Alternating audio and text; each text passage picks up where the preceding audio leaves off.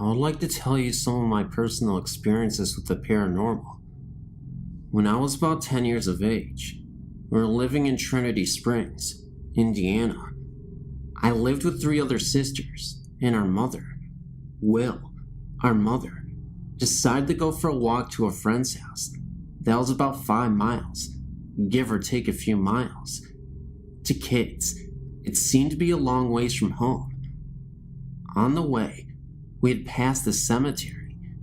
It always gave us the creeps to walk near, and we would run past it. To keep the creepy feelings down, Mother would always get mad at us for doing it. When we arrived home, the door was standing wide open. Mother told us to stay outside, just in case someone was in the house.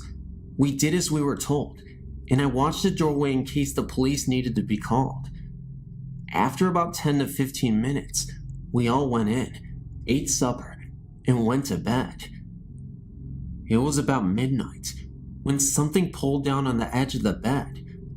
I thought it was our dog wanting up under the covers with us. I stuck my foot down there to help her up. When I did, a hand grabbed my left foot. I pulled my foot back quick. Before I knew it, my foot began burning like it was on fire, and the hand rushed up my sister's leg, searching for my foot, and of course I screamed. Mother came running into the room, wondering what was wrong. I told her, and all she said was, "You just had a bad dream, so go back to sleep." She went back to bed. I jumped from our bed, all the way into the hallway. I was not willing to put my foot on the floor next to the bed. When I returned to the bedroom, I looked under the bed to see what was under there, and see nothing there.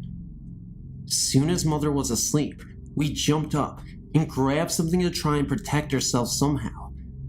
Soon as we went to sleep, this person would grab, hit, or punch us. When daylight broke, it quit, and we got a little sleep before Mother would wake us up for breakfast. When we walked into the kitchen, our mother asked us how Diana got the bruise on her arm. We told her, and she blamed us for fighting. My sisters and I told our neighbor about the experience. She told us about a home that stood in the same place that had burned down with 3 children inside, while their parents had went to town to a bar. The eldest child tried to keep the fire going because the house was getting cold. When she was putting wood into the wood stove, a piece of coal had fallen onto the floor. She hid under the bed. She thought that her parents would get mad at her for what she had done. All the children had passed away in the fire. Here's one more. When my grandmother was still around, she lived in a house that was haunted by grandfather. He had passed away in 1959 when my mother was 5 years of age from black lung because he was a coal miner. At night, you could hear him walk down to the basement and back up the steps. If he had seen that you had no covers on, he would cover you up to keep you warm and safe.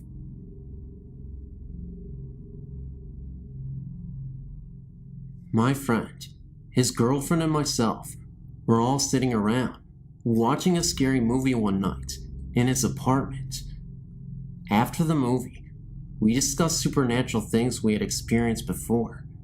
Both my friend and his girlfriend said that even if the ghost of a family member appeared to them and meant no harm, they would still be horrified at the sight of it.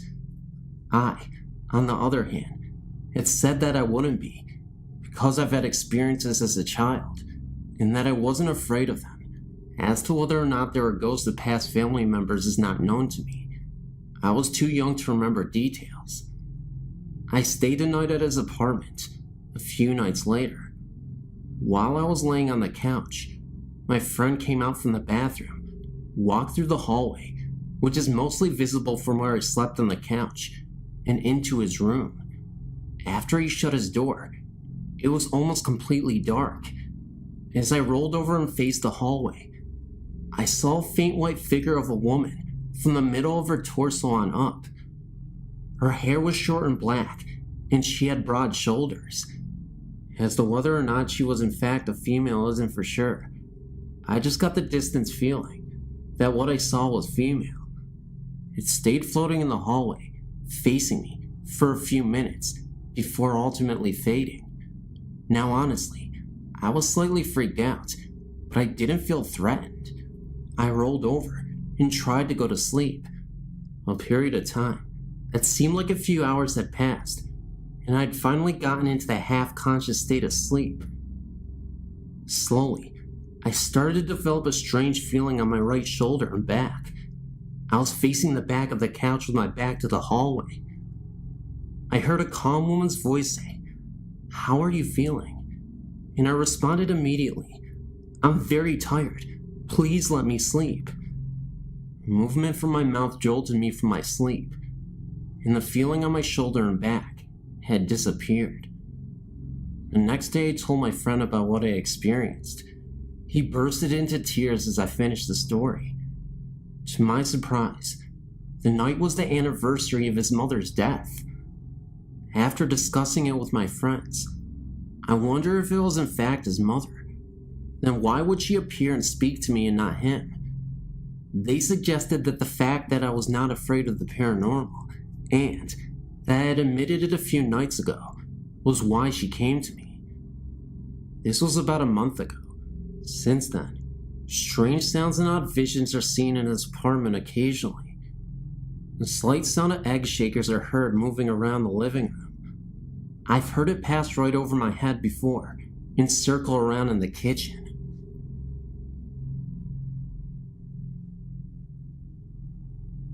Santa Cruz, California. The Red Room Restaurant. This is the site of the old Santa Cruz Hotel. This is an old house, now converted into a restaurant and lounge. I had the experience there back in August 2007. I went to use the women's restroom. I went into the first stall and noticed that the toilet paper cover was opened, so I went to the next stall and noticed the same thing. So when I went back to the first stall, I closed the door. I heard footsteps, as if someone had entered the bathroom. The footsteps got louder, and it almost seemed as if someone was pacing back and forth in front of my stall. I looked under the door and realized there was no one else in the restroom other than myself. Being the logical person I am, I thought maybe it was someone walking upstairs, not even realizing there was no upstairs. Upstairs would be the roof. That's when I looked back down again and noticed the fog move past. As I was ready to open the door to my stall, I could almost feel a presence, as if someone was standing right in front of me. I couldn't see anyone, but I felt someone there, very close. I left and went back to join my part for dinner, and never said anything about it. The waitress, who was very chatty, started talking about the restaurant and the history behind it. It was an old brothel house in the 1800s. She then revealed that there was a ghost there. She said it was a ghost of a young prostitute who was very unhappy and decided to hang himself in the back room, which was now the women's restroom. I almost fell out of my chair. I just couldn't even believe it. The waitress claims that it's a friendly ghost and that she likes to mess around with people. She also claims that the ghost constantly opens toilet paper covers, and they're always having to close them. Hence, why the covers were open when I went to the stalls. I quickly told the waitress and the rest of my party what I experienced. The waitress believed me, but the rest of my party thought I was nuts. If people want to go there and experience it themselves, they should go in alone. She won't show herself to groups.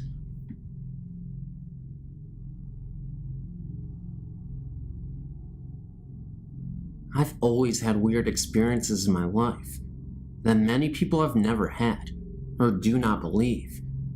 The scariest one occurred when I was 12 years old. It was the spring of 1986. We lived in an old neighborhood in some cottage-type houses. One day I was home alone shortly after school, doing my homework, when suddenly I heard a man breathing very loud and deep. It sounded like he was struggling for air. I was in my room, and the restroom was across the hallway from the room, and that's where the sound was coming from. I immediately turned off the square electrical fan that I had on, thinking maybe it was malfunctioning. As soon as I turned it off, the heavy breathing got louder. There were no open windows, so it wasn't coming from the outside. I became very scared because I knew I was the only one at home, and there was certainly someone breathing very loud right outside my room. I ran out of that house as fast as I could and waited outside until my parents got home from work. My brother and sister were due to arrive as well. When my mom returned, I told her what I heard, and she totally believed me. She said that when we were into the house, they were told that a man was stabbed to death in that house. Could it have been his echo of his last moments? Guess we'll never know for sure. My name is Tracy. I'm not sure that I have a problem with the haunting, but would just like to share my story. It starts back to when I was a child. My mother and I always had this psychic connection. For instance, I never had to tell my mom what I wanted for lunch. She would just think of a few choices, and I would then walk in seconds later and give her the answer to the question that she never asked. Now, this happened just a few times. I would have washed it off to coincidence, but this happened all the time. Now, as an adult, I get to do this with my children. It's pretty neat.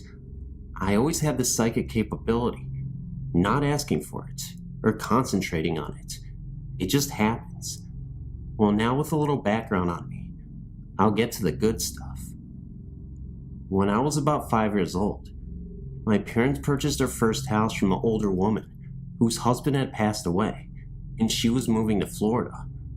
Hence the reason she asked us to keep her cats. From the moment I stepped into the house, I felt watched.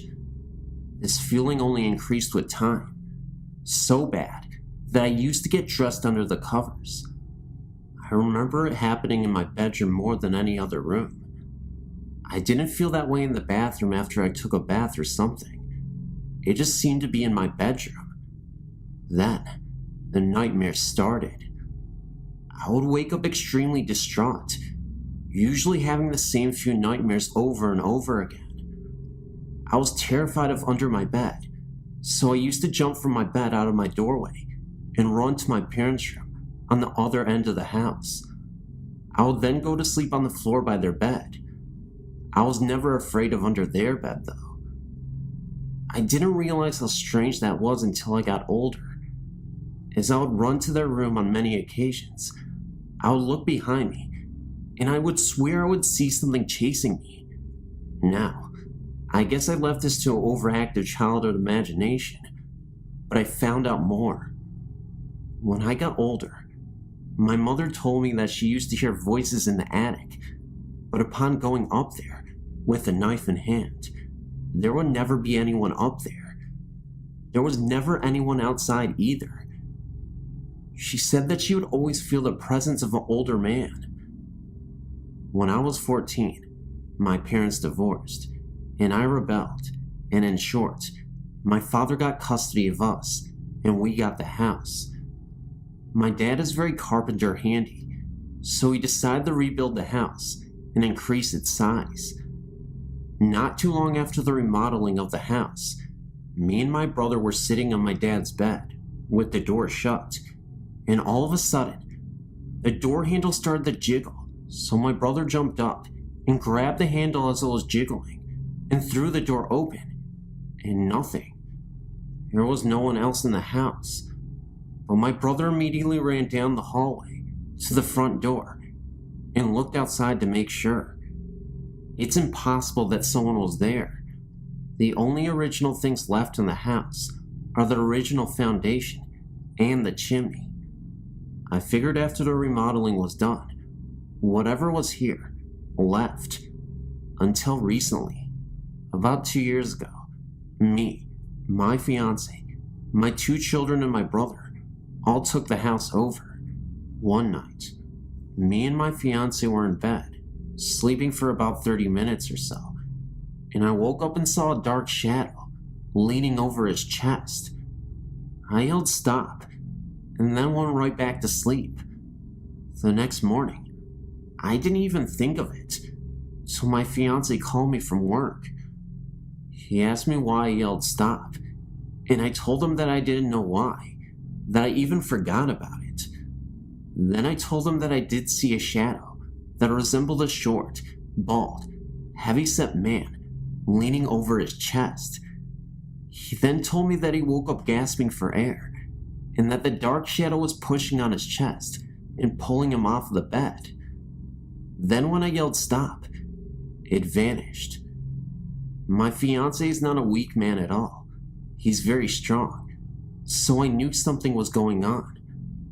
I felt a presence in the room for a few weeks after that, but I went into each of the rooms before bedtime and told him that he was not allowed in there. Then one night, me and my brother were on the couch talking, and I told him the story, and he was in disbelief, of course. We then both dozed off, and I got woken up to a pale-faced brother who said that he got punched in the chest and he was having a hard time breathing. I then did the same thing as before and had nothing happen since. That's the end of my story.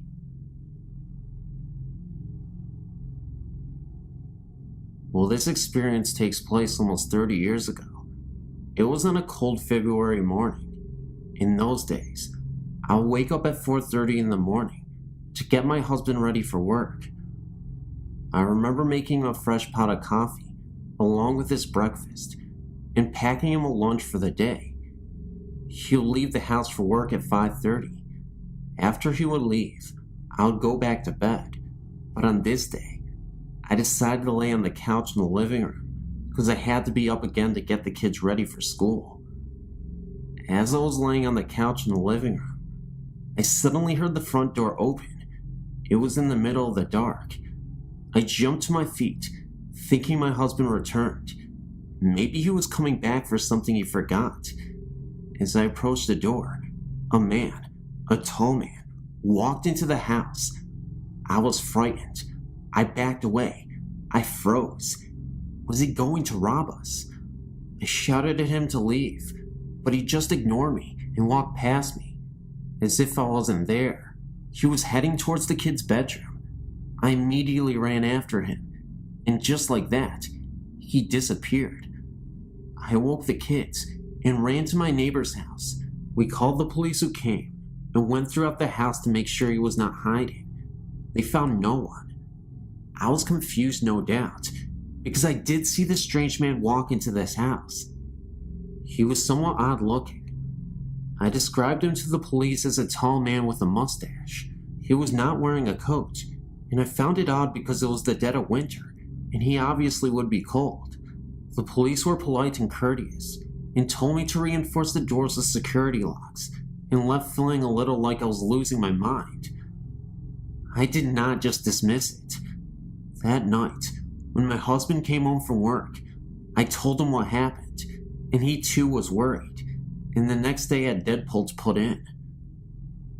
A few months later, I was preparing a potato salad for a picnic when my elderly neighbor called me to come over her house and change a light bulb for her in her bedroom.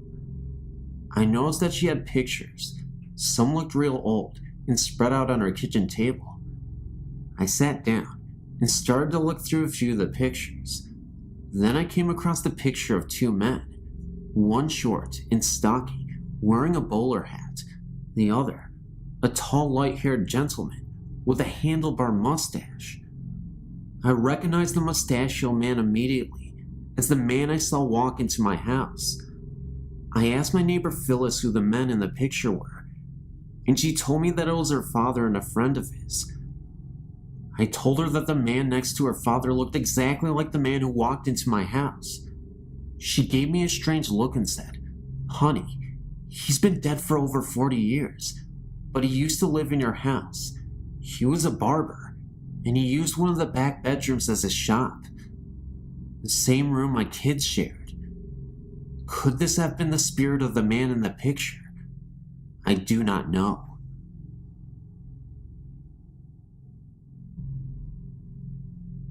For as long as I can remember, I've been able to see and feel the paranormal.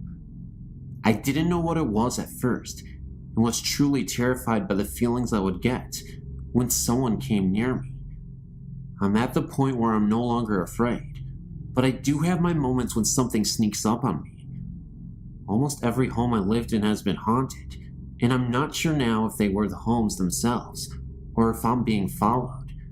I feel comfort in my newest home, and I'm always sure that there is nothing there, which I am grateful for, because my son senses them too, and I'm not sure if he can still see them, but he used to be able to.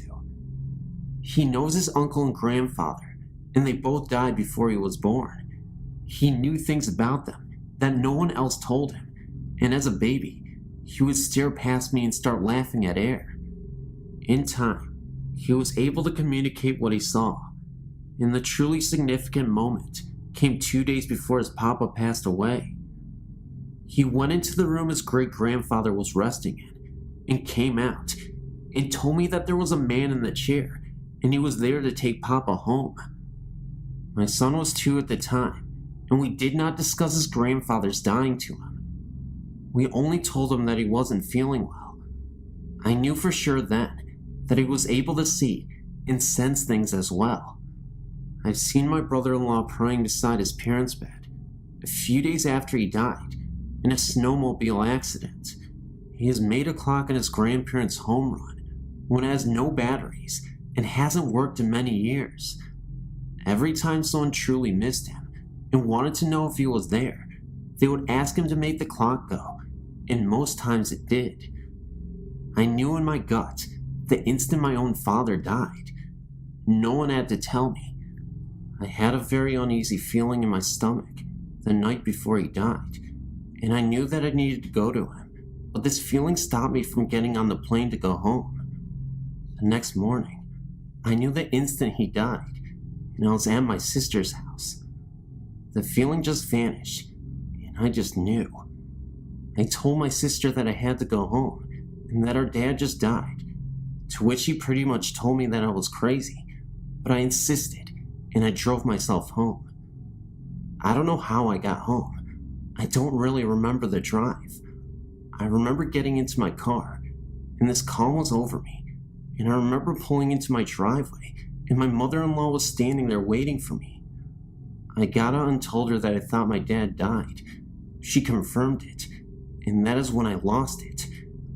I was 5 months pregnant with my son at the time, and I believe that somehow I was being pushed to stay home, because I'm sure that I would have lost my son if I was with my dad when he died.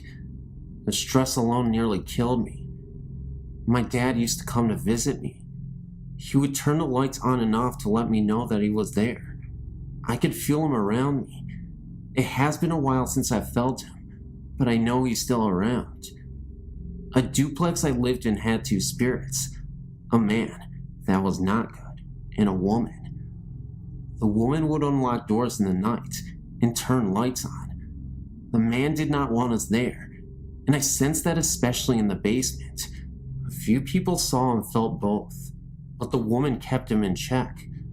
The only time they really made themselves known, while anyone was awake, was the night that my cousin and I were looking on the internet at pictures of ghosts and demons. All of a sudden, there was a loud crash from upstairs. We raced upstairs, but nothing was out of place.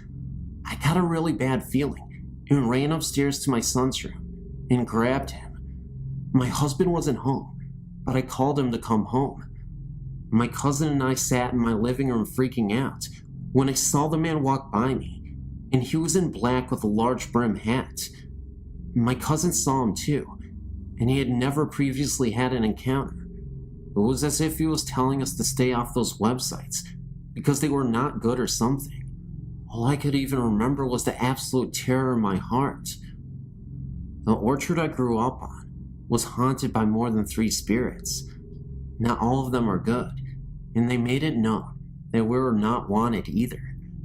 One spirit had befriended our family, and tried to protect us from the little girl who wanted us out of there very badly. I believe that she and the little boy were my second cousins killed in a car accident with my great-grandfather, though no one has been able to confirm that. Walking down the stairs to the basement, the same step always seemed to break, and you would trip. It never actually broke, but 7 out of 10 times, you would trip on that damn stair. I mean, anyone would trip too. Faces would appear in windows. Gunshots would ring out behind our house, and no one was there. My dad even checked for footprints a few times, because the shots were that close. The taps in the kitchen exploded once, and there were the booming noises from within the house, for no reason. I saw the spirit of the cat my dad ran over a few times, and then there were the horses and cows that periodically freaked out over something no one else could see. There was also the drifting odor of the orchard of a dead animal, though it was never in one spot, and there were no dead animals. I used to feel like there was something under the stairs to the basement. It was an old house with old wooden stairs, the kind that had no back, and under the stairs was dirt.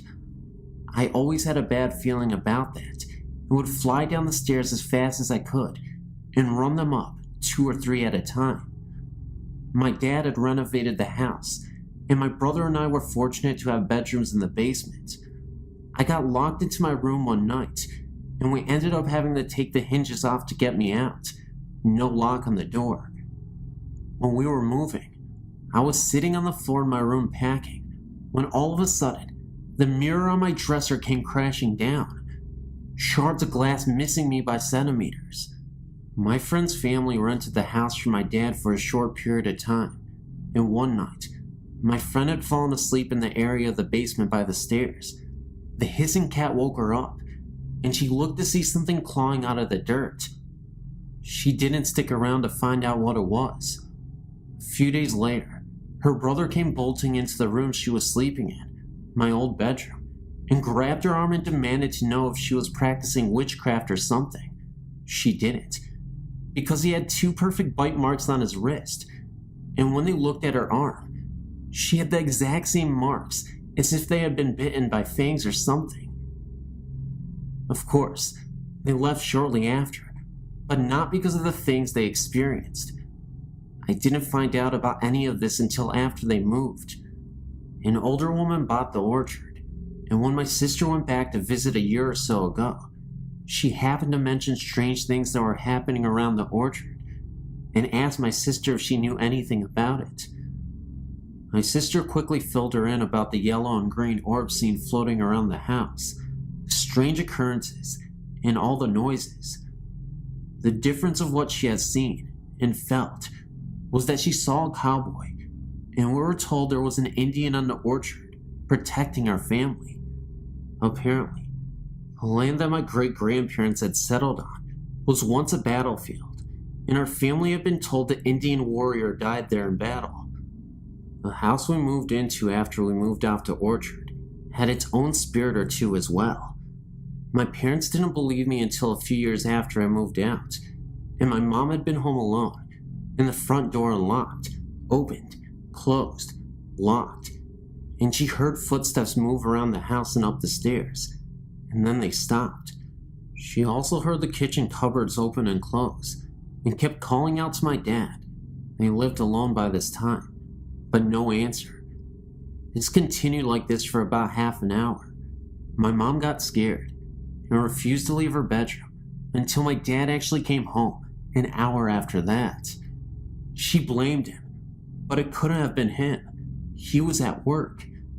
This was a frequent occurrence, but previously my parents blamed my brother or myself or the other until my brother and I moved out. There was also the time my friend and I thought we would play a trick on my brother and pretend that the house had been broken into. We trashed the house nicely, placing objects around as if they had been thrown or scattered in a rush. We were standing in the kitchen laughing about this whole thing when all of a sudden a hand reached up the window. You would have to be almost 7.5 feet tall to do this. We screamed and ran up the stairs to get the cordless phone. The doorbell started ringing, and knocking on all of the windows started. We called the police, thinking that someone was actually trying to break into the house. The police heard the noises and told us to stay upstairs until they got there. My brother and a bunch of his friends walked in at this point, and we started to accuse them when there was another noise outside, and my brother went out to investigate. I saw him chase someone down the street in a plaid coat, and then the person just vanished. My friend and I were hysterical by this time, and the police had just arrived. They brought canine dogs, and the only scent they picked up was my brother's, and that is because he had chased someone out of the yard. The dogs didn't pick up anything else, and there were no footprints anywhere, except the police and ours. My dad came home, and my brother and his friends swore it wasn't them. When the morning came, we all went out to check under the kitchen window for evidence it was my brother, and there was just no way that anyone could have just reached up that way that hand reached up. There was also the time that I came home, and the upstairs extension picked up while I was on the phone. I thought my friend had someone over, or it was a party line. Small towns used to have this, where two different residences shared the same phone line. She thought I was trying to scare her, because we could both hear breathing. I snuck to the stairs and saw the shadow of a man.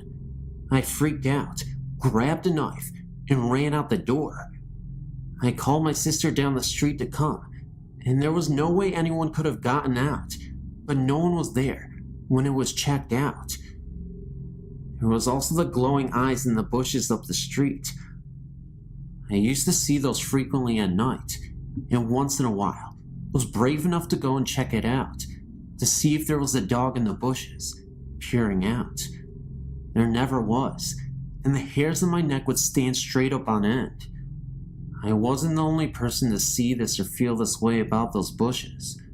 Quite a few houses in the area were haunted as well. I would hear a man's voice in the house where I babysat, and so did the girl I babysat. It was detached and floating in the air. You would feel tugs on your shirt when your neck was turned, and lights in the basement would flick on and off. A friend of mine who was completely skeptical lived in the house previously and had confided in me that she thought something weird was going on in the house. She slept upstairs, and every day she would look in the cubbyhole in the wall, and there was a sleeping bag unrolled and an imprint of a body on it, and every day she would roll it up and put it away, only to find it there in the morning again, or by the time she got home from school. She showed me this one day, which made me uneasy, talking about the babysitting job there when new people moved in. There is so much more, but honestly, I'm getting tired and drained out. If you want to hear more, let me know. My story is not very complicated. My husband, my son who is now 8, and of course me, moved into our current house a little more than 2 years ago. Once when my husband and son were spending a weekend at my brother-in-law's, I told my husband I was afraid of being alone in the house, even though I am reclusive by nature. He said to ask my guardian spirits for help. So, not really expecting anything, I said aloud before I went to bed that I would appreciate my guardian spirits for a sign they were present. Later that night, I was awakened by the sound of the doorknob on the bedroom door being turned. I looked over and actually saw it turning. I was terrified. Nothing came in, and there was no way I was going looking for the doorknob turner. At best, it was an intruder. When my husband came home, I told him all about it, and he told me that I asked for a sign, after all. About a year after we moved in, our then 2-year-old nephew came to live with us. He was very delayed and could only speak at about a 1-year-old level. We made a playroom for the kids in the basement. Josh, our nephew, refused to play down there alone. I didn't blame him. We had to totally run out of clean clothes before I'd go down there to do laundry.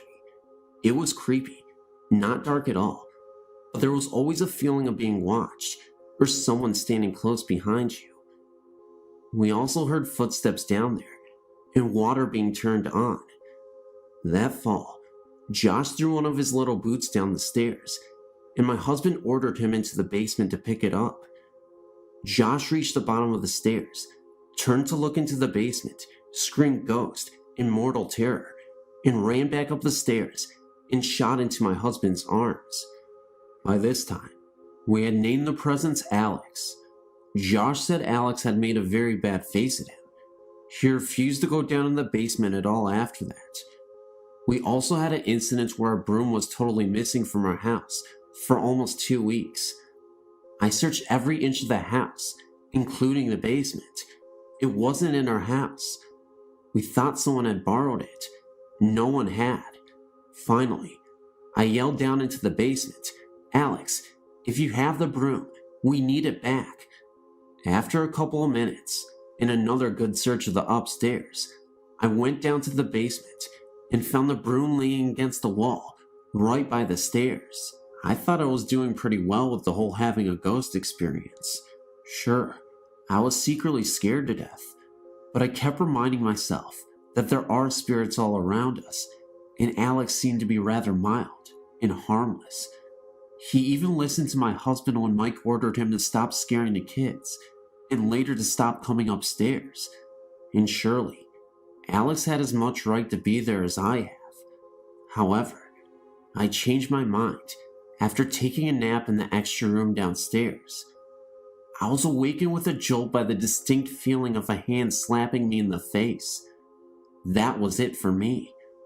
While we were in the car, away from the house, I told my husband Alex had to go, and since he seemed to have some authority, he had to tell Alex to leave. Mike said he'd probably have to talk to a medicine man. Luckily, however, perhaps after overhearing a similar conversation at the house, Alex left on his own. No more noises from the basement, missing household objects, or eerie feelings. In fact, after a while, my husband and I even moved our bedroom downstairs, and we never had a weird experience down there. Josh was more than willing to come downstairs, although he still does talk about Alex occasionally. We did have to move back upstairs, but that only involved a mundane little mouse running around down there.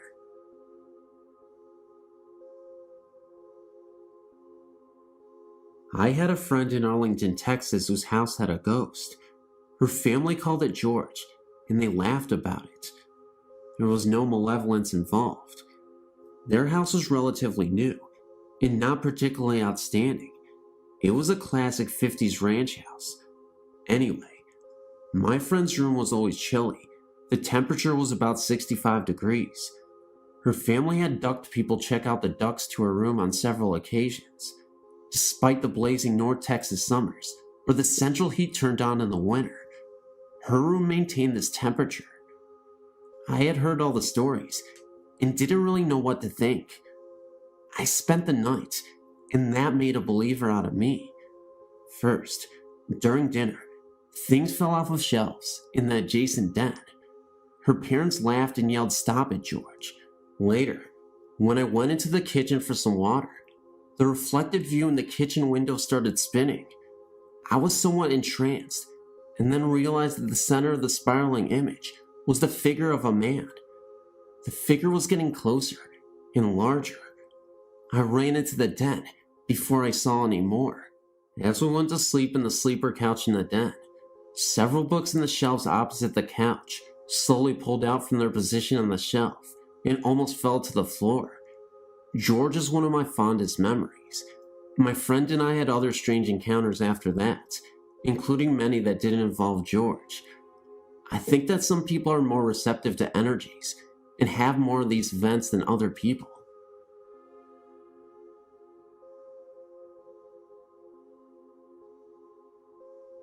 I've decided to post my other stories now, before I forget to post them later. The first one I would like to share happened when I was 18.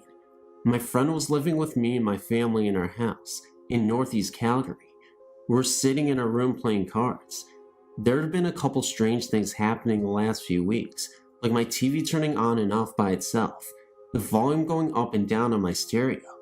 Since both of us had always been believers, She's always had experiences of her own. We knew it was the work of a ghost.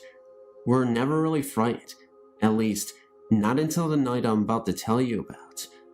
Anyway, like I said, we were playing a game with a deck of cards. You asked the question and then flipped a card. If it was a black card, the answer was no. A red card was a yes. It was called something like Ouija cards. At first it was just a game. We were laughing and joking around at the answers it gave us, until we noticed a pattern. Every time we got to the bottom of the deck and shuffled them for the next round, the first 3 cards flipped were 666. The first couple of times we just brushed it off as being coincidental, but by the 3rd, 4th, and 5th times, we were scared. We decided it was time to call it a night and picked up the cards. We made sure to check underneath ourselves and under the pillows on our bed to make sure we didn't miss any cards. We hadn't. But after gabbing for a half an hour, I was going to go downstairs to my room. Sure enough, there was a card sitting right in plain view of both of us. We looked at each other a little funny, and then she picked up the card. It was the 6 of spades. I got curious as we went to put the 6th card back with the others and flipped the 2 cards of the deck. Both of them were 6s. We put the cards in the kitchen, and on my way downstairs, I heard the TV go on. I turned to go back upstairs to tell my friend when it turned off again. I went to my room and laid down. A couple minutes later, I noticed the room had gotten brighter. I opened my eyes and saw that 6 of my candles were glowing brightly, even though no one had been in the room to light them. I blew them out and tried to go to sleep. It happened again, but this time they lit, one by one. I ran from my room, noticing it grow dark once again, and slept the rest of the night with my friend. I've never had an occurrence like that again. My most recent experience happened in January 1999. One of our dogs, CB, short for cat bait, had recently been put down. He had been a big part of the family for 15 years. One night, our other dog, Tia, came downstairs to my room. This was extremely odd, since the only time she ever came down was if I had food, or if she was with my mom. But she never came down in the dead of night. I was fast asleep when I was awoken by the sound of her barking at the end of my bed. I told her to go away and to shut up, but she persisted. I sat up and found her jumping at the end of the bed. I asked her if she wanted outside, but that's not what she wanted. She wanted me to get out of bed. Irritated, I did just that. We walked out of my room, and she started barking at the corner of the basement. I thought maybe she had found a mouse or something. But upon turning on all the lights and investigating, I found nothing. She started walking around the basement. If I did not follow her, she would bark. I was getting tired of this game and just wanted to go back to bed, but she just kept barking until I followed her. Finally, she led me into the laundry room and went over to the pile of blankets laying on the floor and started barking and switched between looking at me and staring at the sheets. It then occurred to me that the pile of blankets were one of CB's favorite spots to sleep. I remembered hearing somewhere that animals, especially cats and dogs, had a sensitivity to spirits and ghosts. I smiled and asked Tia, "Is that CB?"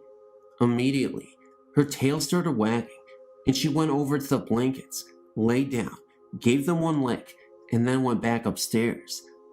I know it was my little dog who was visiting me that night.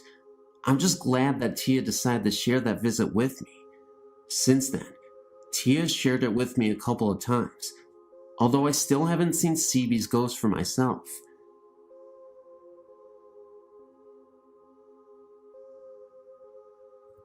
This story has several parts. It has taken me months to put this together in a way that makes sense and takes all the known facts into account. I awakened suddenly from deep dreamy sleep one night in December or January with the terror that someone was in my room. I've heard that in most people, there is a reflex that literally prevents them from moving when they are in a deep state of sleep, and the frozen, unable to move state described by many upon first being awakened is simply that reflex still working, not fully in sync with sudden consciousness. I'm in a different category. However, I'm a sleepwalker, incapable of vigorous movement, even when not awake. To get on with the story, I felt an intrusion in my dream that had nothing to do with what I was dreaming about. It shocked me awake, and I sat up straight in my bed. I was treated to the sight of an apparition, standing near the foot of my bed. It was quite tall, over 6 feet I would guess. I couldn't tell if it was male or female, but my sense was that it was female. It had short dark hair, parted in the middle, and brushed back on either side, and wore flowing white garments. It emitted no light. What I could see of it was illuminated by the yard's light, shining in the bedroom window. I apparently surprised it, because for a fraction of a second, its right hand was raised to its temple in a gesture that seemed to indicate I was not supposed to have awakened or have seen it.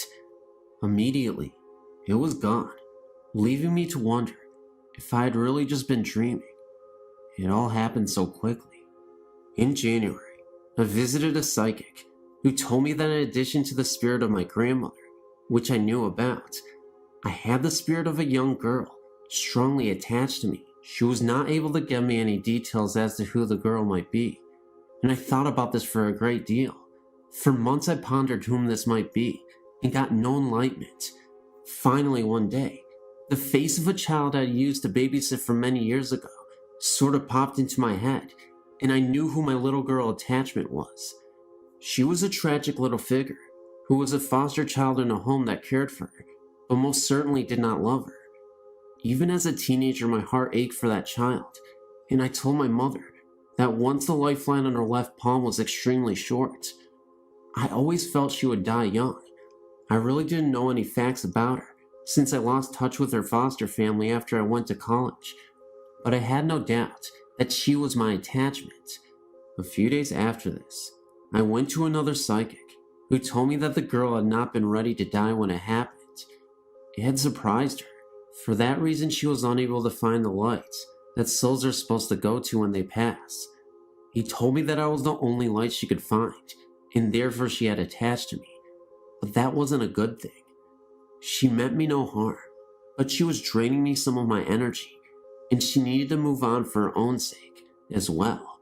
He spoke with her briefly, and told me she was 17, and that her stepfather had caused her death, or at least a great deal of pain while she was alive, which he does correlate with what I knew of the man. Remember, she was in foster care, not living with her mother and stepfather when I knew her, but the man was a convicted child molester.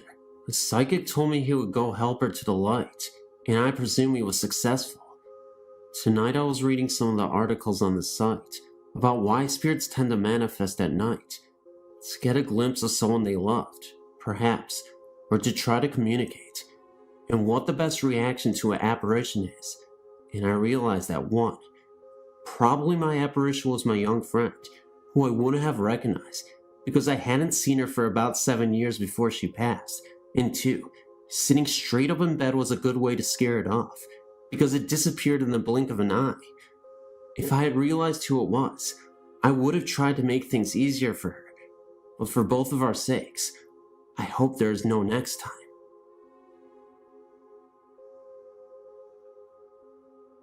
In 1975, my wife's parents and her sister Mary moved to the eastern shore of Maryland into a 100-year-old farmhouse.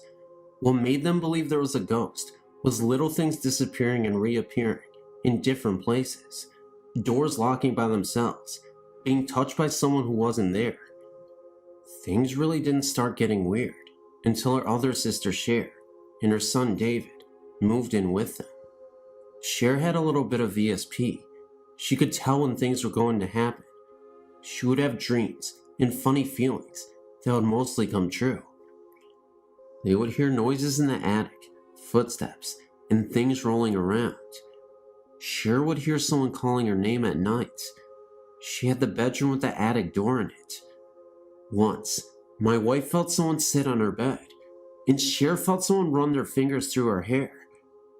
They were all outside taking photos of each other one time, and no one was in the house. But when the photos were developed, someone was looking out the pantry window. They believed the ghost was not harmful. In fact, it was very helpful. Things that they were looking for would appear. When David was a baby, he had stuffed animals in his crib. Years later, he told us that he was afraid of these stuffed animals because he thought that they were alive. Another thing that happened was when both my wife and her sister Mary got married. Both of their wedding photos that were taken in the house never turned out. They believed the ghost was sad to leave them there. In the big foyer, there was a room that had been painted black from other occupants, and whenever they would pass the room that was by a staircase, they felt as if someone was watching them go up the stairs. All three sisters felt this presence. I'm now a 48-year-old professional, settled in Canada, and doing very well. In northern England, as a youth, I had many experiences, mainly revolving around the house, which my family bought when I was 12 years old. We were told by the neighbors that 3 families had moved out in the 18 months before we moved in, but the only explanation was that they had marriage problems. Within a year, we heard noises, such as a person banging on the door, or definite and very clear footsteps, which would walk up the stairs if you were upstairs, or down the stairs if you were down. When it first happened, I thought it was my brother, 1 year younger than myself, banging on the door, disturbing my math homework. But when he went down to complain, my parents insisted that I had not been out of the front room for an hour.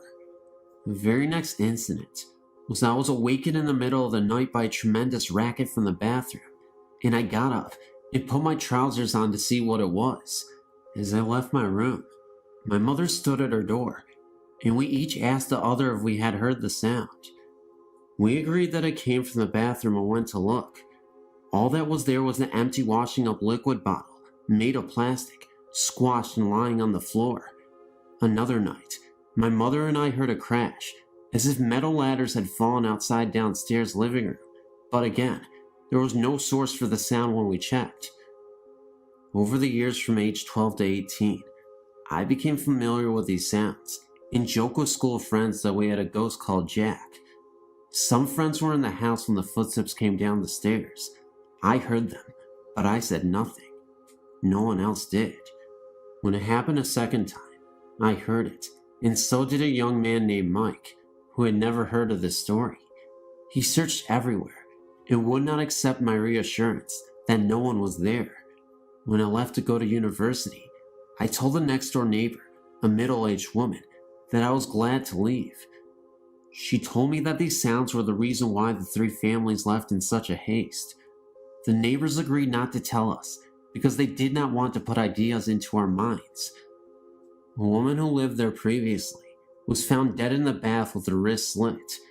It was thought to be suicide. But I had a vague and reoccurring mental image of a man coming down the curved stairway. A friend later suggested that, perhaps, this man was the old woman's son. Perhaps he killed her and made it look like suicide.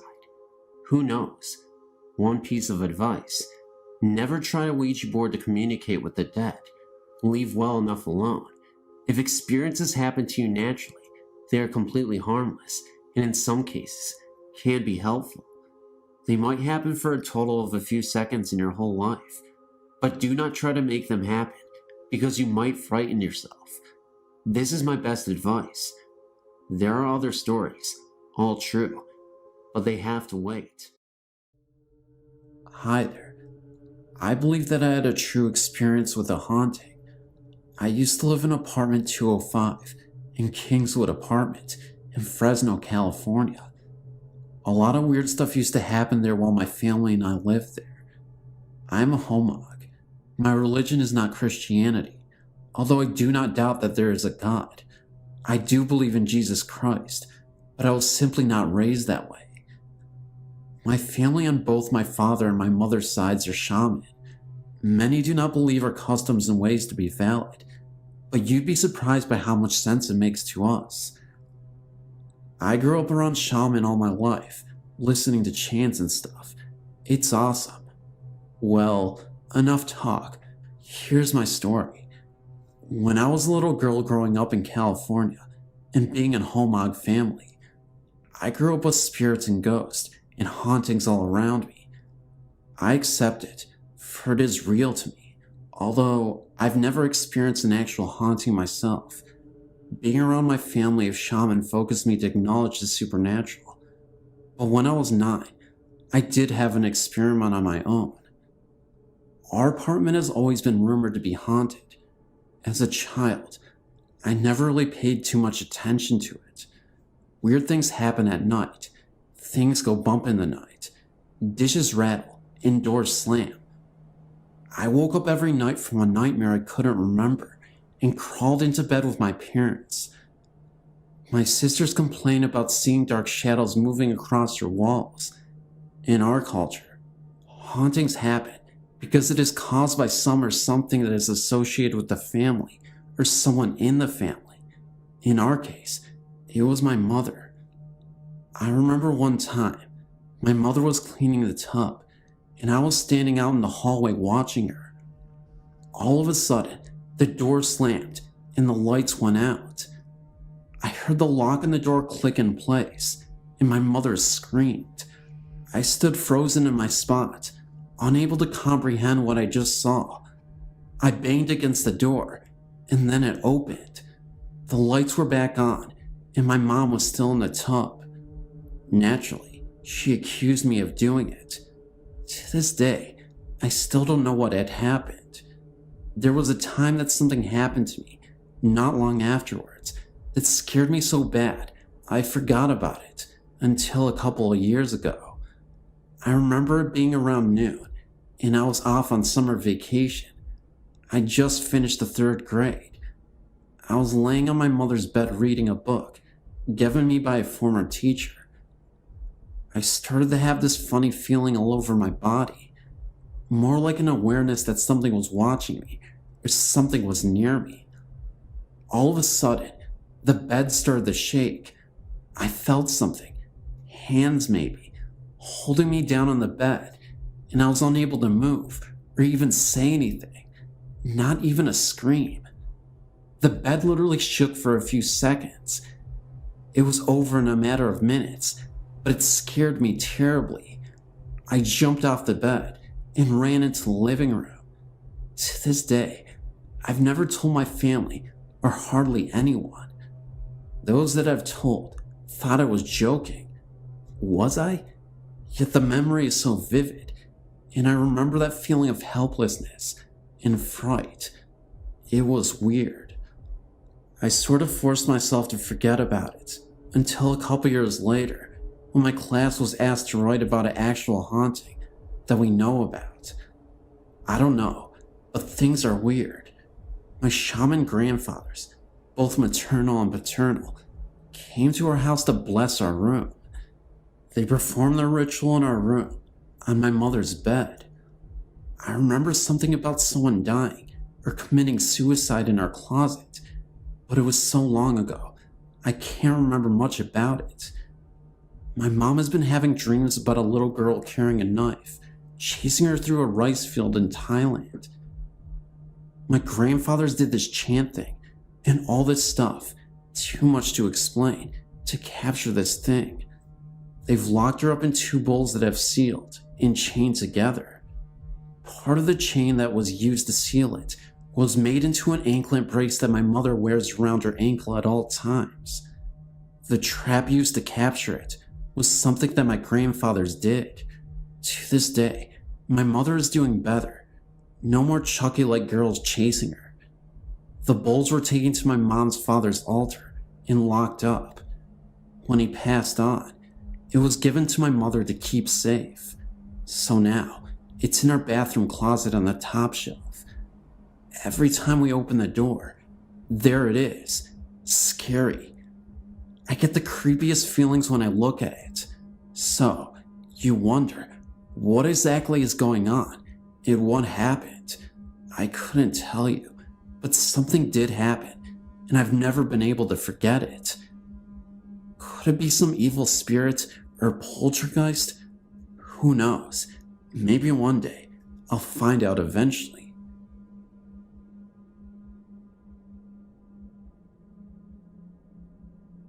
Being a Catholic, I believe there is an afterlife, heaven, etc., and spirits occasionally visit people here on Earth.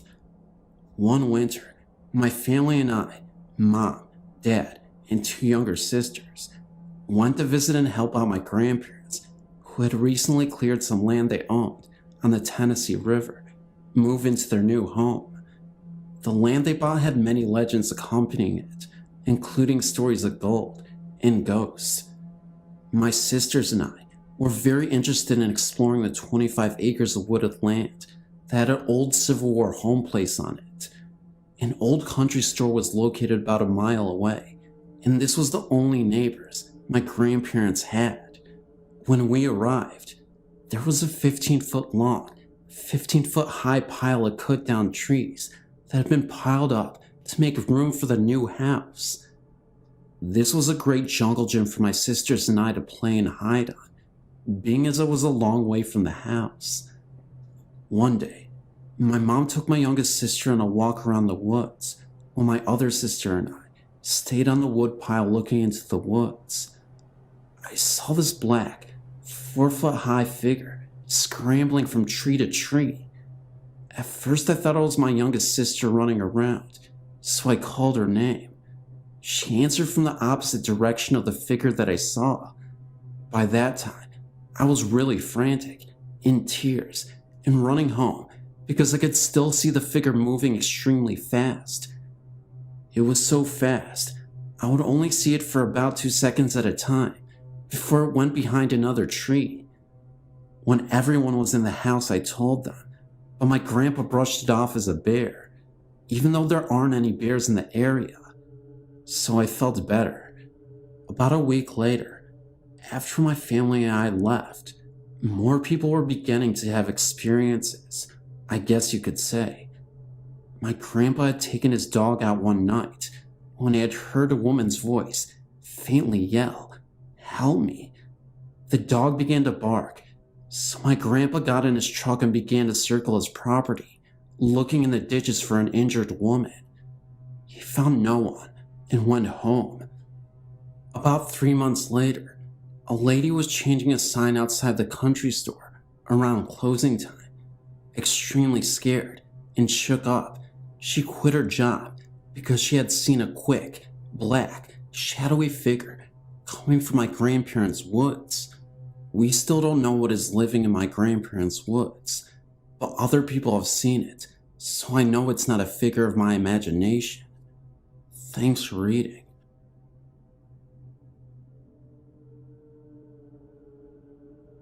One night, about 13 years ago, my brother and I were Christmas caroling with friends around our block. We were about 10 or 11 at the time. After ending the night, my brother and I said goodbye to the last of our friends who had turned in for the night. We were riding doubles on a bike that night, my brother pedaling. We approached the edge of the driveway when he suddenly stopped. We both looked across the street. I said, "Do you see what I see?" He replied, "Yeah." Happening very quickly across the street was a dark shadowy figure, void of prominent features, approximately 7 feet tall. When it began to approach us, we threw the bikes down, and we were able to slide under the electric garage door, still in process of closing. We were able to summon our friend's dad to investigate, but nothing. That night, we rode our fannies home, about 8 houses down. Amazingly, we never mentioned it to our parents, who were waiting in the driveway to take us to the town's candy cane lane. We have since told them about everything, and to this day, when I visit home and happen to walk that corner of the block at night, I am constantly looking over my shoulder and feel as though I'm being watched.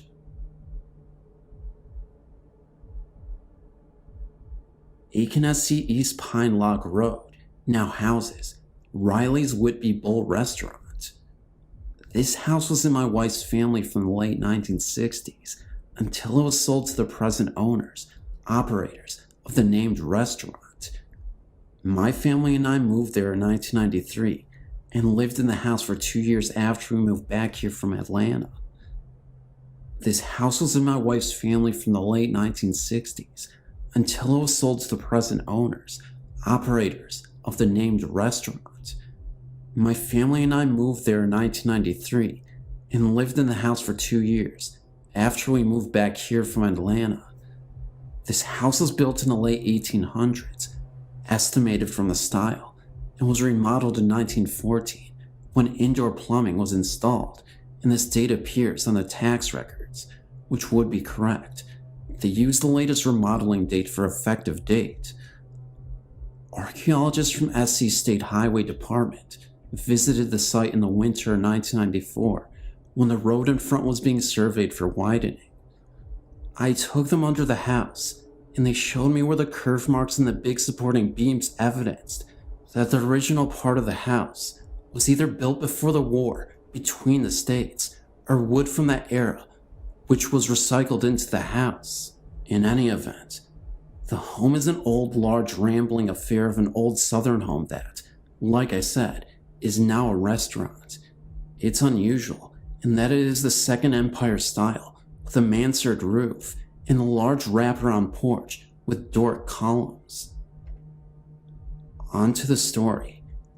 We frequently heard footsteps when no one was there, and had strange feelings that we were not alone. I could be in the front room, which I used as an office, and hear someone come down the stairs and stand at the large open pocket doors. When I turned from my computer, no one would be there. I got used to it. One day, I was relaxing in the upstairs bathroom in the old 6-long iron bathtub. It was in the middle of the day. I had some time to relax. My wife was away. The kids were in school.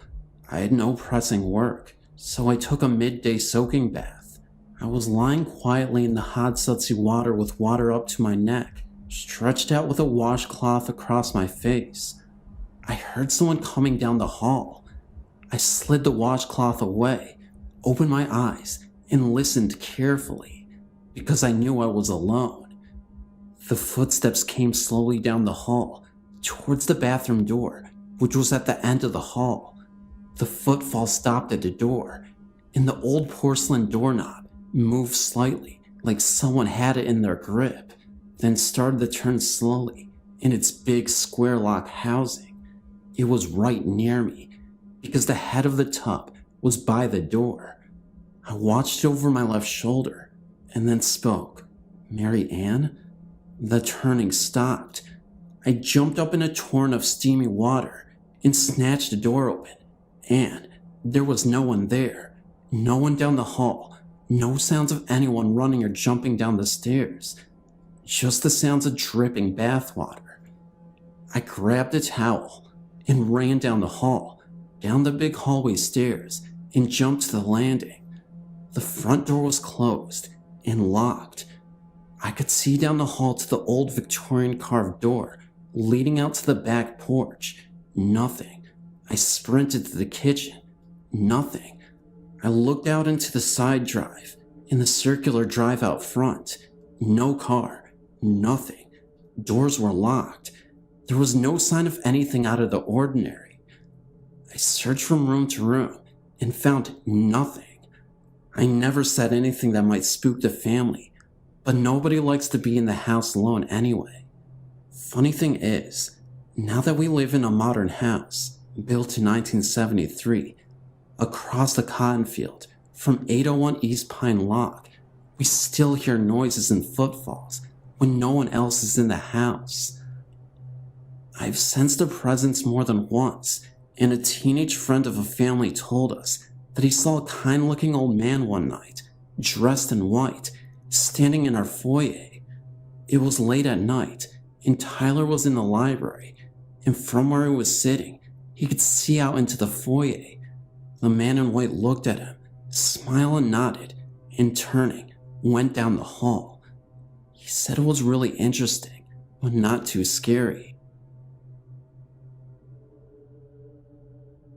My grandparents died when I was 4, and we moved into their house.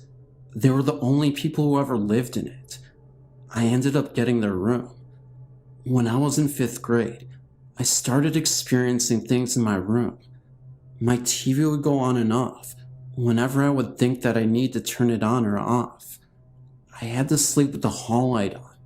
One night, I thought I saw my mom in my room standing by my closet. When I turned my light on, she wasn't there.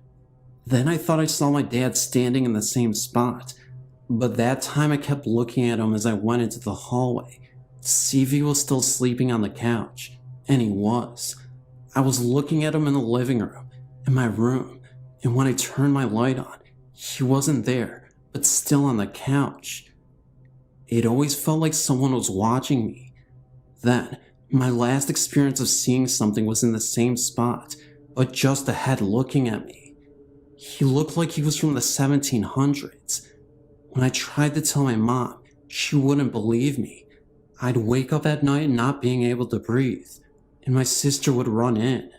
Then my mom started to believe me when she'd hear heavy breathing in her room when it was just her in there. I'd be walking, and it would feel like someone was trying to trip me. So I told my mom's mom, and she gave me a cross to hang in my room. When I put it up, I didn't see anything after that, but it always felt like I wasn't alone in my room. Now, years later, I found out that the guy staring at me from the 1700s looked just like a picture in our living room. He was an old relative.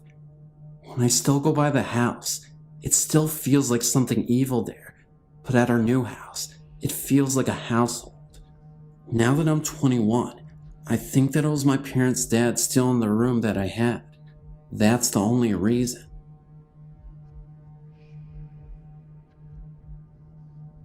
A long time ago, about 20 years or so, there was a car crash in front of my driveway. At the time, I did not live there. At that matter, nobody did. In the car, there were 6 young boys, ranging from 6 to 20. They crashed because there were a couple of drunk drivers who hit them head on. All the young men died in the car. About 10 years later, me and my family moved in a double wide on the lot in front of where the men died. About 1 year later, there was an awful car crash at the exact same spot of where the young men died. The woman was not killed, but she was seriously injured. After a couple of years, I went down to get the mail when I heard a strange noise, like a young boy crying. I was the only one at home at the time. I looked around and seen nobody. The crying became fainter and fainter until I could hear no more. The next day, I went back down to check the mail, and I heard talking. 2 men, about 18 years of age. I looked around and saw nobody once again. I listened to the conversation, and I couldn't make out anything they were saying, but I could hear the voices as clear as day. Soon after, the voices began to fade away. I talked to my grandmother, who lives just up the road. She told me that the accident happened about 20 years ago, and everyone in the car were killed. I asked her what time it was that they wrecked. She said it was about 5 to 10 p.m. Around 7 p.m. is when the young woman wrecked her car. A few years after the woman wrecked her car, another woman broke down on the bridge, several feet away from where the young man crashed. Another time, a couple were driving with a full tank of gas when all of a sudden, their gas tank just went empty, right where everything was happening. There were several more breakdowns and accidents that happened over the years where the young man crashed, and more of my family members have heard strange talking and crying below our driveway. After time, we have moved, and still, there have been breakdowns and accidents at that same location. We think that the bridge and the area around it is haunted by the ghost of the 6 young men. I want to post something that happened to my mother, Marie, my uncle, her brother David, and my aunt, her sister Gail. A little background first, please. Maria was living in Arkansas, David was living in Florida, and Gail was living in South Carolina. Many miles apart, these three siblings shared the same dream on the same night and called their mother within 24 hours of the dream to tell her of it. This dream occurred in 1989. The dream starts with the three siblings visiting an old farmhouse they lived in as children 30 years ago with their other siblings and parents. The house was empty. Marie, David, and Gail all got out of the car and walked completely around the house, recalling climbing an old oak tree that held the tire swing, recalling the farm area and what used to stand there, etc. When the three returned to the front of the house, there on their steps sat their dear old dad. Dad passed away in April of 1974. Shocked to see their father on the steps, they called out to him. Dad stood at the three with a malevolent grin. He motioned for his kids to follow him into the house. They followed through the living room, past the kitchen, down the hall, until they reached their parents' old room. He turned and looked each one in the eye and put his fingers to his lips as if to say shh. He then motioned with his hands for them to follow. He opened the bedroom door and they followed him inside. He walked to the closet and walked through the closet door. Now in each person's dream, they were the ones about to open the door. As each reached for the doorknob and slowly started turning the knob, their mother appeared from nowhere, screaming at them to not open that door. They instantly woke up from the dream. I was a teenager at the time this occurred, and I did not see the big deal about following their dad into the closet until we visited my grandmother. My grandmother was telling my mother of how David and Gail both called her after Marie did, saying they had the same exact dream as she had. My mother looked scared, and my grandmother told her they all needed to get into church because Satan himself was using their father's image to lure them into something evil.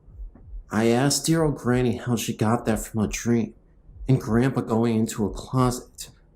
She told me because her husband, their father, my granddad, was scared of closets. I thought she meant he was claustrophobic. She assured me he was terrified of closets. The whole time they were man and wife, she would have to get his clothing out of the closets and lay them out for him. She would have to put things into closets. He refused to open them or go into them.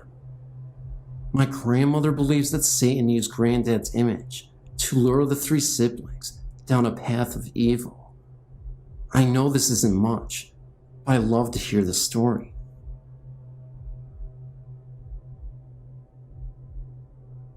Within my years, I've had many ghostly experiences, but the most recent experience seemed to scare me the most.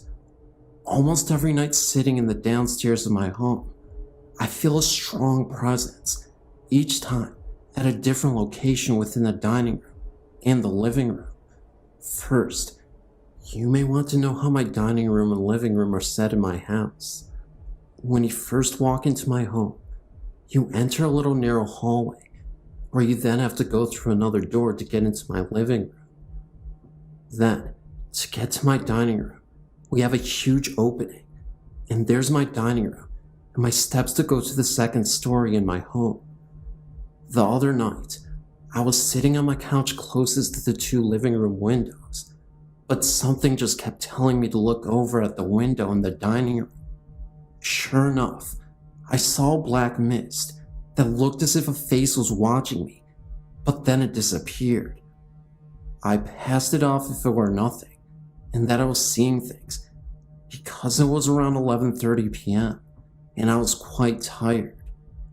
For some odd reason, my shades were semi-open for 5 blades, and then the rest were closed, so no one can see. I then moved my brother to the other couch, and we sat together, and I just could not keep my eyes off the window in the hallway entrance. Within an hour, I was getting finally comfortable. My brother was sleeping. My mother and stepfather were sleeping, and my older brother was home upstairs, with his car parked outside. I gazed at the window, and the black mist was back, but this time, it was more clear and bigger. It seemed more like a body and a face, but turned to gaze out of my window. Then it sounded like someone was trying to open my front door. It's a big steel door, and when it's locked and somebody tries to open it, it sounds as if someone is pushing against it. It happened at least 6 times before it stopped. I held my little brother close to me. Within the next 15 minutes, it sounded like someone was walking in the hallway and jiggling keys. Well, that was enough for me. I woke my brother up and sent him into my room because I had my air conditioner on in my room. But the jingling sound seemed to follow us to right outside my bedroom door, then stop for the night. My mother recently saw the mist and told it to go back to wherever it came from. It then seemed to glide to my basement door and disappear. My home is about 150 years old, and back then, people couldn't afford to have a proper funeral, so they buried people in the walls in the basement or in the floor. We recently had a dirt basement floor and a cobblestone wall, but we had the floor cemented over. My grandfather, whom I can safely say is a ghost expert, senses something in the walls in my basement. Around my house, but mainly in my room, I know for a fact there is a ghost in my room, but she's a sweet woman, and she just seems to watch me until I fall asleep. There are several ghosts in my home, but recently, I feel as if more are residing here. Just the other night I was drifting to sleep in my room, and I heard the sound as if someone was breathing. I held my breath, and the sound was still there, so I turned the TV on.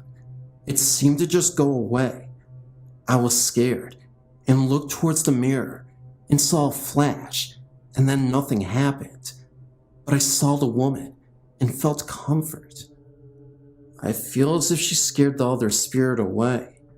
In my grandmother's house, there is an attic, but it's hidden in the ceiling, and you have to pull the straps down. During the war at her home, soldiers were hid in the attic, and rumor has it, one night, the other people found them and killed everyone in the room. But the one young nurse was beaten and then murdered. I had a dream once about a place where there's a dangling light, and you have to walk on beams and then open a door, and there's a little room with bloodstains. I told my grandmother, and she said I described her attic exactly, even though I'd never been in the attic. The woman who was murdered was a beautiful woman, and she is often spotted around my grandmother's house, scrubbing floors and walking. My grandmother's house was remodeled after the war, and the woman comes down the steps and walks, straight turns, and goes out a door, which is now a window.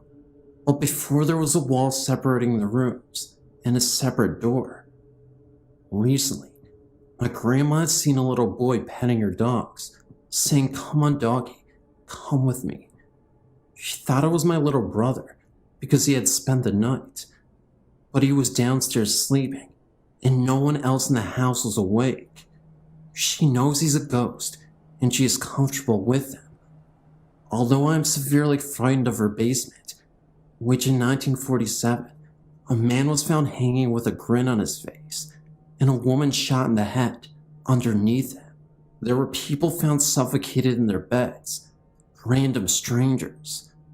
My grandma says the boy was one of the children found, and the man is evil. She feels that he may harm me. She doesn't like anyone, except for her in her basement. I have many more stories to tell you, but I'm sorry, I'm out of time. I'll contact you later with many more stories. Thank you. Feel free to email me, or if you just want to exchange experiences, thank you.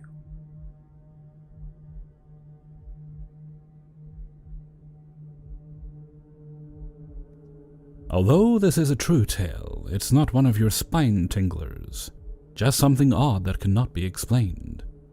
It was told to me several years ago by a colleague and happened to her mum Jean and some friends. Although Jean lived in Romford, Essex, she regularly went to a Keep Fit class in a small school hall in Upminster. The class had finished and her friends had piled into her car and drove around the corner, parking near the chip shop, and they all ordered fish and chips, like you do when you've just had a good workout. They were all sitting in the car quietly eating when one person noticed something odd and nudged the person next to them. Eventually, they were all mesmerized, mouths agape, chips forgotten as their attention was focused on the activities in the churchyard over the road. Quite clearly, they could see a silent nighttime funeral procession of a coffin being carried on the shoulders by 6 pallbearers, all decked out in long black-tailed coats. They silently watched the procession walk from one side of the church and disappear around the other side. St. Mary's Lane for anyone who lives nearby. Of course, they all asked the other, "Did you see what I saw?" Knowing full well they did. The next day, Jean decided to visit the church as she just had to know what happened. Maybe someone was buried late last night. However, she got to the church and found the vicar. She worded the question carefully so as not to look like a complete idiot, and was obviously stunned when the vicar told her that no funeral took place last night. She said that from the look on his face it was fairly obvious that he knew why she was asking. But being a vicar, he simply smiled and walked away. Spooky. I've been past the churchyard as my grandparents used to live just down the road, and it is quite a creepy-looking place. All the stones are really old and crumbly and covered in moss. None of the names or dates are readable. It's one of those graveyards where you can look at it for a little while, and then you kind of shudder and have to look away. I used to think it was my childish imagination, but even these days the place still gives me the creeps, even in the middle of summer.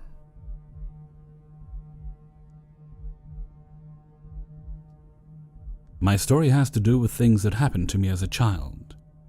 When I was 6 years old, my parents bought a very old house, probably around 100 years old, and that was back in 1976.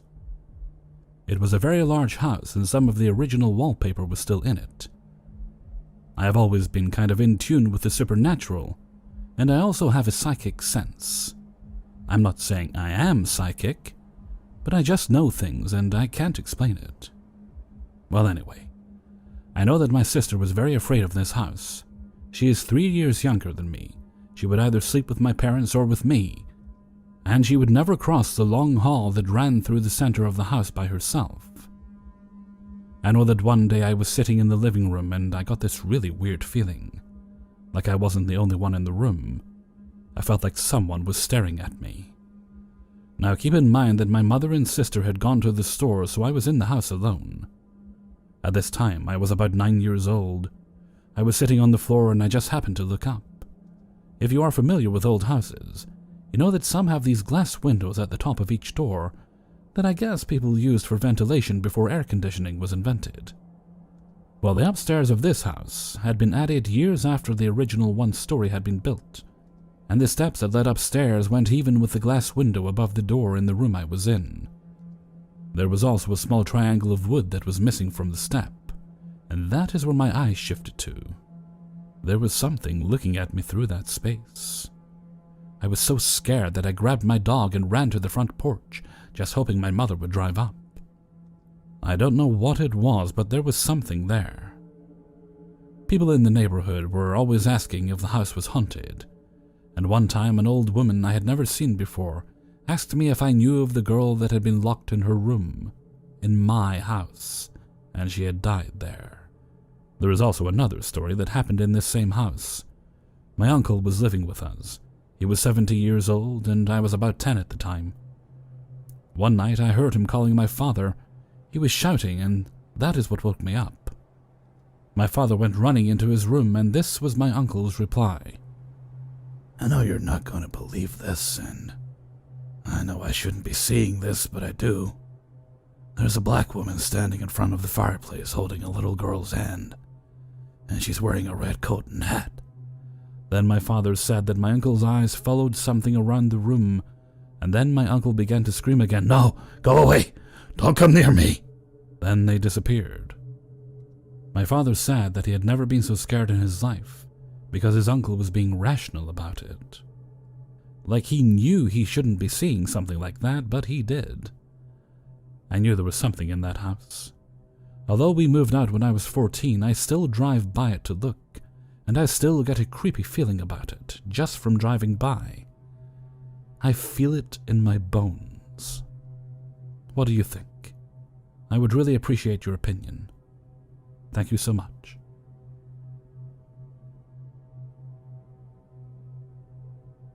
In the summer of 1999, I bought a house in a small town in Washington state. I'm a California native, so as you can imagine, I had a difficult time adjusting to the calmer settings. It was almost too quiet for my liking. About 3 weeks after I moved into my new home, an old colonial-styled house, I decided and began looking for a roommate. Soon after I placed the ad, I got a phone call from a very willing young lady who said it sounded like the perfect location for her. I took her name down, and she said she would call me the next day to set up a time and place to meet. I waited all day for her phone call, but it never came. I figured she must have found some other place to stay, but I kept the spot vacant in case she called back. A few weeks later, she did call again, and as before, she told me she would call back the next day to set up a time and place to meet. I faithfully awaited her return call, but same as the first time, it never came. I began to get suspicious as to whether it was a prank caller or a real person of interest. I thought it was odd how she'd given me a name without a number. My attempts to find her in the phone book failed, so without any other place to turn, I gave up on the search. About 3 months later, I was up in the attic storing some Christmas decorations I wouldn't be needing for some time when my eyes fell upon an old stack of newspapers in the corner. I was somehow intrigued by a particular paper lying on the top of the stack. As I thumbed through it, I was quite shocked to read an article printed about a young woman who died in her house, the house I was currently living in, at the age of 22. Even more shocking was the name of the woman. It was an identical match to the woman who called about sharing my home. I couldn't catch my breath. I went down to the local historical library and discovered that this woman did indeed live in the very house I now owned in the late 1800s. My visit to the library occurred close to 6 months ago. Since then, late at night, I've heard crying downstairs in my living room. My aunt and uncle used to live in an old log cabin. We think it was by an Indian burial ground, but it was definitely haunted, and the spirit there was not good at all. One night, my aunt and uncle woke up to find they couldn't move. They were being held down by something, but that's not my story. My 3 cousins all shared the same room. It was the only room on the 2nd level. I hated going up there by myself. I never had to before, but this time I did. I was about 6 or 7. My sisters and I had been playing board games with our cousins up in their room. When we went downstairs to watch movies, I left my shoes up there. When the time came to go, I couldn't find my shoes. I looked everywhere. Then my sister reminded me I left them in my cousin's bedroom. I went upstairs and planned to run into the room, get my shoes, then run out and down the stairs as fast as I could. I ran into the room and picked up the shoes, but as I was turning around, I felt something behind me. I was so afraid to turn around, but at the same time, I wanted to run down the stairs, right out of the house and into the car. So I slowly turned around. There I saw a small little Indian girl, maybe about my age. She was surrounded by a blue and white light. I just stood there until she vanished. I ran out to the car where my parents were waiting, and until now I have never told anyone my story except for my aunt, who also sees things. Later I found out that my aunt and uncle would pray to the Indians to watch over them, to protect them from whatever was in that house. Maybe the little Indian girl was just watching over my cousins.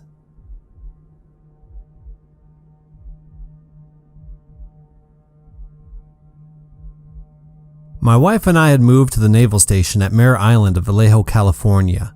I was attached to the personnel support office. About 4 months after reporting, I was sent to the Combat Systems Tech School's command to process new students. I hadn't heard about the school's past until my encounter. One day in the fall of 1993, I was typing up a report about 0730 before the other 3 civilians and 1 other sailor got there. The typewriter was next to the door to my office, so I didn't miss anyone coming or going.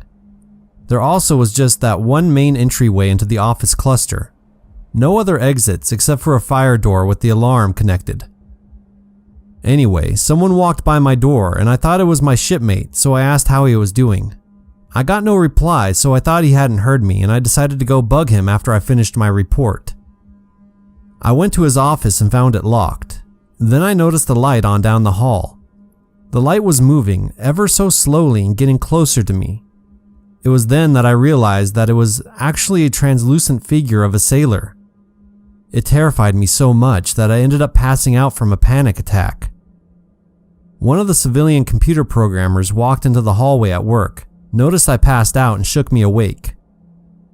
I told her I saw something in this hallway and she said that I probably was just overworking myself from stress. I also told her that I thought Brian had walked by. She looked at me and said that nobody had moved from their computers since she got there at about 15 minutes to 0700. She did tell me something fascinating though. She said that at times she could have sworn she heard a whistling and a crying sound coming from the hallway. It sounded a lot like a little girl. It was then that I learned that the school was a fleet hospital for the San Francisco Bay Area built back approximately 100 years ago. The night watch detail would find locked doors open and hear footsteps at night. There were stories told about people hearing sounds of a little ghost girl playing ball near the main staircase. I never had the chance to witness her, and the base is now closed, but it was very interesting. As for the sailor, I have absolutely no clue as to what the story behind this guy was. To spare myself the anxiety, I just revert to thinking it was only my imagination, although it felt as real as anything I could ever see. One other experience was shared by my wife, myself, and my mother-in-law at Hickam Air Force Base in Hawaii in 1995. My wife had been flown to Tripler Army Hospital due to complications with her first child. My mother-in-law arrived a day before I got there from my ship. Anyway, we were put up in the guest house at Hickam for a couple of nights before being moved temporarily to an officer's quarter in the corner of the base. It was a well-furnished room and had a pleasant air about it. That was until the night arrived. My wife was awoken that first night where she heard multiple whispers. She then went to get herself a cup of milk in the kitchen of the house when she saw the presence of 2 figures crouched down as if they were praying. They both wore brown robes like they were monks. This whole ordeal must have lasted 30 seconds and they faded away quickly. In the morning we both got up and discussed what we had felt that night. That's when she told me about what she witnessed. The crazy thing was, while she was experiencing that, I told her that I could have sworn I saw the face of an elderly man just staring back at me in the mirror when I used the bathroom. He had scars on his face and was balding. I'll never forget the sight of it. It was an extremely uncomfortable feeling. This is a story that will always live with me for the rest of my life. My mother and father used to always take lengthy trips over the weekends to visit my grandparents in Ohio when we had lived in Michigan. We would drive about 4 hours, and we usually would get there by the evenings. My grandparents lived in a huge Victorian estate on top of a hill, surrounded by woods all around. The house had 6 bedrooms and was extremely spacious, so whenever we slept over, I got a room to myself on the 2nd floor. At the time, my dad suffered from terrible sleepwalking episodes, and they only seemed to trigger at this house. I can remember one night, I was sleeping in the room and had my window open. That was when I was awoken by soft sounds coming from outside of the window. It sounded like hymns and chanting, as if it was a lullaby. At first, I checked to see if the television from downstairs was accidentally left on, but it wasn't. I was starting to get really freaked out when I went back in my room, because I noticed my dad was walking towards the trail path into the woods. The house lights were shining bright enough so that I could see the woods well enough from the window. In a panic, I ran downstairs and outside as fast as I could and grabbed a flashlight, then chased after my dad into the woods. He had managed to walk so far into the path of the woods that we got to be a mile away, and the further I went into the woods, the darker it got. We just kept getting further and further away from the house, and it was really starting to get cold and scary. I started to call out for my dad, shining the flashlight straight ahead in the now pitch black woods, when I had lost him.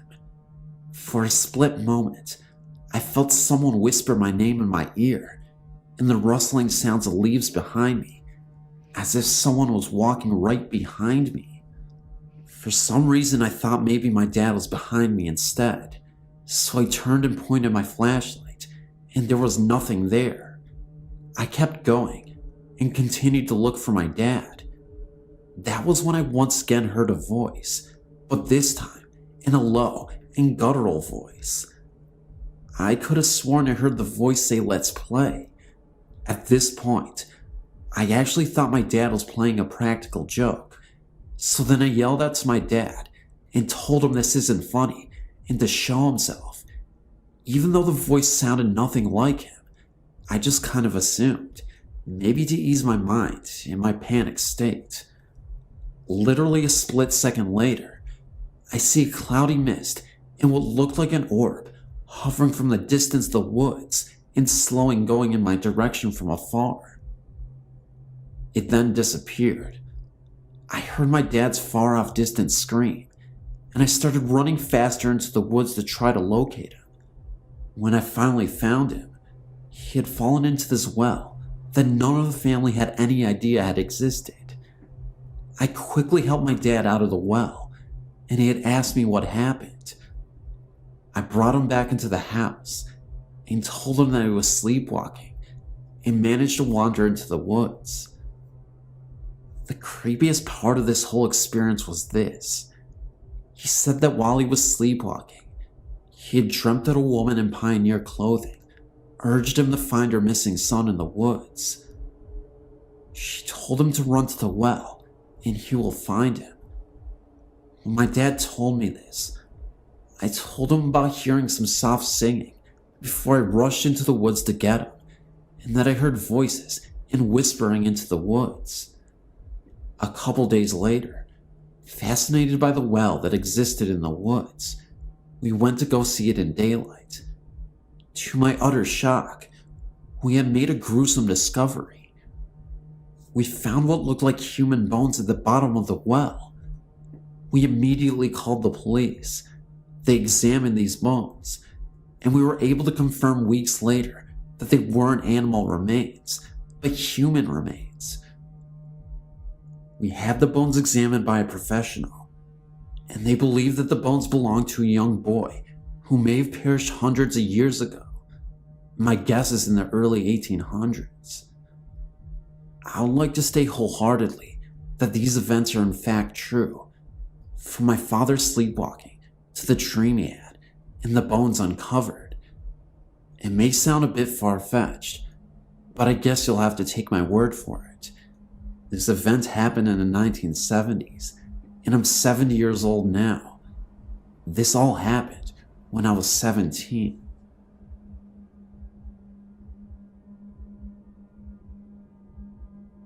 I have a rather bizarre ghost story, or maybe it just appears that way to me, since I've never experienced ghosts before. It was many years ago, when I was 14 years old, and spending a few weeks at our lake home. One night my friend and I decided to spend the night in the den, rather than our bedroom.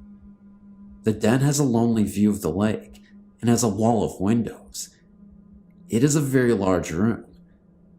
As we were in our sleeping bags, I noticed what looked like a man sitting in the armchair. The apparition was black. You could not distinguish any features, but you could see a bowler hat, or a similar hat, on his head. He just sat there and didn't move, his arms resting on the chair. I was paralyzed with fear. I eventually mentioned this to my friend, or maybe she mentioned it to me first.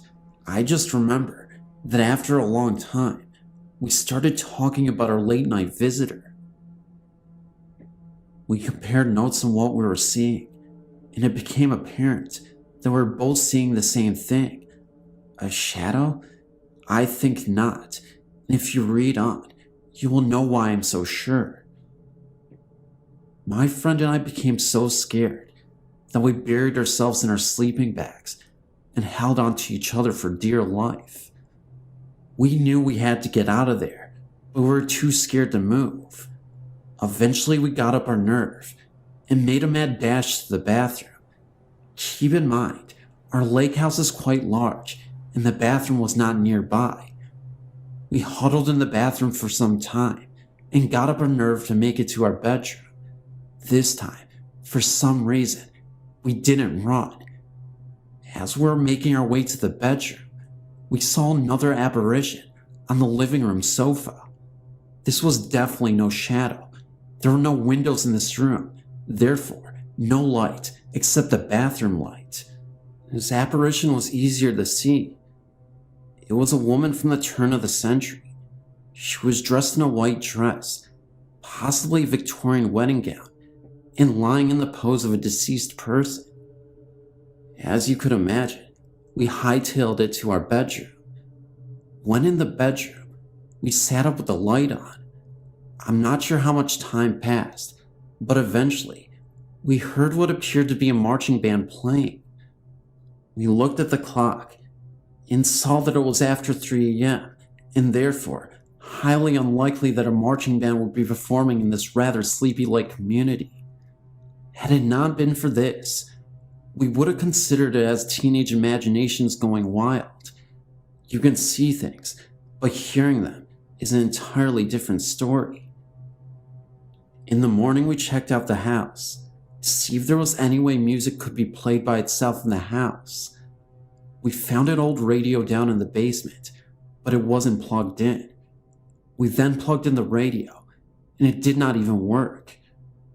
We asked my grandparents if they had heard anything, and they said they hadn't. When we told them our stories, they just laughed, and almost everybody else we had told this to laughs also.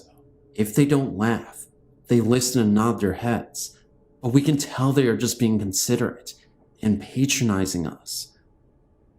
We are now both 30 years old, born a day apart, and live over 1,000 miles apart.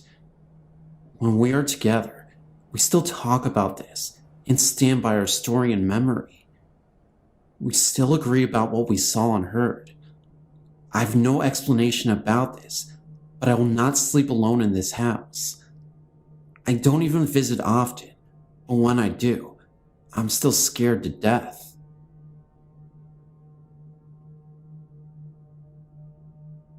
Seabrook, Toddville Road, the former Toddville Mansion, which has recently been torn down. The property turned into apartments or condos. Reports of a strange creature roaming the grounds, noises, feelings of being watched, shadowy figures. Actually, this mansion was the List Mansion. The story of this place was well known to the people of Seabrook, who lived there at the time.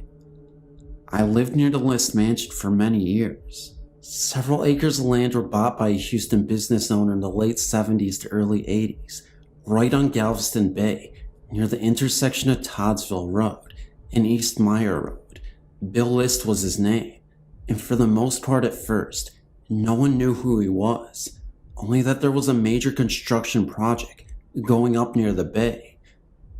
Bill List owned a trailer manufacturing business, and with the success of his business came great wealth. The mansion was a massive undertaking. Built up on several feet of soil, the 3-story brick structure dwarfed the modest home surrounding the property. The brick foundry, where Bill was buying the bricks for his mansion, was unable to keep up production of bricks for the mansion and bricks for other products, so Bill just bought the brick foundry so all the bricks made could go into his construction for project. Month by month, the mansion began to take shape. The stark brick structure was 3 stories tall, 4 if you count the massive garage on the ground level. All the windows on every floor featured wrought iron bars. It was divided into 2 separate sections, with a large glassed-in garden and pool. Catwalks on the 2nd floor crossed from the front of the house to the back part. The rooms were arranged into 2 separate apartments, with kitchens, bathrooms, and living areas. The entire property was surrounded by a brick wall from Toddville Road. The List Mansion, as it was called, resembled a prison, which was not far from true. When construction was completed, me and some friends were in the Kroger parking lot in Seabrook when 2 guys a little older than us invited us to a big party to celebrate the opening of the List Mansion. We talked to them for a few minutes and then they left. We did not go to the party. For years after that, you rarely saw anyone coming or going from the mansion, even though several families could live there at the same time and never see each other. The guys we saw at Kroger that day never showed up anywhere in town.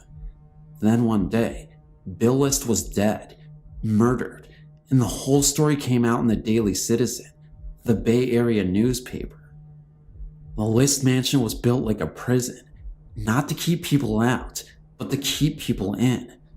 As it turns out, Bill List had a preference for younger men and would cruise the alleyways in parts of Houston where runaways would frequent. He would offer them a place to stay and drugs in return for his indulgence for the young men. Bill would keep them drugged and locked in the mansion, providing everything for them but freedom. Some would stay, and others would eventually be let go, but it was the final group of guys who figured it all out. They decided that Bill List must die, so one day, they got a hold of a shotgun and waited for Bill to come home from work. Bill never made it up the stairs from the garage before he was shot and killed. The guys who killed him ransacked the mansion, stole Bill's credit cards, and left. Some were picked up on their way to Canada. Others were caught in the Houston area. For years after the death of Bill List, the mansion was up for sale, and yet no one would buy it. Caretakers were brought in to maintain the property, and eventually, a bunch of people at a rock and roll band rented it for a while. I moved from Seabrook in the early 90s. Eventually, the List Mansion was bought by a real estate land developer, and he tore down the List Mansion. In its place was built Suco condos with clay tile roofs. There is nothing left of the List Mansion except the sordid stories of the long residents of Seabrook. These are my memories of the List Mansion.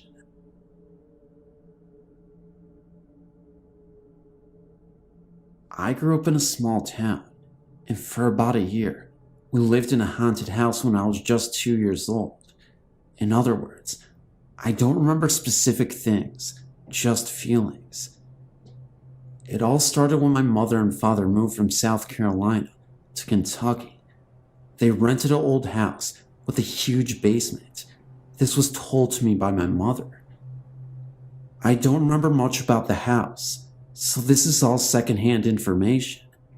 They had lived there only about a month when my mother and older sister started to notice things. They told me that I was the focus of the spirit, as it would do things to me or around me. Here's a few of the things that happened to me when I was little. One time, my mother and sister was sitting in the living room watching TV.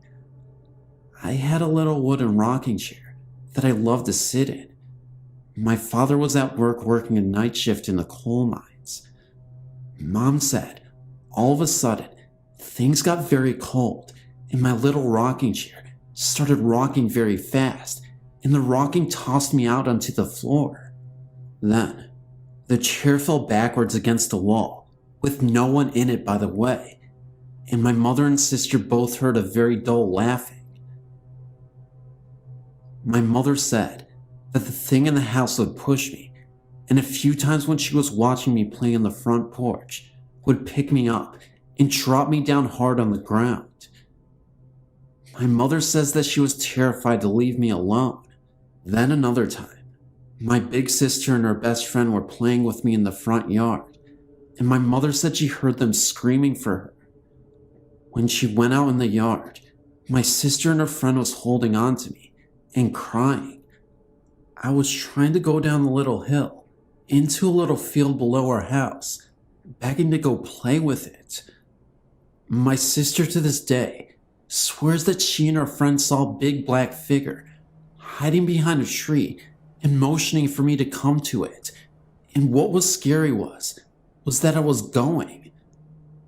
My sister's friend refused to come visit her at her house after that episode. My mother told me that I told her its name.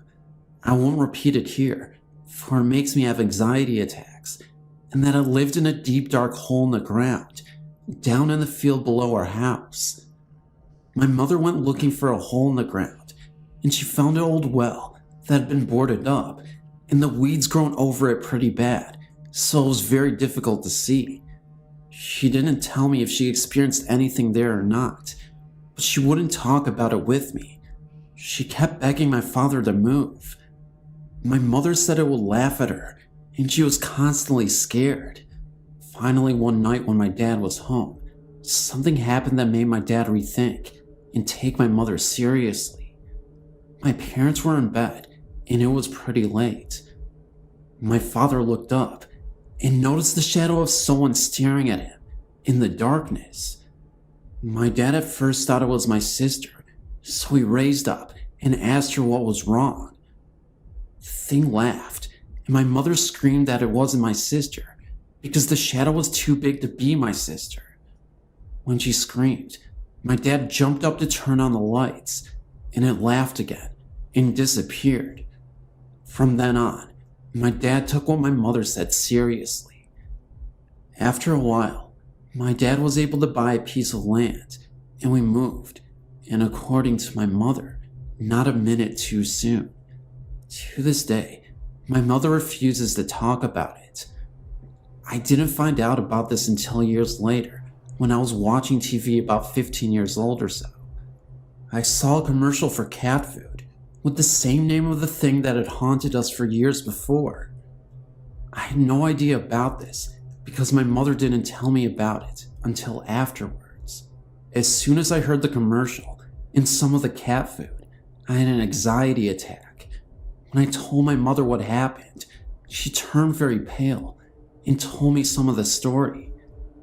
Some history of the house after we moved out. There was a man and his daughter who moved into the house.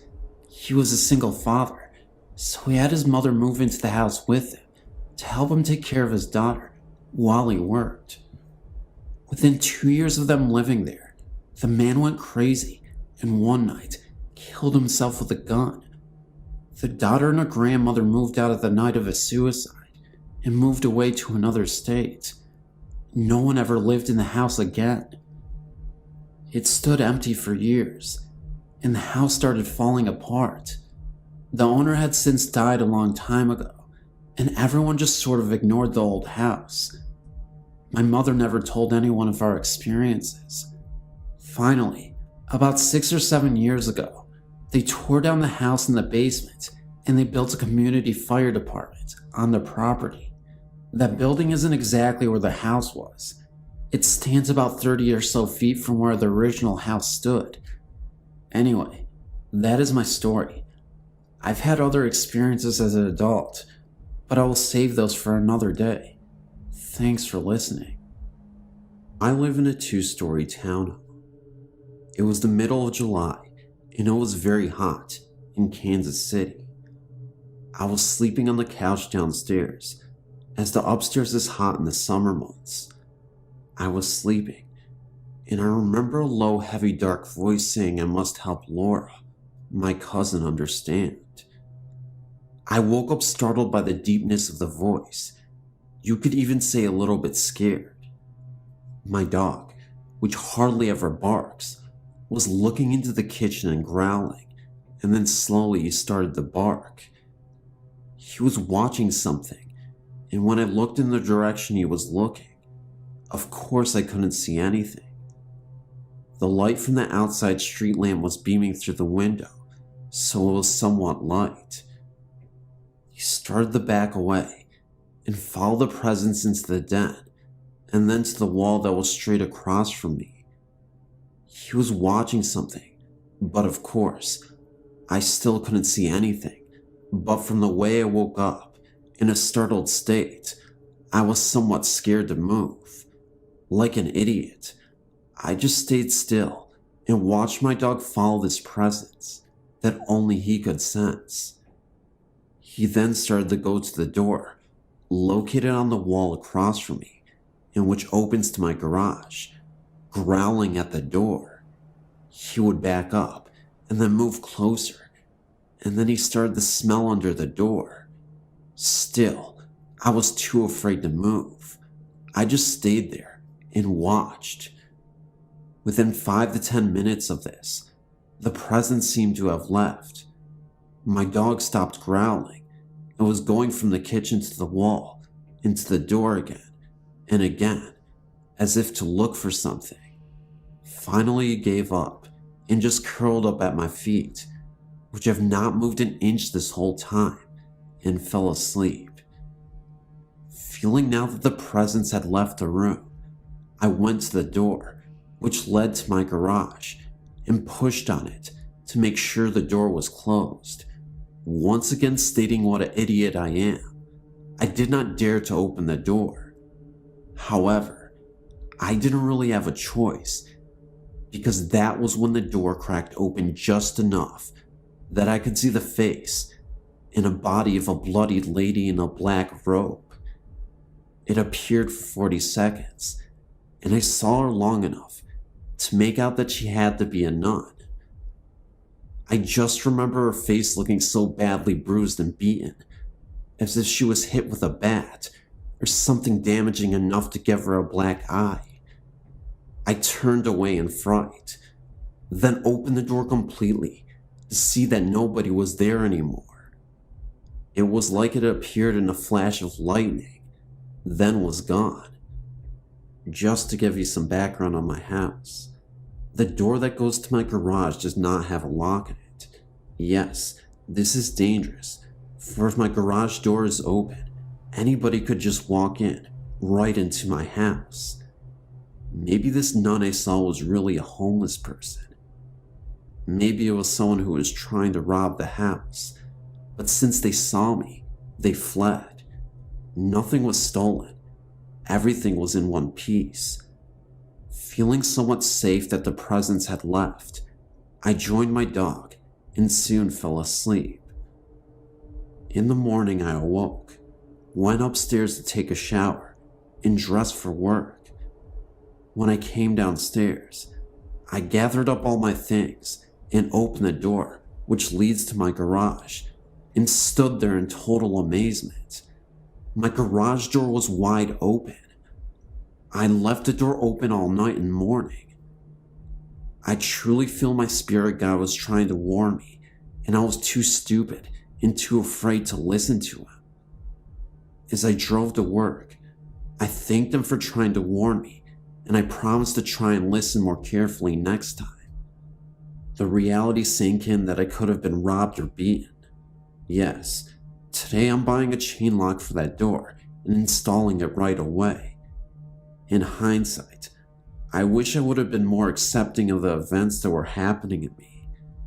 If this has taught me anything, it's to stop, slow down, and listen to the ones who are trying to help me.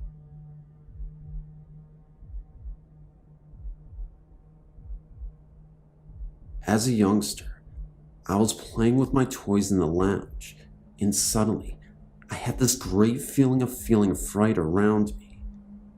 So I went running into my mother, who was washing the dishes. She told me not to be frightened, as there was nothing to be frightened of. So she assured me, and took me back into the lounge to carry on playing. But as she walked back to carry on washing, she saw a figure standing still in the hallway. It looked as though it appeared to be a monk in a brown habit, with his face covered by his hood. All you could see was his feet, which had sandals on. My mother walked towards it, and it disappeared into my mother's bedroom.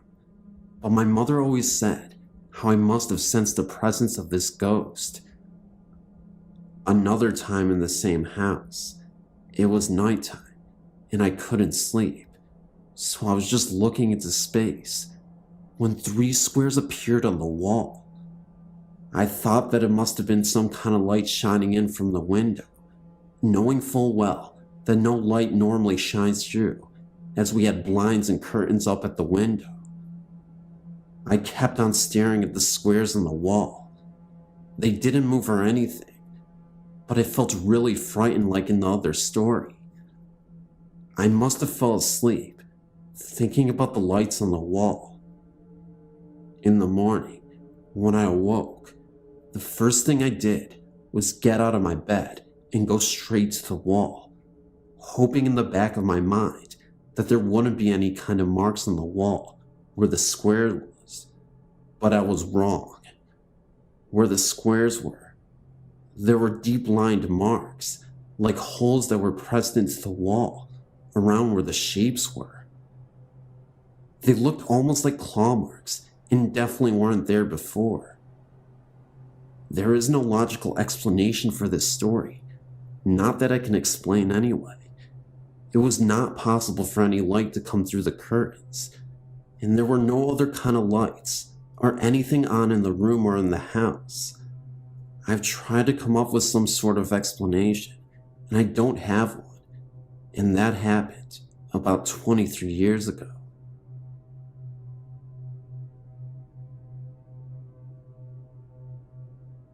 I've had some strange and incredible experiences over the years.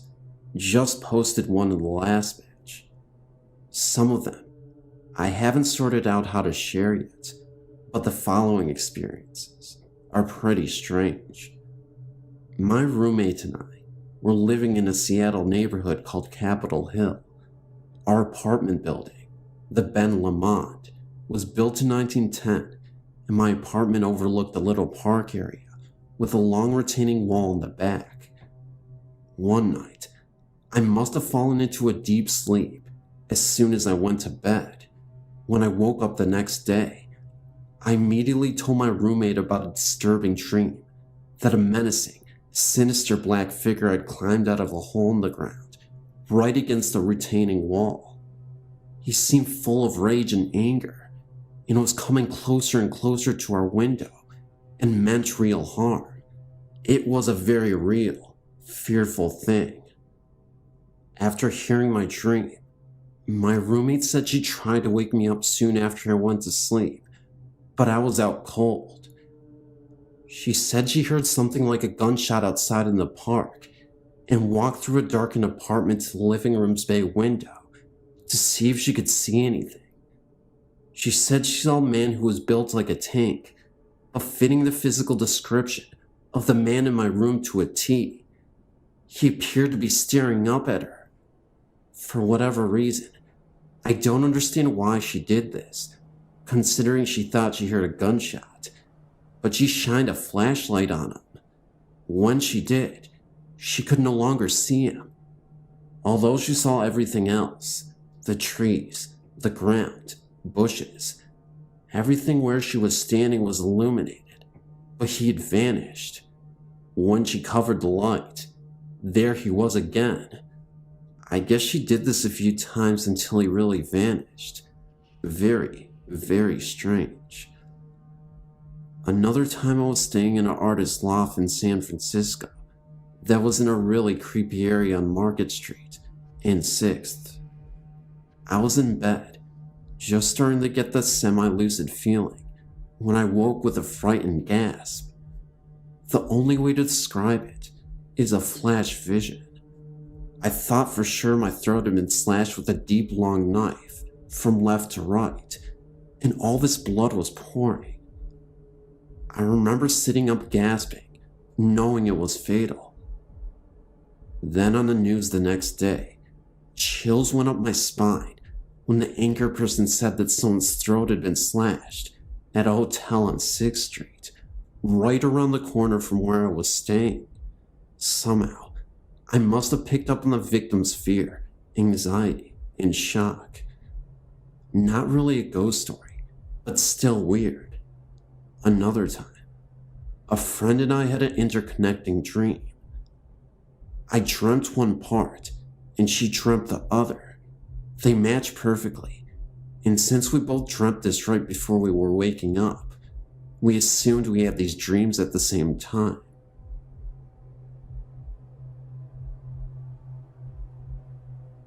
I think I was about 7 when I first started seeing things in my house and around my neighborhood. The first time I saw something was when my sister and I were sharing a room. I knew that I always felt something in the room, but I never saw anything, so I really paid no mind. Then one day, while I was sitting in my room, I looked up and saw an image by my door. I don't know exactly what it was, but I know that I was scared. Over the next couple of days, I would hear things in my room, like people walking, the doorknob would jiggle, and things would just tip over. When I talked to my mom about these things, she told me not to be scared of them, just tell them to go away. The next night, I was sitting on my bed, and I heard somebody walking around. I did what my mom told me, and told it to go away. It didn't work. The sound became closer, and an image began to appear. At first I was kinda scared, but when I saw what the image was, I wasn't so scared anymore. It was a little girl, about 5 years old, who was lost. She was just staring at me for a while, and then she just sat down on the bed next to me. She was sitting next to me for about 2 minutes, and then she was just gone. For a few years, I wouldn't see anything, just hear things. When my older sister moved out, my sister and I finally had our own rooms. I stayed in our original room, and my sister moved to my other sister's old room. For a couple of months, things were cool, and then my sister woke up in the middle of the night and asked if she could sleep with me. The next morning, when I asked her why she slept with me, she told me it was because she was hearing people talking from the closet. Me and her had to switch rooms because she wouldn't sleep in her room. The first night, nothing happened, but the second night was completely different. I was hearing whispering and footsteps. At first, I thought I was scaring myself, but when I heard someone ask why my sister and I switched rooms, I knew I wasn't imagining it. At first, everyone thought I was making it up, but when I told my grandma about it, she looked at me as if she were surprised. She told me that I wasn't the only one in the family to be able to hear and see things. It was something that actually ran in my family. After that, things started happening more. People would talk to me. I would feel them touch my arm, face, or even feet when I was sleeping. And sometimes I could feel someone sitting at the end of my bed. I think when I really got scared was when I decided to sleep with my light on so nothing would bother me. But when someone said turn the light off, that was it. I ran to my mom's room and fell asleep on the edge of her bed. That was the last time anything happened to me for about a year. I thought it was just something I went through, but when I turned 14, it got bad. Not only was I seeing things at home, but I was seeing them outside occasionally. I learned not to say anything, because when I would, people would just laugh at me.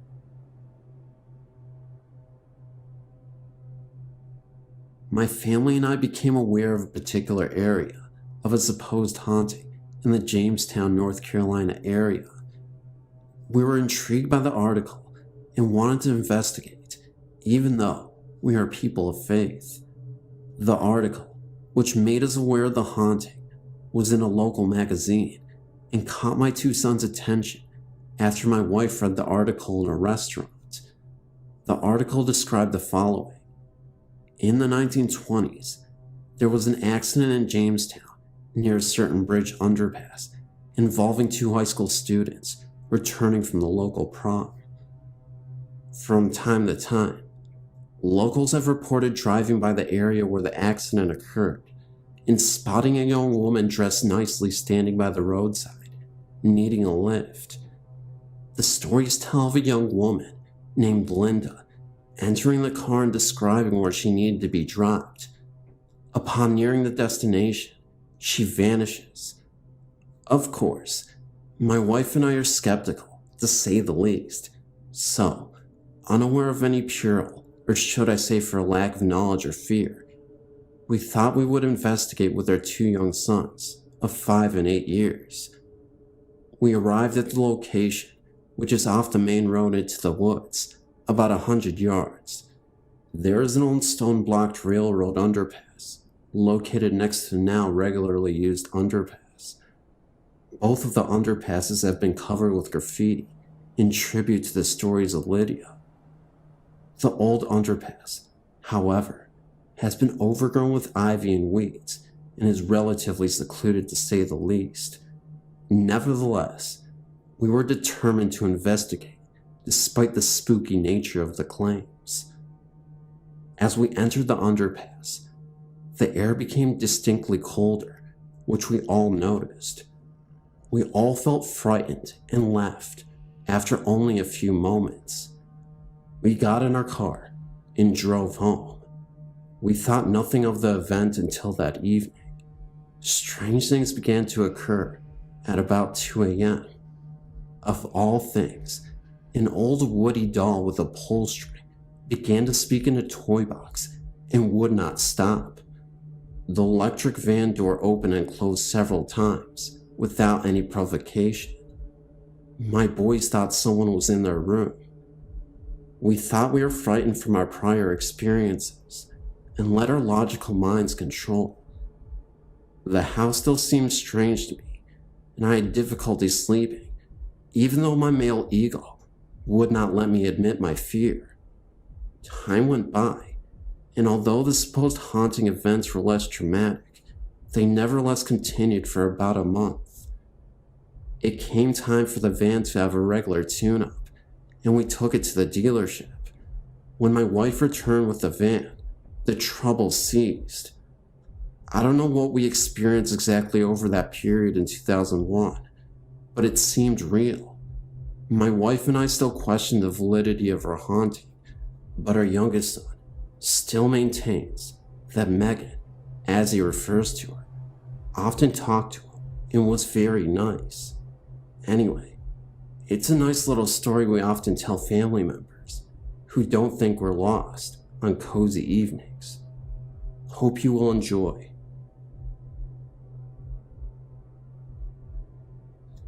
I used to work at this daycare center that only stayed in business for 2 years.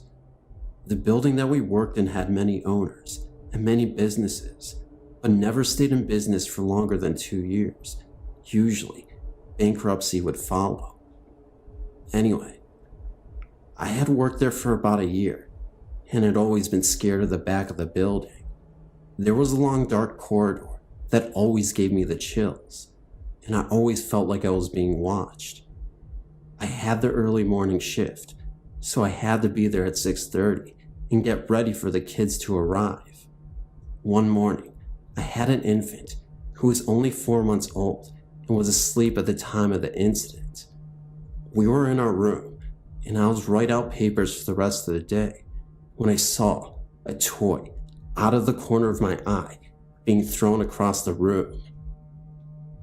I didn't think anything of it and played it off as my imagination until a week later when another coworker told me what happened to her. She was in the sleep room changing a child's diaper when she looked right and saw a little girl standing there staring at her. She looked back at the child she was changing and back, and the little girl had vanished. There were no children besides the one she was changing in the room with her. It freaked her out, and when she told me, it freaked me out, because then I realized that the toy that I saw thrown across the room wasn't my imagination. Neither one of us had another experience, but those two were enough for us. I had a few experiences in this one house I lived in from the time I was 5 until about 14. I lived in a city about 20 minutes away from Los Angeles. Anyway, one night, I was sleeping and for some reason I woke up. I don't ever wake up in the middle of the night. When I woke up, I saw a white figure, which looked like a soldier standing in front of my bedroom door. He was just standing there saluting me, just staring at me, and he didn't move. What I remember the most is his eyes. They were bright white.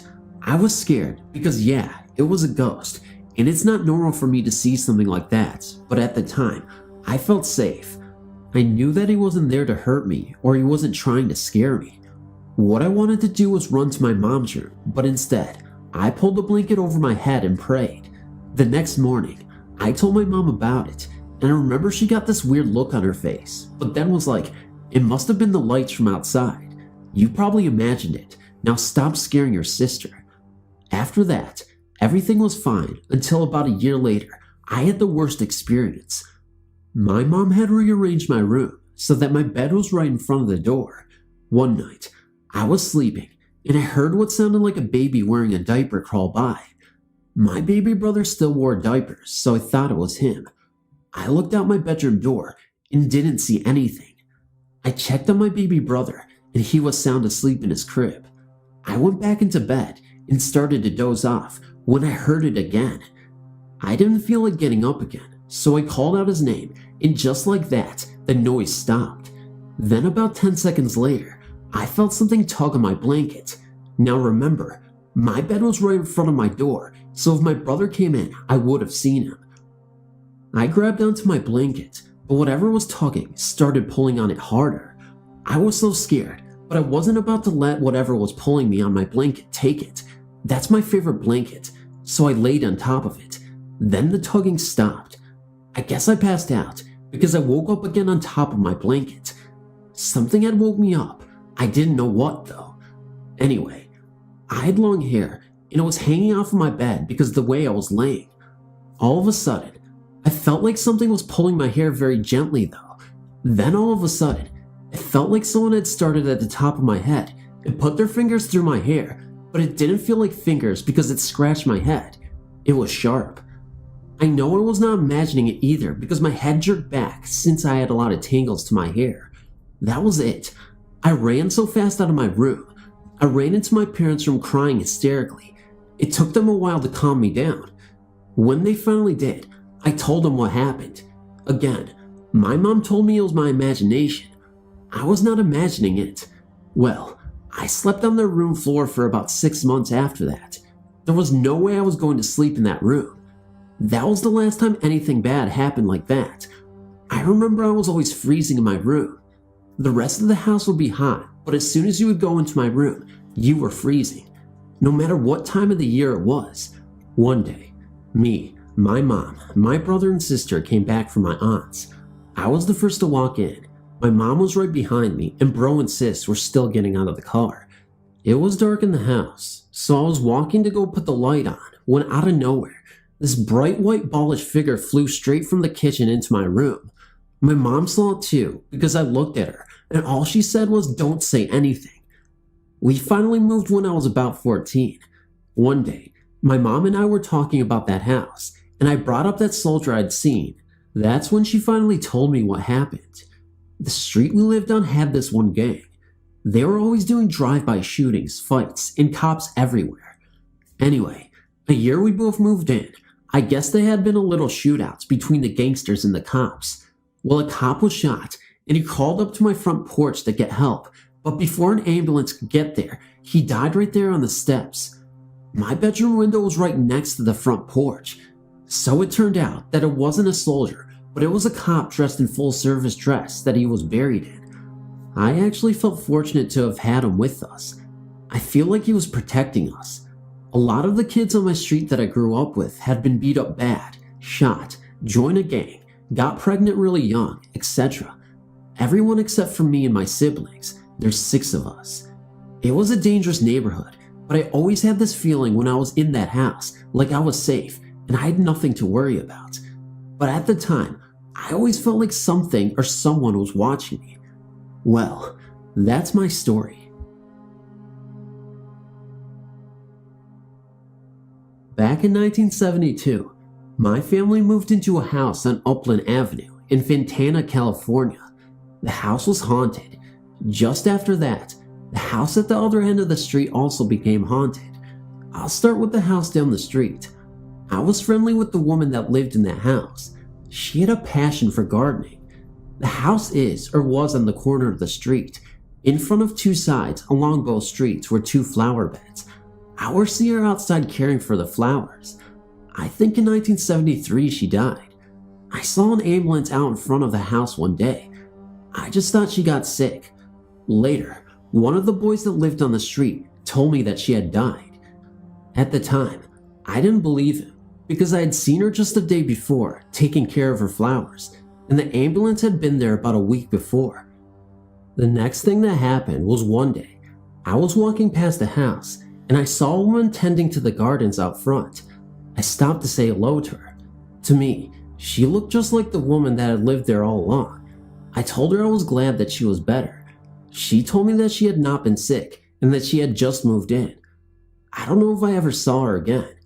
A couple of years later, a family with a boy moved into that house. In the meantime, I was still seeing the first woman from time to time. I didn't know at the time that a family had moved in. I saw the boy in the driveway playing with a ball. I told him that the woman that lived in the house would not like him playing with the gate open, and she said she would be mad about it. He then told me that he lived in the house and could play in the driveway if he wanted to. I then pointed out that the woman was in the window watching him and that she looked mad at me. He then looked at the window and saw the woman turn white, started to run around to the front of the house yelling for his father. Later that year, the woman that lived next door stopped to talk to me about the house. She told me that the first woman had died years before.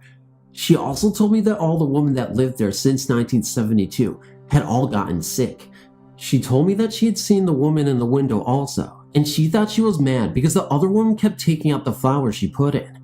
Also, the flowers were starting to grow into her yard. Later, they put up a very high fence, so they would not be able to see the window from their yard. Her husband, the neighbor, told me later that his wife was sick.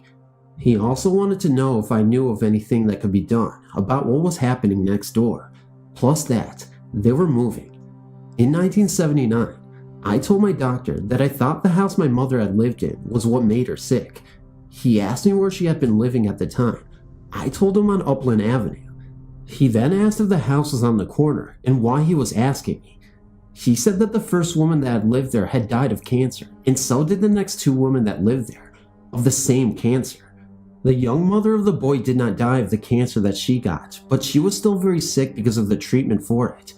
He also told me that the first owners of the house was not the first woman. He told me that the town didn't know what to do with the house, as they didn't want any more women to live there because they all were getting the same cancer. I told him about the first woman and that she didn't like anyone to mess with her flowers. He did say that the town might make it into a park. I said that might work, but she would probably not like it, and that others could still get sick. I have no idea what happened because I moved out of town not long after that. Even today when I still think about it, it always creeps me out.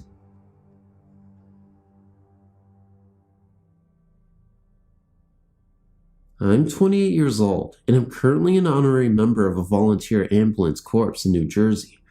Honorary because after 10 years of active service, I resigned to pursue training in advanced life support as a paramedic. After 4 years as a paramedic, I left EMS to focus on what always has been my full-time career, a credit rep for a major electronics company. These stories have taken place over years and are not daily occurrences, and while other members have similar stories, I will not speak for them. Fortunately, I've had witness to see some of these happenings.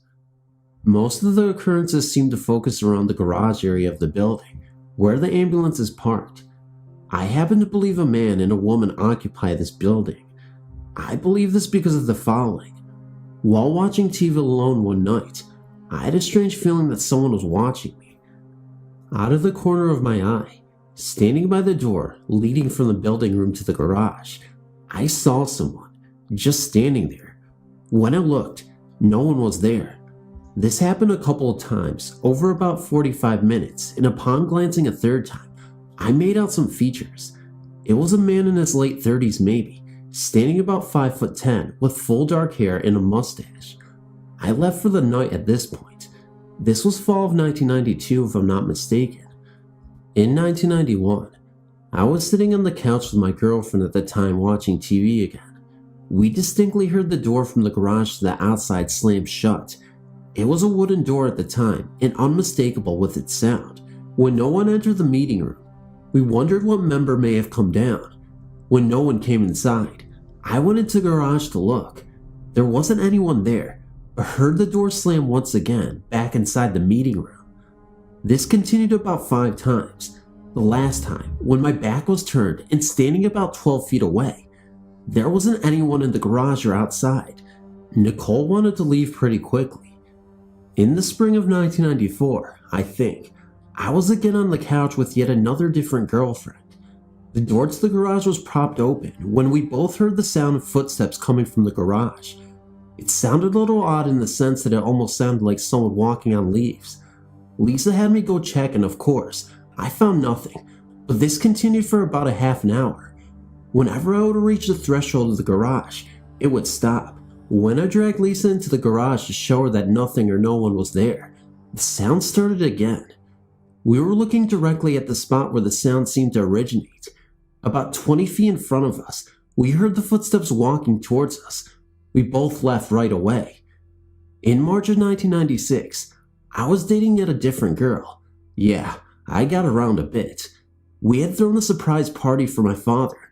Jen was really tired after working a double shift the night before. She's a nurse as well as Lisa. After the party, I was finishing cleaning up when I jokingly said welcome to the haunted building. She freaked a little and went to leave immediately. This surprised me a bit because I didn't relay any of these stories to her. When we got outside, she told me that while she was zoning out, she noticed a man and a woman standing near the door to the garage. She said that the man was in his early 40s with dark hair and a mustache. She couldn't make out the woman because her back was turned.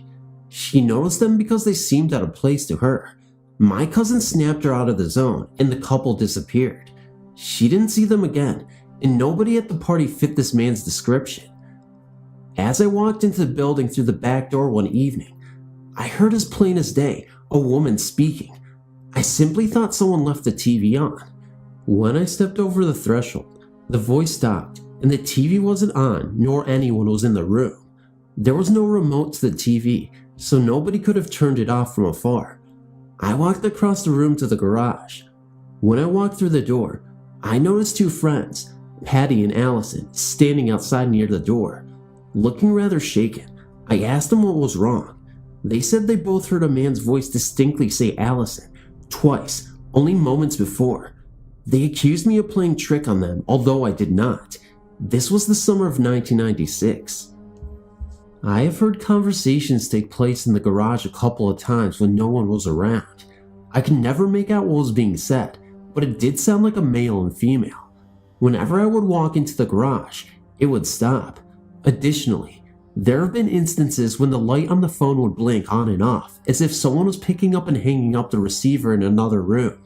This happened when either nobody was present or anyone was present in the meeting room together. This, of course, could have been an electrical problem, but who knows? Thanks for listening to my story. This is less of a haunting and more of a notice that a friend is not completely gone from me. Back in May of 97, my husband's, then my fiance's, mother died. In April of that year, on his birthday, she had artery bypass surgery of her leg. Unfortunately, soon after she came home, the site at the top of her leg where the graft started opened up and bled. That time, she survived. The wound wouldn't heal, and it had got infected. In May, it hemorrhaged again. This time, it was so fast that in less than 5 minutes, she could not speak or respond to my husband next to her. The EMS got there just as I had gotten downstairs. She started to go into coronary arrest in the ambulance in front of the house. I had to drive myself to the hospital. Not too long, we got the word that she had died. Both of us were in shock. She was only 69. I thought it was so unfair. I loved her very much and had only known her for about a year. She was always so good to me, a very good friend and mother to be-in-law. It just wasn't fair. Now, so you know, I am an atheist. I have a very hard time when loved ones die because I don't believe that I will see them again. But every time something happens, I kind of look to God for solace. Somehow, my faith returns, if only to get me through a difficult time, to which I cannot control. I pray to her, hoping she would hear me, if there is a place for those who have passed on. I asked her to give me a sign, if she was okay, and if there was another side. One night, I was alone in my bedroom. Since I am an artist, I thought that making the thank you notes for her funeral would be a good tribute to her memory. As I was sitting there, I said out loud, "Rose, I'm making your cards. What do you think of them?" At that moment, I hear a noise from the stairs that traveled into the room, to the wall next to where I sat. I didn't feel scared. I'm a scaredy cat by nature, just happy. Then, just as the sound ended, a puff of cold, gentle air hit my back. Okay, so I had the air conditioner on, and that is behind me to my right. So, I sat still waiting for yet another increase in air movement. Never happened. Now, this house is very creaky and noisy, but I've never before or since heard this traveling sound. Well, I had to go to work for the next week. While in the car, I asked Rose to once again give me a sign. The other one wasn't too convincing. I had to be sure. One of my husband's friends told us a hilarious story about the first time he met Rose. She was a short second, generation Italian American. She was cooking dinner when he came over. He told us that he went to say hi to her when she looked up at him with fish in both hands and said schmelz. She was basically asking if he wanted schmelz for dinner, but the friend exaggerated it in his telling. He told me about that while she was still alive. While in the car, I noticed that I had not turned on the radio yet. That is rare. It goes on right after the engine. I turned it on.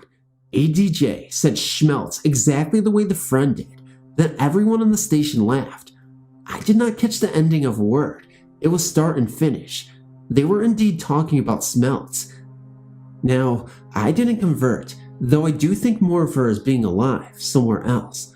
What I don't understand is why this is only with her, and not with my grandmother who died the year before, or my husband's father who died 2 weeks before our wedding.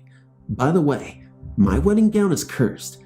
The day before Rose died, I bought it and showed it to her. The day I tried it on for a fitting, after my bridal shower, Joe, my husband's dad, goes into the hospital, never to come home again. The day of my husband's bachelor party, Joe dies in a nursing home, close to my final fitting.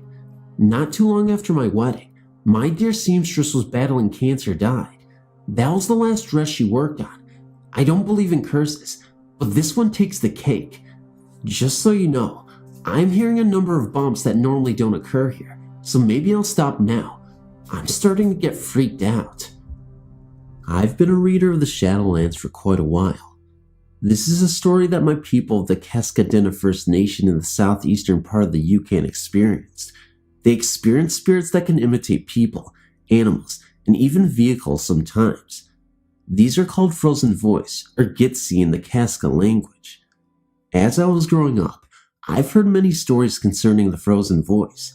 These spirits can imitate a person that you know, or an animal, and even machinery. Well, the interesting part is a person could not see these spirits, but animals can. This story was a while back, and thinking about it again sends shivers up my spine. Well, my cousin was traveling to Watson Lake from Ross River, and their vehicle broke down late at night, so they decided to stay at this abandoned cabin nearby. As they were getting ready to sleep, they could hear voices inside the cabin, which sounded like a dog walking around with long nails. It also sounded like it was bumping into things, like a pop can in the darkness within the cabin.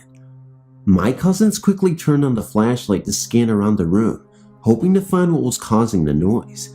Yet, he could not see what was happening, but the noise continued. My cousin's father knew about what was going on and told him to just ignore it.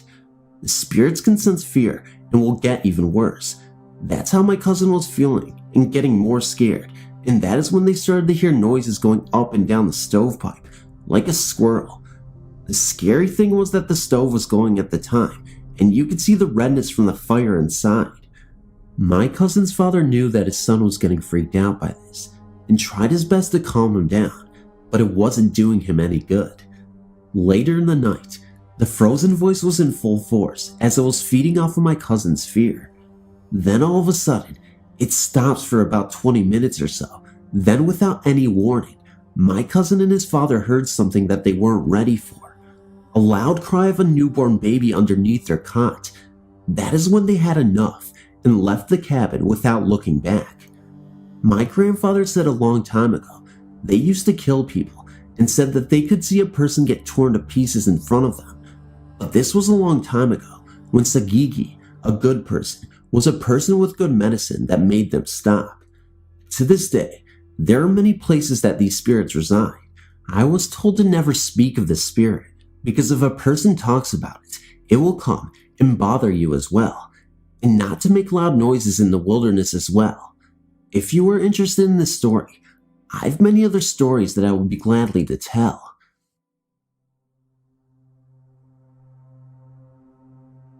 I have never seen a ghost, but I've felt the presence of one a few times. It is at my stepbrother's house. I went there because my dad was taking my stepmom out. When I got there, we were messing around for a bit. Then we sat down to watch TV when we heard banging in the bedroom above like a ball bouncing. We experimented with a ball and found the sound was just like that. I was scared and the room was freezing cold, not because of the ghost, because she forgot gas and couldn't get it anywhere. The next time I went, it was worse. It sounded like someone had opened the door, ran upstairs, and slammed the door shut again. We both went into the kitchen, and the kitchen door was not open and was no longer locked.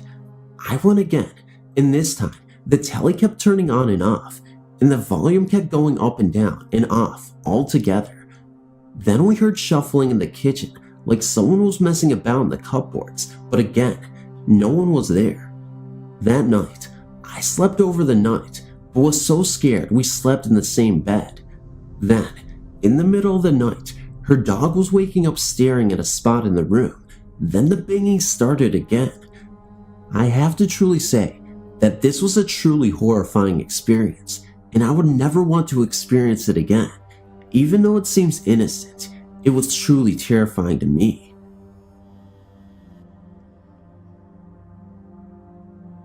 Me and a group of friends went to a small college up in the mountains of Pennsylvania called Manfields University. At night, there was nothing to do, so we would sometimes drive a half hour or so to random graveyards in the middle of nowhere. One night, we drove up to a graveyard, which I think is west of Mansfield. We had been to that graveyard before, so we were familiar with the surroundings and the sounds and phenomena that could take place there. That night, there were a bunch of people who just went along because they were bored, and my friend Dan and Dave, the leaders of the group, believed in ghosts, but didn't really get scared about anything. Dave had an EMF detector. We were out in the middle of nowhere, and that night, there were no EMF alerts from it at all. Some of the people we were with, mainly one girl, was very disrespectful, and while we were there, the EMF detector started going off with strong readings, and right about that time, we heard a growl, or shaking or both, coming from the graveyard.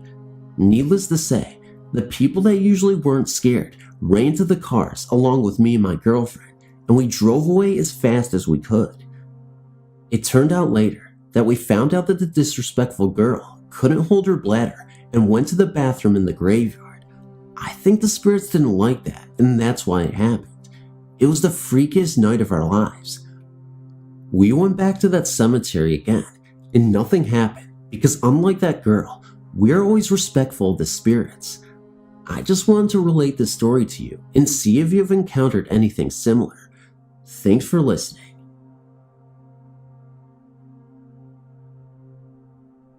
I was raised by my grandparents in a very small town north of Marshall, Texas.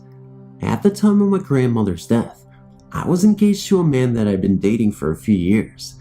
Obviously, she had known him. In October 1999, 2.5 years after her death, my fiancé and I split up, and I started dating another man. He moved in with me in the house I grew up in with my grandparents. About a month into the relationship, he was sitting in our living room watching television. He saw me walk by the doorway into the kitchen and asked me to get him a drink. When I did not respond, he asked again. Once again, with no response, he got up to see why I was ignoring him. To his surprise, the kitchen was completely empty. He figured I left the room without him noticing. He came to the bedroom where I was folding laundry and asked why I didn't answer him when he was talking to me earlier. I told him that I had been in the bedroom the entire time and had no clue as to what he was referring to. He asked if I had changed clothes as well. When I said no, he became a little edgy. He told me he saw me walk by him to the kitchen. Then I said I was wearing a green t-shirt and white shorts. He also thought my hair was pulled back because it seemed short. What he was describing to me was how my grandmother usually dressed when she was alive. She had short hair, and she always sat at the kitchen table to read while my grandfather watched television in the living room. I told him this, and he got a little nervous. About a week later, he was coming out of the bathroom and heard his name being called from what used to be my grandmother's bedroom. I only used this room as storage. I couldn't yet bring myself to use the room. He opened the door, thinking I was in there going through the boxes and needing his help. Once again, there was no one in the room. He slammed the door and came running into the kitchen where I was. He told me he loved me, but my grandmother was really scaring him. There were instances of us misplacing the car keys and the like. I thought long and hard about the things that were happening and came to a conclusion. I figured that since my grandmother never got to meet my new boyfriend, this was her way of testing him to see if he was going to be a good match for me. I had experience with a friendly ghost for about 12 years. I grew up in a small city in Michigan. My parents bought their first house in the mid-1970s. It was a bungalow built in the 1950s. Sometime around 1979, may have been earlier than that, the ghost first appeared to my mom during the night in my parents' bedroom. The ghost was a man in his 30s. My mom was the only one who have ever seen the ghost. My dad and I did not believe her at first, although I would hear what sounded like someone walking around upstairs and going up and down the steps, but I never thought much of it. My mom would not tell anyone about the ghost because she thought people would think she was weird. The ghost would put different items in different places, or she would not be able to find an item for a long time, and then suddenly, it would pop up where it was supposed to be. The ghost would go to work with my mom. She owned a hair salon, and when she was there alone, the hangers on the coat rack in front of the salon would move, like someone was playing with them. When I got to be a teenager in the 80s, I began to realize the ghost was real. I would hear him walking around upstairs and going up and down the steps. I always felt the ghost was around. It was like I could feel his presence. I was never afraid of him. My mom was making cookies in the kitchen early one morning, and he appeared in the dining room, and she would ask him to go away, and he would leave. He came with us on vacation one year when we went to Niagara Falls. He would turn on the motel room lights in the middle of the night while we were sleeping and turn on the radio in the room. For the longest time though, my mom was the only one who had seen him. Finally, around 1991, when I was 21 years old, the ghost woke me up one morning. It was about 7:30 a.m., and I woke up to something touching my face. I opened my eyes, and the ghost was at the side of my bed, and he had touched my face. My bedroom was now in my parents' old room, where my mom had seen the first ghost. I was really excited that I finally got to see the ghost. He only stayed a few minutes, like he was just curious as to who I was. He was probably in his 30s, and he was wearing a hat and had a mustache. He was always with us the entire time we lived in that house. I moved out in 1993, and then my parents had a new home built in 1995. Since then, we have not experienced any more ghosts. I do not know who lived in the house before us, but I did hear that many years before we lived in that house, that a young man who lived in the house next door was working on his roof and fell off the ladder into what would be our backyard and died. So I'm thinking that maybe that is who the ghost is. He was never mean and never scared us on purpose.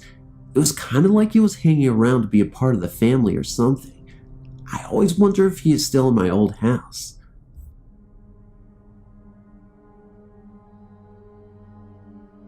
My parents bought some underdeveloped land in the country, in southern Texas in the mid-1970s, and built a 3-story house, 2 above ground, 1 below. Not far away from the land is a small cemetery. It contained a few infants and 1 older person's headstones. I guess I'm the first to experience our friendly ghost. While up late at night reading, I heard some cabinets in the kitchen right down the hall open and close, but couldn't see the kitchen light on under my door. I immediately got up and went into the kitchen and turned on the light. No one was there, and after talking to my family the next day, no one had gotten up in the middle of the night. My parents' room was above mine, so I always heard when they walked across the room and down the stairs, and my brother's room was right across the hall. I'd have run into one of them when they had been up. My family started teasing me about hearing things. My next experience was when I was home alone. I was in the living room reading. The couch was against the wall with the stairwell going up. All of a sudden, I heard steps coming down the stairs. I was so terrified. I slowly looked up, expecting to see a hand on the handrail. Getting up my nerve, I walked up to the front of the stairs, and no one was there. My father claimed for years that I was just hearing the walls creak. I'd lived in the house for a long enough time to tell the difference in wall creaking and stair walking. My family continued to tease me until the day of my brother's experience. They were alone in the house, downstairs playing pool. They heard the front door open and close, and heard someone walking into the kitchen above them. They hollered at my dad, whom they thought it was. When he didn't respond, they looked at each other and walked upstairs to the first floor. The front door was still locked, and there was no one in the house. Since that time, my mother has heard several things. My father has heard a gonging in the house, something you just don't hear out there in many instances.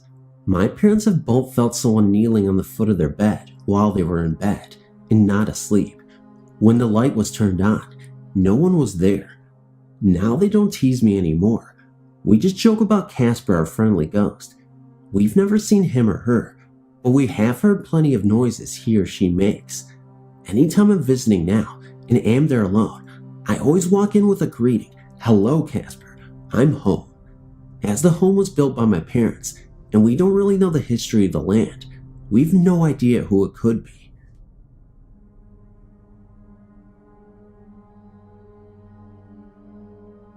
Hi. I have an experience I would like to share, and perhaps get some answers to my questions.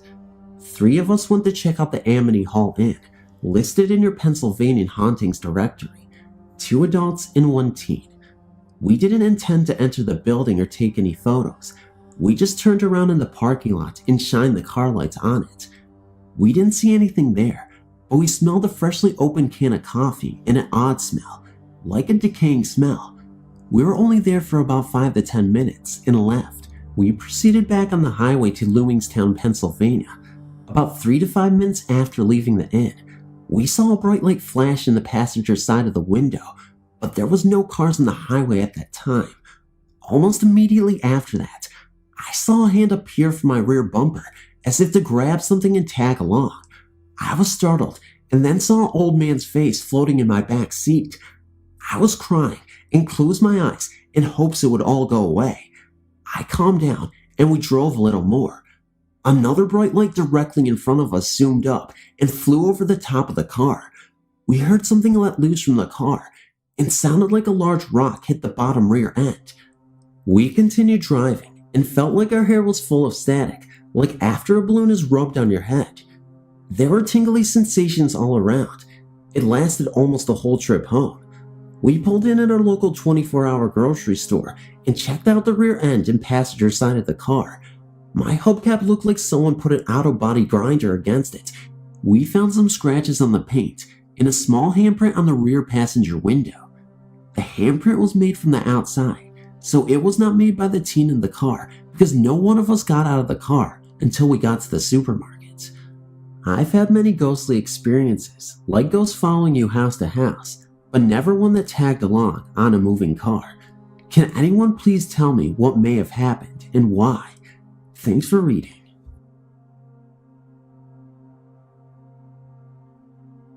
Hello. I believe I've been sensitive to ghosts since I was a child. I grew up in a rather odd family. Seances, tarot card readings, tales of the afterlife, etc. I was taught to believe what I saw and felt. So here is a story that truly occurred back in 1988 in Riverside County, California. I was living in a domestic violence shelter in an old home built about 1880. One night, all of us women were watching movies downstairs, and the restroom downstairs was busy, so I went upstairs in the dark to use the other restroom. Well, there at the top of the stairs was a latching gate that was to remain locked at all times because of the small children. Well, I unlatched the gate and ran to the restroom and proceeded to park myself on the toilet with the bathroom door open onto the landing. As I was sitting there, looking into the landing and hallway, I saw the figure of an elderly woman in period clothes from the 1800s walk over and latch the gate that I had just left undone. I was intrigued and remained calm, just watching. She then turned to me and smiled, then just disappeared. So I went downstairs. I asked the counselor if I could have a moment of her time, and I relayed what I had just seen to her. She said that yes, the house was haunted by an elderly couple whom they believed to be the original builders and owners of the home. She said that yes, she hoped I would keep this to myself. She did not want the others to be frightened, but she said that many people had seen the ghosts, and they all felt they were benign and only watching out for the children. The other thing that occurred here was that my 3-year-old son began talking and playing with someone I could not see, but to him, this child was very real. My son would sit out in the backyard apparently talking to himself, entertaining himself. The counselors even remarked how well he played by himself for his age, but upon closer examination and observation and listening, I began to think he could see something. So I asked him on one day, who was he talking to? And he said, my friend. I said, where is your friend? And my son said, you can't see him? He's right there. So I proceeded to ask my son other questions, and he was adamant his friend was there. So, this leads to a question that I have. Once we moved into our own apartment, my son insisted that his friend had come with us. He had me set a place at the table for him, and he was always talking to someone. Is it possible that this little ghost followed us to our new home? This took place about 1.5 years, then he was just gone. To this day, my son, who is 20 years old now and in the army, he still tells me his friend was real, at least to him. I just wanted to share this, maybe get a little feedback. In June 2000, my husband and I moved into the Treehouse Apartments in Conroe. I was 4 months pregnant with our first child and really excited to move into a 2-bedroom place. We had the time of our lives decorating the nursery. I started noticing strange things about 3 weeks after we moved in. I was taking my afternoon nap while my husband was at work when I suddenly awoke to find a child calling for mom. The sound was coming from the nursery. I opened the door to find nothing out of the ordinary and just dismissed it as our downstairs neighbors. The thing was, it happened at 1 p.m. The children downstairs were still in school. We had a kitten at the time, and he acted as cats do. After that incident, he began to act very strange. He would hide under the furniture of whichever room he was in. I had to start feeding him under our bed. We didn't have a washer and a dryer, so we took our laundry to my in-laws' house and stayed the night. When we returned the next day, our television was on. This was strange because the television was plugged into an outlet that was controlled by a switch. We left the switch off. When turned on, the TV automatically came on to channel 3. You had to turn it to channel 4 to get the cable box to work. Also, the channel on the cable box had been changed.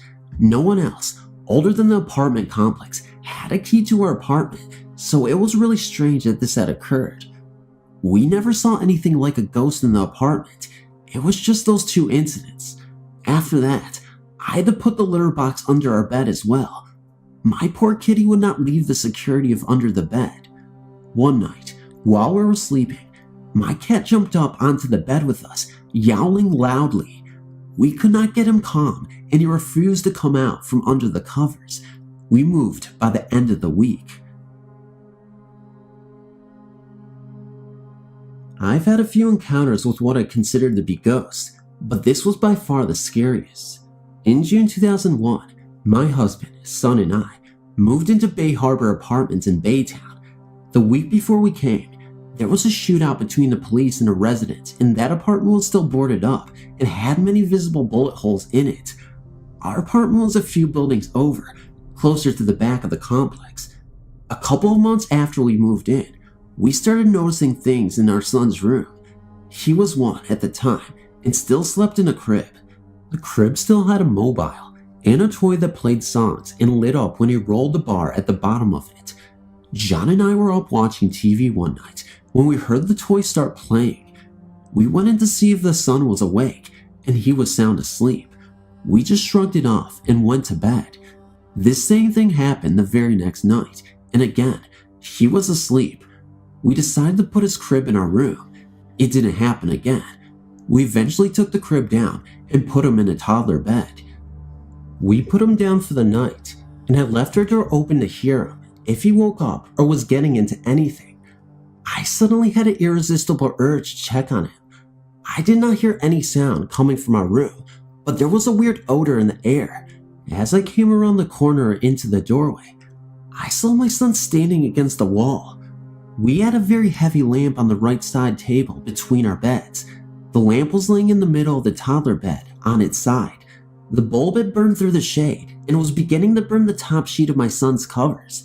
There was no possible way the lamp had fallen or been knocked over and landed in that way on his bed.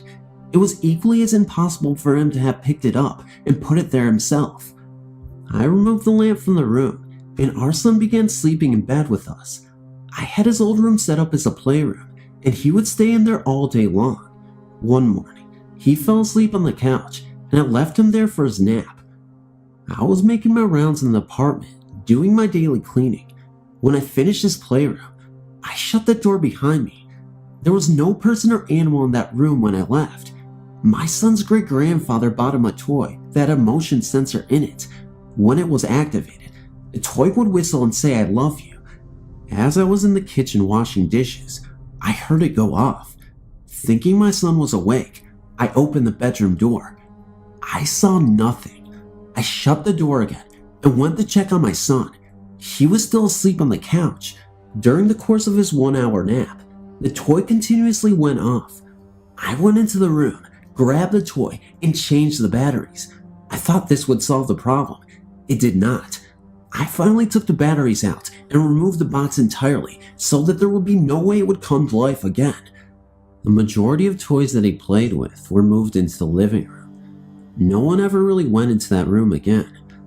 I remember what happened before we moved in, and I went to ask the management if anything similar had occurred in our apartment. I was told that management had recently changed, and the current people had no record of anything happening there. We stayed until our leave was up, and then we got the heck out of Dodge, our lease ending permanently after that. Hello. I thought this experience was worth sharing as it freaked the hell out of me and a few people I've shared it with. I was 19 at the time, and me and my best friend Sally had just moved into a flat in an old, dilapidated building block of flats. The flat was a bit run down, but we were really excited about redoing it, and we were so happy to have a place of our own at last. It was the middle of July, so we weren't thinking of school yet. Sally was working at her day job at the local department store. I was alone relaxing with a cup of coffee in front of the TV in my bedroom. Despite the hot day outside, I found myself shivering. An intense cold air had filled the room. Suddenly, the end of my bed sank as if someone had sat down beside me.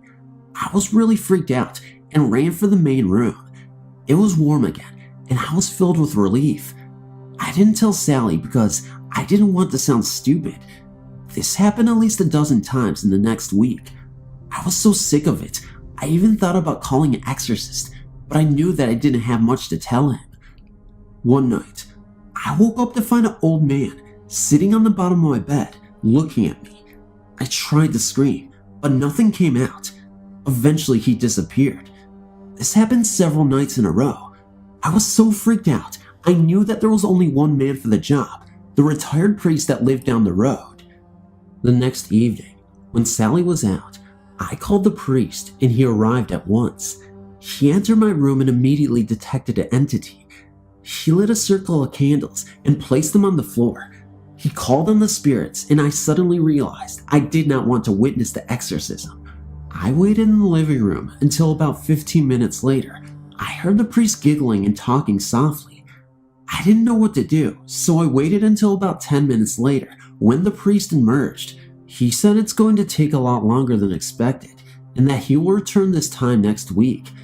This went on for the next 2 months until I finally asked the priest what was going on.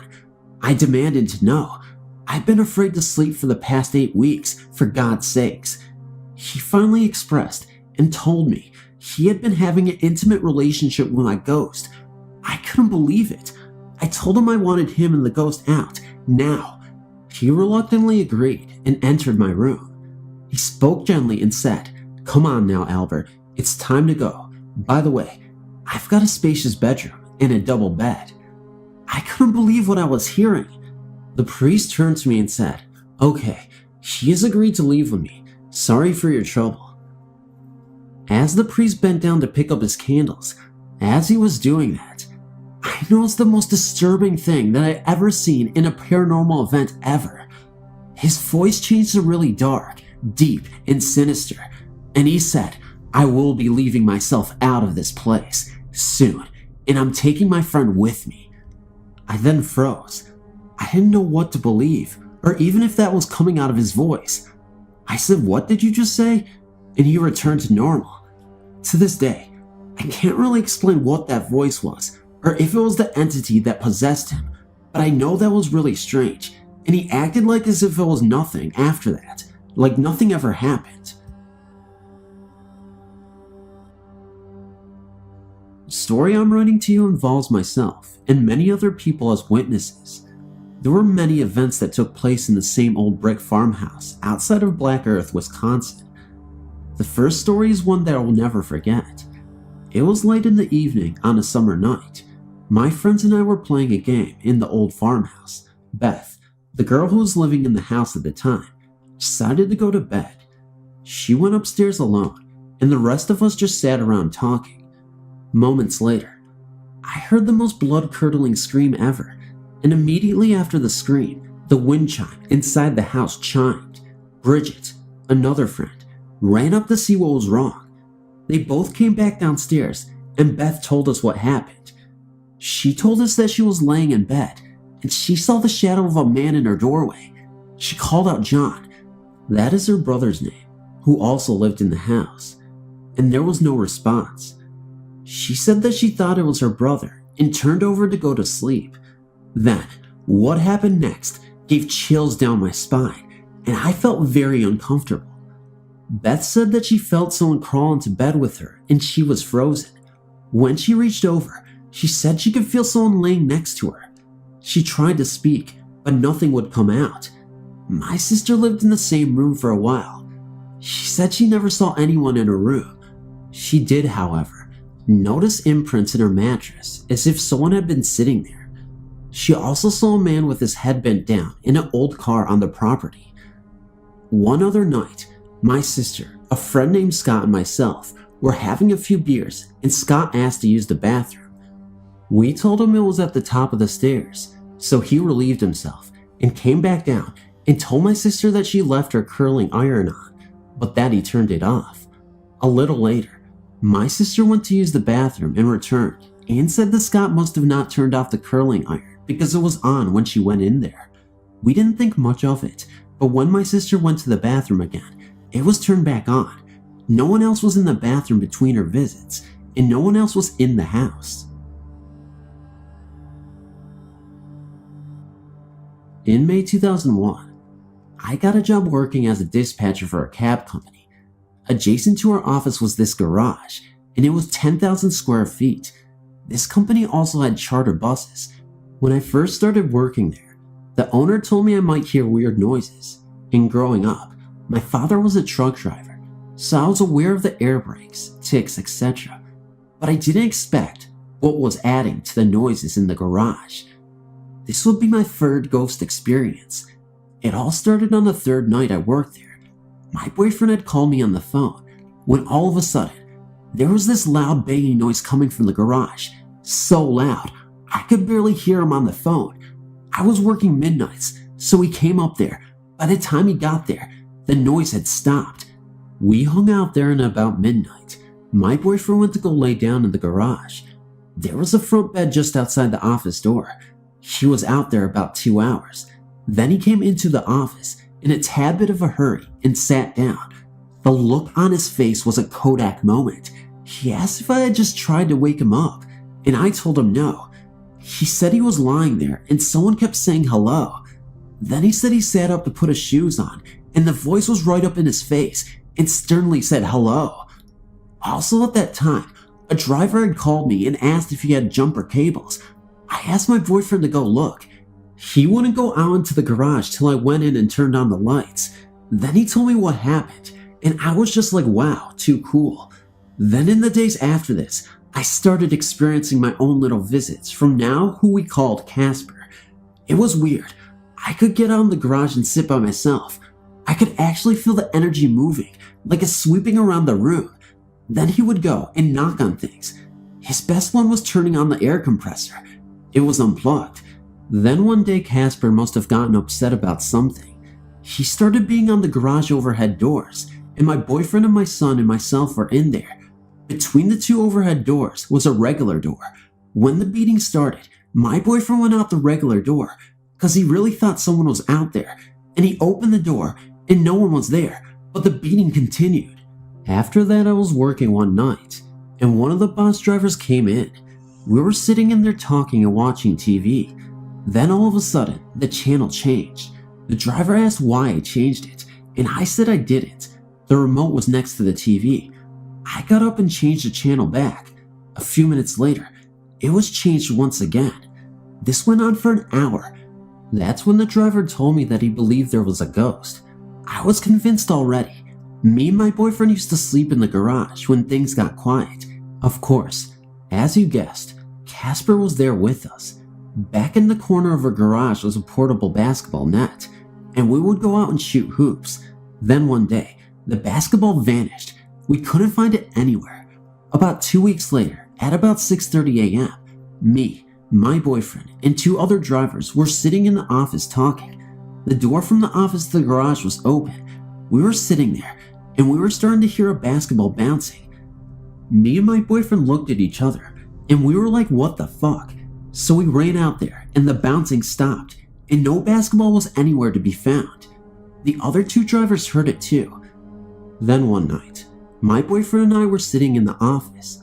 We were asked not to smoke in the office, so we would go out in the garage. I was on the phone. I saw my boyfriend grab a cigarette and go into the garage. When I got off the phone, I went out there to join him, but when I got out there, he wasn't there. Above the office was rafters used as a storage space. I sat in the chair. I heard someone walking around up there, and I kept calling for my boyfriend, but he didn't answer me. I thought he was trying to scare me. I kept calling up to him, and then he came walking out of the bathroom. I told him to listen. There was someone in the rafters. He started to go up there. He got about 2 stairs up, and Casper ran across the ceiling of the garage. We followed the sound with our eyes. Then we looked at each other and ran back in the office. There were so many other occurrences that I could be up all night here, but that's my story, and I'm sticking to it. I quit that job at the end of summer. When I was born, I had a twin sister. She died shortly after we were born. My mom and dad didn't talk about her much, but I always knew that she was my sister and that she had died. In fact, I remember talking to her all the time. I don't remember talking back, but my mother told me a story that suggests that she did. I think I was 3 or 4 at the time. Mom heard me talking to someone in the bedroom, so she came in and asked me who I was talking with, and I said Mindy, my twin. Mom wanted to know what we were talking about, so she asked what we had been talking about. I guess it was around our birthday. because I told Mom that Mindy wanted a birthday present. As long as I can remember, we had plastic toys put on her grave on her birthday, but I never knew why. When Mom told me the story, it explained quite a bit. Just over 2 years ago, my darling dad died from 2 cancers.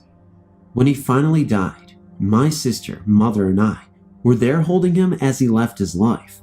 The hospital window was filled with sunlight, the radio was playing a classical piece, and my father died the way he should, with family holding him close and not leaving him to die in the sterile hospital environment where most die unseen and alone. Dad was a Roman Catholic, but one who had lost his faith and truly believed that after death there was nothing. My family of 3 had spent 4 days and nights in Southend Hospital, Essex, England, hearing the rasping breathing and waiting for my dad to go. When we finally returned to my mother's house, we were, naturally, talking of what had occurred. Exhausted and drained, my sister joked about how Dad may come back as an angel. We didn't believe in those. We're British after all. At that moment, a large, white feather came floating past the French windows and landed, oh so gently, upon the patio. We just looked at each other and said, oh. Since then, my non-believing father has come through to my ex-partner in a dream. For his treatment of my daughter and myself, he has been seen walking in South High Street. He has held me above my shoulders after my heart attack. I was only 41 at the time, and when I was recovering, asked him to be there if I died. At the anniversary of his death, my daughter saw a white feather and felt the presence of her granddad. This was only after she realized the significance of the date. My most previous partner heard my dad telling him to lay off, even though he had never met him. This man was a total non-believer, just like my dad. As a woman who has the shadow of the Grim Reaper's blade above her head, it has strengthened my belief that there is life after death. That when I do have that massive heart attack and leave this earth, there will be someone waiting for me. I might be in trouble with my dad, but at least it will pass the time to be lectured and hugged while I make my way to the next place. Thank you for reading. One of the haunted places I've experienced is Route 24, between Jacksonville, North Carolina and Swansboro, North Carolina. On Christmas Day of 1997, my buddy, Roger, and I were driving back to our motel room in Jacksonville after spending Christmas Day with his parents in Swansboro. It was 10 p.m., and Route 26 had light traffic. As we approached the area around Hubbard, we both heard the sound of a 2-stroke engine coming up from behind us. We assumed it was a motorcycle. I looked in the rearview mirror and saw no headlight for a cycle behind me. The buzz of the 2-stroke engine became louder and louder and seemed to be overhead. We both looked and saw nothing. Soon the buzz seemed to be on top of the cab of the truck, causing it to vibrate fiercely. We were both sure something was going to crash down in the cab of the truck. The roar of the mystery engine was deafening. Suddenly, the sound seemed to pass in front of the truck and vanish. We saw nothing at all. The sound was from outside the truck and not inside the truck or from the engine area. Another strange encounter on Route 26 in the vicinity of Hubbard happened in July of 1998. Roger and I were up for a visit to his parents' house and were returning to our motel room in Jacksonville at about 7 p.m. I noticed that the flat road seemed to be going downward, like descending a hill. The oncoming cars appeared to be going uphill. I thought that maybe I was seeing things, but Roger said he noticed the same phenomenon. We traveled the road other times and never had this happen again. Could Route 24 be a haunted highway? I don't know. It was Christmas time just before my 18th birthday. Me and a couple friends decided it would be a laugh to do the Ouija board. It all started off okay. We were pushing the glass around to freak each other out. A few hours later, we stopped playing, but the glass didn't. It kept moving. We were all in shock. I ended up tipping the board just to stop it. From that day on, I've seen this face in the wall. It is not human. It looks pure evil.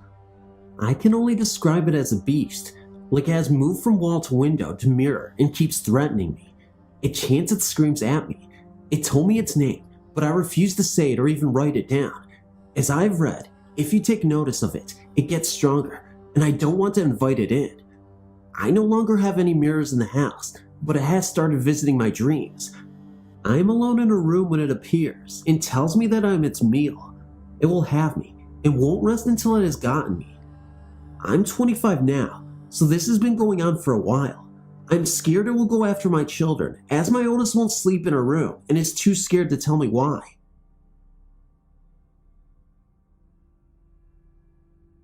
I've always had an obsession with the strange and paranormal, and also a fear with some. I had a miscarriage on Christmas 2011, lost a baby girl. A year later, I found out I was pregnant again. I remember one night, I had a dream. A little girl with brown hair and glowing green eyes came to me. I was floating above my body, watching her play with my hair. She looked no older than 6. She then whispered in my ear, "I'm ready to be born, Mommy." Then she looked up at myself floating. Then I woke up. This past July 5th, I gave birth to a baby girl. At birth, she had bright green eyes. Then, they went yellow and looked like a cat. She is almost 2 weeks old, and her eyes are black, and the white part is dark gray and gets darker every day. She does not laugh or cry or anything. In fact, she's actually a good baby. She sleeps 7+ hours at the time. She is developing very fast. Doctor says she sees very well out of her eyes. It's just strange. I don't fear her. I just think it's weird how her eyes did that.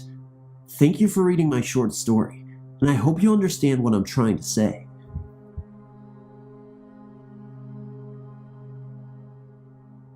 I'm not one of those whose beliefs are for or against the paranormal. During the time of the event I will tell you about, I was your normal freshman in college in Oklahoma. Anyway, myself and 3 other fraternity brothers were looking for a house to rent in Ada, Oklahoma, when we found this great house not far from the college, but still pretty isolated. It was a 2-story brick house with 4 large bedrooms. It had been empty for several years, which should have been our first clue that something is wrong. But we were young, and cash is cash. We asked the retailer if there was something wrong with the property, and why was the rent so cheap in college town, but got no straight answer.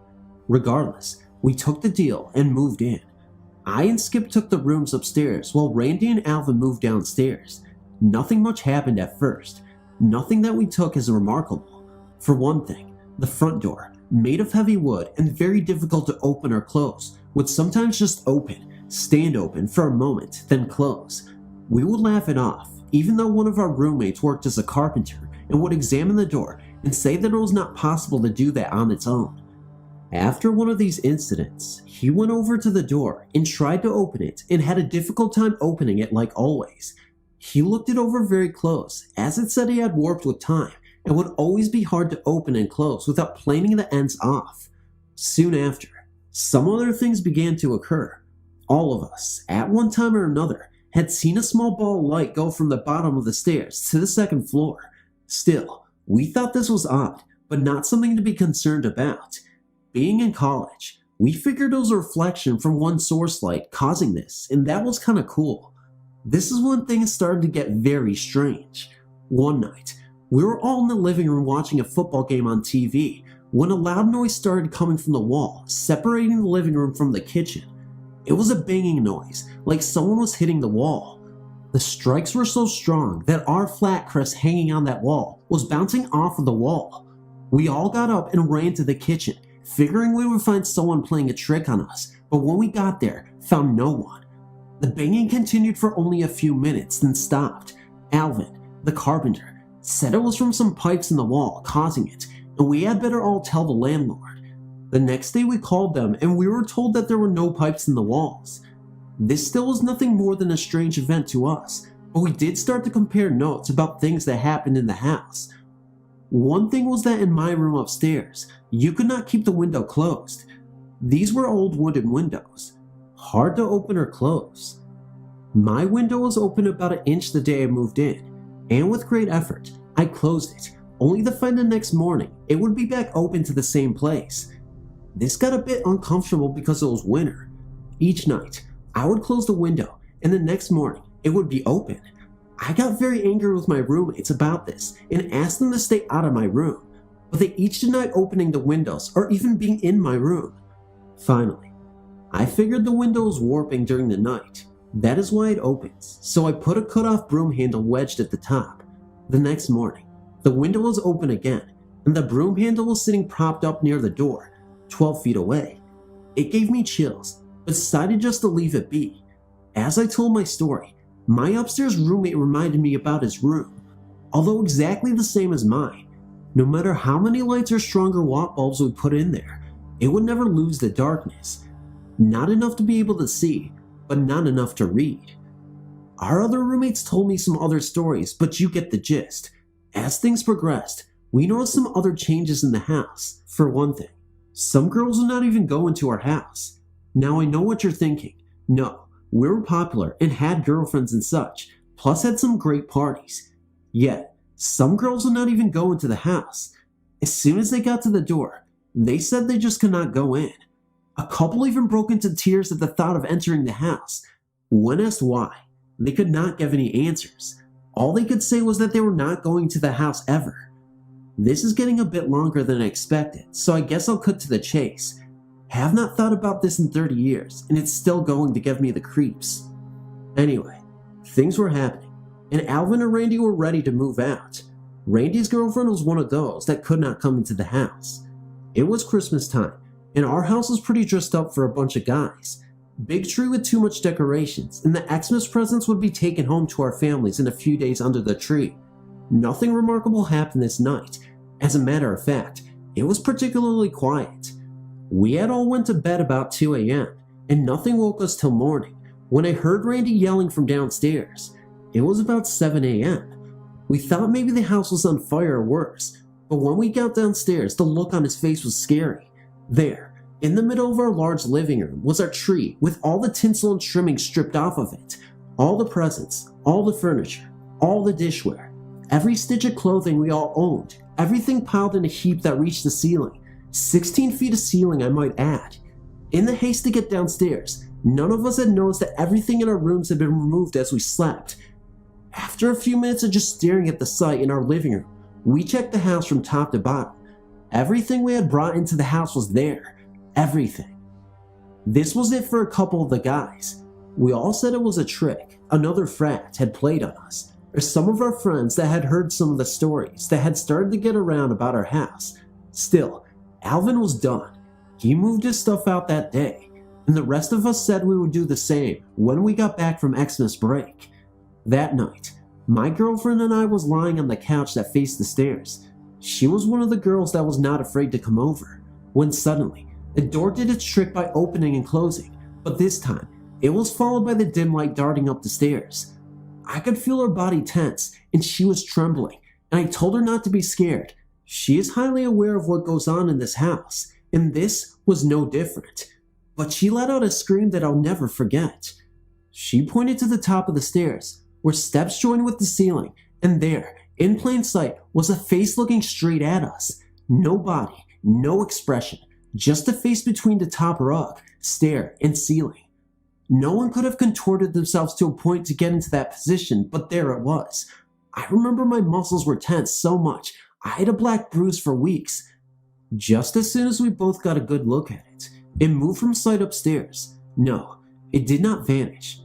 I've never wanted to run more in my life, but being a young man at the time, I grabbed a baseball bat and ran upstairs ready to kill someone. I tore the house apart looking everywhere to find no one. Jane was still in tears, about to have a complete breakdown. I grabbed all my clothing and everything I knew I could live without and left. I knew I would not go back there again. Not sure I would want anyone to believe me or not. I guess if I had a choice, I would choose not. Never had any experiences like that before or after, and I guess it just does not matter. I just thought you might get a kick out of the story by someone with no reason to tell it. Also, postscript to the house, they were never able to sell or rent it. It was finally torn down, and now is just an empty lot. The follow-up to Ellen's true ghost story is this. Several years ago, our frat had a reunion, and I and a couple of the guys from the story were having a few when Skip brought up the house. We had never talked about it afterwards, as if it never happened. Way too proud to admit we were scared, you know? Funny how difficult the conversation was. Maybe not difficult, but guarded. Anyway, after a few more drinks, we opened up a bit, and Alvin told a few events that he never revealed before. Said he thought we'd think him nuts. He said that one night, he was in bed asleep. This guy sleeps like a rock, when suddenly, he woke up. Did not know why, but he felt like something was in the room with him. He said he was so scared he could not move. By the way, this guy was not afraid of anything. Big, strong, and never told a lie in his life. His room was just off the living room closest to the front door and stairs. He noticed his bedroom door was open, and from his room, he could also see the front door was wide open. He figured that was what woke him up. One of us had come in late from a party and had left the door open. He said he got up and went to the door and yelled, "Who the hell left the door open?" To this day, I think he spoke the truth when he heard a voice that seemed to be right behind him say we did. He said he spun around there and there was no one there. As a matter of fact, he checked the rest of the house and we were all asleep. You'll remember Alvin was the first one to say he was leaving, but he never said why until that day at the reunion 20 years later.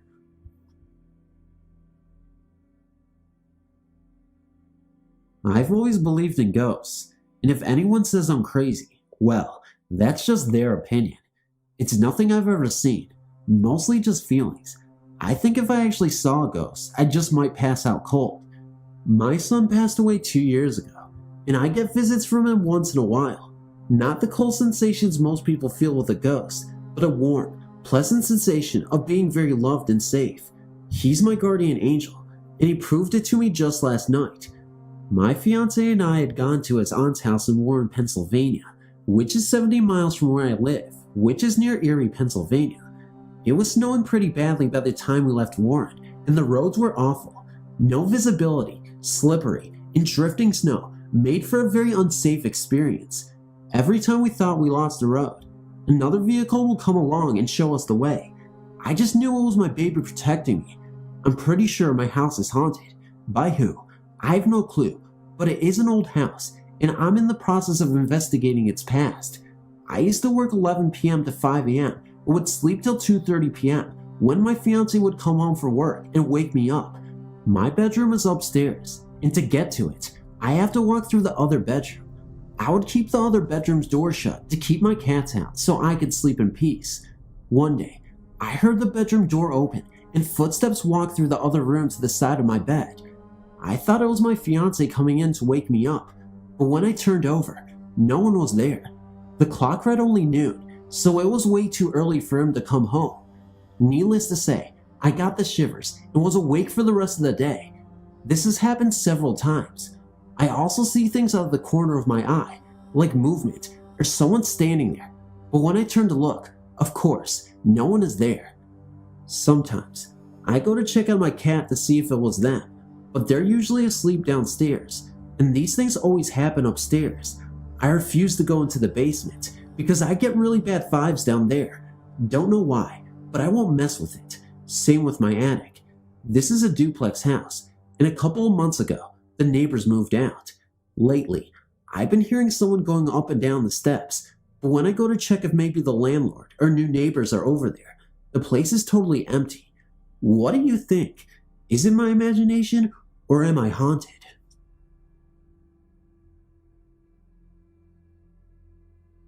I was living with my grandmother and mom and 2 sisters while we were looking for a new house in a different state.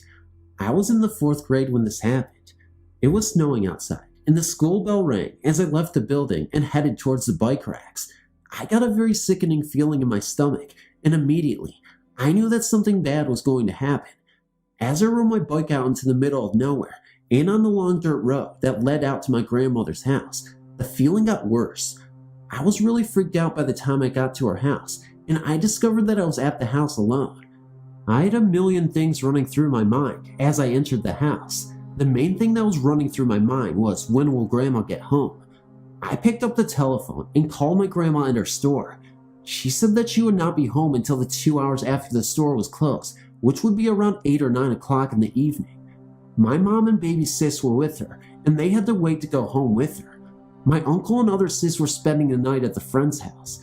My grandpa at the time was at his job, and he wouldn't be arriving home until 8:30 that evening. So I asked my grandma if my friend Nikki could come over. She said it was okay, so I hung up and called her. She told me that she could. but I would have to meet her halfway down the paved road that goes all the way through the little town my grandma lives in. So I left. It was still snowing when I met up with her. She said, "I don't feel right. I feel like something bad is going to happen. Do you feel that way too?" And I said, "Yes, I'm really scared."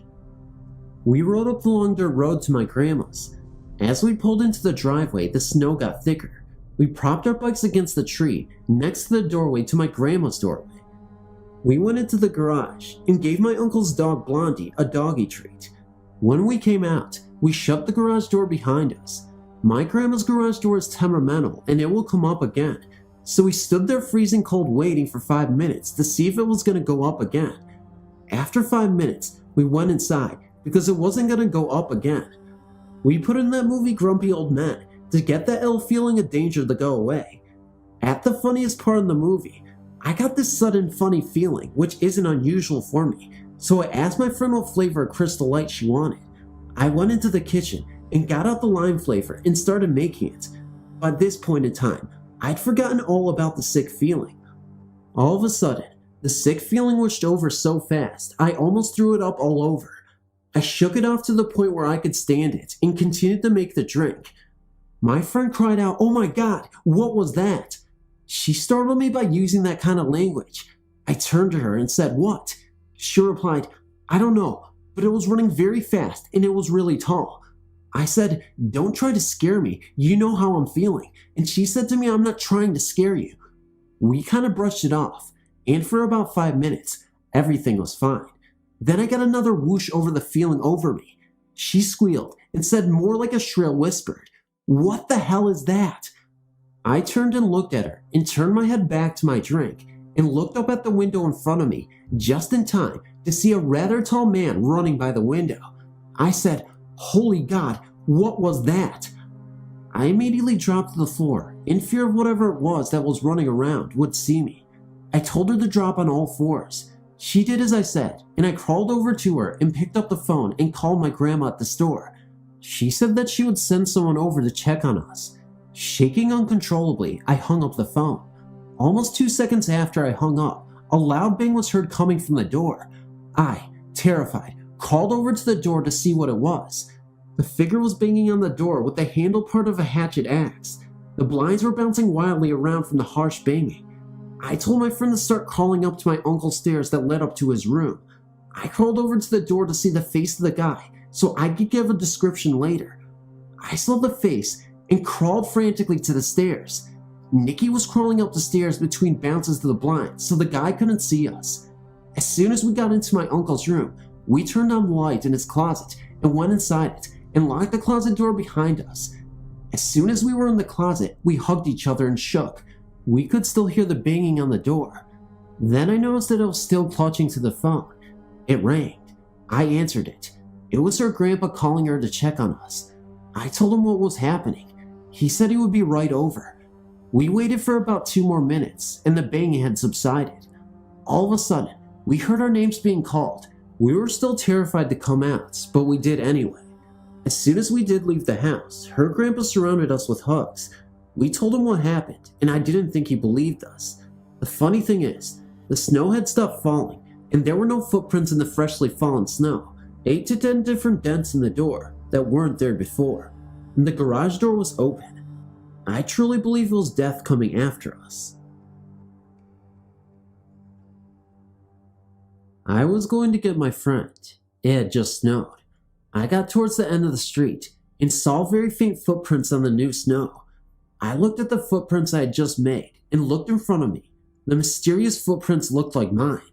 My friend was running towards me. I greeted her, and we turned the corner of the street and began walking. She was making skidded footprints in her boots. I told her what I saw on the way. She looked forward and saw skidded footprints just like hers. Mine were heading away from my house and hers towards it. My friend got a dreadful feeling that we weren't supposed to be there. We started walking faster away from the footprints. We saw more ahead, and we started to investigate it. She then realized it said IMVW. Then she saw something pointing to the yard ahead of us, so she went over there to see what the footprints wanted. I stayed and saw my own footprint. I screamed and told her to come over here. She came over, and she was freaking out too. I never walked here at all, I said, half crying. She said she saw something on the grass which looked like a young girl's body. Then we both turned and saw a barefoot print in the snow. Just one. I don't believe in ghosts, but I started crying and running like never before. My friend said, "Leave us alone. You are not welcome here. We can't help you, VW. Now leave." When we were finally safe, my heart and my friend's heart was beating like never before, and as I sit here typing this, I still can't breathe as easily. I only have one ghost story in my life, but I still think about it often.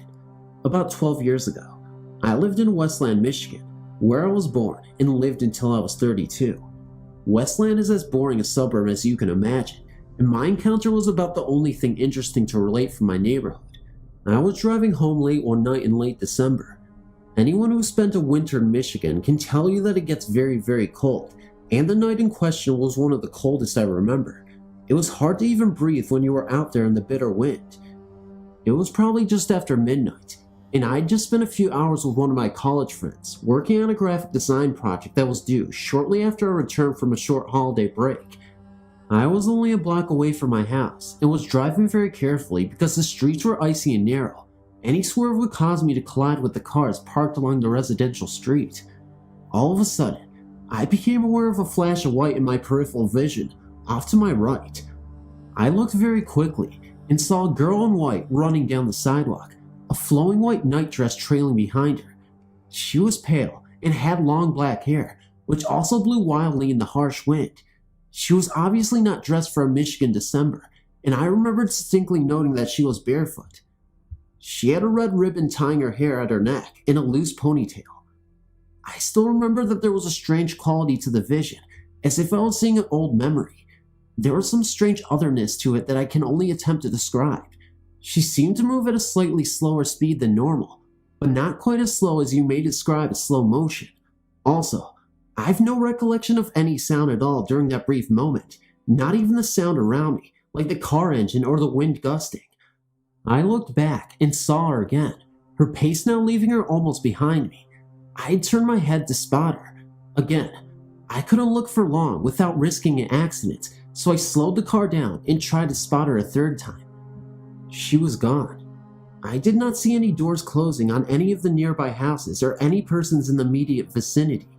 I stopped the car near the corner and, after pondering for a few seconds, got out to investigate. I went to the area where I had seen her. It had been snowing pretty steadily since sunset, and the sidewalks were covered with about 3 inches of fresh snow. There was absolutely no tracks, either on the sidewalk or on the lawns nearby.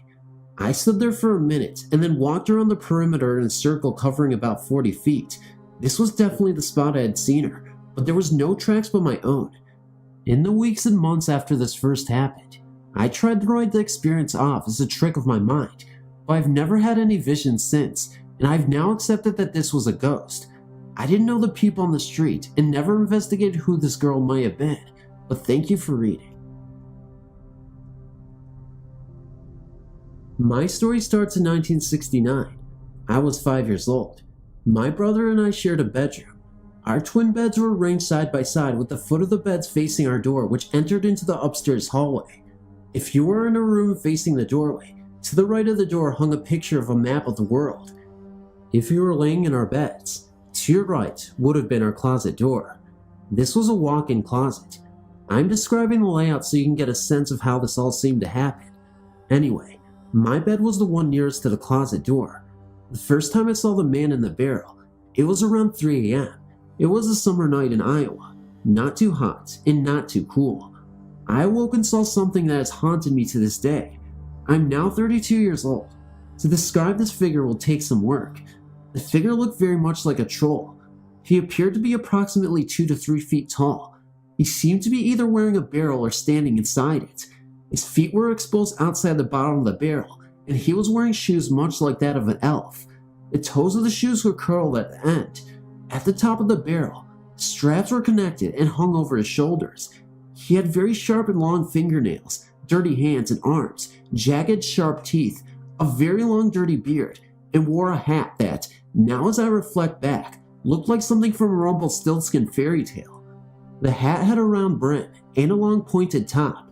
His eyes were eerie and piercing, a gray color with pupils shaped like a cat's, but as black as the devil's. This troll figure appeared at approximately the same time on each of his visits to haunt me and was always floating in front of the map of the world. He was pointing his finger at me, floating up and down very slowly. He was laughing, but no noise was heard.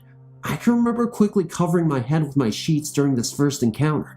It was my hope that when I uncovered my head, he would be gone and I would be dreaming. When I removed the sheets from my head, he was indeed gone. However, for about a period of a year, from night to night, this man would return and I would go through the same routine of covering my head. Usually, when I saw him, he would be in front of that map. On other occasions, he would be to my right, in front of our closet door. Always, he was laughing and pointing at me, never really talking or explaining why he was tormenting me. No noise was ever made. During many nights, just before I was fully awake, I knew he was there. I didn't even have to look to know. I could feel his presence. Several times, I would wake up my brother, yelling and asking my brother if he could see him. My brother, older than me, would tell me to go back to sleep as I was just imagining him. To this day, my brother can describe in as clear as detail as I can how this man looked. The reason he can is because in the middle of the night, while I was looking at this man, I would describe him to my brother to convince him the ghost was there. I had told my parents about seeing this man and asked them to remove the map of the world from the wall, as I felt it might have something to do with seeing him. They took down the map, but the man kept coming back. I asked them to move me into what was our guest room. They agreed to my wishes, but things only got worse. In that room, there was also a walk-in closet. If you can picture a clothes bar that was hung with U-shaped wall mounts, the clothes bar rested in those mounts connected to the wall. One night, a loud crash came from my closet. I ran to my parents' room without investigating first. I woke them, and they went to my room's closet. When they opened the door, everything was lying on the floor. The shelves that held my games and toys, and the clothing bar and all my clothes. How this all came crashing down, nobody knows, but I have a strong suspicion it was the man I'd been seeing. For several nights from that day forward, he would return to laugh at me and haunt me. Although I haven't had many visits from him since, we have moved from the house in Iowa. I can still remember the chills he gave me. I've only had one significant encounter with what I would call a spirit. It was back in the summer of 1994. My boyfriend, now my husband, and I were visiting his parents at their home in San Jose, Costa Rica. It was my first visit there, and I was very excited about our trip.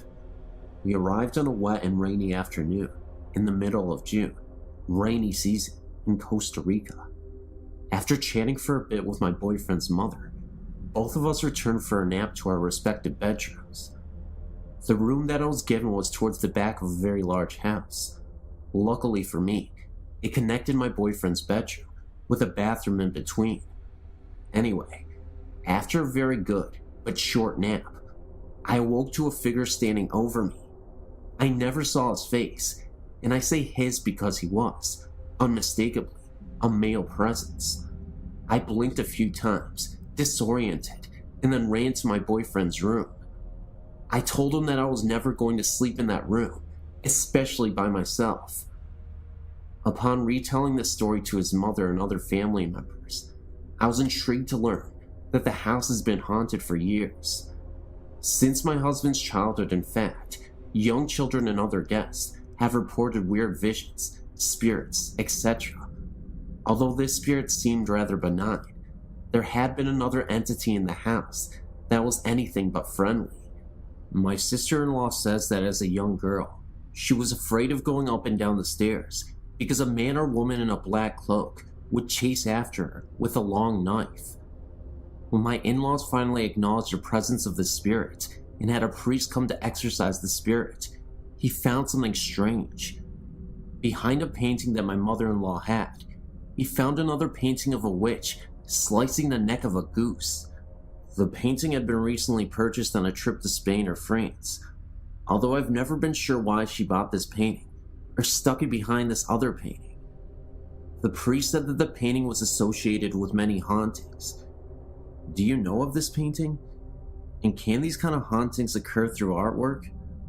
Also, I've not sensed nor seen the other spirit in the house. We now live fairly close to my in-laws, and my 2 girls play at their house often. They also have not said anything to me. Should I worry about these spirits, or have they moved on? Thanks for reading this. Any insight that you could give me would be greatly appreciated.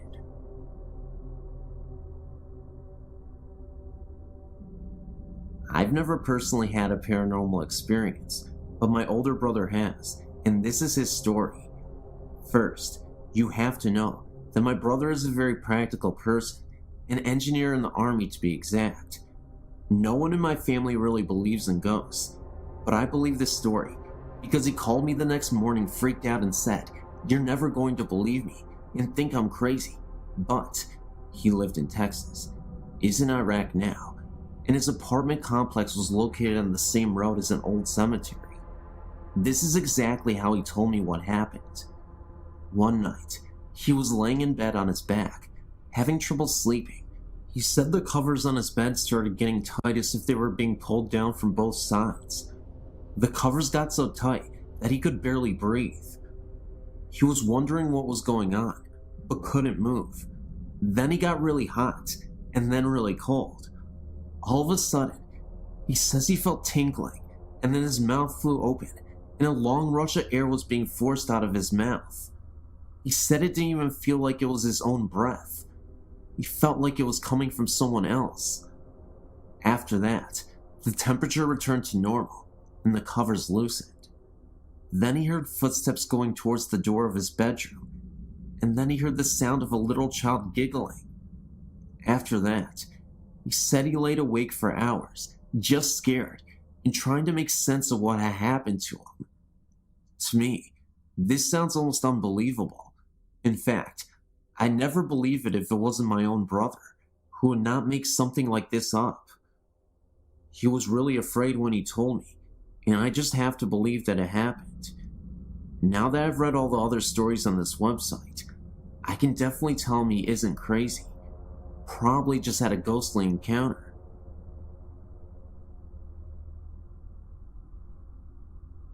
I've had many ghost experiences through the 14 years I've been on this earth. Well, my first happened at the second house I lived at. My younger sister and I used to share a room.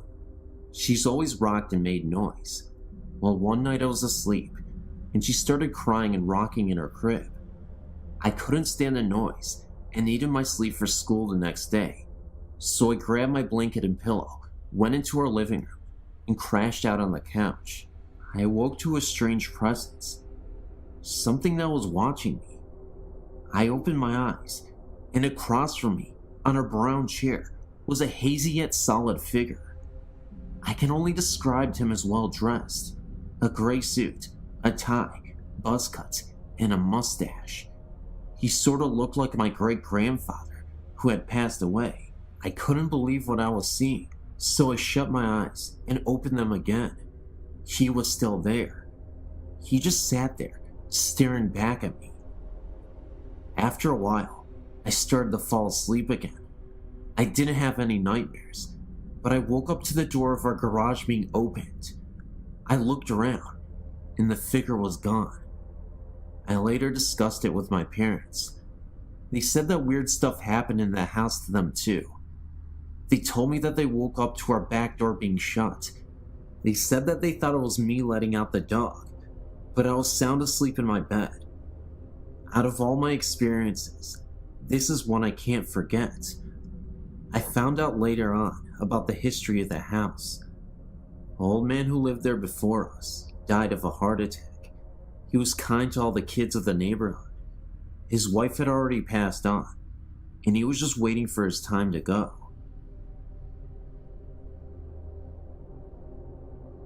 My dad was in the army in the 60s and 70s. After he was out of Vietnam, he was assigned to Okinawa in Japan to guard a chemical weapons storage there. Each night, him and 4 others would patrol the area. My dad and 2 others had guard dogs with them. One night, one of the other ones that was patrolling called for backup that he had spotted someone on top of one of the chemical weapons mounds. They were buried underground. The three with the dogs led the way, and as they approached the mound, the dogs would not go one more step. These were German shepherds who were mean and were never scared, and none of them would go past a certain point. They decided to tie them up and go ahead without them. The plan was, the guy with the shotgun would go back up the mound and flush the guy down the front towards the other three. As the guy headed up the back, this thing that they said was misty and dark colored came running down the side. All of them started chasing after it. These are 19 to 20-year-old guys, and the thing they said was moving in slow motion and was pulling away from them. One of the guys yells at it to stop and pulls out his pistol and puts 5 shots right in the thing's back from point-blank range. It did not even faze it. They were headed towards a 10-foot fence with barbed wire on the top. The thing just glided up and over the top of it, like it was not even difficult. On the other side there was a big money area, and by the time the patrol got around to it, the thing was gone, and there was no footprints. Okinawa was the site of a major battle in World War II, and this is one of only many experiences that he had while there.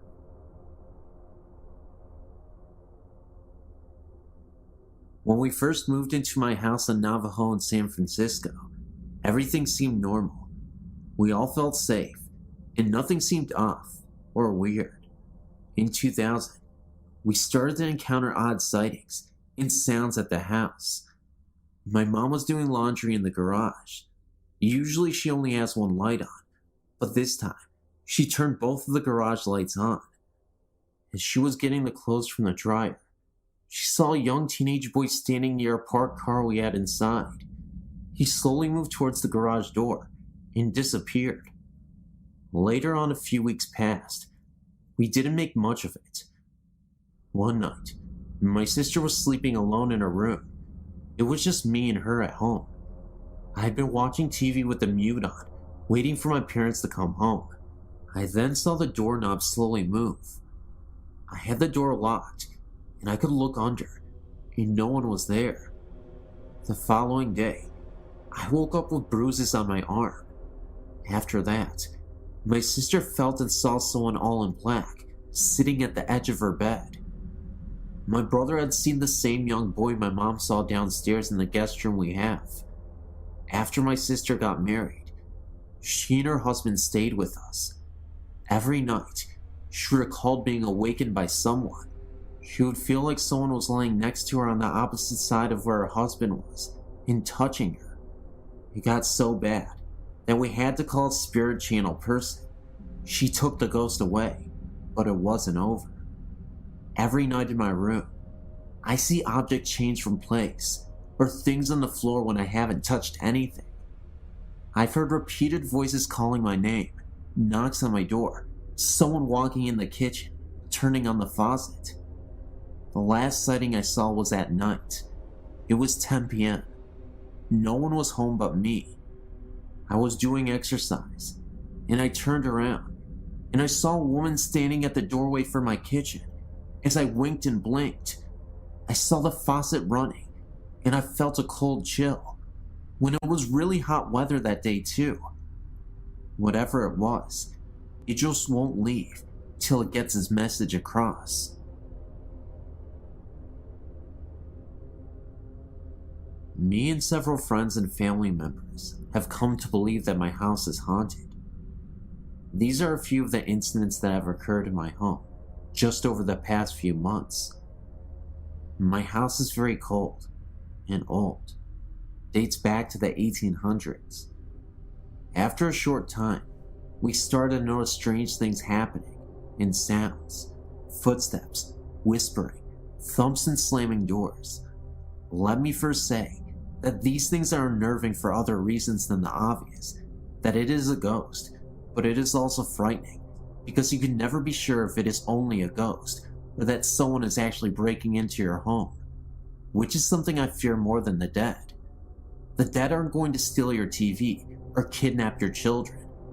Ghosts I can live with. I just hate it when they are so dang nosy. Okay, story time. My husband works third shift, so I am often alone at night in the house. When I can, I opt for company. Usually a family member will stay with me. One night, my husband was leaving for work, and with our children away, remember that part, I asked my cousin, Nicole, to stay with me. Eric, my hubby, was doing his usual routine of running about, getting ready, and saying his goodbyes. As he was leaving, he kissed me and said, "Bye, baby. I love you. I'll see you tomorrow morning," which I said right back to him. He said later, Nicole, and she waved goodbye to him also. This was the normal run of things, except for the absence of our daughters, who are usually the last to say goodbye to their daddy. Eric exited the back door. A few seconds later, Nicole and I heard the voice of a child emanating from upstairs, saying, "Bye, Daddy." It was as clear as a bell, and as real as me or you. I looked over at Nicole, who was just staring ahead with a frozen look of fear on her face. I of course said, "Did you hear that?" even though I knew she just did by the look on her face. She said, "Yeah, I did, but I don't want to talk about it until the morning." I think we were both a little freaked out for the rest of the night. We had known that the house was haunted, but we did not expect an actual interaction with them. My second experience happened just a few weeks ago. I told you my husband, Eric, works the late shift, so he basically sleeps during the day while our daughters are in school. On that particular day, I had a few errands to run, so my sister Maggie decided she would tag along, and we would go have lunch together. We were away from the house for about 3 hours, and when we arrived home, we entered the back door that leads to my kitchen, so we would not disturb my husband, who was fast asleep on the couch in our living room. As it happens, our kitchen is separated from the rest of my house by a big wooden swinging door that leads to our dining room. Now please note that when we shut the back door in the kitchen, the air from it will cause a suction and make the swinging door swing back and forth on its hinges. I'm used to seeing this happen so many times. As I said, we entered the back door, Maggie going in first and sitting some groceries down on the kitchen table. I came in last, sat down my things, and proceeded in shutting the door behind me. I automatically look up, as did Maggie, to see the swinging door moving on its hinges. No biggie, I knew what caused it. But as the door swung outward, I saw a man standing about 6 inches away from the door frame. He then grabbed the door and held for about 3 seconds and just stood there, looking back at me. I gasped, and he let the door go. I told Maggie to get out of the house, that I saw a man in the dining room, and without a phone in that room. There is no phone jack there due to the fact that my dog decided to eat it. I did the dumbest thing I could. I grabbed the nearest object, which was the frying pan. I then did what came natural, and holding the frying pan out in front of me, I pushed through the swinging door using every stealthy move I had ever seen on all those cop shows. I know it sounds funny now, but I was so scared that all I could think that there was someone in my house, and my hubby was asleep on that couch. I pressed my back to the swinging door, so if anyone was standing behind, they would be flattened to the wall, in which case if they were, I guess I could have smacked them one with a frying pan, but who knows. I was running on pure adrenaline. I then ran to the living room, looking all directions at once, and woke my husband. We searched every room and found nothing. I told Eric exactly what the man looked like. I seen him plain as day. There was no trace of any forced entry of any kind. I've never been so terrified in all my life. It was like the man had vanished. I'm still not sure what to think of it.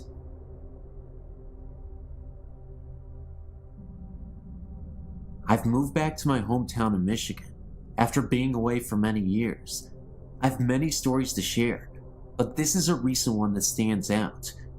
A fixture in my town was a burly guy named Bronco. Bronco was the typical bar bouncer type. Not surprisingly, this was his usual job. When I was younger, he used to drive his blue Ford Bronco. My family knew him well, as my mom ran the after-bar breakfast restaurant where all the party people congregated when the bars closed. Since I had moved away years before, I lost touch with the old party crowd. I did hear, however, that Bronco sold his beloved truck a few years after I moved. Anyway, it was June of 2002, I think, and I was driving on I-94. I saw Bronco's old blue truck driving on the opposite lane and mentioned it to the person who was in the car with me. I hadn't seen Bronco in a few years, but knew I would run into him at our upcoming Ventenian festival and would mention the sighting to him then. A few nights before the Ventenian festival, a friend and I went to a local bar to hear the band rehearse. As I walked into the place, I spied Bronco on the far side of the bar. I raised an eyebrow at him, and he acknowledged me in his cocky way from across the room. My friend and I went to look for a space to sit. Once we found a table, I told my friend that I saw Bronco and wanted to go say hi and tell him that I spotted his old truck the weeks before. As I made my way through the crowd to the bar, I heard the band dedicating a song. They were dedicating it to Bronco and said he had passed away. I was sure it was a joke. I finally made it to the bar where he was sitting. No one was there. I was absolutely perplexed. I walked around, trying to see where he went, to no avail. Finally, I questioned a ton of mutual friends, and they confirmed that he died of a heart attack or something the previous April. I was in total shock. He was only in his early 40s when he passed away, and one of those muscle-bound types. Even now, when I look back on this incident, I'm so amazed, because I saw him clear as day. Anyway, I thought it was pretty nice of him to remember me after he passed like that. I guess he knew I would appreciate the drama and the irony.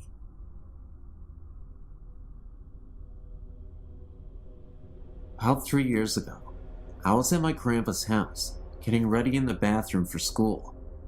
I saw a woman walk down the hall towards the living room.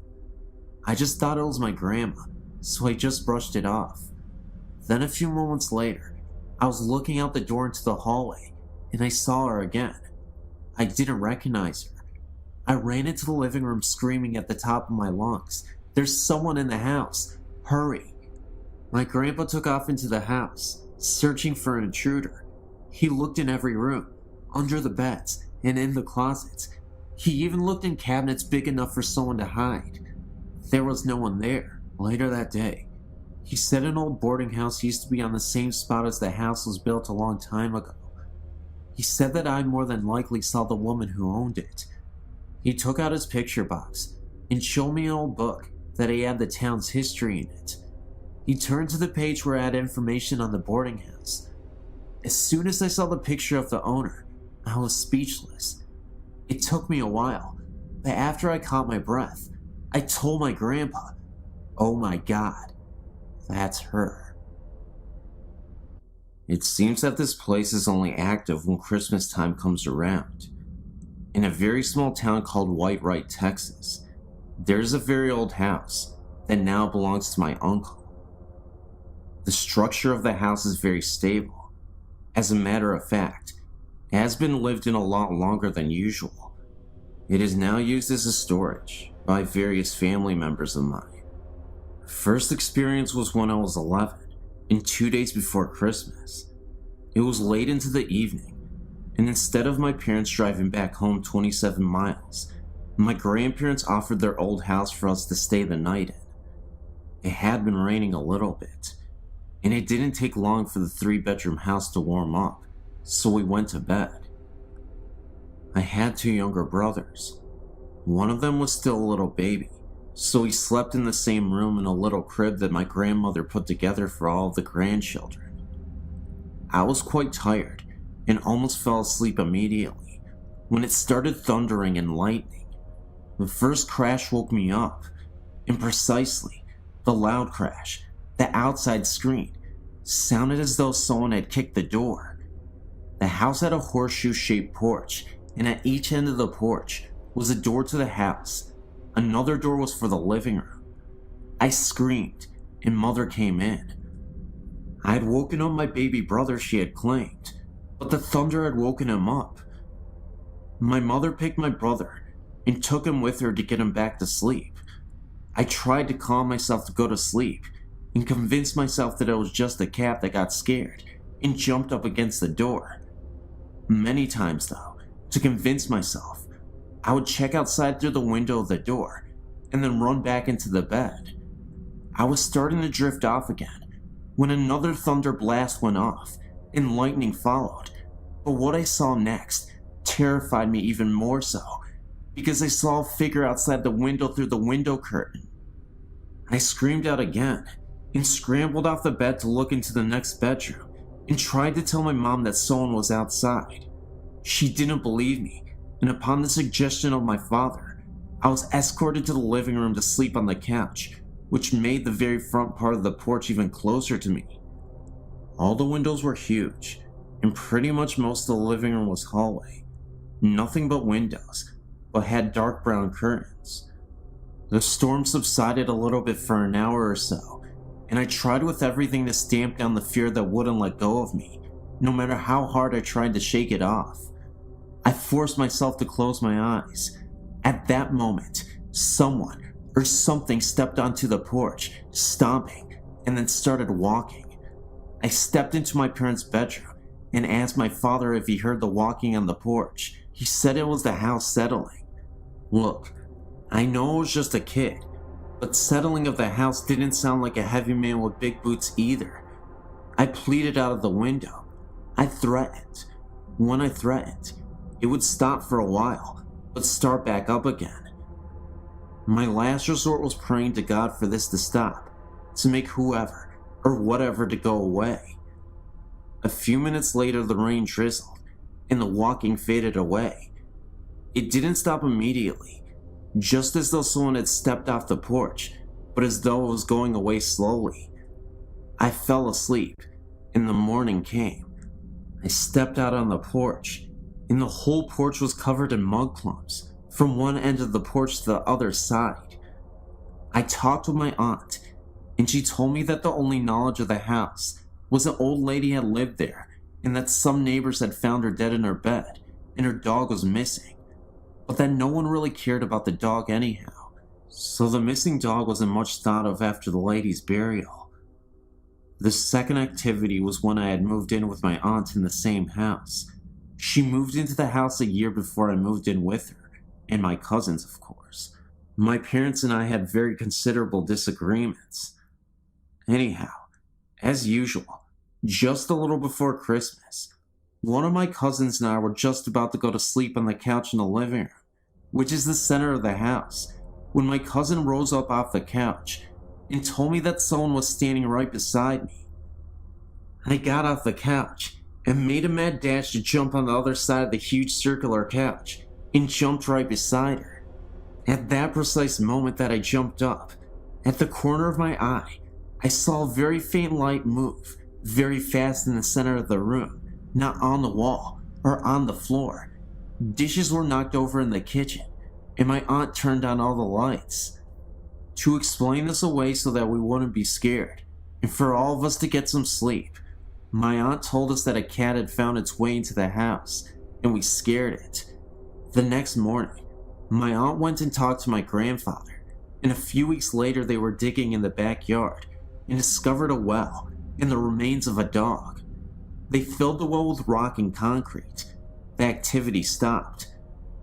Later it was told to me that the Christmas before I moved in, my aunt was alone at home in the same house, and she had been watching TV.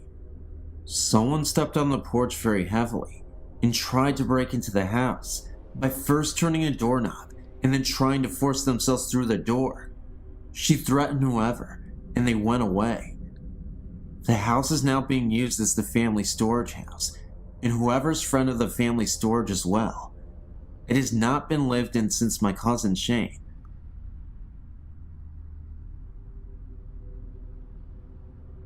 The story I'm about to tell you is one of a disturbing nature. It absolutely chokes me up every time I tell it. If my grammar or language skills are not up to par, it's only because I'm caught up in the horrid memories of that night. It was New Year's Eve. My cousin and I waited for our girlfriends to arrive, as we were having a party that night. Yes, there was alcohol, and say what you want, but I know what I saw. the same thing we all saw. Anyway, later that night, we were all in my room, drinking and singing, just having fun. It was a party. Time passed, and more time passed, and it began to get late. Something startled my cousin's girlfriend. She quickly eased her mind with the thought that it was a household pet, a large dog, she thought. Little did she know, we had no pets. When she later confronted me about it, I told her just that. A little shaken, but mostly tired, she and my cousin went to lay down, leaving my girlfriend and I alone in my room. We watched TV for a while and just talked. We brought up how drunk my cousin's girlfriend must have been and laughed. Well, it wasn't funny long. As we sat there on the bed, half paying attention to the television, a thing slothed across the floor in my room. We both sat stuck with fear, holding each other as tight as we could. When it got to our feet, it stopped, looked up at us, and almost smirked at our fear. We got a better look at it then. It was a bloody, bludgeoned mess. It seemed to be walking on nubs of his knees and elbows, and finally dawned with a bashed-in skull. It made my poor girlfriend sick to her stomach. It continued its path to my closet and disappeared. We didn't sleep 1 second the whole night. If we hadn't all seen the godforsaken creature, I wouldn't have believed it myself. The next morning, the black lights were still on, music was still going, and bottles were everywhere, so I decided to clean up. When I moved the speakers back to the other wall, the black light shone down on the wall. Streams upon splashes upon streams, upon handprints of bright green trails, were on my wall.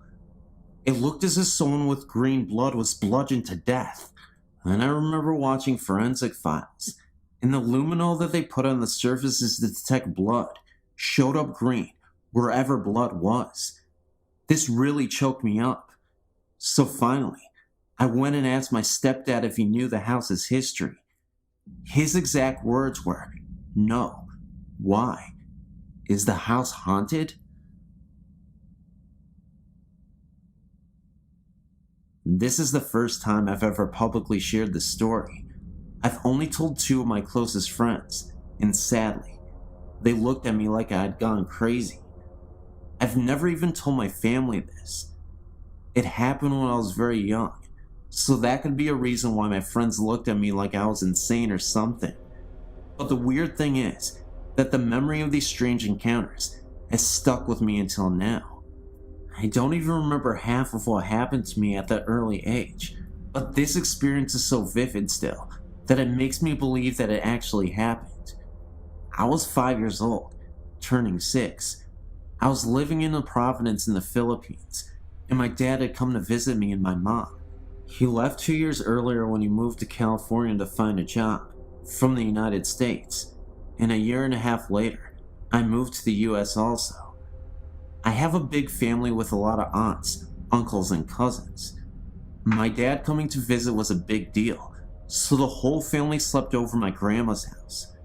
My cousins and aunts and uncles occupied the available rooms, so me, my mom, and dad had to sleep in the living room.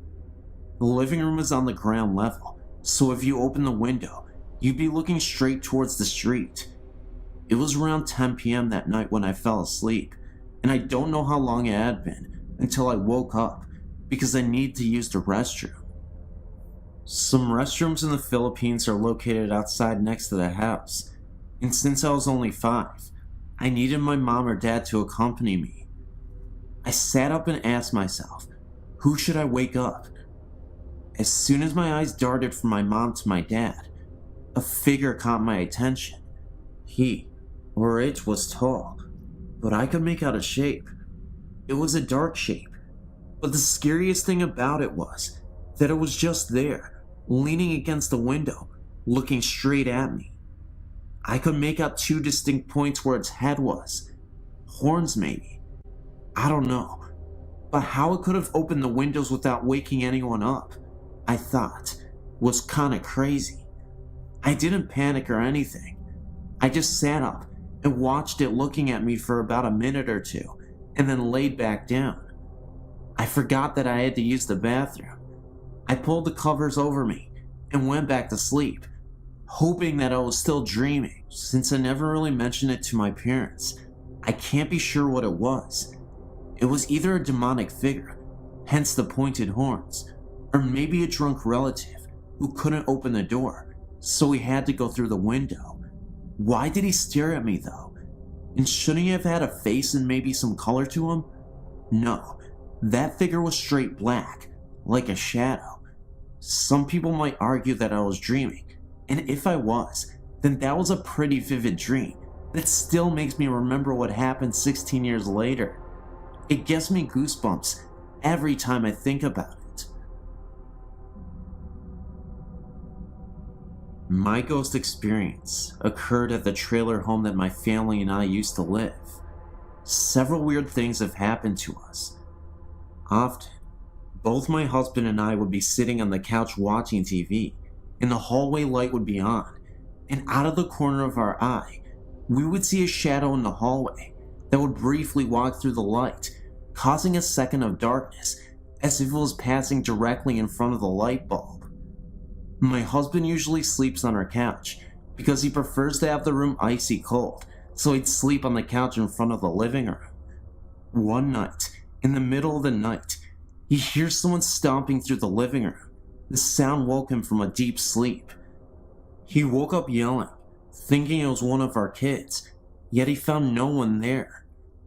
Another time he heard someone stomping once again, and then he heard the beads on their daughter's door shaking, like someone walked through them.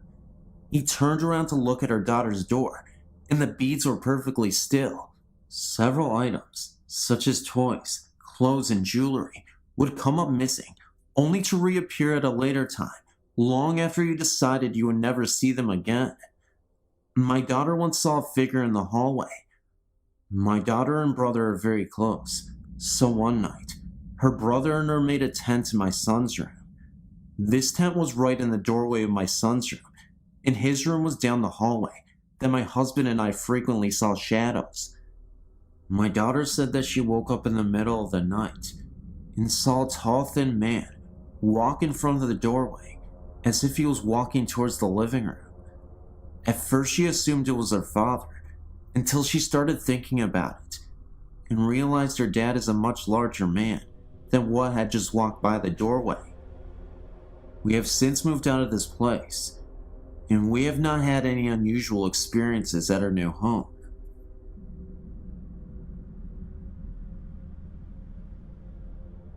When I was younger, probably around 12, I had what I later surmised may have been a paranormal experience. My brother and parents slept upstairs in our 1.5-story house in Waukesha, Wisconsin. One evening, I was awakened by one of my cats meowing quickly about 5 times or so. Her last meow was cut short, and I then heard footsteps quickly approaching my room. The footsteps stopped, and I heard what sounded like heavy breathing, like one out of breath, just inside the doorway of the room next to mine. The two doorways formed a corner. I was quite scared, as I thought someone was in my house. I also thought it could have been my brother, but didn't want to take any chances. I laid scared for a few hours until I fell asleep. Before falling asleep, the breathing slowed and stopped, but I never heard anyone walk away. Years later, I took into account that my cat never meowed like that. It would not likely stop so suddenly in mid-meow. She was fine, and I never saw any clues regarding this incident. Another time in that same house, it was an older house, probably from the 40s. I was walking down my hallway, and for a brief second, saw that the doorways were arched instead of the normal squared look. Imagination, who knows? My next incident took place when I was around 18 or 19. Two of my friends and I took a walk around my friend's neighborhood. The night was right out of a scary movie. Very dense fog that stopped probably 10 or feet so above our head. We could make out the full moon if we looked closely. and sounds of geese echoed when they flew overhead. We walked to a small graveyard, of course, where one of my friends proceeded to run ahead of us. My other friend and I stopped at a rather young grave. The death date was only a couple of years previous to this incident. As soon as we stopped, I felt an energy, for lack of a better term, in my head and chest, but not quite physically there. More like in my mind and soul, if you will. This lasted a couple of minutes. About a half a second after the feeling stopped, my friend said, "Whoa, did you feel that?" He and I described the exact same feeling to each other. My other friend had been hiding to try and scare us, had looked back at us, and saw us standing in front of the grave with blank looks on our faces. My final incident happened to my wife and I. She was using the bathroom, and as soon as she was done, called to me. She said that she saw the wall bulge out, like a bubble, she stated. The bulge then moved up the wall, and then sunk back in. The walls were plaster and solid. The bulge was about as big as a fist. Shortly after that, she had to go, I think to a function at church, leaving me home alone. A little while later, I saw something black fall from the ceiling out of the corner of my eye. I then heard what sounded like magazines slap on the dining room table, which was below the spot where I saw the black, falling thing. When I looked at the table, there were indeed magazines on it, which already had been there before I heard the sound. Nothing was disturbed, besides me. I've always had a fascination with things like this, but due to my beliefs, don't quite hold the same views as many of our readers or contributors regarding ghosts and spirits. Nonetheless, I like this site.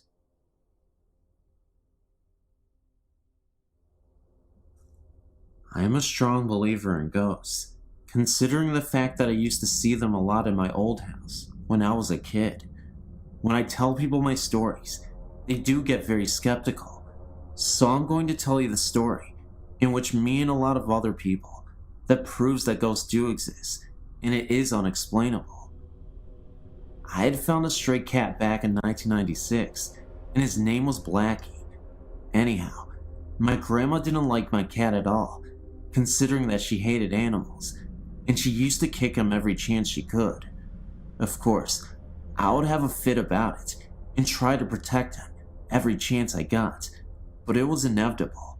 So if Blackie was around her, she would kick him away, and as a result, every time Blackie saw my grandma, he would hiss and run underneath the table in the living room, all the while staring at my grandma and growling until she would leave. To make a long story short, I live in Illinois, and my grandma had taken a trip to see her daughter in New Jersey and ended up passing away there. And then the day finally came, when they finally brought her body to Illinois for her final funeral. Of course, my grandmother's body was at a funeral home, but the very first day that her body had arrived in town, my cat began to act as if she was around again. It all started when me and my family were all sitting down in the living room with Blackie and getting prepared to go to the funeral, when all of a sudden, Blackie got up and looked at the doorway. His whole body arched as he hissed and ran underneath the table. The very hairs on my neck and back rose up, and I tried to ignore the thoughts of thinking that my grandma was in the very room with us. However, it was hard to ignore because he kept growling and hissing and watching something that we couldn't see. He would stare at the very chair she would sit in and hiss at it and avoid it as much as possible. Like I said, he was acting as though she was there, and his eyes would be moving about as if he was watching her walk around the room. He did this for exactly 3 days. He didn't stop until they finally shipped my grandma's body to her original home in Europe. After that, he never fussed over anything ever again. So, Blackie proved to me and my family that ghosts do exist. Hi, my name is Tariq, and this is my supernatural experience. It happened to me when I was about 5 or 6 years old. I seem to remember it was quite a sunny afternoon. Nothing particularly unusual about that day. My mother asked me to go upstairs and wake my father, who often took afternoon naps. I remember feeling quite lazy, and I could not really be bothered going all the way upstairs to attempt to wake my dad sleeping. However, my mom insisted, so I did. I was about to walk up the stairs when I suddenly was overcome with fear, as what I had saw made no sense to me. There, at the top of the stairs, was the biggest dog I'd ever seen in my life. It appeared to fill the whole space of the landing and was near the height of the ceiling.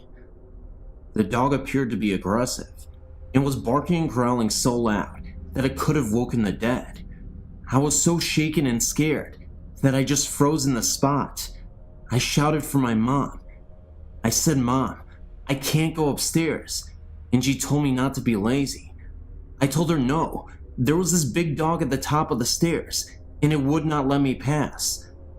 My mom came out to me, and she said, "Tariq, we do not even have a dog." Of course, this is what I already knew. I quickly told my mom to get over here and see what I was seeing, but by the time she arrived and looked up the stairs, it was gone. This perplexed me even more, and being the age I was, I couldn't even understand it. I started to doubt myself, wondering if I ever even saw it at all, and I trusted and believed in my mother. So if she didn't really see it, maybe I was just hallucinating, and it really wasn't there. Obviously, the dog disappeared, and after a while, I forgot about it, and never resurfaced again. However, these memories came back when I was about 12 years old, and I spoke to my mom about it. Looking back on it, I do believe I saw something paranormal, but any ideas on why my mom or dad could not see it or hear it, and why was the dog being so protective, beats me. I don't know, but it was sure a scary sight. It just sucks that I feel like I was the only one who had saw it, and it makes me crazy. But what can you do? I don't know.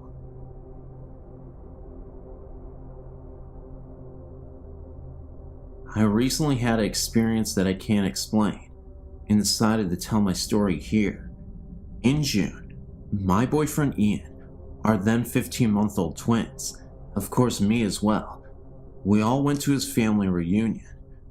While we were there, we had a wonderful time meeting his family and getting to know everyone really well. We stayed at his father and stepmother's home with the immediate family.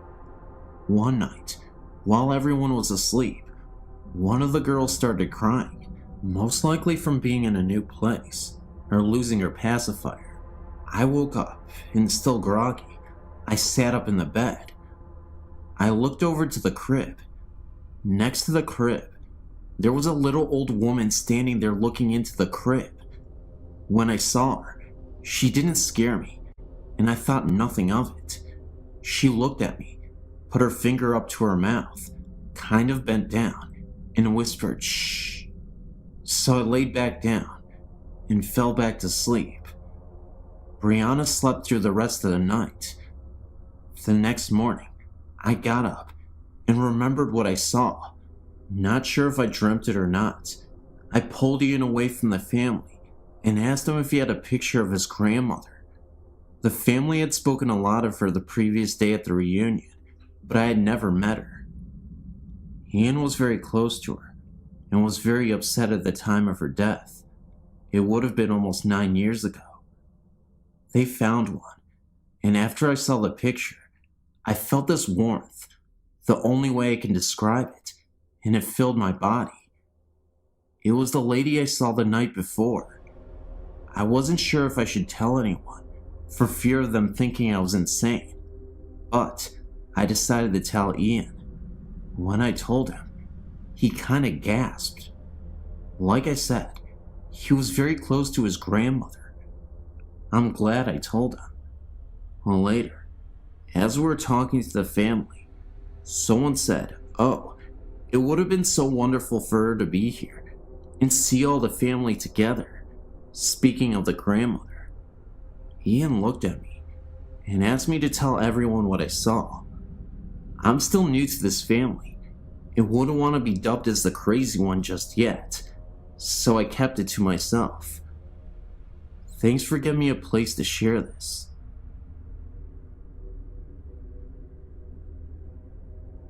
In 1983, we moved into a home that had suddenly been vacated by the owners. The man had suffered a heart attack at the front door and died. His wife went into serious shock and suffered some emotional distress. After the funeral, her children decided to take her back to Missouri. I'd personally known the couple in 1971, as I had lived in a house on the connecting street. Our backyards were contiguous. Mr. Williams had been the water superintendent for the city for many years. He was an upstanding citizen, a loving family man, and a friend to many people. Shortly after moving in, he got the feeling that Mr. Williams had never really left his home. At night, after everyone had turned in, footsteps could be heard throughout the home. It sounded like heavy footsteps stomping up and down the hall, outside the bedrooms. I would get up and check to see if the children were awake, and would find them sleeping soundly in their beds. Once in a while, doors would open up wide, as if someone was entering a room, and then the door would slam shut. One night, my wife at the time awoke to see the form of a man standing at the end of our bed. He woke up on her side and leaned over a little. She laid there terrified, knowing that I was very hard to wake up, and that if this were a burglar, I would not suddenly spring into action against the intruder. She maintained her position and just peered through her eyelids. Suddenly, the figure just faded away. These occurrences persisted for about a month.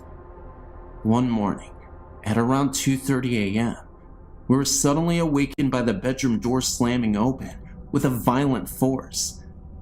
We were very tired of Mr. Williams' nightly tirades, and I was running on my last nerve.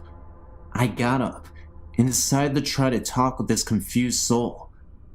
I addressed him as Mr. Williams and told him that he had suffered a heart attack and had died. I told him that his wife had gone to Missouri to live with his children. I told him that we were paying rent to his children to live in this house, and we worked hard for our money. I started to get angry with him and told him that if he wanted to rant and rave and stomp about the house, he needed to do it when we weren't there, as he was disturbing our sleep. If he continued, we would be forced to move, and his children would have to find other renters. I suggested he go to Missouri, because that is where he would find his wife. After that, we never heard from Mr. Williams again.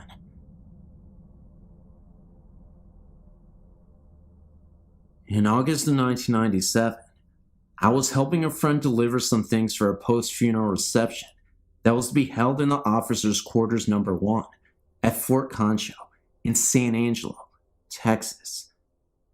Fort Concho is the best preserved and reconstructed cavalry fort in America. This is where the Buffalo Soldiers were stationed. It was very early in the morning, and we had to get the key to the building from the curator. We drove to the other side of the parade ground and parked the van. We went inside, and I took some things up to the staircase to the second floor, while my buddy worked on the first floor. I walked into the west bedroom upstairs, and immediately felt like I had just walked between two people that were standing shoulder to shoulder. I was walking into a tremendous field of static electricity.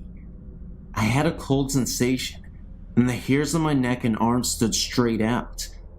I put the vase down that I was carrying, and found myself compelled to say, "Excuse me." Then I proceeded to the east bedroom. When I entered the room, I saw a little girl out of the corner of my eye, playing on the floor to my left. I placed the vase, and when I turned around, she faded away. A couple of days later, I was again with my friend. We stopped by the house of the lady, who who was responsible for financing the restoration of Officers' Quarter Number 1. My friend mentioned that I had felt a presence and saw a little girl. I told her that I had seen her in the east bedroom, and she told me that a little girl had died in that very room. Maybe it was her parents that I felt in the west bedroom, or just someone else watching over her. A few months later, I had the opportunity to stop by the Officers' Quarters Number 1 when it was open to the public. I was walking around, and a staff member volunteer came up and asked me what I thought of the building. I told her I thought it was haunted, and repeated the story of the little girl. The lady took me into the dining room and pointed to a portrait on the wall. It was the same little girl I had seen upstairs.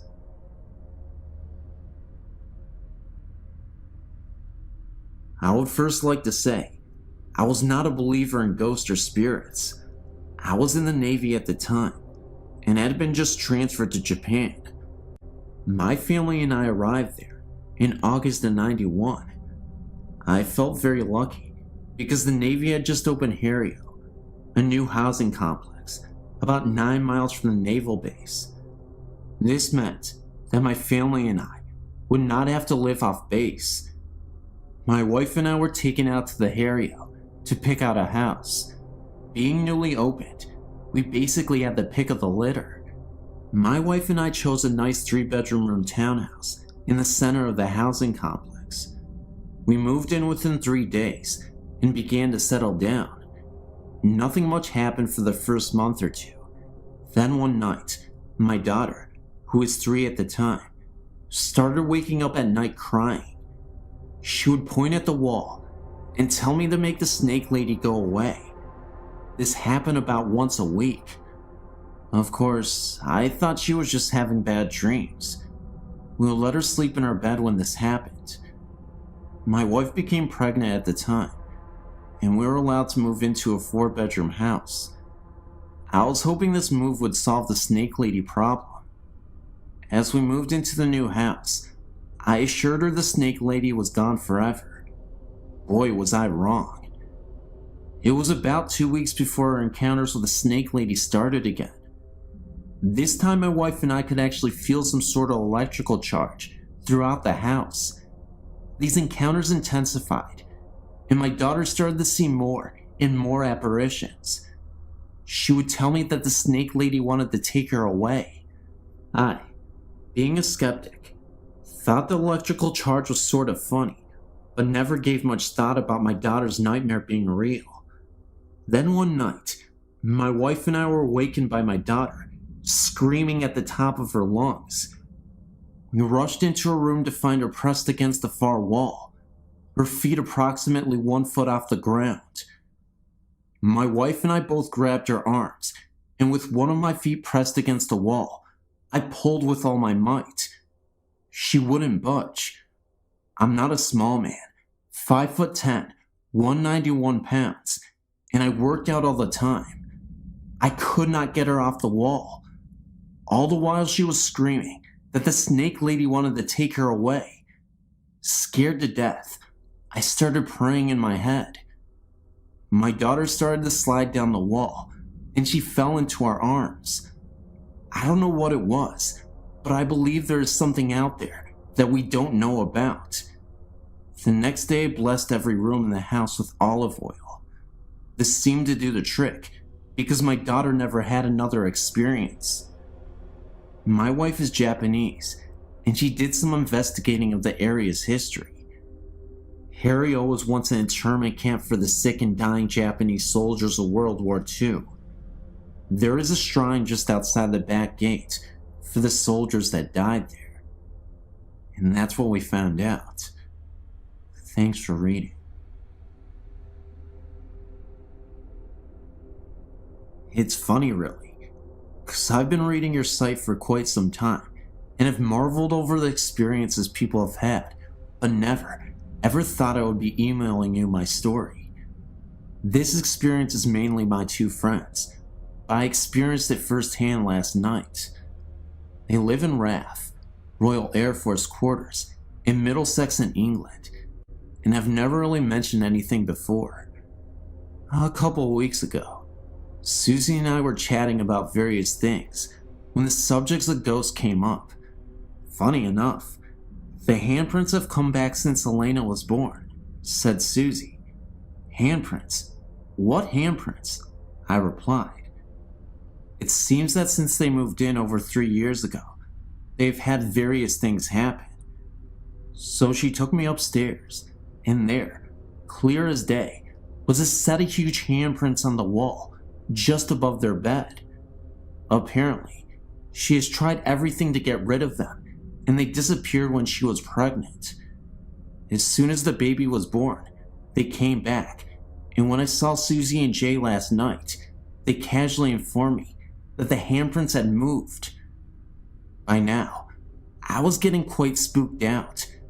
We went outside for a cigarette, with one of the music channels on the TV playing. When we came back in, the channel had changed to some gruesome true murder documentary. The hairs on the back of my neck were standing on edge at this stage, and it took Susie a good 5 minutes to change the channel back.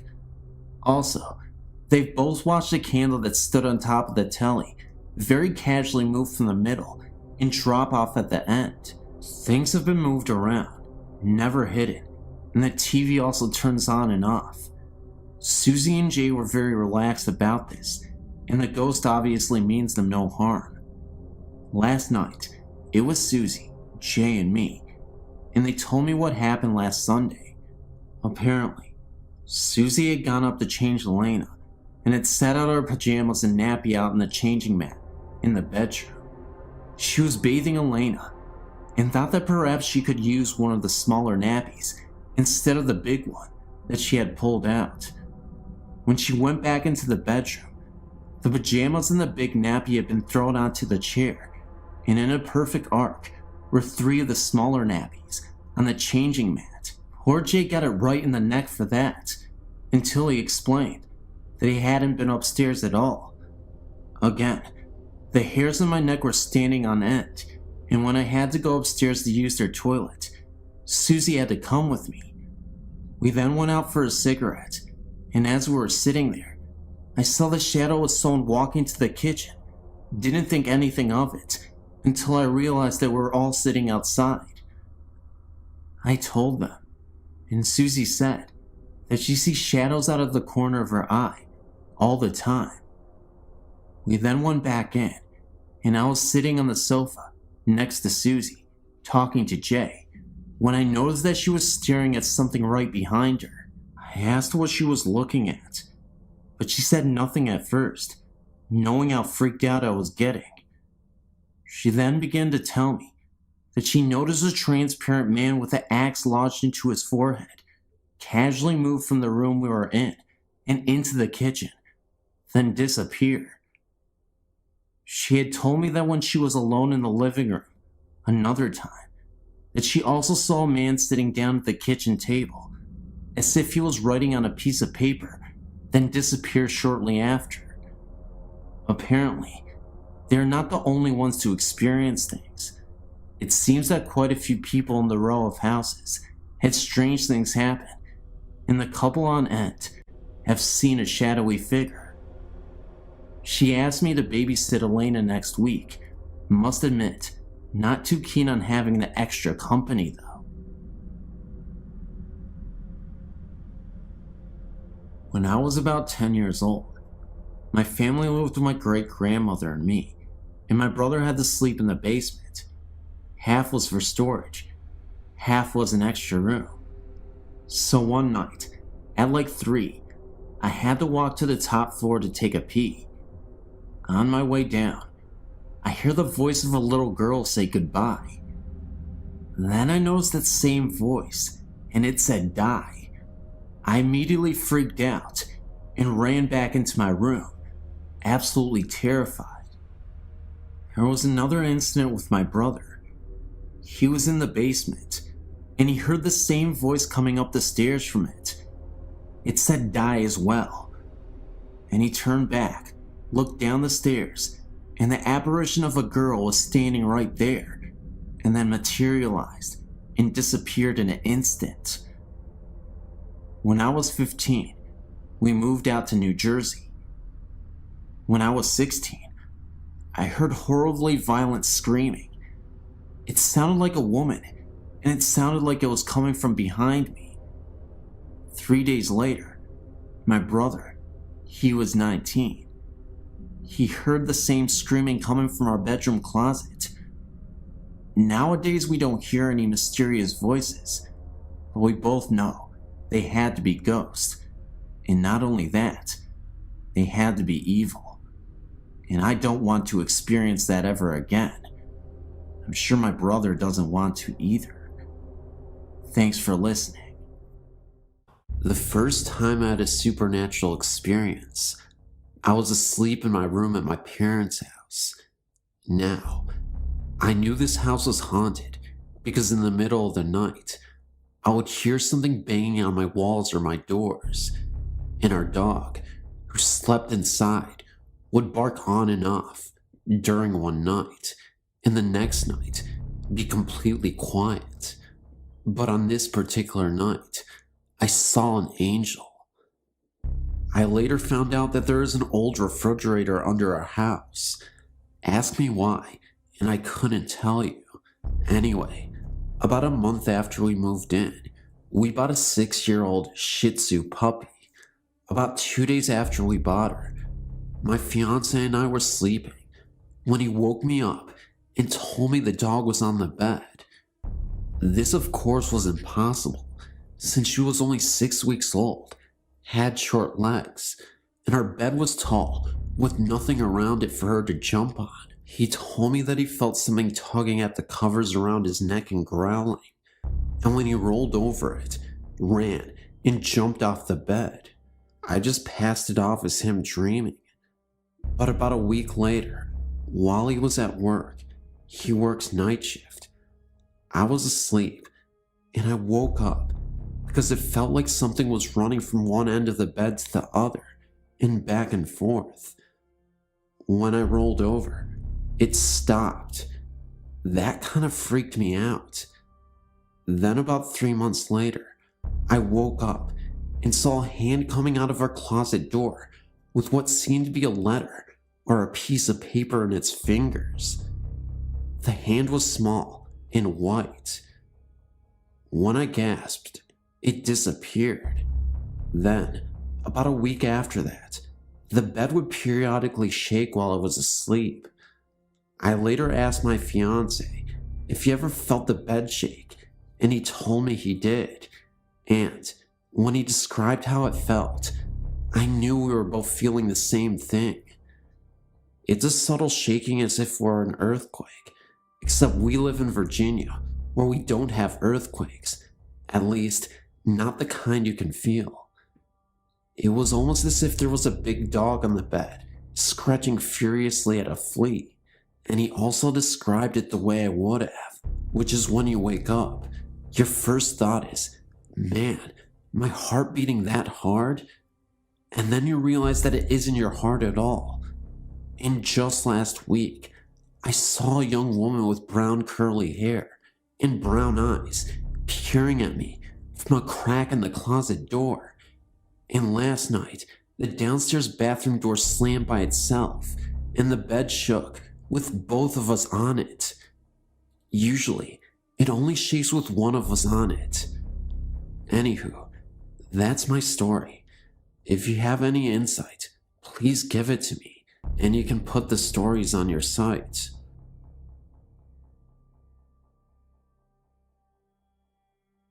I've had the special gift of seeing those who passed on to the afterlife, often seeing those who have long departed Earth. It happens periodically, but when it happens, I have some pretty vivid and memorable experiences. This has been happening since I was 8 years old. One of the scariest ghost encounters I had was when I was 23. I was a teacher at that time, and when I first started teaching, it had gotten very late, and I was in school grading papers. I remember it started to violently storm for a few minutes before it stopped after some time. At this point, it was so quiet.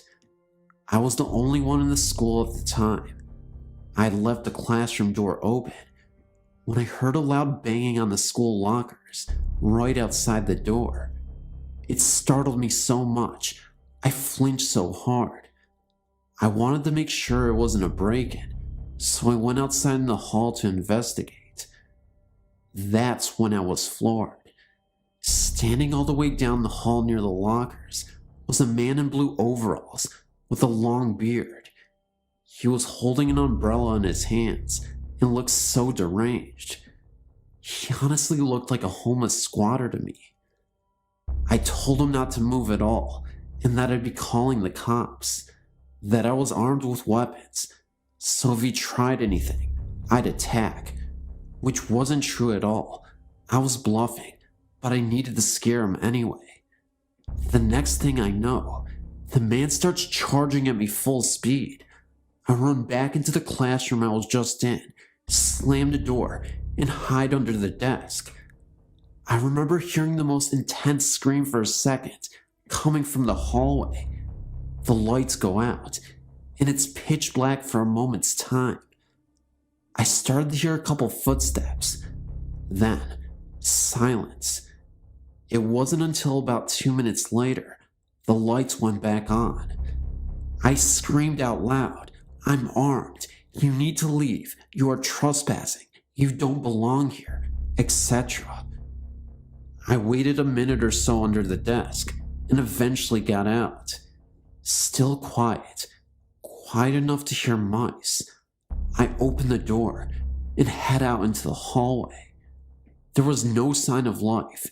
Nobody was there. No deranged, homeless man. Just nothing. The school is pretty small. It's 1 floor and about 10 classrooms. There are, of course, 2 entryways to get into the school, the front and back. I went to check the doors, and to my utter surprise, they had been both locked the entire time. I thought to myself, how could anyone break in? The doors are locked, no windows are open, and all of them are locked as well. Was I hallucinating?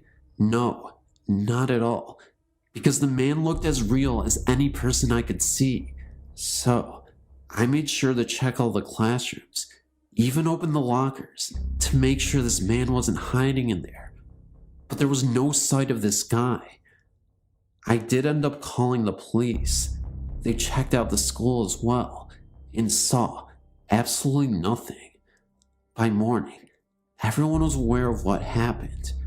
I think they actually canceled school for the kids that day, because they were worried that a maniac was on the loose. I think they made the right decision. To this day, I have no idea what it was exactly. Of course, since I'm gifted, I lean towards the idea that this was a ghost. If it wasn't, then I'm really lucky I was unharmed. It could have been a lot worse, and I'm honestly thankful that it was just me that evening. I should mention that the school does have a history of oddities and ghostly phenomena. Supposedly there was a rumor that years ago, in the indoor pool at the school, a teacher went mad and drowned a student right in front of everybody. Legend has it that you could hear the moans and cries of a young person in the pool from time to time. One of the school janitors once swore that they saw a blue figure hovering right above the pool. Unfortunately, nobody took him seriously. He actually lost his job and was put into a mental asylum because he had a mental breakdown after seeing that. Anywho, that's my story and the surrounding rumors of this haunted school. I hope this was thoroughly entertaining. I don't work there anymore. I moved to a different state and work as a teacher currently. After what happened to me, I honestly couldn't stay. Thanks for reading.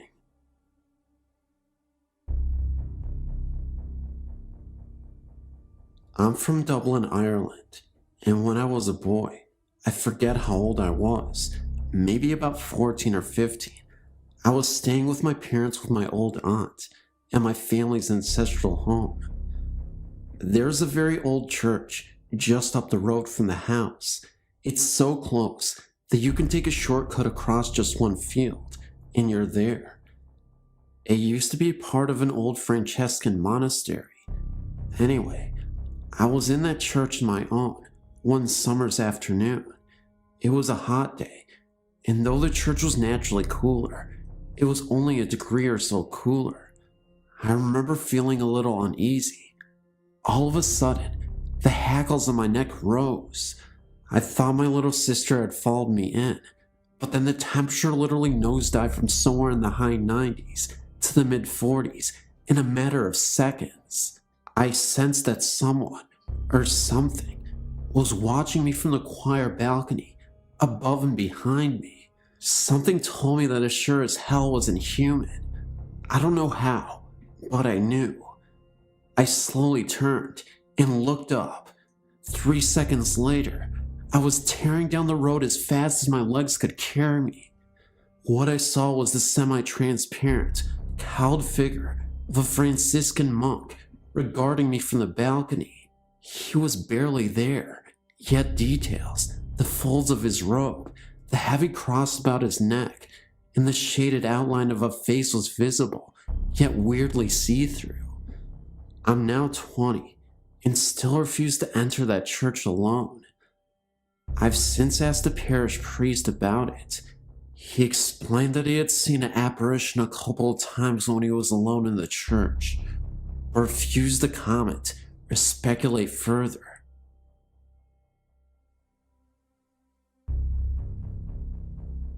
I still feel funny talking about this because the only people that seem to believe me are the children around here. You described some of the things that have happened in your number 2 list of types of ghosts, so maybe I'm not crazy. We moved to this 120-year-old farmhouse about 4 years ago.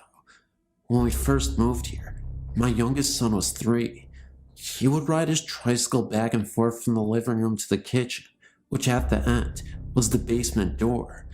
He would ride his tricycle back and forth from the living room to the kitchen, which at the end was the basement door. I was doing the dishes when he turned to me and asked me to stop laughing at him. I told him I didn't say anything, so he proceeded to go to the living room and back again. When he reached the basement door, he turned to me and said, "Can you hear them, Mommy? They're laughing at me." I left it alone, but I never forgot it. As time went on, little things would happen that really got my attention, like the smell of perspiration when nobody was around. It would only last a minute or two, and it would only be in one spot of the room. I would go to other parts of the room, but could smell nothing until I went back to the original spot, and it would still be there. I would also smell it as if it were just passing by, in front of me, and then be gone. This continued for the next year, and then one day, I laid down with my son for a nap. It was about 1 in the afternoon. I would wait until he fell asleep, and then I would get up, but before I could move, our bed started shaking for no reason. It only lasted a couple minutes. After that, things happened a lot. My 8-year-old started to get smacked in the leg when he was asleep. He would always come downstairs afraid after it would happen. I started getting nudged on my leg at night, like someone was trying to wake me up. I am a very light sleeper, so I'd wake up immediately and look all around my bed in my room, but nobody was there. One night, when I was sleeping, I felt something lay across my legs. I tried to move, but it was so heavy, so I started to kick real hard and crazy, and it went away. Again, nothing was there. My son was 5 when he asked me if I could see the man's work boots standing in my dining room. He would see black things floating by and asked if I saw them. He would describe them like shadows, but the clincher was, when we were all sleeping at 4 in the morning, and my dresser started shaking so hard, I thought I was going to fall over. I spoke to my pastor's wife about it, and she said they say a prayer every night that asks the Lord to protect them from any harm or evil. My children and I started including that in our prayers, but we added spirits also. We have never had another problem since, except I do still smell them from time to time. I do still hear footsteps across the ceiling when nobody is upstairs, but that's no problem, I don't mind.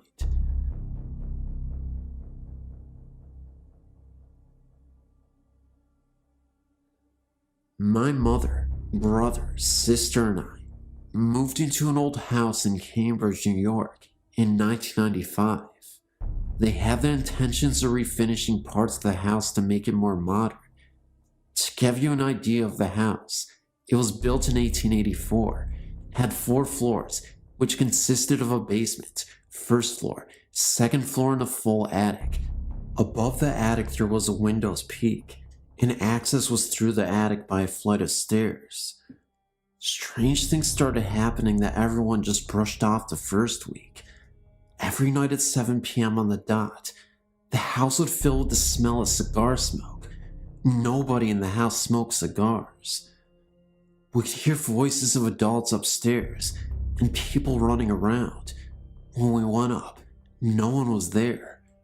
We heard knocking on the walls all hours of the day. People were heard whispering. It would get so intensely cold in the kitchen, and appliances would randomly turn on and off. My sister was coming down the stairs when she looked to be pushed from behind, and luckily my mother was at the bottom and saw the whole thing. My mother was never bothered at all. It seemed to target only the children, which were my sister, 11, my brother, 13, and me, who was 15. She did hear things, and she also felt things, but never scared out of her mind.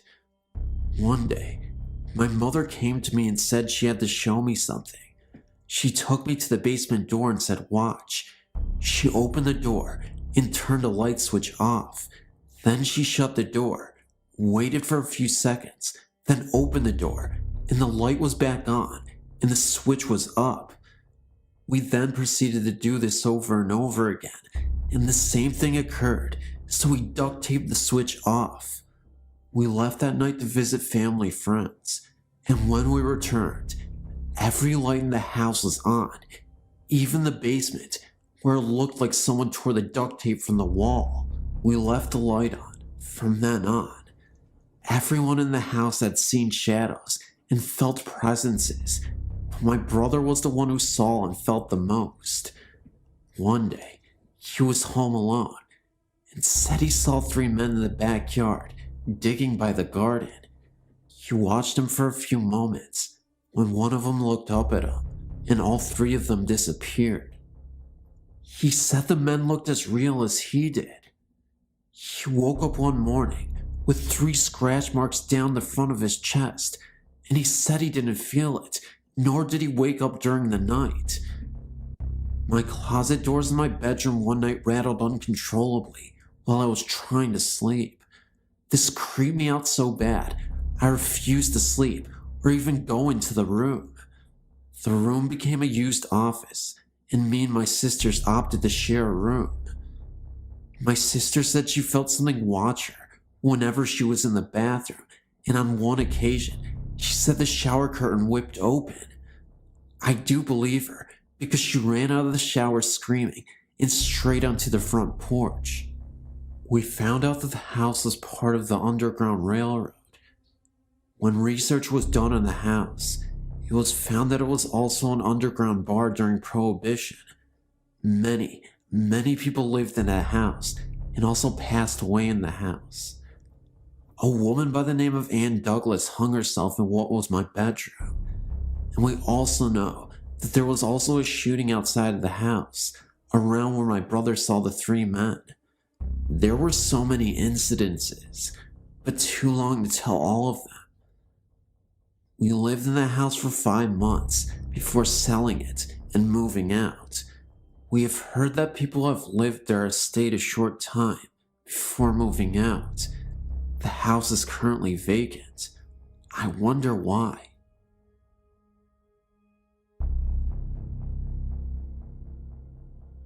I had many paranormal experiences when I was young. As I grew older, I dismissed them as fantasy of the young mind. As I grew older, they became less, but two, as an adult, stand out in my mind. One happened when I was in Germany, and the other didn't happen to me. The first time was when I was in Menschen, Germany. I was about 23 years old. I was new to the country, military, and looking for a place to rent. We, my ex, an atheist, and I, found one. Our apartment was on the second floor. The landlord lived on the first, and there was an attic. The first night we stayed there, I had a dream about a person named Caleb. I could not see his face. All I could see was a shadow behind curtains. He was asking my ex to come with him, and I kept saying no. I had the dream several nights, but I never told my ex my dream. About 1 month after we moved in, I started experiencing phenomena. We had a bathroom with a skylight. I had this unnerving feeling that someone was looking at me while I bathed. Keep in mind that this was an old German house, and showers are hard to come by. I also had the feeling of being watched when I went into the kitchen. Several months passed by, and winter came. We had a lot of snow, and it was piling up. One day, I was in the living room when I heard this sound in the attic, like someone was dragging something across the attic. I dismissed it as snow piling up on the roof and falling. The only problem was, the snow really was falling north to south, roof pitch, and the sound I was hearing was from east to west. I ignored it for about 2 weeks, and the sound got so loud that I had to leave. My ex found me sitting on the landing one day and asked me what the problem was. I told him what I was hearing, and he laughed and told me it was the snow falling off the roof. I told myself, giggling, "You're losing it." Several days went by, and I kept hearing the sound. I did ignore it, but one day, I tried to lay down on the couch when I heard this sign next to me. I left the apartment again, but one night, we had a party, and my ex told people that I was hearing things. They laughed, and I was embarrassed, but I told them open the attic door, which was between the bathroom and kitchen, and see what was up there. They did, and everyone stopped laughing. I didn't really want to see what was up there, but then again, I did. My ex told me there was nothing up there but old rags. He tried to persuade me from looking, but I wanted to see for myself, so I climbed up the stairs and looked in the attic. What I saw took my breath away. There was an old black German baby buggy sitting up there. It was full of cobwebs, and someone pushed it, and I knew what that dragging sound was. It made a distinct sound that could be heard by everyone. I actually felt sick to my stomach. We stayed there for about another month, and nothing happened. Then one night, we laid down to go to sleep when I heard this knocking on the wall above us. 3 knocks. I asked my ex if we had heard that, and this is what he said. I'm going to tell you I didn't, but I did. Well, it was about 2 weeks after that when my ex told me we were moving. I didn't know it, but he was looking for another place. No explanations. We were just moving. As we were moving, I asked him why, and all he said was, "Let's leave this place." I asked him why, and he got really mad and told me we were just moving. Well, we moved, and about 6 months later I asked him why we moved, and he told me that he looked up to the kitchen window, and there was a man looking down at us. I know there was nobody left in there because I was the last person to leave. He also told me he was experiencing the same things I was, but wouldn't tell me because he was afraid to scare me. Keep in mind, my ex was an atheist. I felt chills go down my body. The next one didn't happen to me. It happened to my husband. Keep in mind that he is a Gulf War vet with over 20 years active duty military. Brooke Army Medical Hospital in San Antonio, Texas.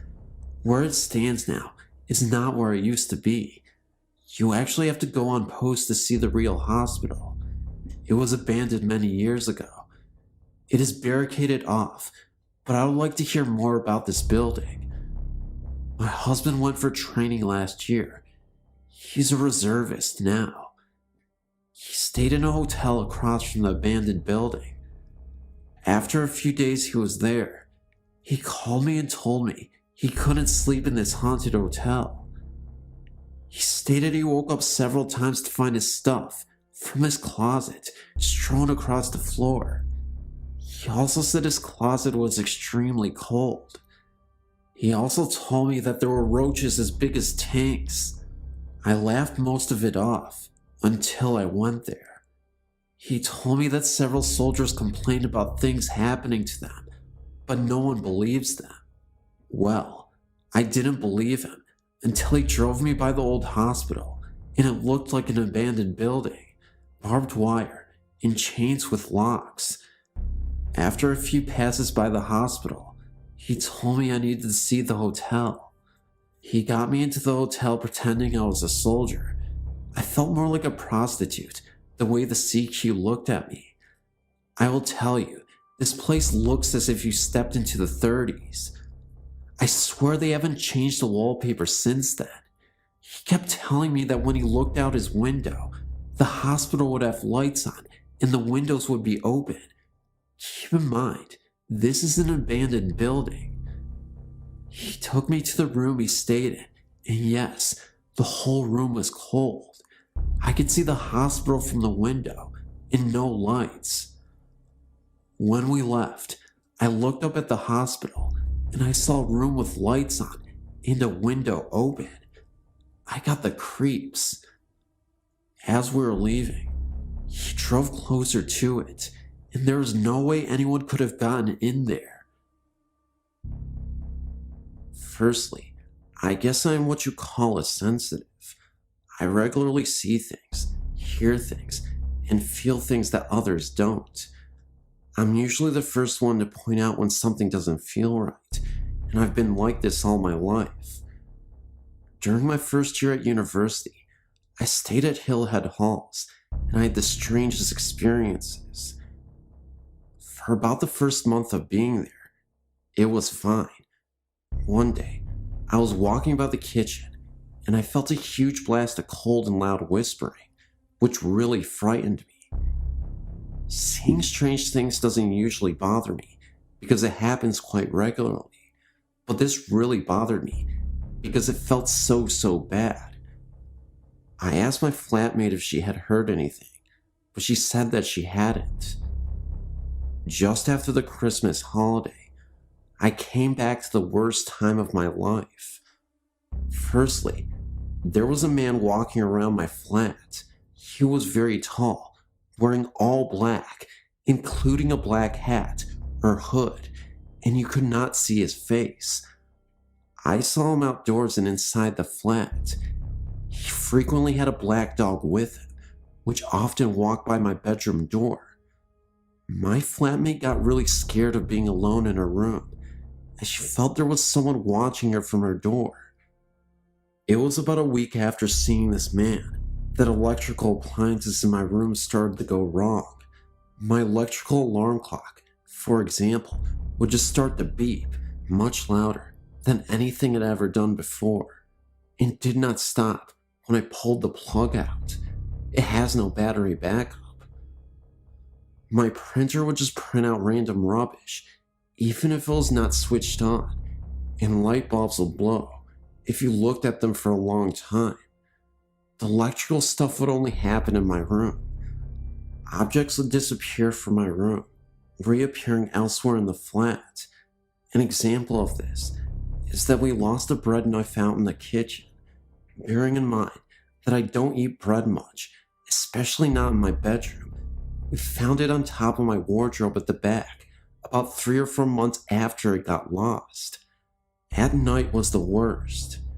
Me and my flatmate would drag our mattress through to my room and sleep there because we're too frightened to sleep in separate rooms.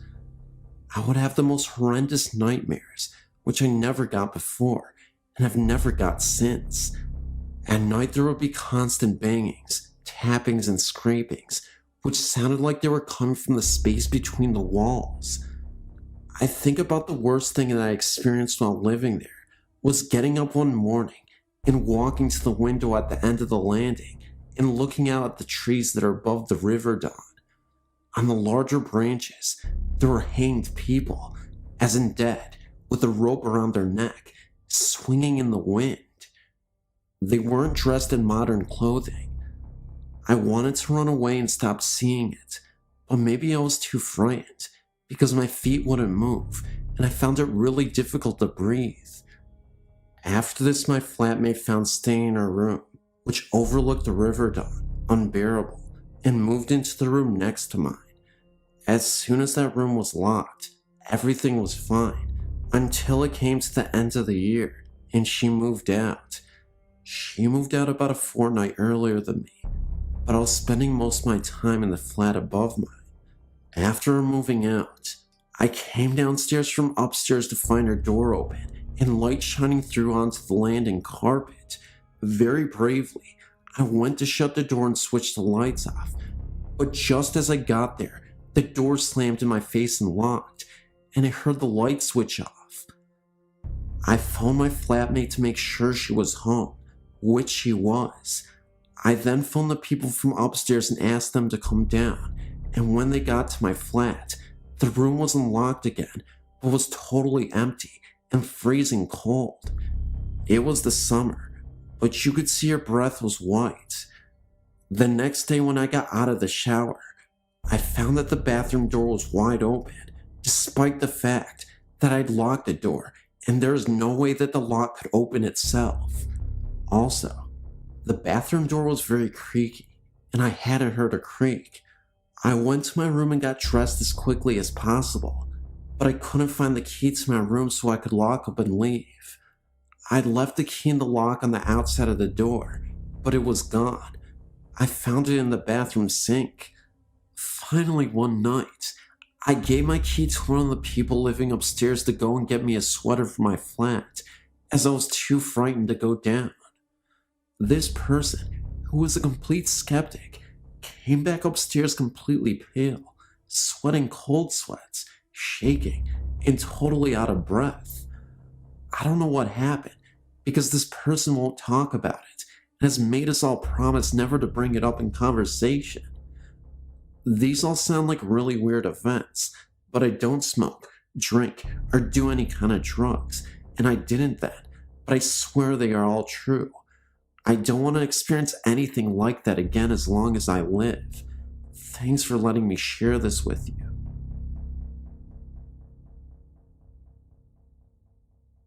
My friend and I went to Alabama during our senior year in high school to visit my grandparents. Now, my grandparents lived in the middle of nowhere, little town. You blink, you miss it. Anyway, there wasn't much to do, so one day we went exploring. Down about a half mile from my grandparents' house, at the end of the road, was a huge pasture. It hadn't been inhabited or cared for years. There was a large gate with a no trespassing sign. This made us curious to see what was hiding back there, in the middle of nowhere. We crawled under the gate and started walking. There was a gravel path and nothing else but trees, grass, and insects. We kept going for about a mile until we were in a fully wooded area. This is where the strangeness happened. First off, we stumbled across an old graveyard with only about 3 graves in it.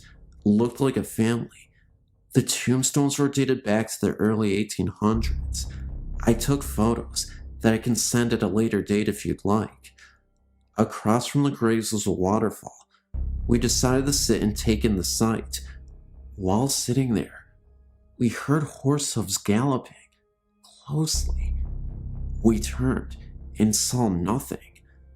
A little while later, we heard what sounded like something being swung through the air near our heads. Nothing visible though. It spooked us, and we decided then that we should probably head back to the house. On the way back, we heard the horse hooves again, and this time we ran, got back to my grandparents' house, and replayed our story to my grandfather. This is where it gets spooky. He said that a while back, he stumbled across the waterfall too, and decided to sit and fish at the bank. He heard the horse too, and heard the swinging, which he described as a hatchet or something similar. Only he said that he turned and he saw a man on a white horse, carrying a machete, and appeared to be clearing the fields, but it wasn't really there, like he and the horse were transparent. He said that's when he took off running too. The only thing I can think of is that at one time, someone lived on that land, which is why they were buried there. I can tell you one thing, it spooked me then, but now I just realize that people just stayed there where their home was. I haven't had any opportunities to get back to that area, but if I do, I may go visit them.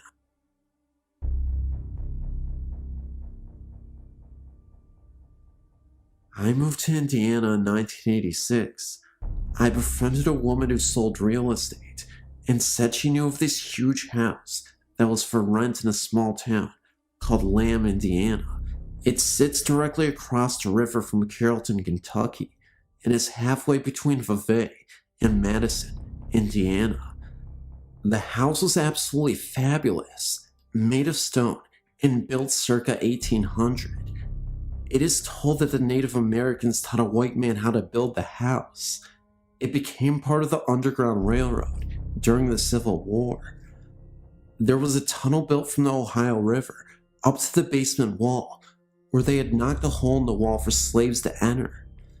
My story starts in the fall of 1987, when my mother, my dog, and I were on the first floor in the living room, watching television. My little dog ran upstairs and was running around in circles. I could hear little toenails on the wooden planks.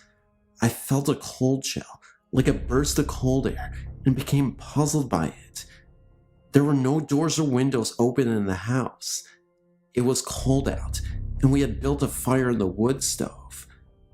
I went up to check on my little dog to see what she was doing, and there it was. My room had a door that led out to nothing.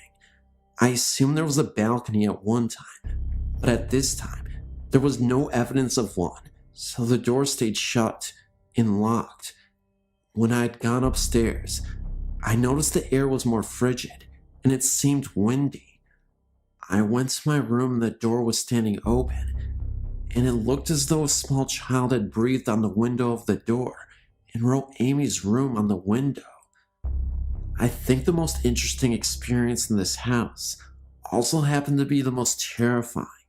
One night, I had been sleeping in bed with the door open when I was awakened by what I thought was my dad.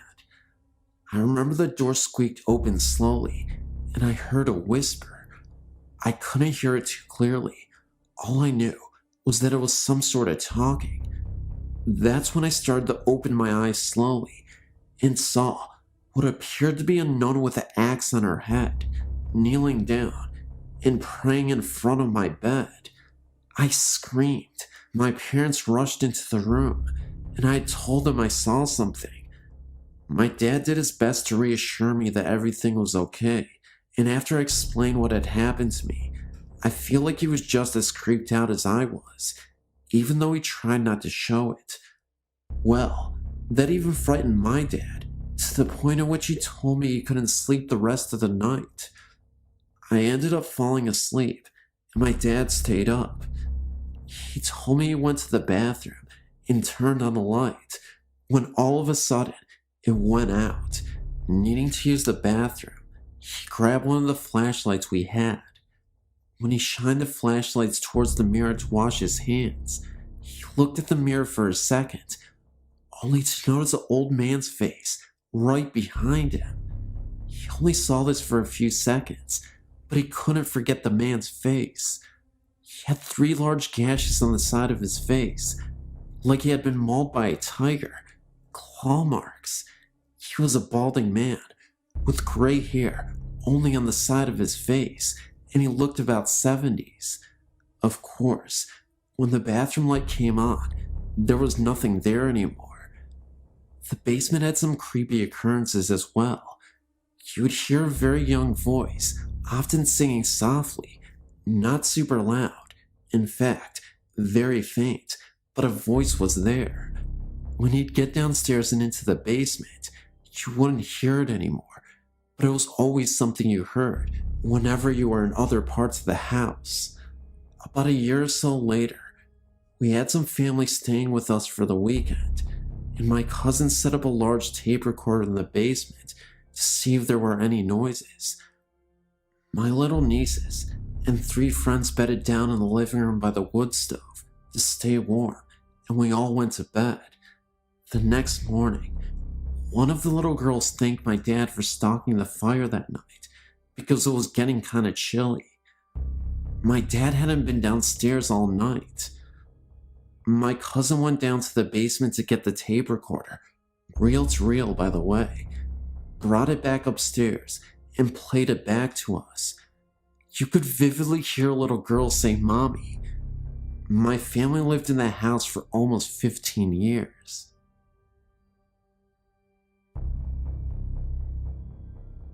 This is a wonderfully chilling and rather classic, if that can be said, Scottish tale ghost experience. My mother, who was attending university in St. Andrews, Scotland, was walking home from a party. It was about 11 o'clock on a chilly November night. It should be noted beforehand that St. Andrews was, centuries ago, the religious capital of Scotland, and the ruins of the great cathedral still stand in the middle of the town. Anyhow, she decided to take a shortcut to the dorms. Instead of taking the road, she began to make her way through the soccer pitches. These were surrounded by spinneys of trees. As she crossed the fields, she noticed what appeared to be 3 policemen at the road at the end of the pitch, where she was heading. Though not that close, she could see that they wore heavy clothes, like the Scottish policemen's coats traditionally worn in the winter. She didn't want to be found by them at that late hour, and went to the nearby trees to hide.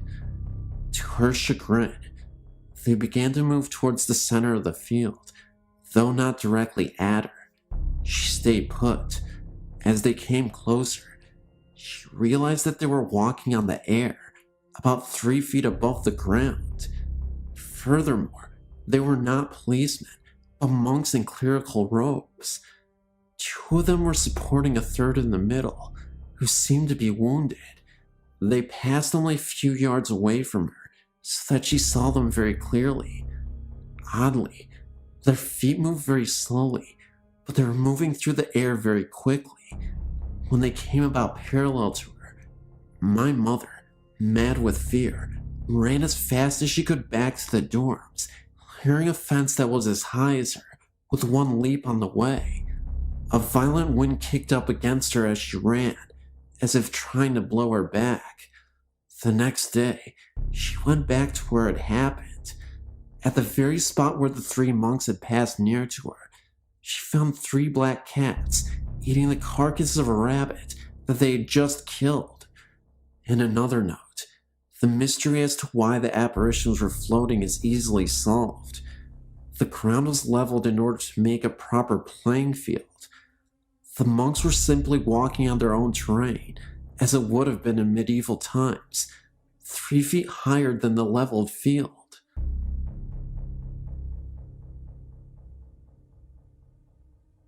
My family has had many paranormal experiences. When my mother was a child, they purchased a house near Martins Ferry, Ohio, that had some strange occurrences there. My uncle was in his room asleep and woke up in the middle of the night to find an old woman in a rocking chair sitting in the corner of his room. He said she told him to get out of her house. My uncle was so frightened, he literally dragged his mattress into my mother's room and refused to ever sleep in his room again. My mother-in-law also saw the woman and can vouch that she was real. My great-grandmother would also see a small black devil-like creature with glowing red eyes outside her window at night. None of my family's pets lived very long in that house either. Their fish were found dead in their tank one morning. All of them. Here's the thing though. The water was somehow boiling hot.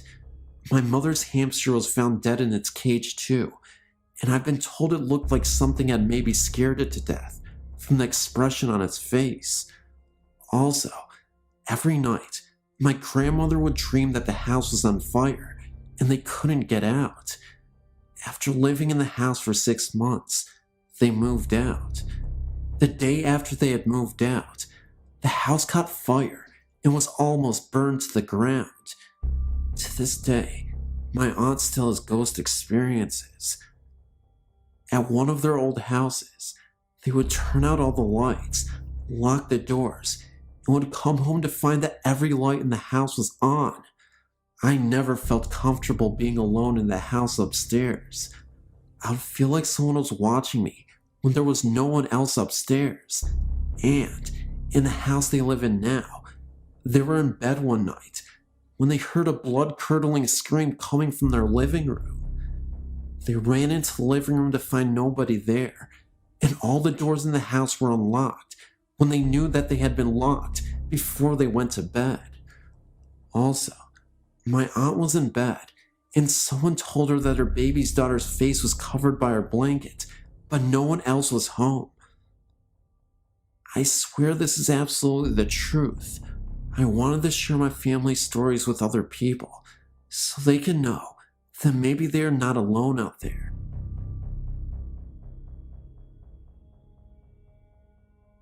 Hello, my name is Naomi, and I've had several paranormal stories to share. Ever since I was young, I've always been terrified of the paranormal, and I have had terrifying, vivid dreams. As a child, I would frequently awake to see a dark, shadowy figure standing by the doorframe of my bedroom. I would feel a presence behind me when I would walk upstairs at night. At a slightly older age, I dismissed the possibility of ghosts because I figured it was impossible, but later I had a change of heart when I went to this haunted yard.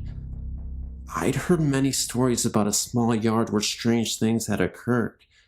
One night, I thought it might be interesting to go take a look at it and see what all the fuss was about.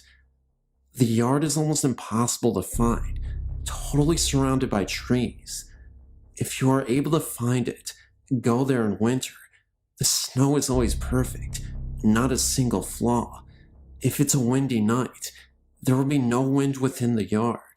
The freaky part about it is that there is an old building which used to be an insane asylum, now abandoned.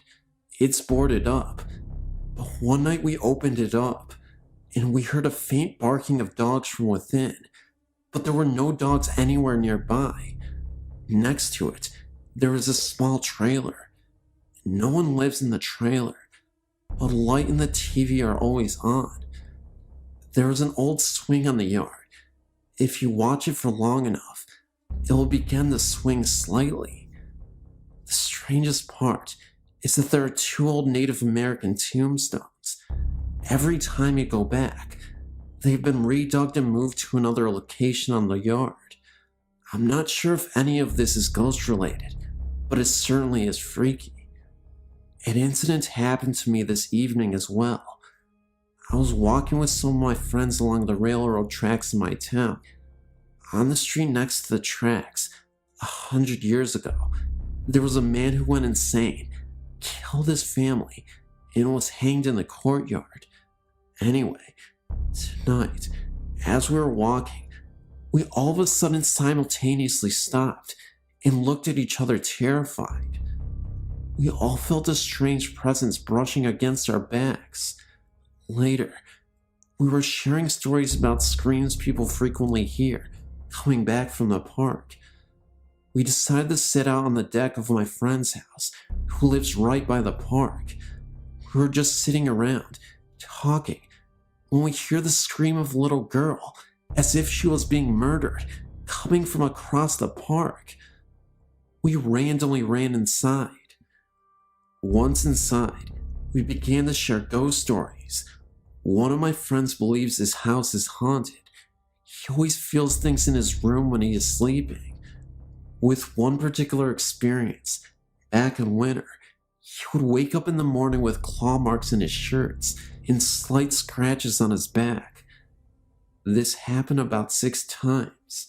Another time, he woke up and all of his blankets were totally flipped upside down, but looked as though they had been untouched. He talked to his grandmother about it because she is able to communicate with the dead, and she visited their house and told the spirits to leave. Since then, there have been no strange occurrences. I work in a nursing home and didn't believe in ghosts till I was offered a night shift position. One of the girls said that the home was pretty bad with spirits, but I thought because of my age, 19, she was just trying to scare me. I was walking alone after answering a buzzer past the dining room when someone touched my shoulder. I turned around and no one was there. I was convinced it was the other 2 girls, but they were in the lounge and couldn't have got there without me seeing them. Later, we were sitting talking when the door, which is a fire door and doesn't move, was slamming and opening for about a minute and abruptly stopped. We all got out of our seats, don't know why, and then a black figure appeared at the door and just stared at us for about a minute and walked off. The eldest girl went after it, so we followed, and no one was there. We sat down to calm ourselves because we were pretty freaked out by that, when the emergency buzzers started going off simultaneously from one room to 30, but there are patients who can't reach them and others on medication, so we went and turned them off and checked our residents. We went to one lady who was dying of cancer, and I turned off the buzzer when my coworker said she was gone. We can only think this was her having a laugh because she was a great lady, or she was trying to let us know she was gone. That also wasn't the first time someone passed away before we were aware of it. I had a coworker once who could have sworn she was talking to an old woman at the clinic that had been at the nursing home for nearly a decade. This coworker had gone on vacation, and this was her first day back. There was a figure laying in bed, in a room alone. She was facing away from my coworker, and she had the door cracked open for a second to see if the woman wanted anything to eat. There was no response, so she figured the lady was just cranky and didn't want to be bothered. A few hours later, she went back to the room, and nobody was there. My coworker asked another why the patient was missing.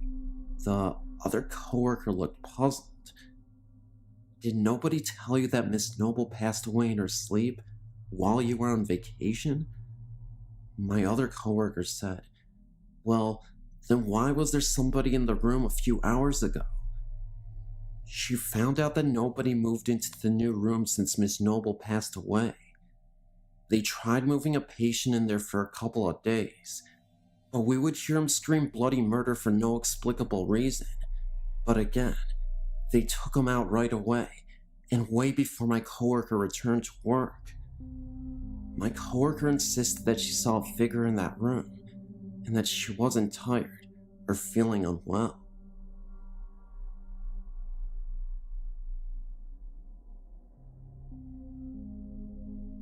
This might end up kind of being long, since I'm going to try to cover a lot of what I experienced in my life.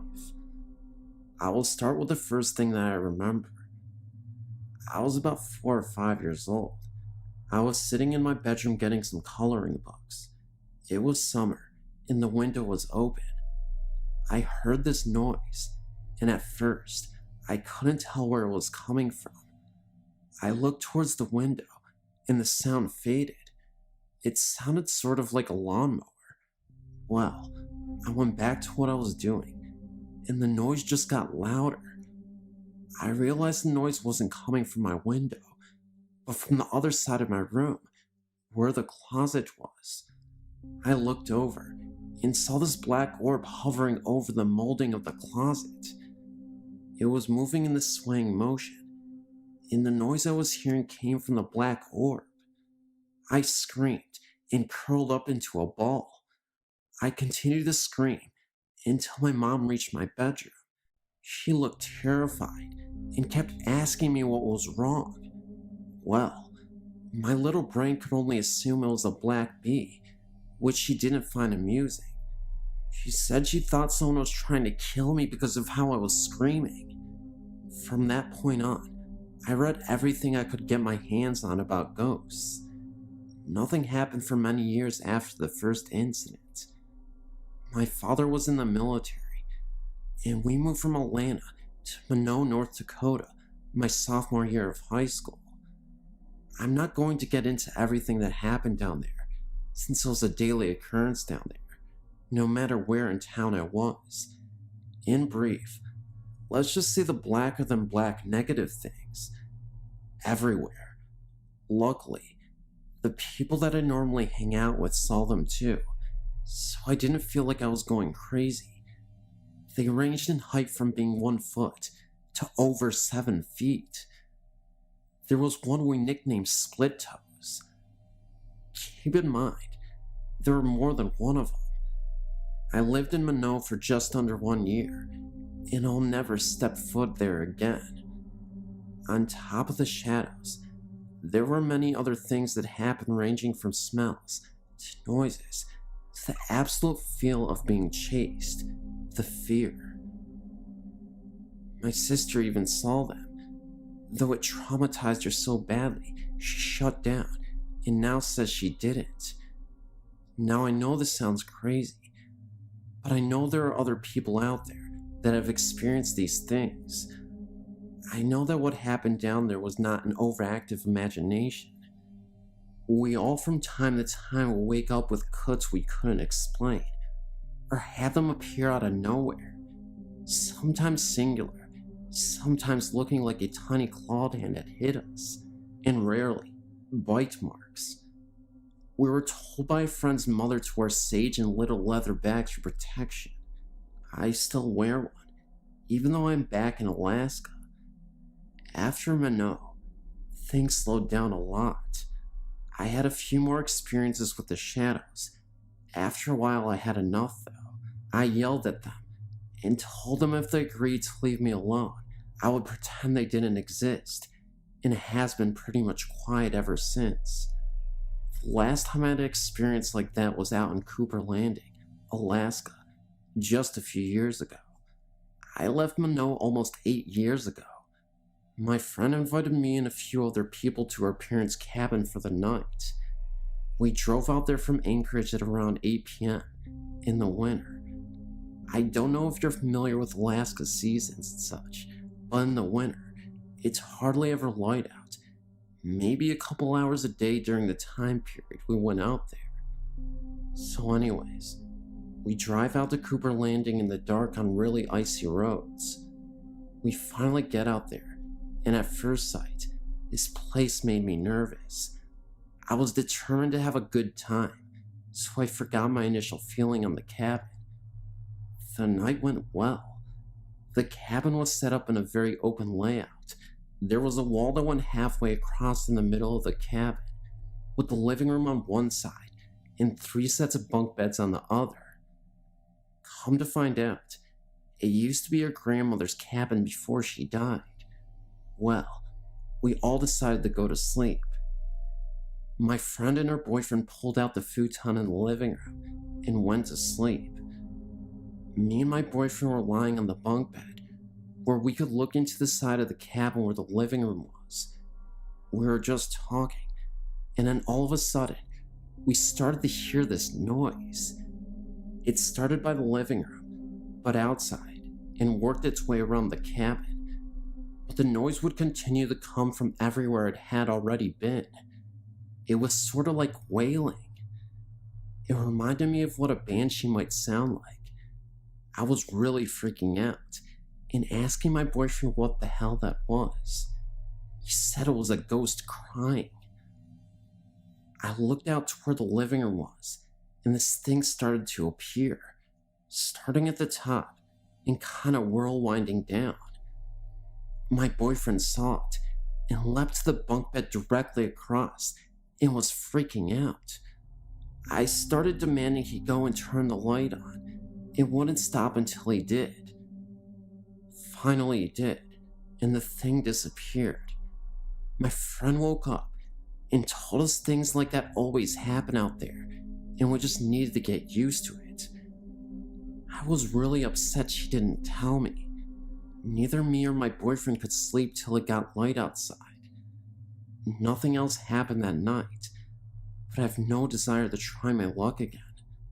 Since then, I haven't had any encounters with anything that appeared as a shadow. I've seen ghosts that appear like people look, in color, and they don't scare me at all. I'm not sure what the black things are, and I'm not sure I want to know. I do know that as long as I don't think about them, I don't have any problems with them. Oh, I almost forgot. Aklunta is a really creepy place up there. Not the cemetery, but the village, or what's left of it. I only got to spend about 15 minutes out there, but that was more than enough to feel it out. Very bad vibes out there. And as we were leaving, I saw something back in the trees. As soon as I looked at it, it darted behind a tree. It was dark out, so I didn't know what it was, but it didn't look like a person.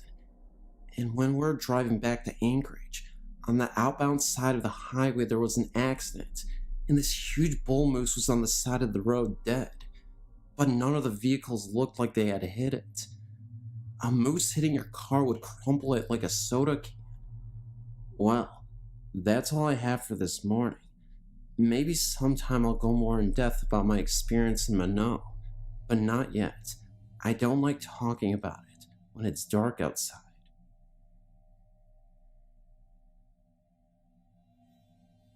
It all started when I was about 5.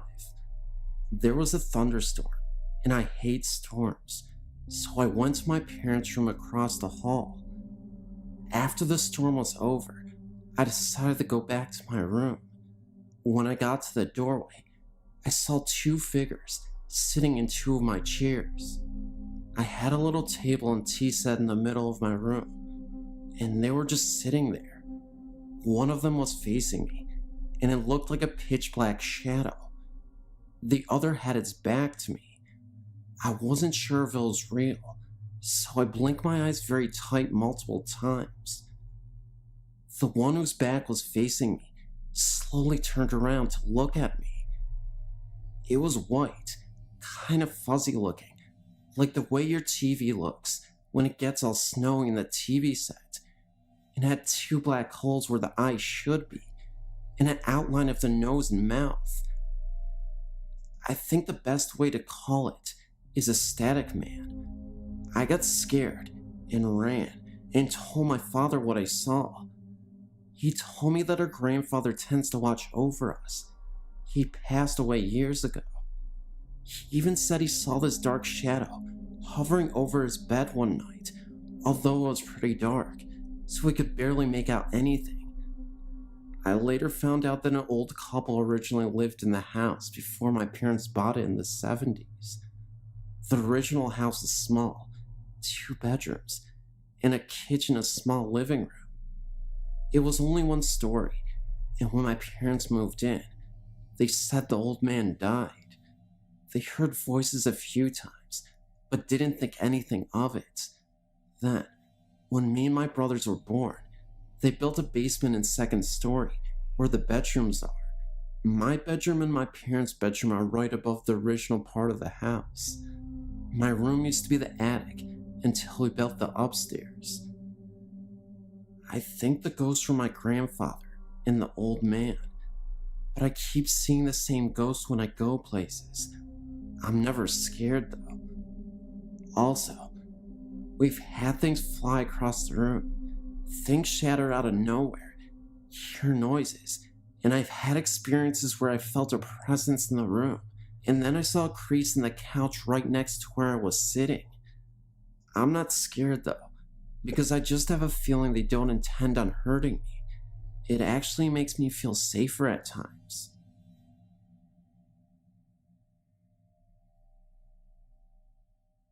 Hi, I've enjoyed your website and wish to share one of my experiences. This is all true, and if you have any comments about ghosts or questions, please feel free to email me, as I'd like to know what it might have been. When I was 12 or so, I had a strange experience. I was playing with my friend in the woods near the Quibbin Aqueduct. This is in Wayland, Massachusetts. We had to take our neighbor's police dog on our adventure, looking for the Indian artifacts. On a hill that was gravelly, I found what I believed to be an arrowhead. After showing it to my friend, I stuffed it into my pants pocket and moved to a new spot with the dog. He began to whine towards some bushes about 20 feet away. I looked in the direction the dog was looking and saw nothing. Figuring it was a rabbit or squirrel, I let the dog off his leash. He began barking and ran into the bushes. My friend joined me, and we called the dog back. He came right away, being well trained. He sat looking from us to the woods and panting. We put his leash back on, and both my friend and I had the feeling of being watched. I reached into my pants to see the arrowhead, but it was gone. I checked the other pockets. Nothing. Then we decided to go home. Both of us creeped out.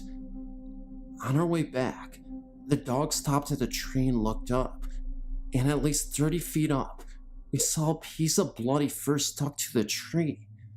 We ran back to the neighbors and returned the dog, not wanting to get laughed at.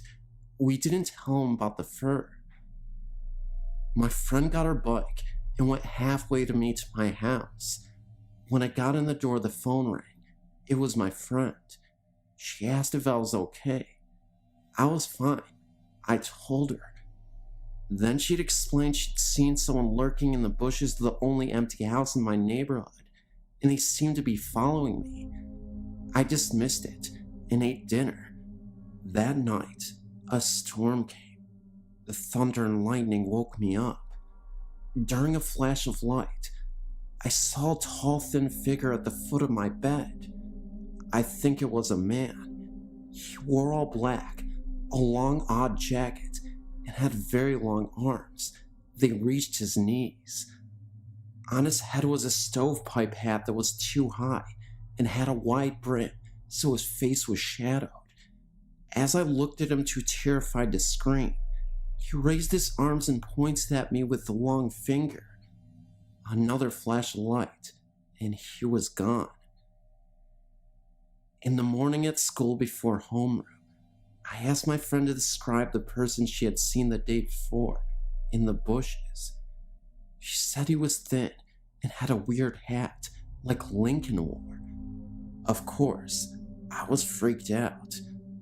I don't know how much later, maybe a month or more, I was doing homework on my bed and heard scuffling in my closet, thinking it was the cat. I opened the door to scoot him out. The cat was not there, but the clothes were swaying side by side. I closed the door and left my room. The next and last time I saw the ghost was at summer camp. I had been put into a room alone, having had a panic attack over an incident in which I had a dream come true. I dreamt a kid got run over by a van, and a storm came and a cabin was hit by lightning, and kids burnt up. That day, We were teamed up and competing for ribbons. One event was the van pull. A team of kids were pulling a van. A kid fell under, and the van went over him. He was unhurt, but the license plate made a dirty mark on his back. I got scared, and then it began raining very hard. Everyone headed to their cabins. It began to lightning, and I lost my mind. I'd confided my dream to my friend that morning, and as she tried to tell the counselor, I was crying and trying to warn the people about the fire I believed to be about to happen. The counselor locked me in a room, alone. A blast of thunder and lightning hit and blew the outside door open. Rain poured in, and in the storm stood my ghost looking in at me. I screamed and slammed the door shut. Luckily, fire never happened. I never saw the ghost again. I often wonder about it, and as scary as it was, it never hurt me. Please note, I know the story sounds far-fetched, but it isn't. This really happened.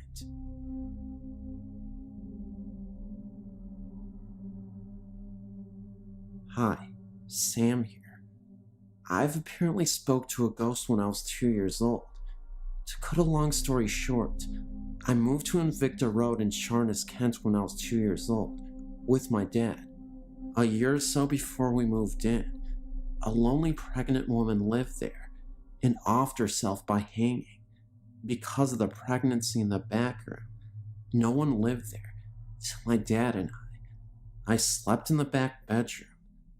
My dad told me that he would often hear me talking to someone at nights in my room. My dad asked me who I was talking to. I said it was the gray lady who sits at the end of my bed. My dad then met my stepmom, and she moved in with us. At nights, sometimes my stepmom and I would sit alone, and she'd hear walking around upstairs and things being moved about. It was so bad, one night, that she went over to her parents' house to get them. They brought their dog over.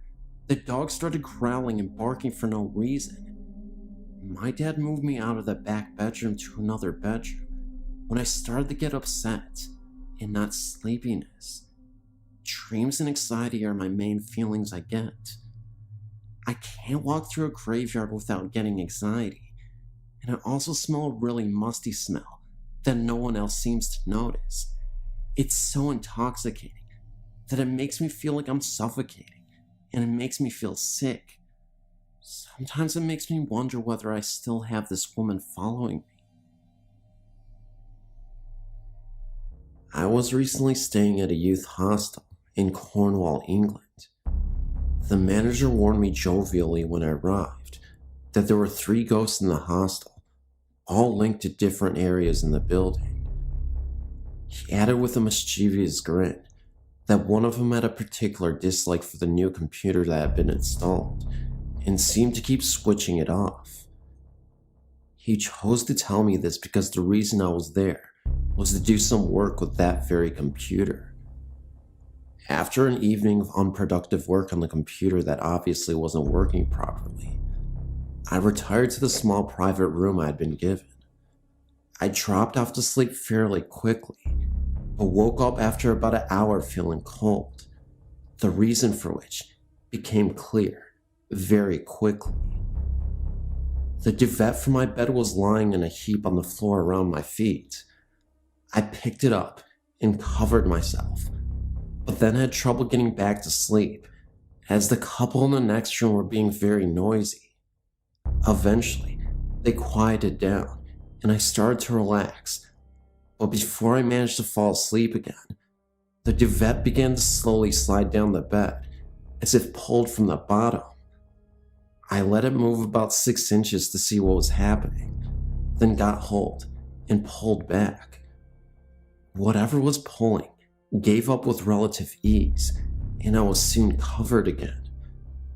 At this stage, I can remember that rather than being frightened, I felt as if some silly game was going on, and I was almost giggling about the fact that some impish ghost had chosen me for an adversary in its little game.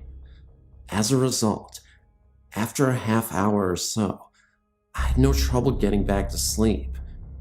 It seemed, however, that I hadn't taken things seriously enough and had managed to cause offense. The next time I woke up, it was with a startle, as the duvet began to quickly slide off the bed, again, in the same direction towards my feet. This time, I decided that enough was enough and started to feel very afraid. You know what it's like in the dark at night. A simple duvet can seem to offer so much protection and security, and the potential lack of it made me feel very vulnerable. I think I managed to move about an inch before I found myself suddenly unable to move anymore. I couldn't actually feel any force or weight holding me or pressing down on me, but I was totally unable to move my arms or any part of my upper body except for my head. In fact, it felt like it was suddenly made from lead. I was then greeted by an old man's laugh. I had literally heard a very slow guttural sounding laugh, and it sounded far from pleasant. I fought and eventually managed to get my fingers to move slightly. As soon as I achieved this one small movement, everything was fine. The inability to move evaporated quickly, and I was left back in full control of my body. I stood right side up, surveying the entire room, and what I saw next terrified me. There were a pair of red eyes looking at me by the door for about 30 seconds before fading away. Just then, the door opened, and there was a light mist that moved through the door and then evaporated. I screamed, "I'm not afraid of you, and that tonight's rest will be a peaceful night's rest." I pulled the duvet back over myself and surprisingly only felt any kind of fear for a few minutes and was soon relaxing again. Whatever the game was about, it seems that I had won and that my adversary had admitted defeat fairly gracefully. I slept peacefully well for the remaining few hours of the night and woke up perfectly refreshed in the morning.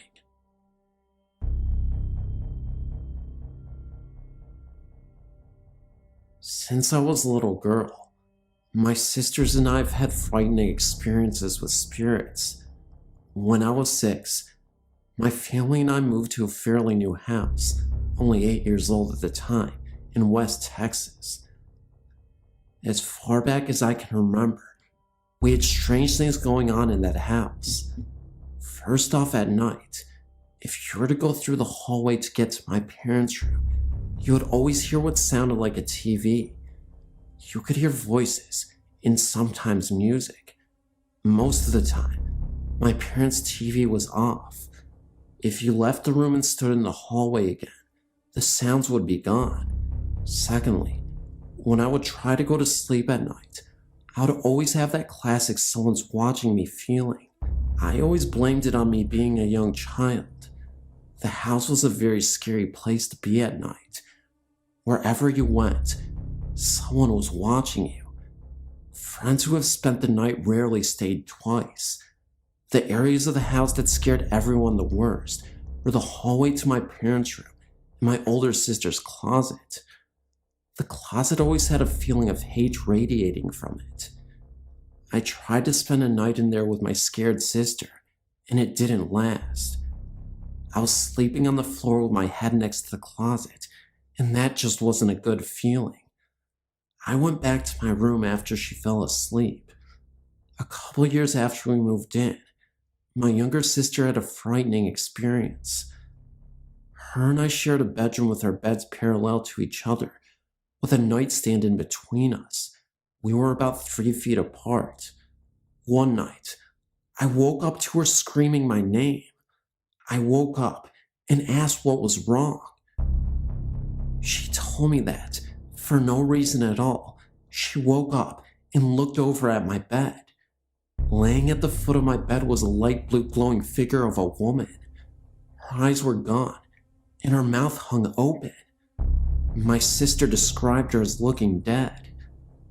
My sister also added that she couldn't see me anywhere on the bed, so she started screaming my name and closed her eyes when she opened them.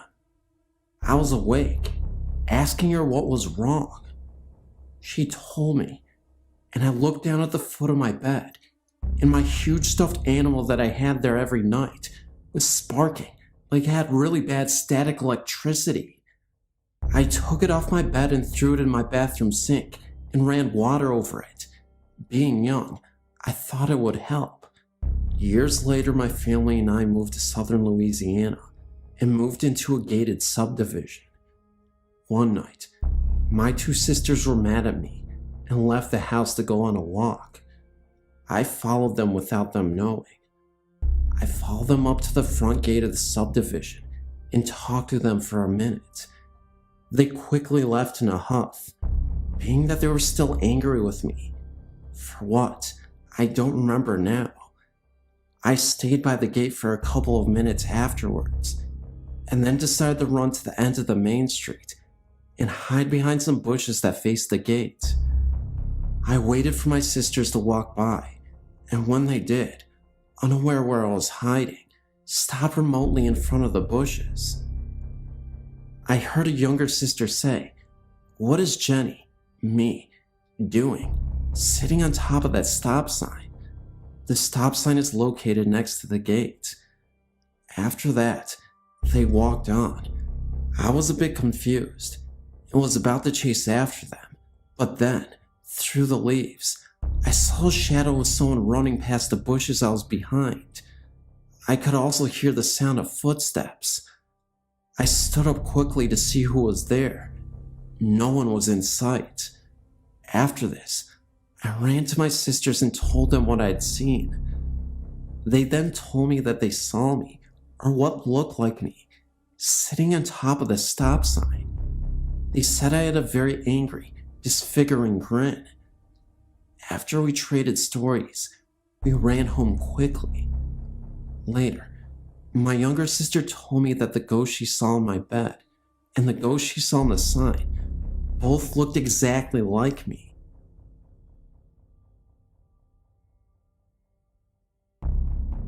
It all began around the 1st of June this very year. The incident took place in my grandmother and grandfather's home. My grandfather had been diagnosed with cancer.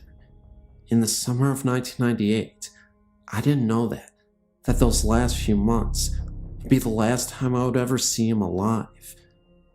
During that period of time, I had spent a whole lot of time with my grandparents, and it felt like I had actually gotten a little closer to them both, but particularly my grandfather. At the end of the summer, I left and went back home. Subsequently, about 5 months later, our family received a disturbing phone call. It was from my grandmother, informing us about the passing of our grandfather. He had passed away in the hospital, which was the very last place that our grandfather lived in before his passing. A month and a half after we had been staying there, I noticed that something just didn't feel right. The whole atmosphere had changed. I decided to take the guest room. For some reason, I always got the feeling that I was being watched in the guest room. Then, other little occurrences started to evolve. The very first was, I always felt like somebody was standing over my shoulder. I started to notice scars on my back after I would awake in the mornings. I would feel like touches on my back. My mom and brother both complained about the door handles being rattling and opening and closing really fast. Cabinet doors would fly open, and the pots and pans would all fall out.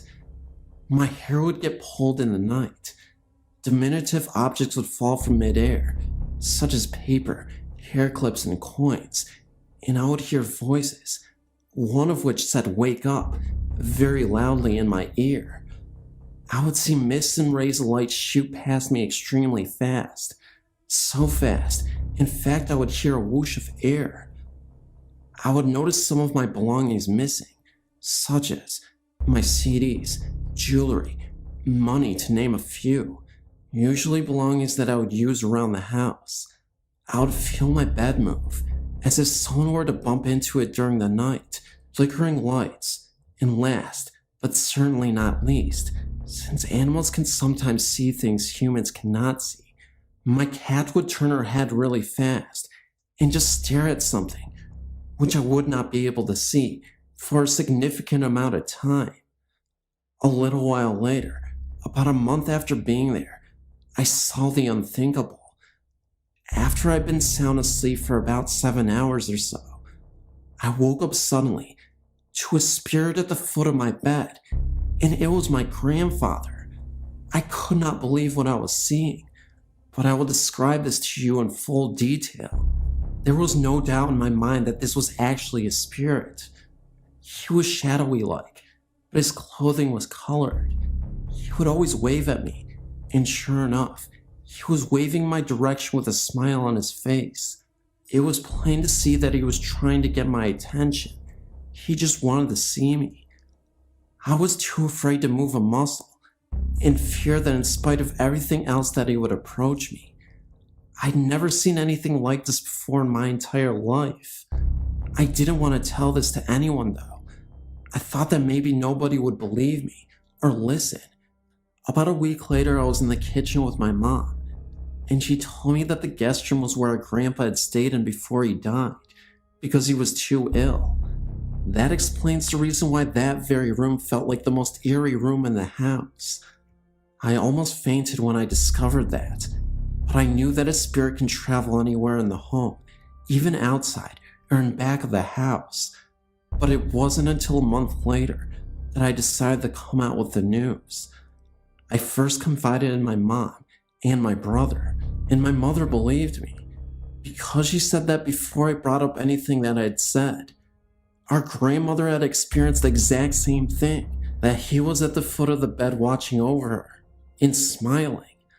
I had a phone conversation with her, and I let her do all the talking first, and everything that she told me measured up with my experience, and it only happened to my grandmother and I, whom he was the closest with before he passed away. Everyone was wondering why I didn't scream or attempt to run out of the guest room as soon as I saw him, but I was too afraid. Whenever you're that close to something like that, it just takes your breath away completely. I was in my own little calm. It felt very uncomfortable.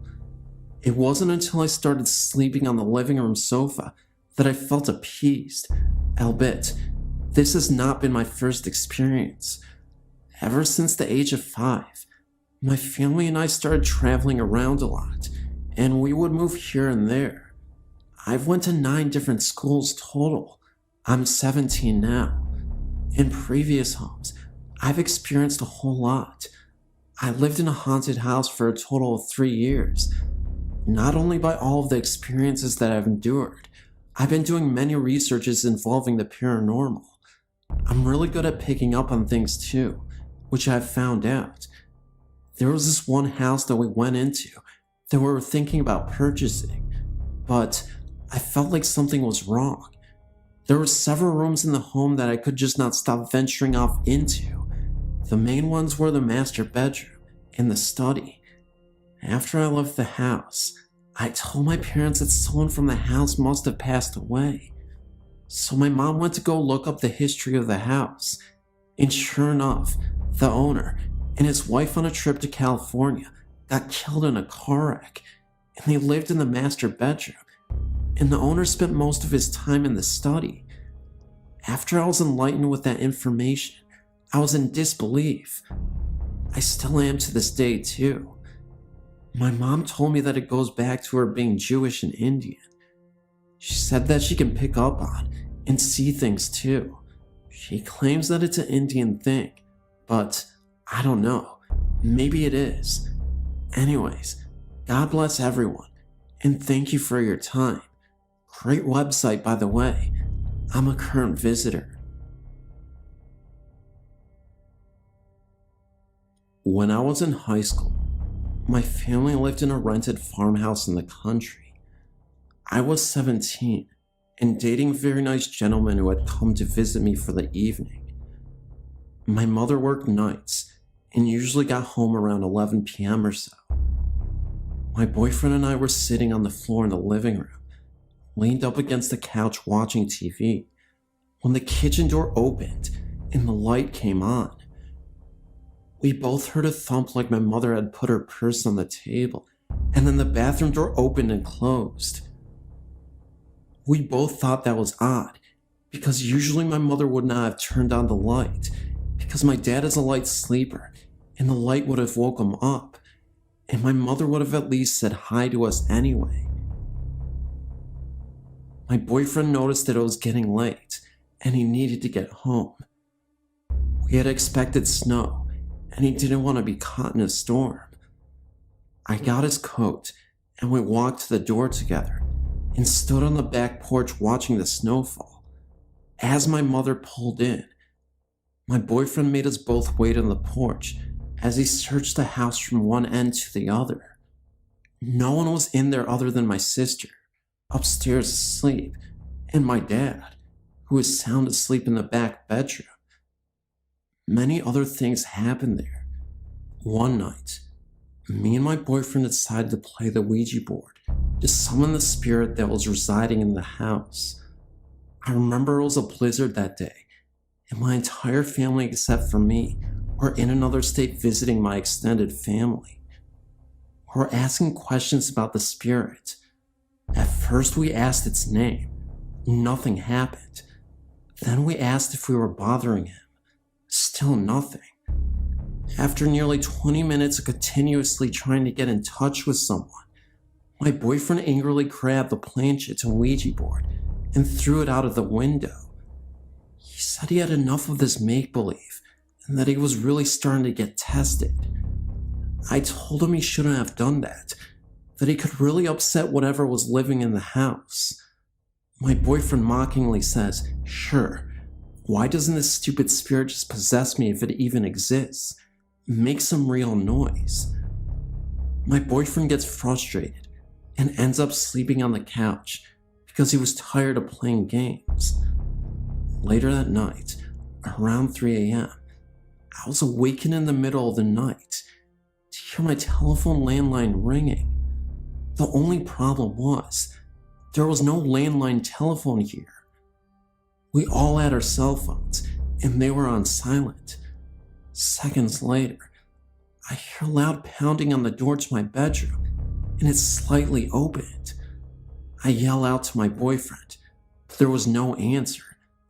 I hear the phone ringing again, but I couldn't locate the sound. Then, everything fell silent. Not a second later, I hear a gargling noise coming from the living room, mixed with prayer. It was coming from my boyfriend's mouth. He was violently whispering in his sleep. What really got me, though, is I went to see my boyfriend on the couch. There was this very dark cloud floating above him for a few seconds. It disappeared, and then I heard my boyfriend choking, so I ran towards him. He was literally pale in the face, almost as if he stopped breathing. That's when I realized he did seem to stop breathing.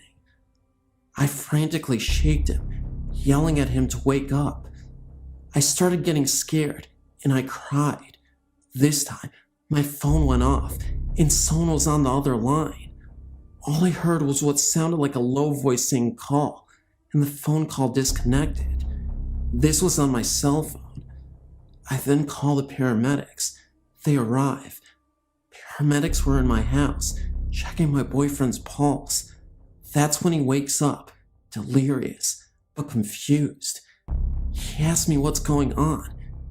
After talking with the paramedics and my boyfriend, they were convinced that he had a panic attack in his sleep, and they ended up leaving. But he told me something very scary.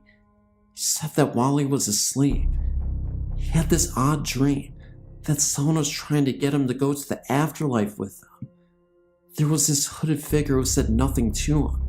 He was just motioning towards the sky, and then all of a sudden, he was in a cemetery and saw himself in a coffin dead. I told him, this all makes sense because you threaten the spirits. This is 100% true, and all I have is my word. But believe me, these events happened. I can't explain the mysterious phone call. I'm sure that my boyfriend challenged the spirit to make some noise, because it certainly made some noise. I know that most high schools claim to be haunted, but my old alma mater has everything from restless Indian spirits, students that died on campus, as well as the spirits of some priest that passed away at the campus. Its name is Bishop Olney High School. It's located immediately next to the San Fernando Mission Cemetery, and is directly across the street from Eden Memorial Park, a cemetery for Jewish believers. To make this easier, I will list the different stories I've heard and my own limited encounters. 1. Our school's built on what used to be an old orange grove. It was also used as a burial ground for Native Americans who built the mission. Several different faculty members have heard the sounds of an old woman crying right inside our alumni hall, and one claiming to have seen her pacing back and forth. I myself went there late with 3 friends one night in an attempt to see if we could prove anything for ourselves. We heard the same crying noises and saw a brief glimpse of a black silhouette through the all-glassed walls of the building. Other faculty members have claimed to see an Indian chief in full ceremonial garb near the school's chapel and the hallways behind it. 3. Members of the water polo, swimming team, and marching band have heard a young boy crying from the old archives located underneath the buildings on the west side of campus. The water polo and swimming teams used to use the old showers that were built for the priests when the school was a seminary, and the band used to store its equipment in spare rooms down there. One story of an eyewitness who saw the spirit is one of the creepiest our school has. A few of the girls on the swim team went down to the showers after practice and found all the shower heads on and a little boy standing in the middle of the room. The boy didn't respond to any attempts at conversation. The girls left to get a coach to try and get the boy to talk. When they got back, all of the shower heads were off, and the boy was nowhere to be found. This part of the school is directly next to the graveyard. Only a chain-link fence separates the two properties. Our pool is technically rented space from the graveyard. In the new school archives, located on the second floor of the building over the old archives, there have been reported sightings of a priest in his uniform, reading or filing books. This same hallway, nicknamed the Forbidden Hallway by students, because it has all the permanent records in school's computer's mainframes and is off limits to any student without permission, was once the dorm rooms for the young priests in training when the site still served at the cemetery. A lot of men of God passed on at this location. 5. The hallway behind the school's chapel has had several sightings. The Indian chief, the little boy, and shadowy silhouette have all been seen here. The boys' bathroom is a hotspot for strange happenings late at night. I would be there late for extracurriculars or what have you, and one night when I was there, the door to this bathroom closed and opened twice. No one else was there to do this, trying to test the spirit. I said, "Is someone here?" And the stall door I was in flung open. It didn't feel like a bad spirit, but it was definitely wanting to make itself known. There are plenty of other stories at the school from all different sources. Those are just the ones I've heard the most, in my own little 2 encounters. I really hope this haunting hotspot gets a slot on this website, because I don't think spirits are going anywhere. Yes, great website.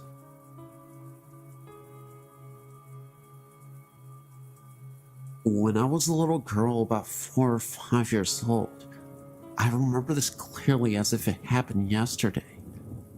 I did something bad to be sent to my room as a punishment.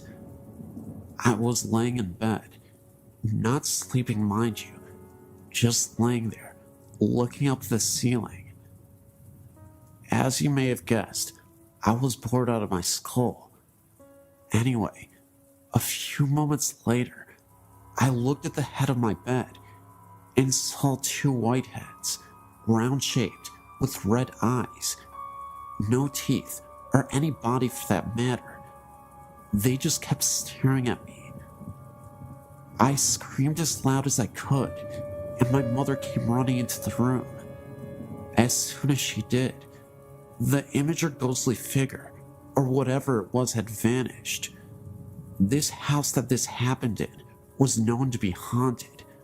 I'm not sure by what. I asked my mother years afterwards if she had any odd experience in that house. After I told her what happened, she said yeah.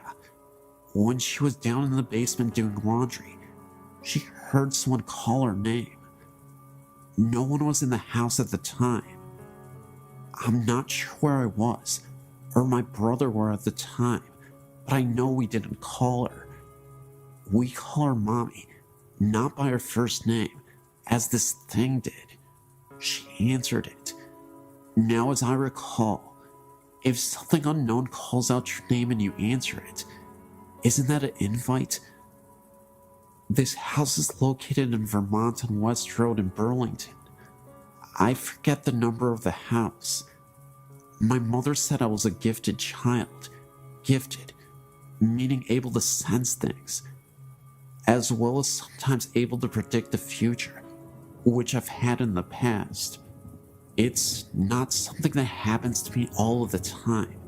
Just once in a blue moon, I'd get visions in my dreams that had come as warning signs.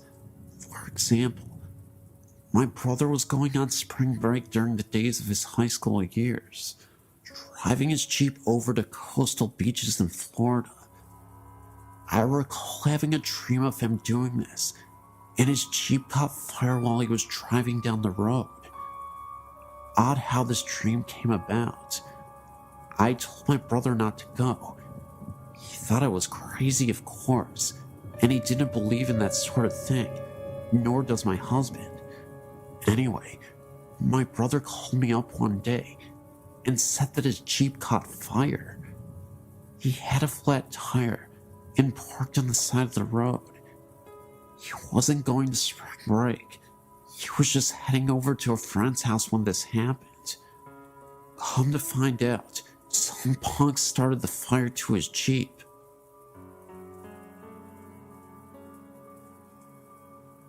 In 1977, my friend and I were driving on Old Pleasanton Road during the night.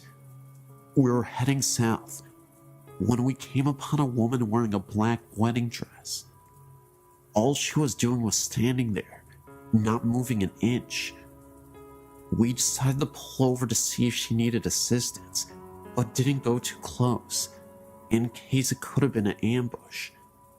No response from the woman. We didn't see that she had a vehicle anywhere around. It was beyond sketch, so we ended up not helping the woman out and continued to drive down the road. As we were driving down the road, we could have sworn we saw the lady through my rearview mirror. She was following us. The only difference was, she was not walking. She was floating towards us. This was after we had driven a mile from where we originally saw her, and there was no way she could have caught up with us in time. Within seconds, the lady disappeared, and she was nowhere in sight. We had to stop the car on the side of the road to gather ourselves, because it almost felt like something out of a movie. When I got home, I told my grandma what happened to us, and she was stunned just like I was. A week after this incident, around the same time period, I received a phone call that my friend was found murdered with a knife through his heart. at the same location where we spotted the lady a week ago. My grandma told me that it could have been death coming for him. I still tremble at the thought of reliving all that happened that dark night in 1977.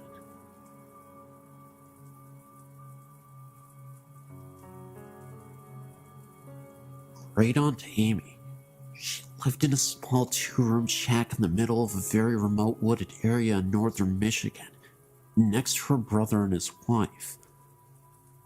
I remember her writing to me in the mid-60s and telling me they had a road name and a sign now. My younger sister and I loved going there to visit. We would walk in the woods and explore an old cabin and trailer in the woods north of them. They lived very primitively, an outhouse with magazines for toilet paper, and slaughtered their own pigs and cows.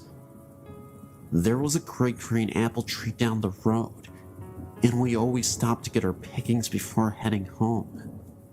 One time, we heard a weird noise, and my mother told us to hurry up and get in the car. We had to get going. It was a bear calling for her cub, and we were downwind. Mom feared we may have been between the mother bear and her cub. Whenever we went to visit, we went to see the uncle and his wife first, then Great Aunt Amy.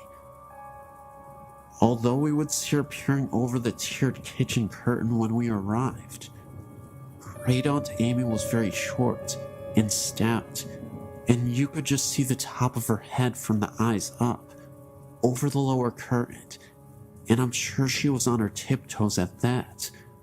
But she was always so surprised to see us, and just happened to have cookies or rolls just out of the oven. The day of her funeral, the late 1970s, my sister Kathy and I got out of the back seat of the car on opposite sides. I looked at Great Aunt Amy's cabin and then looked over the top of the car at my sister.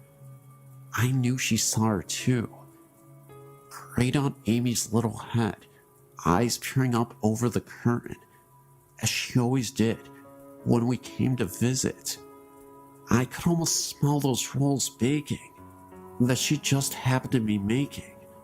Recently, my sister and I took a random trip to the area and went by to see the little old cabin again. But this time, it was gone. A new home stood just to the east of its location. I was very disappointed. My sister turned to me and said, "That's alright. She's still there.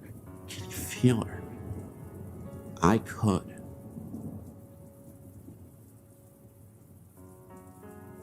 My father remarried 3 years ago, and when we moved into his wife's house, I began experiencing paranormal things. I've experienced things ever since I was a child. My mom and siblings were always sensitive to the paranormal. My siblings were pretty used to it, but I'd never seen anything significant until we moved into our new home. It started slowly. I couldn't sleep well at night and had been hearing bangs. I dismissed it all at first as being in new surroundings, but it continued. My sister moved in, and we began sharing stories about things we had heard in the house. They were matching up pretty well.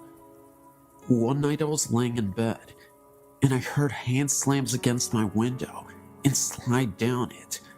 I freaked out because my window had a screen on it. So I went into my sister's room to sleep with her and kept hearing banging from my room. There was no one in there. I slept in my sister's room a couple of times before I could sleep in my room again. I began seeing black masses for brief moments after a while, and my sister had one in her room that was about 8 feet tall and human-shaped. We began doing all that we knew, which was praying. After a few years of this, I got a little used to it, but couldn't wander the halls at night without being terrified. One night, I was playing on the computer and heard a very loud bang like a door slamming, so I went to my room. I shut my door and leaned against it and heard running up and down the hallway. Things like this began happening on a regular basis, and at the time, I felt like my sister was the only one I could talk to. Then one day, something on a different level happened. I was in bed at night, and I had a bunch of glass carousels on my dresser. I'm a firm believer in 3 a.m. being the witching hour, and at that time, all of my carousels went off playing music, and a couple fell off the dresser. Once again, I played and slept with the lights on. I had one final major experience before I moved out. My dad's room stayed locked during the day, so when we heard scratching on the walls, it sounded like something was scratching the walls and the ceiling. I ran to the bedroom door and it stopped, but could see a shadow moving around under the door. The scratching then continued, so I went outside.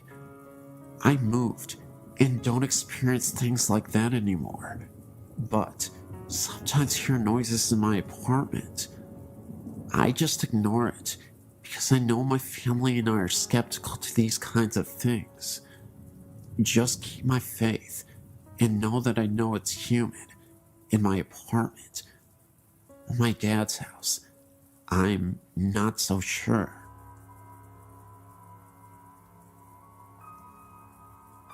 This happened to my mother's uncle in the 50s. Her aunt and uncle were coming back to San Antonio, Texas, on Highway 87 when their car broke down during the night.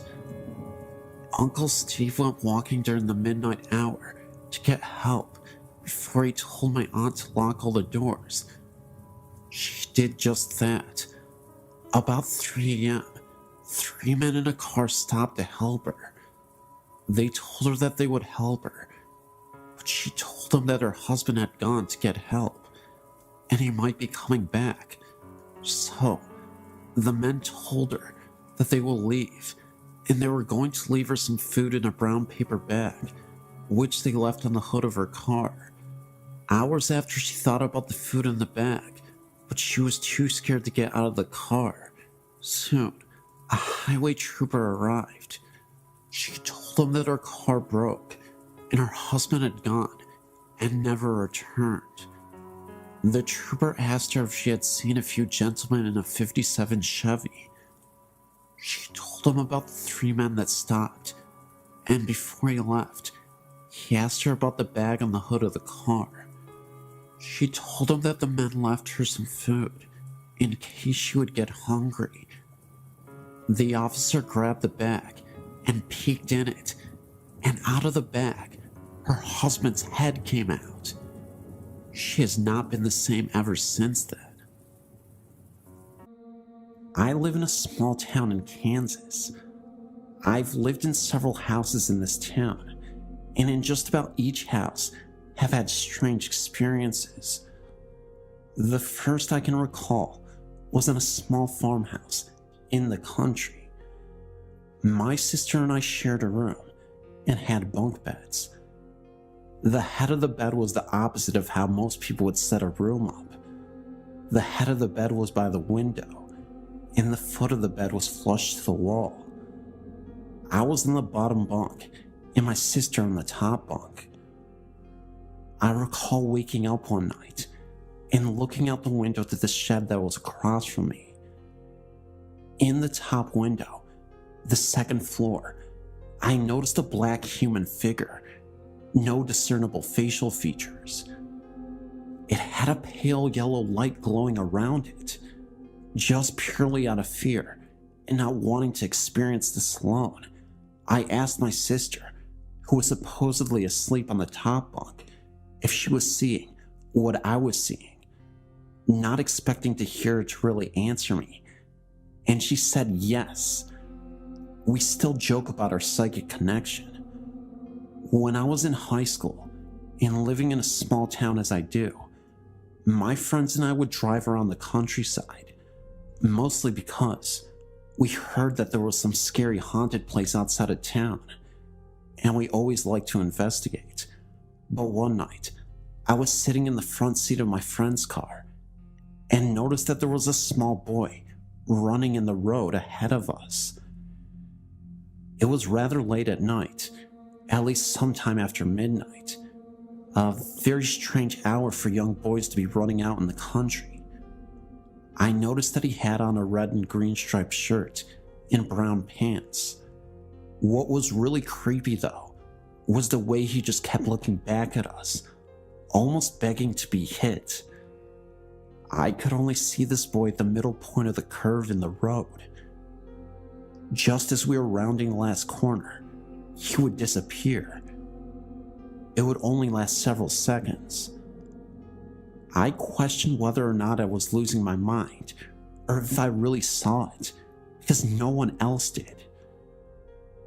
Another story I have was when I bought the house I live in now, still the same town.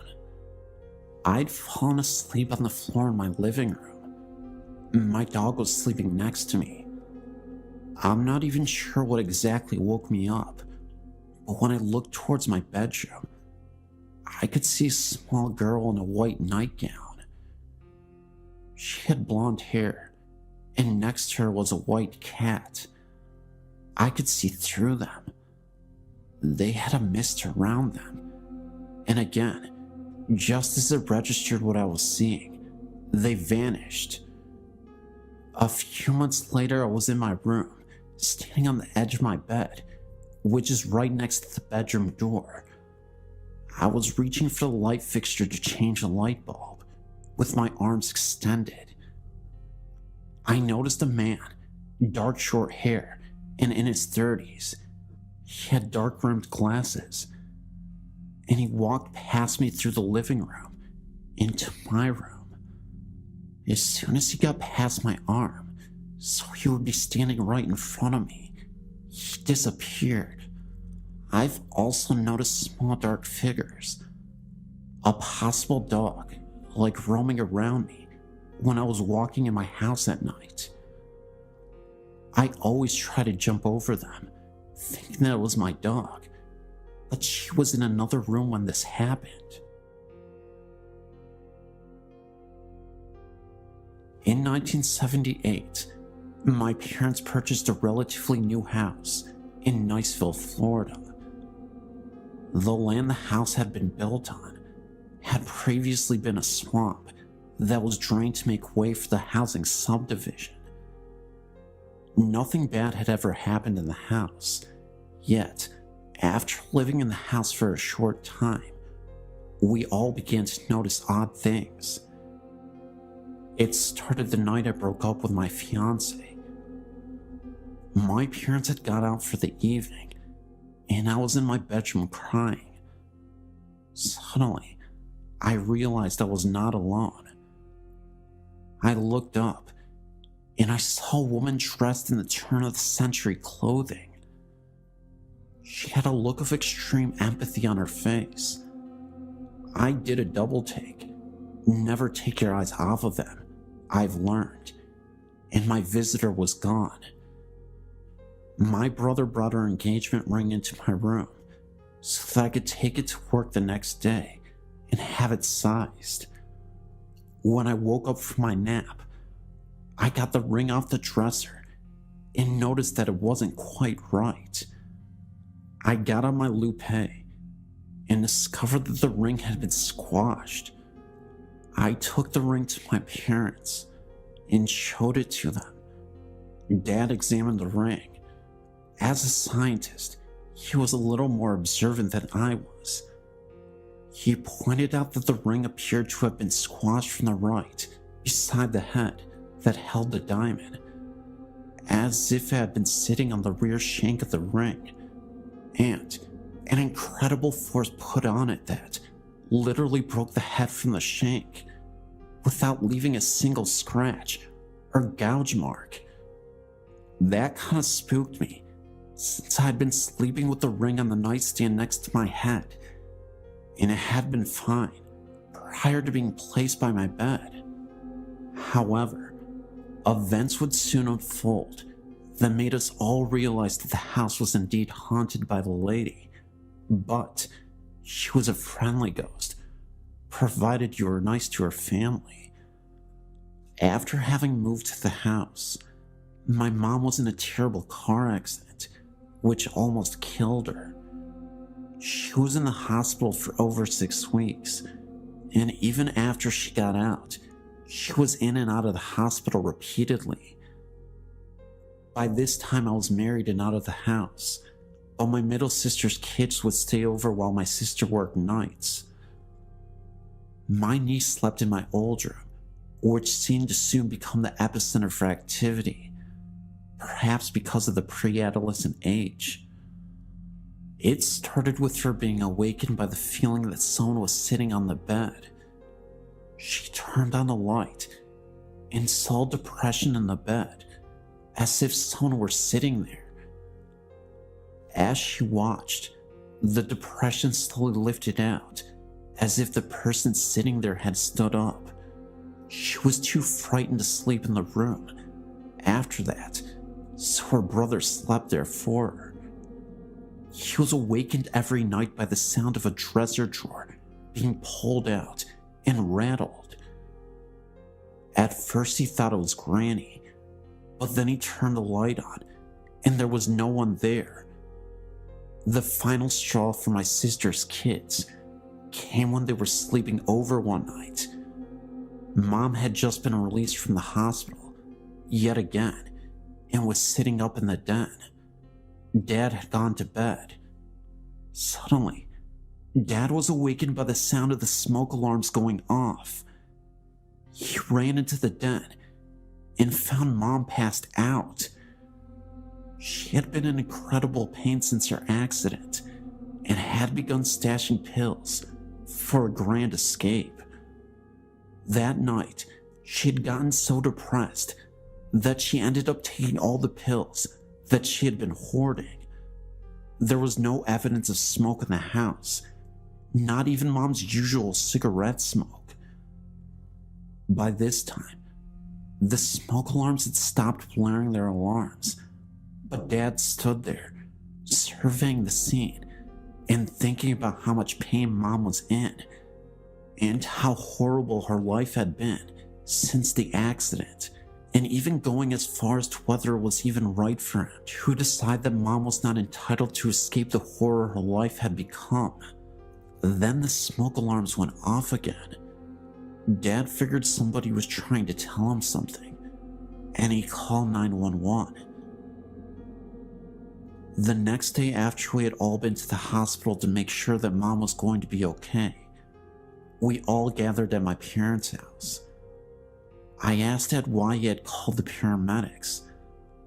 I felt like the doctors who had saved my mom's life after the accident had not taken into consideration the lack of quality of life she would have, and I felt like Mom was entitled to a reprieve from the constant torment she was in. Dad looked at me kind of funny and explained about the smoke detectors. Then he said that when he had gotten home later that night, he had torn each of the smoke detectors apart, and there was nothing wrong with any of them, nor was there any reason they should have gone off in the first place. Once Dad told us this, we all sat there with odd looks on our faces and started talking about the lady. By this time, I'd seen her twice. My older sister had seen her once, and my skeptical scientist dad even admitted to having seen her. We began comparing notes and found us finishing each other's stories and descriptions. We had all seen the same lady dressed in the same clothing, and none of us had mentioned it to the others for fear of being ridiculed. As time went by, the lady continued to watch over her family. After my dad's death in 1998, my then husband and I were in the den of the house after we had cleaned out the possessions and cleaned the house up. I'd left a book on the counter An ex went back to get it. Our marriage was on the rocks, and he was becoming increasingly abusive to me. Something that the lady didn't seem to care for. He had always laughed at our family ghost stories, up till the day. But when he went back in the house to get my book, he came out of the house shaking and white. He had felt a cold hand brush across his face. Then, when he didn't leave fast enough, he felt the same cold hand pushing him in the back, propelling him to the door. The lady was trying to tell him that she did not appreciate the way she was treating one of her kids, nor was he welcome in her home.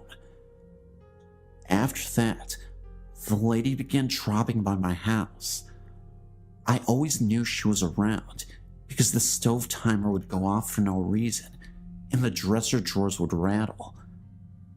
After I left the abusive hubby and moved to the Midwest, the lady would come by and visit me there from time to time, always setting off the timer on the stove, rattling drawers, playing tricks with the blinds, anything she could do to let me know she was keeping an eye out for me. I realized that this is unusual for ghosts to leave their primary residence and to actually follow people from home to home, but I talked to some friends who all felt like the lady was probably a female ancestor who had died in childbirth, so she felt responsible for looking out for her family. After going through the family archives, we found a photo of my great-grandmother. She had died of appendicitis when she was pregnant. The baby also died. The woman in the photo looked like the lady. My sister is now living in the house. When she first moved in, she put some pots in the cabinet, then went to the bathroom for a minute. When she came back out, the pots were sitting on the floor. Earrings and rings that had been lost for years, some in different houses that we lived in, suddenly appeared on the cabinet or in my sister's jewelry box. Unseen hands frequently pull back the curtains to look outside, and my sister's dog loves to romp and play with the unseen visitor. I could go on and on about all the poltergeist activity, some that seemed to be coming from the lady, others that seemed to be coming from my deceased dad. From fax machines that go off when they aren't plugged in, my deceased dad's voice calling me to wake me up when the gas fireplace developed a leak, even luggage being set on its end. Weird stuff just follows my sister and I around. Just 2 nights ago, while laying in bed, I was awakened by the bed shaking. I sat up and looked around and found my husband sound asleep and the door securely closed against kitty visitors. I laid back down and snuggled up to my hubby, thinking that he just had a chronic jerk that shook the bed when it suddenly hit again. The whole bed kind of went whomp, as if a 20-pound weight had been dropped on it. This time, I knew that there were no cats in the room, and since I'd been snuggled up to my hubby, I knew he had not jerked in his sleep. It's nice having your own guardian spirit to watch over you, but it can really interfere with your sleeping. I know that some people think that we're all nuts, or engaging in what shrinks call magical thinking, but every time I start to question my own sanity, I get another visit. It should be interesting when we move to my dad's hometown this spring. I imagine the visits will become a regular thing.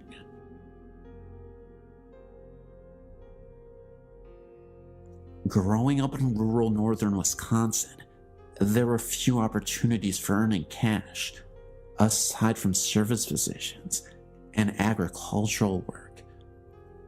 Coming from a farm family myself, as a youth, I would hire myself out to farmers to help with the work on their respective farms, mostly crops and dairy cattle.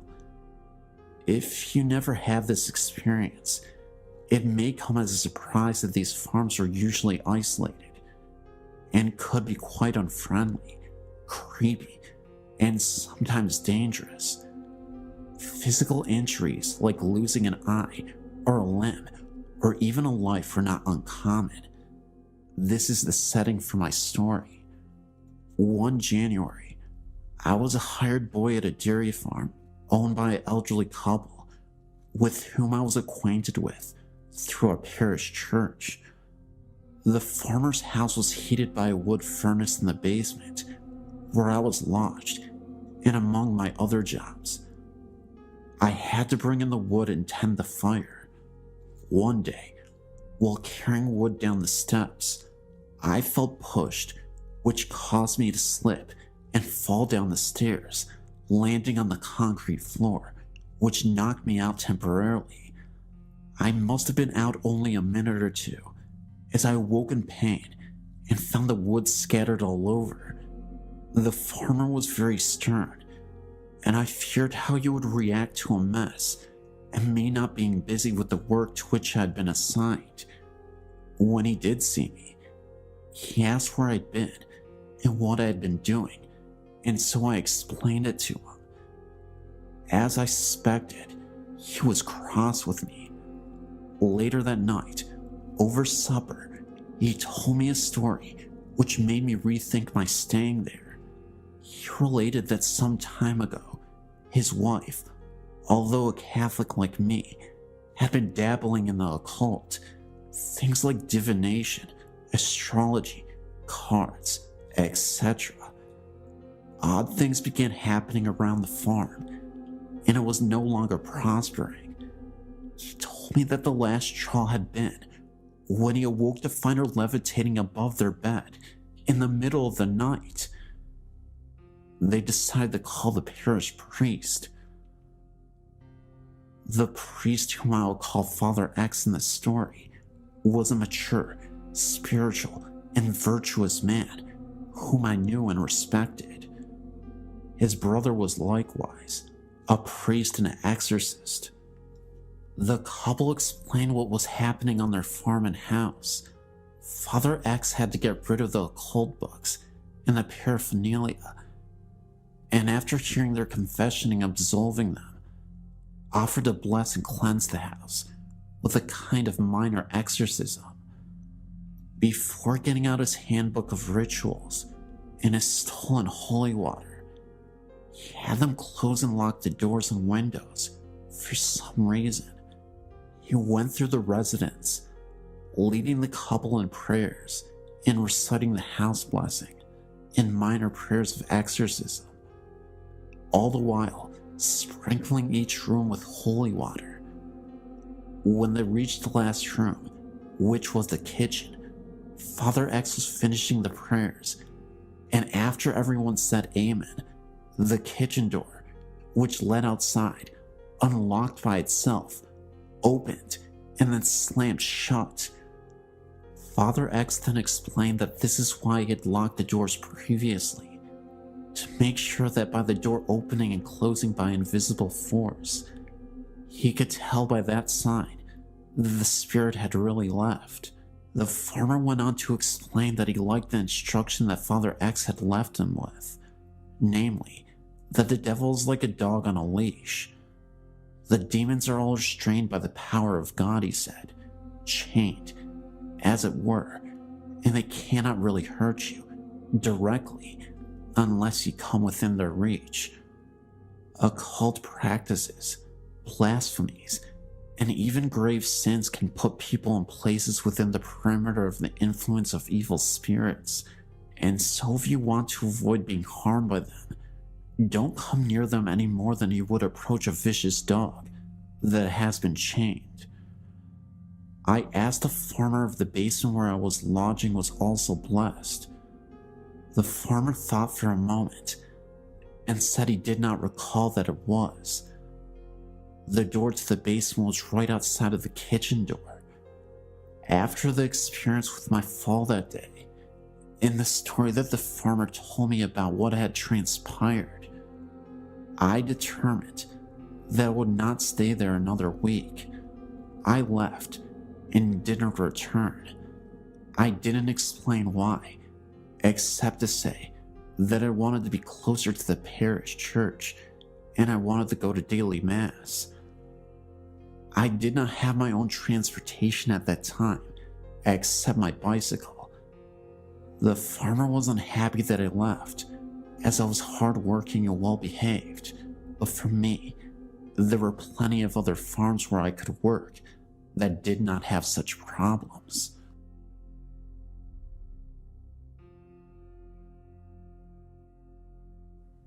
Throughout my life, I'd seen and experienced a few things that I can only describe as supernatural.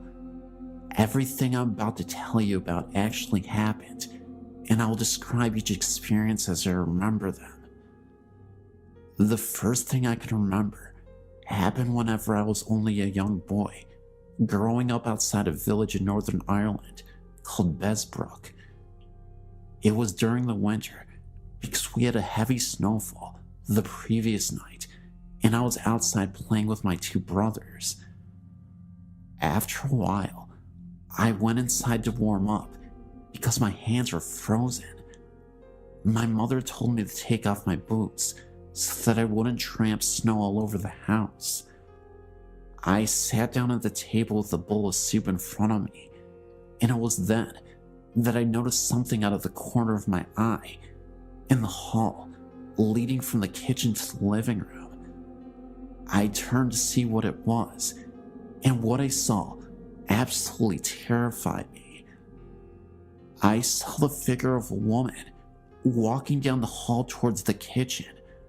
I just got up and ran out the door without putting on my boots and jacket into the snow, and refused to come back inside, even though my mother insisted that there was no woman in the house. Over the next number of years, nothing happened except what sounded like somebody walking around the house, even when the rest of the household was in bed or away. Everyone heard the noises, but chose to ignore them. Then one Saturday morning while I was still in bed, I was shook and awake and told to get up and come down to breakfast. Whenever I opened my eyes, there was no one in the room, so I assumed that they had already gone downstairs. While I was getting dressed, a voice was calling from downstairs for me to hurry up. When I did get down to the kitchen, there was no one around. Everyone else was still in bed. A few days after, my youngest brother claims to have saw a young boy standing in my parents' bedroom who just stood there looking at him. Shortly after this, someone unknown attacked my brother in his bed, leaving him with a black eye. The next few years were quiet, except for the noises. Nothing else that I know of has happened in that house, except for the noises. But I did tell you that I lived outside a village. The best way to get to the village is through a wooded area, and this place is a very strange place. I could distinctly remembering a moment when I had to walk through these woods to get to the village, and all of a sudden, in the middle of the night, I saw a circle of people in white robes just standing in a circle and holding hands. I was so scared about what was happening that I ran the other direction and no longer wanted to run through those woods ever again. I actually had a friend of mine who was walking through the woods, and he swears to this day that he saw a woman just flying from the distance from one side to the other. Looked like a witch, but she was floating, had really dark black hair, and it just looked like she faded out. These are the only things I've seen in my life, and with that last story, my friend has seen, but I've heard other stories by people I know. The shop at the bottom of the road is said to be haunted by the ghosts of the 7 British people killed there in the 80s, whenever the original patrol station was blown up. I mentioned earlier, I'm from Northern Ireland. There is a Hive viaduct in the area, which is used as a railway line. 18 people died constructing it, one for each arch, and numerous others have offed themselves off of it. The stories are that at times, you can see these people, and they all look sad. There's also the blood on one wall in a friend's house, and no matter how many times it is painted over, the blood still comes through. All this is true, and has happened within a square mile of where I live.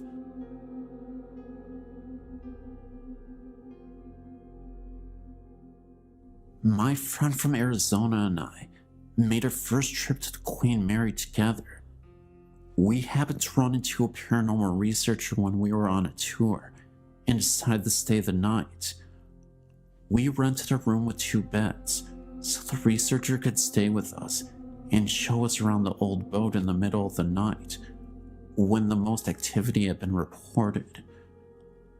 We attempted to fall asleep around 11 p.m. I managed to sleep quite easily and wasn't scared about sleeping in one of the reported haunted rooms. About 5 minutes after I fell asleep, my friend wakes me up. The first thing I remember was hearing a staticky voice and thought it was a radio. It wasn't until she asked me if I heard the voice. That was when I realized there was no radio anywhere in my room. My instant reaction was to turn on the light and look around the room. I reached up and tried turning on the light, and nothing happened.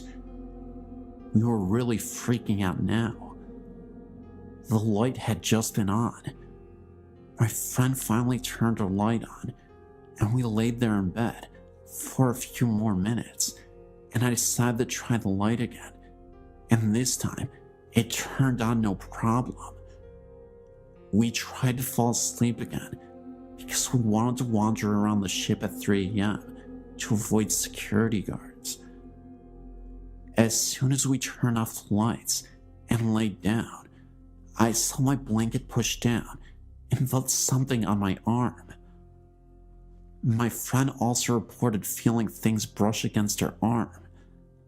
As tired as we were, we just decided to ignore it all and go to sleep. 3 o'clock rolled around and we went to the pool room, reported to be the most paranormally active area on board. We took several pictures, and the researcher and my friend called out to the known ghosts. I didn't want to because I really felt like I was intruding. I felt sad and angry feelings throughout the whole area. I was looking around when we all heard a man moaning. My friend and I booked it back up the stairs and stood against the wall. After a few minutes, we joined the researcher again, and he continued to call out to a little girl named Jackie. I wasn't paying attention at the time, but I heard my friend gasp, and I looked over, and she asked me if I heard that. I missed it. The researcher heard it too. It was the voice of the little girl. She was singing for them. I will never forget my experiences at the Queen Mary, and actually plan on going back soon. I came aboard not believing, and left a member of a paranormal research group. One night, in October 2008, my friends Scott, Denny, and Steve and I decided we wanted to go ghost hunting. Scott was the only one who had experience with anything, and he had seen things and had things happen to him and other people in his past groups. We started off by going to Peace Church Cemetery and where the murderer Billy Cook is buried. We were equipped with a video camera, me, a digital camera, a digital voice recorder, a heavy-duty flashlight, Scott, and 2 smaller flashlights with the other 2 people. We walked around for a little bit as Scott instructed us to let our senses take hold of us and guide us as they please. If we got an impulse to do something, do it. We all had weird feelings, but eventually realized we weren't going to find anything here. We left, deciding to go somewhere that Scott had experienced before, the Waco Cemetery. Once we got there, we said our opening prayer and made our way out into the cemetery. Eventually, we split into two groups, me and Steve in one, Scott and Denny in the other. Steve told me to get a couple of specific things on video. He thought he had seen something he said was best described as a specter, with a head that shaped into a point and a cloaked black body. We walked around for a bit longer, and he told me he had seen it again. We walked towards the area he saw it, and didn't see anything. We met back up with Denny and Scott on the other side of the cemetery, and Scott started talking about the things that had happened to him here. He had been asking questions and talking in general, trying to pick up some EVP. He started talking about what he called the prankster that had slapped him in the face and possibly put scratches down his friend's back. We made our way back to the center of the cemetery where there were no graves, just a patch of grass. We stood around, and Steve told the other two about the specter he had seen and where he had seen it. Around that time, Scott said lights out. He took a couple of pictures, and the rest was silent. Then, we turned our lights back on for a few seconds before Scott repeated his order of lights out. This part gets a little blurry. I can't remember if it was before or after we turned the lights back on, but Scott is a big guy, wide and tall. He fell backwards onto Steve, who would have fallen on me had I not moved in time. He had fallen hard. He laid there and just looked confused, and his face was red. His glasses had flown off of impact of the fall. He asked where his glasses were. Then he asked, "Did I fall?" We tried to explain what happened from each of our perspectives quickly, as we were pretty freaked out, since this was our first experience. He had asked a couple more times as the rest of us came to the conclusion that he fell too hard to have just fallen from a loss of balance. I, for one, think he was pushed by some force.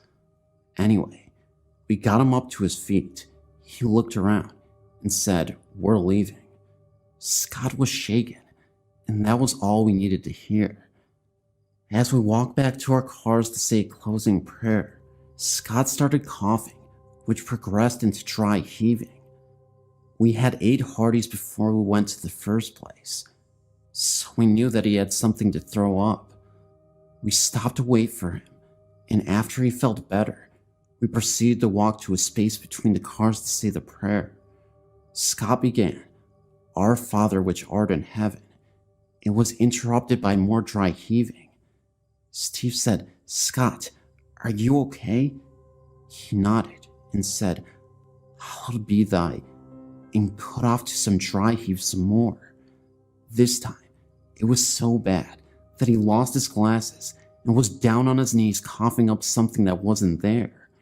He looked up, straight at me, and gave the most evil glare I've ever seen. I immediately recoiled in fear, with tears forming in my eyes. I asked Scott, "Scott, are you there?"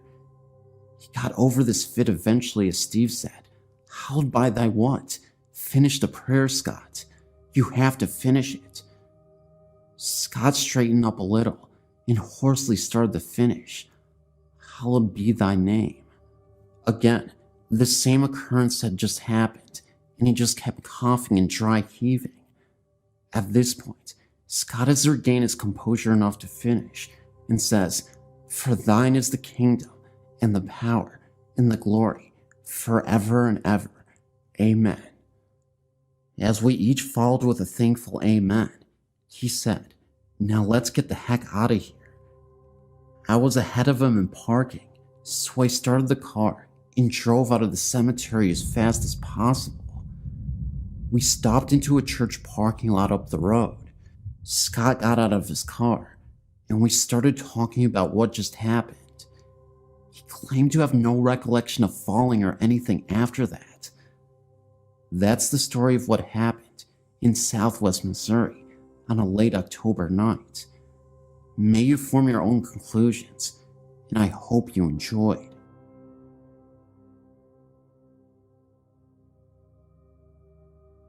I've felt the presence of ghosts at some places I've been or lived at. I've never had an experience of seeing a ghost, but I can walk into a place and tell if there's a ghost there. I know if it's a male, female, or child. I've seen dark shadows, but not all have been black. Some are gray, like the color of a rat. One night, a very good friend of mine came over and we started watching a movie and eating pizza. I saw the dark outline of a male child peeking around the corner of the kitchen. I told my friend Dawn, who is very religious, and at first she didn't believe me. I kept seeing the outline of a head and shoulders peeking around the corner. Then, about 5 minutes or so later, we started hearing a scratching noise. I told Dawn that's the ghost. She said it was just a mouse. Then, I heard a loaf of bread fall on the floor. The bread is kept on the counter far back next to the microwave. I got up to investigate. The bread was lying on the floor, but had no holes in it from a mouse. I put the bread back and went back into the living room. Dawn got up to get a glass of soda, and when she went into the kitchen, she yelled. She said the loaf of bread moved across the counter and dropped on the floor at her feet. She started praying. Every time she stopped praying, you could hear scratching noises. She kept praying, and the scratching continued. Then it got quiet. We finished the movie, and as we were talking, we noticed the lid on the pizza box, which was propped up, started to slip down. Instead of just falling down, it closed. This was very slowly. Dawn said she had enough and went home. She took the pizza and box home with her. She called me later that night and said that the ghost followed her home because her bread was constantly sliding off the counter, and she actually saw the pizza lid open when it was closed in the box. She said she threw the bread and pizza box off her balcony and prayed really hard. She didn't have any more problems, and our bread stayed on our counters after that.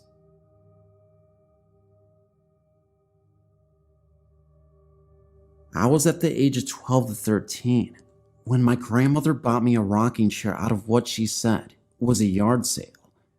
She claimed that they were very glad to get rid of it, and she never thought to ask why. She brought it home and sat it in my room with my dolls on it. It was an antique, so I was leery about anyone sitting in it.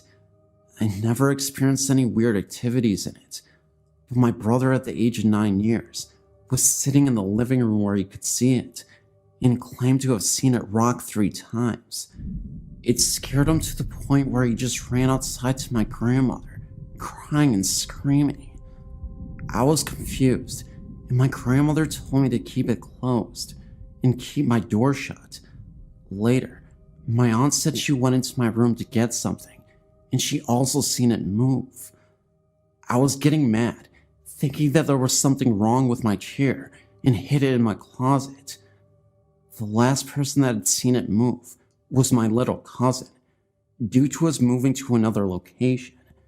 She agreed to keep it in her room, where she did not stay at the time, but went in and out of there when needed. She was doing her hair in a dresser mirror when she got a glimpse of the rocker moving.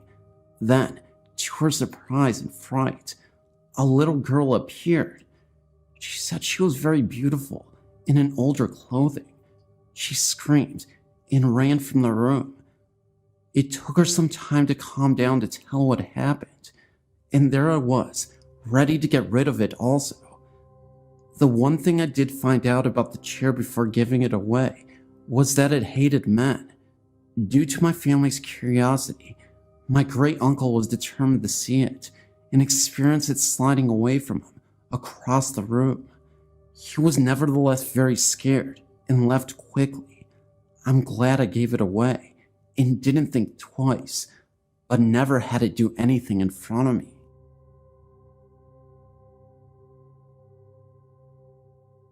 I didn't experience this myself.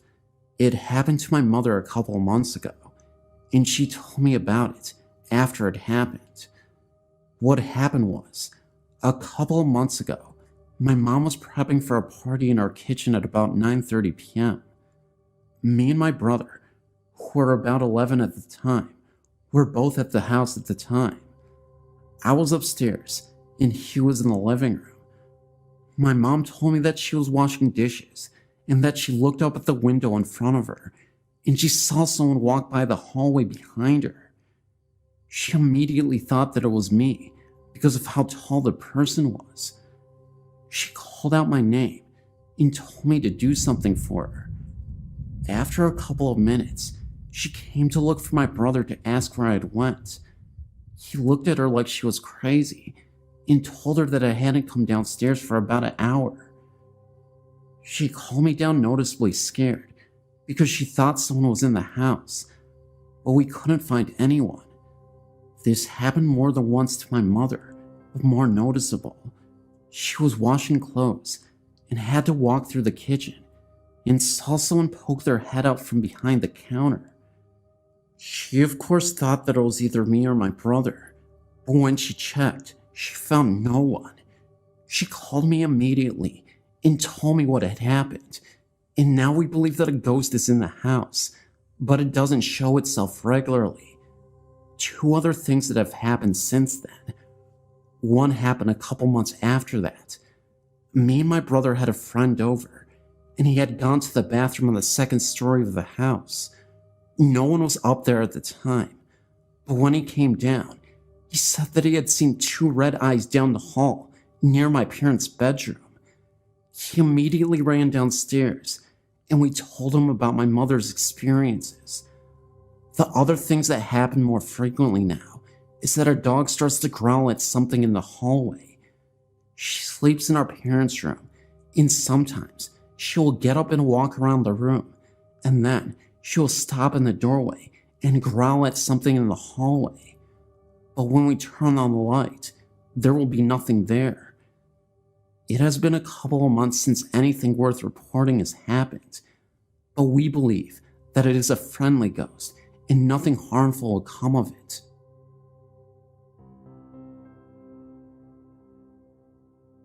Even though I'm terrified of this kind of stuff, reading stories and watching things on TV about it is very interesting to me. I have a story to share. It's still very fresh to me, even though it has happened many years ago that it has taken place. My husband and kids laugh at me when I tell them my story, just because some of the things that went on. They find it more humorously amusing than seriously true. This story took place when I was about 5 or 6 years old, in a house we lived at, in Oregon, Ohio. I really don't even know where to begin. The house was a 2-story home that wasn't huge, but sure wasn't small. I had 2 brothers, and they shared a bedroom with me, having my own bedroom right next to theirs. In their closet was this blue plastic hanging shoe rack that was left when we moved in. It was completely empty, except for a few bouncy balls and a metal jack in some of the pockets. Every day we would check these pockets because whenever we would empty them, there was always more the next day. I never thought anything weird about that. It was cool finding things in there. My room had a door that led to the closet. I never heard anything scary in my room, but one night, my grandparents spent the night. They came from Florida and were visiting us before moving on to other relatives. In the middle of the night, everyone ran into the room because my grandpa woke up screaming. He said the cat had crawled under the mesh part of the box spring and scared him. Everyone went back to bed and nothing was thought of it. Months went by, and summer was here. My brothers and I used to all lay in the hallway upstairs outside our rooms, in front of a box fan my dad would put up, because it was so hot.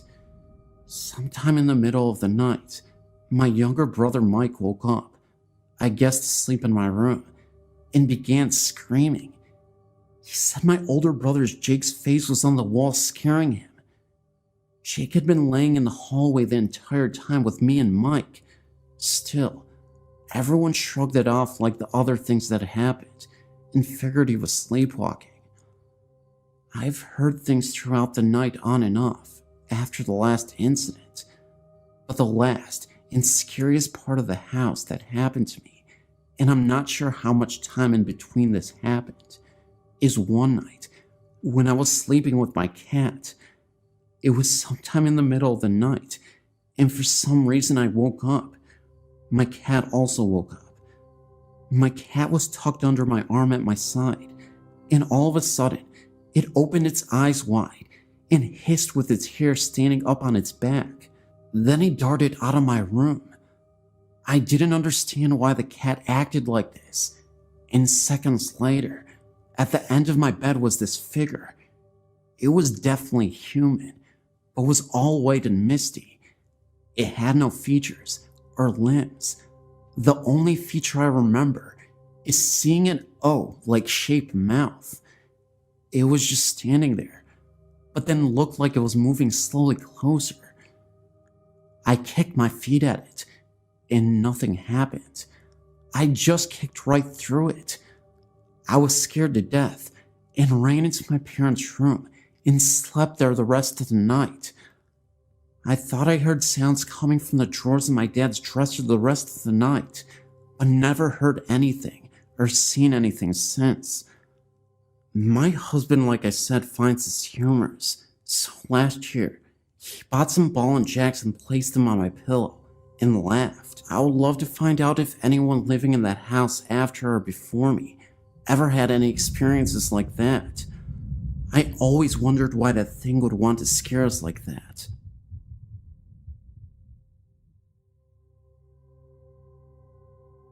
My grandfather was a member of Washington Country Golf Club in Washington County, Pennsylvania. The golf club sits on top of a hill and used to be a very old farmhouse that dates back to the 1800s. He told me stories of him along with a group of friends who spent the night at the clubhouse. Members were allowed to stay there if they wished. It was said the old farmer who lived in the house lost all of his money and the farm went under. After this all happened, the farmer then decided to end it all. My grandfather said that during the late hours of night, you can hear footsteps walking back and forth upstairs. They went upstairs, and no one was to be found. Even in the ballroom, the lights would be seen turning off and on by themselves, as doors were being opened and closed as well. I myself have been in the clubhouse, which is very old, with wooden stairs and floors. I have even seen the bar going across the staircase, where it said the farmer had done the deed. I've heard this story from other members of the club. Whether this is true for sure or not, I don't know exactly. Another story I've heard takes place in Peters Township in Washington County.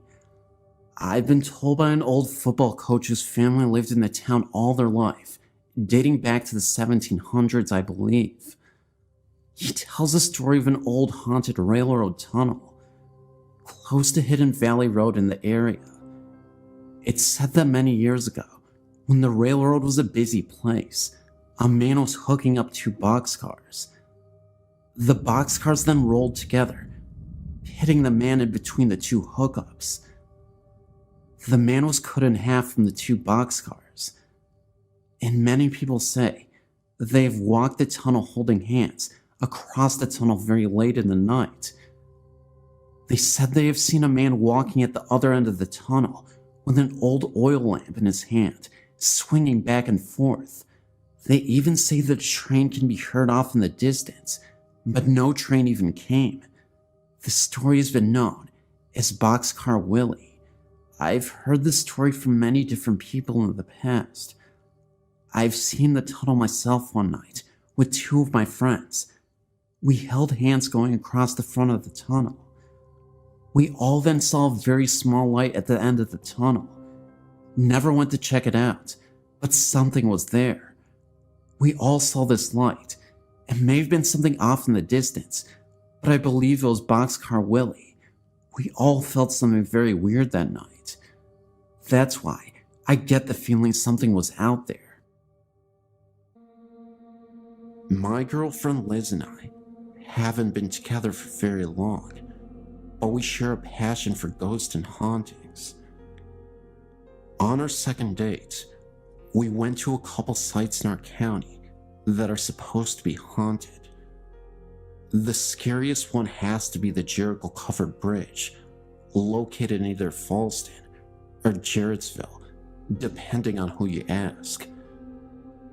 As Liz and I drove up to the bridge, a heavy fog rolled in, almost like the ones you see in the old movies, set in places like London.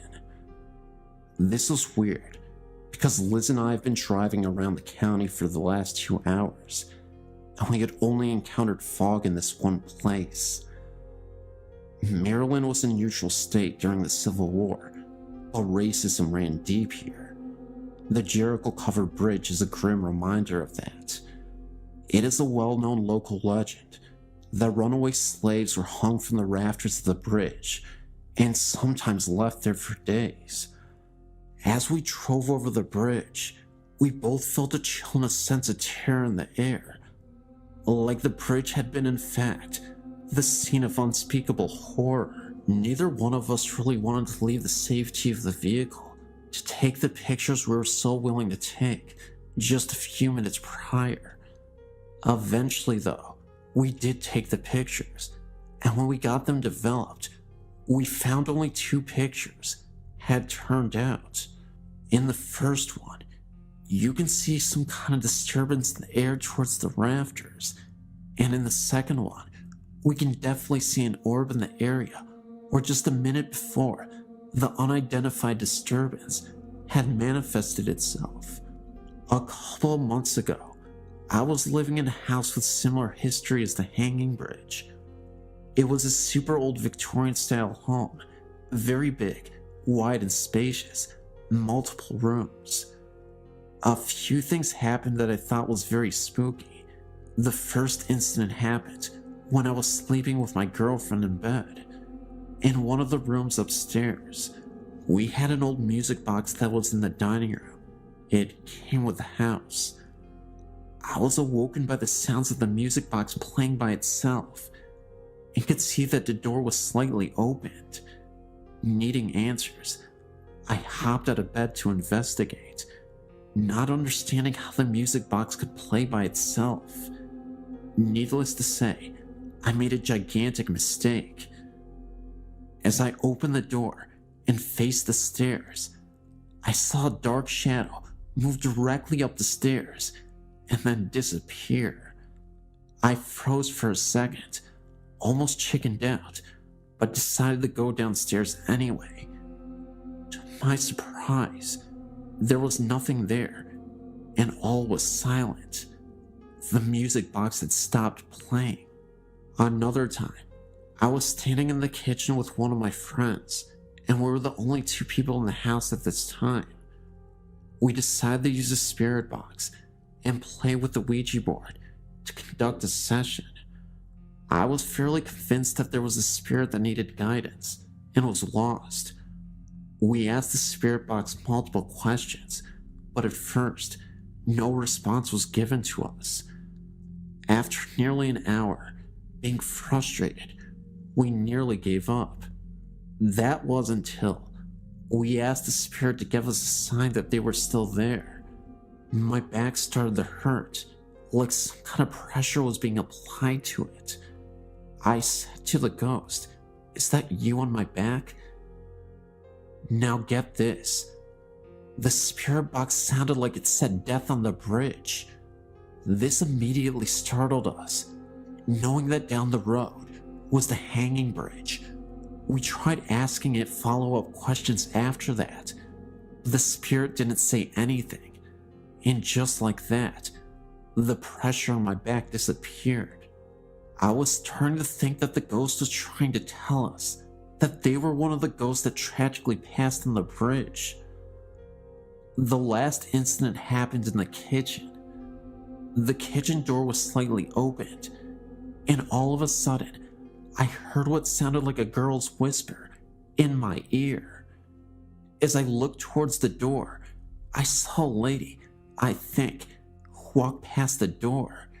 At first I thought it was my friend Laura, who always used to wear jeans. So I popped my head around the corner to try and scare her, but there was no one there. I wasn't scared because it was in the middle of the day. I actually found the experience quite exciting, but also unexplainable. To this day, I've always thought these incidents were all related to the hanging bridge. The Job Corps in Albuquerque, New Mexico. I was a student there in 1973. Since then, there has been a lot of renovation on the buildings, but when I was attending the Job Corps, it was pretty much the same as it was when it was an orphanage. One night, actually at 2 a.m. in the morning, when I came back to the dorms after babysitting, I had to walk across the campus to get to my room at the far end of the campus. While walking down to my room, all was very quiet in the dorms. Out of nowhere, I hear what sounded like children laughter in the distance. It was very faint, but I could definitely hear something. Yet, through the faintness of the sound, you could still hear shouts of glee and anger, as little children would do on a playground, if that makes sense. This happened behind the little chapel that was there, but the sounds came right there from behind the old chapel. And while I looked and squinted, I didn't see anybody there. I thought to myself at the time, why would parents allow their children to play so late outside? It was cold and it was dark. Meanwhile, my hair was standing on end, and I tested the wind to see if the noise was carried from another place. Noises can carry long distances. There was no wind at all. At the time, I didn't know that the Job Corps used to be an orphanage until the next morning, when I was talking to my friend about hearing those children. This service worker told me that she used to work there as a service worker for the orphanage. She told me the voices I heard were probably the little children that died of broken hearts while she had worked there. Her face went pale as she told me that the children she thought were treated cruelly.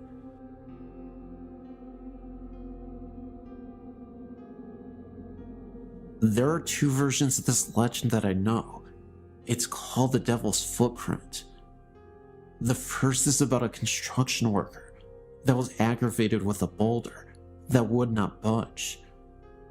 The man stepped on the boulder and said, "I will give my soul to the devil, this boulder will move." By the next day, the boulder had moved, and there was an imprint of a human foot and a hoof print of the devil. The man was never seen again. The other version is about a farmer that was having a terrible harvest. He then said, "I will give my soul to the devil if I had a bountiful harvest." Indeed, the farmer's harvest was bountiful, and he made plenty of money. The farmer was quite pleased with himself, until the day the devil came to collect. The farmer refused to give the devil what he wanted, and a chase ensued. They ran all around the farmer's land, and the chase ended when they reached a cliff. I believe the footprints happened when they had their final fight at that cliff edge. I've heard many stories about the devil's footprint being haunted. My fiance told me about an occurrence that happened when he was there with his brothers when he was about 13. He said that his brother was contacted by a ghost, according to him, and his brother swears to this very day he was standing in front of the church doors, and being a rebellious young man that he was, he attempted to kick the doors open. At the moment his foot hit the door, it swung open and knocked him off the steps. Now, you may be thinking that there was probably someone on the other side of the door playing a prank, but keep this in mind, the doors open inward, not outward. I also know someone that was there very late at night, and she swears that she saw hooded men walking the edge of the woods. I myself had an experience of sorts. One night, a friend and I decided to go find the place. We drove and drove, and we couldn't find it. When my friend was so sure she had driven too far, she turned back. We figured we better wait until daylight to look for it, so we turned on the road that we thought would take us home. And what did we see? The old cemetery and that unmistakable white church. Of course, we freaked out. My friend swerved and barely escaped going off the road. By this time, we were both feeling a little unsettling feeling in our chests. Now, whether this was due to some unwelcome presence or fear, I'm not certain. I'm assuming the latter. However, needless to say, we didn't stop there that night.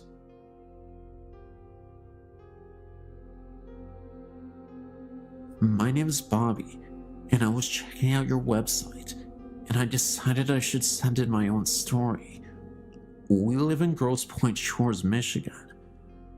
This event happened on Monday, August 15th, 2005. One day, my brother named Vince was on the computer at about 4 o'clock when he heard a scream. He ran upstairs to find me and my older brother named Sam. Vince asked what was wrong, and we asked him what he was talking about, and he said he heard a woman scream, and we said nobody screamed. We were also the only ones in the house. We got scared, but eventually thought that Vince was probably hearing things and forgot about it. But a week later, me and Sam saw this website and decided to check if something was haunting our house. We checked everywhere, but found nothing. But just as we were about to give up, Sam said to me that we never checked the attic. This was the first time that anyone was up there in the attic in a very long time. We got to the attic door and opened up the hatch, and a ladder came unfolded from the top of the door. We started climbing up the ladder and got to the attic, and it was all dark. I felt the wall right behind me and found a light switch. I flipped the switch, and a dim light turned on. There was this old rocking chair rocking back and forth, the one that my grandmother used to have before she died. We totally forgot that we had gotten it and threw it up in the attic. Either way, we were freaked out. After about 2 seconds, we heard a scream so loud that it knocked me backward against Sam. We climbed as fast as we could down the ladder and shut the attic door. We were so scared that we didn't tell anyone except Vince about what happened. We checked the time, and it was exactly 4:06. We now know that Vince heard the scream from the attic a week earlier. All we know about the people that lived here before us is that they were the Andersons, and that they were an old couple that lived here and raised their kids here. I don't think it was my grandma's spirit, because she was always a gentle soul and wouldn't scare us like that. Anyway, after all the kids moved out and Miss Anderson died, a short while after that, he sold his house to us about 4 years ago. I believe Miss Anderson was the one who screamed. I guess she was mad that we stole her house from her.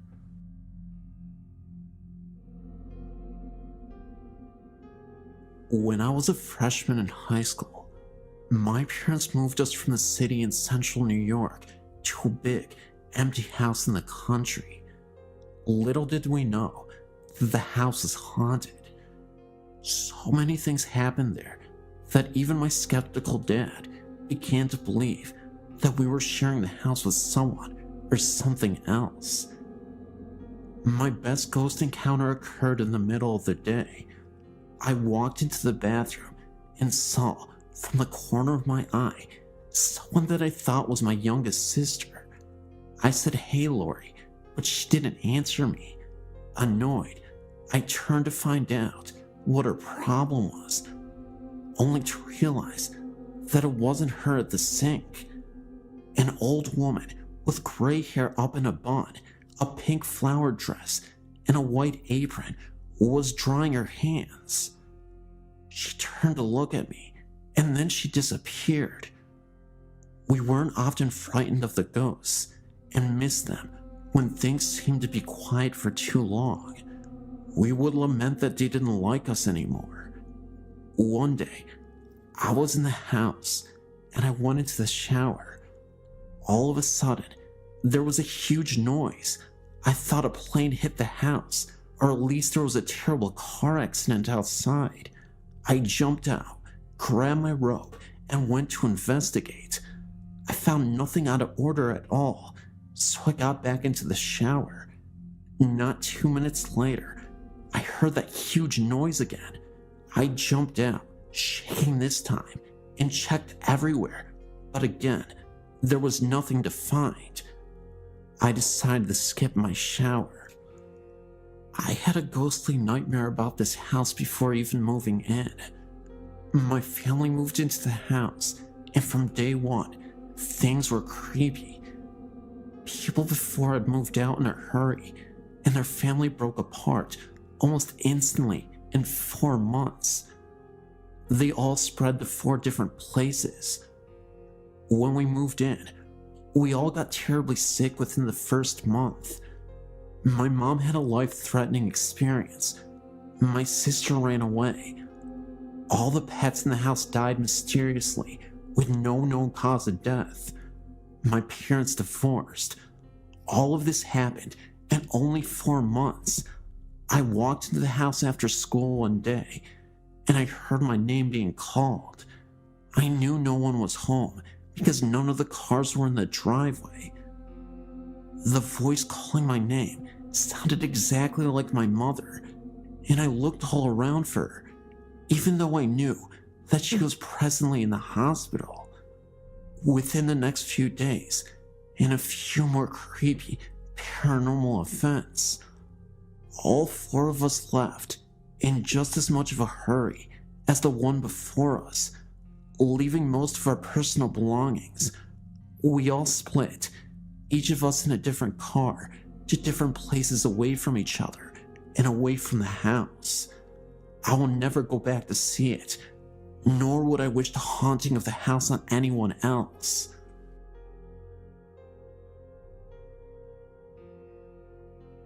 Hello. I lived at this house from 97 to 99. It was in Atlanta. My family and many of my friends were witnesses to the occurrences. Voices, electronics malfunctioning, dark figures. It happened day and night, but mostly at night. It is an older white home near the river, and for a while, we had a rat problem. The plumbers had left a hole under the bathroom sink. The rats, who were fond of shiny objects, left 2 human molars, complete with silver fillings, on the bathroom floor on 2 separate occasions. The back of the home had a foul odor, off and on, and the crawl space had been cemented over. I'm an investigator for the state, not a hysteric, but the place made a believer out of me, my family, and half a dozen friends. My then 4-year-old son complained of the man in the mirror with a string around his neck. Voices were male and female, also a small child. I've often felt the crawl space needed to be examined. just never could figure out a way to ask the officials to do such. I truly think that there is a body or bodies under that house.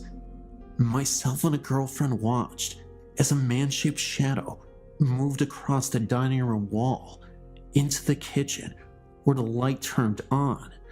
While we're checking out, if you can get the new owner's permission.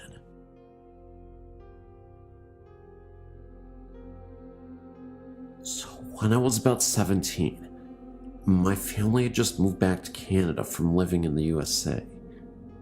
It was a bit sudden, and being a family of 6, it was a little bit of a scramble to find a place to house all of us before the snow hit. So, my mom and dad decided to live in an old house that my grandpa had on his property, just for the duration of the approaching winter ahead. The house was my great uncle's, and my grandpa skidded from my brother's property to his place. Now my grandpa has 2 quarter sections, and this house is tucked way back away from the main house, so the powers ran from the main house, and with it being so far away, there is no running water. This house is old, so to add to the running water, there also isn't heat, only a wood stove. Just to give you an idea of where we were living in. Me, being a 17-year-old, I often stayed in town and didn't stay there very often. I specifically remember the first time it happened. I was in my bed. I was the only one who would stay downstairs. With the wood stove, everyone wanted to sleep upstairs since it was warmer. So I was just starting to fall asleep, and I started to feel the room get really heavy. I remember the feeling of not being alone. The doorway didn't have a door on it. It only had a beaded curtain, and I could feel it standing there. I then remember having the feeling of total fear rush over me and frozen to my core with it. Then, it moved closer, and I felt the bed move and someone crawl right beside me. Not in a way that was super noticeable, but in a sneaky, slow, sloth-moving type of way. I specifically remember wanting to vomit with fear. Then, I felt it, the feeling of an unshaven face rub against mine. I scrambled out of bed, holding my blanket, and ran up the stairs to my parents' room. I was so out of my mind with fear that I couldn't even scream. I slept on the floor with my dad's side of the bed. The next morning, Mom was wondering why her 17-year-old daughter was curled up at the foot of her bed, and I told her what happened. Later that morning, we walked over to my grandpa's house to have breakfast and go chat. My mom brought up my wild story. My grandpa and grandma silently listened, as my mom was laughing at the last bit of the story. My grandparents got really serious and turned to each other. Apparently, this has been an issue in the old house, and they didn't want to tell us, hoping we didn't acknowledge it, then it wouldn't bother us. I can honestly say it didn't feel angry or upset. It just wanted to cuddle. I didn't stay there much after that. I moved in with a cousin in town. We live in a haunted house. It is really not bad once you get used to it. In fact, at times, when there's no activity, you can actually get a little lonesome for them. We moved here in 1982. It wasn't long after we settled into our new house that we bumped into the former owner at the local church. She asked us if we had seen the ghost. We didn't know what she was talking about. She said it sometimes appears in the front bedroom, our daughter's room, as a shadowy figure of a woman in a rocking chair. Our daughter overheard us talking about it and she said, "Oh, that must be the lady who sits in the chair at my desk at night. She doesn't bother me, just sits there kind of watching after me." We had noticed some strange things in the house, but put them off to natural causes such as the reoccurring footsteps in the hardwood floors after we went to bed, the strange way the television would turn on and off by itself, other electric appliances doing funny things, and objects disappearing then turning up somewhere else. but we dismissed the idea of it being ghosts until one late night. My wife woke up thirsty in the middle of the night, so she went to the kitchen to get a drink. When she got to the living room, she saw someone in the shadows in the middle of the room. Thinking one of the kids had gotten out of bed, she hollered, "Get your butt back in bed." The figure streaked off and disappeared. It didn't go around the sofa, it went through the sofa. It didn't walk, it glided. It was the figure of a woman with long black hair. The kids were sound asleep in their beds. My wife came back to bed without her water. My first experience with her was about 10 p.m. one night. I was walking home from next door, and as I approached the driveway, I saw a figure of a woman walking in the drive. She was cutting across the edge of the lawn on the north side of my shop about 20 feet away. The light on the north side of the shop was on, illuminating her faintly. I could make out no details of her, only a dark figure of a slender woman walking briskly towards our house from the west. As I got in range of the motion detector light on the east side of my workshop, it came on. The figure vanished. This phantom female I saw matched the description of the dark woman other family members have seen in our house. But the dark woman is not the only spirit in our home. We have discovered there are others. Some are shy and reclusive. Some are a little mischievous and playful. They like to play with stuff, just to let you know they are there, I think. They hide things. You put something down and a minute later it is gone. You search all over and then find it right back where you laid it in the first place. They turn things on and off. TVs, radios, just about anything, even water faucets. One morning, my son went into the kitchen to get a drink of water. Dad, come here. I went into the kitchen to see what was wrong. "What's this all about?" my son asked. He was standing back from the sink, pointing to the faucet which was running full blast. My wife was standing beside him. "The knob is turned off, but it's still running," he said. We stood and watched it for a minute. Figuring a faulty valve, I started to walk towards the sink to try to turn it off by myself, and suddenly, it just stopped. Turned off all by itself.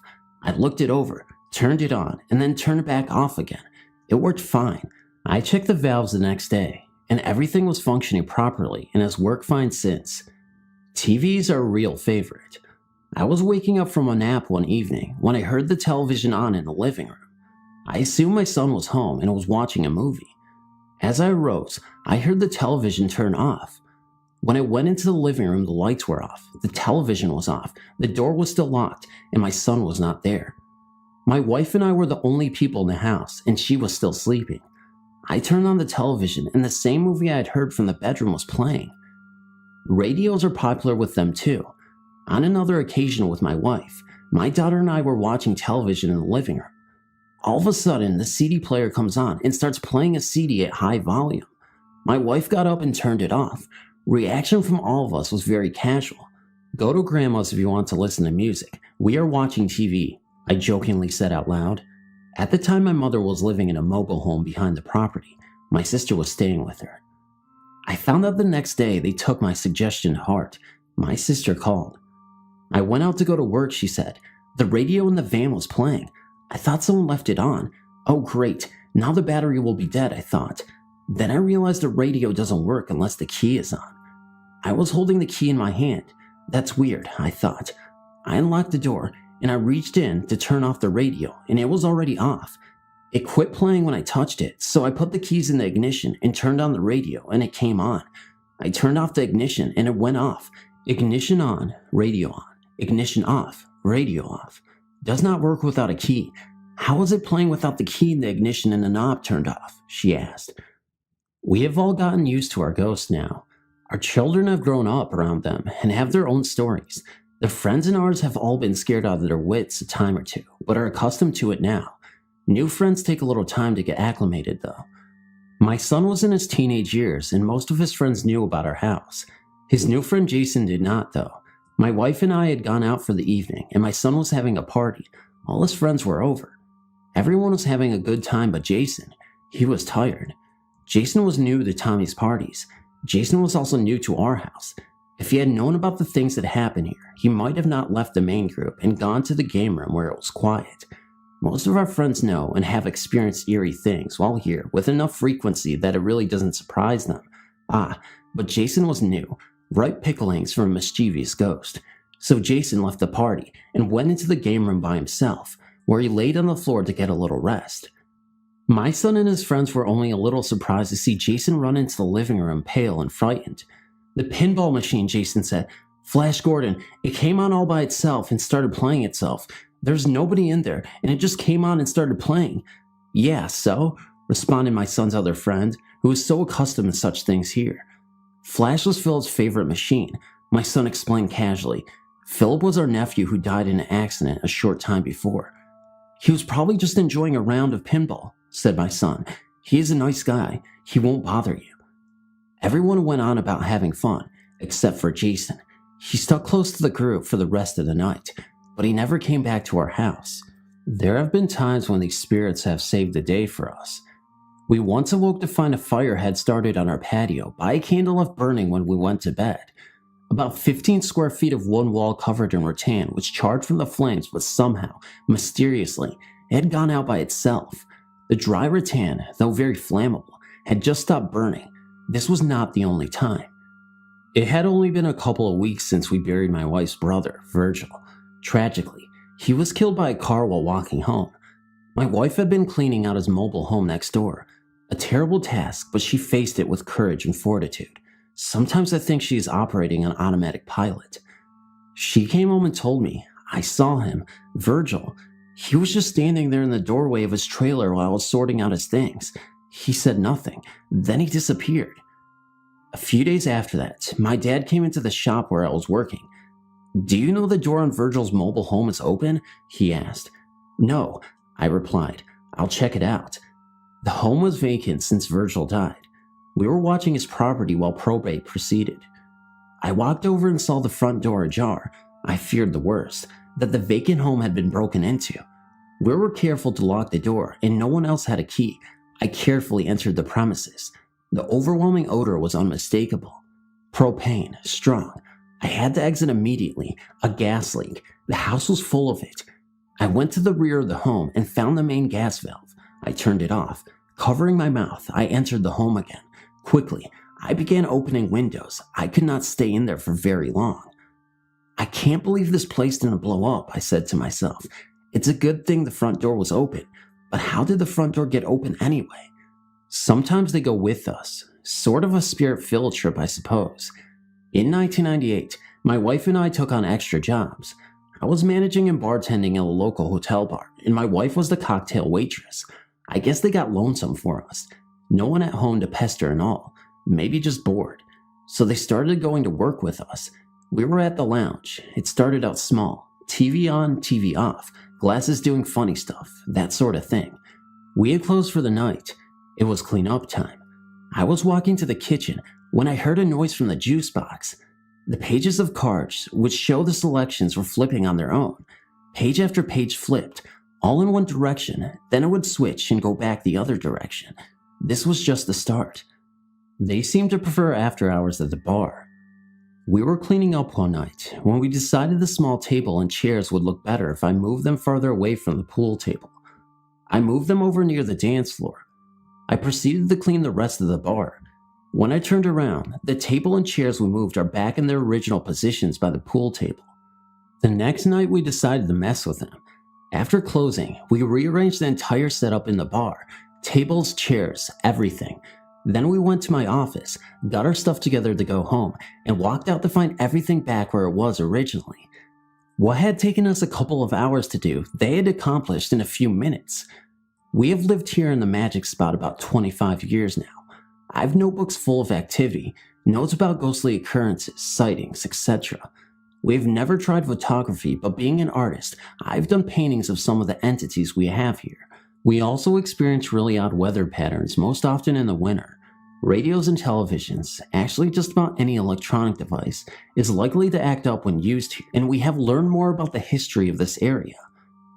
A local Native American medicine man once told me this place gives them the willies. Teenagers refer to this place and the surrounding area as the magic spot and have many stories about it. Over the years, we have actually had a good relationship with our ghosts. Though at times mischievous, for the most part, they just go about their own business and we do the same. We do at times bump into each other, however. Sometimes it is as much surprise to them as it is to us. Sometimes it is nice to have them around. Other times it can be quite frightening. I was actually surprised one late night, and it and I streaked off in opposite directions. I don't know which of us was more surprised. They have become as much a part of our home as our family members. It wouldn't be the same without them. As the youngest of 5 children, all boys, and the son of the 7th daughter, of the 7th daughter, of the 7th daughter, supernatural followers will know that means a white witch. I've seen many strange things. I and my brothers grew up in what would be described as a haunted house. At a very young age, I loved to play in my parents' bedroom, which overlooked the landing, first 2 steps, and small landing at the top of the stairs. On an almost daily basis, I saw shadows walking along the landing. They were not ordinary shadows. These were floating. They were not cast on the wall, but were in midair, but I could see through them. As I got older, they seemed to happen less frequently. I still see these shadows occasionally, out of the corner of my eye. In the early 80s, my brothers discovered the Ouija board method of entertainment, which heralded some very interesting results. On one such session on the Ouija board, the spirit known to us as Paraga put us in touch with a chap called Ray with a message for my father. I can't remember the surname that we were given, but we passed the message on to my father, who accused us of conspiring with my mother to try to persuade him that Ouija board works. Of course, this was simply not the case. It turned out that his friend Ray had committed suicide, while my eldest brother was very young. Therefore, it would be impossible for us to know anything about it unless we were told by someone. We simply had no knowledge prior to the session of events that had taken place so many years before. On another occasion when I was 11 or 12, we had a very strange encounter. My mother and father were out for the evening, and my brothers were left to look after me. The session took place in the dining room, which had one exit into the kitchen. From the kitchen, you could exit to the hall towards the front door, or a door latch with one bolt lock to the back garden and side entrance to the property. There was a window looking into the garden that the strange phenomena took place in. It was a strange session that seemed to pick up an angry persona. All of a sudden, there was a bluish glowing light out the back of the house, and the window started to shake violently. As we made a mad dash for the kitchen, the door to the back garden also started to shake violently. We all ran for our lives out the front door and scattered in all directions up and down the road. There was snow on the ground, and I was dressed in PJs and no shoes. It was almost half an hour and much deliberation before we returned to the house and went in. There were no signs of any strange happenings. We used playing cards with letters drawn on the back, and yes and no written on separate cards and numbers in the middle of the table in a row, and some excellent shaped wine glasses that were virtually impossible to push. In an early experiment, the glass zoomed round and round with great speed. All of a sudden, it left the table lifting up to the top corner of the room and smashing into small pieces. Even the stem and base broke into pieces, the biggest the size of your little fingernail. Anyone who has ever broken a wine glass will know it takes a tremendous force to break the stem and base to that extent. In 1985, at the age of 15, I was walking home to the family home around 10 p.m. from a friend's house. It was a wet and windy night, and I walked with the collar up on my coat with my chin tucked into the top of my zip, only looking up every now and then to see where I was going. There is a small village in the outskirts of the city, just down the road from the family home. I was walking towards the village, where I would have to turn right to go in the right direction to get home. Approximately 1,000 yards before the road I was walking along came to an end, there's a 10-story block of flats, and next to that, a retirement home. As you get nearer to the end of the road, approximately 500 yards from the end, there was a row of tenant bungalow flats going along the road I was approaching and intending to turn right towards home. To the left was a large grass area between them and the main road. I passed the end bungalow flat, heading to the T-junction with the grass area to my left and approximately 100 yards of space all around me to the nearest object, some small bushes. All of a sudden, I saw a pair of brown shoes come into view a couple of steps in front of me. Startled, I looked up to see an elderly gentleman in front of me. I took a step sideways and went around him. Something struck me as strange, and after a few more steps, I turned around to see nobody behind me. There was absolutely no way that the old man walking slowly with a walking stick could possibly have moved quick enough to get behind something to obscure him from my view in such a short time. In fact, the distance between me and the nearest object was too great for Ben Johnson at his prime to reach before I turned around. It wasn't until I thought about it while walking home that it struck me what it was that was so strange about the gentleman when I first laid eyes on him. Despite being quite persistent, rain and strong wind driving the rain, the man was dry and there were no drops hitting him. He was all dressed in brown shoes, suit, and flat cap. I can't remember the color of his shirt or if he was wearing a tie, but I will never forget his face as he smiled a gentle smile of thanks as he moved out of his way. His features were very clear. I've never seen him since. This village was quite a friendly community where most people knew everyone else, but I did not recognize this gentleman. There were many strange things that happened in the family home, from power cuts that were localized to just our house and the whole street. We had electricity meters that took coins to pay for the electricity supply. If the electricity went out, it should need to be topped up by popping a coin in the slot. Even after putting money in the meter, the electricity would not work. It would be found to have been switched off, and in those days, there were no such things as circuit breakers that would trip the switch. When my father knocked out the dining room window to put in a patio door, we found 3 patio negatives of an old gypsy man. The first of him, out the front of his caravan. Another of him stood on the caravan steps, and the last of him laid out dead. We intended to have them developed. They were missing from the place we put them. We assumed they fell down behind the kitchen cabinet where they were left. When the kitchen was remodeled, there was no signs of them, and other things we assumed had fallen down behind the cabinets. On many occasions, I've told certain people to answer the phone because it was for them, and it was. The problem was the phone had not actually rung until after I had told them, but within a few seconds. I can't explain it, but it still happens. It was in October of 2004, around 3:30 in the morning. I was slowly waking and was in the state where I could hear the TV, but wasn't quite awake. I remember having this eerie, scared feeling, and in my sleep started singing Jesus Loves Me, the old childhood Sunday school song.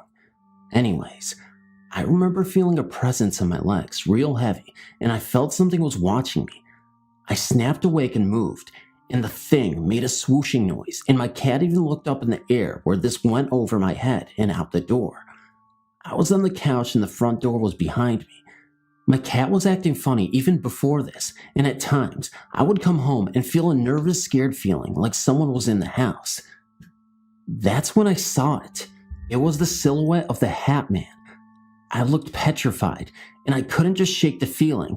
It was almost inside my head, like it was screaming voices at me. The voices released from the Hat Man into my head were all mumbled, so I couldn't really understand any of them. A split second later, there is silence, and the Hat Man slowly fades into the abyss, actually fading into the TV screen, once and for all. I don't know if this has anything to do with the paranormal, or if I'm just losing my mind. Was it sleep paralysis? Was the Hat Man real? Or was it just all in my imagination? I have no idea, but I'm kind of hoping and praying to God and Jesus that this doesn't even exist and that I'm all hallucinating this just to make myself feel better. As I previously stated, my cat has even noticed weird things that have occurred in this house, and I'm just not sure what to trust anymore. Are my senses going crazy? Am I just in touch with the paranormal? Am I opening up another portal to the paranormal dimension in which beings and spirits, including the Hat Man, come to greet me with demonic images and voices in my head? I don't know, but I'm just hoping that I will never find out the true answer to this mystery. Thank you so much for reading. I know it's short, but thank you. In my life, my family and I had numerous paranormal incidents. There were always heavy footsteps, sounding like a person in boots upstairs in the attic. Sometimes I heard them coming down the stairs or on the front porch at night, but oftentimes I had trouble keeping them. They said the TV kept going off and on. One said she saw a man in the attic through the window. My boys were afraid to sleep in their room alone sometimes because they saw people in the backyard. There were 2 very strange occurrences that happened in the winter of 1991. I was married at the time to a man who was abusive to my children and myself when he drank. One night, I smelled something burning in the bedroom, and the bed was smoldering. I woke up my husband, and he pulled the mattress off the bed. There was a burning area right in the bottom of the top mattress. He had not been smoking in bed, and wouldn't have been there anyway. Another night, I took the kids to get ice cream. When I got back, The doors were all deadbolted and windows locked to where I couldn't get in. I looked through a crack in a curtain and saw my husband lying unconscious on the floor, and the heavy dining room table was turned over. The phone was dangling from the wall. I pried open a window and climbed in. I called for an ambulance and called the police. My husband was taken to the hospital, and the police detective was totally baffled. Later, my husband said that he was talking on the phone to his mother when he was hit hard from behind and knocked out. His mother called to check in on what had happened, saying they had been talking, she heard noises, and he was no longer there. I felt like maybe we had a ghost that was protective towards us, but angry with my husband for his actions. I usually felt safe in the house, but on occasions, I was very frightened. After my husband and I divorced, I felt the need to move. While checking out the history of the house later, I found that it was originally owned by a doctor who kept his ill patients in his home with him. This was in the early 1900s, around 1907. After he left, there was a terrible train wreck just outside of town where some Mexican immigrants and a couple of local workers were killed in a train collision. Their bodies were badly burned and thrown into a massive grave, which turned out to be in the back acre of our yard. I feel certain that we had multiple spirits, though before this time, I never believed in ghosts.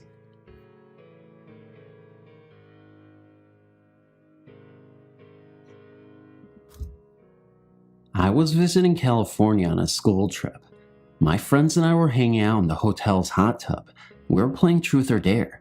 I was dared to leave the hot tub and dive into the cold pool, then run back to the hot tub.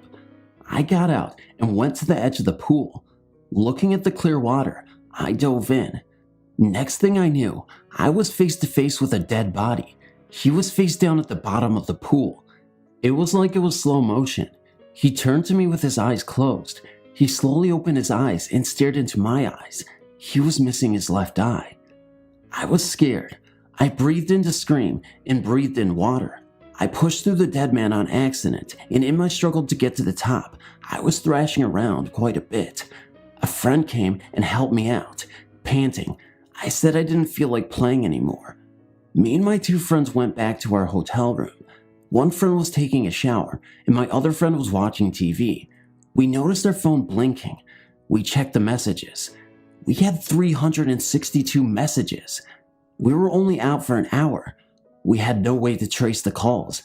No one even knew our hotel phone number. We listened to the first few messages. They seemed like they were all blank. Finally, we heard something. One word, hell. This freaked me out. I haven't told about the man at the bottom of the pool. I tried to downplay the message. Later that night, we went to sleep. I don't recall any of this next part, but my friend said that at 3 a.m. I got up, turned on the curling iron, and turned on the faucet. I then hit my head really hard on the headboard of the bed and went back to sleep. I woke up that morning with nothing but an eerie feeling, which was soon forgotten since the next day we went to Disneyland. A week later, we drove home. The thought of this man still terrified me. I just pushed it to the back of my mind and continued on. I did not believe he wanted to harm or scare me, though. Weeks went by. I remember doing chores around the house. I was putting laundry away in my mother's room. Her dresser has a huge mirror.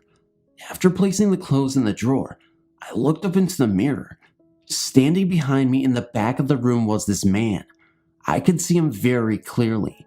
He was young, long blondish hair. His skin was grayed and almost green, waterlogged, and a little wet looking. His good eye was brown, and where his other eye should have been was just a hole. It seemed to go on forever.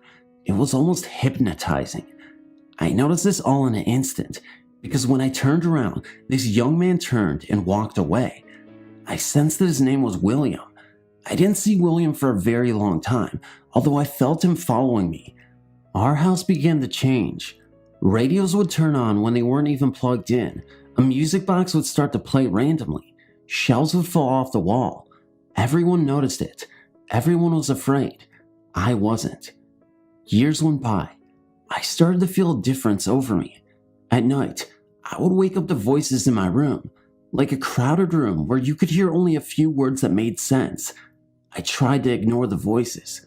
Sometimes, I would wake up with a single voice in my ear talking to me. They seemed to never make sense. It was like the end of a sentence or the beginning. I remember waking up one night. I felt scared for the rest of the time. It was very late at night. I knew no one was awake. A blue light was outside my closed door. My door began to shake very violently, but the beads on my door didn't even sway. I kept all of this to myself. Who wanted to tell their friends and family they heard voices in their head and see people in swimming pools? I don't think so.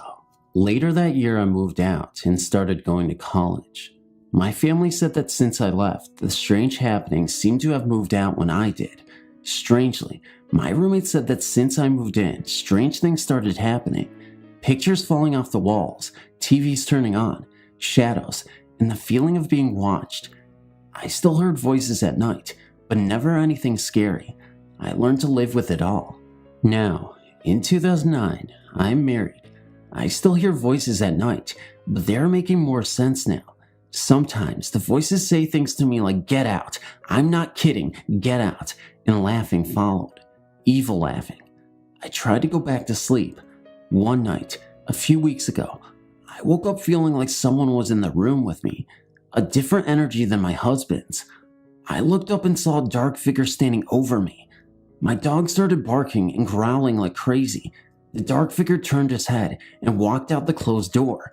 I went back to sleep and woke up to a voice telling me, "Your destiny will be at the Valley of Thunder, then all the voices shall be heard." I haven't ignored that one. Sometimes I will go to Yosemite National Park, Valley of Thunder, and see what my destiny is. It just doesn't seem right yet. 2 nights ago, I had a dream. William came to me. He didn't say anything, but I sensed he was telling me it was okay, not to be afraid of him.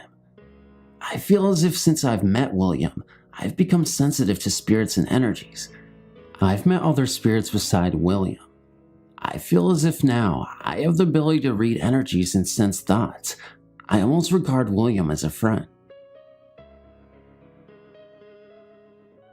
As an avid EVP researcher and long-haul truck driver, I've had many opportunities to get EVP recordings from all over the country.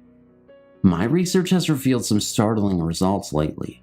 On the 20th of January this year, an EVP has attached itself to me somehow. Now, no matter where I am or where I go, this EVP named Desmond Heathers is in every recording I make on my Olympus digital voice recorder. Even when I'm traveling down the road at 65 miles per hour, Desmond is there ready to talk when I turn on my recorder. I know a lot about them and where he is now. One startling development occurred when I asked Desmond if he knew anyone that I knew. He said, "Yes, Joe." I said, "Joe, my brother?" He said, "No, Joe who is with me." I asked him if Joe was with us now, and he said, "He is in you now." So I asked, "Joe, are you there?" And I got this voice in the recording that was very deep and gruff sounding. I can only say it sounded like Mr. T from the TV show The A-Team. Joe said, "Go away, leave me alone." Well, I don't communicate with those who don't want to, so I just do what I always do with the ones I get who I don't think deserve my attention. I just ignore them. Here's where the story takes a strange turn. The week after that, I was talking to my doctor about a fatigue problem I've been having lately. Nothing serious, just tired during the times of the day I don't think I should be.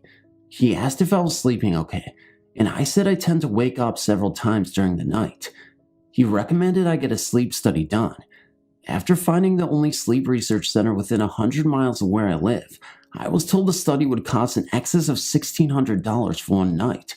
Well, I thought this was ridiculous, so I figured I would do it myself. I was on the road the night I decided to do my sleep study, and set up my digital voice recorder and DV camera on the sleeper of my big rig. I fell asleep within 15 minutes. When I reviewed the recordings the next morning, I was so startled at what I had recorded, I could hardly listen to it. The recording revealed that I snore rather loudly. What was startling, though, was the EVP Joe was using my snoring sound to speak to me in my sleep. With every rattling snore, he formed words. He said things like, "Don't you know you love me? Don't leave me. Don't wake up. I'm not done yet. Don't you remember me from the Navy? You know you're listening to me. You know you love me. How did I get in here? What happened to me? I need you. I'm just jealous of you, Tony. Tony, please, help me." Not just that night either. Every night I've recorded, He's talking to me in my sleep.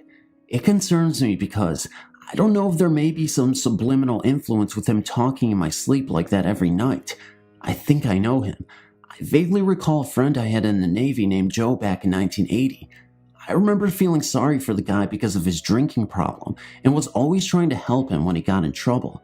I used to buy him gifts for his birthday and Christmas because his family wanted nothing to do with him. Other than that, I can't recall very much about him. When I asked him how long he has known Desmond, he said about 5 years. That's how long Desmond told me he's been dead. Actually, Desmond didn't even know he was dead until I convinced him he was. He kept trying to tell me he was alive.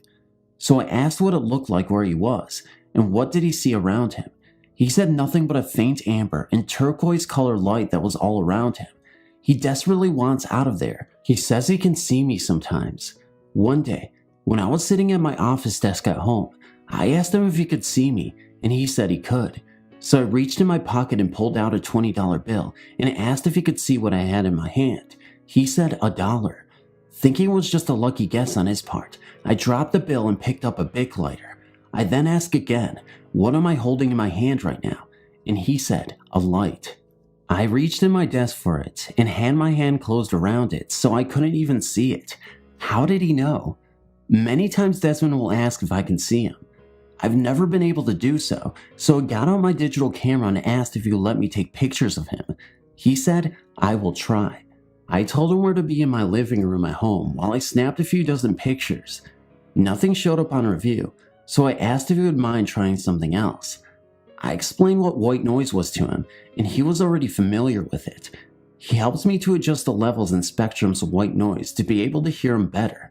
I explained that I could generate a different type of noise that is not audible, but that I might be able to see him with. So I set up my DV camera to form a video feedback loop with my Sony Trinton 32-inch TV, manually adjusting the focus in such a way that the feedback picture was focused on the pixels on the screen, as it oscillated slightly due to some technical reason I can't explain now. After talking with Desmond during the setup and adjustment period, I told him where I thought he could best try to show himself. Desmond appeared to me only once for about 2 seconds in the video. He had very plain symmetrical features and was shown from the waist up. He seemed to be in his mid-30s with dark sunken eyes. He was wearing a bowler hat and a 1940s type jacket with wide rounded lapels with an open shirt that had no collar. Further research with Desmond shows he can see me and some things around me when his energy level is high. For example, I can give him instructions on how to travel somewhere. One time I showed him a map on my Microsoft Streets and Tips and showed him the same roads and satellite photos taken from Google Earth. With this information, I am able to ask him to get a specific place and get information I desire. One time I sent him to the Powerball lottery drawing headquarters located at Urbandale Drive in Urbandale, Iowa, to see if he could see the Powerball numbers being drawn 6 hours before the draw. I have reason to believe he is not bound by time as we know it, and thought he could travel through different threads of time and different timelines. Well, I asked him to go and do this one for me, after about an hour of instruction of what to look for and how to get there. Then, when I asked if he was ready, he said, I'll try. Then, I'll be right back. He returned in approximately 30 minutes and gave me some numbers. I was all excited and purchased our ticket. Later the next day, I went to check the ticket and realized I had sent him on the wrong day. I explained to Desmond how sorry I was for the mistake and how much time and energy we wasted. I asked him what the numbers were he gave me because he was there 24 hours too early to see the actual drawing and realized he must have witnessed one of the practice draws they do to check out the machines. Lately, I've been having some other problems. I injured my back seriously at work and have not had the desire to record anymore due to my pain and medication. I've been recovering well and expect my research to continue. My new job doesn't offer me as much travel and time to do the things I'd like. I just hope when I start recording again, Desmond and Joe will let some other people talk to me.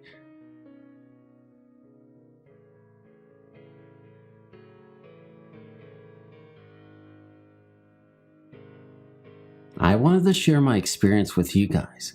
I'm not sure what it means or anything, but if you do make it to the end of the story, you can decide for yourself and let me know what you think.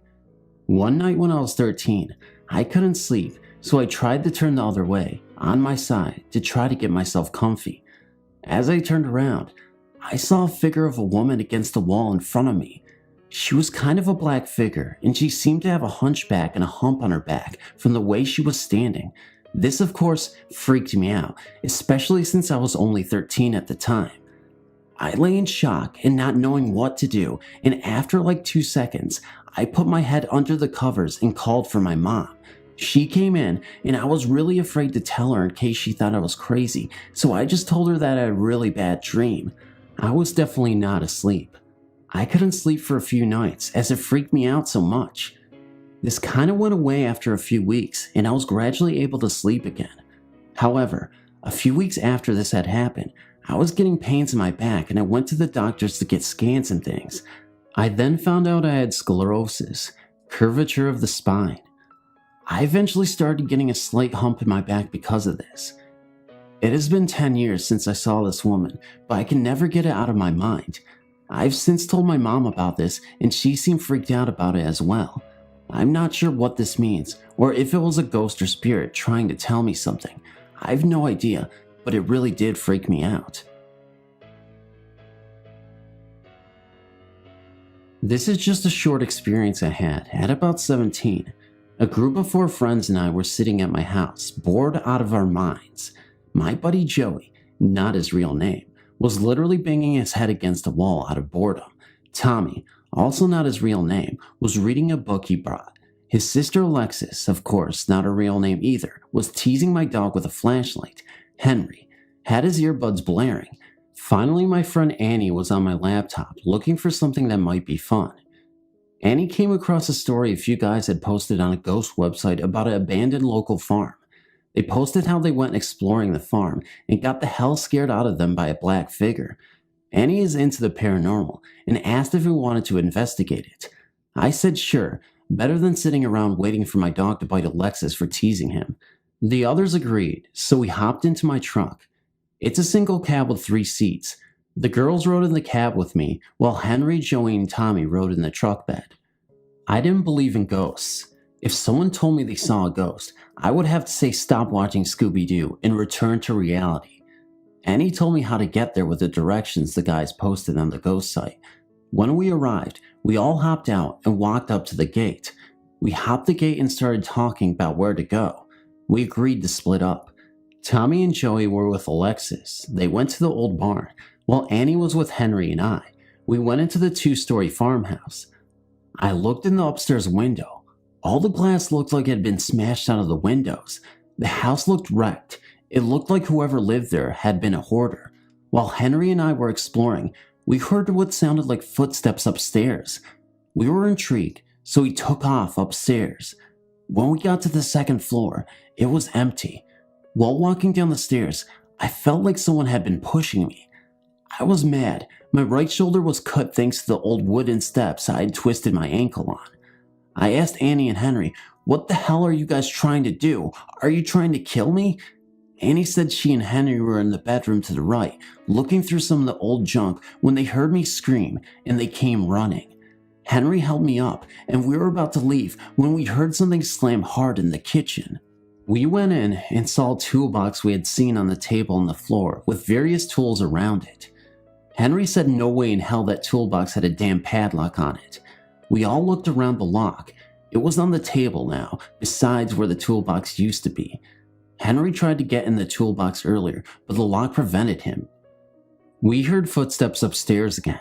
Annie said screw this and ran outside along Henry while I hobbled out. The jerks left me behind. When we were out of the house, we saw Alexis, Tommy, and Joey. They were panting out of breath and looked terrified. We asked what happened. Alexis said that they saw a black figure with red eyes and it charged at them. We all heard a loud snarl like a big dog, and we took off towards my truck on the way there and said, "Look." In one of the upstairs windows, we saw 2 glowing eyes go from the middle of the window to the top. Then they separated. One went left and one went right. We all hopped the fence and peeled out of there as fast as everyone could.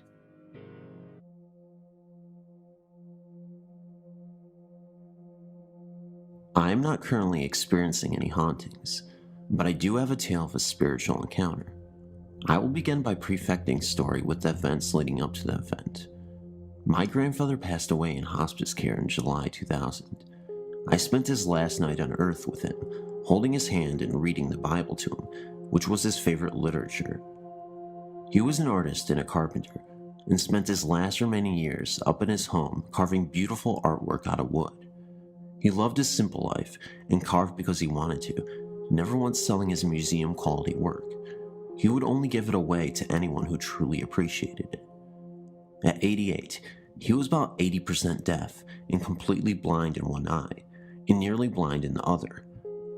After a stroke 6 months earlier, his health declined quickly, and he simply gave up on life. As he lay in the bed, I sang to him, although he probably could not hear me or even knew that I was there, and he was in a coma-like state with his eyes open.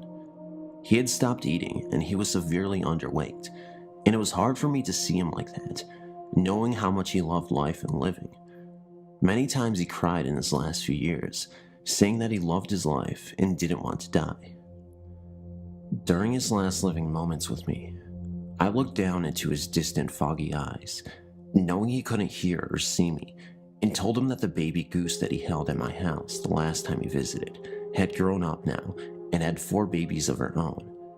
His eyes filled up with tears and turned red, and his mouth began to quiver as if he was trying to say something. He hadn't spoken in nearly 2 weeks. His love for animals and nature transcended through his limitations that night. I knew he would probably die that night, so I sat next to him with my hand on his chest, feeling his every breath and heartbeat. He didn't pass away until the next day, after I left. He was alone, which is what I didn't want. I didn't want his spirit to leave his body and to look down at an empty room. That bothered me for a long time. In an attempt to comfort ourselves, we turned to his Bible. He was much more dedicated to the word than we were ever, but knowing that it was so close to his heart, we thought it would ease our minds. My mother said to read something that he had underlined or highlighted, which is something his Bible was full of. I read the first thing I opened that was underlined.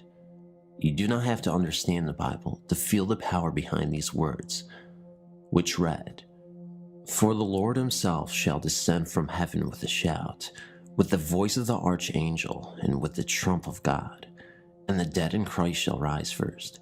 Then we who are alive and remain shall be caught up together with them in the clouds, to meet the Lord in the air, and so shall we ever be with the Lord.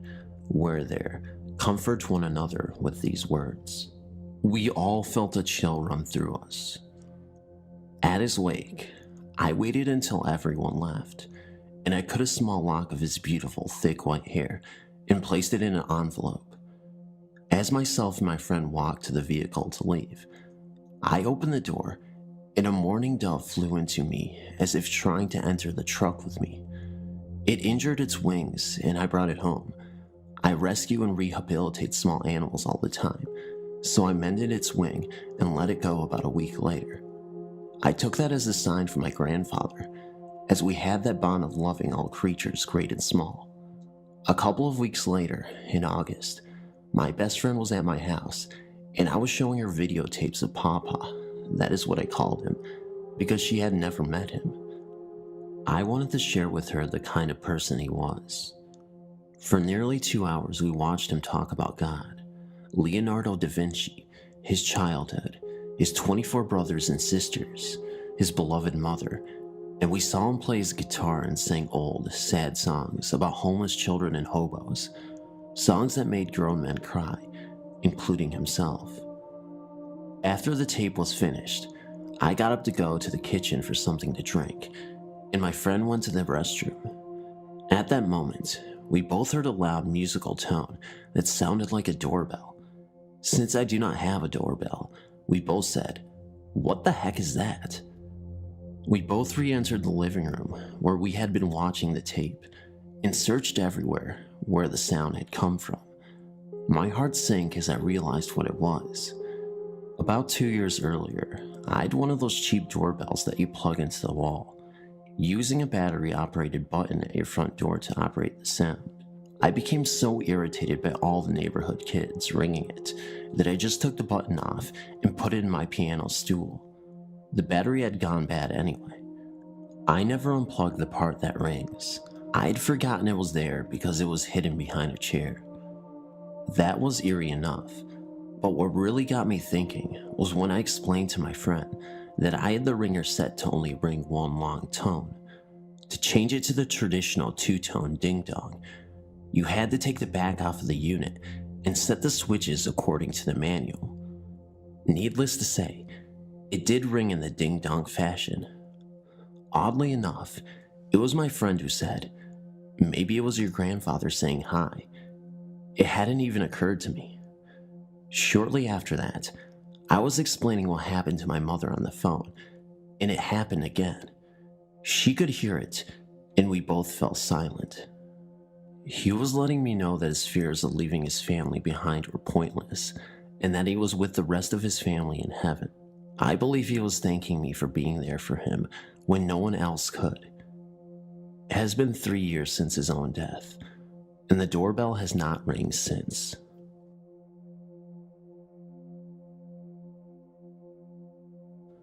Hey, my name is Maddie. Today, me and my best friend Summer had a strange encounter with a malevolent spirit. Let me explain what happened. A few months ago, me and one of my other friends, Alicia, met an 8-year-old spirit named Reese through a Ouija board. She seemed like a very sweet and innocent girl. She told us at her own will, and I repeat her own will, how she met her death. She apparently got beaten to death by her abusive father. Then a few weeks went by, and I introduced Reese to my now best friend Summer.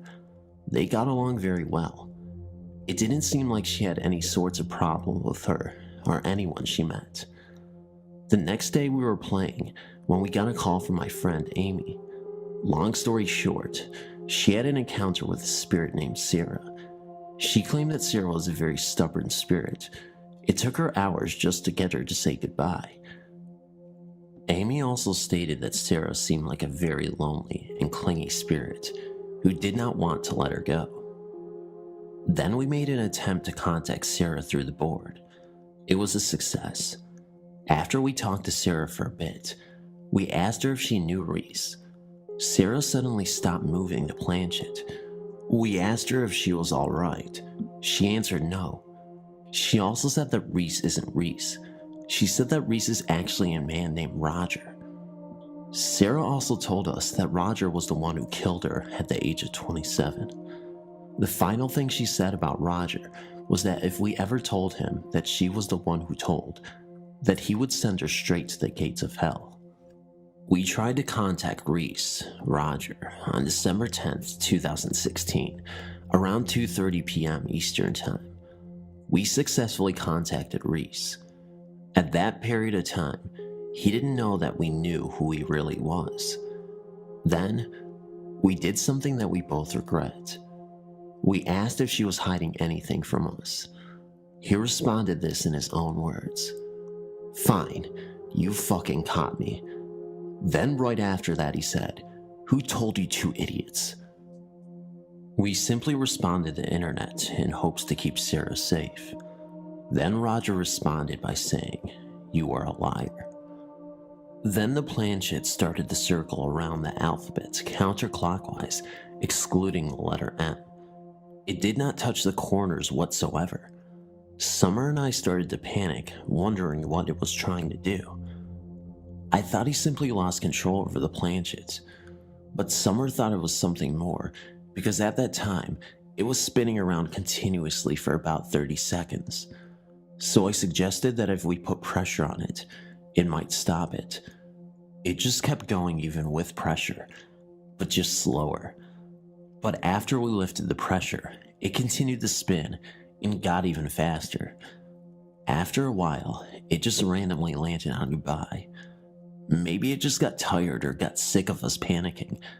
I really need to know your thoughts on this, and if this occurrence was really legitimately something evil, because I don't know what to explain it for. Thank you for reading.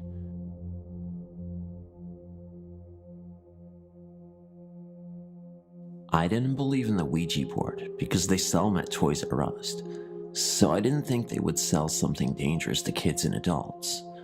I've read stories about the Ouija board, but I don't know if it's true. People do make up stories, so it's hard to tell if it's true or not. Some people say the Ouija board is just a game. Others say it's not just a game, and some say it's dangerous. I had to find out for myself if the Ouija board is really dangerous. On Sunday, I decided to go to Toys R Us to buy the board. I drove my car in the morning to Toys R Us, and I was just looking around at first for about an hour. After looking around, I went to the game section and I purchased the Ouija board. I drove back to my apartment and put the board in the closet. The same day, about 10 p.m., I decided to try it out. I took it out of the box and put it on my bed. I didn't have any candles, so I just dimmed the light. I put the board on my lap and the planchet on the board. I put my fingers on the planchet and I started to round in circles for about a minute. I stopped and I started saying, "Is anybody out there?" I kept saying it for about 15 to 20 minutes, and then, all of a sudden, I felt a strange presence right above me. I was so scared that I ran out of my room, and I threw the board in the garbage. I was very shaken. I went back to my room and turned the lights on, and I didn't sleep at all. And that's why I don't mess with Ouija boards.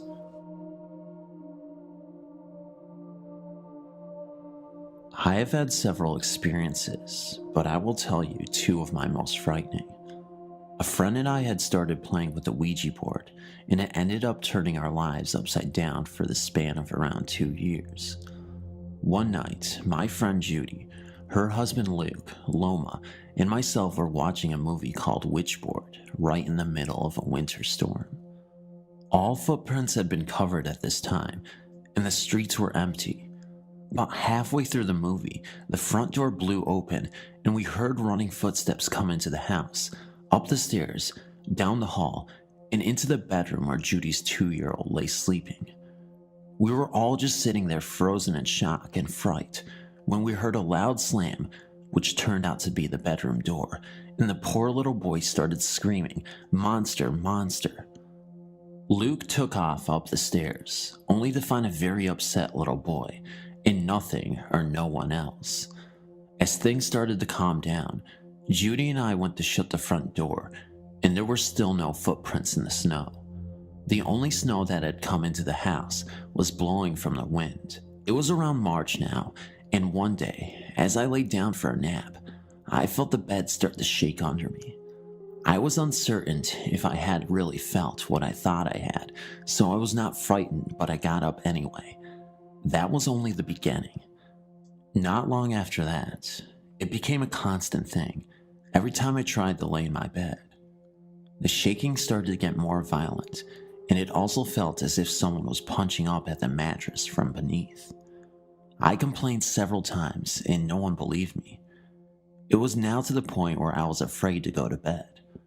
I began sleeping at my friend Loma's house because her bed didn't shake. After staying at her house for 2 weeks, my mom said it was time to come home, and I did agree, but not until she promised to spend the first night sleeping in bed with me. That night, we had only been in bed for about 10 minutes before the bed started its usual shaking.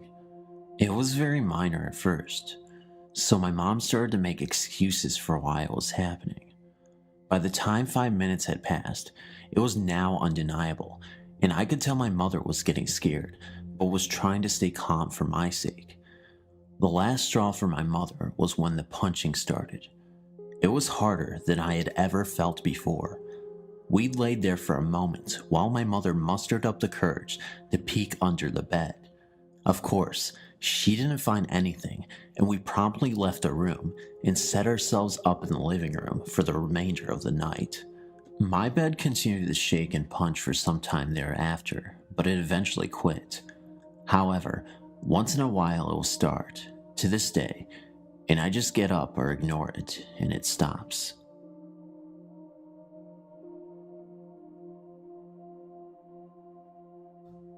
This encounter involved a Ouija board, and possibly my guardian angel. Years ago, a friend and I were goofing around with a Ouija board.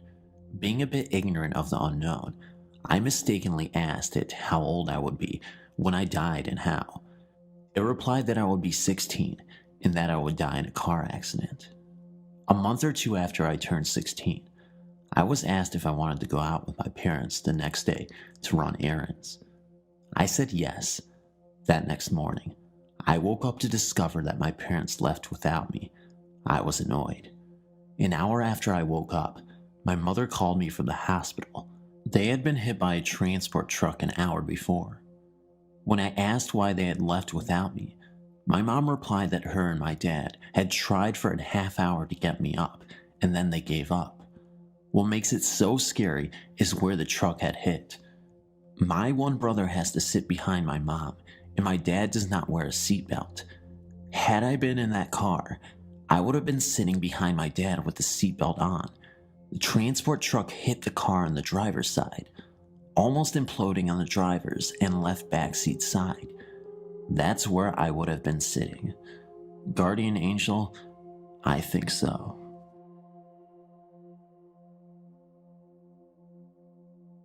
I was celebrating Halloween around my best mate Felicity's house.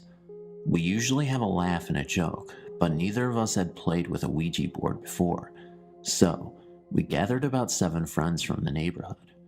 First, we lit candles, 1 black, 1 red, 1 green, and 1 clear. Fliss had purchased the board from an old shop in the Stoke Town Center. We sat down in her dining room and placed the board right in the middle of the dining room table. We all placed our fingers on the gold planchet. I was the reader, so I asked the questions. At first, we did not get any response, so we all giggled and made fun of the silly people who got themselves worked up about these silly boards. About 5 seconds after we stopped giggling, we heard a massive bang on the floor. I thought it was one of the boys playing a trick, so I suggested that we all sit legs crossed on the chairs. I made sure we were all cross-legged, and I said, "If it was a ghost that made the bang on the floor, can you please do it again?" And it did. I spoke again. We will now try to communicate using the board. So we started to use the board again, and I again asked if anybody was present who wanted to communicate with us. The planchet moved to yes. I asked for a name, and it replied, "I am unclean." Fliss's uncle had passed on, so I inquired if we were talking with her uncle Ian. The response was no. Again, the planchet moved to the following letters, "I am unclean." We had made contact with an apparent demon. We decided to say sorry for disturbing, and we thanked the spirit for its presence. However, it did not go. The spirit of demon flung Fliss back into the wall. Then it came for me. I had a vision of hell itself at that moment, and I remain grateful to this day that it did not hurt me. In telling the story, let me assure the reader that it was passed to me by my grandmother, Eileen. Eileen is in failing health, but her memory is untouched, and her ability to spin a tale is uncanny. This particular story is about her father, Joe, his first wife, and a house that will never be forgotten. My grandmother is a devout Christian, but she believes these tales of the unexplained to be completely true. Judge for yourself. In the late 1800s to early 1900s, it was common practice in the coal fields of Kentucky and West Virginia for a miner to spend the majority of the week at the mines while leaving his wife at home alone. This is exactly what Joe, my great-grandfather, did during his first marriage. After a hasty marriage, Joe bought a small, quaint home for himself and his new wife, Sue. Sue quickly alerted her husband to a potential problem. The house was directly across the road from the local cemetery. Joe, being a firm disbeliever in such superstitious nonsense like ghosts and spooks, had a good laugh when Sue begged him not to make her stay alone in a house so close to a graveyard and told her to get used to it. When Monday morning arrived, he left her alone and laughed as she sobbed on the porch. That night, after completing her tours, she settled down in the bed for a good night's rest and doused the lamps. As soon as she had climbed into bed, a strange noise became apparent outside. As she pulled the covers up around her head, She could hear something like barrels rolling or horses galloping around the house. She tried to sleep and eventually, as the sunrise drove the mysterious sounds away, found some comforting slumber. Every night, the noises started getting louder and louder, seeming to get closer to the house, and, on Friday night, Sue heard 3 knocks on the door. In a terrified fit, she screamed, "Leave me alone," and suddenly, the noises faded. The next morning brought Joe's return, and the first thing Sue did was beg him to let her leave the house, telling him of the haunted noises. He laughed unsympathetically and told her to get over this stupidity. In desperation, she bitterly screamed, "Joe, I hope to God it gets you." Joe wasn't the least bit frightened and told her that it was Cheryl's local men playing tricks on her. Later that night, Sue slept well in Joe's arms, but some subtle suspicion began to eat at the unbeliever. As he drifted into a shallow sleep, he was startled at a loud crack coming from the fireplace that startled him, and as he sat upright in the bed, he saw the apparition of an elderly woman staring at him from the rocking chair at the foot of the bed. My grandmother says that Joe knew exactly who the woman was, but he took the knowledge of her identity to his grave because simply, she had been dead for 6 months before they moved into the house. Joe shuddered with fear and her bony, cold hand stretched to clutch his ankles as she latched onto his foot and began pulling him towards her and the footboard of the bed. Joe fainted with fright as he felt his foot slide down to the foot of the bed in the dead hand of the spirit. The next morning, Sue roused her pale husband and sat up in the bed as he opened his eyes and screamed with terror. The footbed of the bed was broken and the rocking chair had been toppled during the night. Joe immediately promised his frightened wife that not another night would be passed in this restless house, simply telling her, "Sue, whatever it was, it got me." Thank you for reading my grandmother's story. I hope you found it entertaining because, well, I thought it was pretty frightening. See you later.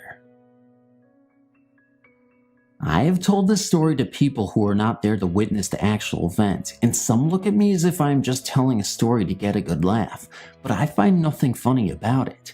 Everything I'm about to relate is true, and I guess in some bizarre way, I feel that by retelling this story to anyone who is willing to listen to it will bring me some comfort. On July 6, 1990, a high school friend shot himself in the head with a rifle in a nearby local baseball dugout. The act shocked and saddened everyone, especially his parents, of course, who did not want to believe their only son would take his own life. The days that followed his death were happening, for me, as if in a dream. Fearing this act would spark some sort of chain reaction, school's counselors were sent in to help the students grieve and discuss their feelings of loss. Days went by, and there seemed to be a cloud of despair and confusion hanging over our entire high school class. If he had lived, my friend would have graduated from high school with the rest of us that same year. When he died, he was 2 months away from his 18th birthday. About a week after his suicide, I was visiting my best friend at the time, we'll call her Anne, in her home.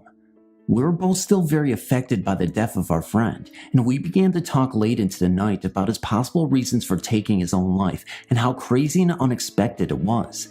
We had been discussing the whole chain of events and basically trying to make sense of something we couldn't even imagine when I suddenly became very uncomfortable talking about our deceased friend. I was sitting at the time in a desk chair across from Anne, who was sitting comfortably on her bed facing me. She was looking directly at me, and she could see the discomfort on my face. She assumed I was just overreacting, and our discussion had gotten to me, so she stood up and moved towards the door of her bedroom and gestured in a sweeping motion with her arm for me to follow her into the kitchen down the hall. There was a single small desk light on behind me when she made this motion with her arm, so that when she moved, her body created a shadow on the wall. This is going to sound ridiculous, and I'm no physics expert, but when Anne swept her arm up into the air, gesturing me to follow her, her shadow did not follow her arm.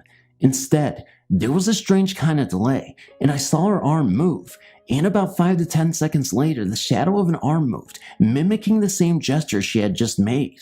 I, of course, thought my eyes were playing tricks on me and ignored the shadow, and I would have kept it to myself if only Anne had not turned to me and asked, "Did you just see that?" I answered yes, of course, and we fled out of the room and into the kitchen.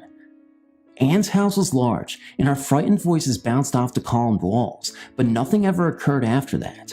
My friend Anne and I no longer speak, and I'm sure that if she knew I was relaying this story to strangers, she would think I was crazy, but I remember the death of her high school friend as if it were yesterday, and I can't help wishing that the shadow we saw was indeed a sign from our friend, but I will never be too sure. I write this story in his memory, and in the hope that he is in a place where his problems have been all taken away. Thanks for reading.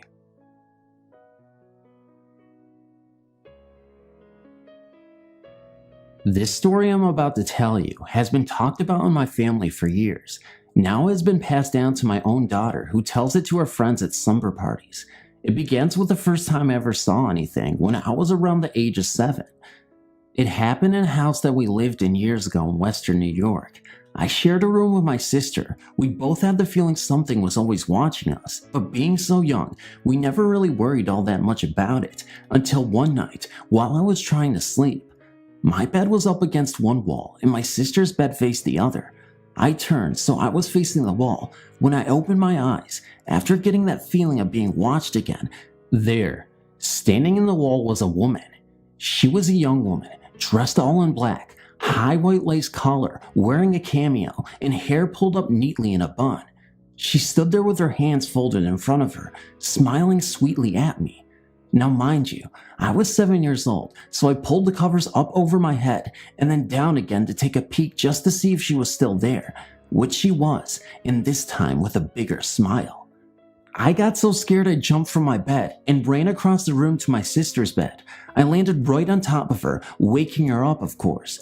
I told her there was a lady in my wall, but when we looked again, the woman was gone. The next day I told my mom about it. She said it must have been just my guardian angel and left it at that. She refused to talk about it any further, or even years later. Then recently, my brother and I got to talking about that house. He said, "Don't you remember what the neighborhood kids used to say about our house?" And of course, I didn't remember a thing. He told me that apparently a couple had died there years ago. Then he asked me if I remembered the time that he and I were in the backyard and we saw the old man in the attic window. And all of a sudden it rushed back. Bam. Right when he told me about the old man in the attic window, I had a major flashback and remembered it like it was yesterday. I don't even have to tell you, even after all these years, it scared me. Well, many years have passed since we lived there, but I still have dreams about that house, and I wish the dreams would stop. I have many other scary stories to tell, but I freaked myself out telling this one, so the others will have to wait.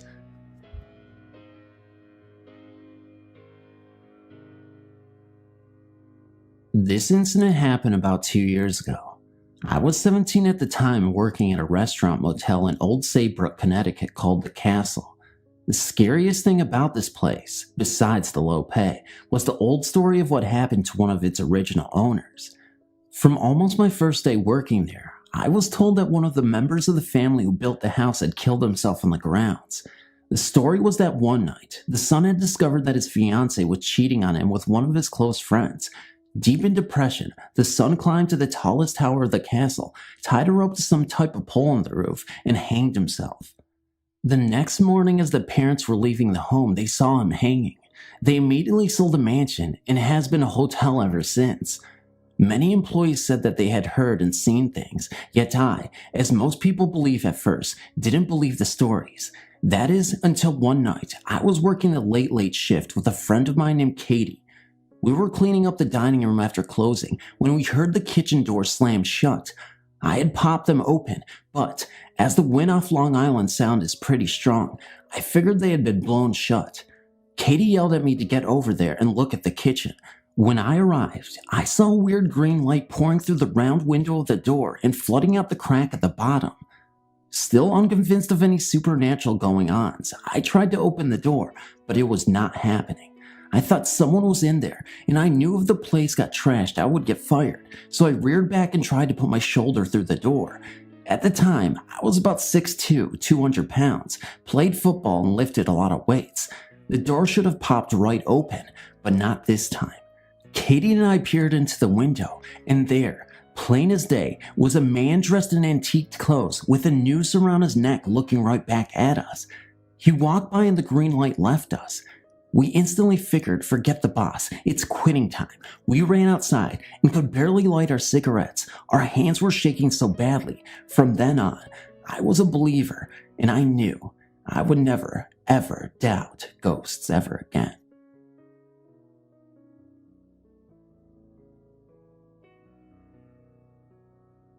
My aunt and uncle had a passion for restoring old country houses, the last of which had been at an end at the turn of the century. The house sits on 50 acres at the top of a hill, next to a historic old church with an equally historic old graveyard. I can't claim to recall for certain, but I think the church was used as a field hospital during the Civil War. My uncle would tell us the stories about the months after they moved into the house. Their bedroom was on the second of 3 floors, near the large, almost spiral staircase that emptied into the foyer to 2 sitting areas. Late in the evening, while they were in bed, my aunt and uncle would hear what sounded like a distant crowd of people in conversation. Living in quiet country houses most of their lives made them fairly light sleepers. The local volunteer fire department changed that over time. I'll get to that. My uncle would get up to check out the noise and find nothing, but since it was an old house with a boiler, and that it was more or less near town, there were many possible rational explanations for the noise. Still, over the course of a few months, the noises grew louder and louder until it sounded like a party was being thrown in their own house, and my aunt and uncle weren't invited. This had grown so gradually that my uncle was much more annoyed than fearful. One night, he went to the stairs and shouted for them to shut up so we can get some sleep. That seemed to scale back the noise enough to satisfy him, although it didn't go away completely. The next weekend, he took a walk for the first time through the local graveyard and noticed many of the stones were overturned and some of the plots were neglected. He righted the headstones and cleaned up some of the plots that weekend and never again heard the noises in the house. My uncle passed away in that house 1 year ago this October.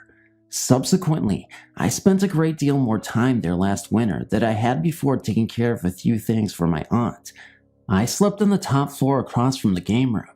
Many nights an air raid siren would go off, summoning the local volunteer firefighters to the station house. I never did get used to sleeping through that. Then one night, the siren wailed at about 2 a.m., and I was having a hard time going back to sleep. I was wide awake when I heard something. It lasted only an instant and seemed to me to be a crowd in the distance that had just been told the punchline to a very funny joke. Whatever it was, it reminded me of one of my uncle's stories. As an epilogue, I should mention that my aunt is trying to sell the house. So far, the most likely buyer is the local funeral home.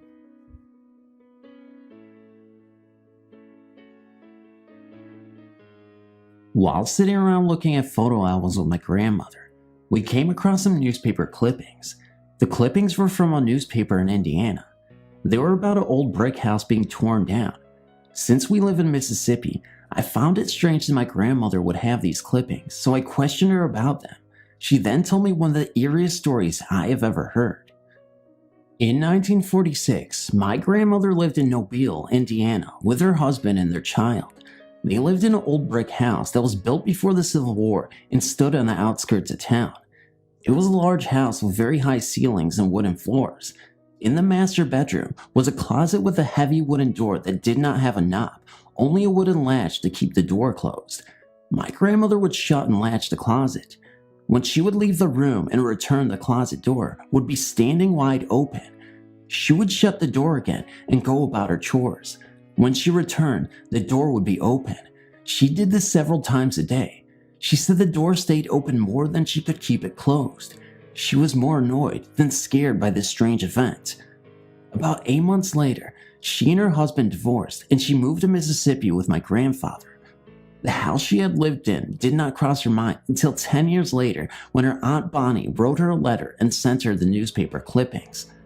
The clippings talked about her old house and reported that it had been torn down.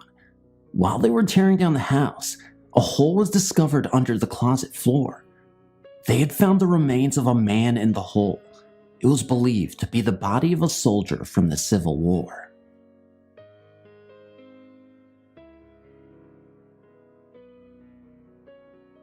After lurking around here for ages reading everyone else's story, I finally got up the nerve to post one of my own. My story isn't as dramatic or interesting as some of the other stories posted here, but I feel confident enough to post it because 3 other people have had experience in this particular house, so here it goes. This happened a few months ago while I was visiting a friend's house one evening. I'll refer to my friend as G.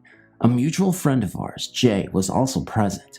This was my first and only visit to the house, and no one else was home at the time apart from the 3 of us. The house in question is an old wood villa, which would be, at a guess, 80 to 100 years old. It's a rather large one-level structure with 2 long and connected hallways, one that leads from the front door to the back of the house and another that spans across the back of the house. Together, the hallways form the shape of a T. While eating dinner in the kitchen, dining room area located in the back portion of the house, something drew my attention to the right, so I glanced down to the top section of the hallway. As I watched, a dark shadow moved across very quickly from right to left, as though it just moved up the other long hall, through the center of the house, then straight ahead crossing the top hallway. I didn't say anything at the time, although I was curious about what I had seen. I have to say that while I definitely believe in ghosts, I didn't want to get too excited about something which could have a very logical explanation for. After dinner, G invited us on a tour of the house, and while exploring the rooms off the back hallway, I carefully checked to see if there were any windows that could have let car headlights in to cause the shadow I'd seen, but I couldn't find anything to explain it. Sometime later, G left the lounge to make coffee and, while she was out of the room, I whispered to Jay that I had seen a shadow cross the back hall. She surprised me by telling me that she too had seen a ghost moving from right to left in the same exact place, only she's seen it twice before in broad daylight. We were intrigued and quite excited about this, but didn't say anything to G as we didn't want to frighten her. Interestingly enough, G approached Jay recently to ask her opinion about ghosts because a young woman who also lives in the house claimed to see a shadow move up the hallway. She was concerned because she too would be spending several weeks alone there, and understandably, she was frightened. G explained that while she hadn't seen anything herself, there was one occasion when she was walking up the hallway and she felt like she accidentally pushed someone out of the way, even though she couldn't see anyone there. I've been in various places before where I've been able to sense unseen presences. I've had one experience where I used to get a feeling of overwhelming fear every time I went into one particular room in a house my parents owned. With the shadow that Jay and I saw, we didn't feel any strong feelings or emotions connected with it. At this moment in time, I haven't heard any more events in that house.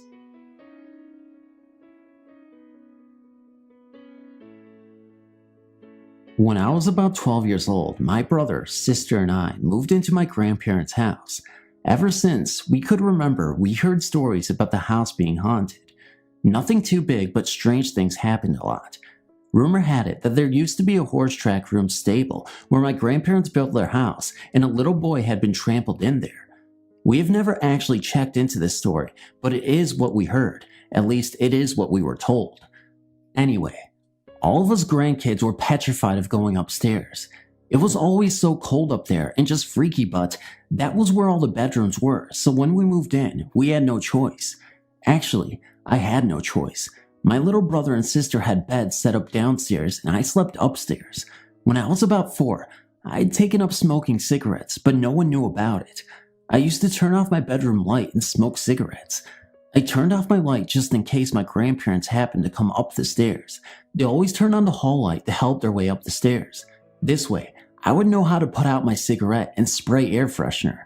One night, I was upstairs alone smoking when I heard someone coming up the stairs. It was late and everyone had been in bed. The hallway light never came on, but all the same time, I butted out my cigarette and waited, but no one ever came up. This happened quite a few times, and I just got used to it. This house is about 50 or 60 years old. The doors are the old latch type and made of nothing but wood. They are solid.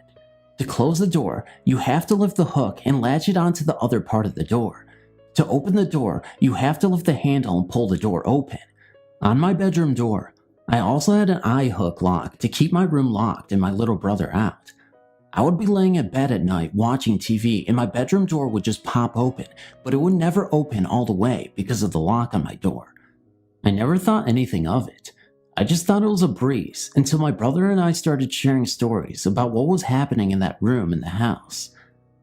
I've since moved out and my brother moved into my old room. We have all grown up and started sleeping upstairs, and we have gotten over our fears pretty much. There were 4 bedrooms upstairs and they were set up weird.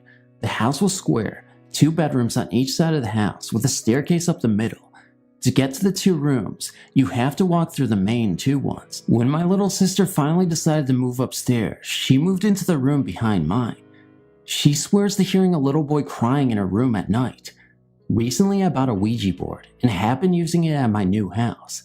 One night my cousin, brother, sister, and boyfriend were using it when my cousin and I started talking about how we used to use the board when we were younger at my grandparents' house.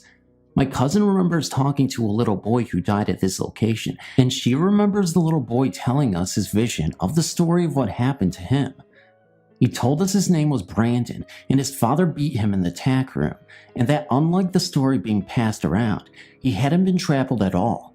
Which story is true, I don't know, and I guess we'll never know. My little brother is the only one of us left living with my grandparents, and he is now living in my old bedroom. He has heard the footsteps coming up the stairs when he was doing something he wasn't supposed to be doing. He has heard whimpering, and he has talked to this little boy. Not literally talking, but questions will pop into his head that he already knows the answers to, like, what year is it? And he will answer out loud. He will not even be thinking about a certain thing, and then all of a sudden, he'll have a question. The door pops open on him, but he doesn't have the latch, so it pops open and closes again. Now, here's the last we have heard from the spirits in our grandparents' house.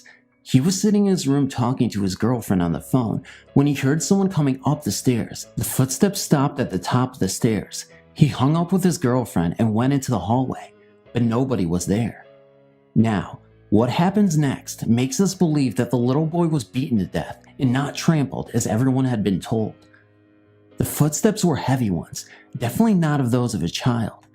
When my brother realized no one was there, he just assumed that it was the father because of the heavy footsteps.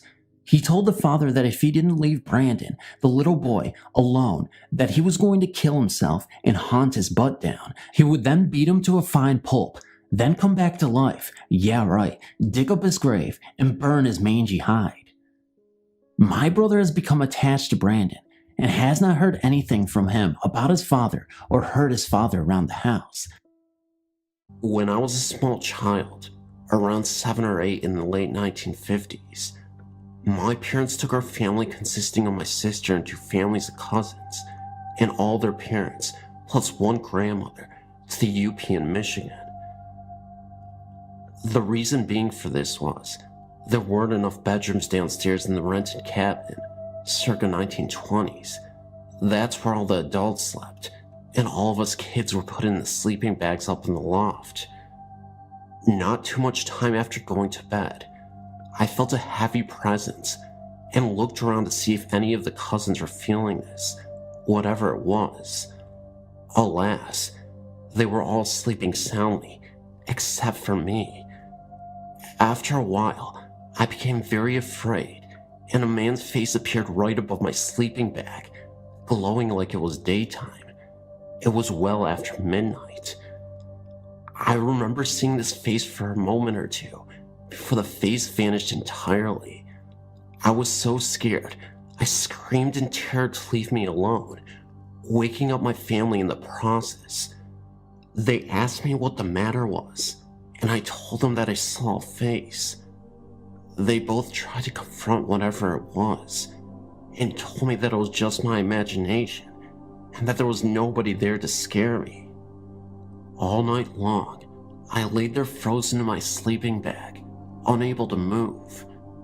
Years later, I returned to the same cabin.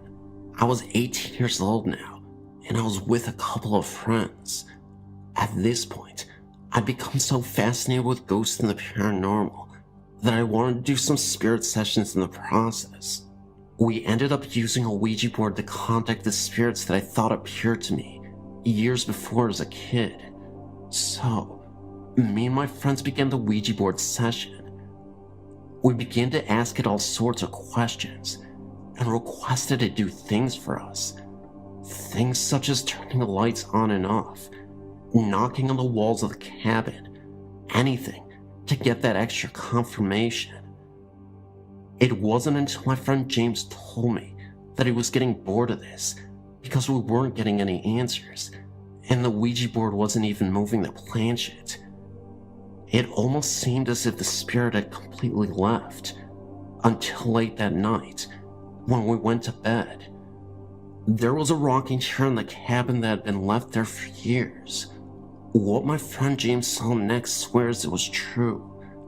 I'd fallen asleep, and James had woken up to take a smoke break out on the front porch. The rocking chair was on the front porch. As James was smoking, he suddenly turns to face the rocking chair, and the chair literally rocked back and forth, as if someone was sitting there. This wouldn't stop for about 30 seconds. Then it suddenly stopped. He called me over, and by the time I had a chance to witness it, the chair stopped. This was in the middle of the summer, and there was absolutely no wind. I believed James, because he had no reason to make up any stories about the rocking chair. I mean, to be honest, it wasn't like it was the most unbelievable thing that could happen to someone. Definitely creepy, considering what we were asking for hours before. I don't exactly remember when in our friendship James said this, but we made an agreement that one day, that if either of us passes on before the other, we would give each other another sign to yet again prove that ghosts in the afterlife is a real thing. Fast forward another 12 years. James unfortunately died in a car accident the year before. It was so devastating because he had just gotten married a month prior and had a baby on the way. I was very close to his family and we remained good buddies throughout his life. Creepily enough, I had a dream that I was in the same cabin and was again playing the Ouija board with James. I then remember the Ouija board suddenly disappearing. Then we were sitting on the couch together, drinking beers and just hanging out. James looked at me and said, "If you only knew." I asked what he meant. He then remarked, "I wish I wasn't dead. I miss you guys so much." The dream ends, and I wake up with tears in my eyes. I've never had a dream about him after that. You may say that this was just my imaginative mind making up a dream of us together because I was mourning. However, I took it as a sign that maybe James was telling me he was still around. This was the only sign I had gotten from him, as in the waking world, I've never had any. I've also been back to that same cabin for many years after, and I never saw the rocking chair move, or that face ever again. Weird.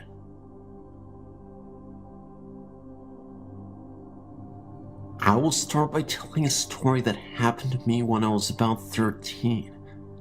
It was very early in the morning, dark, as a matter of fact. I was half asleep on the couch in my living room, just about to wake up. In the hallway from the kitchen, I heard a growl, then a scratching sound. This scratching turned into a tapping, like how a dog runs on a hard floor. This sound seemed to rush from the hallway closer to me, when all of a sudden, I feel something hit me as I try to wake up. What happened next can be explained as sleep paralysis, but instead of just the feeling of being pushed down, I felt as if my chest was being torn open and my sides were ripped apart. The growling was still present, along with my whimpered voice trying to let out a scream. After I tried to put up a fight with whatever it was, a hallucination or some other being, I jumped back awake with tears dripping. My chest felt that pain for that entire day. The reason why I told this story, even though I'm not sure if it was a hallucination or not, is that it closely relates to another experience that happened not too long ago, almost a week actually. I was again half asleep in my bed, the same room, or I've mentioned seeing a ghost lady at the foot of my bed, and another experience I've emailed, where I was practically having a nightmare. It was a strange nightmare, where there were faceless beings surrounding me, ripping my body apart. It's a dream, so it's very hard to explain in words. Well, usually in nightmares, you widely awaken in fear before you go back to sleep. The most disturbing thing about this is, after I became widely awake, these same apparitions were still in my room, surrounding me, muttering and growling. I then closed my eyes, fell back on my pillow, and I let out a cry. I woke my mom up. She rushed in to see what was wrong, and she saw me laying there with my eyes wide open on my pale face. I felt sick for a week since that day. I thought hard about this occurrence when I realized that the sounds and feelings I've sensed from the first story were present in what happened in the second one. It's a rough connection, but I felt the very same emotions, and I feel like there must be a connection. They both happen in my waking stage of sleep. The spirits, as I think they are, rush and attack towards the inside of the chest and are disturbingly similar. In any case, it's something I really want to look into. I've had plenty of people spend the night here, in the living room mostly, and hear strange noises coming from that branch of the house. My room, the hallway, and the kitchen are all in the same branch of the house, which is the newer addition to the old schoolhouse building. Some of my friends who have been here late at night have felt a strange presence from that hallway too. I know I felt it as a child. I remember trying to avoid that hallway for my life.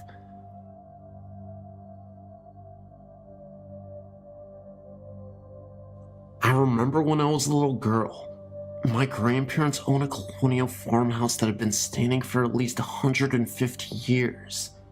My grandmother thought the house may have been used for the Underground Railroad, because it had a few little doors and rooms off some of the closets in the bedrooms and in the basement. I wasn't allowed to go into them because they didn't have electricity, and my grandmother was afraid that I would hurt myself. Members of my family said that I wouldn't want to go in them anyway, because there were ghosts in there. Of course, I didn't believe them. I thought they were just telling me this to scare me, as any 7-year-old would. But that was all going to change one night, when I spent the night there one night. I was staying in their guest room, which had one of those little rooms off the closet. The little room was probably for extra storage, or maybe a staircase, because the back was all boarded up. And late that night, I woke up because I thought I was being watched. I looked up and noticed that the closet door was open and a small figure was standing there, glowing bluish. I screamed and ran into my grandmother's room and wouldn't go back into that room. I never saw that figure again, but I did see another ghost of an elderly farmer on the property. I was 9 this time and playing in the barn. I was upstairs in the hayloft, burrowing around in the hay. Again, like I wasn't supposed to be. Again, I had that same feeling of being watched. I sat up and looked around, and in the corner, an elderly farmer was standing and watching me. At first I thought it was my grandfather, but then I realized that his feet weren't touching the floor. As soon as I noticed this, I screamed and ran out of the barn. There have been many sightings of him since then, including one of my brothers seeing him floating outside of a second-story window.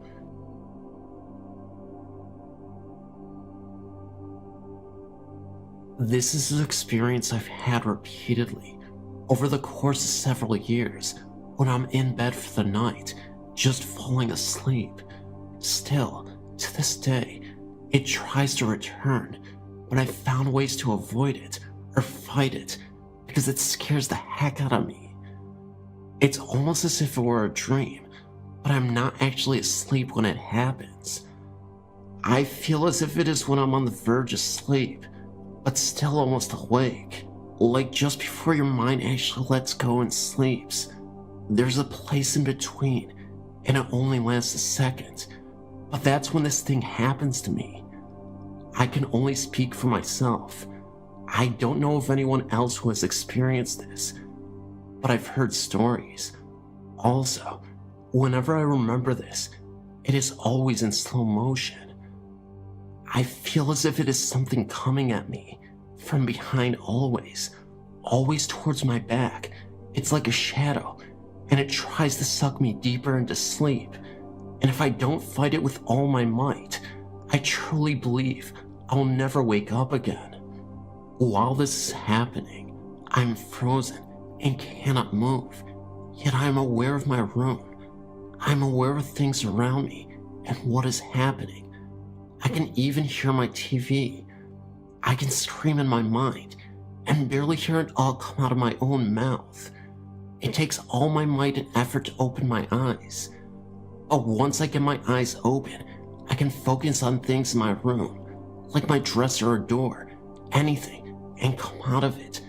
But it is so strong, I sometimes feel I cannot make it, and that is why I believe I will never wake up.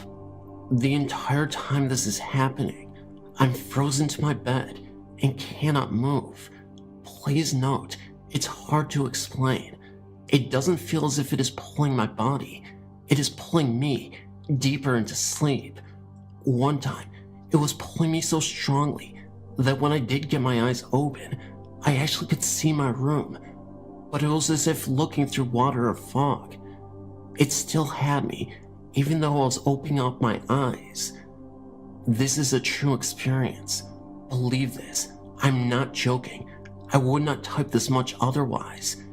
If I were to compare it to anything, I would say it resembles the dark figures or shadows in the movie Ghost with Whoopi Goldberg that come and take someone away right after they have died. Please note, I cannot physically see whatever this is. I'm saying that this is my guess of what it would look like. To this day, I still cannot sleep without the TV. This has happened to me repeatedly, countless times within a span of several years. When this began, I lived in an apartment near the Piedmont Hills in the Bay Area, California. I was always uncomfortable and felt as if I was being watched there. I started sleeping in the front room with the TV on because I started having really evil dreams and was so scared to be alone at this point. I would desperately beg my boyfriend to please stay home with me, but he couldn't take any more time off because he wasn't able to use any more sick days. Sometimes I'm just too scared to be there alone, especially at night. I never used to be that way, and I'm not faint of heart. I'm actually 4'11" and 90 pounds soaking wet, but I forget I'm not 10 feet tall and bulletproof sometimes. Still, when this began, I became scared. Whatever it is that followed me when I moved, and to this day I still feel it, although it has been a while since I've struggled with it. When I go to sleep, I must have my boyfriend hold me with my back at his chest, spoon fashion, and this works, and when he rolls over, I can make sure my back is touching his, and I feel comfortable this way. As long as my back or behind me isn't opened or exposed, for some reason, it isn't as bad as when I feel my back is protected, and I'm not as vulnerable when I'm facing it. I know this all sounds strange, but it is true.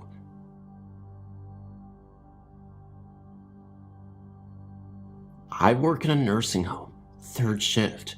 For the last year, I've been transferred to the first floor.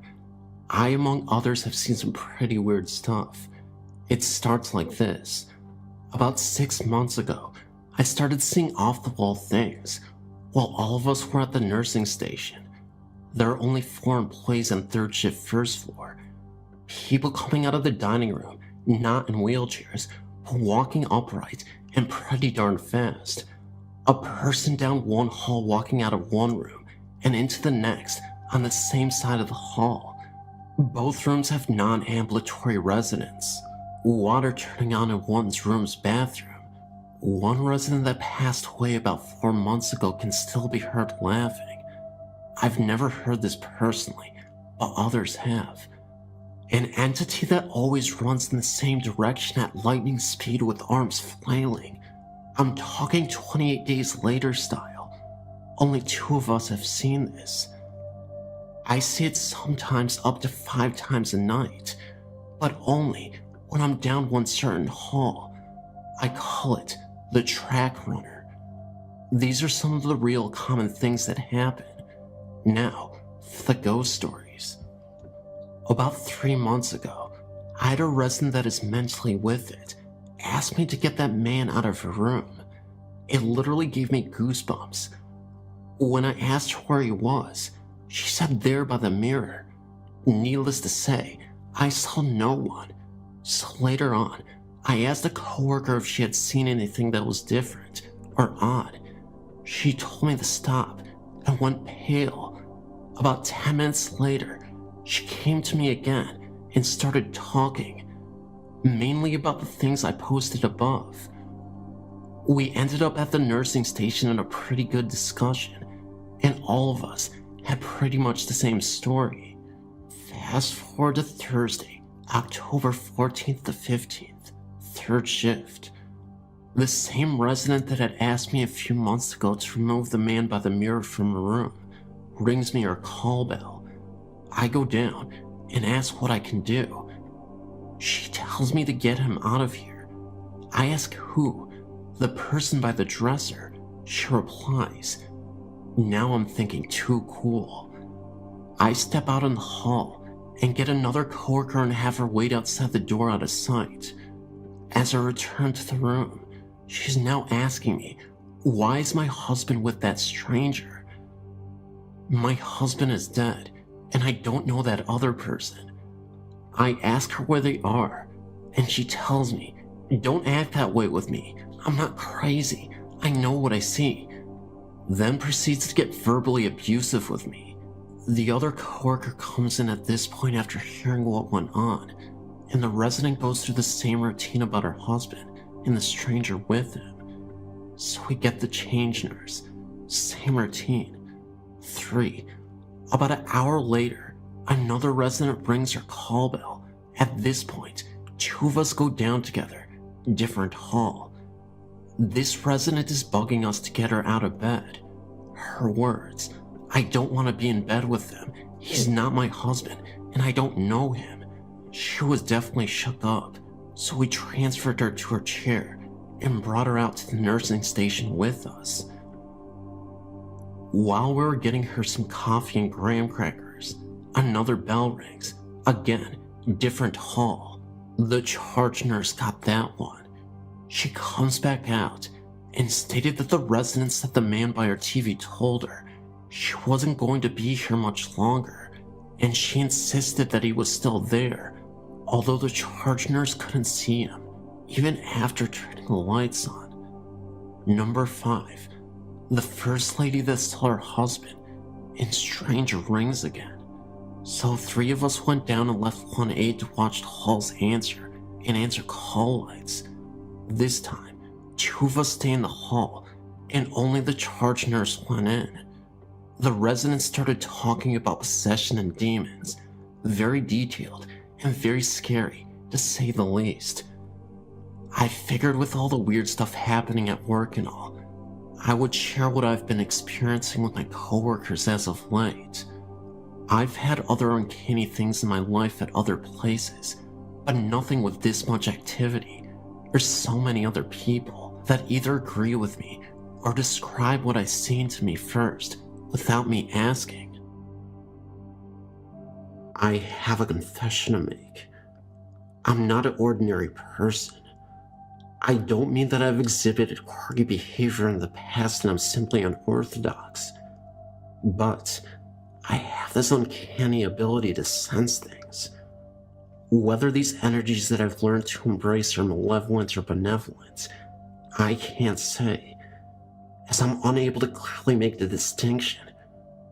But I tend to attract unusual energies, which permeate all around me. If you happen to come in close contact with me, you may be susceptible to these energies as well. I could say that there's a supernatural component to this, but because my mind has relentlessly wreaked havoc on me, I can't say for certain what is going on. Sometimes I see things, shadows, hearing strange noises, knocks on the walls, a faint whisper in my ear, reinforcing the idea that something otherworldly resides inside these walls. All the while I'm sitting in the kitchen of my old Victorian home, and I'm the only one who lives here. I can honestly say that I don't know what is happening, but I have nowhere else to turn to. There's the cellar that I'm terrified to go into. I've literally haven't stepped foot down there since I moved in, but it's like I can telepathically hear the growls and moans coming from that dark space that I refuse to enter. I've always wanted to know if the source of all these energies came from that cellar. The thing is, I've no pets, no estranged relationships. Nobody ever sets foot in my home. I had a wife once, but she's been gone for what seems like a millennium. I don't remember what it's like to interact with anybody. I'm virtually imprisoned. I work from home. So, I became a recluse. I don't go out much these days, for fear of inadvertently transferring these energies to those who come in contact with me. Isolation is unconscionable. The fear of going insane inside my mind constantly lingers in the foreground. The helplessness of not being able to do anything about it still traps me internally. I'm mentally paralyzed. And then I have these unusual nightmares. My doctor tells me they are night terrors. So I'm laying in my bed, and the shadow opens the door. It doesn't do anything, but simply stands in the doorframe. I don't know what it wants, but I can only make out its eyes, glowing brighter than the sun. The rest the outline, a silhouette. I sweat. My body temperature drops, and I feel a cold breath on the right side of my shoulder. I look over, temporarily taking my eyes off the shadow figure, and yet there's nothing there but a mist that looks as if someone is breathing in the cold air. I look back at the doorframe, and the shadow is gone. I then lay down, staring at the ceiling. I simply just can't ignore what's going on. I want to, but even the pills don't do enough. I still see these things, hear these things, and most importantly, feel these things. I'm so scared. I don't want to be a prisoner anymore. I want a release. I want it all to end. I'm sick and tired of the suffering. My mind just won't heal. I don't want to feel. It's almost better if I don't, but I can't turn it off. Still, these images persist. In another moment, I can clearly see this elderly woman silently screaming at me. I can feel the terrible darkness emitting from her, and when she opens her mouth, there is nothing but darkness, almost as if it is a black hole. No sound, just the mouth opening. The woman with her old tattered clothing, not from this time period, definitely not present, Victorian times, with a black dress from that era, long black hair, matted and uncombed. This being was just standing there.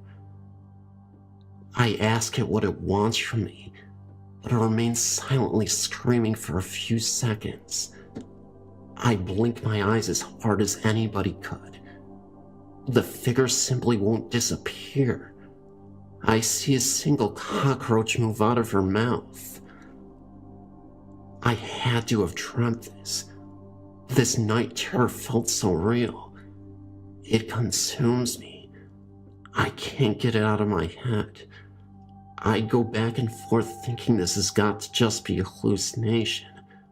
But the more I think about these events, the way they truly never disappear, it makes me believe there's an entity in this house that I can't ignore.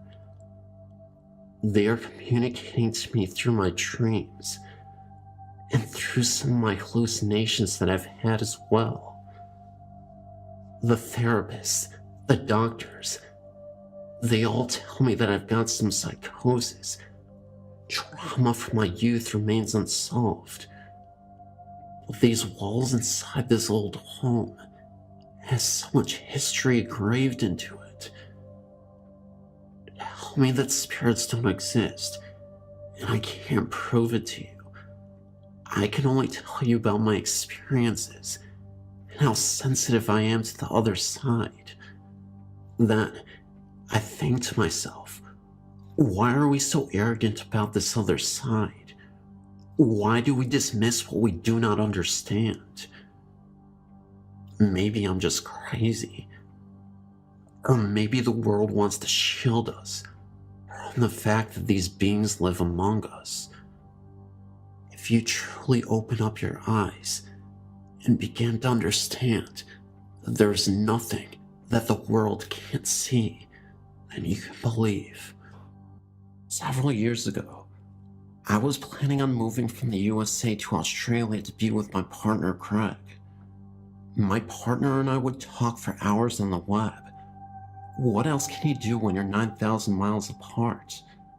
My daughter, Catherine, who was 7 at the time, would often get in on it too. Her and Greg developed a very loving father-daughter relationship, even though he is her stepdad. One day, no different than any other, Greg and I were chatting. He wanted to talk to Catherine. I yelled for her. She was in another room, and I couldn't see the monitor. She came running and stopped dead inside the doorway. She could not see the monitor, and started wigging out, demanding that Greg shut his bedroom door, which was clearly visible behind him. She wouldn't move from where she was. We tried to coax her, but she wasn't having any of it. Greg got up and closed the bedroom door. Catherine ran into my lap and buried her face into my shoulder, away from the monitor. She wouldn't even look at the monitor. I asked her what was wrong, and she said, "He's mean, and I don't want to see him."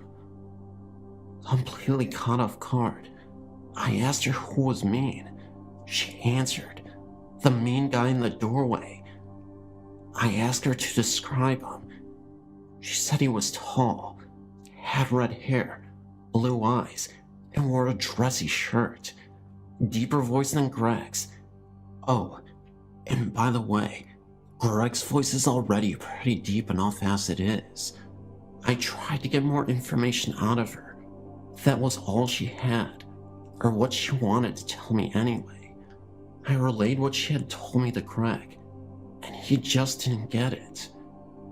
Catherine left my lab as fast as she had flown into it, yelled goodbye Greg from the other room. I wondered if she had seen something. I had episodes like that when I was her age, and they've continued. I asked Greg if she had described anyone he might know. He looked shocked for a second, and then asked me to wait. He went into the bedroom and came out a few minutes later with a pick in his hand. He looked at me, held up the pick, and said, "Wonder if this is who she saw." I asked who it was, and he said it was his grandfather Bill, who passed away in '92. It was 2007. Now get this. The pic was exactly the description Catherine had given. He was tall, red-haired, blue-eyed, had a dressy shirt in the pic. I asked Greg how he talked, and he said that Bill was old-school Aussie. His voice was deeper than most, and with the accent, it was even harder for Greg to understand him. I excused myself, and went and told Catherine who we thought it was. As soon as I said the name Bill, she smiled. She said, "I thought that was his name. That was the only thing I could almost understand." She seemed more at ease after learning it was his name. Greg, on the other hand, didn't know what to make of it. Apparently, her and Bill made peace and became friends. When I was leaving for Australia, she told me that she didn't need Bill anymore and wanted him to come over and watch over me and Greg till she got there. Gotta love kids. Fast forward a few years. Since my arrival here in Oz, I've heard a man's voice. Sometimes I can understand him. Other times, it's too deep and garbled for me to get. I ask him to repeat slower, and it gets him a little pissy. He has never told me his name, but I know it is Bill. I have that feeling. But lately, over the last year or so, I've been hearing a lot more voices. It's like being in a crowd where everyone is talking at once. I ask someone to step forward and talk only to me, but it just stays garbled. This is a weekly thing.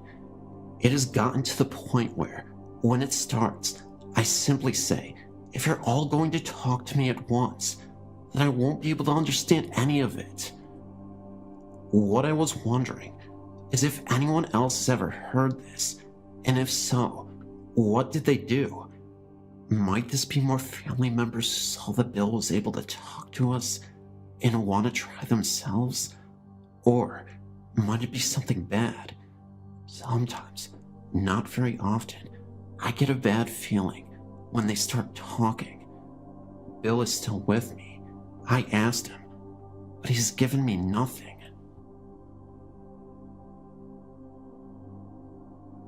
I lived in Chicago up until I was 18 and had graduated high school. My grandfather lived in the house, and we lived on the first floor in the third flat apartment building we owned next door. We had the basement that was connected to the first floor apartment as well. The basement had 3 main rooms. The front room that led outside held a half bath, a washer, dryer, and 2 storage closets. This is where we kept our bikes and skates and stuff. The center room had 4 storage closets, the water heater, and the furnace. This was the room that held all my dad's and grandpa's tools. The back room that led to our upstairs apartment was where we had the deep freezer, old clothes, camping gears, old toys, etc. The center room was awful. Just looking at it, you felt like you were being stared down. Something was sending very angry energy out from that room. If you were in that room, it was just overwhelming and overpowering. It felt as if something was going to grab you and actually hurt you. None of us were hurt, but it always felt like it could happen at any time. My sister believed it to be female. I believed it to be male. This makes me think that it could have been a demon and was just appearing female to her and male to me. The stairs from the basement led to my brother's room. The stairs and the door were extremely creepy. We always kept it locked and bolted, but that didn't do much. It always seemed like someone was going to come bursting through the doors at any time. In the bedroom I shared with my sister, we have both seen strange things. I've seen a man a few times.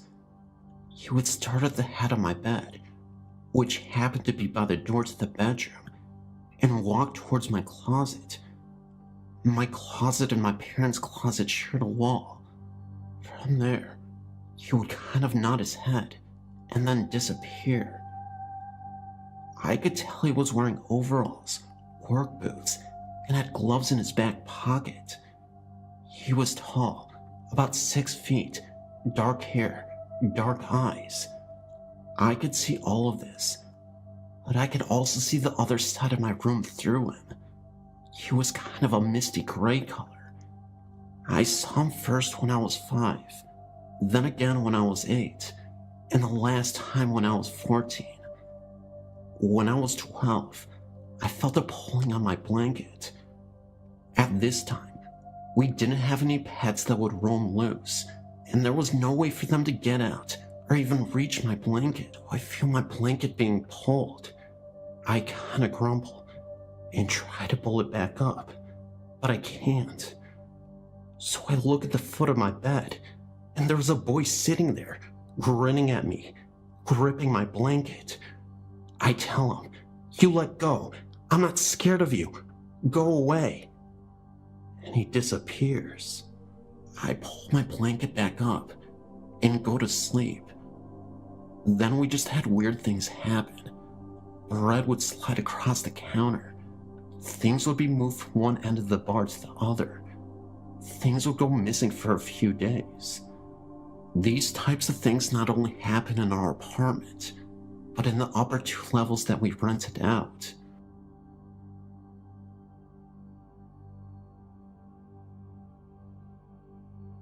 I was in Arizona a few years back.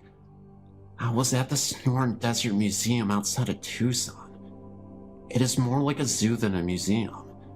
It was summer, very few people there, and a pretty warm morning. I was in the very back of the property all by myself, taking photos of the native cactus. I was completely alone and enjoying the beautiful outdoors. I suddenly felt a terrible sense of dread behind me. I turned and looked, and there was an elderly Native American man standing there. He was dressed in all black, long-sleeved black shirt in the middle of the summer. His hair was snow white, and his face was wrinkled. When we made eye contact, I felt like someone tweaked my soul. I started to walk, fast. I wanted to get back to the front of the zoo and be where people were. I was really moving, and every time I looked back, the man was about 6 feet behind me. He never seemed to increase his pace, but kept up with me no matter how fast I walked. He casually started straight ahead and kept walking. I made it up to the front and walked into the gift shop. He stayed with me the whole time. I decided to get the heck out of there. I hurried to the parking lot. All I wanted was to get into the car and get away. He was still behind me. When I reached my car, a coyote was standing by the trunk. I made eye contact with that animal. I can't describe it. It sounds nuts. But that coyote gestured towards the exit with his head. Of course, he didn't speak to me, nor did I hear a voice, but I just knew that the coyote would watch over me while I drove away. As I was about to get into the car, I turned back to look, and the coyote and the man were gone. I never went back. Every time I think of this, I feel as if I escaped something terrible. It's so strange, but it's like the coyote knew me, and I knew him. Thoughts, anyone? I don't take drugs, wasn't drinking, or overheated. I swear this happened. I know it sounds unbelievable, but it did. This happened in the summer, and at the time, my horse was living on an old farm not far from the sea. The farm was from 1925, with the original stables and barn. Anyway, on this day, It was only me and my horse there, and I had him standing outside while I was tacking up since the weather was nice. Where he stood, he had the back entrance to the stables on the right side, and straight in front was the door to the barn. You had to go through the barn to get out. Everything was fine at first. Then, I got this feeling like I was being watched from inside the stable.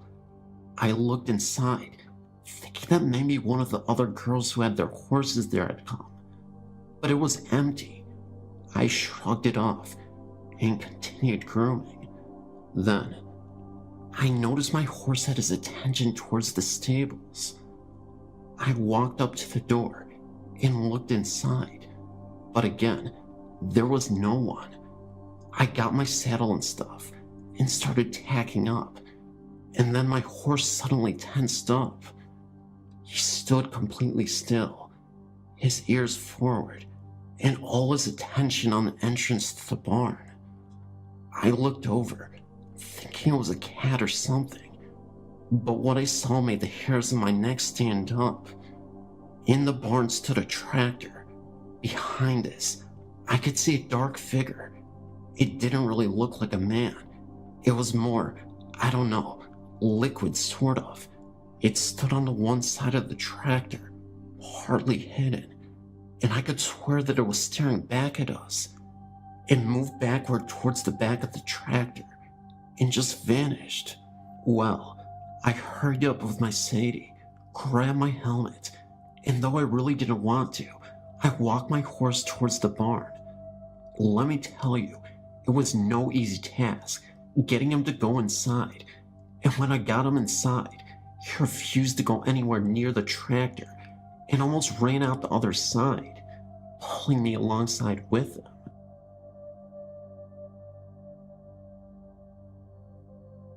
I'm having some problems with the spirit in my fiance's house again. For the past few months, the house has been dormant, and so we didn't worry much about what was going on in the home. We had one of my fiance's friends move in, and things were fairly calm and peaceful. Her friend, though, began to never stay at the house, and due to some issues, emotions got rather heated between the three of us.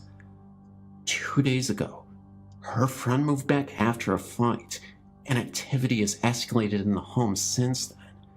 Yesterday, I got an overwhelming sense of fear and dread while at the house, and I had an overwhelming headache come over myself. I began packing up my things and told my fiancée to pack her things because we needed to stay a few days at my house. She became overwhelmingly tired and had a headache, much like mine, and passed out. When she woke up, she wasn't herself, but quickly came back out of it. Then, I went to the bathroom, and when I looked into the mirrors from the corner of my eye, I saw something I couldn't explain. The thing was, though, it looked inhuman and comprised of only bones, I think, and it seemed to be wanting out of the mirror. I ran back, and my fiancée was packing and taking her time out, humming to the tune of an old music box that used to be in her friend's room. She started to have a play fight with me and threw a shirt at me, then casually kicked the door shut. The next thing I know, she screams and I kick the door open. She said I'd been standing in the mirror after I'd left the room. She seemed fine at the moment, and so I just watched over her as she kept packing. She began stalling again though, and I told her we needed to get going or we'd be late for dinner. She then told me that she didn't want to. She liked the house and wanted to stay there. I began to hear voices as well, other than hers in the house, and got drowsy but kept my head about me. She finally was packed, and I got her to go outside for a brief moment to see if being out of the house would snap her out of the trance. She got rather defensive and ran off and ran under a doorway where there was a crucifix standing above the doorway. When she ran through it, she collapsed and then woke up again, perfectly fine and not remembering about the past 45 minutes except for bits and pieces, like she had been dreaming. I've been having concerns that she may be channeling spirits by accident in her sleep, and such, and this incident definitely confirms my suspicions. I'm psychologically drained from the mental strength it took the two of us to get out of the home. We're going back to the house in about 4 or 5 days, and figure it should be fine. Whatever this entity is, it fed strongly off the negative emotions that had built up in this house. I know at the strength it was yesterday, it would be much hard for me to face it and cleanse the house on my own, so we're leaving the house to settle and calm back down. By then, I feel this entity will have lost most of its power, and it would be the best time to cleanse the home and seal any portals that may have been opened in the home. I'm still a little bit apprehensive though, and if anyone could offer up some help, it would greatly be appreciated. If my fiancée is the target of any danger, I can pull through any fight normally and keep her safe, but I've been so drained, and I don't know if I can handle the cleansing of the home by myself. If anyone could please help, either physically or through even psychological support, it would greatly be appreciated.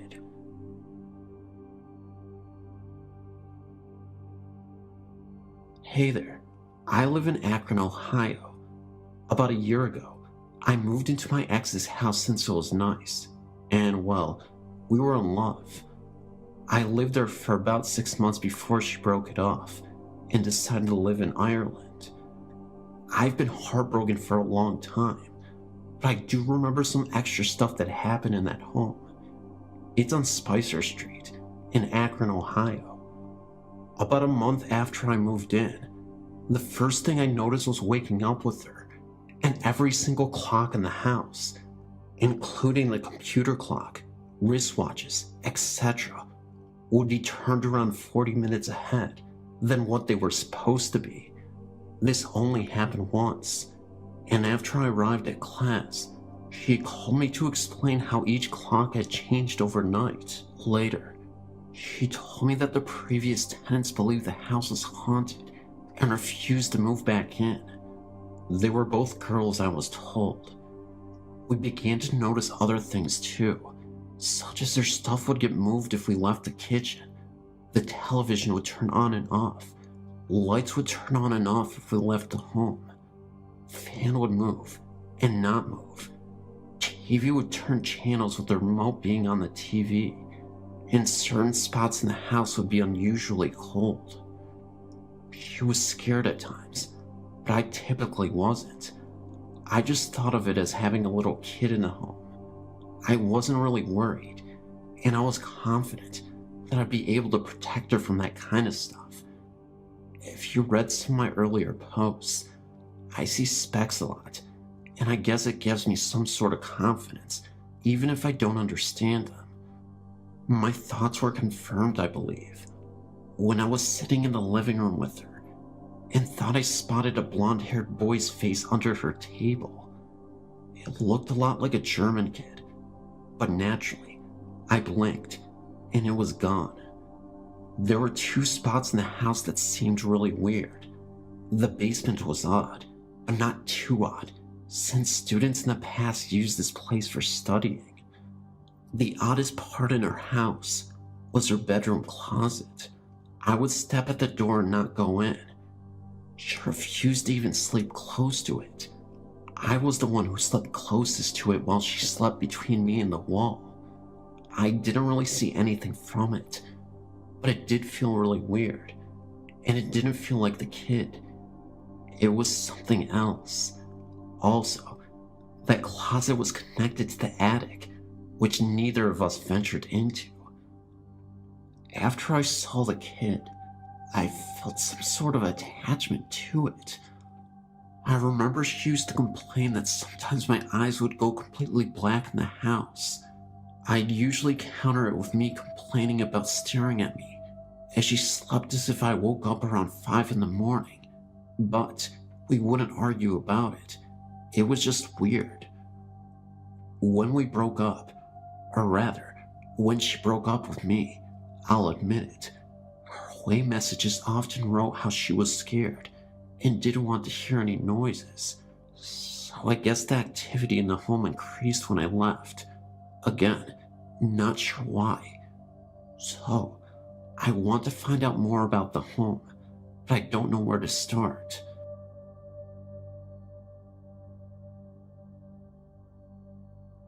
I've been lurking on here for about 2 years now, and well, I decided to finally post about my experiences with ghosts. Really only one ghost. It happened to be here in my house for a number of years throughout the 70s. The house had been built in 1970 on an old lot where an old man had lived on a shack and had died.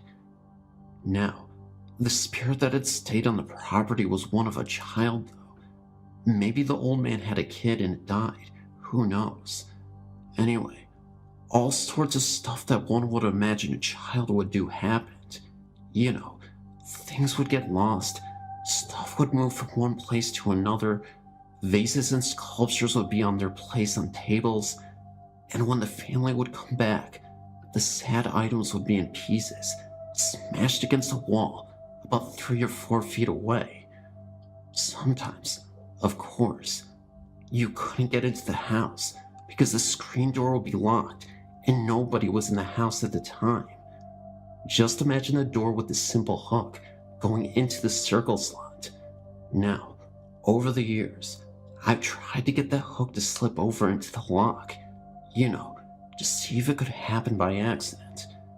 It could never be an accident. If one wants to lock that screen door, you intentionally do it.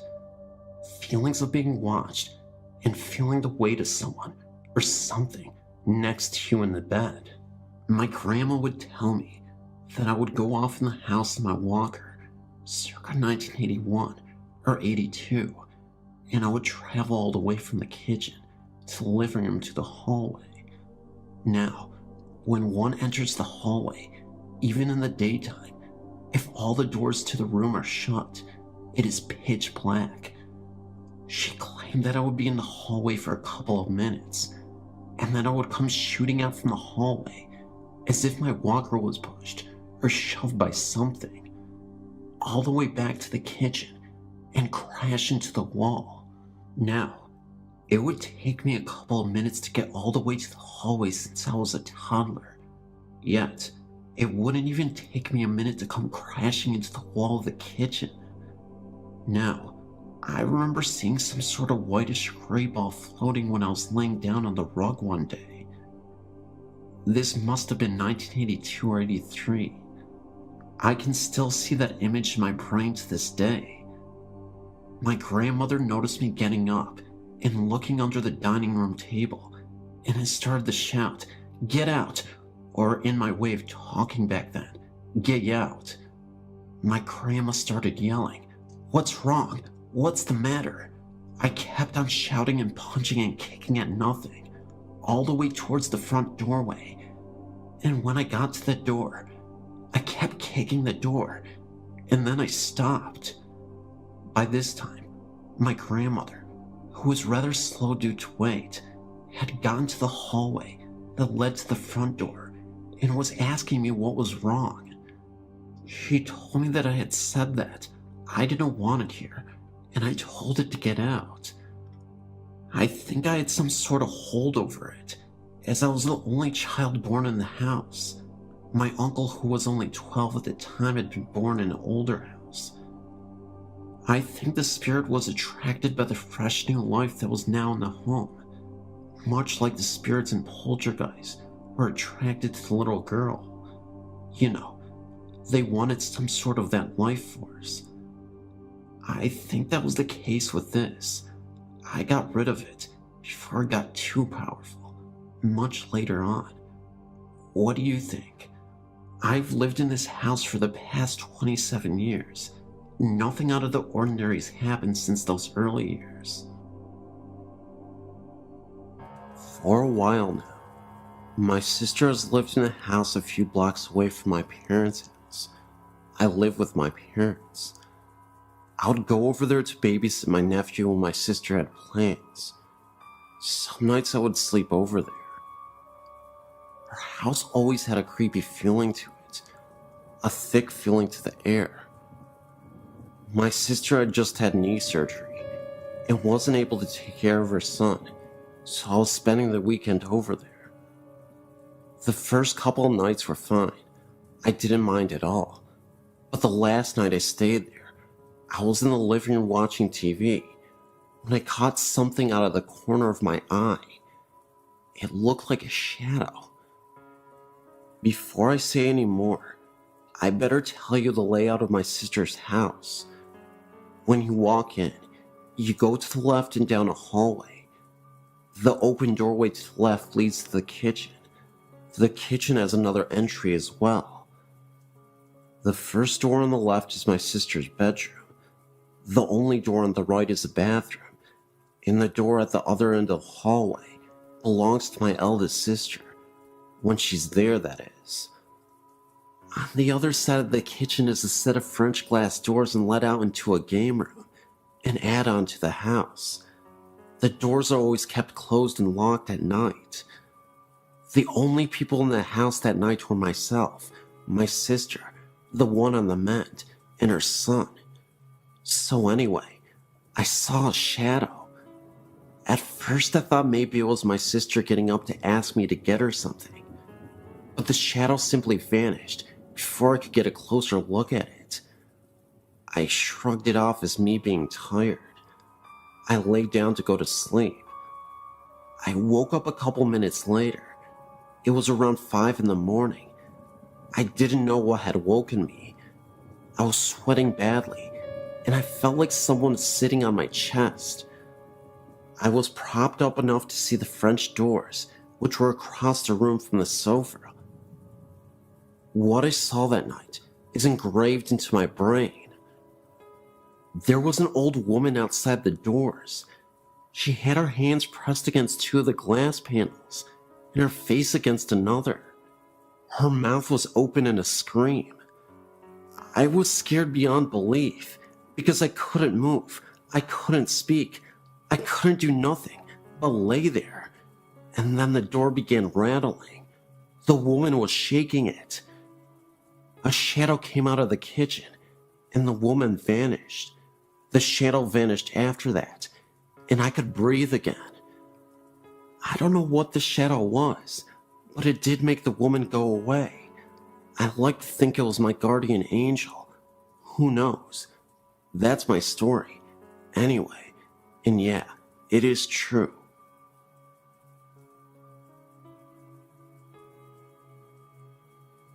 My mother was born in Austria-Hungary in 1908. When her parents immigrated to the US, they left their 3 children behind in the care of their grandparents. It was 5 years until her parents were able to return and bring the children to the US. In that 5 years, my mother became very close to her grandfather and went everywhere with him. She arrived in the US as a 13-year-old, grew up, and married my father. They were a young farm couple living in rural Ohio. One night, my mother awoke to see her grandfather standing at the foot of her bed. He was smiling at her, but did not speak. She relayed that she pulled the covers over her head, and then looked again, and he was still there. She then tried to wake my father, but when he awoke, her grandfather disappeared. She had the overwhelming feeling that her grandfather had died. This happened in the mid-1920s, and at that time, international long distance was only a thing for wealthy folks. Her only contact with her grandparents was via mail, which would take a couple of weeks to arrive. Sure enough, 2 weeks later, she received a letter from her grandmother verifying that her grandfather had passed away on the same day and approximately the same time that he appeared in her bedroom.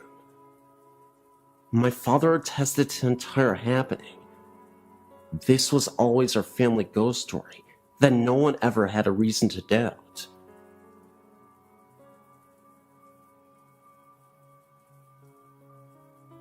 My parents live on a farm in Sugar Grove. My stepdad grew up here with his family as a child. On Christmas Eve in 1964, his dad went into town to pick up the grandma for the holiday. With him, he took a younger daughter and his younger son.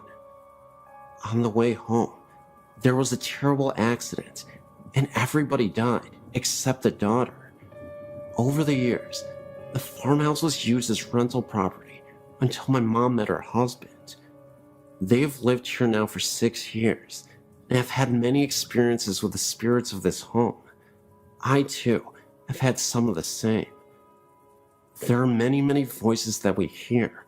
Marbles rolling down the hallway upstairs, foot noises walking up and down the stairway, clouds of light and dark smoke throughout the entire house, doors open and close, things come up missing, then are returned within days. If you are alone in the house and stand by the sink, you will soon hear a voice that asks you to go away. It will repeat until you walk away from the sink. Standing outside, if you look up into the window upstairs, sometimes you will see a vision of a woman standing in the window. This is believed to be Grandma. I have an 11-year-old daughter that has walked into the downstairs bathroom and ran out, stating there is a man standing at the bathroom sink. He will only turn his head and look at you, and then turn back to the mirror. He hasn't spoken yet. When my parents first came here, they slept upstairs. They had to move to the downstairs room in the winter because no matter what room you are in up there, it is ice cold. We have used electric heat sources to try to generate heat, but it doesn't work. There are also apparitions of faces, white in color, etched into the door of the master bedroom. These appear darker at times and lighter at other times. They appear to be stuck in the wood of the door. It's believed by everyone here that the spirits and happenings of this house are all those family members that were killed in the crash. After all, they all did reside here, and I think they still do.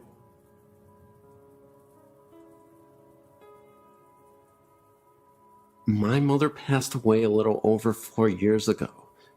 Since then, we have seen her, usually in dreams, and my father has actually seen her many times in her home. My mother had been sick with a congestive heart failure that took a turn for the worst for about 2 years. My dad cared for her day and night. Finally, the last trip to the hospital was supposed to be a routine trip to remove excess fluid. On the way to the hospital, my mother made a prophetic statement to him that she would not be coming home again. When she was given the diagnosis that no further help was available to her and she would be sent home with hospice, she refused and decided to die in the hospital instead of at home because my father had to continue to live there and she did not want him to find it hard to stay at their home. 9 days of excruciating pain from a failing liver and kidneys, and unable to get her breath, she succumbed to death only after the last of her immediate family visited her on that day. It was as if she had waited until she had seen her husband, children, grandchildren, and son-in-laws before she was ready to go. 10 minutes after the last visitor, she breathed her last. Oddly enough, the grandfather clock in my parents' home stopped on the exact time of her death. My father has refused to rewind it. After 60 years of marriage, my father has been so lost. For the first year, she appeared to him frequently with a smile on her face, and one time told him, "I love you deeply, and just want to make sure you are okay." She still appears to him, just not as frequently as the first year. Recently, my sister and father had found a picture she had painted and had a frame to give me for my birthday.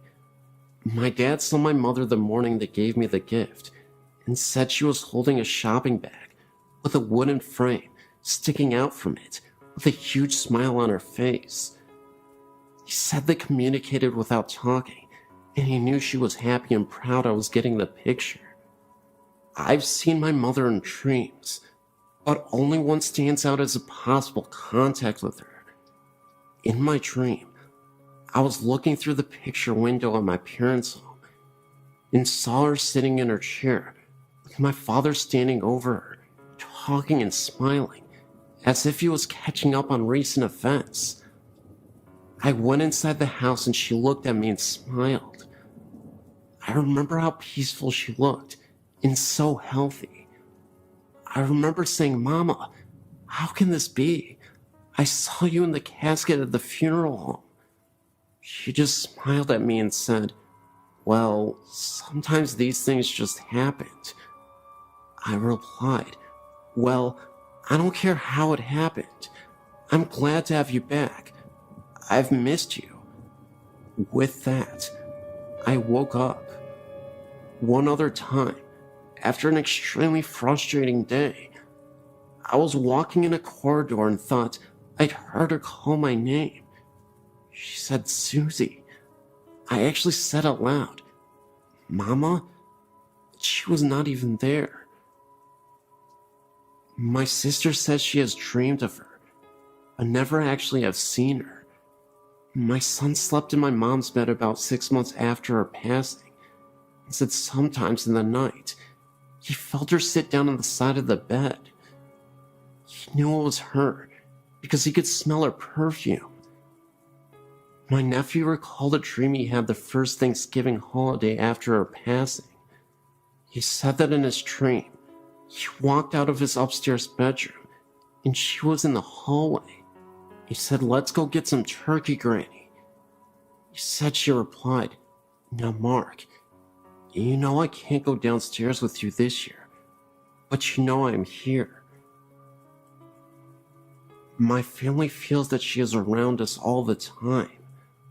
I know she is with my father the most, because he is terminally ill and misses her so terribly. I feel comforted knowing she is waiting for his time to cross over.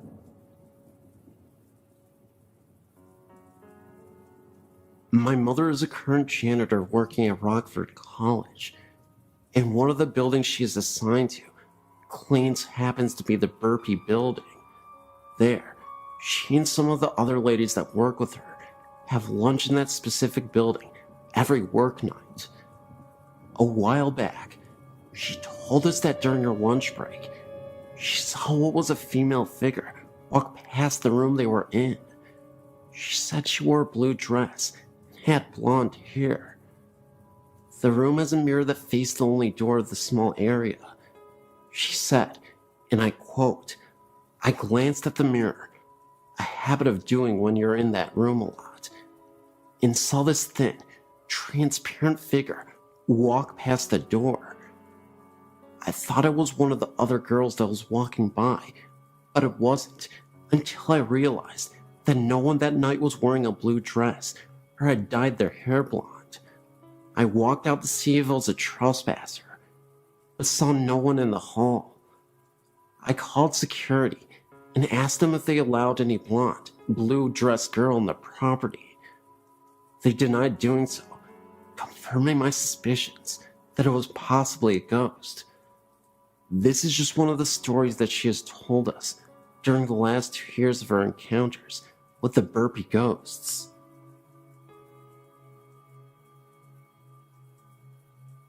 This just happened to me just recently, on February 8th, 2008, when I took a ghost tour of the Tuang Cemetery in Brisbane, Australia.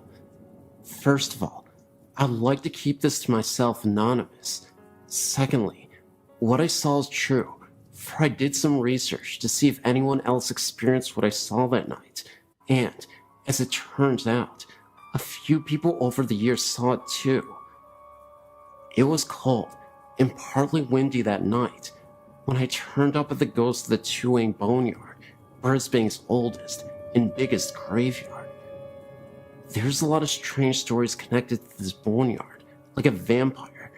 There's only 2 boneyards in the world, They got Fair Dinkham vampires, Highgate in London, and Tewing in Brisbane. The Bleeding Grave and Walking Statue. Yes, a wandering statue. Anyway, the tour barely began as our hostess was introducing herself when I saw something standing amongst the trees. It was solid and black. It was standing there watching us. I saw it, but I thought I was seeing things. Excitement that might have sparked off my imagination. But as I walked past this spot, there was nothing there to resemble that figure. But yet it was real, as you and I. It wasn't until a few feet ahead, I heard a weird clang sound right next to me, as if someone was banging on a pot or whatever.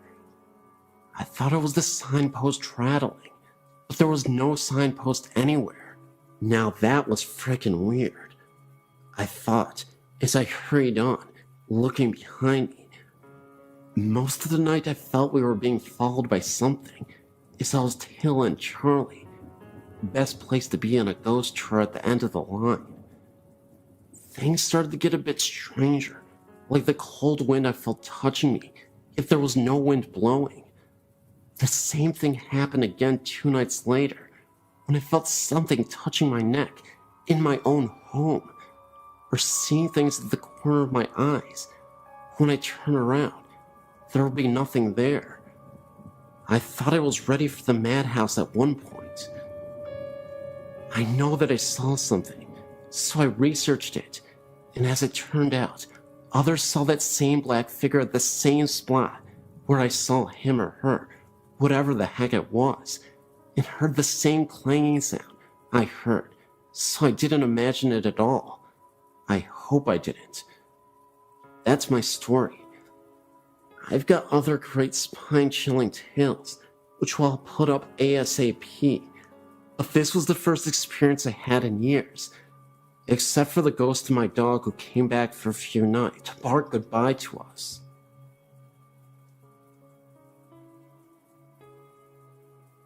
My name is Tina. I'm 33, and I have a story I would like to share with you and your readers. I've been experiencing strange things for many years now, but I've only been sharing them for just a few people who don't believe always have the need to find something wrong with the ones who do. My mom was one of those people. She would roll her eyes and say I was crazy or I had been drinking. The day she became a believer was one of the most beautiful moments we've ever shared. This is our story. My mom had surgery in her foot and was using a walker to get around. I was at her house helping her with her laundry and such, and had laid my son down in the bedroom down the hall for his nap. Mom was kicked back in the recliner and decided she would also take a nap. All my chores were done for the time.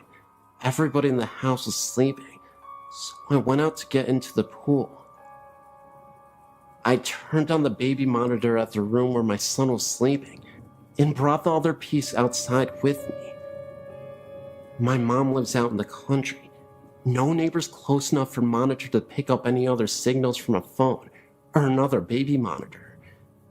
It was so quiet in my mom's house, I could hear the tick-tock ticking of the clock in the room where the monitor was. All of a sudden, I heard a woman's voice so clear and loud. It sounded like she was speaking into the monitor. It sounded like peep, as in P-E-E peep. I'm not sure what that means. Maybe it was just gibberish. That's what I heard. At this point, I start to run to the door to see if my mom is still in the chair in the living room. I got to the door, snatched it open, and there was my mom, still reclined back in the chair with a really strange look on her face. I guess I had a strange look on my face too, because she said, "What? What's the matter? Who's here? Who are you talking to?" I just looked at her and couldn't say anything. She asked again who I was talking to, and I said nobody. Why? She said that she heard a woman talking. She thought she was dreaming. She opened her eyes, and the woman was still talking, so she knew she wasn't dreaming. Having to always have an explanation for things, She then assumed I was on the phone, but looked around and saw the phone and my cell phone were on the kitchen counter.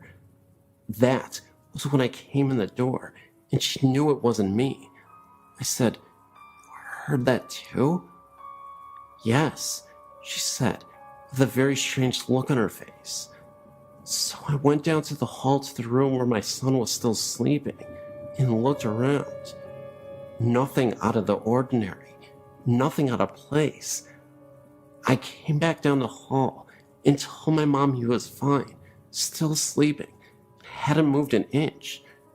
She was a little freaked out, but she started asking me questions about my great-grandmother, who often visits me, and the places that I go. I never met my great-grandmother in person, but I've had many run-ins with her spirit. My mom didn't want to believe that Grandma visits her too, but after that day, she started to believe, not only in ghosts and spirits, but in me too. Thanks, Grandma Daisy.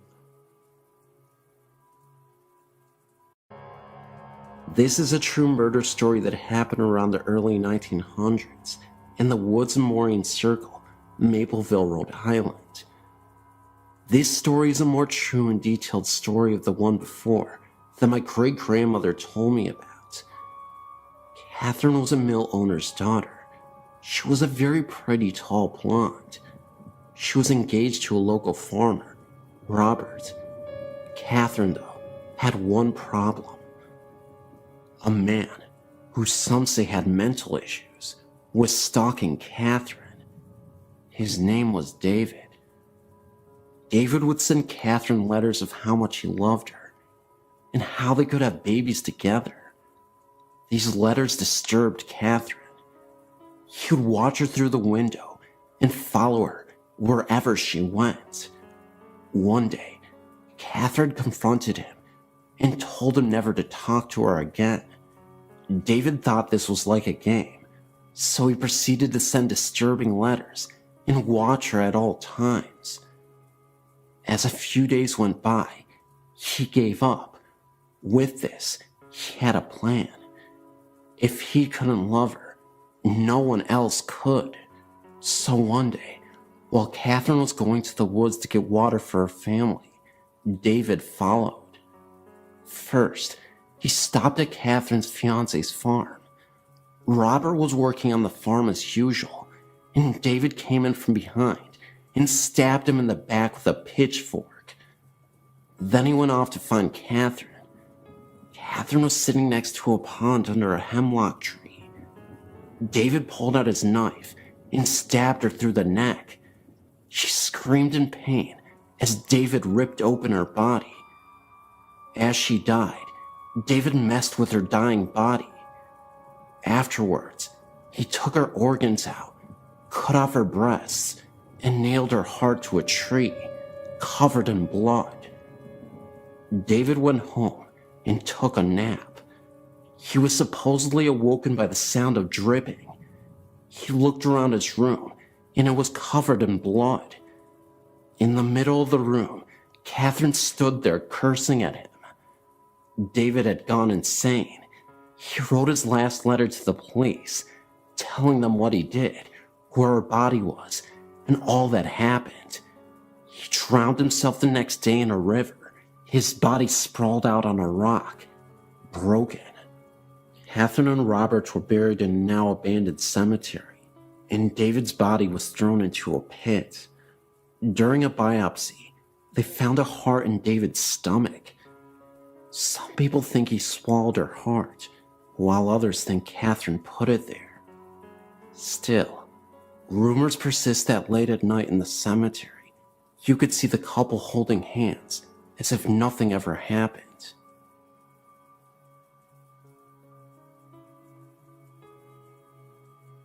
I believe I had a true experience with a shadow person. This is my story. It was maybe 11-ish at night. My boyfriend and myself were watching a movie. The lights were dim in the house.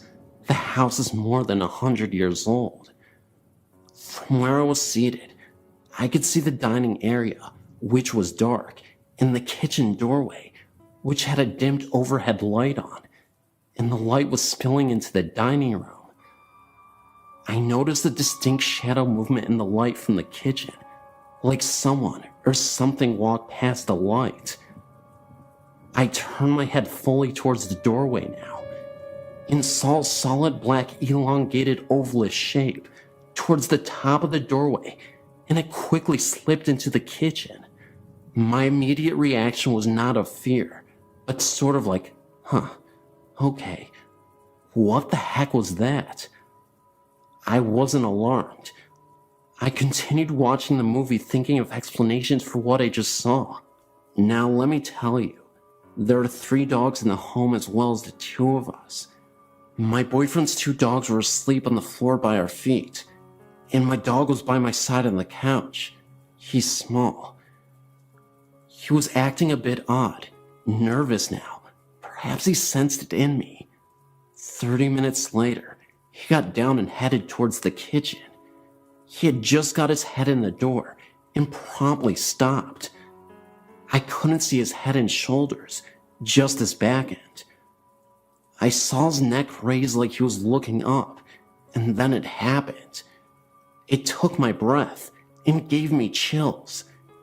He started wagging his tail, slow at first, like he was unsure, and then the momentum slowly gained.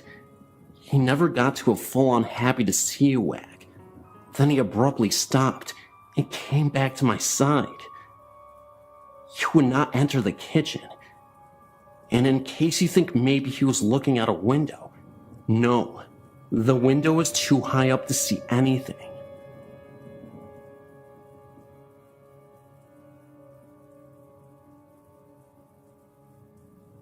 My name is Guy, and I would like to share my experience at Lambertville High School.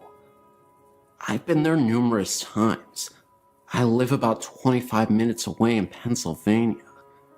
My friends and I are ghost hunters, and Lambertville is a favorite spot of ours.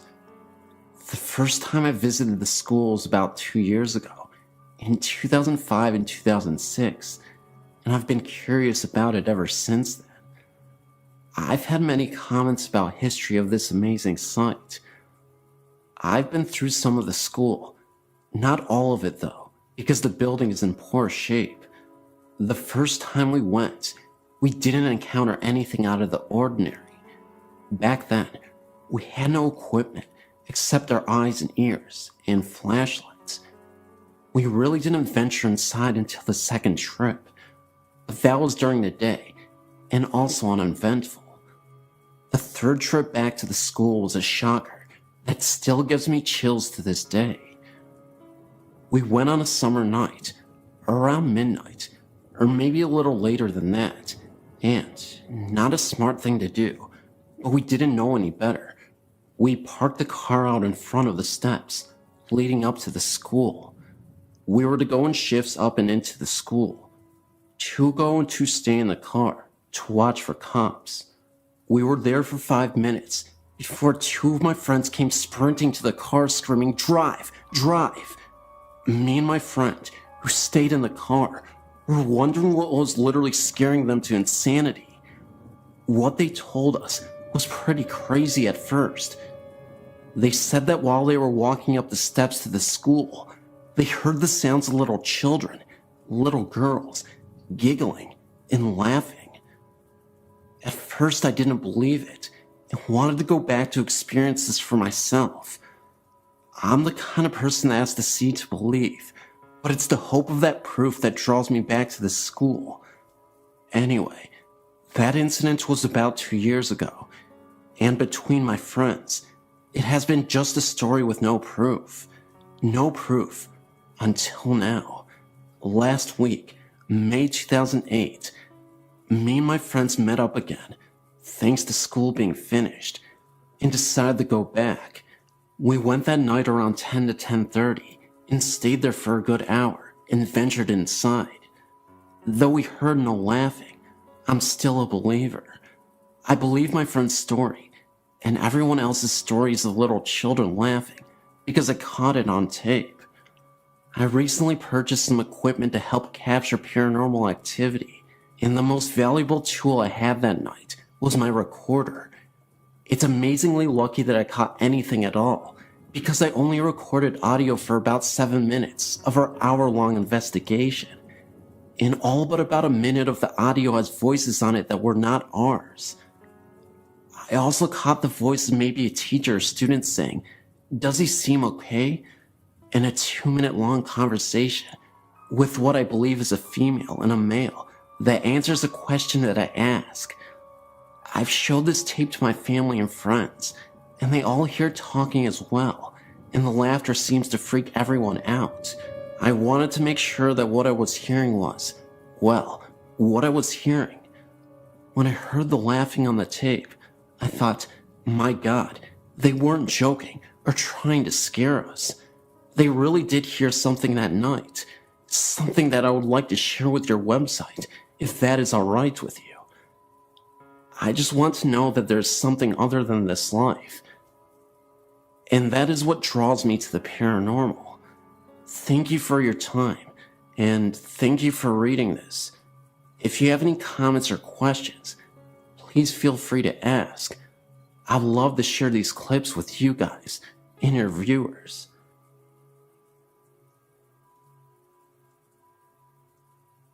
This is in reference to your listing for the Hearthstone Inn, Colorado Springs, Colorado. This place has much more than a little girl. As a housekeeper there in 1999, I was able to experience almost all of the hauntings. In the south building, 3rd floor, the little girl would appear regularly, as well as the man in brown in the main bedroom, also in the southwest corner of the floor. He was harmless and would usually disappear as soon as spotted. On the 3rd floor, I've never felt alone, would often hear the little girl and running and laughing. 2 of the 4 bedrooms on the 1st floor share a bedroom. I learned to prop the door open while cleaning, or I would be locked in. The first time I was locked in, I rattled the door and was screaming for the other housekeeper. I was nearly hysterical when she let me out after about 5 minutes. Also in the south building, 1st floor, there was a bedroom at the end of the hall that used to be under the stairway. The back stairway of this building, when it was a hotel, led outside. Many of our guests reported having the dreams of the woman in this room. I would feel her, but never see her. I would have trouble with the lights and an unwelcoming presence. On one occasion, the owner, David Oxhandler, spent the night in the room on having a very vivid dream of this woman and dismissing it as a dream. He was too shaken to go back to sleep. When he stepped outside to have a cigarette, he turned around, feeling he was not alone, and actually saw her, dressed as just in the dream, floating where the stairs would have been. Rumors she was the victim of a lover's quarrel and was shot on the back stairs. The last one I knew of was in the north building, 2nd floor.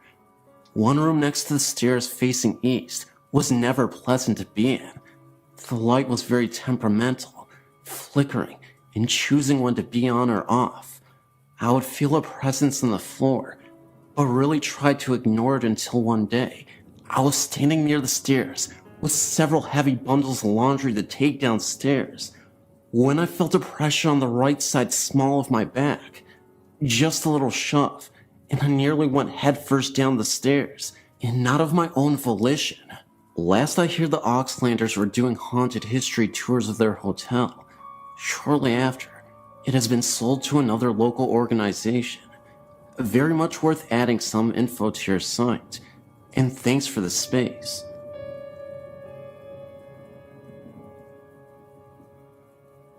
My wife and I had several experiences in our apartment over the last 3 years we have lived here. It began with hearing noises and creaks in the building early on, and slowly evolved to seeing shadows in the middle of the night in our bedroom. We both have had experiences where we thought to have seen a little boy in blue pajamas looking at things in our bedroom. 3 major events have occurred, which I'll describe in detail. Event 1. Summer of 2006. My brother was staying over because he is a minor, and our mother was going out of town. We had woken up late to eat breakfast and were playing a game of cards. As we are brothers and there is a significant age gap, we sometimes argue. I was being a little bit of a jerk, picking on a card selection he had made, when our kitchen trash can started to rock back and forth. We were the only people present in the apartment, and we were about 10 yards from the trash can. I investigated the trash can further to find that it was nearly empty and there was nothing that could have moved, so we went to the park. Event 2, winter of 2007. My wife and I were growing fascinated with the television show Ghost Hunters. We had spent an entire day watching episodes from the second season DVD. Being cocky and joking with my wife over her growing discomfort with the mood the show was setting, I began joking about talking on the ghost of the apartment, saying such things as, "If anyone is here, come here and get me," or "You can't touch me, you're just a ghost, I don't believe in you." Later that night, at 4 a.m., I woke up quite distressed and felt that the apartment was shaking from a significant earthquake. I was sure that it was the big one and rushed to jump out of bed and pull my wife to safety in a doorway. She was in a state of shock as I lifted her out of bed and was scared of an earthquake also. When we finally got to the doorway and calmed down, I explained to her that I thought there was an earthquake but couldn't feel it anymore. She couldn't either. I began to grow very nauseous and leaned on her for support. I told her I wasn't feeling right and I blacked out. As I was blacked out, I heard sounds of people talking very quickly. At first I thought it was my wife, and I tried to tell her to slow down. I felt the sensation of running very quickly while I was hearing the rapid dialogue. I was growing angry when suddenly I awoke lying on the floor with my wife over me. She told me she thought I was having a seizure or something because all of my muscles had lightened, and I was screaming and moaning in a sense of fear. She said that I had also grown pale. All throughout that night, I felt the bed continue to shake. Event 3, soon after Event 2. I was angered by an experience I had felt earlier in Event 2, where I had awoken to what I thought to be an earthquake and experienced what I thought to be a form of being possessed. I researched how to hold a seance to converse with spirits present within the room and invited friends over to help with the conversation. I didn't describe the experience I had felt earlier so that it would not affect my friends' experiences that night. In the middle of the seance, one of my friends began to grow woozy and sway forward when he suddenly stopped it. He said that he couldn't go on and felt like someone was talking quickly to him, and he had felt the sensation of running, identical to my experience earlier. I shared with him my experience, and we decided not to continue. Also, this night, my friend's car got a flat tire while parked in my apartment, and only needed to be refilled with air as there was no puncture to cause the flat, as if someone deflated it. Also, another friend was called by his girlfriend within minutes of us ending the seance because she felt something had happened and was worried. He had only told her he was going to see me and not anything about what we were doing that night. The friend with the flat also received a phone call from his aunt about an hour after, whom he speaks with rarely, because she had similar concerns as my friend's girlfriend. How's that for women's intuition? Ever since that last event, nothing else has occurred.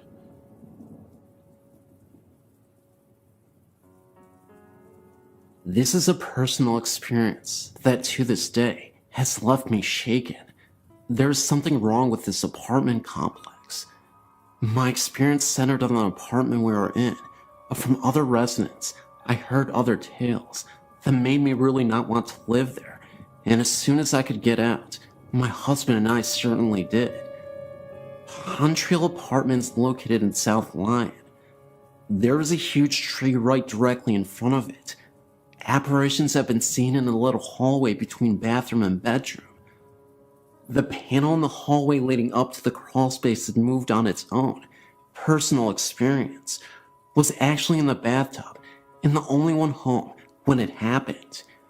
I'm all of 5 foot, and that ceiling is a good 8 feet. There was no way for me to get up there.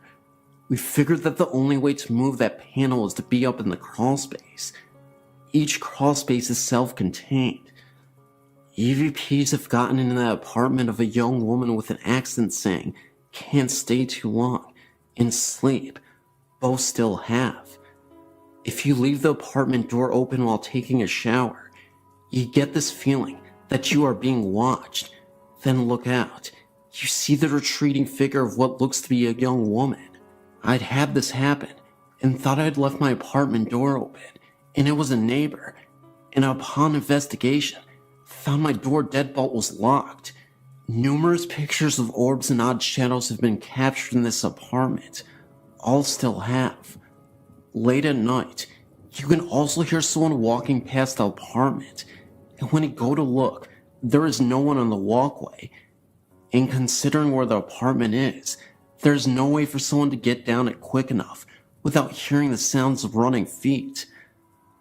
Have had an experience of having the front door hit several times while I was to peephole, and no one was there. Stories were also told to me of the laundry room in the same building is also a place of odd occurrences. Feelings of being watched and hearing a young woman's voice. Have felt the being watched part, but considering that the old furnace system was right there in the laundry room, I dismissed it. A lot of my family and husband's family refused to spend the night there just cause the place gave them the creeps. And this was prior to some of these events happening. I've tried to find out if there have been any deaths or murders or anything on that ground, and I came up with nothing. All I know is that the place was just, there was something wrong with it, and I wish I had never moved into it. The EVPs were caught when that building had few residents. I still have them, just have others listen to them from time to time to prove I wasn't crazy with what I heard. The pictures are numerous, and some still make the hair on my arm stand up because of the experiences with them.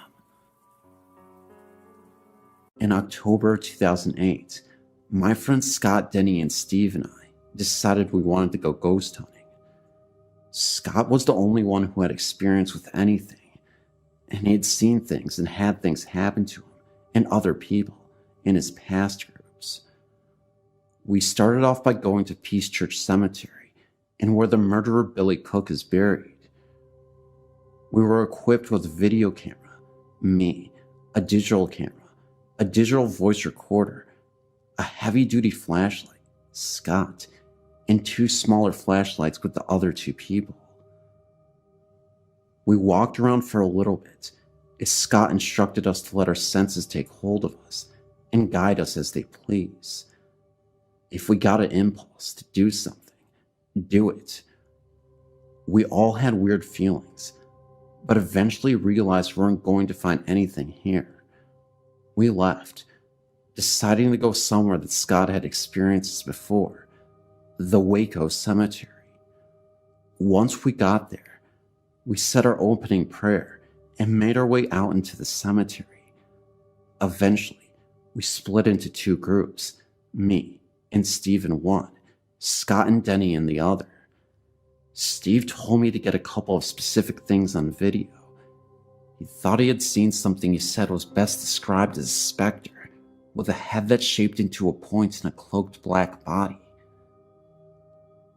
We walked around for a bit longer, and he told me he had seen it again. We walked towards the area he saw it, and didn't see anything. We met back up with Denny and Scott on the other side of the cemetery, and Scott started talking about the things that had happened to him here. He had been asking questions and talking in general, trying to pick up some EVP. He started talking about what he called the prankster that had slapped him in the face and possibly put scratches down his friend's back. We made our way back to the center of the cemetery where there were no graves, just a patch of grass. We stood around, and Steve told the other two about the specter he had seen and where he had seen it. Around that time, Scott said lights out. He took a couple of pictures, and the rest was silent. Then, we turned our lights back on for a few seconds before Scott repeated his order of lights out. This part gets a little blurry. I can't remember if it was before or after we turned the lights back on. But Scott is a big guy, wide and tall. He fell backwards onto Steve, who would have fallen on me had I not moved in time. He had fallen hard. He laid there and just looked confused, and his face was red. His glasses had flown off of impact of the fall. He asked where his glasses were. Then he asked, "Did I fall?" We tried to explain what happened from each of our perspectives quickly, as we were pretty freaked out, since this was our first experience. He had asked a couple more times as the rest of us came to the conclusion that he fell too hard to have just fallen from a loss of balance. I, for one, think he was pushed by some force. Anyway, we got him up to his feet. He looked around and said, "We're leaving." Scott was shaken, and that was all we needed to hear. As we walked back to our cars to say a closing prayer, Scott started coughing, which progressed into dry heaving.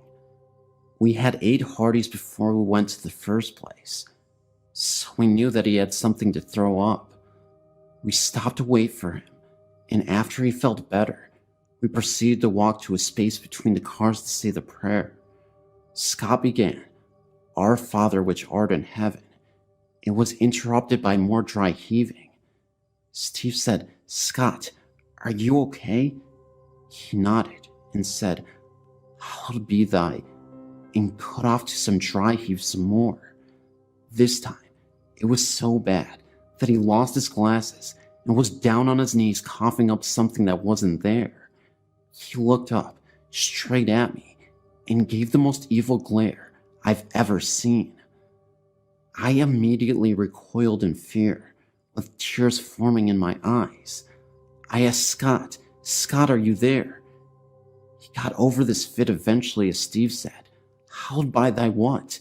Finish the prayer, Scott. You have to finish it." Scott straightened up a little and hoarsely started to finish, "Hallowed be thy name." Again, the same occurrence had just happened, and he just kept coughing and dry heaving. At this point, Scott has regained his composure enough to finish, and says, "For thine is the kingdom, and the power, and the glory, forever and ever. Amen." As we each followed with a thankful amen, he said, "Now let's get the heck out of here." I was ahead of him in parking, so I started the car and drove out of the cemetery as fast as possible. We stopped into a church parking lot up the road. Scott got out of his car, and we started talking about what just happened.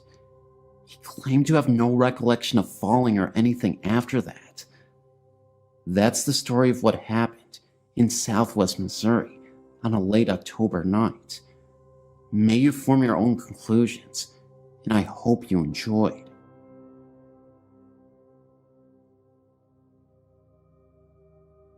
I've felt the presence of ghosts at some places I've been or lived at.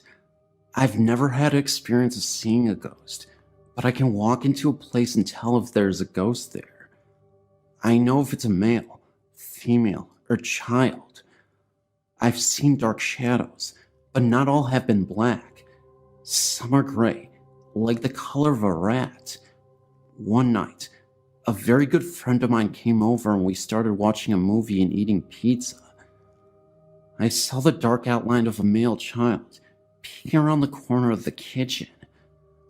I told my friend Dawn, who is very religious, and at first she didn't believe me. I kept seeing the outline of a head and shoulders peeking around the corner. Then, about 5 minutes or so later, we started hearing a scratching noise. I told Dawn that's the ghost. She said it was just a mouse. Then, I heard a loaf of bread fall on the floor. The bread is kept on the counter far back next to the microwave. I got up to investigate. The bread was lying on the floor, but had no holes in it from a mouse. I put the bread back and went back into the living room. Dawn got up to get a glass of soda, and when she went into the kitchen, she yelled.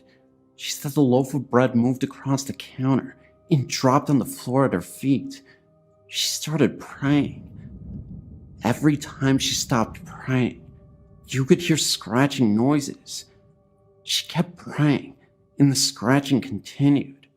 Then it got quiet. We finished the movie, and as we were talking, we noticed the lid on the pizza box, which was propped up, started to slip down. Instead of just falling down, it closed. This was very slowly. Dawn said she had enough and went home. She took the pizza and box home with her. She called me later that night and said that the ghost followed her home because her bread was constantly sliding off the counter, and she actually saw the pizza lid open when it was closed in the box. She said she threw the bread and pizza box off her balcony and prayed really hard. She didn't have any more problems, and our bread stayed on our counters after that.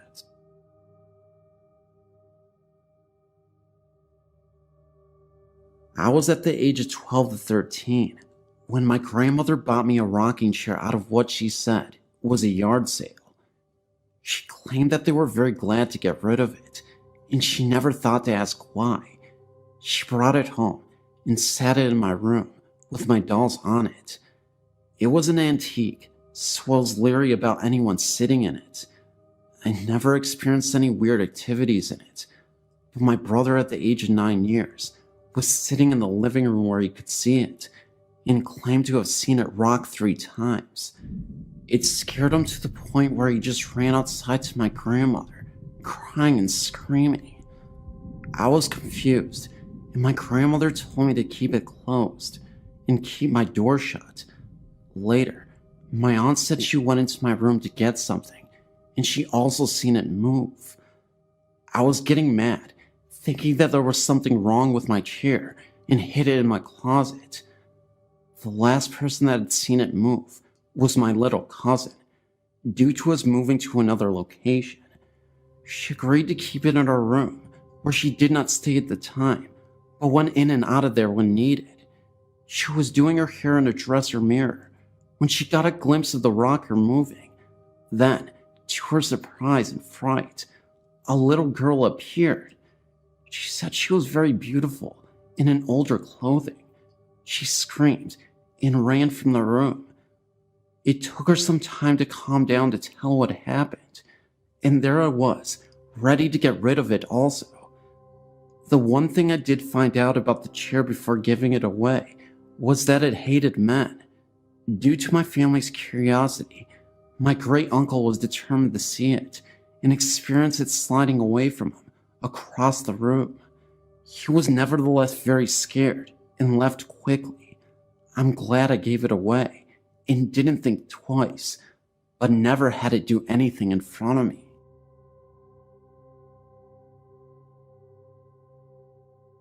I didn't experience this myself. It happened to my mother a couple of months ago, and she told me about it after it happened. What happened was, a couple of months ago, my mom was prepping for a party in our kitchen at about 9:30 p.m. Me and my brother, who were about 11 at the time, were both at the house at the time. I was upstairs, and he was in the living room. My mom told me that she was washing dishes, and that she looked up at the window in front of her, and she saw someone walk by the hallway behind her. She immediately thought that it was me, because of how tall the person was. She called out my name, and told me to do something for her. After a couple of minutes, she came to look for my brother to ask where I had went. He looked at her like she was crazy, and told her that I hadn't come downstairs for about an hour. She calmed me down noticeably scared, because she thought someone was in the house, but we couldn't find anyone. This happened more than once to my mother, but more noticeable. She was washing clothes and had to walk through the kitchen and saw someone poke their head out from behind the counter. She of course thought that it was either me or my brother, but when she checked, she found no one. She called me immediately and told me what had happened, and now we believe that a ghost is in the house, but it doesn't show itself regularly. 2 other things that have happened since then. One happened a couple months after that. Me and my brother had a friend over, and he had gone to the bathroom on the 2nd story of the house. No one was up there at the time, but when he came down, he said that he had seen 2 red eyes down the hall near my parents' bedroom. He immediately ran downstairs, and we told him about my mother's experiences. The other things that happen more frequently now is that our dog starts to growl at something in the hallway. She sleeps in our parents' room, and sometimes she will get up and walk around the room, and then she will stop in the doorway and growl at something in the hallway. But when we turn on the light, there will be nothing there. It has been a couple of months since anything worth reporting has happened, but we believe that it is a friendly ghost and nothing harmful will come of it.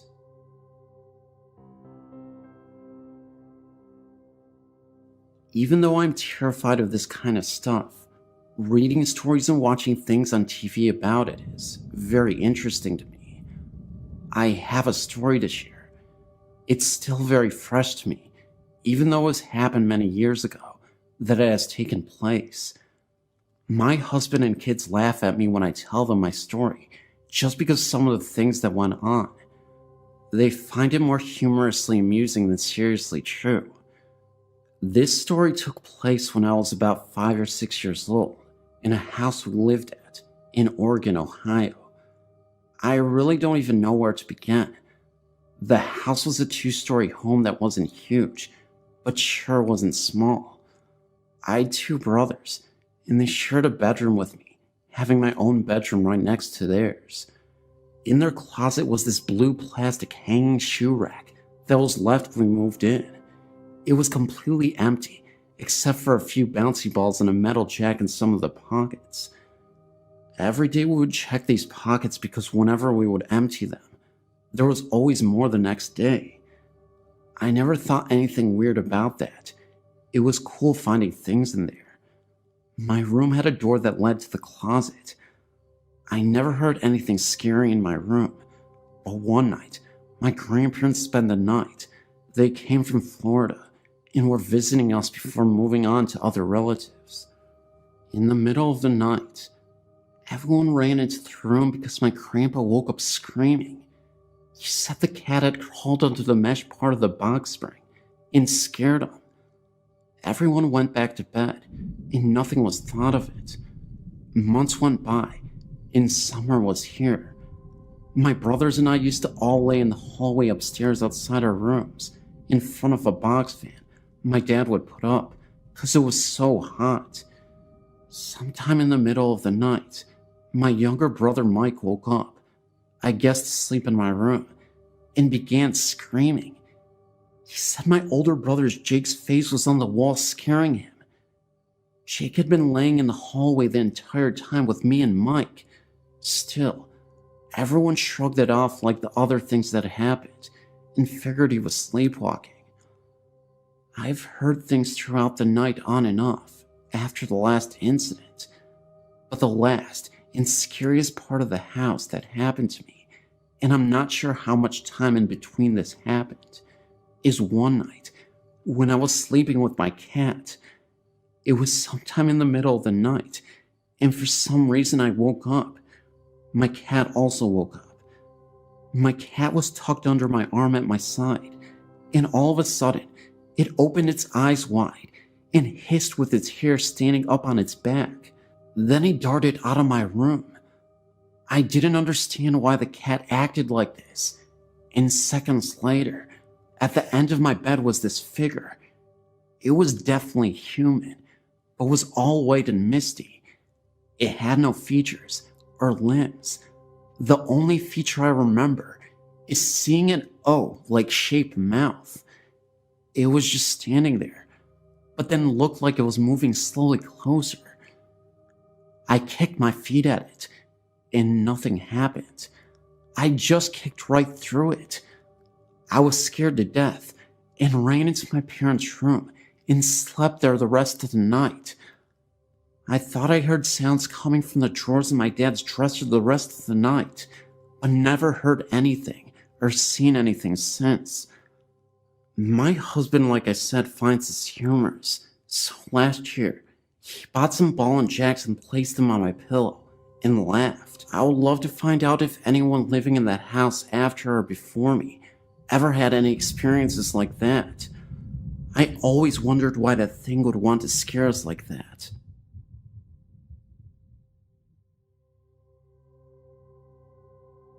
My grandfather was a member of Washington Country Golf Club in Washington County, Pennsylvania. The golf club sits on top of a hill and used to be a very old farmhouse that dates back to the 1800s. He told me stories of him along with a group of friends who spent the night at the clubhouse. Members were allowed to stay there if they wished. It was said the old farmer who lived in the house lost all of his money and the farm went under. After this all happened, the farmer then decided to end it all. My grandfather said that during the late hours of night, you can hear footsteps walking back and forth upstairs. They went upstairs, and no one was to be found. Even in the ballroom, the lights would be seen turning off and on by themselves, as doors were being opened and closed as well. I myself have been in the clubhouse, which is very old, with wooden stairs and floors. I have even seen the bar going across the staircase, where it said the farmer had done the deed. I've heard this story from other members of the club. Whether this is true for sure or not, I don't know exactly. Another story I've heard takes place in Peters Township in Washington County. I've been told by an old football coach whose family lived in the town all their life, dating back to the 1700s, I believe. He tells a story of an old haunted railroad tunnel close to Hidden Valley Road in the area. It's said that many years ago, when the railroad was a busy place, a man was hooking up two boxcars. The boxcars then rolled together, hitting the man in between the two hookups. The man was cut in half from the two boxcars, and many people say that they have walked the tunnel holding hands across the tunnel very late in the night. They said they have seen a man walking at the other end of the tunnel with an old oil lamp in his hand, swinging back and forth. They even say that a train can be heard off in the distance, but no train even came. The story has been known as Boxcar Willie. I've heard this story from many different people in the past. I've seen the tunnel myself one night with two of my friends. We held hands going across the front of the tunnel. We all then saw a very small light at the end of the tunnel. Never went to check it out, but something was there. We all saw this light. It may have been something off in the distance, but I believe it was Boxcar Willie. We all felt something very weird that night. That's why I get the feeling something was out there. I'm a native of Hammond, which is very close to Maryville. I've been to Reeder Road many times, and actually know a different story of the road. The ones I saw on your site are new to me. My parents told me the story long ago, and although I've not experienced it for myself, I know others who claim to have. This may be more of a local story, but who knows? It's still something I'd like to share. Back in the 1950s, the road was often used by teens and young adults as a private makeout place. The story goes that a young lady and her boyfriend made a stop at the road. While they were parked, they heard a thumping on top of the car. They ignored it for a bit, but the girl started to become creeped out as the noise grew louder. The boyfriend decided he would get out and investigate. When he got out, the thumping stopped. After several minutes, The boyfriend had not returned, and the thumping started again. The girl panicked and got out of the car. She found her boyfriend bloodied and hung from a tree, and the thumping she was hearing was the sound of her boyfriend's feet hitting the top of the car as he hung there dead. Supposedly on warm summer nights, if you pull off into the road and park for a bit, you will hear the thumping, and if you get out to investigate, the thumping will stop, and you will find a letterman's jacket hanging from the tree above you. There is also an abandoned school out in Cedar Lake, where Hammond Baptist used to attend. The story goes that the pastor went crazy and removed some of the little ones from this world, if you know what I mean. I've personally have experienced strange happenings in the school, such as children's voices, windows that were shut on the way in open as we walked back out. Supposedly it's supposed to be the little ones trying to escape. From what I understand, a few years ago, part of the building caught fire inexplicably. I haven't been there in about 5 years. However, if you would like some directions to the place, it's a little tricky to get to, and I would be happy to share them with you if you are interested. Like I said, this is a story passed on to me by my parents, and others I know also know the story and claim to have witnessed it. I'm also aware of the satanic gatherings in the field, down the trail in the woods, usually occurring during the 2 equinoxes every year. This may explain some of the animal parts we found. Also, in this field, I've seen glowing orbs here and there, but never thought much of them since they were out far in the field. But you may be able to look into this more than I can. Oh, and the girl that jumped into the river and drowned, she is also part of this story, in Hammond, of course. She can be seen on Halloween night on Klein Avenue, hitchhiking to get to her wedding. Supposedly, if you pick her up, she thanks you for the ride and then disappears into the night.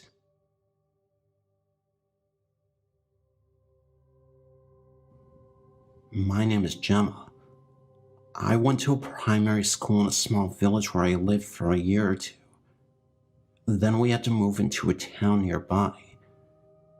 It wasn't too far away from my friends, so sometimes I would catch the bus there. One day, I went up to see my friend Holly. She told me that my old deputy head teacher had just died. I don't know how old he was, but apparently he got murdered. That night, Holly asked me to stay at her house for the night, so I did. We were only about 10 at the time. Her parents were downstairs, and her 2 little brothers were both asleep. We were the only people awake upstairs. Holly went downstairs to get something to eat for me and her, and left me alone. I decided to play a trick on her. I turned all the lights off and hid under her bed in her room. I looked around. I was really scared, so I looked up and saw 2 eyes looking at me. They were glowing. At that point, I closed my eyes, thinking it was just my imagination. When I opened my eyes, they were still there. I stayed under the bed because I didn't want to move.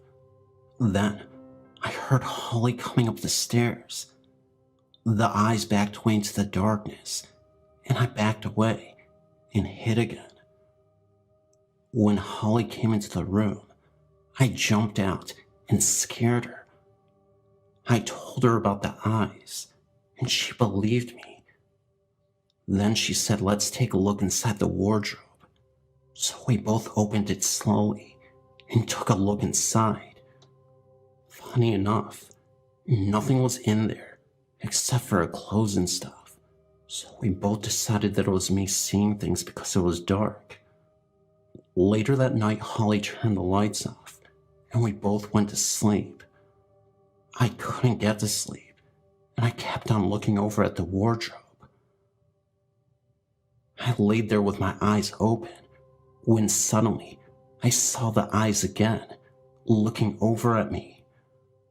I slid under my covers. When I looked out, they had gone, but I could feel something in the room. I knew something was there. Suddenly, a black figure appeared in front of me. It laid down, and then I saw the eyes. It was staring right at me. I screamed, which woke Holly up, and she suddenly backed away against the wall. We could both see the black figure on the floor. Then it seemed to sink into the ground and disappear. We both went downstairs and stayed there for a couple of hours. We talked about the figure for ages. Then I said it reminded me of something. Holly said that as well, before we both realized that it looked like Mr. Baker. Why would he haunt us though? We'll never know.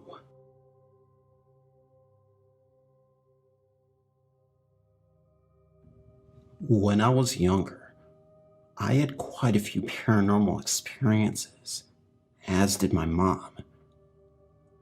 The most direct contact either of us had with spirits was with her father. He died at home and lived with us when I was about 4. My mom was very close to him, and I was pretty close to him too for being so young. After he died, my mom would often be house cleaning and walk into his room where his old recliner sat and smell his unique scent, cigarette smoke mixed with cologne and whatnot. She never saw or heard him, but she would know he was there and would talk to him for a while. When I was 6, we moved out of the house he died in and into the house where my mom still lives.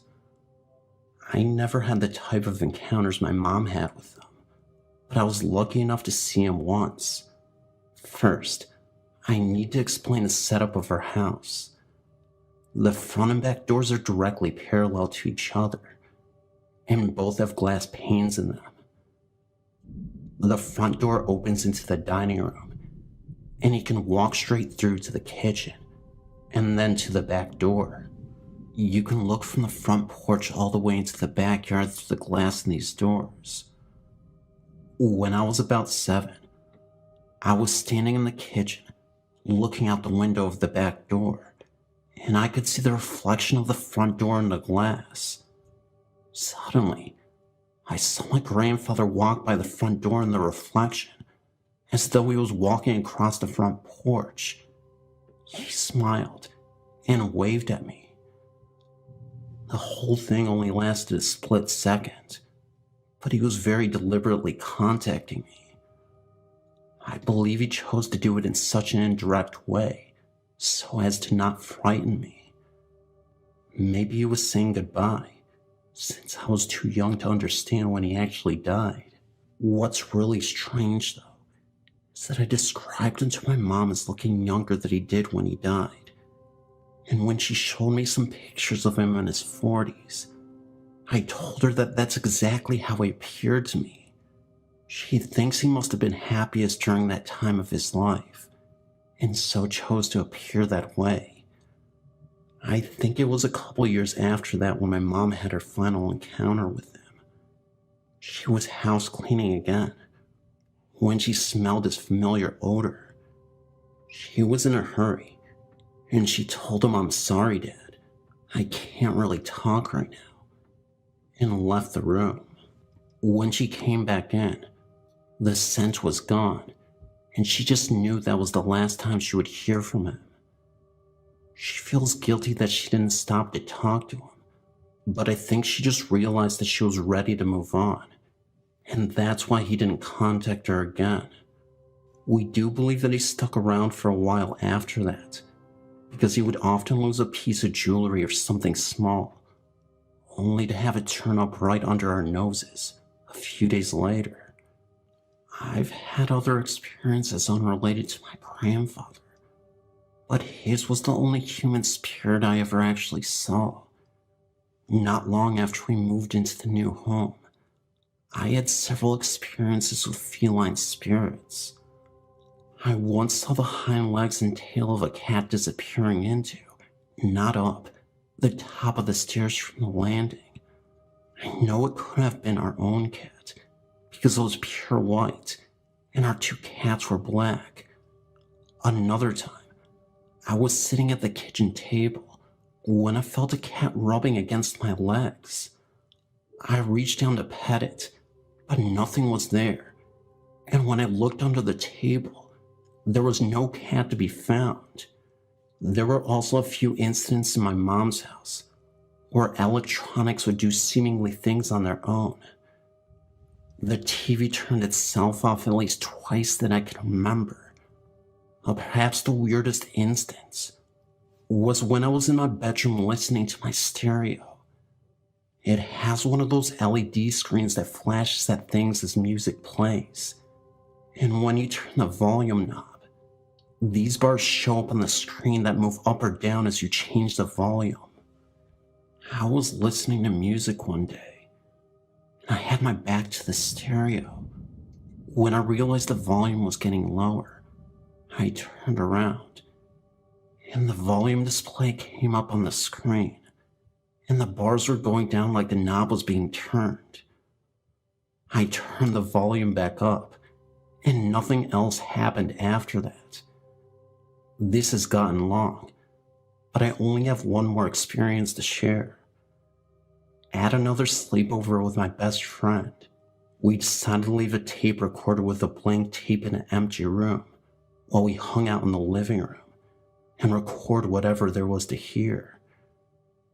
No one went in the room while I was recording, and the door was shut. When we played it back, we could very faintly hear ourselves in the living room for most of the tape, and nothing else. But there was one spot on the tape where a high-pitched voice spoke in a loud, raspy whisper. It was obviously neither of us, because you could hear us in the background very softly behind it. We weren't sure what it said, but it sounded like "shine the light." It didn't make any sense, but it did creep us out. That was the only unexplained voice on the tape, which unfortunately, I no longer have. That was the last experience I had that I'm certain had no physical explanation.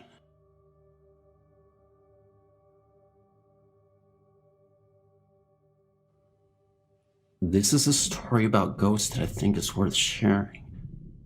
It's a little bizarre and not very detailed, but I think it would capture your interest.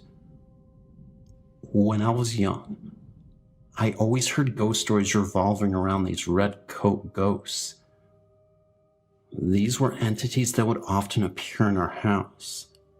The home I lived in used to house British soldiers from Napoleon's time, so essentially the late 1700s.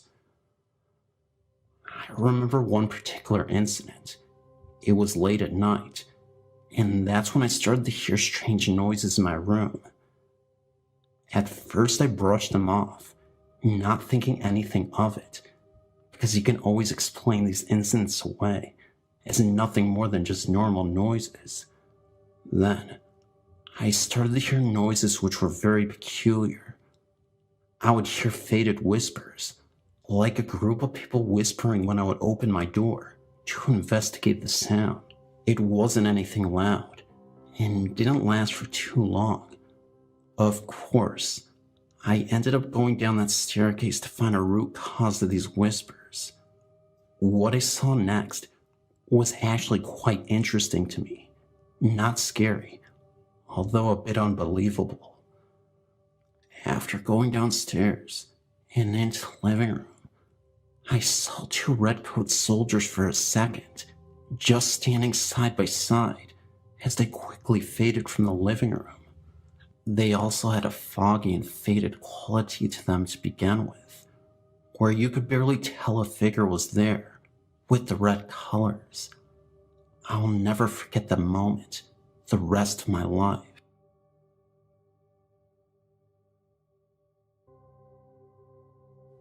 Growing up in Lakeland, Florida, my parents purchased a repossessed mobile home. One of the bedroom doors had a deadbolt lock, but face so the child in the room could not get out. My elder sister had this room and reported a small girl about the age of 5 or 6 that would appear in a white nightgown carrying a teddy bear. She would sit at the end of my sister's bed and just cry. In the closet of the bedroom in the same home, there were stickers and drawings on the wall where it appeared someone was punished and made to sit in the closet. There were also fingernail scratches on the wall in the same closet.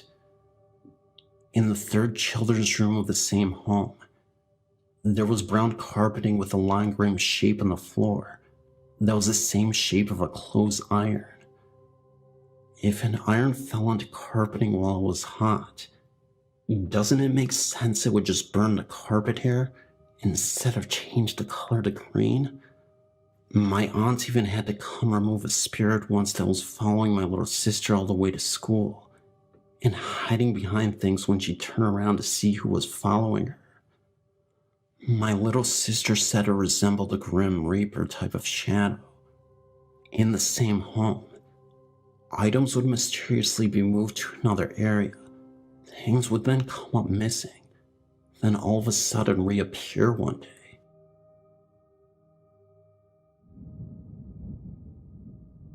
I truly believe that we are not living alone on this earth, and that spirits live among us. There are a lot of theories as to why this is, but to me, I believe that ghosts and spirits are almost other living forms trapped in another dimension. Even if we have loved ones who have passed and appeared to us, to me, it's like they are leaving this realm of existence to enter another one, and they behave much like we all do, often unaware of the world they just left. I believe that the ones that chose to bridge the gap between our world and theirs are messengers chosen by God to give us confirmation that we as human beings will not lose purpose once we have left this earth, and that our souls do live on. Even if you aren't a religious type, I do believe that if ghosts exist, then God must exist in some form. Otherwise, how do these souls still live on? And what power is allowing them to exist in the other universe? Anyway, my ghost experience comes at the time I was staying at my grandmother's. It was night, and I was 11 years old. I was watching TV in the living room when I heard what sounded like my grandfather, who was a heavy-set man, but tall, make his way through the home. Noticeable footsteps, as if he were wearing boots, and they were walking across the hardwood floor. At the time, I immediately recognized it was probably my deceased grandpa, so I yelled out to Grandpa Bunky to please stop scaring me. I was hoping I would get confirmation of him leaving me alone, because I'm a very anxious person, and even though I'm in tune with spirits, sometimes I just don't want to deal with it. I don't think my grandpa honestly meant any harm by it, but I think he felt that he wasn't getting enough attention, if that makes sense, and wanted his presence to really be known that day. He was always known as a loud, boisterous person in life, the kind of man that had to be the center of attention. Then, out of the corner of my eye, I could have swore I saw the shadow of my grandfather materialize. As soon as I got up to turn directly to where he was gone and faded. So I rushed downstairs to where my grandma was.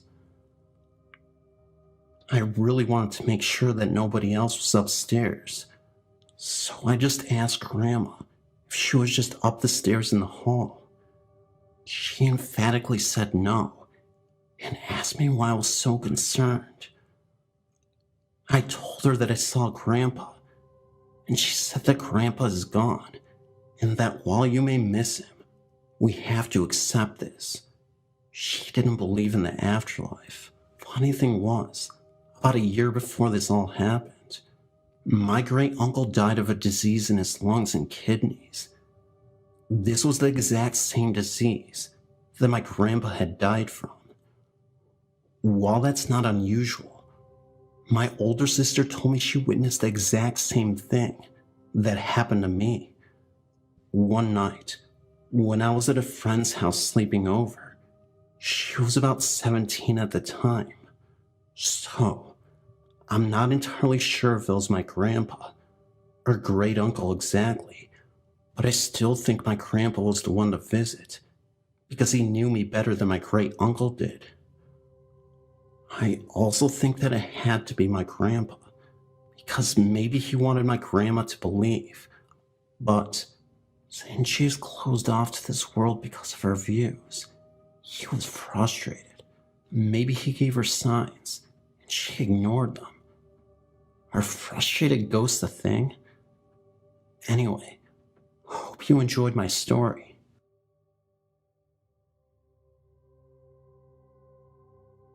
I have a crazy story to tell. I live in New Orleans. That's of course located in Louisiana, the deep south. One night, me and my girlfriend were at home, and I'm guessing it was around 5:30 in the morning. I'm assuming, because that's when I got up to go to work, and I always sit by the window and wait for my ride. This morning was a bit unusual and different. I was sitting there, and all of a sudden, I felt this overwhelming chill brush past me, like an undeniable cold air. I asked my girlfriend if she was cold, and she said no. I don't know what it was, but something told me to tell her to sit in my chair to see if she felt what I was describing. It was a lingering cold that didn't go away, and told me she could feel the cold chill as well. It gave us both goosebumps, and within a few moments, the coldness quickly disappeared. The crazy part is, I think the chair is haunted. It was given to me as a present from generations in the family. I'm talking an early 1900s style rocking chair. I remember one of my uncles wanted to just sell it off eBay to get rid of it, because he didn't want anything to do with it. So I ended up taking it off his hands because of the family history. The most interesting part of this chair is, a lot of my family members have claimed to see a black figure in that chair rocking back and forth on numerous occasions. At times, it would be seen rocking on its own without anything being seen.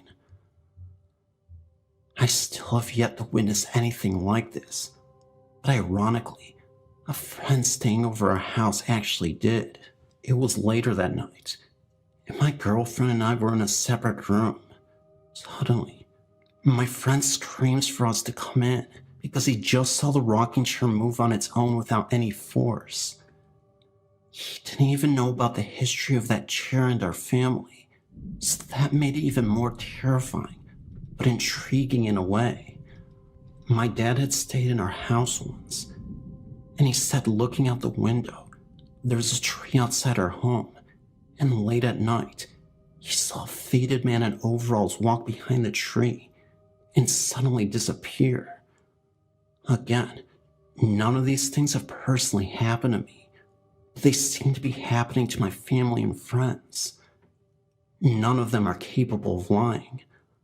I don't see why anyone would anyway, since we're all older, mature adults, and we have no business lying for attention or any purpose really. Now, just because I said I didn't experience anything besides the coldness in the chair, it doesn't mean my girlfriend hasn't. She told me one day when she was out on the front porch, where you could see the tree. It was evening. It was getting pretty dark, but not so dark you couldn't see anything. She too thought she saw a very dark shadow move around the tree and then disappear. She said it was the weirdest thing because it was like a fog, and you could easily see the contrast between the tree and this mysterious fog. I don't know if you've seen these type of videos before on YouTube where they show this type of stuff, but she said it was very similar to that. She's also seen the blinds from the window where the chair is positioned move from time to time without any explanation. Knocks on the walls, and sometimes her name is whispered into her ear. Again, these are her experiences, so I can't tell you if it's real based on what she said. But again, my girlfriend wouldn't lie to me for no reason. As you know, New Orleans is a city with lots of history dating back hundreds of years, and with our old home, there's bound to be some entity, especially with the haunted chair. Do you believe in this? Because honestly, as crazy it may seem, I do, even without having these experiences for my own to share. As an open-minded person, I'm not just going to hate on someone just because they have a ghost story to tell. I'll be open-minded. I'll consider their credibility and other things. If all those aspects of their personality check out, then yes, I'll have to believe them. This world is fascinating. It has a lot of mystery. I will not just ignore the spirit world. I just wish that I could experience it too. Just once.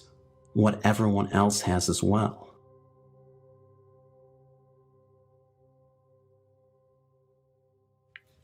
I used to live in the Theta Chi fraternity house as a brother. There were stories talking about the house had a fire in the attic and whole sorts of supernatural and paranormal happenings.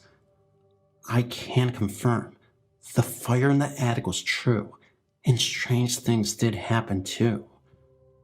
Some even reported glowing eyes in the dark of the attic. However, one of the most common had to do with the lights.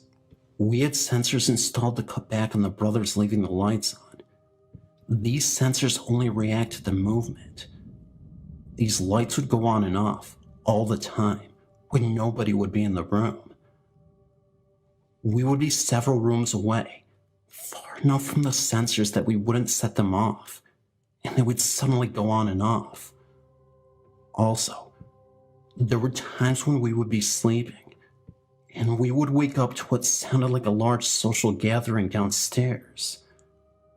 Several of us would go down there, thinking it was a group of brothers coming home from the bar, only to find the entire house empty, and no one would be around. Also, I used to work at Have a Nice Day Cafe, and the upstairs was indeed haunted. I would have to go up there every night to take down a banner that was thrown over the exterior of the building. To do this, I would have to go to the roof via the upstairs. It is full of rooms, completely empty. There was this long hallway that stretched the length of the building.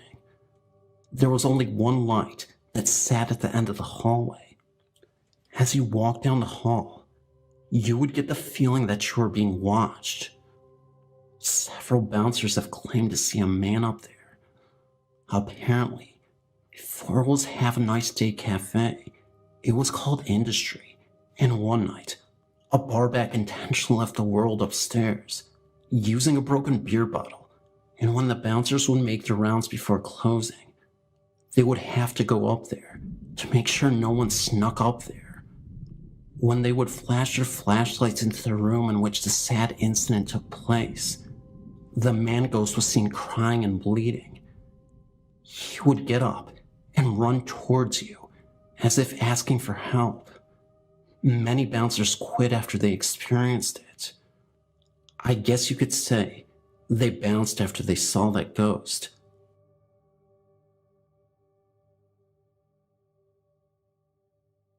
This is a true story of our family's experience at Theodore's Bridge in Wichita, Kansas.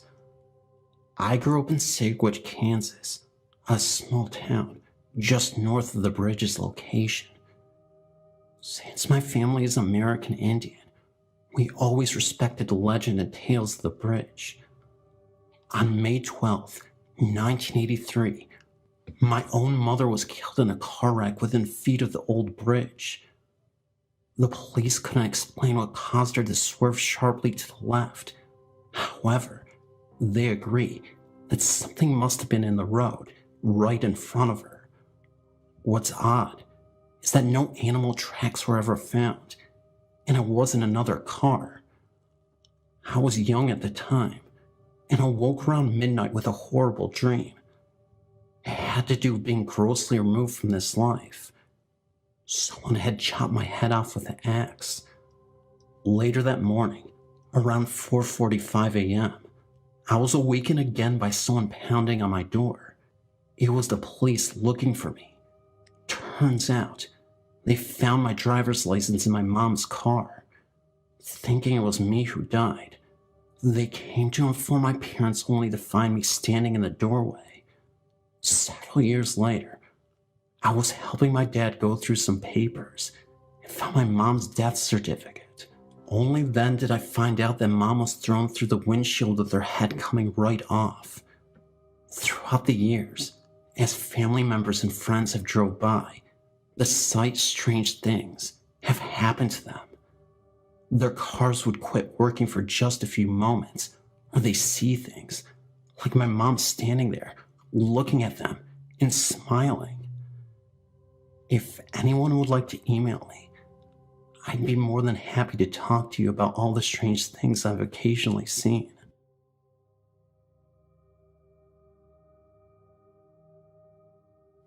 My name is Catherine. After the experiences me and my family have had, I know we have a ghost. It all started when I was 7. I couldn't get to sleep. I looked down from my bunk bed for a moment or two and saw, in my bedroom closet, which had no door, what seemed to be a little girl sitting in there, staring at me. She wore a white dress and was underneath either a white blanket or a duvet cover. Once me, my mom and my sister were watching a film in the dark, and suddenly, on the shelf, my picture was slammed down. One time my sister had said that she had seen the ghost. One night when we had our normal beds, she saw her walk from the closet to the end of the bed and just staring at her. Then she flew through the wall. The second time I saw her was when I was out in the kitchen. I saw her out the window, in the shadow window, smiling, but there would be 2 faces beside her this time. The scariest experience I've ever encountered was when I was watching TV. I was sitting down on one of the seats when I heard footsteps coming down the stairs. I got scared and turned off the TV to ask who was there. Then the door creaked open. Then there was a noise in the other seat, like someone was sitting down on it. I was so scared that I couldn't even move. Nothing else happened since then, but I know our house is haunted for sure. The girl just won't go away. Hi, my name is Kim. I'm 18 years old, and I have a few experiences I would like to share with you. Every summer, I used to go to my Nana's farm and help out. The last time I went was a few years ago. That was when I was 14, and something creepy happened that I've since tried to forget.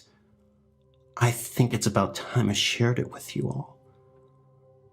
It was a boiling hot July afternoon, and I was helping to clean out one of the barns. My Nana went on and on for about an hour, complaining that it was too hot for her liking, but I decided to stay to try and finish. About 10 minutes after my Nana left, I began to hear tiny pitter-patter of the feet in the hayloft. Thinking that it was just mice or something, I got on with my work. I began sweeping when I heard laughter and 2 voices, one of a boy and the other of a girl, talking in hushed whispers. I peered up the stairs, feeling slightly scared, and called again, but nobody replied. As I turned to get back to my work, the voice of the girl called up, Up here. I was quite spooked.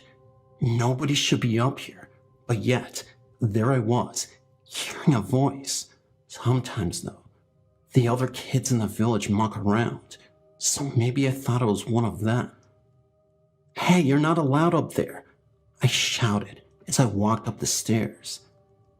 As I got up to the hayloft, I looked up to see two black shadows with hooks through their necks, almost hanging for a split second. This faded quickly. I completely freaked out and ran screaming to my Nana's house. My Nana later told me that two little people had died in that barn when they were playing around. My mom came to pick me up the next day, and as we drove away, I looked back at the barn and saw two little faces staring right back at me from the hayloft window. Needless to say, I never went back.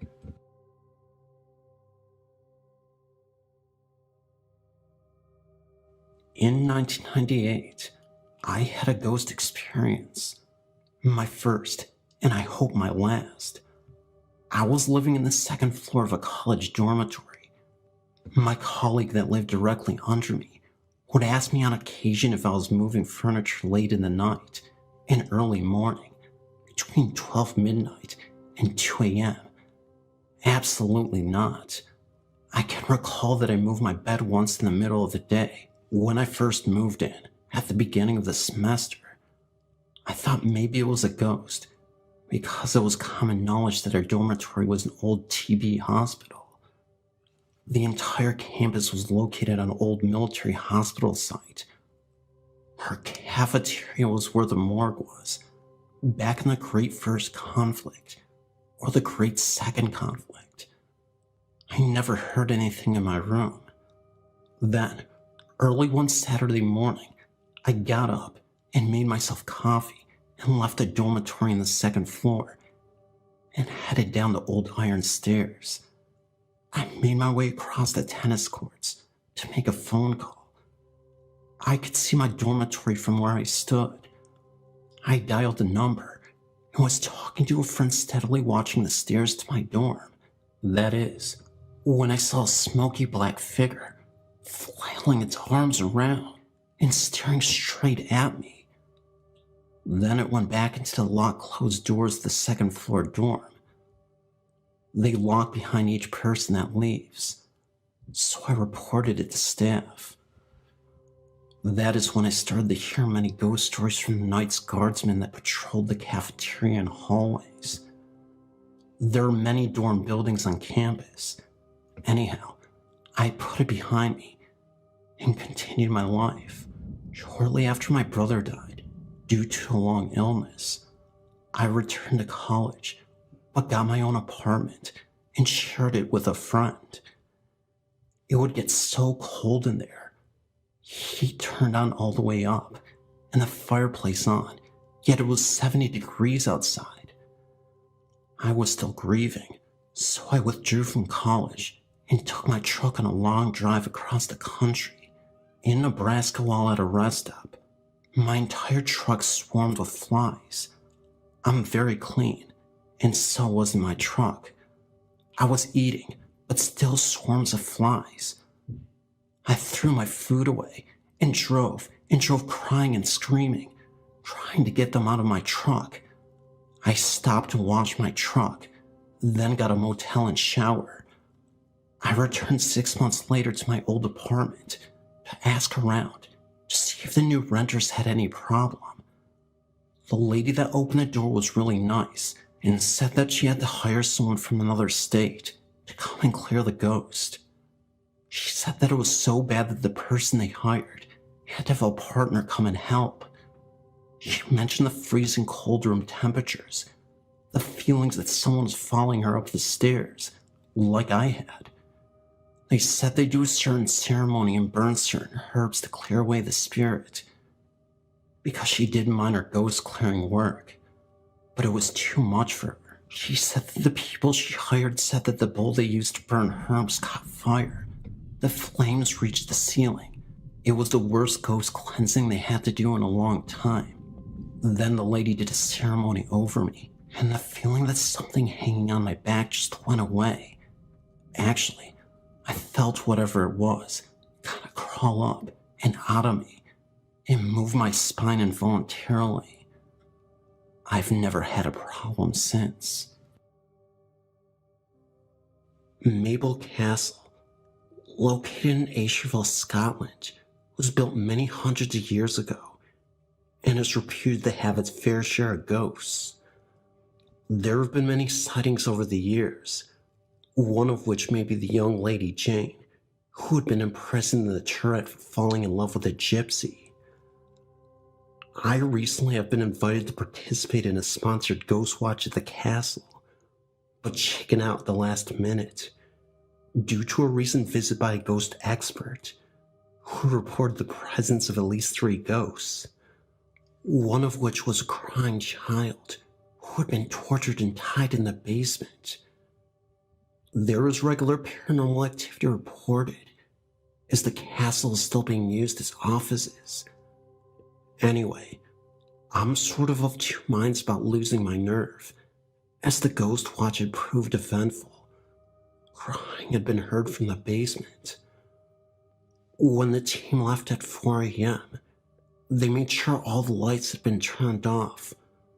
But in the car park, they looked back, and all the lights had been turned back on. When the cleaner came in the morning, the energy-conscious ghosts had turned them off again. Of course, such paranormal happenings are not rare in Scotland. I can quote hundreds from friends and family. These are just a few.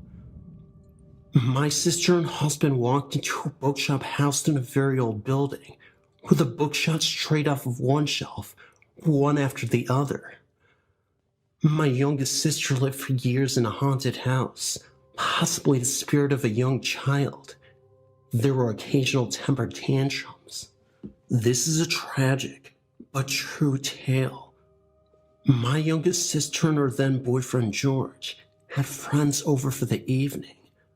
Of course, the talk turned to ghost stories in general, when suddenly, the door of the sitting room flew open with such force, it crashed against the arm of the sofa and slammed shut again. George jumped up and pulled open the door, but nobody was there. Everyone was shaken by the violence of the event.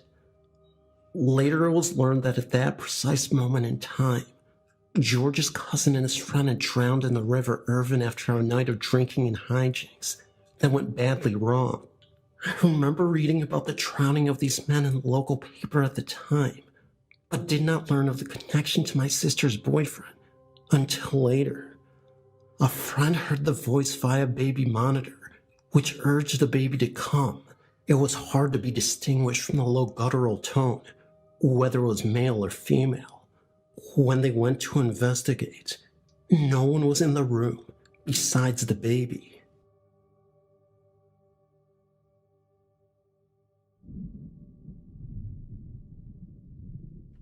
My name is Trisha, and I'm writing about one of the many few ghost experiences I've had in my life. I'm fortunate to have found the site to talk to many of those who have experiences with the supernatural. I moved to Bemis Point, New York from Woodbridge, Virginia on May 1st, 2004, into a house which, as to this date, I still call my dream home, because all my life, I always wanted to live in a home so big and so beautiful. This house had 5 bedrooms, 1 bath, a basement, and a beautiful yard. I want to explain why I've chosen to talk about this particular experience in this home, in Bemis Point, New York. Of course, I wasn't the only person living in a 5-bedroom home. It was me, my fiance, and my 4-year-old son. My fiance's brother and father were going to live with us. However, that didn't really work out, so it was just the 3 of us for a while. Before we all actually moved into the home, my fiance and my father went to the house to drop off some belongings of ours, and my fiance had videotaped every room of the home. The home was just so extraordinary to us, like something we had never seen before. As of this date, we still hold in possession the tape which had been recorded of that home.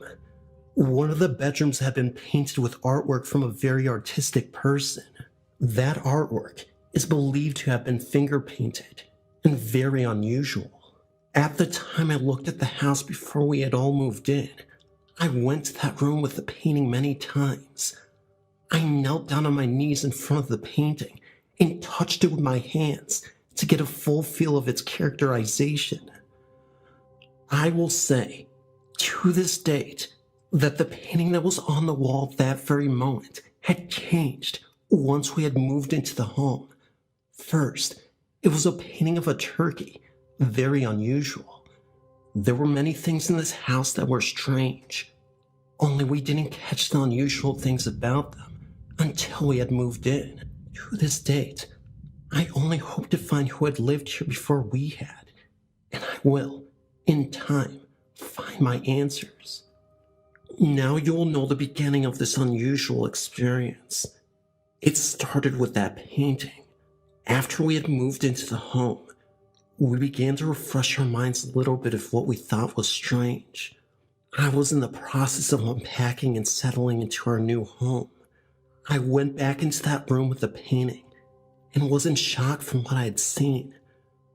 That painting was a woman, and there was writing above the painting of that woman, and it said Earth, Hater, Everything. The painting of the woman was on the wall, right on the outlet corner where a television had been sitting. I will explain to you what description I'd seen in that painting. It was a woman whose face was intensely beaten with blood flowing from her hair down through her face, and then to her arms. Her hair was hung up, as if she had been in an electric shock. Her face was bruised badly, and cut up with scars on the side of her face. Her eyes were open, and the smile on her face was extremely intense, as if she was angry. I looked around the room more thoroughly, and there on the other side of the wall were more paintings. One was of a butterfly, and a mushroom was the other. On the closet door was a poem written by the famous poet, Keats. I believe to this date, the same person who had written the poem on the door had to have been the same person who did the painting on the wall. I looked around the room closer and came upon some blood on the floor on the side of the room. It was not fresh blood, because it looked like it had dried up and had been there for a long while. I closed the door behind me and left the room. I didn't go back to the room until later on through the next week. One of the rooms upstairs was right next to that room that we had turned into an office. Across the room was the bathroom. On the other side was another room we used for our bedroom. Of course, there was an attic, located right across from the room with the painting. On the door that leads to the attic is a sign that says private. I always wondered who slept up there in that attic. In the attic, there were beds, 2 of them. The beds were built into the floor and the walls. Underneath the boards of the beds were pipes. I won't say what kind of pipes, because I'm not sure. My only guess is that they are water pipes. The attic was made to be one of the 5 bedrooms in the entire house. This room, however, was among the most strangest thing I'd ever seen, the exception with the room being the painting. In this room, the attic was cross spaces large enough to fit almost 10 or more bodies depending on the size. In one of the cross spaces was another painting. This painting was put together with boards. It was handmade, and the colors of the painting were the exact same colors used in the painting of the other room. It seemed to be the painting of the devil. However, it was never confirmed of what the painting really was. There was a sofa left in the room with strands of brown hair, which seemed to be the color of my own hair, and I never even sat on the couch when we found it there, let alone had it belonged to me. Along with the sofa, there had been a brown recliner chair sitting next to the sofa. Underneath the recliner there had been a huge blood stain. In turn could have passed to be a huge stain of grease. The attic could have been turned into at least 2 rooms by the size of the cross spaces, and that's an example of how big they were. When I left the room of the attic to go back downstairs, I noticed as I walked down the stairs, there had been names engraved into the carpet of each step that I walked down. I could not make out the names, but it was indeed visible to the eye. It was very strange to me. I wanted to find out some information about the house because I began to get nervous and anxious of the situation. I turned to our next door neighbor for info and hoped to find out all I could. One side of the house was cut off by a wall where the next door neighbor had lived. It was indeed unfortunate to us because that wall was separated from the neighbor and had not been closed off to him, as he had all entrances into our part of the house. No door on our side had locks to keep him coming through our side of the home. This made me very nervous, especially throughout the night.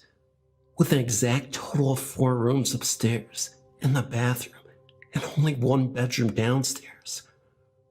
We had turned that room on the bottom level downstairs into my son's room. It was not safe enough to put my son upstairs due to the stairwell and the fact that I was afraid that he would get hurt. Therefore, the only room downstairs we had used for his room, just outside of my son's bedroom, was the basement door and another door that led to the next door neighbor's bathroom.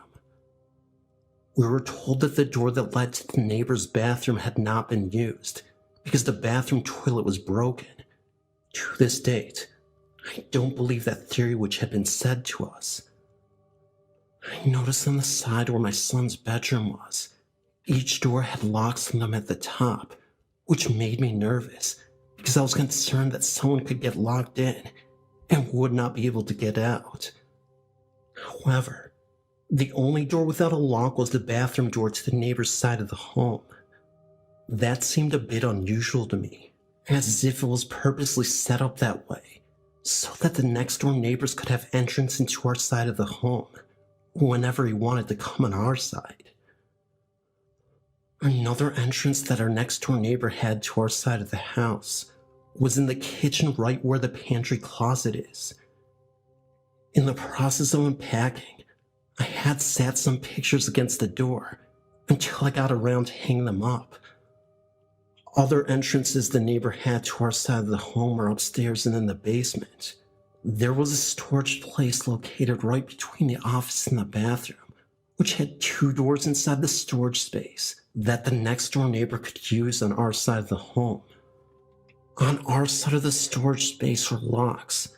Therefore, we were fortunate for the matter. The doors to the storage space were made of glass, and therefore, it would have to take someone to break the glass or professionally remove the glass in order to enter on our side. As for the basement, the neighbor would have to break the chain on our side to come up the stairs on our side. Anyway, after having suspicions of what may have happened in this home, or what could have happened, I had to talk to someone and find out something. That's when I started questioning the next door neighbor. One day, I ran into our neighbor outside, not literally, and asked him about the painting that was on the wall. I asked him if he had known of the tenants who used to live in the home before us, and possibly all he could tell me about the painting and who stayed in the home where the painting was. The neighbor claims that a girl by the name Anna stayed in that room at one time, and told me that she was the one who did the painting.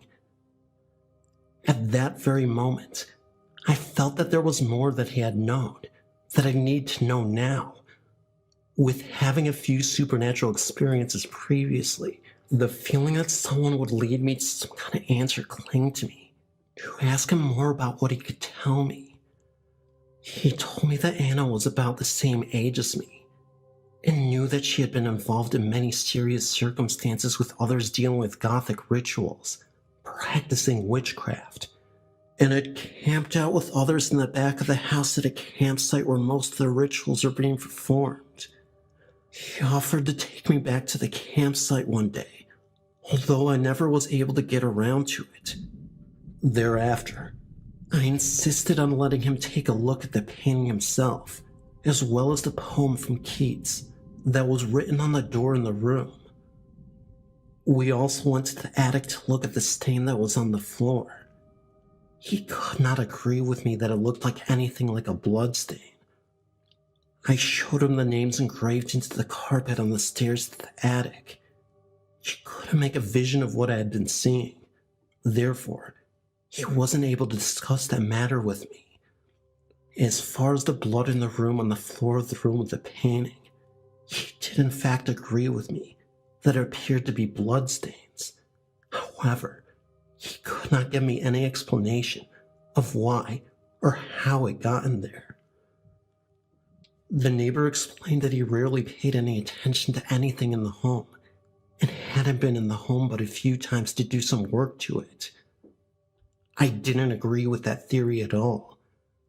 I knew there had to be a lot of info missing that he wouldn't tell me then. The neighbor insisted on finding someone to come look at the painting.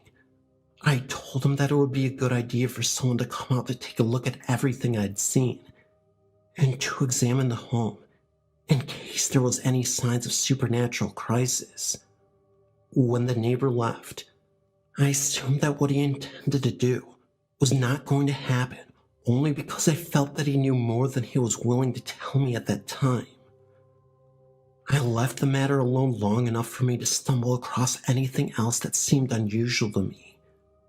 The day after, my fiancé and I, along with our son, left the home to take care of some business, and when we had returned to the home that evening, we saw the neighbor coming out of our house with a cooking pot. It was quite unusual to us knowing that the home had been locked up and could not understand how he had gotten into the home without having a key. My fiancé and I got out of the car, and the neighbor walked over to us, explaining that he went into the house. He told us that we made him quite nervous about the discussion with the painting as well as everything else we talked about. Therefore, he decided to speak with his cousin on how to bless the home. The neighbor explained that he blessed the entire home using some ancient herbs that were given to him and told us that he was trying to help us out because he felt that it would resolve the situation. After his explanation, he continuously explained that he would not go back into the home without us knowing about it first. We left this incident alone, being as it was a first-time offense, and he said he was trying to help. When we walked into the home after speaking with him, we could smell the scent of the herbs he used all through the home. It was a very strong and painful scent, almost as if it was the smell of marijuana. The smell was in a long stretch throughout the home. I was more concerned for my son. We had to leave the house for a few hours more in order to escape the smell and painful irritation of our eyes. Finally, once we returned to the home, the smell settled and we could breathe again. I wasn't actually pleased for the matter that he had came into the home uninvited and blessed the home with no knowledge of what he was doing. Still, I left the matter alone, believing that he would not do it again. In order to concentrate on other things, I used my time trying to unpack my things and cleaning one room to the next. It wasn't until the next few days later I had an incident of my own. It was in the middle of the night. We were all asleep, and I was awakened by a man who laid there on top of me with all his weight pushing on me so tight that I couldn't breathe. I thought I'd been having a nightmare, although my eyes were open, and the force I'd been using to fight and pull to escape this man's weight and the fear he had been pouring over me was only a nightmare in my life. In reality, I looked beside me as I laid there fighting to escape the fear amongst the man's desire to hurt me, trying to wake my fiancée from a sleep to save me. My fiancé laid there in a deep sleep, as he could not hear a peep from my crying screams of what I had left to breathe. I had been played with that very night, if you know what I mean, laying there in my own head, with my fiancé laying right next to me. With one heroic scream, I used all my weight to escape this man's arms and pushed him off of me.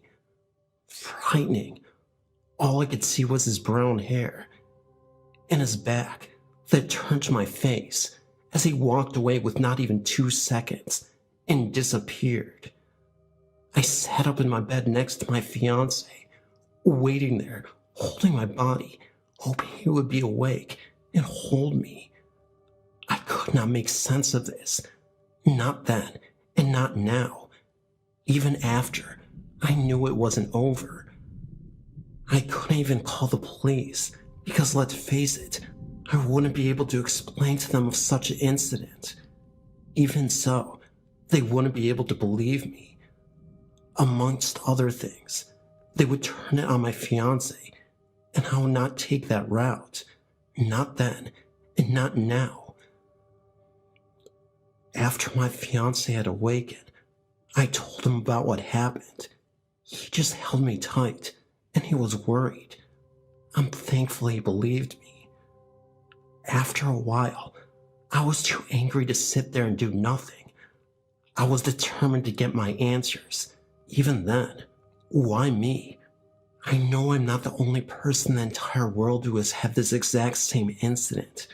There are others. I know, because I've read about them. I know that there are others out there who have been hurt multiple times in incidents like this. I've now moved out of that home and only live 2 minutes away from there. I've not been back since we moved. There are others who I'm aware who live in that same house right now as I'm telling you this. 4 of them I am aware of are girls. I fear for them. I worry for them. Even though this isn't the only incident that happened to me in that same home, they live in there as I speak. As there have been many incidents, not so much severe to this one. I worry for anyone who lives there. This will come back to me one day. In some form, some way, it will find me, and I will find my answers. I've had the experience of the supernatural ever since I was a young child, around the age of 7 years old. It has followed me. I'm 22 now. This house I lived in Buma Point, New York was said to be over 100 years old. The supernatural experiences I've had are real. It may be some kind of gift that I've been given, but it's frightening at the same time. I only seek to understand it. Even so, it's frightening to know the answers I'm looking for. I can only do what I can to accept this the best way I find reasonable. I will tell you that the man who messed with me that night is in no way comparison to any person I've ever met or come across my entire life. This will be one of the many experiences I will never forget. I know that there are others out there who wonder just the same as I do. Why me? Is there ever really an answer to that question? And if you ever wonder whatever happened to the painting or the handmade artwork that was found in those rooms, I won't be able to explain that to you. All I can tell you is that the neighbor that lived next door to me went into the house without telling us, carved that painting off the wall, literally, and told me that he burned it. As far as the handmade artwork made out of boards, I won't ever know. The neighbor took that too. To this date, that painting exists, as well as the handmade artwork made of boards. Everything in this house exists to me, and as far as the girl I was told that did the painting on the wall, Anna, what does she know? Where is she today? My last question, in regards to the landlord, John. Do you always allow your son to go into the home whenever he wants to? especially when other tenants are renting the home from you. Trust me, one day it could end up being a big mistake for him. My guess is there something to hide?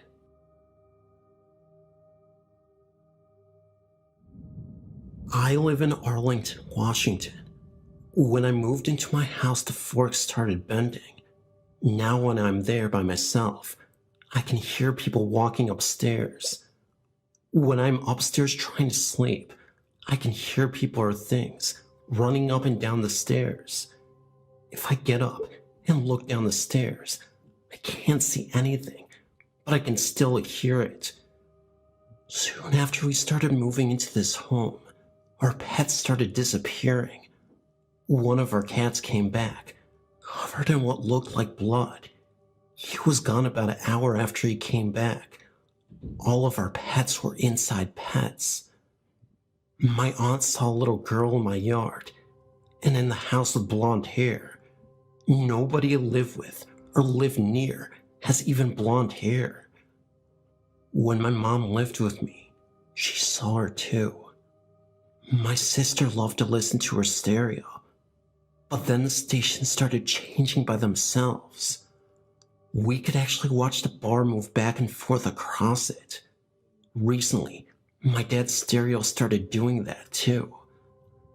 I got an iZone sticky film camera for my birthday one year. I took a picture, and there was an orb in the corner of it. When I'm home alone, it can totally be silent. I'll be reading a book, and my dog will start barking. I can get her to calm down, but as soon as I sit down again, she starts barking again. My cousin and I got really big chills right before we hear any of the noises upstairs. We look at our attic doors, but every morning the lock is unlocked and sometimes on the ground. Sometimes at night, I can even hear faint talking. I had a friend stay with me once, and she tried to get out of bed, but she said she felt something heavy on her. There was nothing that I could see on her. My dad went into the kitchen in the middle of the night to get a glass of water, and the freezer was wide open. This all started in '88. My aunt even had someone come and bless the home. I guess it didn't work, because it is still happening.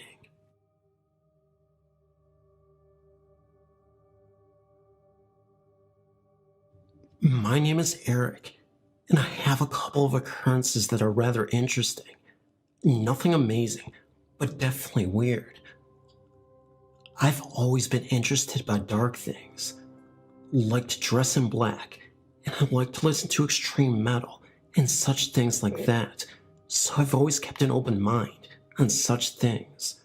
Well, anyways, when I was about 6 years old, me and some of my brothers slept in the floor of the living room for about a couple of years. Well, one night, I woke for no real reason, I guess. I was still tired, so I didn't want to get up or open my eyes when I felt something unexplainable. It was the feeling that someone was near me, that wanted to hurt me. I can't explain it. I just felt that. Well, being curious, I opened my eyes, and I saw an older woman crouching down next to me, and her face was right in front of mine, as if looking right at me. I closed my eyes again in sheer terror, but I was still curious to see if it was still there, so I looked, and the woman's face was still there. I didn't actually see her body. I just assumed she had a body or something. I closed and opened my eyes several times, and she was still there. I was more scared than heck, but somehow I went back to sleep. It never happened again, and I never told anybody because I really thought it could have been my imagination. But I know what I felt, and I'll never forget that terrible feeling I got. Another interesting experience I had was the same year, a few months later. I woke up for no real reason, and when I opened my eyes, I saw an older looking woman standing on the base of my brother's feet that slept next to me. I didn't close my eyes because I wanted to see if it was real. At one moment, I felt that same threatening feeling, but not for myself. But I actually feared the well-being of my brother.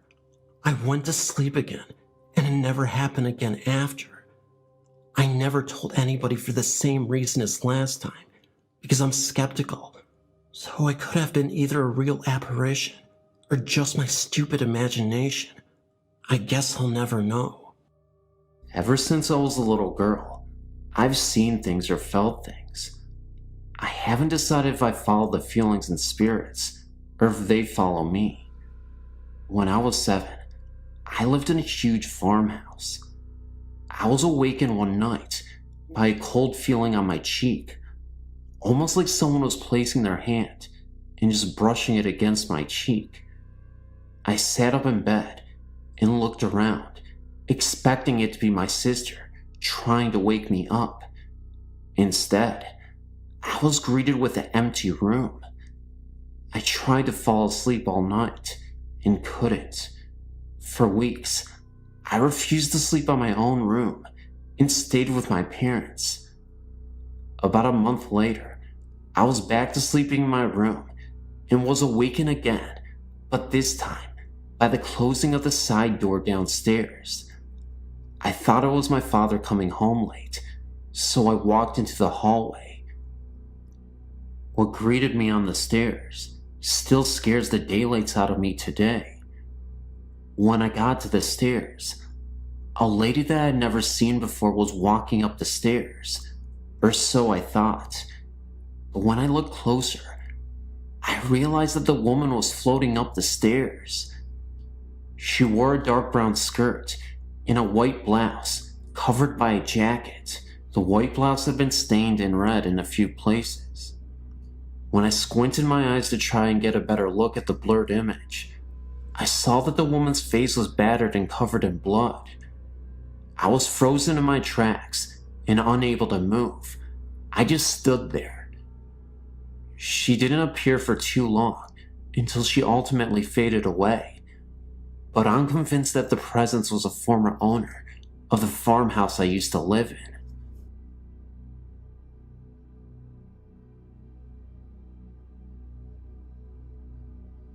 In my last antidote, I introduce you to my mother's family, the Sorensens, who lived in East London, South Africa, during the first half of this century. In fact, most of the family members remaining alive at this time are still living in East London, although a few have also moved to other cities in the country. Families were, in those days, much larger than they are nowadays, and my mother's family, which had 12 children, was not unusual. This story concerns one of my mother's brothers, Nigel, who was, for some reason, nicknamed Boy. I've always known this story for as long as I can remember, but 2 weeks ago, I formally interviewed my mother. Before I start the story proper, let me give you just a little background on my family. My maternal grandmother's name was Mina, but I was, however, never fortunate enough to meet her, as she died some years before I was born. She and my maternal grandfather, Chris, did, however, instill in all their sons and daughters a deep and abiding belief of all things spiritual and religious, and the whole family were staunch Catholics. My mother and her brothers and sisters believe in ghosts and spirits, and, in my mother's own words, firmly believe that spirits of those people that we are close to in life remain close to us after their deaths. It was not uncommon, in the days of the beginning of this century, for an above average number of babies to die when very young. In my mother's family, however, only the firstborn, a boy called Ivan, died in early childhood, and the remaining 11 were all healthy and thrived, until 1944, that is. My Uncle Boy, who was 30 years old at the time, came on one night after having a few beers, and, as he did not want his mother to smell the alcohol on his breath, he decided to spend what remained of the night in his car. that was parked outside their family house in Park Street. He did not have a peaceful night, however, as he was unfortunately brutally attacked and robbed. His attacker had on a pair of army boots and forcefully kicked my uncle on the head. So forcefully, in fact, that the boy later contracted and died from inflammation of the brain. He died in a hospital on July 2nd, 1944, and was buried by the family near the end of the month. The entire family was devastated, as he had been much loved. He had been the joker of the family, and always used to perform practical jokes on my mother and her older sisters, dressing up as Dracula and jumping out to frighten them and so on. He apparently had a very loving nature and a great sense of family, but had never married. On the day of the funeral, my grandmother, my mother and her sisters Lily, Janetta, and Edna locked up the house in Park Street and prepared to walk to the church, which was just down the street. They had recently received a large arrangement of St. Joseph lilies from a family friend in sympathy for Boy's death, and the flowers had been placed in a vase in the dining room before the ladies had left for church. No one was left in the house, and, furthermore, no one, other than my grandmother, had keys to the house. After the service was finished, they walked back to their house, and my grandmother unlocked the front door. The dogs were very excited to see them, most probably wanting company after having been left alone for so long. My mother, being the youngest, rushed past the others and into the dining room. She stopped dead in the dining room doorway and turned around. That's when she noticed the apparition of Boy standing right there. He had a completely blank expression and simply just pointed in the corner of the dining room. That's when my mother looked to see what he was pointing at and was horrified. She saw what appeared to be a dark figure with robes on and a hood, sitting on a rocking chair. A second later, Boy disappeared, and so did the mysterious hooded figure. The most interesting part of this whole story is my mom told me that the chair was still rocking by itself moments after the hooded figure disappeared. I know this all sounds a little hard to believe, but believe me, this was a real occurrence. Believe it or not, ghosts and spirits do exist. You just have to be open to seeing them. Oh, and by the way, those lilies that you saw earlier in the story, the ones I mentioned, yes, they were face down where the apparitions were, 2 of them.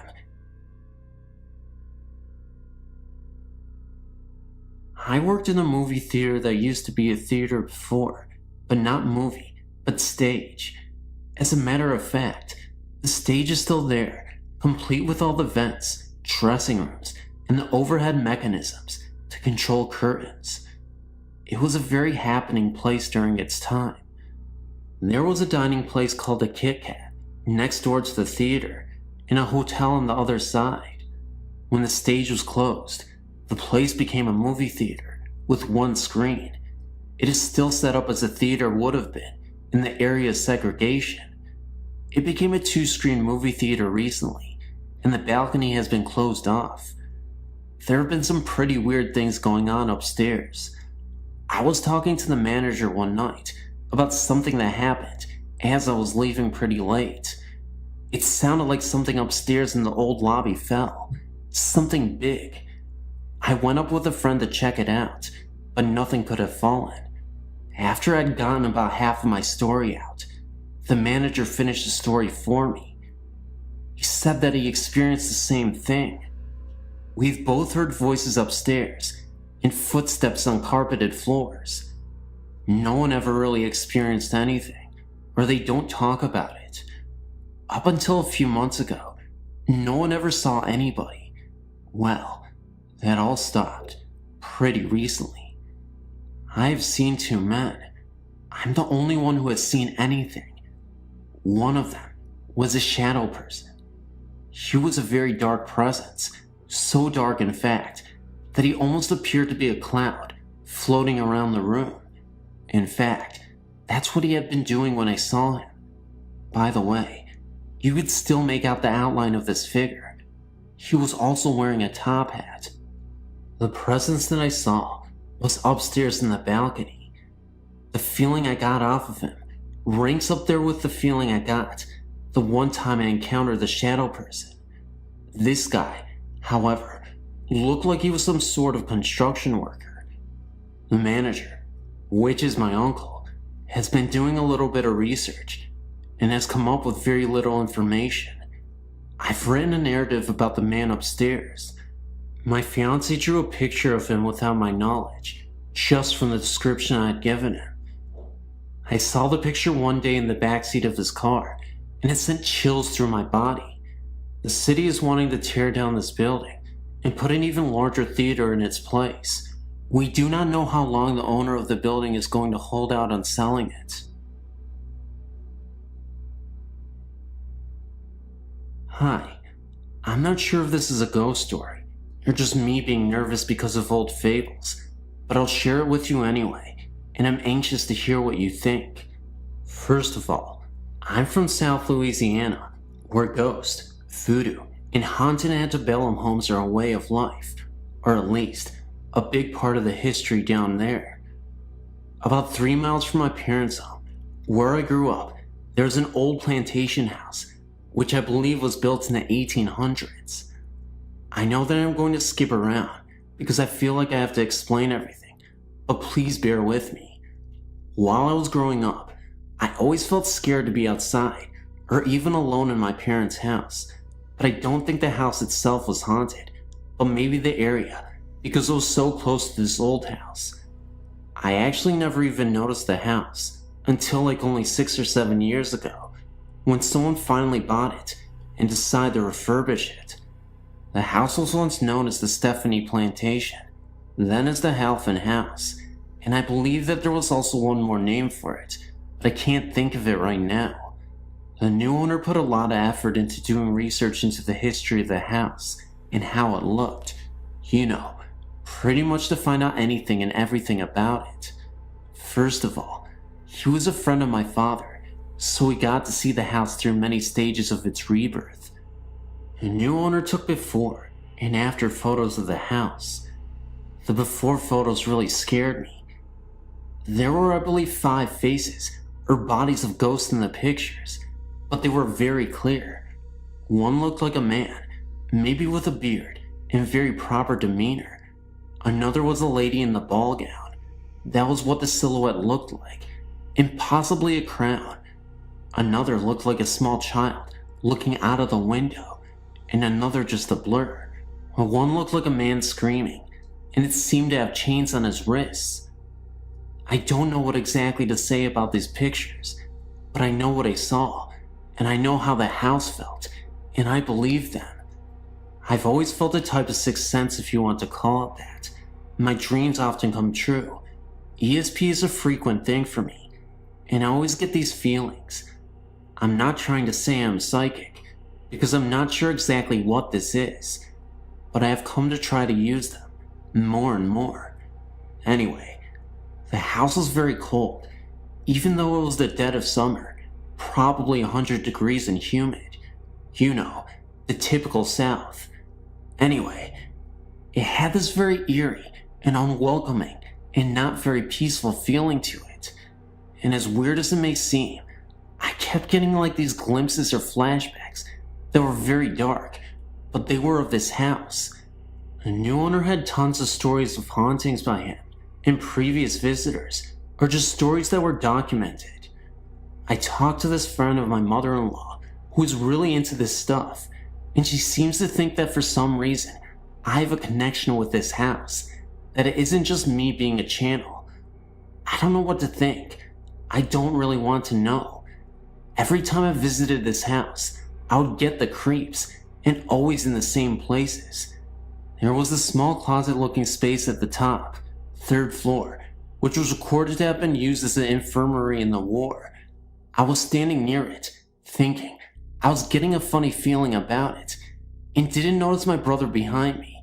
As a joke, he picked me up and pushed me inside of it, and I'll never forget the black flash, if that makes sense, that came to me. I'm not sure if I actually saw it, or just remembered it, but it was one of the single most frightening events to date. It was like I could hear, just for that brief second, screaming and cries, and see so many people in that small space. I don't know, I guess I can't really explain it. Anyway, the room that was supposed to be the infirmary still has bloodstains on the floor, even though the original boards have been removed and replaced. I truly think something more happened up there. So then all of a sudden, this guy and his wife up and sold the house to my father's cousin, Curtis. He got a grant from the state to do further research on the house, and he actually tracked down many original pieces from the house. In the meantime of all of this, I get engaged, and one day, I woke up, and something told me that I should have my wedding pictures taken in the old Halfin house. So I called him up, and asked if that would be okay.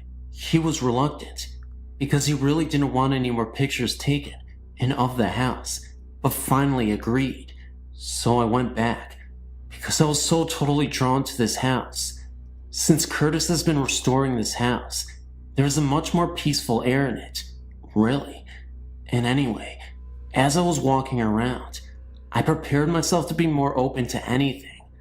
I walked in the ballroom and got this very clear vision of this lady with a beautiful gown and crown on, maybe the lady in the picture. And even though I already had my wedding dress picked out, I immediately went home and asked my mother to make the dress exactly as I told her. And she did, though she found it was very hard to understand me sometimes. Anyway, the dress turned out beautiful and exactly as I had envisioned it. And of course, I topped it off with a small crown. I went and took the pictures, and when I walked out of the room, dressed that way, I felt the most wonderful, peaceful, and almost happy vibe rush in and out of me. It was like just me looking that way brought peace to the house. The pictures went well, but there are a couple questionable ones, which I want to send to you to examine when I receive them back from my mother. They were taken on a dead tree, but where we believe someone, or more than one, was hung to death. In the tops of the trees there is a mist. I thought it was the sun, but some say no. I would just like to see what you think. Anyway, to thank Curtis, I sent him a blow-up picture of the entire exterior of the house, with me standing on the balcony of the master room. He later came to tell my father that he can't explain it, but since that day, there has been a great peaceful feeling in the house. I'm anxious to hear what you think, and then again about the pictures. I hope I have not wasted too much of your time. Thank you.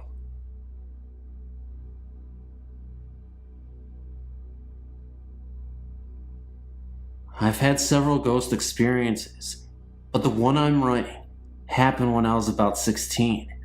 We lived in a very rural area, in a big tri-level house.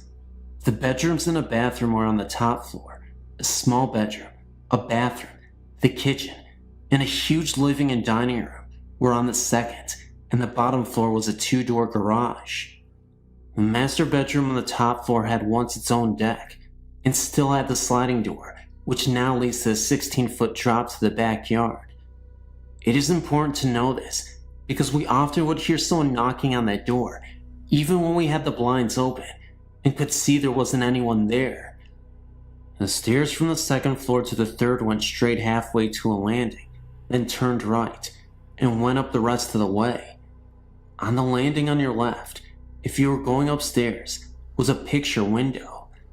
I was standing at the top of the stairs one afternoon, calling my 2 younger brothers.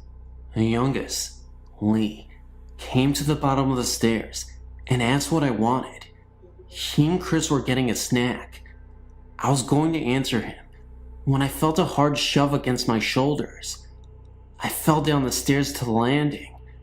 My brother raced up the stairs to the landing, calling our other brother. I stood up with Lee's help. Since I was okay, I shrugged it off as an accident and forgot. Weeks later, my brother was in the house by himself. He was coming downstairs. I can see him through the window, and he tumbled down the stairs to the landing. He swore someone pushed him, but he and I were the only ones home, and he had been the only one inside. The next day, stupid kids that we were, we decided to test it. Lee stood at the bottom of the stairs, Chris stood outside and watched through the window, and I, really stupid, okay, stood at the top. I felt something push me, and I started to fall again. I caught myself on the rail and was standing. Something I couldn't see was trying to pull my hands off the rail. I got up and ran down the stairs in record time. Chris said he couldn't see anything, but Lee swore he saw a shadow chase me from the landing down to the second floor. After that, none of us would go down the stairs alone, and we always ran. For some reason, they wouldn't tell our parents to decide to move. Only 6 months after we started living in the house. It was spring of 2003. The grass was just getting green, and the leaves were about to turn out. I was about 15 and my older cousin was 16. We were playing video games one night when all of a sudden we heard a big bang just outside of our window when it was open. Well, we thought it was just girls playing pranks on us, so we just ignored it at first. 5 minutes went by until we heard another bang, but only it was louder, so we thought, damn, these girls. We decided, okay, we'll give them our attention. We looked outside, but all we could see were the dark figures of trees being blown around in my uncle's abandoned house. We were a bit spooked, so we decided to close the window. Maybe 15 to 20 minutes went by, still in front of the video games, when we heard it again, but it wasn't as loud as the first two. We had had enough, so we paused our game, grabbed our flashlights, and said, whoever is pulling this on us is going to get it. My cousin and I made our way outside and thought we'd split up and go around the house and find the person or people responsible for the noises and scare them. We had dark clothing to camouflage into the night and had each end of the house covered. My cousin had the front end and I had the back end, both facing our room window side. There we were waiting for the culprit when all of a sudden we heard that banging sound, but only it was repeating over and over. It sounded like a hammer. We both met each other at the window side and looked around, wondering where it was coming from. As the sound was fading, we looked towards my uncle's house and saw a shadow figure in the window. We thought it was that person who was trying to scare us. We made our way through the door quietly, and again, the sound of a hammer rapidly hitting the wall was coming from one of the rooms. The sound made us jump, but whoever was in that room was going to get the total scare down. As we were walking down the hall trying not to laugh, we decided to wait for the sound to stop and jump inside the room screaming, thinking it would scare this person. Sure enough, the sound stops in a couple of seconds. My cousin and I counted back from 3, 2, 1, and then we said, we got you.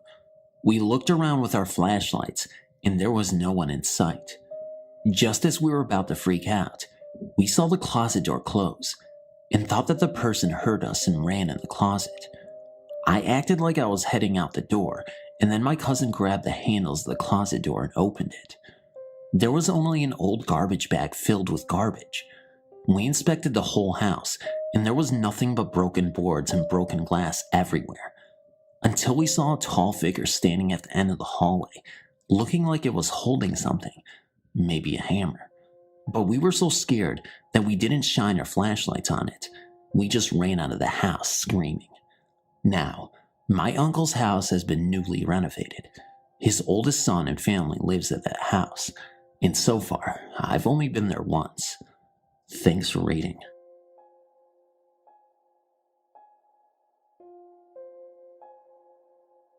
My husband and I moved into the house about 4.5 years ago. Nothing happened right at first until about 6 to 7 months later. One night, my husband came to bed and I had awoke to go to the restroom. As I was in there, I heard this man's voice. It sounded like it was coming from the radio. So I went over to check it and the radio was off. I unplugged it anyway, and still could hear the voice. I walked into the hallway, thinking it was coming from one of our kids' room. I looked into each room to find nothing. Everything was shut off. I looked in the living room, at the stereo and TV. They were also off. I went back into the bathroom, where the noise seemed to be the loudest, and it was still there. I went back to bed, and it finally stopped. My husband also told me that he had heard that same voice many times himself. My husband usually got home from work around 11 p.m., and he would go get on the computer for a little bit before coming to bed. One night around this time, I was about 8 months pregnant, and I was sound asleep. He came running in the room and freaking out, telling me to call 911. "Someone's trying to break in our home," he said. He was on the computer when he heard a big crash on the side of our house where the garage cans were. He said it sounded like someone threw the metal garbage can against the fence. He jumped up and then heard footsteps on our porch. He looked towards the door and saw the door handle jiggle back and forth like someone was trying to get in. That's when he woke me up. The police came with search dogs and found nothing, no footprints or anything. My husband also said that whenever he was on the computer at night, he would hear footsteps in the kitchen and rustling around like one of the kids were looking up in the cupboards for something to eat. When he would go to check, nobody was there. He also said he always felt that he was never alone. Another time all the kids were in school, and I was doing laundry and my husband was in the living room watching TV. Well, our two oldest kids had shared a room at the time, which was right across from our room. They had a kid's door alarm on the outside of it. I was coming out of our room, walking towards the living room, when the alarm went off. I was nowhere near it. I looked at my husband and said, "Did one of the kids stay home from school?" My husband always took them to school in the morning. He said just no. Then he got up, and that's when we heard rustling around and something fell over. I grabbed our youngest daughter at that time and went outside. We thought someone broke in. I took the keys to the car and grabbed the phone. My husband came outside as well, but decided to open the gate to the backyard to check out the windows to see if someone had crawled in. That's when we both saw the blinds slowly go up, like someone was peeking out. Then they slowly went down. Of course, we called the police, and they found nothing again. I remember when I would have had a friend come over or something, they always said our place had a weird feeling, and a musty smell. We could smell that too, but just thought it was because the place was kind of old. We moved out about 2 years ago, and are much more at peace. Thanks for reading.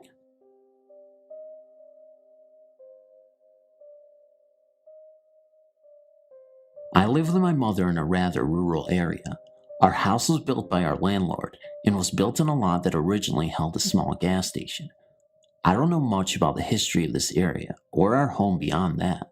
Anyway, my mother started to complain that she was smelling an extremely foul odor in the house in late February 2009. She only ever smells it in our house, nowhere else. She describes the odor as stinking like rotting flesh and blood, and she says it's been very strong throughout the house, especially in the hallway and bathroom areas. I've never smelled anything like that, what she has described, and none of our guests in the last few months have either. Since Sunday, April 12th, she has claimed that the scent is now moving. It becomes fainter throughout the house, and at times, she doesn't smell it at all. We both started seeing shadowy moving figures in the corner of our eyes randomly that night. Yesterday, April 13th, she went into the bathroom to take a shower and get ready for work, and didn't smell the odor. As soon as she got out of the shower, she suddenly smelled it and felt as if someone was in the room with her. She immediately told it to leave the bathroom. The scent suddenly disappeared. 2 minutes later, the smell returned to the bathroom. She again said, "Get out," and the odor left, leaving behind a smell akin to dryer sheets, even though we don't use dryer sheets. 5 minutes later, the foul odor returned yet again, and she yelled at it, and it left for the rest of the night. Around 10 p.m. that night, I started hearing a scratching noise in the kitchen, which is attached to the living room where I was. I then heard a strange meow. It sounded unnatural, almost as though it was a human making the meow sound and not a cat. I at first told myself, it's just one of my cats, and I have two, but they were both in the living room with me and were staring into the kitchen with wide eyes, so I'm not exactly sure what the meow was from.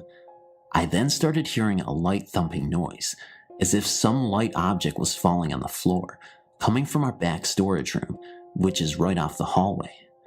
I investigated and found a few of my candles on the floor. They had been on top of the dresser back there. The storage room door was closed at the time of the noise, and no one was in there. I sat back down in the living room and saw another moving shadow out of the corner of my eye, this time in the living room. Mom returned from work at 7 a.m. today, April 13th, 2009, and claimed she didn't smell anything unusual. After settling in on the couch, she suddenly claimed to smell the foul odor stronger than ever. I left the room. I had to use the bathroom, and when I returned to the living room, my mother laughed at me and said, "Very funny." She then went on to tell me that she heard a creepy meow coming from the hallway when I was in the bathroom, and she thought I had made the noise. She said it sounded like a girlish voice saying meow. I assured her I didn't make the noise, and I told her about the similar sound I heard in the kitchen last night.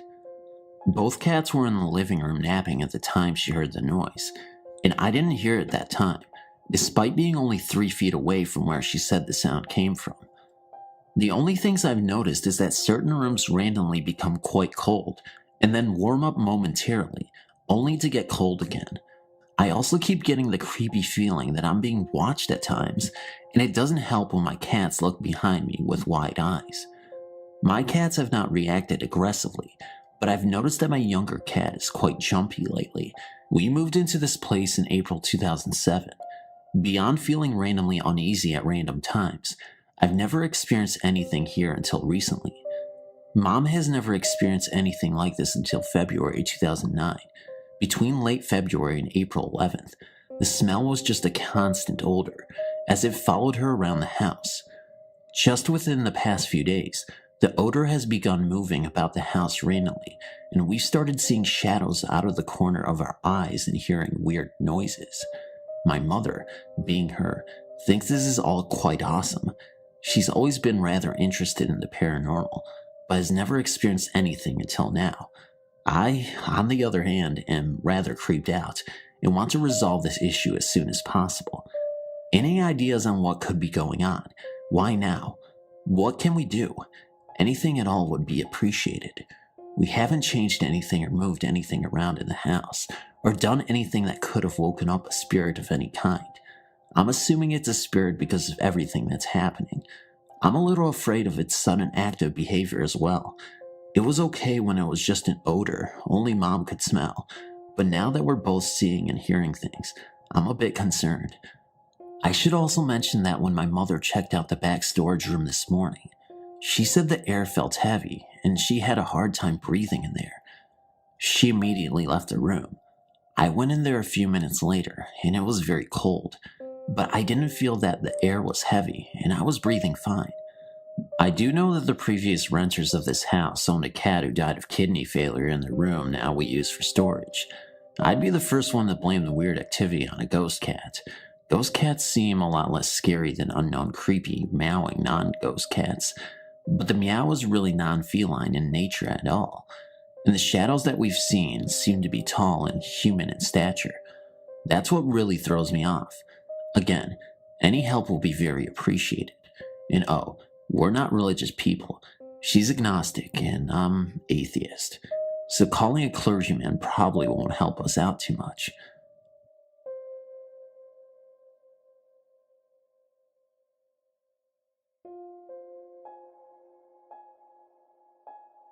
Before I moved to Vegas, I lived in a small town in Connecticut. My family moved into a brand new house in 1992. I was about 3, and I had a new little brother. I don't remember anything for the first few years because I was so young. I had my first encounter that I can remember when I was about 7. I was sitting in bed with the babysitter reading a book. As we sat on the bed, the mattress bounced as if someone was underneath. My babysitter flipped out and took me out of the room. The next thing I remember is waking up one night and looking over next to my bed. There was something that looked like a black figure of a small animal looking at me and then ran out of the door into my brother's room. The next thing I remember is waking up one night and looking over next to my bed. There was something that looked like a black figure of a small animal looking at me and then ran out of the door into my brother's room. I screamed and my parents came in. I told them what had happened and they said it was a dream. But a few nights later, I woke up again to look over at my desk and see the image of a man sitting on top laughing. I didn't bother to tell my family because they wouldn't believe me. Another time I went to bring the dog in from outside. There was a door from the garage to the backyard that the dog used. I opened the door from the house to the garage to find a tall, blacked out figure standing right next to my dog. I freaked out and let the dog in. I told my mom, and she said a little while ago she had seen the same thing. There was also once a time when I had a friend see the man's figure as well when she was spending the night. The thing that freaked me out the most was when my youngest sister was born. She ended up in my old room and I was in another. One night, I was babysitting her with a friend and my sister was in bed. The baby monitor was on and I could hear her cooing, which was weird because she only cooed at people. I went to check on her and she was laying on her back with her hands in the air, towards the ceiling, just staring and cooing. Then her hands and her eyes almost followed something to the closet door, and then she stopped and just looked at me. A lot of other things happened in that house: noises, footsteps, and misplaced objects. We also had a motion sensor security system that would randomly go off in the middle of the night. It happened so often my dad stopped setting the alarm. Some people don't believe me and think I make all this up, but it all really has happened. It was great to log on to this website and read other encounters that sound just like mine, because I know I'm not crazy.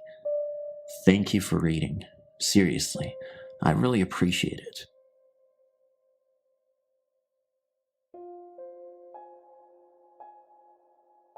I was very young, maybe about 7 years old. I remember going to my friend Diane's house for a sleepover. I'd never stayed at her house before. We were playing that day, and I remember her telling me that sometimes robbers come into her house at night. I wasn't the sharpest kid on the block, but I remember thinking that was stupid and just ignored her.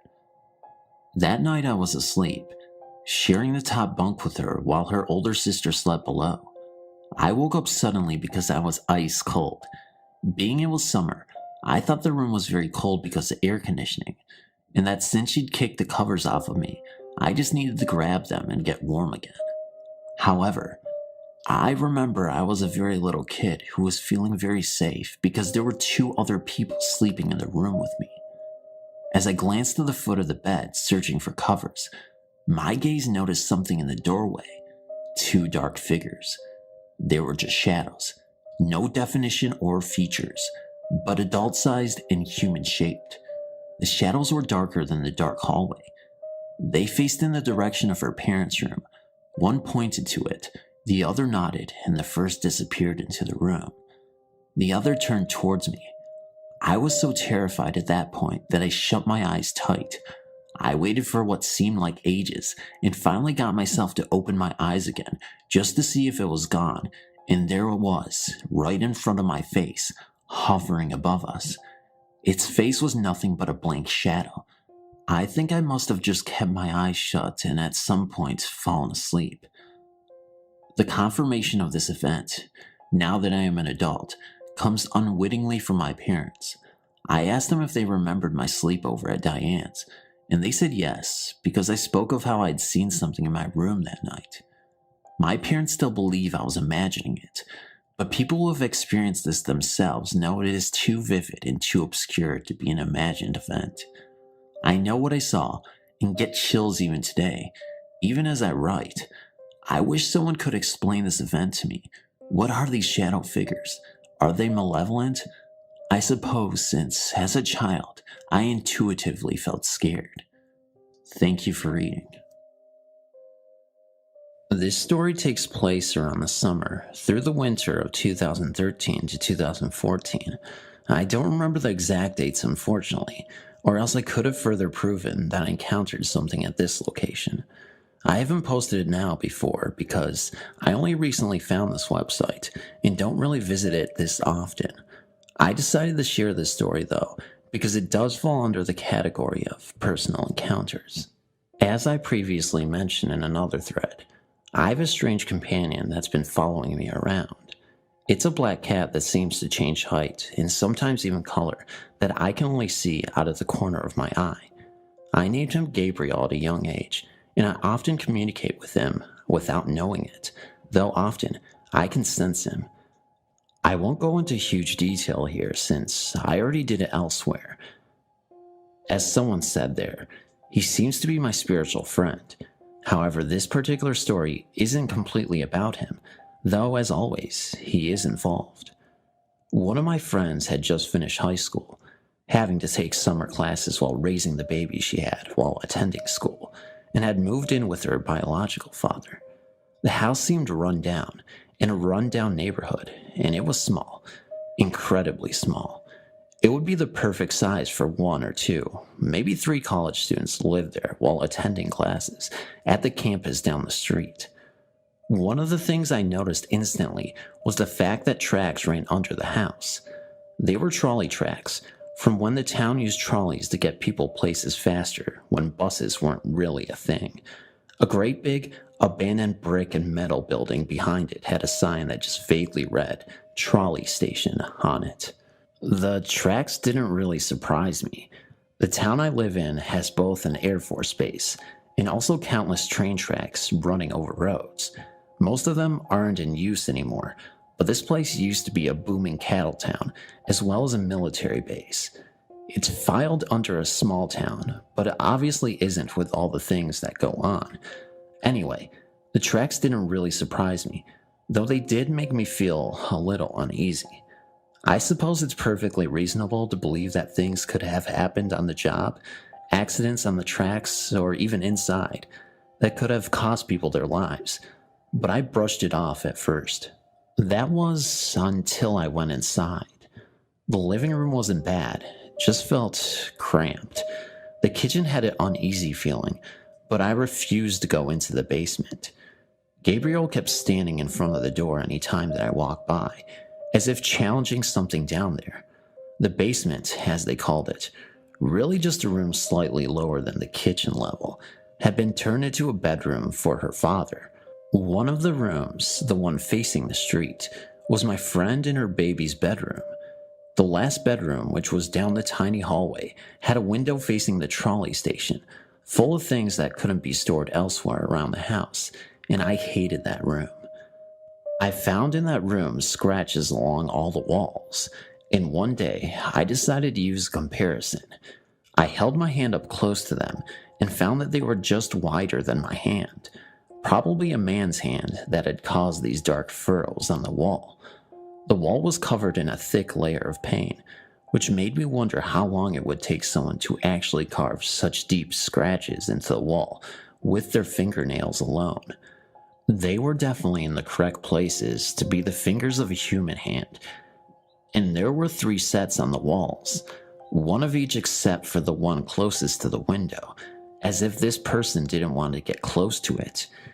Each of the sets had 2 marks, one for both hands, and they were just within my reach if I had lifted both arms. Often in this room, I would see something flash past the window, someone running past the blinds. As I looked though, I realized that whoever or whatever it was had appeared to be running, and there was nothing but a track overgrown with cactus plants. No one in their right mind would run through a patch of those, and even if they had, they would have at least been slowed by the sheer density of the plants. As I looked out the window, I saw the old trolley building, and it looked like a group of about 4 men were gathered around one window, staring out at me. I never looked up all the way to meet their eyes. Gabriel went running out of the room as fast as possible, and I followed. Then there was my friend's room. It was small, cramped like the rest of the house. But she was a completely goth Wiccan. That doesn't mean she worships the devil, by the way. She wanted us to paint the room gray. She also had us add black and red splatters and handprints all over the room. That didn't really creep me out. I thought it would be a nice touch to a haunted house, and my friend just loves this kind of thing. She was already upset since she had decided to have the baby and gotten kicked out by her grandfather, who'd she lived with for years, since she decided to not have an abortion. So we decided to go ahead and paint the room the way she wanted us to paint it. This friend has known about Gabriel for years, and she had always seemed really interested in something. She always wasn't liking the house much because she'd seen how I was reacting to things, and she knew Gabriel was making me want to leave this house. She began mentioning to me that she was surprised I wouldn't go buy the closet to paint, and I realized she was right. I refused to go buy the closet, leaving the wall the same ugly yellow color it had been before we had painted it. I didn't know why, but I didn't like that closet. She finished painting the room over there, and after the horrible smell of dying paint was gone, I was basically moved in for the weekend to keep her company, since her dad was out working and wouldn't be back for a while. He was a truck driver and was currently driving cross country. During the day, everything seemed pretty calm, but I couldn't sleep during the night. I've never gotten to sleep easily, so it didn't really surprise me, but I heard what sounded like something scratching on the door. It wasn't the dog, which was my first reaction. The giant black lab liked to wander the house and stare at corners and such, and with the room painted so darkly, I couldn't really see her. As I started to get up to open the door for her, though, I found the dog practically leaping onto me to push me back down onto the bed. She wasn't growling, but I could see her snarling and on edge, just staring at the door. I'd never seen that sweet little dog so ready to tear something apart. She was a rescue who was terrified of everything. You stepping on a creaking floorboard would send her yelping into a corner. And this behavior had happened before we'd ever brought her into this house. Needless to say, I wasn't expecting to see her like this. My friend and her baby didn't wake up. The noise was too quiet for anyone else to hear. I just remember whispering for the noise to be quiet, and it did. The dog didn't relax for a long while, though. I managed to get back to sleep, and when I woke up again, I noticed Gabriel pacing in front of the closet, out of the corner of my eye. The door was open, and I realized how odd that was. For one, heavy boxes of various items had been laid against it on the outside because we hadn't finished packing everything away. And for another, that door was heavy. It opened swinging outwards to the rest of the room and was made of solid wood. It took a lot to close and open it, and it almost always seemed to snag on part of the carpet since the floor was uneven. The dog was practically in my lap at this point. I just felt scared and decided to turn on the radio app on my phone to distract myself. Static was the only thing I got, as well as strange whispered voices. I noticed a shadow stepped out of the closet itself, only to be chased back into it by Gabriel. He seemed to be calling me over, so I closed the door, pushed the boxes back in front of it, and proceeded to just go back to sleep. Nothing else happened while I was there that time, though in the morning, we found the door had marks on it matching the other rooms, and the boxes had been thrown across the room sometime during the night without waking me somehow. My friend wanted to know why I hadn't let the dog in, and why I'd moved the boxes all over the place, knowing I was a light sleeper and tended to be full of pranks. I pointed out that I had a badly sprained wrist at the time, and couldn't have moved the boxes without waking her, and that the dog had been practically sleeping on top of her during the night. I told her how uneasy Gabriel seemed, and she immediately went to work trying to figure out what was going on. After the weekend ended, I was glad to leave. She was still my friend though, and we visited often. Each time, I noticed that things seemed to move without explanation when I wasn't looking, and the dog refused to pass a certain point in the hallway every day. I also was becoming increasingly unnerved about the fact that the basement was getting physically darker, no matter how many lights were on inside of it. My friend explained that her dad was what she called an energy vampire, and he fed off of negative energy. Beings who also fed off of that energy continued to follow a trail, like breadcrumbs to the room where all of it seemed to be stored. Gabriel kept me as far away from that room as possible. There were more scratch marks around the house, nearly over my head, and the door looked like it had taken a serious beating. I wasn't scared to hang around the closet and even go inside it anymore. All of those negative beings had seemed to migrate to the other room and were content to stay there. I even got up the nerve to visit the other room, where the window faced the trolley station. I didn't see the strange men over in the window anymore. I didn't see anything else that seemed to be even remotely like them, or the shape I'd seen dash by the window. In the direction of the room, where all the negative energy was stored, I realized. My friend said there was a portal leading to the realm of the dead in the closet, and she'd closed it. Her dad moved out, apparently not liking his daughter cramping his style. Almost all of the negative energy seemed content to follow him out, though one being apparently remained and liked to slam cabinet doors, torture the poor dog and me, as well as scratch increasingly louder on the doors and walls. Sometimes it even threw things across the room, though the activity almost seemed to grow less violent as I walked in. My friend could only assume it was because it was afraid of Gabriel or something. With this apparent portal closed, my friend moved out of the house with her fiancé, taking the dog and her baby with her. Everything was moved out of the house, and I was glad to never see that place ever again. This story was told to me by my aunt and uncle who lived near Sung Chung Garden in Ipoh, and of course the eerie things that happened in their neighborhood. It happened a few years ago, and back then the locals were shocked with the news of a man getting shot multiple times in his very own car when he was refilling petrol.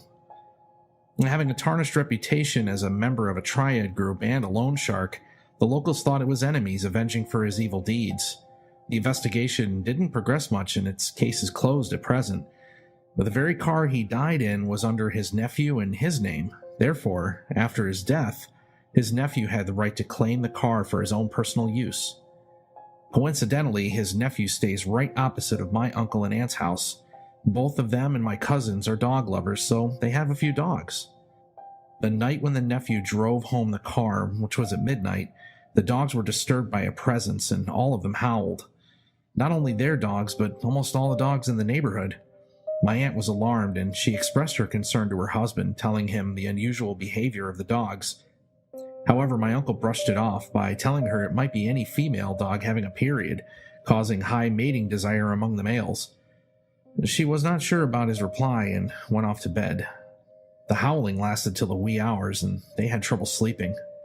The very next morning, my aunt went over to the opposite, and they talked about how peculiar was the dog's behavior. Soon she found out about the car and how the previous owner died from gunshots. She was terrified by the news and related the matter to my uncle. Basically, nothing they could do. The next few nights, eerie things started to happen in the neighborhood. One, a teenage girl staying not far from the nephew's home, was talking on the phone with her friend when she heard a coarse male voice interrupted their conversation. The voice was very harsh and sounded pitiful, and she was scared and quickly ended the conversation. 2, a lady was preparing dinner in the kitchen when she heard a man whispering and talking at the back lane of her house. She opened the back door, found no one. 3, a lady woke in the middle of the night and heard a man sobbing pitifully outside her house. She decided to peek from her window upstairs and saw a black figure sitting under a tree outside her house and crying. 4, continuous barking and howling of dogs towards the car. Soon the neighbors were complaining about the strange incidents and confronted the nephew's mother. She was concerned about the car too and decided to persuade her son to take the car to a temple for blessing, which her son gladly did. And after the blessing, strange incidents ended and the dogs stopped howling. How strange. I just got home from this adventure and had to write about it for you guys. I'm a new community member to the Phantom Wagon, and this will be my first, and hopefully not last, story submitted to this channel. I haven't heard every scary story video on YouTube, so I could be wrong, but I've yet to hear any involving storm draining. For those who don't know, draining is a term referred to exploring the tunnels of storm drains or manholes. I didn't even realize it was an actual thing people did. It's treated almost like a sport. Me and my bud are both named David. We both like to go on any random adventures we can come up with. We've gone through over 20 different storm drains in or near our neighborhood, located in Silver Spring, Maryland. By the way, if anyone listening is a local, I have plenty of other stories about well-known Silver Springs legends or creepy people in areas to share, many with documented proof and articles. Leave a comment if you're from my city or close and want to hear some more. It's always fun to see graffiti tags by people from the past, or to even feel like the first people to explore a specific drain with a blank slate, but nothing creepy has happened during our 20+ explorations. That is, until tonight. If I were being honest, I've been impatiently waiting for something eerie to happen, so I'm clearly drawn to this type of stuff. David discovered a major storm drain. It was almost completely walkable without having to bend over too much as we traveled through the tunnels. He found one where we don't have to Shawshank Redemption shit crawl through like usual. This particular location was an amazing maze of twists and turns of various tunnel options. We took a bunch of photos between David's camera and my shit phone, which would explain the drastic changes in quality. Of course, like many tunnels, immediately we came upon a faded, but still in your face graffiti tag that pretty much says "Welcome to Hell," or in this case, the hellhole. I love graffiti, so seeing a collage of shitty tags from different decades was a cool start to that adventure. I really want to say the noises I heard were only from the people above ground that could be heard faintly, or just the echo of our footsteps in running water creating weird noises. But this would be impossible because it's midnight on a weekday, and there was literally no one outside before we got in. Like I said, it could all have a reasonable explanation, but these sounds were too, the best way I can describe it is that they almost sounded like they didn't belong. Not just the noises itself, but it was separate from all of the natural sounds occurring, and I've never heard anything like it. And we've been in plenty of drains like this before with those normal noise combinations of echoes, splashes, and crap. It all started off far away, sounded like a fast wind. This wind sound wasn't steadily creeping up to me, but instead, just suddenly burst a large gust of air directly into my right ear.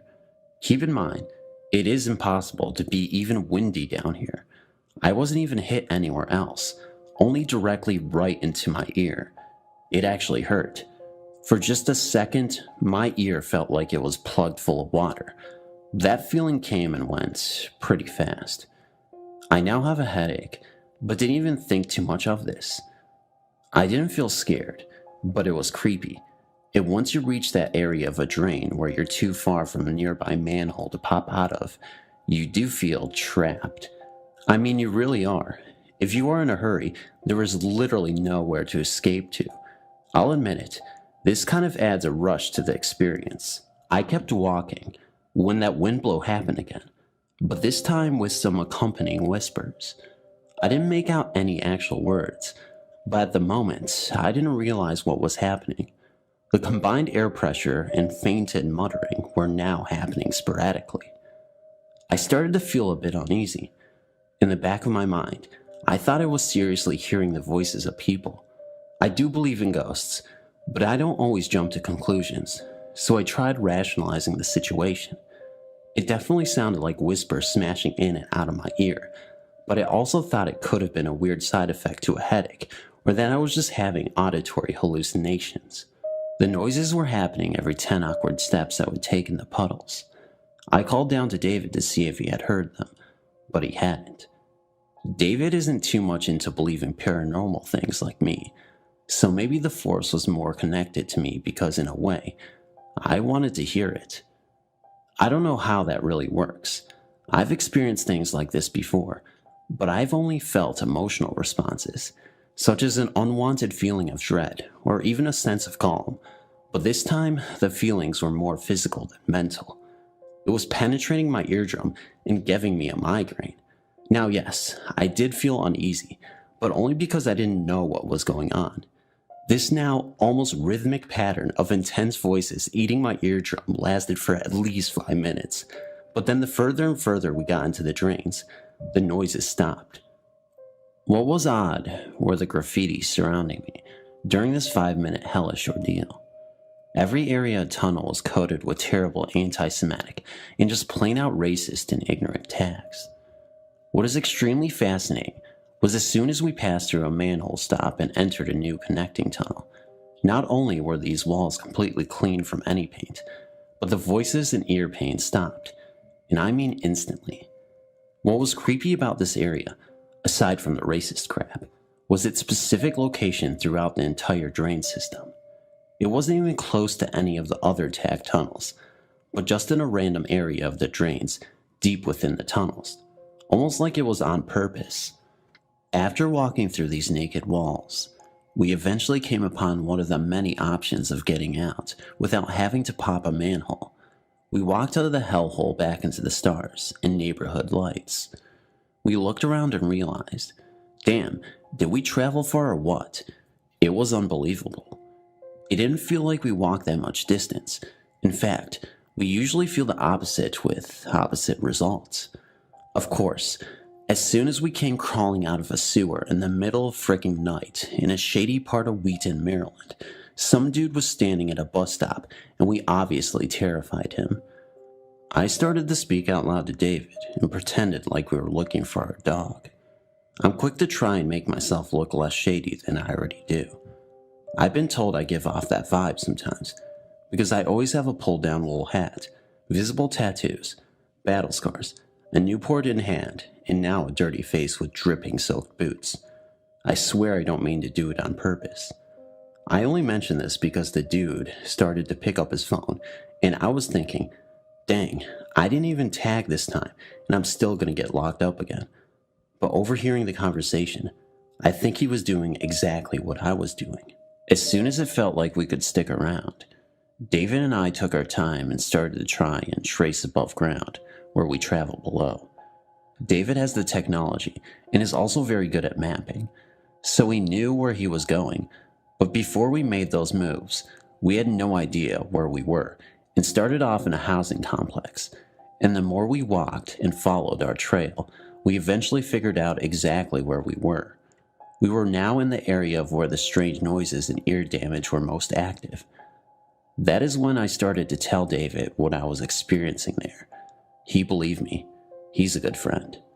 We continued walking while looking down at David's phone, but then we stopped dead in our tracks, looked at each other, and couldn't believe it. We were walking dead center under a funeral home. I tried to rationalize it as best I could, but knowing the events that preceded this, I came to the conclusion that this couldn't be a coincidence. I think I was experiencing those creepy, painful whispers because that exact tunnel was literally crossing right through the undergrounds of a funeral home. Whenever I'd been to graveyards, which I do not do anymore, I for the most part always felt a positive vibe. But during this experience, these departed souls did not want me there. I think the offensive graffiti even added fuel to the fire, and this is why I experienced a painful ear and headache. So while nothing extraordinarily scary happened, at least from my version of what scary is, that was definitely a creepy but cool situation. As I write this, it does sound like the perfect idea for a fictional scary story. I mean, come on. Walking in a storm-drained tunnel, literally under a funeral home, and being surrounded by paranormal sounds. It doesn't get more unique than that. I'm sure a more elaborate, embellished, made-up story would be more exciting, but I think this whole discovery in general is exciting enough anyway. David and I also plan on purposely walking under the drains of a funeral home right down the block from our neighborhood. We've been in those tunnels before, but popped out of a manhole before we even reached the boulevard. If my locals are listening, that funeral home in particular is called Collins on University Boulevard. These tunnels are a tighter squeeze, but it'll be worth it, I hope. Thanks for listening. Sure, it could have all been one big coincidence. Maybe it is just an overactive imagination. But I like to stay paranormally optimistic. Is that even a real term? Whatever. Time for a cigarette. It all started in 1967 when my dad had a stroke in the front room. I was then 10 years of age. My parents bought this old cottage in 1963. The house was built in 1740. There had been no problems in the house prior to 1967. When my dad came out of the hospital, he was paralyzed down the left-hand side and was unable to speak. That's when things started to happen in the house. The first thing that happened was my parents were in bed, and suddenly all the blankets waved and rolled completely off the bed. Also, the wallpaper in the bedroom would become soaking wet for no apparent reason, then bone dry next day.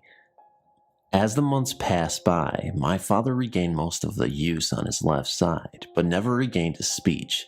Also, my father after the stroke became nasty and violent towards me. I had to put a bolt on my bedroom door, as he would wander about in the middle of the night and come in my bedroom and just stare at me sometimes, waving a fist. One night, I was in bed, and I woke up to the bed rocking on its own. I put the bedside lamp on and jumped out of bed screaming. I unbolted the door, shouting to my mother. As she entered the bedroom, the bed was still jumping on its own accord. In front of us, we both ran downstairs, and my father knew nothing as he had some sleeping tablets. We walked a while to calm down, then went back to check.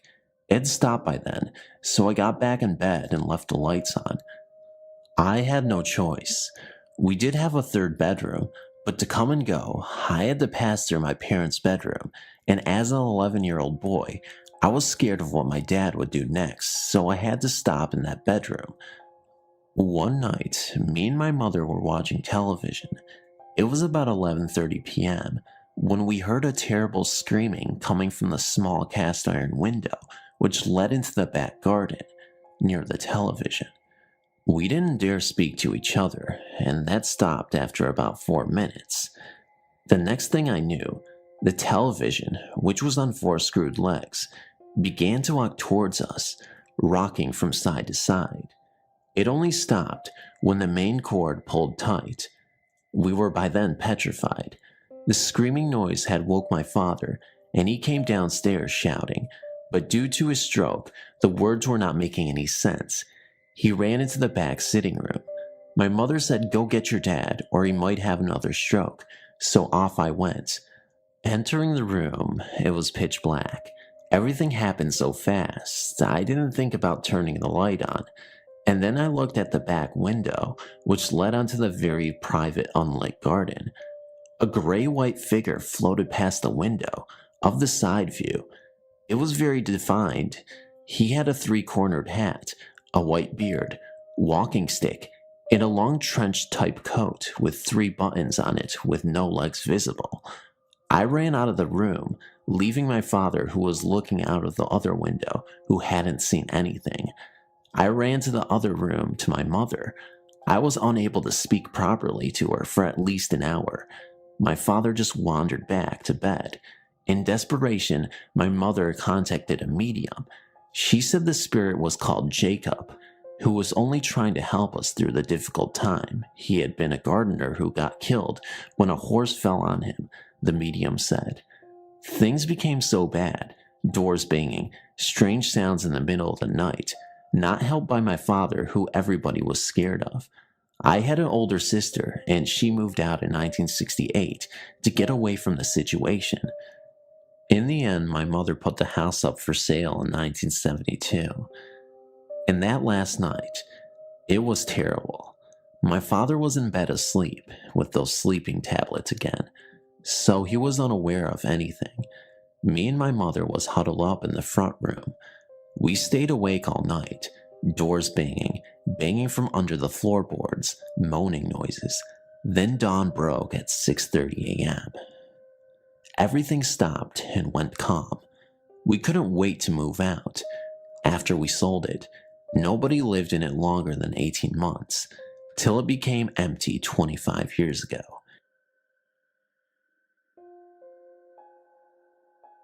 Around the time this event occurred, I was around 11 or 12. I am a female, and I guess you could say I live in your basic, small, no creepy town where everybody knows each other and nothing super creepy goes on. Although we do have some surrounding towns that are pretty sketch and full of druggies or whatnot. But anyway, here is my story. Me and my mother were visiting a neighboring town of ours, maybe 10 to 15 minutes away. We were there helping out my stepmom set up a reception for a wedding that would be held later in the week. It took place in a building called the Lions Hall, which is basically a place for get-togethers and such. Now, something you should know now is that the town we were in was one of the sketchier places, and it was in one of the worst sections. Me and my sister were outside of the building, walking around and talking, when this guy pulled up in a truck. Now my stepmom was expecting someone to help carry in a few things, although she didn't really know him. So thinking nothing of it, we just assumed it was him. So then he got out of the truck and went into the building. We could hear him talking to our stepmom. He was there for a while, but then finally came out of the building and went back into his truck. Now at this point, me and my sister were still outside walking around. We noticed he was staring at us, blankly, with no real expression on his face. He sat like that for a while, until me and my sister had enough and walked around to the back of the building. Then that's when he started the truck and slowly crept around the building, sort of following us. We went around and around, doing this for probably 4 minutes or so. We could tell something was seriously off, but then, just as we turned the corner to where he was gone, like poof into thin air. We never heard him drove off or anything, and that was enough for us. So we ran inside and didn't go back out for the rest of the day. We never spoke about our encounter to anyone. So as far as I know, weird sketchy truck guy, let's never meet again.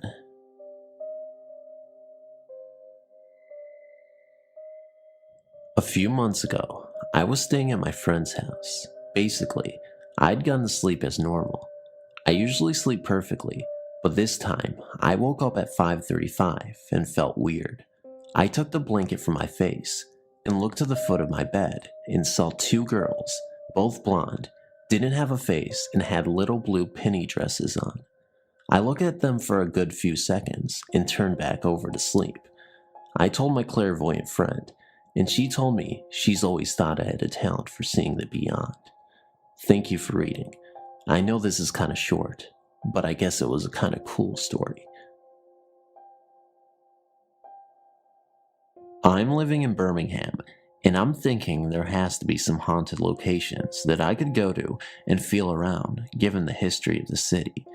I started doing some research, looking for some local haunts, and lo and behold, I come to find out that I live 15 minutes from one of the most haunted places on Earth, Sloss Furnace. The factory was built in the 1800s, and hundreds of men died there due to the grueling nature of the work. I read about the history and ghost stories other people told about the places and decided that this was going to be my first ghost hunt. My trip to Sloss Furnace occurred over the course of 2 days, the first day being my first time, and all I did was just walk around the place, read the exhibit signs, and explore the grounds. They turned the furnace into a museum that is open to the public, and they also use the grounds to host concerts, weddings, and other social events. They happened to be planning for a wedding the first day I was there, and a few tourists were milling around, so I wasn't completely alone, but the place was fascinating. I was able to walk into a few of the off-limits areas and look around. I pulled out my phone, started recording, went into the boiler room, and managed to catch a few orbs in the footage. It was cool, but nothing to write home about. I left, went home, and that was that. On the second day, at Sloss Furnace. My second day at Sloss Furnace will go down in the history books of ghost hunting. I managed to do what the Ghost Hunters, Scariest Place on Earth, and countless paranormal investigation teams have failed to do, and that is film an actual ghost. One ghost would be impressive indeed, but what if I told you I filmed at least 5 ghosts? I can almost guarantee you that you have never seen ghost footage ever that comes even close to what you are about to see. When I pulled up the second day, it was a rainy, gloomy Sunday afternoon. As I drove to the gate, I saw a sign blocking the entrance saying that the museum was closed. It was hardly secure, so I just parked my car across the street and walked in through the front entrance. There was a construction crew working on the left end of the facility away from the actual furnace itself. When I walked into the entrance, I could see remnants of the wedding party from the day before. Apparently, they weren't responsible for cleaning. I made my way into the boiler room, took out my phone, and started recording again. Here I am all alone in a damp, dark factory, listening to the sound of the rain beating down against the roof, armed with only a cell phone. I walked through the boiler room, filming as I went along, and decided to call it a day. It wasn't until I got home, watched the rest of a playoff basketball game, and looked at my phone when I realized what I just captured. I was able to count at least 5 ghosts. The best part about it all is that I have proof. When you look at the film, go to the 320 mark, you will see a ghost. Go to 344, you will see a ghost, and up to 350, and you will see a literal ghost scene. If you slow it down, you will see ghosts peeping from different corners. Amazing. This is hands down the best ghost footage you will ever see. When I was younger, my father told my brother, sister, and myself that there was a ghost story that happened in a family apartment in Chinatown. Apparently, it had something to do with a friend who was visiting the family from out of town. The story took place in the 1950s or later, and whatever the friend experienced scared her enough that she left in the night and never returned. For a long time, my father denied ever having mentioned that there was a ghost story. Only recently, in seeing that my siblings and I were grown, did he finally admit ever telling the story and gave us the full tale. During the 1950s, my grandparents still owned a large Chinese restaurant on Mott Street. Since it opened until very late, they often came home after closing around 4 in the morning. My father and his siblings often helped out working there and would often come home late as well. It just so happened that a friend of my aunt's was staying over that week. Since my aunt was busy working at the restaurant, her friend relaxed in the family apartment, which had a piano in the living room. One evening, the guest was alone in the apartment and decided to play several songs on the piano. She knew that there was nobody in the apartment and played without disturbance. At a certain point, the guest stopped playing, and when she did, she heard the sound of someone clapping their hands in the same room with her. The guest knew that she was supposed to be alone in the apartment.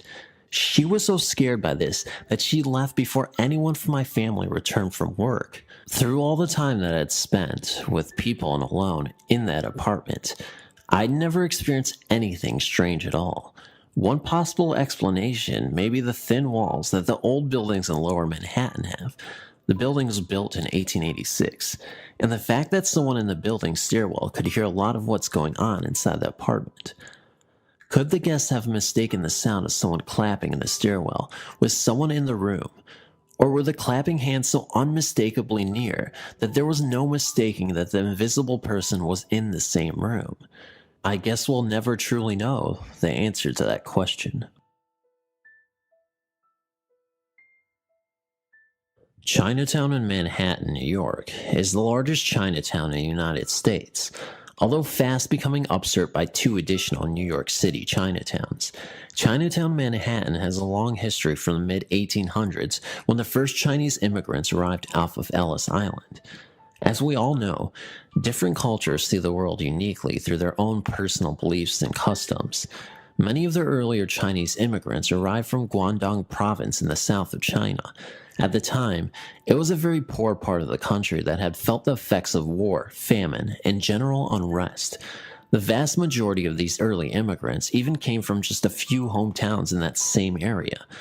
Perhaps it is a unique belief from that part of China, but some of these immigrants believe that ghosts don't have chins. When my grandfather arrived in New York City around 1919, he worked in a grocery store that was owned by his brothers and some relatives on 32 Mott Street. Like many of the stores in New York City today, there was, and still exists, a cellar directly below the store, accessible by a metal door on the sidewalk. These cellars were, and are still used today, as stockrooms for inventories. It was in one of these basements where my grandfather had a very strange experience. One day, my grandfather had to go down the cellar to bring up boxes. Climbing down by himself, there was no one else in the cellar. Although it was during the day, it was still very dark in the recesses of the cellar, which stretched back under the store into the shadows. Midway between moving boxes, my grandfather noticed, out of the corner of his eye, a figure standing in the shadows. My grandfather recalled that the figure gave off a very malevolent presence. Knowing that there should have been no one in the cellar, my grandfather continued facing away from the figure, but kept looking at it from the corner of his eye. My grandfather said, "Who's there?" From the direction of darkness, the figure gave a low and undistinguishable reply, more a mumble than a word. My grandfather knew that the figure would disappear if he looked straight at it, so he tried to get more details of its appearance. The low voice showed that the presence was a man. Its shape was definitely that of a man. My grandfather also noticed the presence had no chin. Surely it was a ghost. Giving in to the urge, my grandfather finally turned his head to look, but there was nothing in the spot where the figure had just been. Knowing of this story as he was growing up, my father also had to frequently enter that same cellar to get things. Sometimes he would look through the corner of his eye into the shadows, but was always disappointed not to see anything. For those of you who live in the New York City area, you might be interested to know that the grocery store is still around. Instead of selling groceries, it's now a gift shop. The original woodwork has not been changed, and the store looks like the same as it did when my grandfather worked there in the early part of the 20th century. It's located on 32 Mott Street. I do know the people who currently run the shop, but I've never mentioned this story to them. Chinese believe in a phenomenon that can be translated into to be weighed down by a ghost. This is a fairly common occurrence in which someone wakes from sleeping to find themselves completely paralyzed but conscious. During these short moments, people often report unexplainable experiences, including hearing voices talking to them, feeling sensations, and hearing people in the room that should not be there. A relative of mine lived in Confucius Plaza in Chinatown, New York City. Those familiar with this part of town will recognize it as the tallest building in Chinatown. This curved brick, 44-story co-op rises at the foot of the Manhattan Bridge entrance and forms a unique wind tunnel. There are many urban legends about Confucius Plaza, which slowly emerged since it was built in the mid-70s. My relative lived alone in his Confucius Plaza apartment, which had a kitchen, bedroom, and living room. On one particular evening, my relative fell asleep on his couch in the living room. He later woke to find himself totally paralyzed and unable to even open his eyes. As he lay there, he heard someone enter through his front door, walk through every room of his apartment, and leave through the front door, slamming it as they left. At the moment the door slammed, my relative was suddenly able to move again and immediately sprang up. He opened the front door, but saw no one going down the long hallway. He searched through the entire apartment and found nothing missing or disturbed. In the summer of 2011, I accompanied my uncle back to the US. He now lives in Iowa. I spent a week with his family before returning back to the Philippines. On my return trip, I decided to take a few more days off and see the sights of Chicago. I've been to the US on numerous occasions, but this was my very first to Chicago. I was looking so forward to baseball and food. I booked a room at the Congress Plaza Hotel because of its accessibility and reasonable rate. It was close to subways, where I could go with ease to a Sox game at Comiskey Park and to O'Hare for my flight home. The hotel is quite old, and it looks old. You can hear it creak in some areas. The room I was assigned to was on the 4th floor, I think. It was on a corner, and you could see Roosevelt University on East Congress Parkway when you look out the window. The hallway outside leading up to my room was always eerily quiet. The first night after I got back from eating out, the room became really cold. I thought it was really strange because it was nice and warm outside. Also, it got cold suddenly, but not gradually. I ended up sleeping with the bedsheet, blanket, and bed cover on top. It was cold just that one night. I would be out during the day to explore the city and get back after dinner. Every time I got to my room, some of my stuff would be moved. I initially thought it was the cleaners, so I hung a do not disturb sign outside my door. I would still get back to my room with my stuff moved. Nothing was missing though. All my stuff was accounted for. What validated the rumors I've heard that this place is haunted was when I saw a shadow figure. There was a dresser at the foot of my bed with a biggish mirror. While in bed one night, recalling my visit to Chicago's Field Museum that day, I saw reflected on the mirror a shadow. It was peeking out from the bathroom door that was slightly ajar. The lights were off inside the bathroom, but I could still make out a distinct human shape. It was darker than the dark bathroom, but it was solid. I stared at the reflection for I don't know how long. I couldn't really tell if it was staring back at me, as it had no face, but somehow I had the feeling that it was spying on me. There was just solid blackness where a face should have been. I blinked to make sure I wasn't just seeing things, and sure enough, it was still there. I got out of bed to confront it. Honestly, I'm not sure what I was thinking then, but it vanished. I went back to bed, looked at the mirror again. It was no longer there. Has anyone been to this same hotel and experienced these? Thanks for reading. Now, this is not an event that had taken place in front of my own eyes, but it has surely happened to my grandfather. My dad told me this story, and it gave me a chance to look at spirits who have yet to rest, but are not actually scaring people to death. Here is my grandfather's tale. My grandfather was only 36 years of age, and he of course needed a job. He had looked in agriculture, the stores down the street, even the Starkiest factory that was quite a ways away. No jobs whatsoever. Finally, after 3 weeks of looking, he had seen an ad for a wanted bus driver for the night shift position. At the time, he didn't care what kind of job it was or when he had to work. All he cared about was supporting his family. After a few days, he had gotten the job to work from sundown to an hour before sunset. The bus driving job was steady.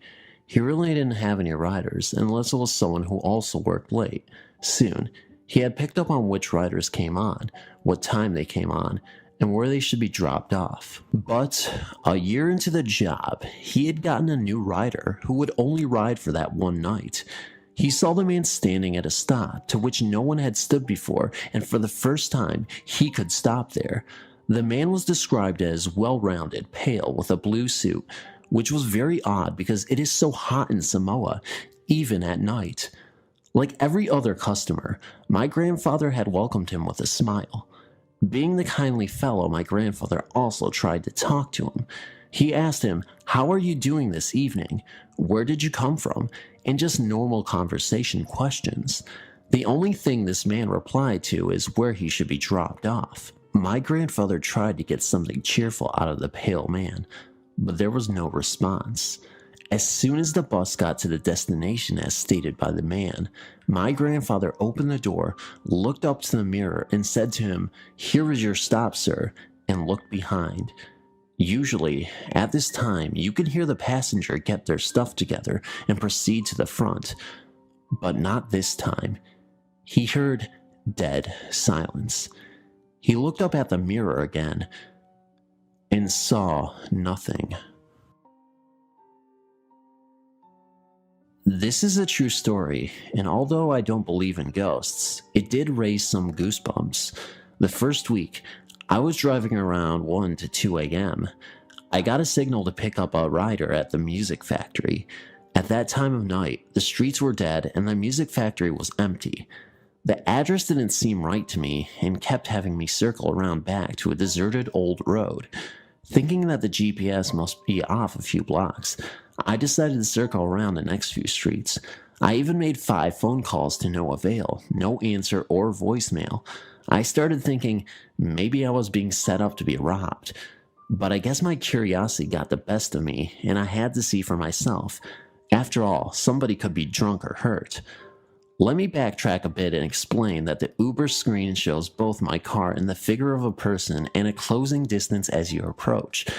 The road behind the building is old and unkempt. I thought to myself, this doesn't look good. I kept driving further back, and the distance between me and my rider closed in, until finally the road came to a dead end. My display spoke and told me to turn right, and my rider would be 100 feet away on my right. I turned slowly to my right and saw a very old cemetery. The gates were standing wide open. Off in the distance, about 100 feet away, was a white foggy figure standing by a headstone. My hair stood on end, and I was instantly covered in goosebumps. Needless to say, I decided to skip that fair. In October of 2009, I started a new job working security. I got posted in Banning, California, at an Edison substation. I was working graveyard, patrolling around the outside of the substation. I'd been there for a few nights. Nothing really seemed out of place at first. We had 4 checkpoints we had to tag with a GPS device. We didn't have access to the inside, nor the east side of the area, due to a neighboring business. The south side fenced the street. The west had a narrow path to walk, and a business beyond that, surrounded by a chain-link fence. The north side had a field, and after about 50 feet, a set of train tracks. Checkpoint 1 was the southeast side. Checkpoint 2 was the southwest corner, which I posted in my truck. The northwest was checkpoint 3, and 4th was the northeast. There was an area by the train tracks not on the patrol, but it was the actual northeast corner. I walked up to the far area beyond my normal patrol area, as I was prone to do. As I came back around, I felt the air suddenly get colder and heavier. I thought nothing of it and continued on by checkpoints 4 and 3. As I started down the corridor between 3 and 2, I saw a figure about 6 foot, blonde hair, thin build, and slightly glowing walk through the fence, from the inside the substation, and through the fence on the opposite side, traveling from east to west. I carried a handheld spotlight since there was so little lighting to the area, and the guy was nowhere to be seen. I ran back towards checkpoint 4 and regained my composure.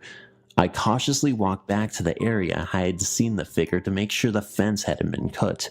No holes, cuts, or anything else I could find. No footprints, nothing that suggested it had happened. I went back to my truck and dropped the tailgate and sparked up a cigarette. I set it down to grab something out of my lunchbox, and as I went to retrieve my smoke, it glowed like someone was dragging off of it and then fell to the ground. I thought at first maybe it was a breeze, but the night was completely still. I'm not sure if it was a ghost or maybe residual energy. I'm not sure if the substation still has security there. I was transferred off that post for a better position a week or so later. If there's no security and you decide to visit, I don't remember directions. Watch for Banning PD because they do frequent the area.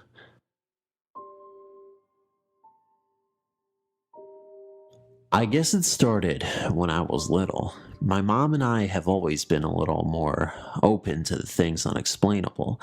I was about 5 years old, making my brothers 4 and 3. My brother, who was 3, is autistic, and his tic was trains. My mother would hear his toy train go off. It made choo-choo noises and played music and flashed lights when you push buttons on the side. Every night for months, and she thought it was just us playing at night. She would come back to check in on us, and we would be sleeping. At the time, me and my siblings shared a room.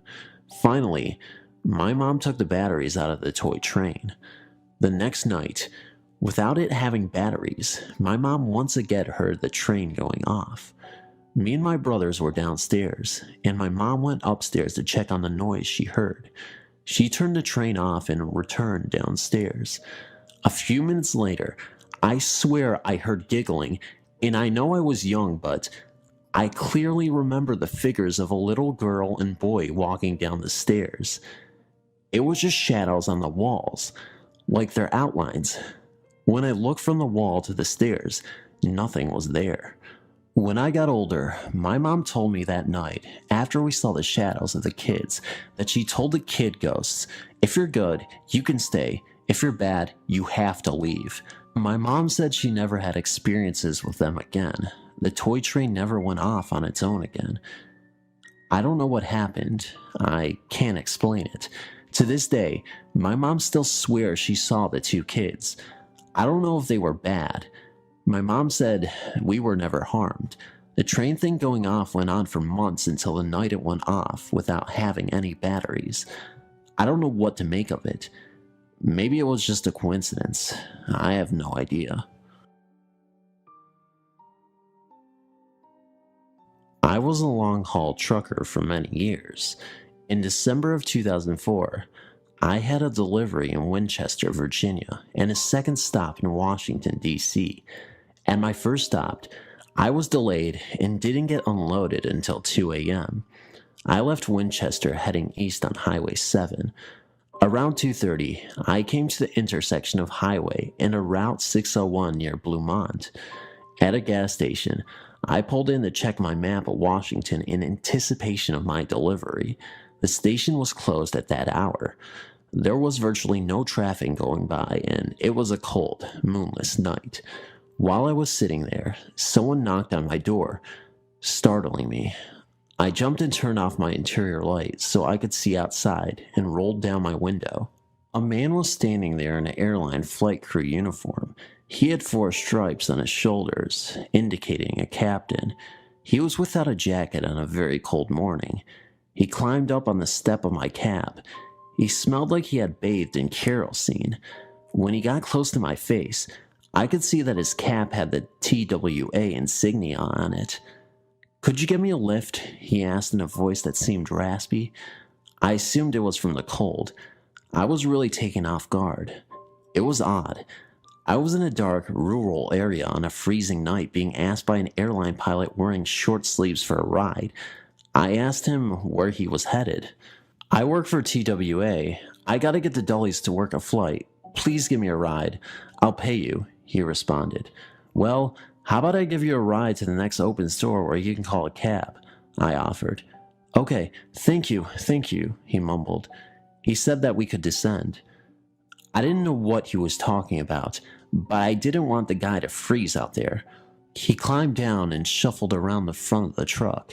When he passed the first light, I was struck by the fact that he seemed to have long sideburns, a la Elvis. When he continued on to the right, he totally vanished. I don't mean faded away. He just ceased to exist. I jumped out of the truck and looked all around with a flashlight, even under the truck. He was just disappeared. As I continued on towards Washington, I remembered something odd. TWA had gone out of business over 2 years ago. What was going on, I wondered, totally perplexed and shaken by the experience. When I got home, I did some online research. What I found has totally turned my beliefs upside down. I've always thought that ghost stories were hokum, but with what I learned, I'm no longer sure. It turns out that on December 1st, 1974, a TWA Boeing 727 Flight 514 descended prematurely through a low cloud deck and slammed into a rocky outcropping on Mount Weather, Virginia. The aircraft disintegrated with all 92 people on board killed. The flight had originated in Columbus, Ohio, and was supposed to land at Washington National Airport. It was diverted to Washington's other airport, Dulles International, because high winds had closed National. According to cockpit voice and flight data recordings, the crew mistakenly believed that air traffic controllers had cleared them to descend to 1,800 feet from their previous altitude fix of 7,000 feet. This error, combined with strong downdrafts, caused the aircraft to hit the mountain at 1,600 feet above sea level. At the last second, they broke out of the overcast, only to see the rocky and snow-covered mountain looming in their windscreen. The captain's last words to his co-pilot were, "Get some power on," just moments before the recording abruptly ceased. The place of the impact was less than a mile south of where I encountered whoever or whatever it was that I saw almost exactly 30 years later. I don't want to definitely say it was a ghost, but the fact remains that there was someone who appeared to be an airline pilot with a very dated hairstyle wearing a uniform of a defunct business. I no longer am a trucker, but this has troubled me for over 2 years. If anyone would have any insight into this, I'd appreciate your help. Thank you. Maybe most of us have experienced driving at night, maybe in a foggy night, a cold night, or even some people have been on a bus on their way home. In my case, I was on my motorcycle. It all happened in Mexico. This was exactly 2 years ago. That night, I had gone to my friend's house. We watched a movie. It started around 9 p.m. and finished at 11 p.m. It was around 12 a.m. when I left his house. There I was, at max speed on the road, just feeling the breeze on my bike. To get to my house, there is only one trail. There is another road to get to my house too, but it takes forever, so I took the one I always go on. It was a silent night.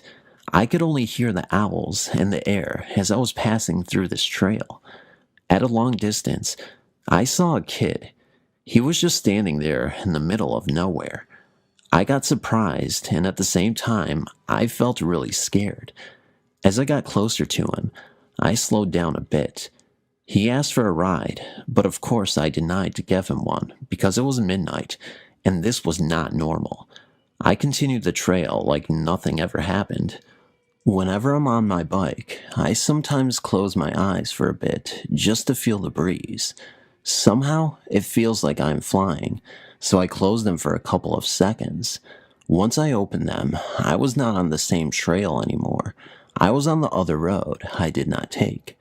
I noticed because I know my trail like the tip of my palm. I also knew I was on the other trail because sometimes I would take that trail to visit my uncle. I decided to go back and take the same trail because it was going to take forever. Once I got on the same path again, I noticed the same kid up ahead. This time I felt pretty scared and nervous. I slowed down and decided to give him a ride. He got on my motorcycle. I did not even talk to him. I just kept on going. After a few minutes, there was a curve up ahead. After passing this curve, I turned around and the boy was not on my motorcycle. I felt really scared at this moment, and I just had this weird feeling. And so I got home. I told my parents about it next day. And they, surprisingly, said that there was another person who experienced the same incident that I had. My parents told me not to drive so late, and as a result, I tended to listen to them. As some of you know from reading my previous stories, I've just recently moved to Los Angeles with my fiance and little brother, and you would also know about the new houses I've lived in. I'm currently living in, and the things that have taken place in those houses. Well, I guess that isn't enough for me, because I have to deal with them at work now. I'm a mechanic at a very popular and very busy motorcycle shop. Every day, myself and 6 other guys pull through maybe 25 plus bikes in a 10-11 hour day.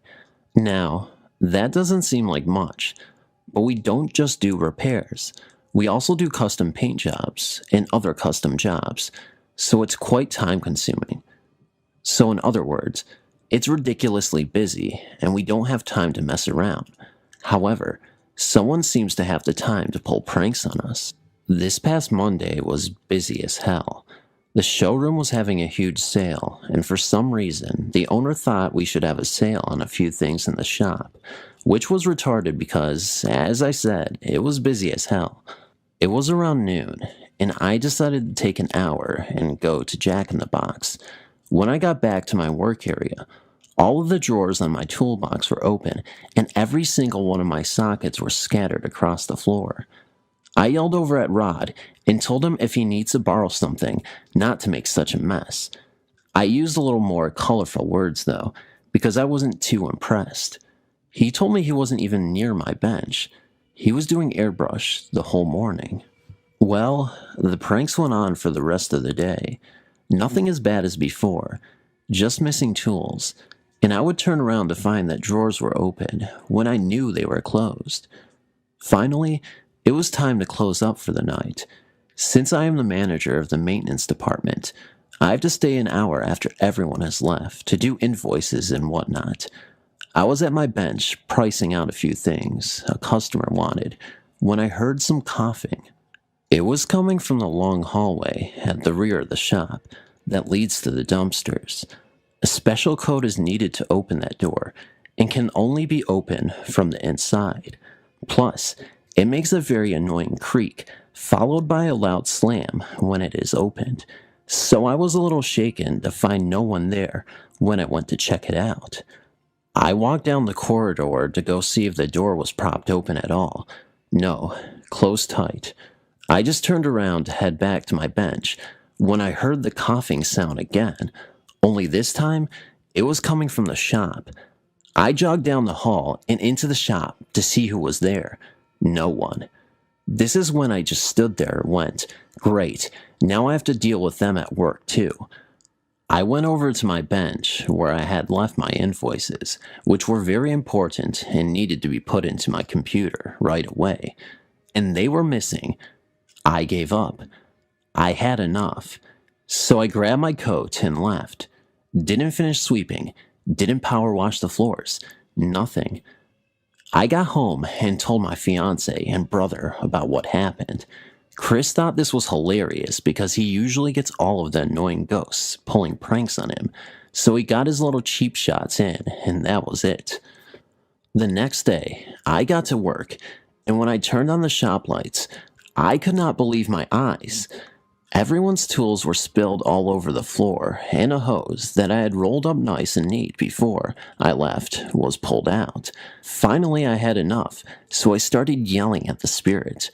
After yelling at it, I began cleaning up the tools and putting them back where they belonged. As I was cleaning, I swear I heard a very mischievous chuckle coming from the corridor. "Yeah," I said, "hilarious. I'm having the time of my life over here. So funny." Basically sounding like a retard. If someone came down and saw me arguing with nobody, I'm sure that would have looked a little weird. The rest of the day wasn't that bad, until closing time came and I was alone again. I started to smell the faint smell of a cigarette. I followed the smell to, you guessed it, the corridor leading to the dumpsters, and, yep, you guessed it again, nothing. I turned back to my area to finish sweeping, and I noticed at the corner of my eye, the missing invoices from the previous day were neatly stacked on my workbench. I leaned on my broom and smiled. I guess I finally got through to the spirit, and he felt bad or something. Since that week, nothing out of the ordinary has happened, other than a power outage that happened when two other mechanics got into a yelling match. Was the spirit angry that they were arguing? I don't know. I'm just going to say it was a coincidence. Until next time, God bless. It was the middle of August, and the harsh wind blew hot and humid, kicking up a storm for the evening hours. Off to the north, the black clouds had started to brew and roll. It was about 6:30 p.m., and my date was late. He would not tell me where he planned to take me. It was a surprise. Now, being 30 minutes late, I begun to wonder what could possibly be going on, if I would be going anywhere. I walked out into the open front porch and could almost smell the rain coming. It began to grow darker. I decided if he arrived, we would just stay at my house until the storm passed. I then started to worry that he may be riding his motorcycle. Motorcycles and thunderstorms do not mix. He knew I despise motorcycles, but, well, hopefully, he would be in his truck. As the dreaded motorcycle came around the corner, the rain began to spit big fat drops. He got off the bike and indicated we needed to hurry up. I told him I was not going. It was raining. I was not getting on the bike, and I wouldn't even if it was not raining. After he became increasingly angry with me and refused to stay at my house until the storm passed, he got on the motorcycle and started off into the downpour. I looked up, and all I could see was flashing red and blue lights, such as those coming off an emergency vehicle. I watched for a few minutes, thinking there must have been an accident right in front of my house. I could hear screams of agony, sounding if they were coming from in a few feet in front of me. No one was there. I turned around to grab my iced tea I had brought on the porch with me. As I turned back, the lights were all gone. There was no evidence of an accident either. I shook my head and turned to go into the house. As I turned, I could hear the unmistakable roar of his motorcycle starting and then screeching tires. I whirled around and nothing was there. I turned back around after a few moments and decided I would sit on the porch for a while. Surely the heat had gotten to me, causing me to see and hear things. After 20 minutes later, my mom called me at the screen door telling me I had a call. I asked who it was, as my mom was familiar with all of my friends. She stated she didn't recognize the voice. I went in and answered the phone. The voice on the other end of the line clarified my name and asked how I was related to Mark, my would-be date from earlier. I told them I was not related, that we had been dating for a few weeks. I was then informed that he had my name and phone number. Mark had been in an accident on his motorcycle. The roads were wet and slick. He skidded out of control and came to a rest on a couple of those sand barrels that are used for street barriers. As the accident was being described to me by phone, I looked up and saw the flashing red and blue lights again. I heard the screech of tires. I closed my eyes tightly and said a silent prayer. As I opened my eyes, again the lights and the screeching sounds were gone. I was told to contact his parents and come to the hospital. They would not release his condition to me over the phone. I told my mom. She drove me to his parents' home, and I told them of the call. We all went to the hospital together. By the time we arrived at the hospital, Mark's left leg had been put into a cast all the way to his hip. His scrapes and cuts had been cleaned on his arms and face, and he was arguing that he did not need to have the cervical collar on. Mark ended up staying in the hospital overnight for observation, but he eventually recovered completely. We did not continue to date after that night because he stated I jinxed him. About 3 years later, he had another accident on a motorcycle, which ended up breaking his back and his pelvis, causing him to give up motorcycles for good. In 2009, I was living in Texas at the time. I was working out at the prison on day shift. It happened to be on lockdown at the time, meaning no one out of cell movement for the offenders. I was working with my partner, having a conversation with them to keep us awake, because if you didn't, you would fall asleep. It was that boring. I was talking to him when I stopped in midsection. What I saw did not frighten me, but surprised me, as I usually did not see any or much activity in the ghost area, in the prison. I worked there almost 2 years, and this was the first sighting out of 2 that I had at this prison.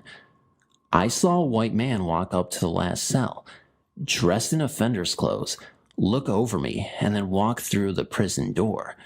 I got up to check on it, thinking no way. All I saw was an offender sleeping on his bed. He was Hispanic.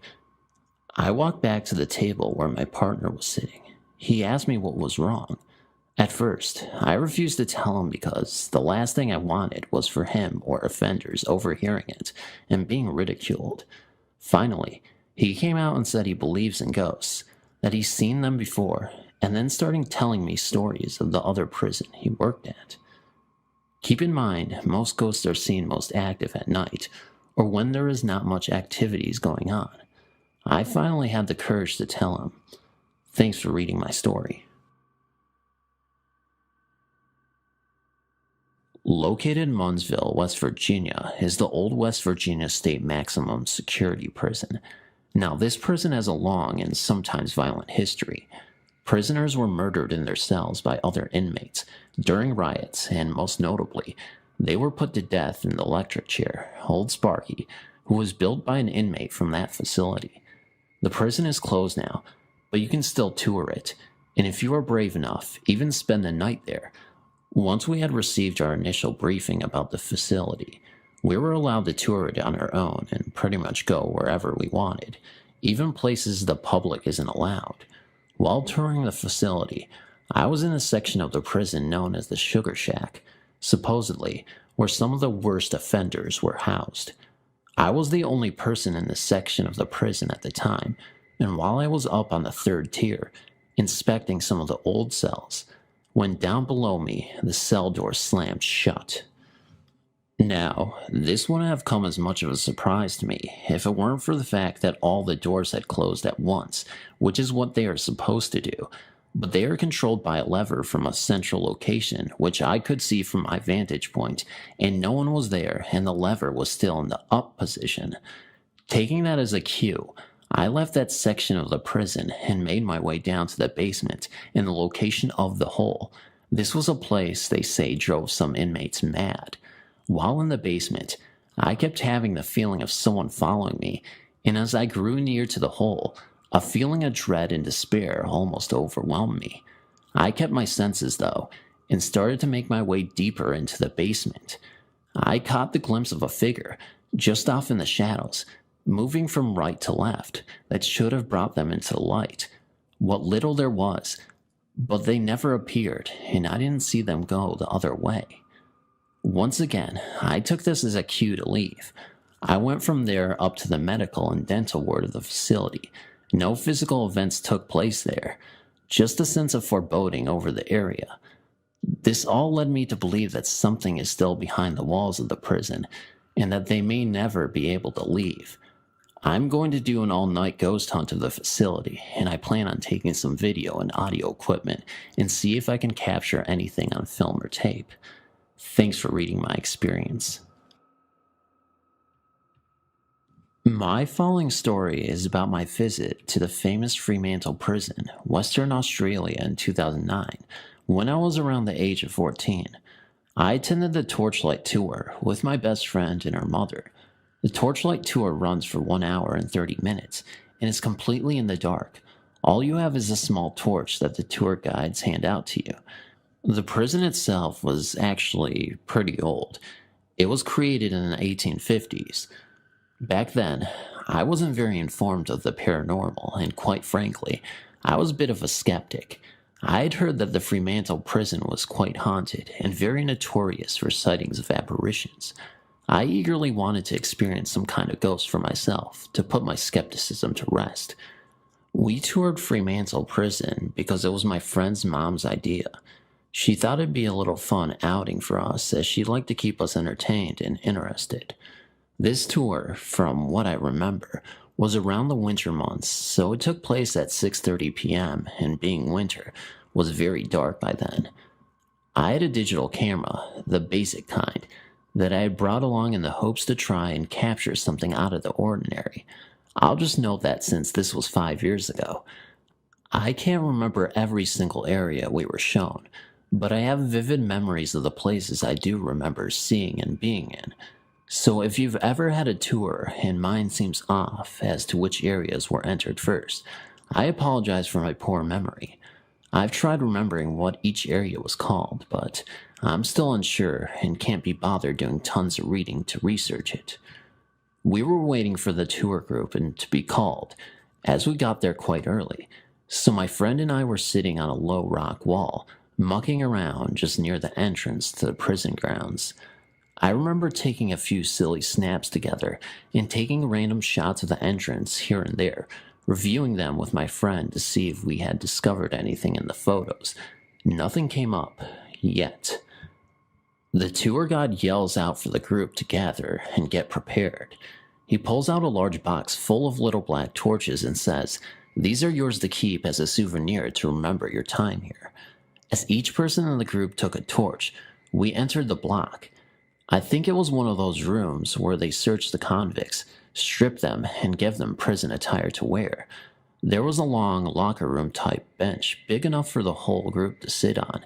The tour guide told us to find a seat, then proceeded to tell us a little history, what we can expect from the tour, and basic rules. The first room in the building we entered was what I believe to be a kitchen. It had these huge metal-type containers, and I don't remember if we were told what they were used for. I took a couple of snaps and followed the group to the next area. I believe the next place we were shown was the courtyard leading to all the other areas of the prison. The tour guide stopped and gave us some more history as I snapped pictures of each section of the courtyard, including a picture of the guide. He then led us to the main cell block, which felt super eerie and cold. Above us was what the prison named the suicide net. As there were numerous cells on different levels, it was popular for inmates to throw themselves off the side and fall to their death. It took 2 years for the government to install the suicide net, so as you could imagine, prisoners were still launching themselves over the railing. As the guide was telling us about the stories, a dummy appeared out of nowhere with a net catching its fall. Most of the group were quite jumpy, as you could imagine. Exploring deeper into the block, the tour guide told us about artwork that the convicts had done on their cell walls. We weren't allowed to take photos of the art with flash on because it can fade the paint. I took pictures of the other cells in the hopes of capturing something paranormal. After we toured the cells, we moved out to another courtyard for where the inmates would go daily to stretch their legs. The next thing we came across was the whipping post in another section outdoor area.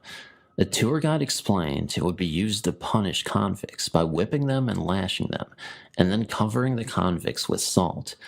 The guide asked for a volunteer, and being the weird child that I was, raised my hand immediately. Giggling like an idiot, I gave my friend the camera and asked her to take photos of me while the tour guide demonstrated the punishment procedure. I remember that I couldn't stop laughing as he was showing the demonstration. In the courtyard, there was a freedom mural that was painted by an inmate. It was beautiful. A sunset behind a beautiful field of lush green grass and tall trees. The tour guide then proceeded to show us death row, to which I snapped a picture before we entered, when an actor wearing prison attire popped out of one of the cells and scared the living poop out of all of us. He then explained the history on death row while each of us briefly popped our heads in the cells before a guide then took us to the gallows. The gallows felt extra eerie. Seeing the rope and the open trap door was super creepy. I took a couple of snaps before the guide stopped us to tell us about the convicts who were hanged. After that, we went to the church. This area felt almost frantic, as if it were full of people, noting that torchlight tour groups are less than 35 people, even though the church was very spacious. I took a few photos of the cross, then sat down on the bench to rest with my friend and her mom. As we took in the atmosphere, I turned around to take more pictures. We got back to my friend's house rather late. The prison is quite far from where we live, and we're extremely tired. Before we decided to hit the sheets, I thought it'd be a good idea to review all of the pictures I had taken. A few silly pictures of my friend and I, a few of the entrance to the prison, and some rather odd photos. The first odd photo was in the kitchen of the big metal tubs. In between the two tubs were these perfectly round, different color orbs, about 4 or 5, some of them transparent and some of them full. They were all different sizes. The next photo was of our tour guide in the courtyard. Above him looked like what I assumed to be the moon, but with zooming in and inspecting further, it was transparent. It almost was like a creamy color. The photo after that was of a random spot in the courtyard, the creepiest of the entire series. There in that photo stood a man in what looked like a white doctor's coat. You could barely see his facial features, but I could make out that he had glasses. He was completely transparent, and only his head, shoulders, and torso could be seen. He had no legs in the picture, but you can see his long coat hanging freely. Next to him was a large transparent orb that almost had like a green aura around it. The rest of the photos had a substantial amount of orbs. It was crazy. Numerous sizes, colors, and transparency. The most orbs were in the church, floating around the cross. Maybe that's why it felt rather crowded in there. Unfortunately, I deleted these phones off my camera after having them for a few years. I didn't feel the need to have them anymore, but I highly regret it now after thinking about my experience the other day. It would have been great to share the photos with you all, especially the one of the doctor. I apologize if this was a rather long submission, but thank you so much for reading. When I was 9 or 10, my family and I took a ferry to Port Townsend. We walked along the beach and eventually began to explore the town. One of the first places we came to was a courthouse and jail turned museum, a single lady running it. I remember it being empty except for us and the lady. The first floor is the courtroom. Go down a staircase, and that leads to the jail cells downstairs. We looked around for a short while, and then decided to go downstairs. As you were going down the stairs, the cells slowly come into your view. Poised inside the cells were lifelike dummies positioned in various poses. If you don't expect to see them, then you're going to be startled. Once we reached the cells, my mom saw two evil-looking spirits inside the cells. One of them was an old lady shackled to the wall, with long shaggly hair, staring at her with an evil expression, a terrible, able grin with no teeth. The second was a man. She said he was very nasty looking. My mom later told me she wanted to bolt up the stairs right up then. My experience there was a lot tamer. My dad walked into the cells to see what it was like. When he wanted me to come in, as I tried to walk towards the cells, it was like there was an invisible shield around the cells, and it was preventing me being close to them. At least that's what it felt like. Needless to say, we went to that museum again.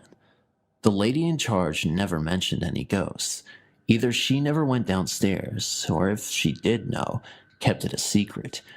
We didn't come across any ghosts in Port Townsend that I can recall. Thank you for reading. When I was 12, which was last year, I went to work with my mom. She worked at Boulder County Jail until I moved. Now, my mom was a nurse at this jail and worked nights, so I went to work with her. Being the adventurous type that I am, I went wandering off. I explored everywhere. I went through every building I could find. It was cool. That night, at exactly midnight, I was looking through the little window on a door that leads to the kitchen in the jail. So as I was looking in there, the big metal spoon to one of the pots started turning. Now, with that being creepy enough, the figure of a man started to appear, or at least the outline of him did. From what I could see, he looked like he was maybe in his late 30s or early 40s and was a little bit plump. As I watched the figure turn the spoon to the pot, he looked at me straight in the eye, and then he kind of faded away. I stood peering through that window for a second or two to see if he was going to come back. He never did. A few hours later, at about 2 a.m., I went back to the kitchen to see if he was there again. And he was. But this time, there was another figure in the kitchen with him. This one looked like he was about my age.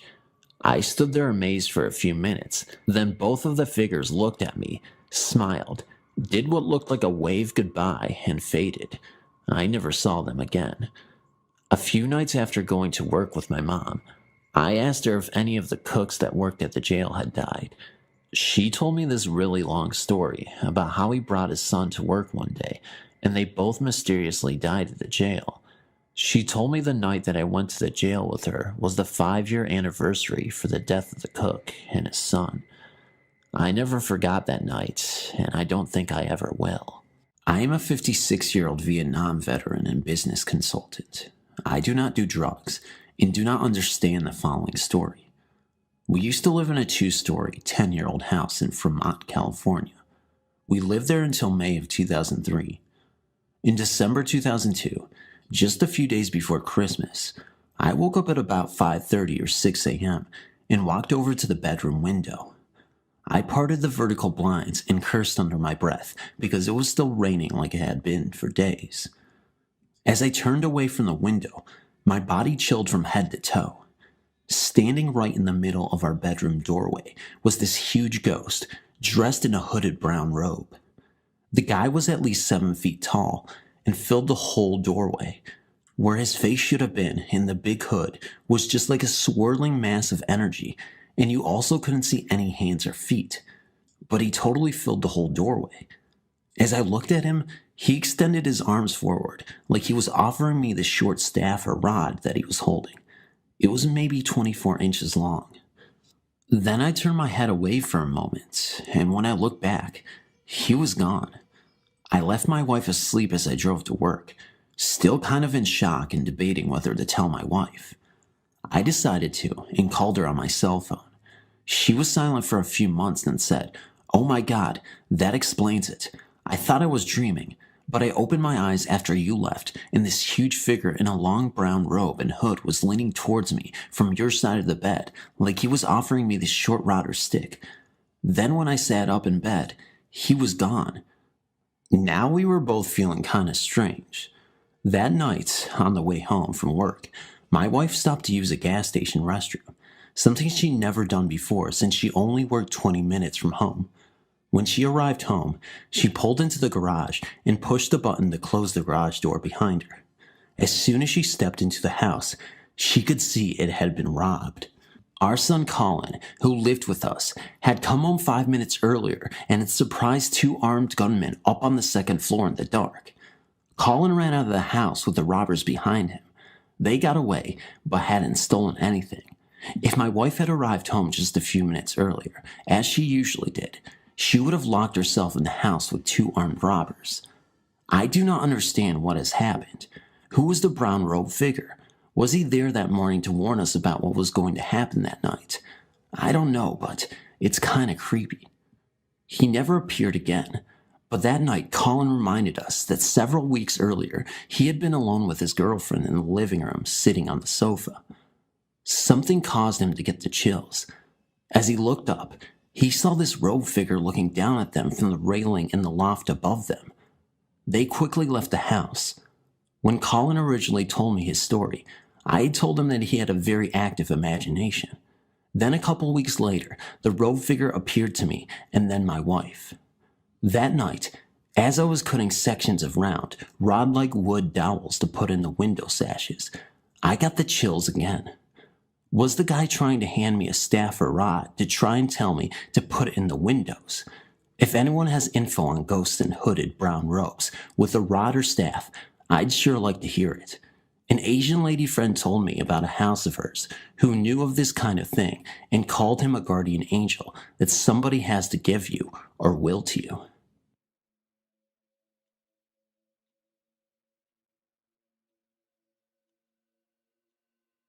My brother-in-law Larry was killed in Vietnam on September 20th, 1970. To say his death left an enormous hole in our lives would be an understatement. To this day, we often speak of him and remember him fondly as a much beloved member of our family. I've always been very close to my eldest sister. She and my brother-in-law were married only 3 years when he died. Having been widowed at age 23, she decided to remain on her own and live in the house they had recently purchased. Thus began my frequent visits to stay the nights on the weekends and keep her company. One night, not quite 2 years after Larry's death, we had both been in bed for less than half an hour. I was 15 years old. My sister was 25 at the time. Neither one of us had ever had any type of encounter that we considered out of the ordinary, but this one night would change that.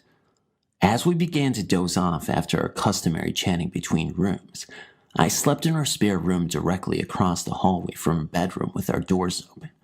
We both clearly heard footsteps crossing the kitchen floor, not a dozen feet down the hallway from where we slept.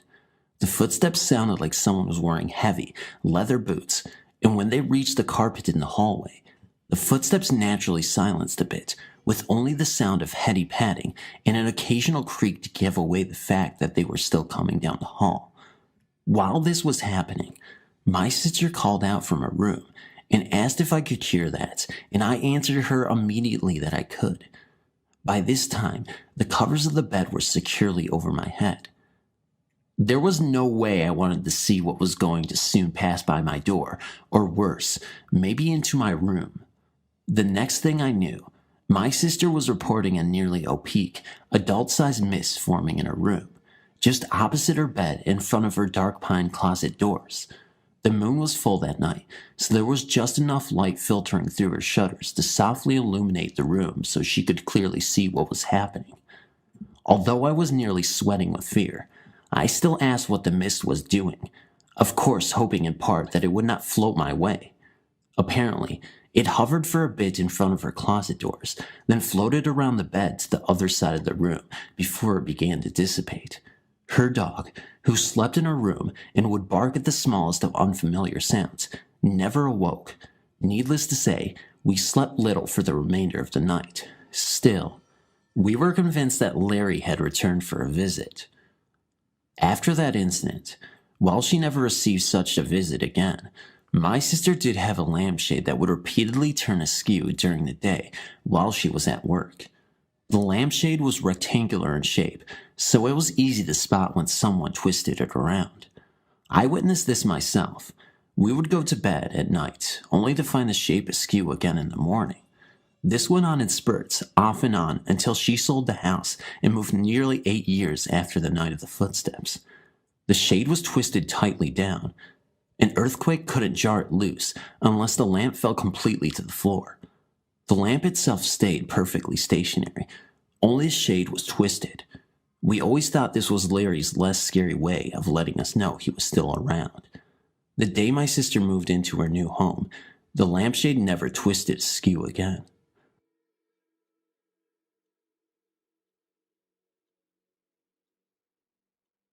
A few days ago, I was sitting on my bed in a small room that has a side window. I turned on my computer and started listening to music. Everything was okay until suddenly, I saw a human shadow through the window. It was just a shadow, yet I could make out the head and the body. There were no hands or legs. It disappeared after 5 seconds, and I was shocked. I turned on the light and ran down to find out who it might be. And you know what? My yard was empty. I looked around for a few minutes, then I came back home. I still didn't know who or what it was. But that wasn't all. That night, I went to bed around 11 p.m. I had just fallen asleep when I suddenly woke up and felt frozen. I couldn't move. Something was pushing my body and I was hurting. After a few minutes of being frozen, I then felt like I was about to blow up. I got out of my bed and I was breathing hard. I had no idea what was happening. Then, I heard some strange sounds from my kitchen. It sounded like chewing sounds. I ran down my kitchen, turned on the light, and there was nothing down there. Around midnight, I was freaking out, so I called my friend to come to my house. When he drove up, I saw a girl in a white dress and with long hair standing next to the gatehouse. I felt scared, and I screamed to my friend, "Hey, watch your back." Just then, the figure disappeared. My friend saw it as well, and he was more frightened than I was. He said the shadow had been right next to him. The figure looked like a 20-year-old girl with a white face, but also Vietnamese. It was extremely unusual. We sat next to the bed until morning. The next day, I invited another friend to come over and take some pictures, but nothing happened that day or the day after. I think the ghost just visited the house to make us look horrible and to scare us a little bit. Isn't that what ghosts do? Thanks for reading.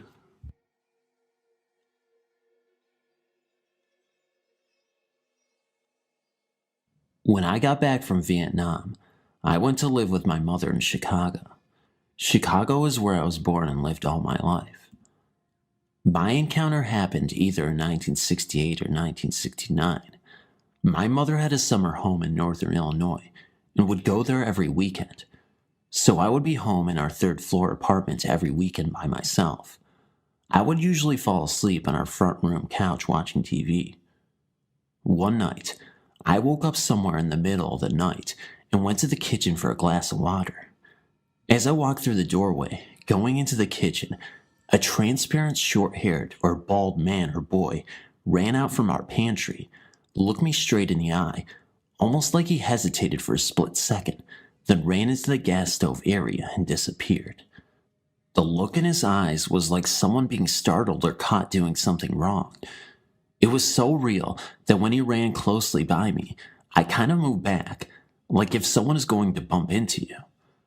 It all happened so fast, and I was in the process of waking up, so it didn't really hit me as to what just happened or what I just saw. I just continued to the sink for my glass of water. Mind you, this all took place in seconds.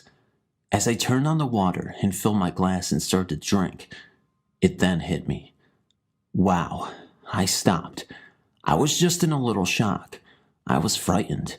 Then I thought maybe some intruder was in the house, but no. This figure ran right into the stove and disappeared. And this figure was semi-transparent. Needless to say, I was afraid. I thought that maybe because I saw him, he would kill me in my sleep, so I couldn't tell anyone. I stayed up half the night and finally did fall asleep. 1 or 2 years later, I found out that the landlord's son had died in our house. I don't know what floor or exactly when or how, but I do know it was before my encounter. My mother moved out of the house, and I got married and went on with my wife. I never went back there to see if I could find a picture of the landlord's son.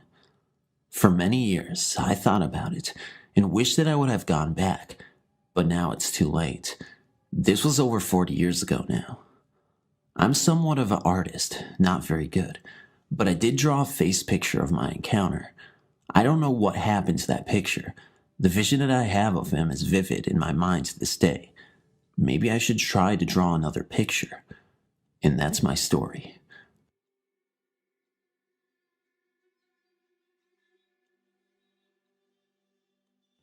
In my senior year of high school, the Vietnam conflict was still going on, and I had a pen pal who was over there. At lunchtime, I would leave the school and go over to a small church located a block from the school and sit in there and pray that my pen pal was okay. One day, I was leaving the church to go back to school, and I noticed a very old 1950s car across the street. There was a man standing outside of the car, and a very young boy playing with the wheel. The boy looked to be about 5 to 6 years old. As I was walking out, the man beckoned to me across from the street. When I got there, the man said that the man looked too old to have a son that age, wants to know why I went into that church. I smiled and said, to pray for the end of the Vietnam conflict. The man told me some things that were personal, then stated that the conflict would end soon, but another will start. I smiled and walked about 10 to 20 feet and looked back. There was no car, no one around. I was close enough that I would have heard the engine start and see the car go away, but nothing.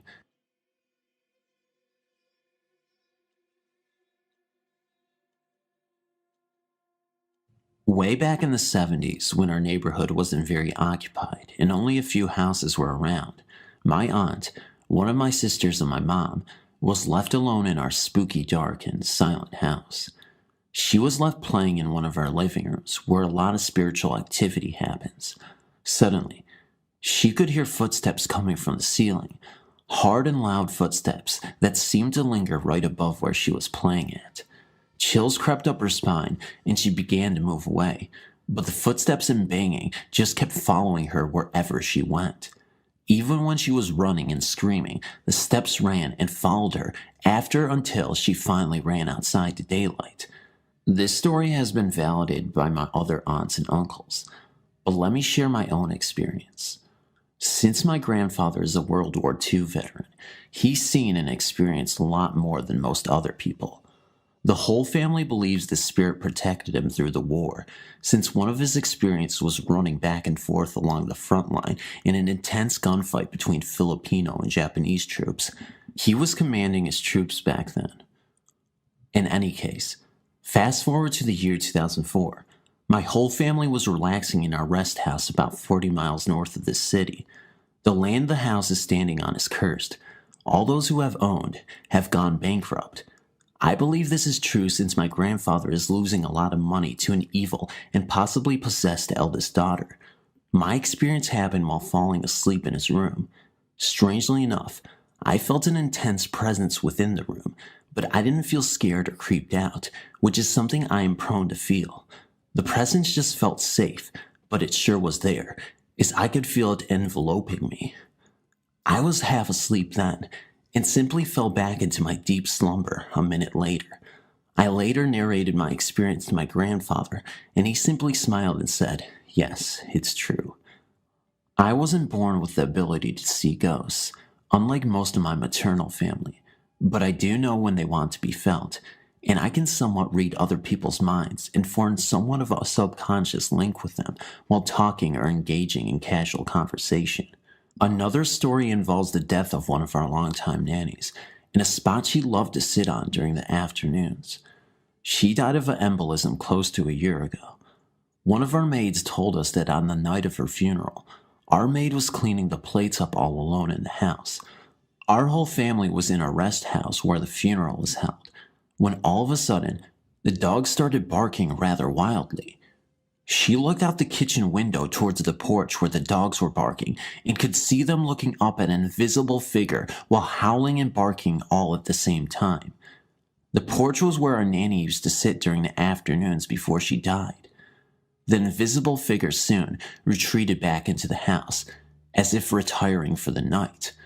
Take note, this all happened at the night of my nanny's funeral, probably visiting one last time before passing on to the other side. When I was 2 years old, my family and I moved into a quaint little neighborhood in a small city outside of San Antonio, Texas, where I still reside today. It's a quiet place with virtually no crime. In fact, most of the people who live here are retired Air Force families from nearby Randolph. The streets in this neighborhood are named after ancient civilizations and important figures in ancient mythologies. One particular street was named Gothic Drive, after the Gothic tribes which ransacked Rome towards the end of the Great Empire's reign.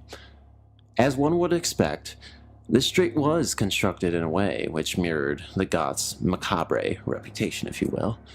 Trees are planted so close together that sunlight is obscured and most of the street is blanketed in shadows, even in the middle of the day. The houses on that street, though small, are Victorian in design and are always dimly lit at night. Hedges and lines line the trees, adding to the eeriness and mystique of the street. In spite of the dark aesthetics, I never felt uneasy or disturbed when I walked or drove through this street, until one night when a stranger appeared. The year was 2007. It was a clear, moonlit summer night, and I was driving home from a particularly bad date. Goddamn. The radio was tuned to my favorite station, and my thoughts were geared heavily toward what had happened earlier that evening, of course. As I turned on to Gothic Drive, the beams of my headlights struck something unusual on the other end of the street. Once I got close enough, I was able to make out the figure of a slender woman who was dressed in a black outfit of some sort. Soon I was able to see the figure almost as clearly as I can see the laptop in front of me now. It was a nun. The sight of a nun in my neighborhood was unusual, but not so unusual that I paid much attention to it. I remember shrugging my shoulders and saying to myself, "That's weird," and continuing on with my commute. Then something strange happened. When I looked back to catch another glimpse of her, I saw nothing. She had disappeared. I am a practical and skeptical person, so I initially wrote this incident off as product of the situation that I was in that night. I figured that my heightened emotional state from the bad date had caused my mind to play tricks on me. Why my subconscious chose a nun as a manifestation of my frustration, I could not seem to figure out. Until I realized a few weeks later, during a brisk midnight stroll, that my explanation was dead wrong. It was later in the summer, and I had decided to go out for a late night walk to alleviate some boredom and bum off some energy accumulated in the form of energy drinks. Yeah, I know. It was stupid to drink those kind of drinks so late at night. Give me a break.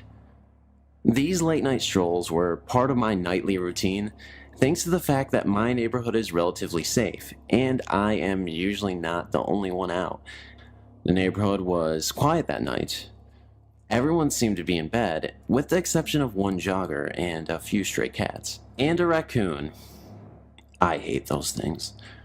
Anyways, I deviated from my usual routine slightly and decided to walk through Gothic Drive. Something I rarely did because it leads to the main road in my neighborhood, and I typically did not like to venture out that far. Tonight was different. I seem to have been emotionally drawn in that direction. The houses on that street were unlit, and the street lamp was off. I slowly made my way toward the end of the street. Suddenly, the street light lit up brilliantly, and there she was, standing in the rays of the lamplight. I was not afraid, not even close to being afraid. It was apparent that she wasn't an ordinary woman, or even from this dimension. Her dress was black. Even the bright light from the lamp above her seemed to be absorbed by her dark ebony remnants. She appeared to float slightly above the ground. It didn't seem to have any feet. For some reason, I could see her face quite clearly, even though I was more than 20 feet away from her. She was a comely woman with dark eyes and soft crimson lips. She was smiling. I walked towards her, shouting "Howdy" or something to that effect. The nun didn't move or speak. As I approached her, I blinked once. She vanished. I was in shock. Had I really seen a ghost? Was my imagination playing tricks on me? Then, a terrible thought hit my mind. Was I hallucinating?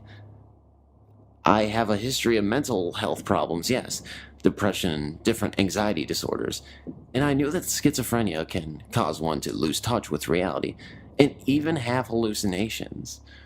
Was I going nuts? My fears were relieved when I found out that I'm not the only one who has seen the nuns. My brother told me he saw her one night while driving home from night classes at a local community college.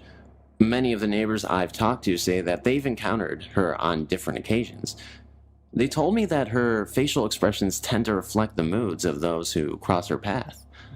If you're angry, she will have an angry expression on her face. If you're happy, she will smile. And so on. The mystery of the ghostly nun fascinated me, but my focus soon shifted away from her when school started up again. I did not think much of her for several months after that. Then, one night, I saw her again. This time, things were way different. I had stormed out of the house after a vicious verbal exchange with my mother over something absolutely stupid and trivial.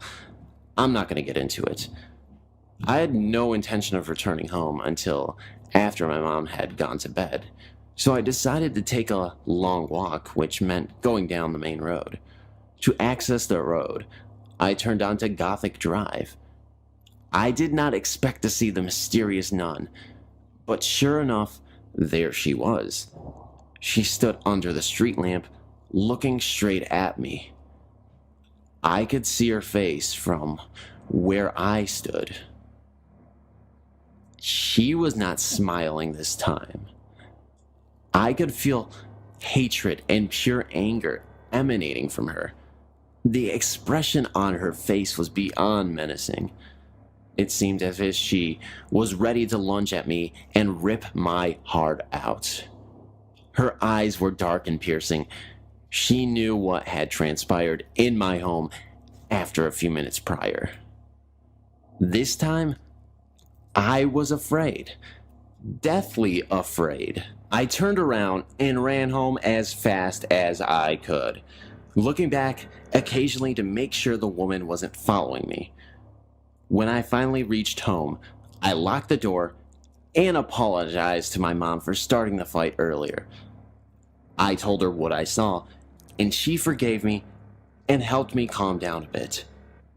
My frightening encounter happened in February 2008. I've not seen the nun since, and frankly, I don't even want to see her again.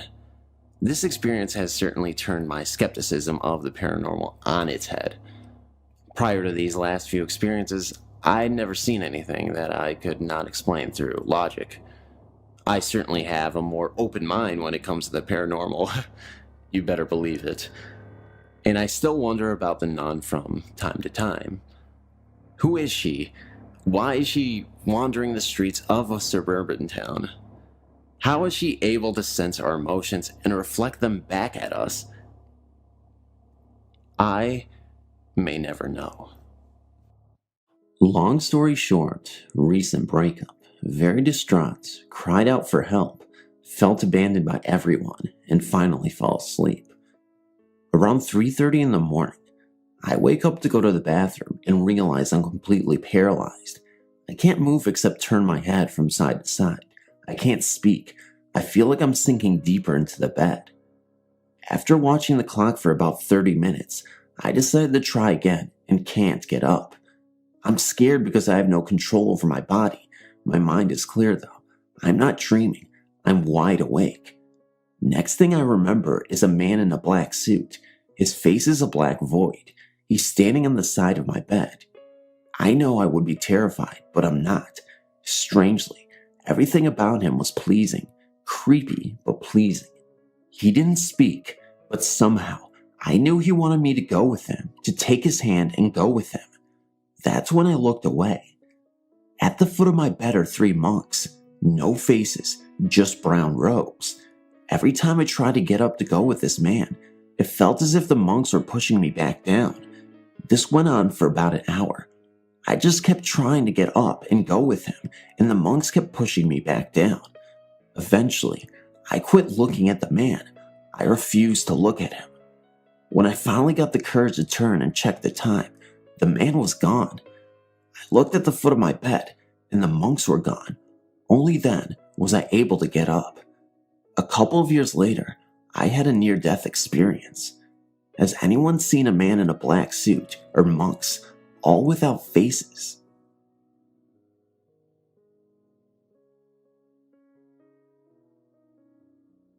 Back in May, I moved into an upstairs apartment. At first I experienced nothing out of the ordinary. Then I met my downstairs neighbors, and that was when things started to get very strange. The first thing that I noticed was being so tired after I got home from work that I literally would come home and fall into a deep sleep. The first time that happened, I had someone stole money from me. At the same time my neighbor's electric was about to be off. The amount of the bill was $120, which is the exact same amount that was stolen from me. Next, things went from very strange to downright creepy, as in like a haunting. Not things moving around as much as pictures being drawn on my floors and walls. This individual had me believing that he was Satan and that he was my guardian angel from the beginning of time. I found that very hard to believe. I began communicating with what appeared to be a spirit. I asked him questions, and he would grab my head and shake it yes or nod it very lightly. I moved out last month, but my neighbors are still with me. Now, I live with my friend, more than 20 minutes away. There's a symbol of Satan on their flat screen TV. I can grab this entity with my hands and stab it to the wood floor. Sounds incredible, huh? I can see him in the air, where he is floating around. And the house is warm, and it's also distorted, like when you look at a barbecue grill. My question is, how do I make him go away? Is there a way to block his energy from me? Any advice would be welcome. I googled projecting yourself from your body. That is how I found out about astral projection.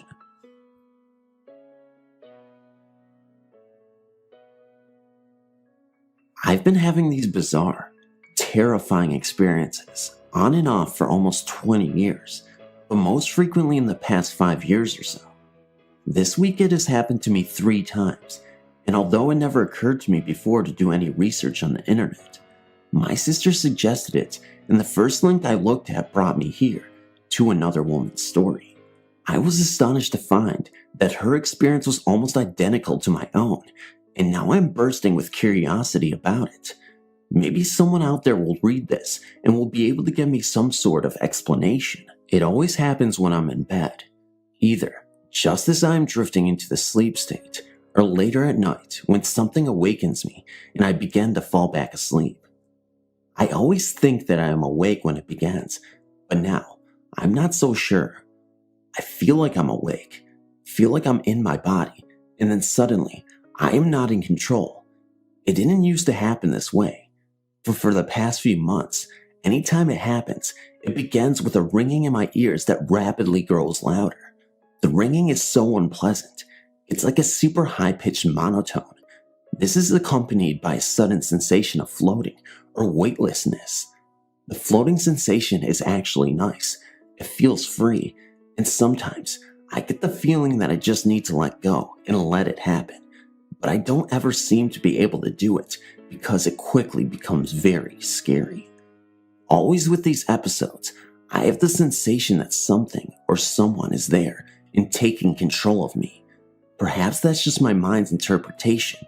I don't really believe in malevolent entities, but it's a powerful sensation.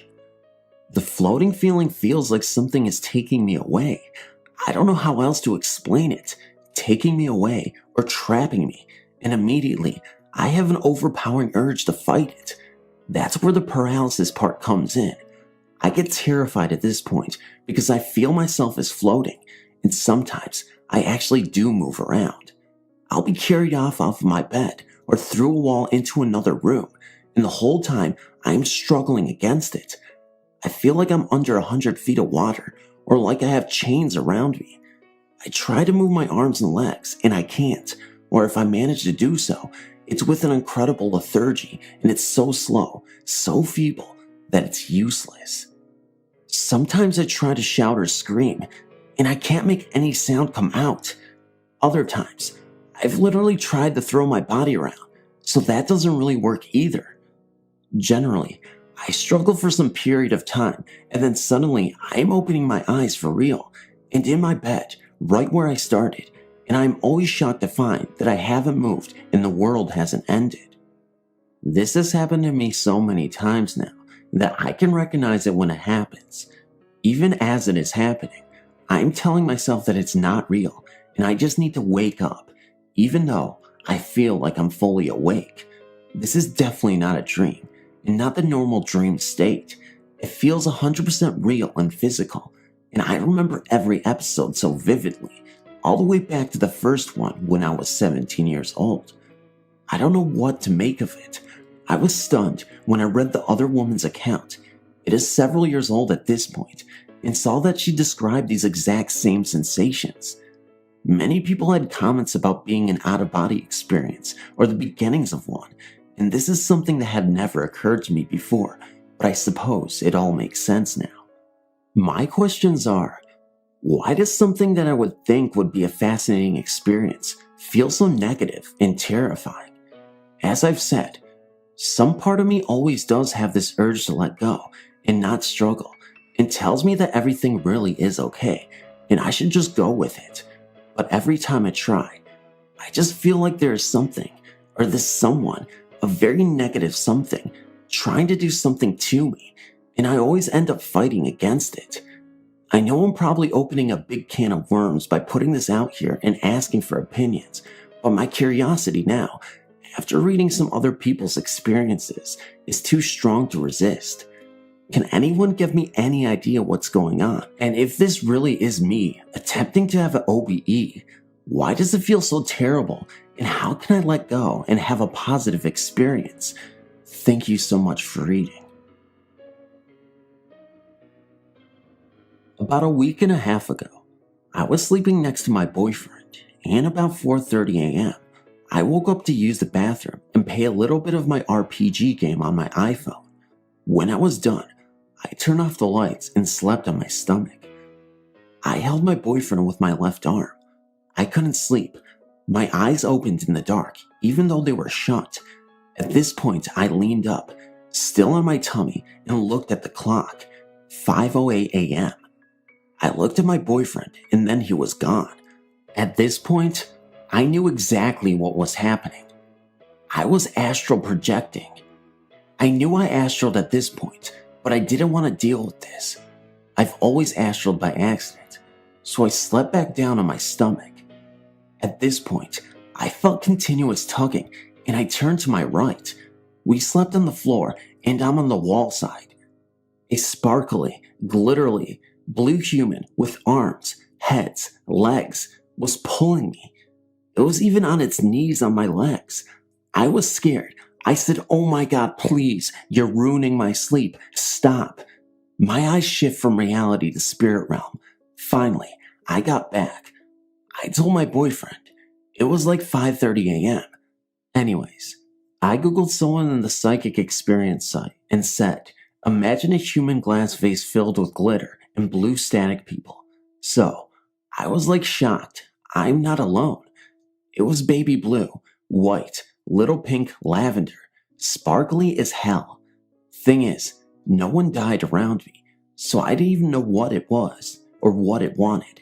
I joined the site to see if any more people can give me answers of what these spirits are. Thank you. For as long as I can recall, music has been a big aspect in my life as far as my emotional state. It has this way of invoking emotion in a way quite like nothing else can compare to.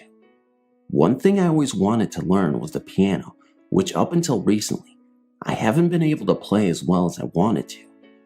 I guess it was this aspect of how much you want something versus how much you imagine it that led me to the current situation. I'd often imagine myself playing some musical instrument while listening to some song in my memory that eventually and accidentally start to project itself to the point that I can hear it in the friggin' sky. As much as I try to focus on somehow keeping it in my own mind, it just so happens to manifest outward into the real world. Now, I apologize if anyone has heard music in this sense, as it may be my fault and I'm still working on containing said abilities. It's to the point now where anything I imagine sometimes projects outward, which I'm not sure if it's normal or not. One of my favorite things to imagine or project are thought experiments involving my favorite topic, astrophysics. I can picture exactly how the universe works and have written a formula on how time itself theoretically works, which solves Einstein's theory of relativity. It's an ongoing thing which I've developed over time, with the first part of it, as I recall, happening in the 6th grade. I was explaining to my teacher that you could go from point A to point B, being any distance apart, and that the only thing that was a factor was velocity. He said that there was a problem. You'd break every bone in your body under acceleration, and said he'd love to read a book about it someday. Time volume theory, basically time itself, is a whole separate thing when spoken in relation to the universe. Time, from my perspective, is more of a volume than a numerical scale which moves one way. Einstein's theory needed space-time to be infinite, but due to the tools he had available, was unable to prove it definitively. Mine proposed that time is not infinite, as it has to have a start and an end. Otherwise, there's no way to tell how much time has elapsed. Time which is finite, over the universe which is infinite, by space which is just a container, equals relativity of 3 parts, your observational time span, over time variables which are mass density, mass velocity, and gravitational field, over an observed object's time span. A big aspect of today's current astrophysics view on the cosmos says that space is expanding, which doesn't take a few things into account, primarily distance measured using redshift techniques. It measures via the star's luminosity, but in a way that proposes light travels in a straight line. When you factor in that line has to go through dark matter and the warping of space around mass, that its trajectory path is curved, it would cancel out the aspect of space expanding, and most likely would show that space is static with dynamic objects that move within its environment. A lot of what I learned over the years as a result of my passion for astrophysics came from Isaac Asimov books, encyclopedias, and documentaries such as The Universe on History Channel. The rest has come from pure thought experiments in my head where I can imagine a set of conditions within a specific environment and simply imagine the outcome of the situation due to my scientific, electrical, and mechanical aptitudes. A few years back, when I first started to learn about my psychic ability, the first thing I did was explore deeper into the realm of my imagination, which led me to some amazing discoveries, in addition to many theories on how life in the universe worked. In theory, of course. I definitely look forward to future experiences as I hone my abilities and push myself to explore new horizons, with the only limitation being those I impose on myself. Thanks for reading. I found myself at church as every week. I hadn't slept at all the night before, but all in all, I felt fine walking in and sitting down. A few minutes pass. I drink my coffee and I wait for the music to start. The band begins playing and I relax into my chair a bit, with this strange feeling starting to overwhelm me. The best way I can describe it is that I was distancing from everything and everyone around me, and there was this extreme pain growing centered in between my eyebrows, along with this extreme warmth. I felt shaky and weak, and this pull was growing. I knew that I could resist it if I wanted to, but I chose not to, for the sake of seeing what would happen. It was almost as if I was being pulled to my left and forward, not physically, but mentally. The pain in between my eyebrows split, and started to move to slightly above my temples, on each side of my head. As the mental pull got stronger, the pain from my temples began to grow. Everything around me felt far off. I was watching from a third-person perspective as I stood over my body, which was still lounging in the chair. The area around me and my body was an expanse of gray, and I could see the silhouettes of the people who were sitting beside me off in the horizon. I was alone in this expanse of gray, floating beside my physical body, just watching myself. I watched and felt horns start to tear out of my physical body's skin. The pain was intense and overwhelming throughout this entire process. The horns continued to slowly grow. As I watched solemnly, an orb appeared about 6 feet in front of my physical body. The orb itself was translucent with a slight golden sheen, but it held in it a liquid of yellow and white that I could only describe as liquid light. The orb slowly floated over to me until it was about 3 feet above my physical body. It floated there for a moment before the liquid inside the orb was released to flow down into my face. As soon as the liquid came in contact with the horns growing on my head, the horns melted as if they were made of metal. The liquid light relinquished the pain I'd been experiencing as soon as it touched my face. The metal that used to be my horns fused with the liquid light, and they slowly moved down my back together and pooling as one at my shoulder blades. Extreme warmth followed by excruciating pain as the metal liquid launched off my back, forming jagged metal bones like those of bird wings. I felt hurt but confused and also enlightened at the same time. I slowly felt myself drifting back into my body, and I felt physically ill and weak. I felt like I just went 3 rounds in a ring with a professional boxer. I haven't really ever been a religious person before. This was my 3rd time going to church, and I don't know what to take from this. I know this last bit isn't astral projected related, but I feel it is relevant to the story. The day after this happened, I was meditating, and I had this image of a masculine figure with the metal wing bones I had. I knew he was me, but he looked hurt. He was sitting up, and there was dirt all over the metal bones. Then there was a flicker of blue light, and there were these tendrils of light extending down from the bones where feathers would have been on normal wings. The tendrils of light slowly undulated, as if they were seaweed floating underwater. Thank you for reading.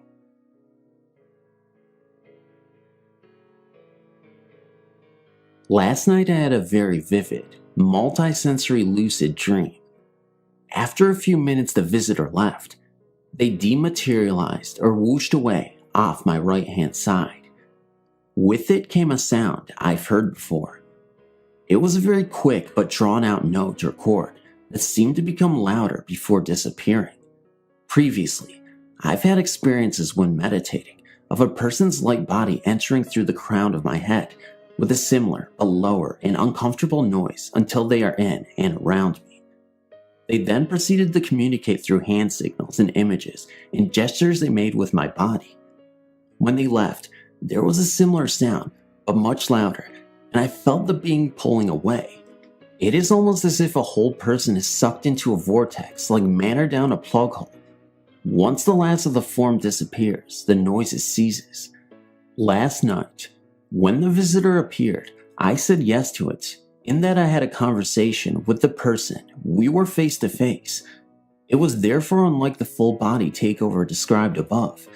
It was a two-way conversation, and I could feel their physical body too. Then they left with a whoosh. Was I receiving an astral visitation from someone projecting directly to me? Does this low, quick, pulling noise sound familiar to anyone? If so, is this typical when being visited by someone performing astral projection?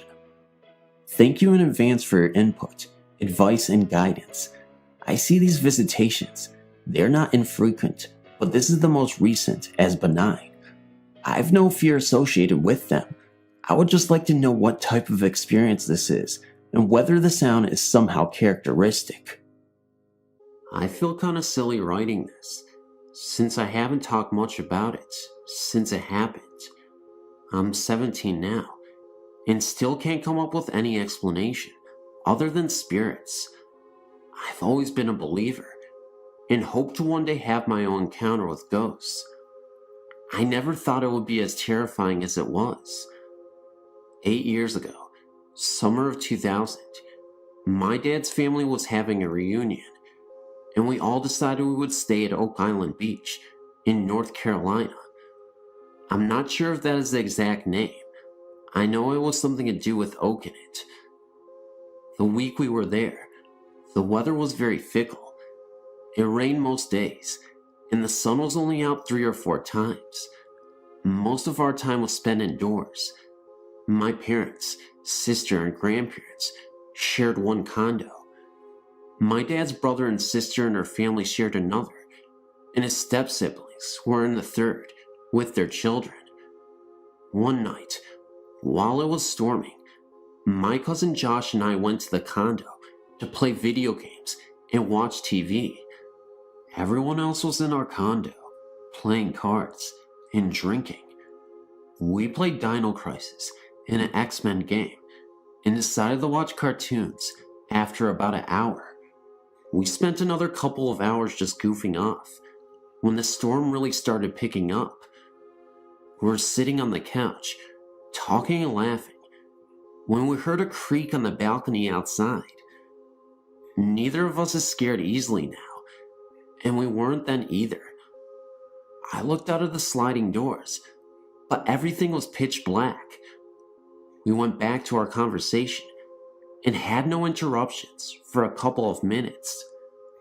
When a bolt of lighting lit up the beach, we saw a man standing on the balcony, dressed in a trench coat. He seemed to be looking out at the sea. It all happened so suddenly. We didn't believe what we saw, no matter how skeptical we were. We weren't about to go and check like I had with the noise. After a couple of minutes, we noticed the door was fogging up. Not the entire thing, just a little patch, about 6 feet off of the floor. We were very spooked now. During the next bolt of lightning, we both saw the man standing against the door, looking in on us. He screamed, and I screamed, and we jumped over the couch, headed for the door. We yanked it open, and as we did, we heard the sound of glass breaking. We didn't look back, just ran across the parking lot to the other condo.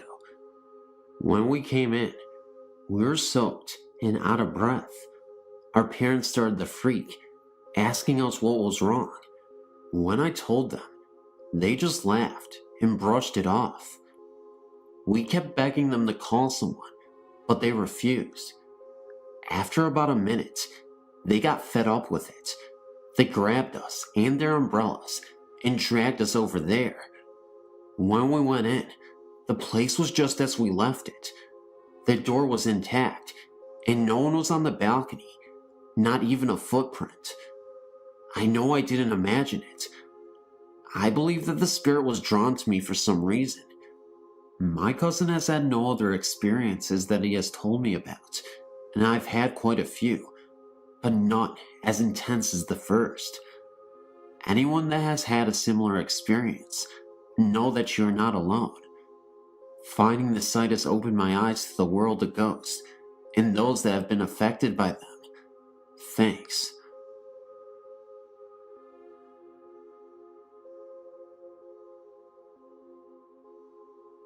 My Aunt Terry, from my father's side, lived in Oklahoma.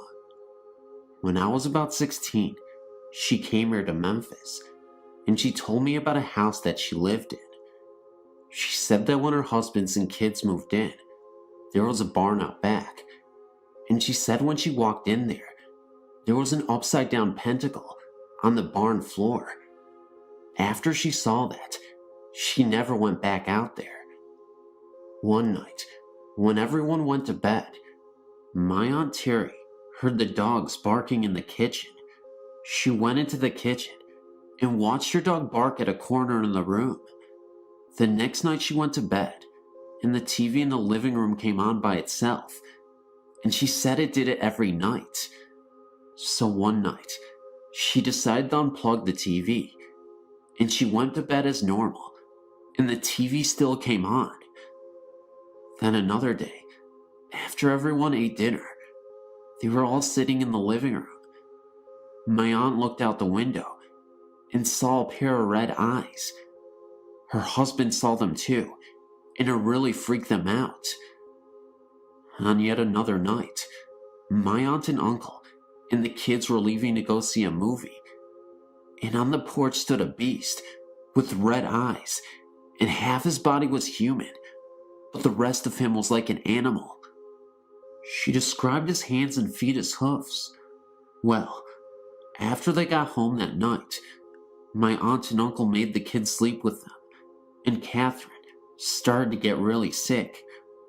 When my aunt and uncle tried to take her to the hospital, the car wouldn't start, so they had to push the car all the way down the street, and it started right up. The doctors couldn't find out what was wrong with Catherine. My aunt and uncle decided to move, and every morning the car wouldn't start when my aunt had to go to work, until my uncle pushed it down the street. After my aunt and uncle found a new place to live, when they got everything they owned out of the house, Catherine got better immediately, and the car never gave them a problem, and the TV never came on by itself again. Some strange occurrences, but I swear they're true. Thanks for reading.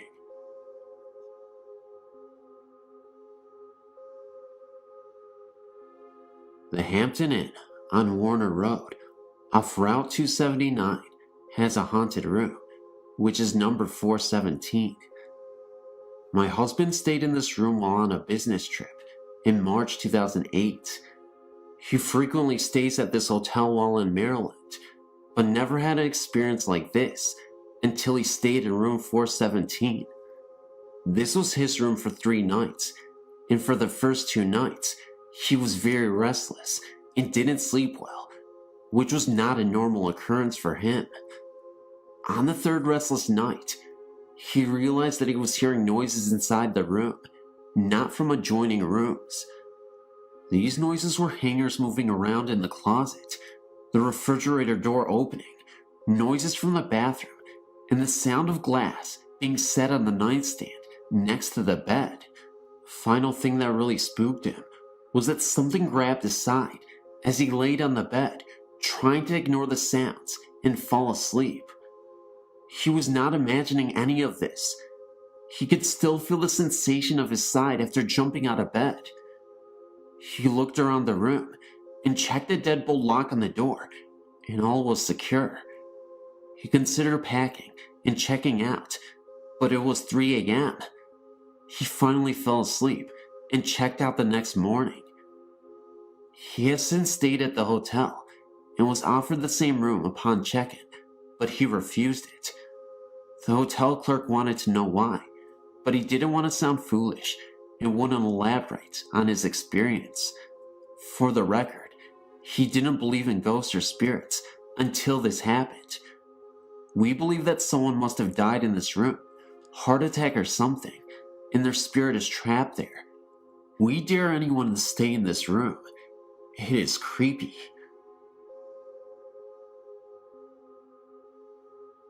Last year, I was living in an apartment on the far northwest side of town in Chicago, Illinois, and had one experience in an apartment that for the most part was pretty quiet, but for this experience, I lived in a frighteningly active apartment on the northeast side before this occurrence, so this didn't really totally freak me out, but I was sitting in my living room on the couch reading.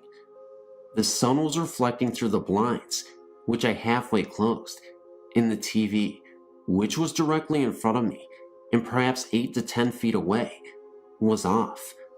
I sat reading for quite some time, and at one point looked up and into my reflection on the TV screen. Sitting a few inches from me was a woman with a pageboy hairdo, perhaps in her early 40s, with glasses on. I could see her curves as she sat, so there was no mistake that she was a woman. I turned instantly to my left side, irrationally expecting to see someone sitting next to me in my lockdown apartment where I knew no one but myself had been the entire day. No one was there, of course. I looked back into the TV reflection again, and she was no longer there. May I point out that there was absolutely nothing in that apartment that could have made such a reflection. I was on the second story, so there was nothing inside that could have reflected that way, no nearby trees, etc. It was a bona fide experience. There was this one terrifying experience, though, that has haunted me ever since while being in that apartment. I was sitting in the bathroom, doing my business, as usual. I left the door open because I felt very uncomfortable with the door closed. I don't know why, it just gave me that feeling. I saw that same lady, early 40s style, with the pageboy hairdo, right outside the door. It was like she was fixated on me, and she appeared momentarily, just staring at me. Although the bathroom light was obviously on, the hallway outside the door was pretty dim, so you could just barely make out the outline of her face and her body. There were some slight changes with her this time. The only difference being this time was that she looked like she was in some kind of nun outfit. It was really creepy. This was the moment where I was terrified. I didn't know what to think. She kind of looked like Mother Teresa in a way. It also looked like she was trying to open her mouth, but somehow couldn't. Like she was unable to speak or something. Maybe she was in danger. Just like that, she disappeared. And later on in that day, I also saw an orb float around. It was pretty eerie. For the record, this was a highly Polish neighborhood, and had been for years, so I have a feeling it was some old Polish lady that couldn't leave her building. I lived there for a year, and am now gone. I also have a theory that because she is Polish, that she was wearing the nun attire due to her religion. You see, Polish people are Roman Catholics usually, so it all made sense to me at the time when I thought about it. Thanks for reading.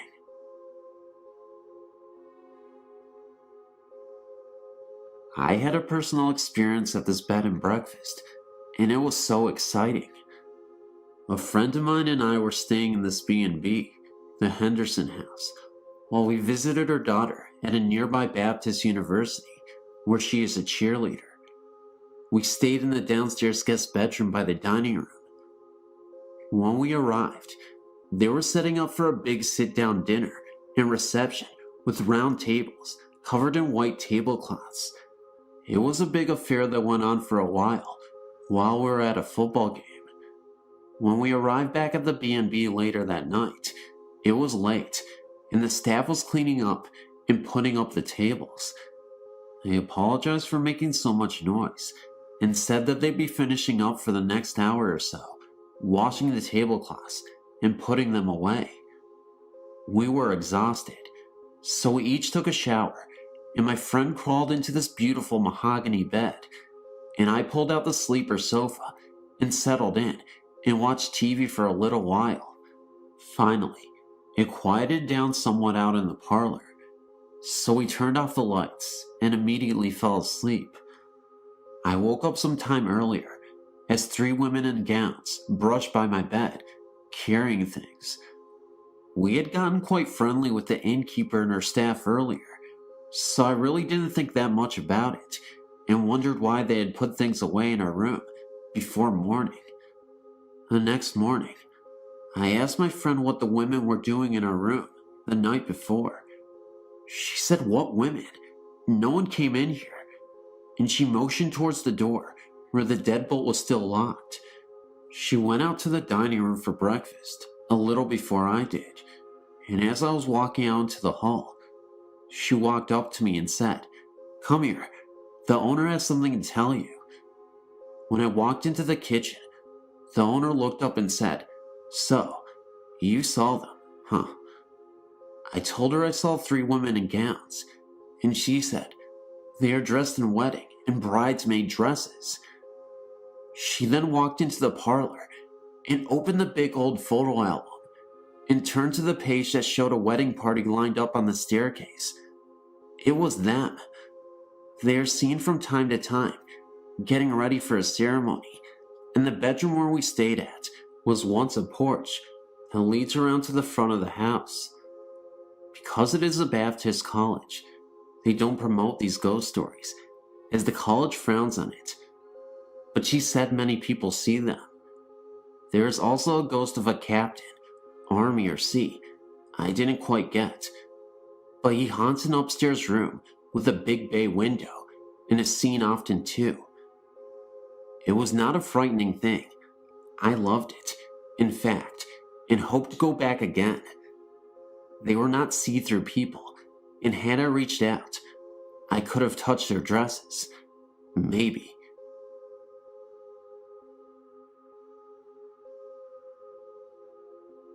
In the year 2000, my husband and I moved to LaGrange, Georgia, to a fairly new apartment on Old Airport Road. His job had transferred him from New Hampshire, and he was able to be on a 5-day shift, 5 on and 5 off. That meant he would not be home every other week, as he was a truck driver for a major store chain. Anyway, after being there a month or so, we decided that it was a great little town to settle down in and began looking for a house. During this time, we had no incidents at the apartment. After another 2 months of searching, we finally found the house we wanted. It was a 3-bedroom ranch with a small in-ground pool located in a rural part of LaGrange. When our offer was accepted, we were ecstatic. This is when my 4-year-old son began falling out of bed at night, something he had neither done before or after living at this apartment. Eventually, this led him to waking up in the middle of the night, and I would have to go in and confront him, which was usually fairly easy to do, and he'd go back to sleep, only to wake up later again in the night. When I put them to bed, I would sit in the hallway between both of their doors. Daughter's bedroom was at the end of the hall, which was about 10 feet long, but their doors were close together. I would have all the lights off, except the hallway, and once they were asleep, I'd go and get on the PC in the dining room, adjacent to their hallway. This hallway had a bathroom at the opposite end of the bedrooms and a laundry closet where my washing machine were. One night, my son insisted I lay with him in bed, so I laid down behind him, closest to his closet, with him closest to the door. My eyes were closed, and we were both resting quietly, when suddenly he half sat up in bed and said, "Who is that?" Naturally, I asked, "What do you mean?" He said a woman in a long skirt just walked by his bedroom door and headed to his sister's room. Of course, this is the week my husband's gone, so I'm alone in the apartment, thinking someone must have broken into our second-floor apartment. So I got up and looked. My daughter, who is 9 years old, thankfully was sound asleep, so I checked her room, closet, and under her bed to make sure no one was in there. I questioned my son again, and he said no one passed back by his door, and there's no exit from my daughter's room, just right by my son's room. I brought both kids to sleep in my bed on the other side of the apartment that night. Another night, I sat in the hall again until they were both asleep. Now keep in mind, all the lights are off except the hall, which includes their big walk-in closets. No lights on. When they were both sleeping, I got up and used their bathroom at the end of their hall. While in there, I heard what sounded like a toy hitting the wall of my son's closet, which shared a wall with the bathroom.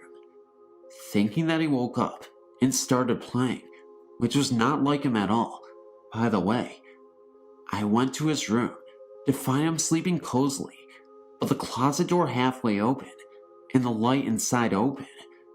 Okay, so now I'm freaked out because I know that the door was closed and the light was off, and yes, his bed's right next to that closet, so yeah, I took them into my room again.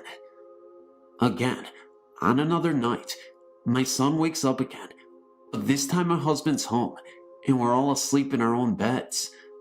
I can hear my son crying, so I go to comfort him, but he's not there. My husband and I can't find him, but he's still crying, sobbing, a terrified cry actually. In a minute or two, we find him hiding under the sink in the bathroom at the end of his hallway. He told us the mean lady won't let him pass. He had tried to come in her room, but she stood in front of him. Again, he described her exactly the same. Long skirt, hair up behind her head, and she makes faces at him. Now I know for a fact I'm dealing with a ghostie here, but husband thinks I'm just going nuts and putting stories in the kid's head. My daughter, meanwhile, never notices any of this and is not disturbed. While on the computer one night, late around 2 a.m., I hear 3 distinct loud knocks under my feet. One on the left in the small kitchen, one directly below my feet, and one to my right. Sounded like someone downstairs used a broom to knock on the ceiling in extremely rapid succession. I sincerely doubt that anyone can move as quickly in the downstairs apartment and get by the furniture they undoubtedly have there, just as I had mine arranged. I know for a fact the lady and her kids were in bed by 10 at night. So the bank has decided that they will give us a loan on any house in Lagrange, except that one, because it's rural, so we try another place and another. One night, I'm sleeping, and have a more vivid than any other dream I've ever had. Kind of like a dream nightmare. In it, we live in the house, and I'm looking for my son, only to find him floating face down in the pool. I woke up crying, and made up my mind that there's no way I'm ever moving into the house. So now I must convince hubby, who thinks I'm nuts anyway, and is determined to get to that house. Well, having bought a puppy when we started looking for a house, this collie is now almost fully grown size, but he still has accidents, so we keep him penned in the kitchen with a large baby gate. When we go out, this doggy somehow gets past the gate by pushing a corner or whatever, and is running around our apartment. So one night, we're going out to dinner, and hubby and I lock up Poochie and set 2 high back dining chairs against the gate. Keep in mind, our apartment is carpet, thick and plush everywhere, except the kitchen. When we return, puppy is looking at me from my kid's hallway, and the gate is still exactly as we left it, and the chairs are too. Not one thing had moved, but somehow, according to Lovey Hubby, I'm supposed to believe the dog vaulted over the chair backs and somehow landed without killing himself or breaking my dining room table, which was a mere foot or two from the chairs. Yeah, okay. My downstairs neighbor's kids told me that their mom was upset because I let my kids run around my apartment, banging at all hours of the night, mostly after 10 p.m., and she can't believe I let my kids stay up so late. She has to get up early, yada yada yada. Except, my kids are in bed every night at 9 o'clock and asleep no later than 9:30ish. I see a shape leaning out of the kitchen door, watching me as I watch TV and tell it, "Come sit by me and leave my son alone." It didn't sit with me, but it didn't bother my son that night. I never noticed my dog noticing anything. The only cold spot in the house was the kids' hallway, and not always, just mostly. Hubby slept in son's room one day, in the afternoon, and, even though we had central air, complained that he sweat like a hog, and had the worst nightmares ever. But the place still isn't haunted, and yes, he steadfastly refused to ever sleep in there again.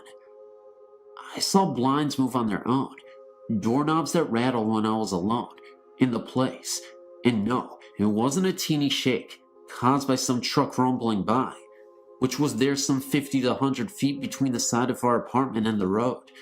This was a defined and voracious shaking, a definitive hello, I'm trying to open the door, but no one in the apartment but me.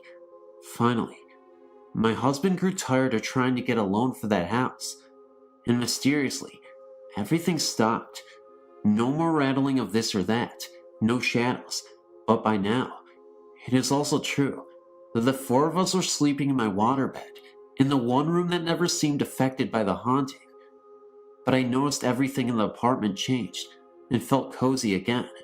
But by then, I'd also decided that tornadoes, large cockroachy looking bugs, and the ghost belt were too much for me, and we packed up and came back north.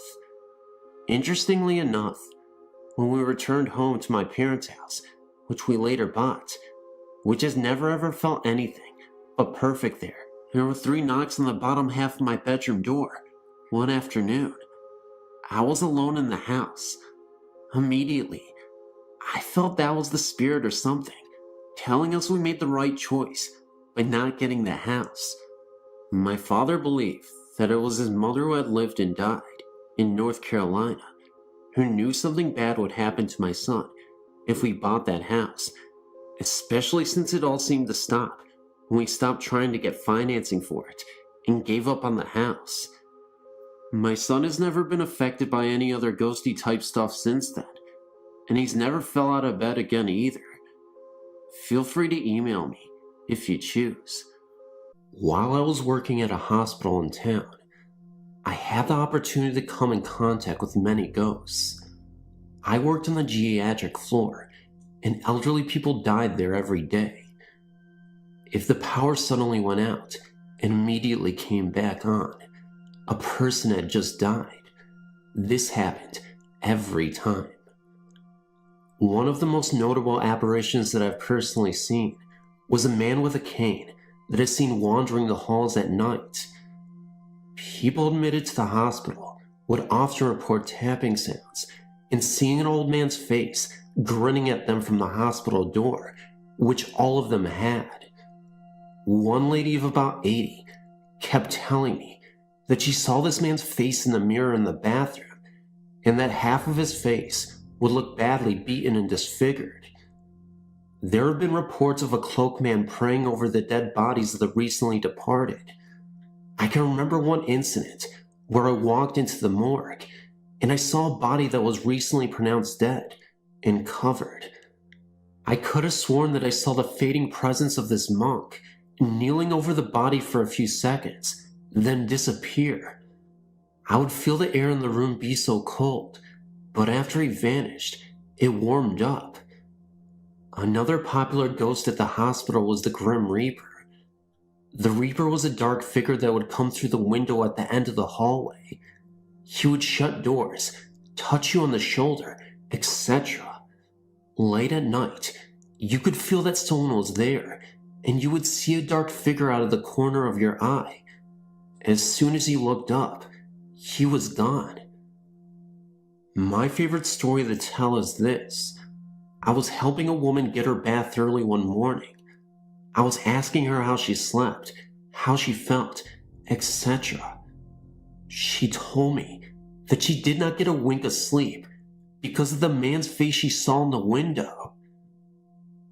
She said that she thought it was tree branches, but she got up in the middle of the night and saw there was a man's face staring at her through the window.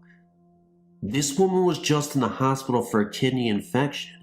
She wasn't on any drugs that would make her hallucinate. On third shift, you could hear children giggling and hear them running up and down the halls, but there are no children on the floor. If you went past the operating room at night, it would be locked, but inside, you could hear instruments clanging and things being thrown around.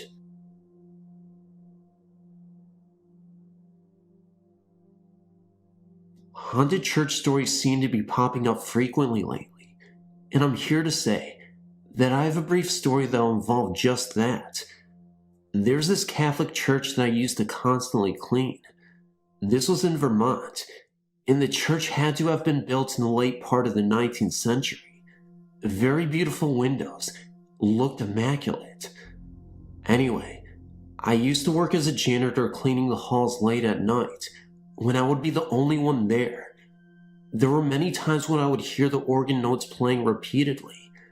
I would hear the echoes of human voices speaking together, like whispers, and sometimes even clear words. One night, I was cleaning around the church once again. I was all the way at the end of the church when I heard the organs going off. It wasn't the usual sound either. It sounded monstrous, as if someone was literally stomping on the organs. I looked immediately in the direction of where the organ sounds were coming from, and I could have sworn I saw a cloaked figure at the organ and playing it. It was the typical transparent looking apparition, and when I walked even closer to get a better look, the figure had seemed to disappear. That was, of course, the worst of what I had witnessed, but there were times where I would see the organ once again playing by itself. I'd see a note or two being pushed down by itself when nobody else was in the room, and it was quiet. Anyway, that's all I have to report. I don't work at this church anymore, I'm happy to say, but I thought it was worth sharing. I wish I could say that this wasn't a real experience, but unfortunately, I can't. At least this will always make for an entertaining read.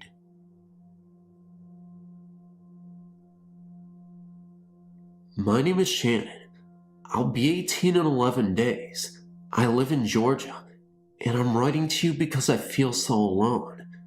For as long as I can remember, I've dealt with ghosts.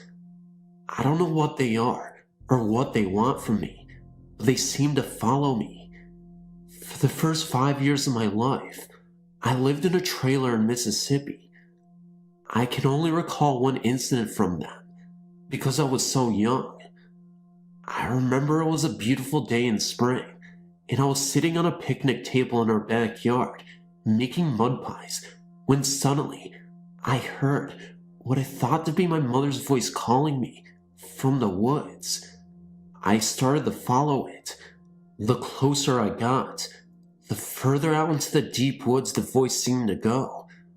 I almost followed it all the way into the woods, thinking my mother was calling me, but suddenly I heard my mother's real voice calling me from the trailer.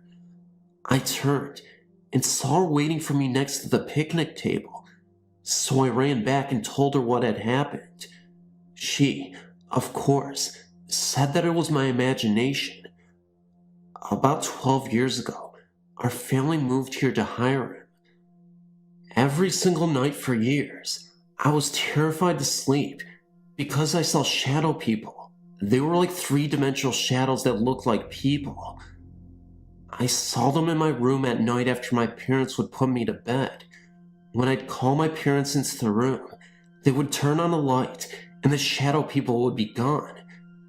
They said it was my imagination. Lots of other things have happened, and there have been witnesses to some of the events. The house will shake at times. The doors will open and close on their own. I've seen dolls move on their own. A glass has exploded in my hand for no reason. I know glasses will explode from temperature changes, but there was no change in temperature at all. There was a music box that music would play in other rooms of the house when the music box wasn't around. I've heard footsteps when no one was home or awake. I've heard voices. The list goes on. I thought maybe that there was something wrong with me, so I went to a psychiatrist. She said that there's nothing wrong with me. I've learned to verify that I'm really hearing something, because even my cats notice something and hear a lot of things. If they hear it too, their ears perk up. I've tried talking about it before, and they either don't believe me and think I'm making it up, or they think I'm crazy. I really feel alone, and it would be nice if you could give me some sort of guidance. What should I do? Should I do anything? Well, I apologize for the long email. I'm sure that you get a lot of mail every day, and I hate to add to the pile. Thank you for your time.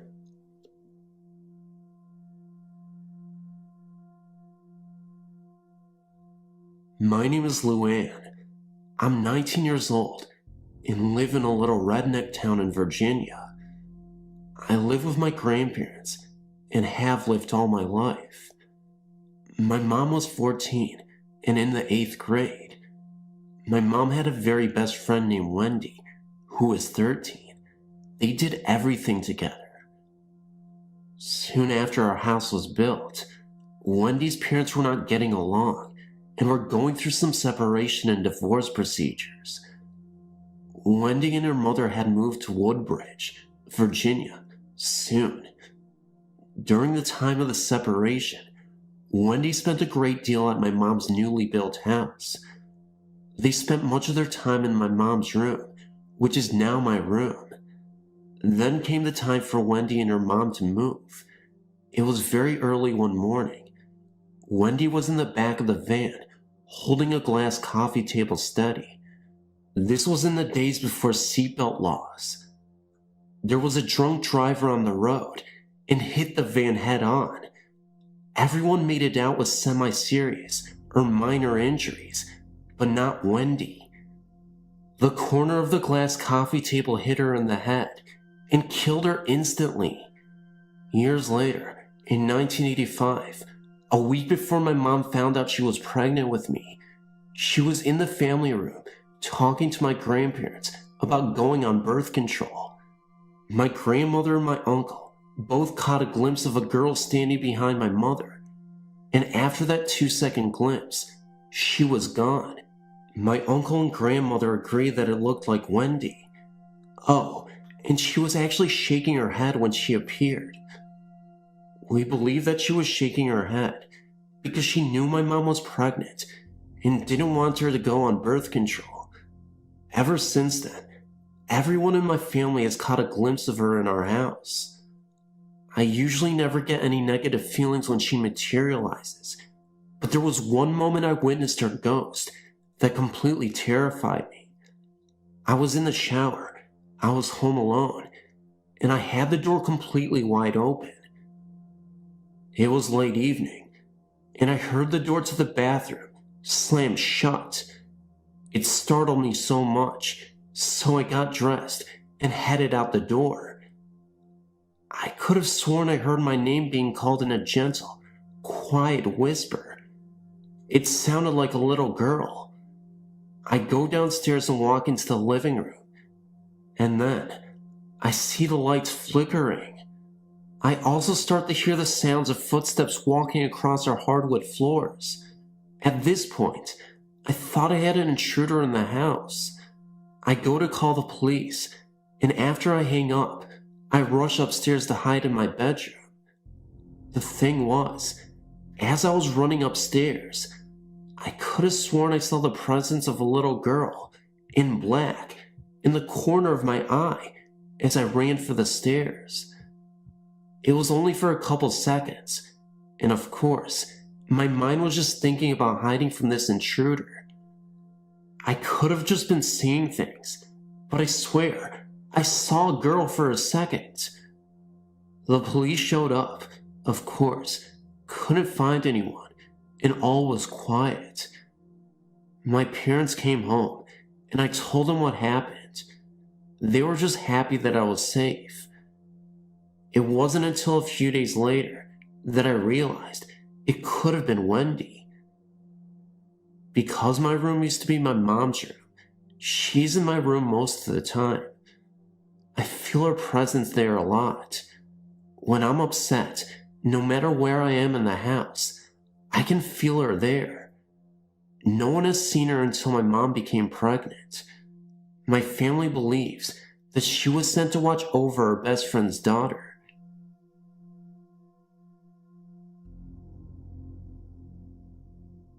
This happened to my cousin and I in Lato too, in a ranch-style house my family and I used to live in. My cousin woke up in the middle of the night to my voice, or so she thought it was my voice.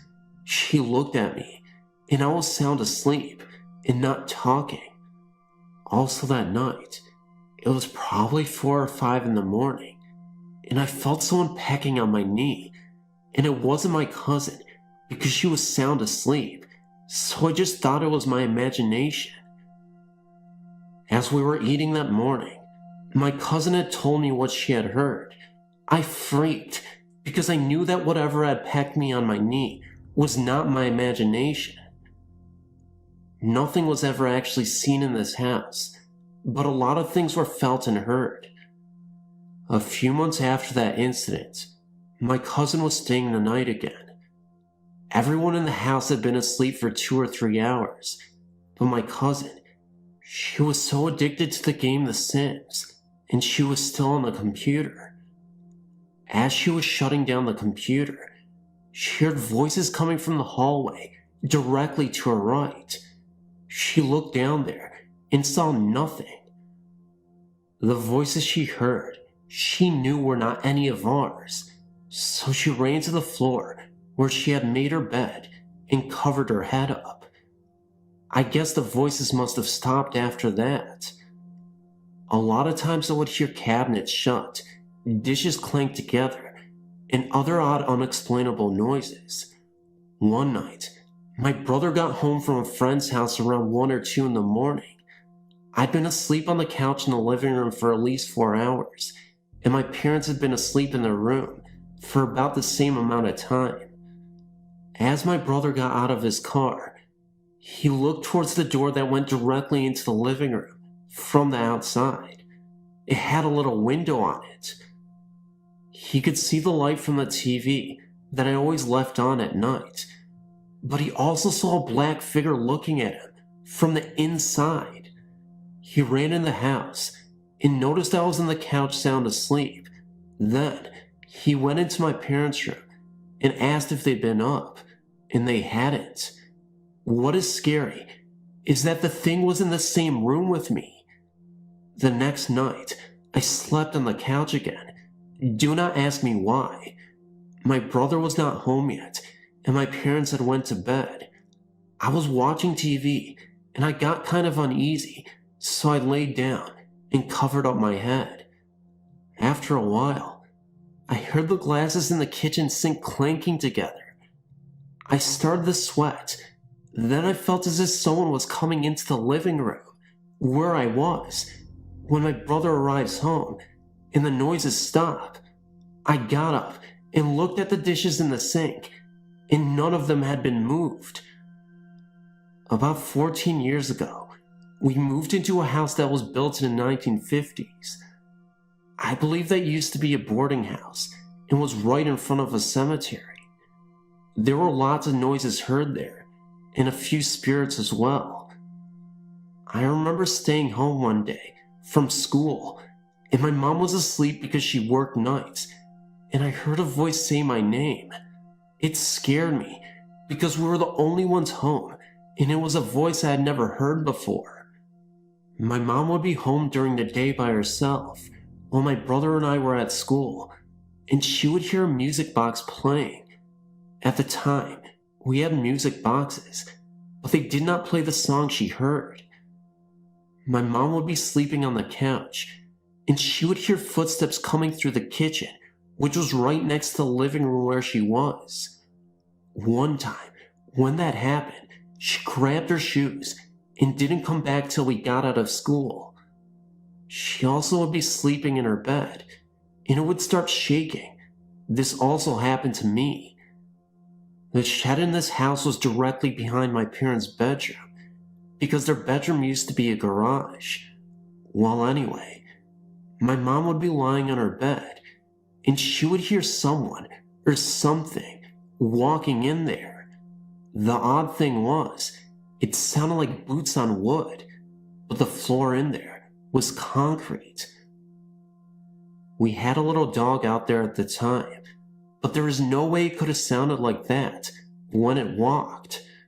One night, my mom, dad, and brother, we were all sleeping in my room because we put the air conditioner in there in the summer. Well, anyway, it was a cool night, so they had turned the air off and left the door open. My mom, for some reason, looked at the doorway and felt as if there was a presence there. She just put her face into my dad's back and went to sleep. The next day, she found out that her beloved dad had died, who lived in Kansas, and hadn't been found for a few days. She believes that it was him in the doorway. My brother saw a ghostly head in his bathroom one night. It was in a mist. It was bald on top, with hair around the edges of his head. We believe it was my great-grandpa. This happened at my grandma's house on September 2nd, 2004. It was my grandma's birthday, and my mom, my little cousin, and I went there to have cake and ice cream. Well, my little cousin decides she wants a Miracle Whip sandwich. She pressed up against the door frame, asking my grandma if she could have a sandwich, when all of a sudden, she looked towards the microwave in the kitchen and screams, drops the jar, and runs to the couch where my grandma is, and my little is crying hysterically. We were all like, what just happened? For some reason, I became very cold and got goosebumps and had the urge to sit up. My little cousin wouldn't tell us what she saw. My grandma tried to tell us it was a mouse or a bug, but I highly doubt it, because she wouldn't have acted like she did. My grandma believes in ghosts, but I think she said that to make herself feel better, because she knew she was going to be there alone when we left. My little cousin, I believe, has forgotten about the incident, so I did not know what happened. Other things have happened at the grandma's, like something kicked her bed very hardly one night, and she also seen the spirit of a young girl dressed in white one day while lying on her couch in her living room. She's seen a shadow-like figure outside her window, which she knows wasn't a human because her cat started hissing and acting weird, and there's probably been other things that happened that I do not know about. I don't believe I've actually ever seen a spirit, but I know I felt them because in certain places, or sometimes when I talk about the spirits, the back of my neck starts to hurt and feels weird, and sometimes my head will start hurting. I have so many stories to share with you, but I will send them at a later time.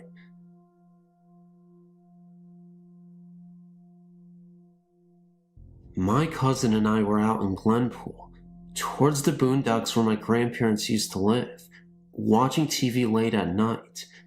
We weren't really tired, hyped up on caffeine from Pepsi and Sprite, just hanging out and trying to see how long we could go without passing out to sleep. At first, I thought I was just hearing things, or my cousin thought I was being a jerk and screwing around. But the louder the sound got, and closer, that's when we both turned the volume down. We then went to turn to each other and asked the same question. Was that you? Did you hear that? Of course, it was like a scratching, shuffling sound outside, and we both dismissed it, thinking that perhaps it was the family pets or wild animal, since the house was out in the middle of nowhere. Instead, curiosity got the better of us. I suggested that maybe it was a ghost, and she promptly crawled towards the window for a peek. She didn't say anything, standing still, like if she moved something would see her. I started to talk, but she silenced me with the wave of her hand. When I got over to the glass, I stared off into the black yard, expecting to see a deer or something. Instead, what I saw was a thing. Best word used to describe it. It was all black, nearly invisible in the shadows it clung to. The only way we were able to see it all was due to a distant light pole. It was skirting around. I guess the dogs must have felt the tension in the air, because at that moment, they all went into wild barks at this intruder. It swung its head, or what seemed like a head, towards the sound of the barks, then up to the window we both watched it from. There was nothing there, no face, nothing at all. Needless to say, both of us were terrified to see a hooded, faceless figure staring back at us. It disappeared, melting into the shadows. The dogs yipped, dashing for cover. Both me and my cousin were cold, shocked, afraid, and speechless. We don't know what it was looking for in our yard, or what it was at all. I used to believe it was a person thinking of robbing our house, or at least I tell myself that, so I don't get freaked. Though the truth seems a lot creepier, it is still the truth, and neither I nor my cousin can deny that.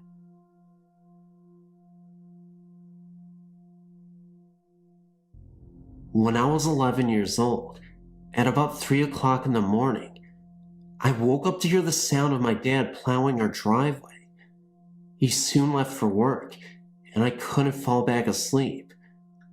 After all was quiet, I got out of my bunk bed and climbed down my stairs and walked into the hallway.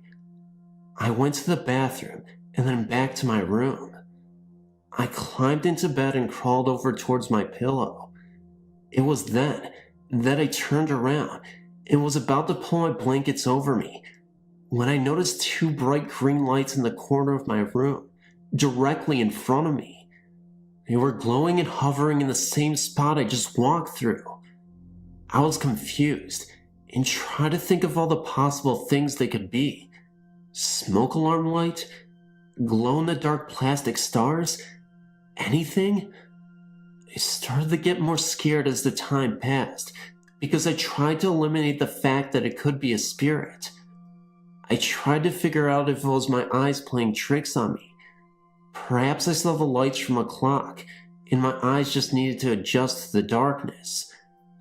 I didn't turn any lights on while I got up. I blinked my eyes in a different spot on my wall, and tried to see if the lights would follow my eyes. They didn't. At this point, I looked back to the spot and there they were. I was so scared. They were eyes, and they were staring at me. I was terrified. I couldn't move at all. I was laying down resting on my elbows, just staring at them. They moved forward a foot or so, very slowly. Then, they moved back, and just as slowly, vanished to the left through my wall. I was so scared they would come back, and that's the end of the story.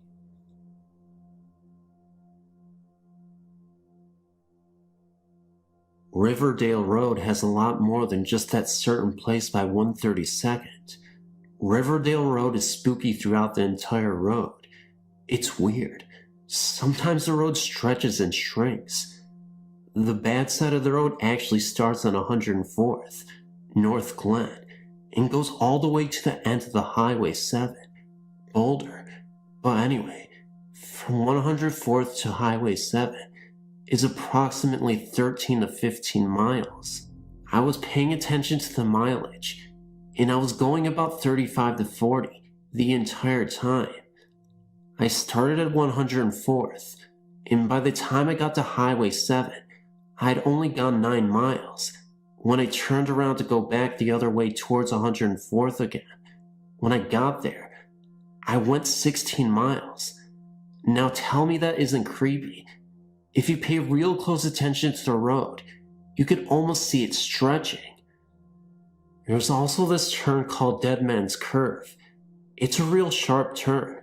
The recommended speed is 25, but easily done at 40. There's a cement block wall bordering one side of the turn. If you turn that corner around 2:30 a.m., you will see a woman in the middle of the road, holding her hands up, waving for you to stop. When I went around that corner, I didn't have time to stop because she's right there after you do a half 90-degree turn. I ended up hitting her. I got out of my car and looked all around. Absolutely no one was around, but there were handprints on the hood of the car. Also, if you turn onto Riverdale from 112th and turn left, there will be a huge line of trees on the either side, and it just looks like a dark cave of trees. And there's a very mean jogger spirit that hitchhikes and jogs around there. My sister and I were driving around on that road and went through that little cave of trees, and she said she first got a glimpse of the light on his shoes on the left side going away from 104th, and as you get closer you can see that it's a person, and he was holding out his hands for hitchhiking. Then all of a sudden knelt down in the running position, and as soon as we got close enough, he jetted out in front of us. My sister said that there were bodily fluids and body parts all over on the windshield, and she blinked, and it was all gone. She said as soon as he knelt down getting ready to run, she saw that his face was just a skull, and his hand was bones. So yeah, it's not just that spot right by 132nd. There are millions of ghost and spirit stories for that road, believe me. I've gone up and down that road billions of times. I used to do it about 5 to 7 times a day for about a year, so I know that road pretty well.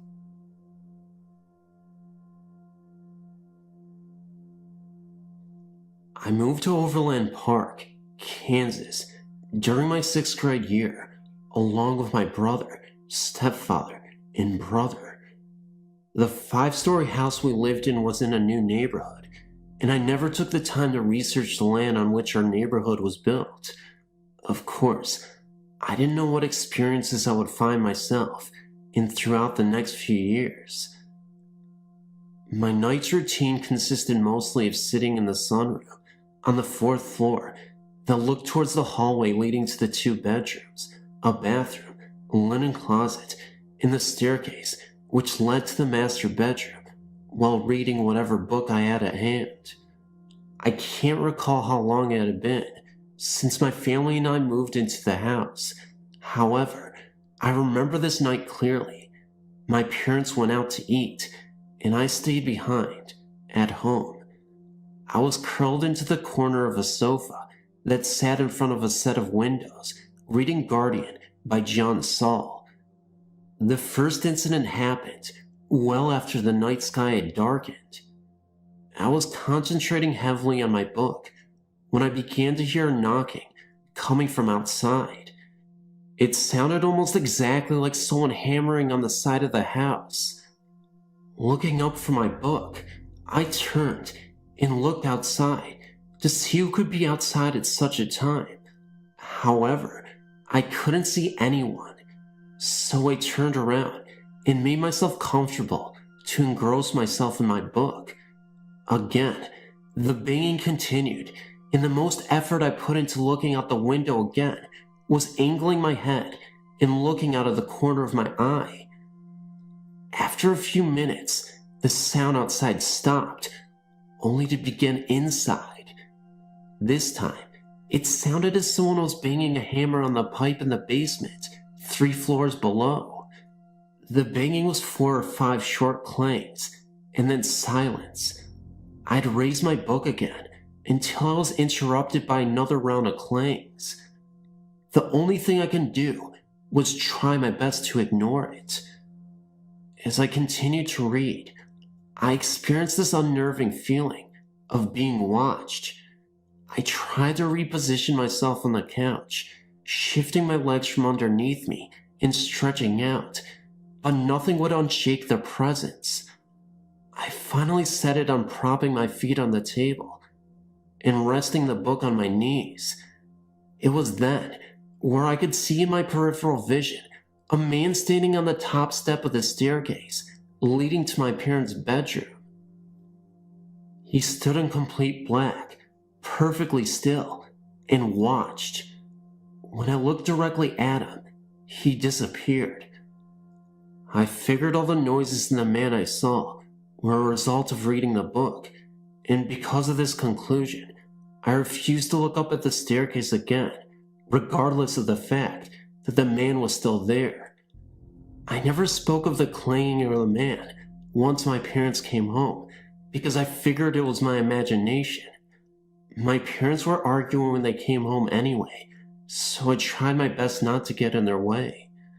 Most of my time was spent in my room when there were others in the house.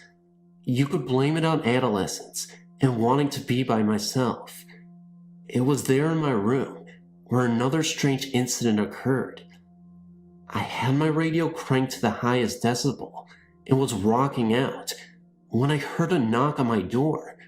Turning down the radio, I rushed to the door and opened it to find no one standing outside. I shrugged, thinking I was hearing noises due to the loud radio, closed the door, and cranked the radio back up again. A few minutes later, I heard the knocking again, but this time, instead of turning down the radio, I opened the door while the radio blared. Again, no one stood at my door. I walked into the bathroom, which was immediately to my right, and checked behind the drawn shower curtain because my mother would love to hide and jump out behind me as I walked down the hallway. Well, she wasn't going to get me this time, only she wasn't behind the curtain. I walked down the entire hallway, checking the kitchen and bedrooms before going to my parents' bedroom. It, too, was empty, so I hightailed it to my bedroom, shut the door, and sat on my bed. I figured whoever wanted to come in would, so I no longer answered the knocks. Whoever it was knocked twice more and then stopped. Months passed, and the knockings continued, and the man stood on the top step of the staircase. After a while, I became so used to it, but I never mentioned it to anyone in my house. I always figured it was my mind playing tricks on me. Eventually, the sounds and the man disappeared, and I never experienced them again until years later.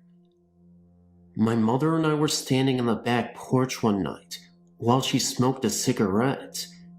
No one was allowed to smoke inside because my younger brother was asthmatic. While she smoked, she mentioned, "I see people in this house." I casually looked at her and replied, "You too?" I can't remember the look on her face, but the sound of her voice distinguished her fear. She told me that she continuously saw 3 people standing on the staircase leading to her bedroom. Only the people she saw were dressed in white. She said that the people she saw stood on the stairs day and night, whereas the person I saw was dressed in black and only stood at the top of the stairs at night. She told me of a night when she was smoking in the garage, and she heard a knocking on the door. Figuring it was her husband, she knocked back in return. Moments later, another knock, and she returned it, and again, until the door opened, and her husband asked why she was knocking on the door. Her answer was, "Because you were knocking." He informed her that he had been downstairs watching television. A year or so after I shared our experiences, my mother and brother, and me, of course, moved out of the house and into an apartment across the street from the neighborhood. My mother and her husband were separated, but he continuously stayed at our apartment anyway. One night, My mother decided to drive back to the house to feed our dog that we left behind at the house, while my stepfather was inside our apartment sleeping. I remained behind as well, sitting outside in the back patio. My mother was gone for 10 or 15 minutes before rushing back through the front door. The hairs on her arm were standing on edge, and she couldn't seem to collect her thoughts. She finally asked, "Do you think I'm crazy?" I laughed and asked why. She explained. While the dog was eating out in the garage, she had gone inside to close the blinds in the formal living room. While her back was the rest of the room, she heard a distant voice saying, "Get out of the house." She said she shook it off and walked up to the sunroom to close more blinds, where she again heard, "Get out of the house." Finally, while closing the blinds in the kitchen, she said that the voice was so close that she ran out of the house without closing the remaining blinds, jerked the dog into the garage, and sped back to the apartment. A year later, we moved to Georgia, where there have been no experiences in any of the houses we've resided in. I've been debating with myself as to why she and I would see people standing on the same staircase, and if their different clothing represented anything. Maybe because that's where most of my parents' fights would take place, or what was trying to get our attention by knocking on the walls. What I do know is that now that my mother is no longer married to the same man, we haven't experienced anything of the like since. Unfortunately, this is a true story. This was back before the internet was a news source, so I don't have any articles to link, but I do vividly remember reading about it in the newspaper afterward. I was really young when this happened. 1990s to ballpark the time. Back when I was in elementary school. I'm 27 now. Back then, I lived in an apartment complex some ways away from school, so every morning I would hop on my bike and pedal begrudgingly to school. Same route every morning.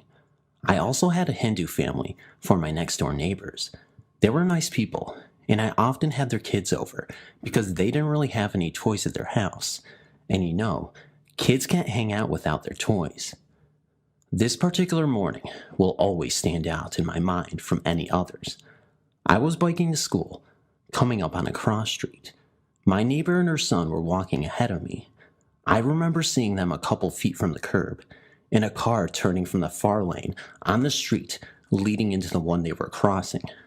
I must have looked away, because the next thing I remember is looking up and seeing the boy laying flat on the ground right next to the curb, his mother kneeling, leaning over him, and screaming.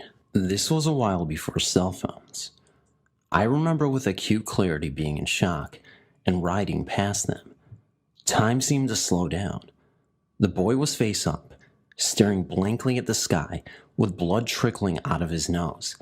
His foot was twitching, but other than that, he seemed motionless. I will never forget that face. His mother's wails will never leave me. I went to school that day because I didn't know what I should do, what I could do. I ended up reading in the newspaper some days later that he'd slipped into a coma, and they'd found the person who had hit him. It was a female drunk driver. Thankfully, the boy did survive and came out of his coma, but he was paralyzed from the neck down thereafter. I don't remember talking to him or playing with him again after that. Maybe they moved.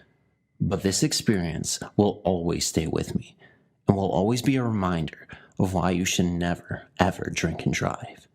No excuses.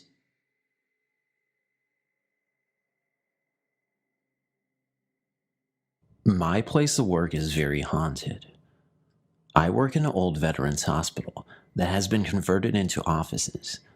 It does feel a little bit strange consistently entering a room, only to realize that it isn't a hospital anymore, but an office building equipped with cubicles and computers. On my first day on the job, I encountered some really unsettling activity. I consider myself a pretty logical person, So I don't want you to dismiss this as merely fiction or chalk this up to seeing things or hallucinating.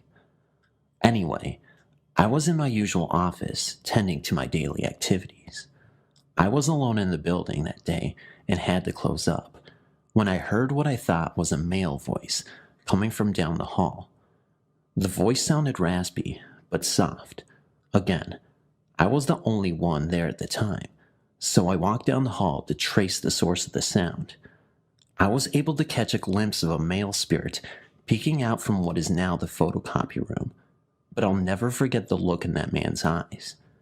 It was a look of helplessness, a feeling of absolute despair, and before I could even think anymore, the image of the man faded into thin air. Then there was perhaps the most peculiar experience of them all, and happened a few days after seeing the raspy-voiced man. I know before I get into this particular one, you're going to laugh, but I shit you not, I was not laughing at this particular moment. Sure, you can tell me that this was bullshit, that I was making it all up, and all that other crap, but all I can give you is my word. I was running behind schedule on this particular day at the office and getting frustrated. On top of that, my boss asked me to work overtime and close up for him, and I reluctantly agreed to do so. Finding myself alone again, it was just after 9 p.m. when I finally got caught up with all my paperwork. I quickly tried to close up everything and head out through the hallway and out the door to the parking lot, but I stopped before that. Again, this was highly unusual because there was no logical explanation for this, but what I saw next was perplexing. I looked into the conference room, and I could have sworn I saw a bearded man dressed in all white with long brown hair, kneeling over another man, as if trying to resuscitate him, and the man throwing up a peace sign a millisecond later. It was creepy to me at the time, but I felt an overwhelming sense of peace too. This all lasted not even 30 seconds. Now, I'm not going to say that this was Jesus or something like that, but the timing was too impeccable. I couldn't tell if this was the same man from the day before, or if it was another spirit, but it almost seemed as if the bearded man came to his rescue, possibly taking him up to heaven. Again, I'm not even close to being a religious person, so I don't know how these circumstances work. The following experiences weren't as climactic as the ones above, but still unsettling to say the least. A couple of months later, I could have sworn I saw 2 shadow people at the end of the hall early in the morning, then immediately noticed another bolt in front of a desk halfway down the hall. Wasn't able to get a good look at them, just knew they were shadow people. At the same time, my husband got the chills when I told him. Months later, I even saw a soldier standing outside of what was the operating room at one time. His head was down as if praying. The rest of the experiences here are still filled with much activity. I've had my husband visit the office, and he's experiencing things as well. There used to be a morgue on another floor, and he once heard a yelp coming from the used-to-be morgue room. My husband had even encountered seeing shadows in the men's bathroom, and would constantly experience spirits turning off the lights in the bathroom. The only sensible conclusion I could come up with was that there was no way that a person could sneak in, because the doors are very creaky. We're not the only ones who have experienced these things, as other employees have openly discussed spirits being in this building. One gentleman took the elevator up and had a conversation with another gentleman. When his floor came, he turned to wish the other man a good day, and no one was there. Some have spoken of footsteps late in the evening. One guy got to a point he would tell the spirit it was just him, and the steps stopped. Yeah, to say this is a haunted area is kind of an understatement. Thanks for reading my story. I had to come back home 7 years ago to help my mom. My dad had passed the year before, and it was becoming too much to go back and forth. I was working at the time, and Mom could still get around. I have to mention that Mom has since passed away. She's been gone for nearly 4 years now. Anyway, this particular event happened on a Wednesday, and I will forever remember it. My mom had already gotten up and was going downstairs to fix herself something for breakfast. I went into the bathroom to wash up. I had a funny feeling come over me. I can't explain it other than to say I felt something was very wrong. For one thing, I haven't heard any noises from the kitchen. The bathroom is at the top of the stairs, so I opened the door and listened. Nothing. I grabbed my robe and was about to go down the stairs when I saw this woman at the bottom. She startled me and I froze. We stood staring at each other for maybe 10 seconds. She had shoulder-length brown hair and a white floor-length gown. She never spoke. She did, however, point towards the kitchen. My heart sank. I understood immediately. I ran past her and into the kitchen. I turned into the dining room and screamed, "Mom." She was lying unresponsive on the floor. I ran over to her crying like a baby. I kept calling her and trying to pick her up. I pulled up one of the chairs and tripped while trying to get my mom into it. We both crashed to the floor, but I finally got up and pulled her onto it. I was hysterical. I kept trying to talk to her, but she just stared at me. I ran to the phone and dialed 911. The fire department is right around the corner, so they got there in no time. Her blood pressure was sky high. We went to the hospital and I called my sister. My mom stayed for 3 days and came back home. We found out she had a clot in her heart.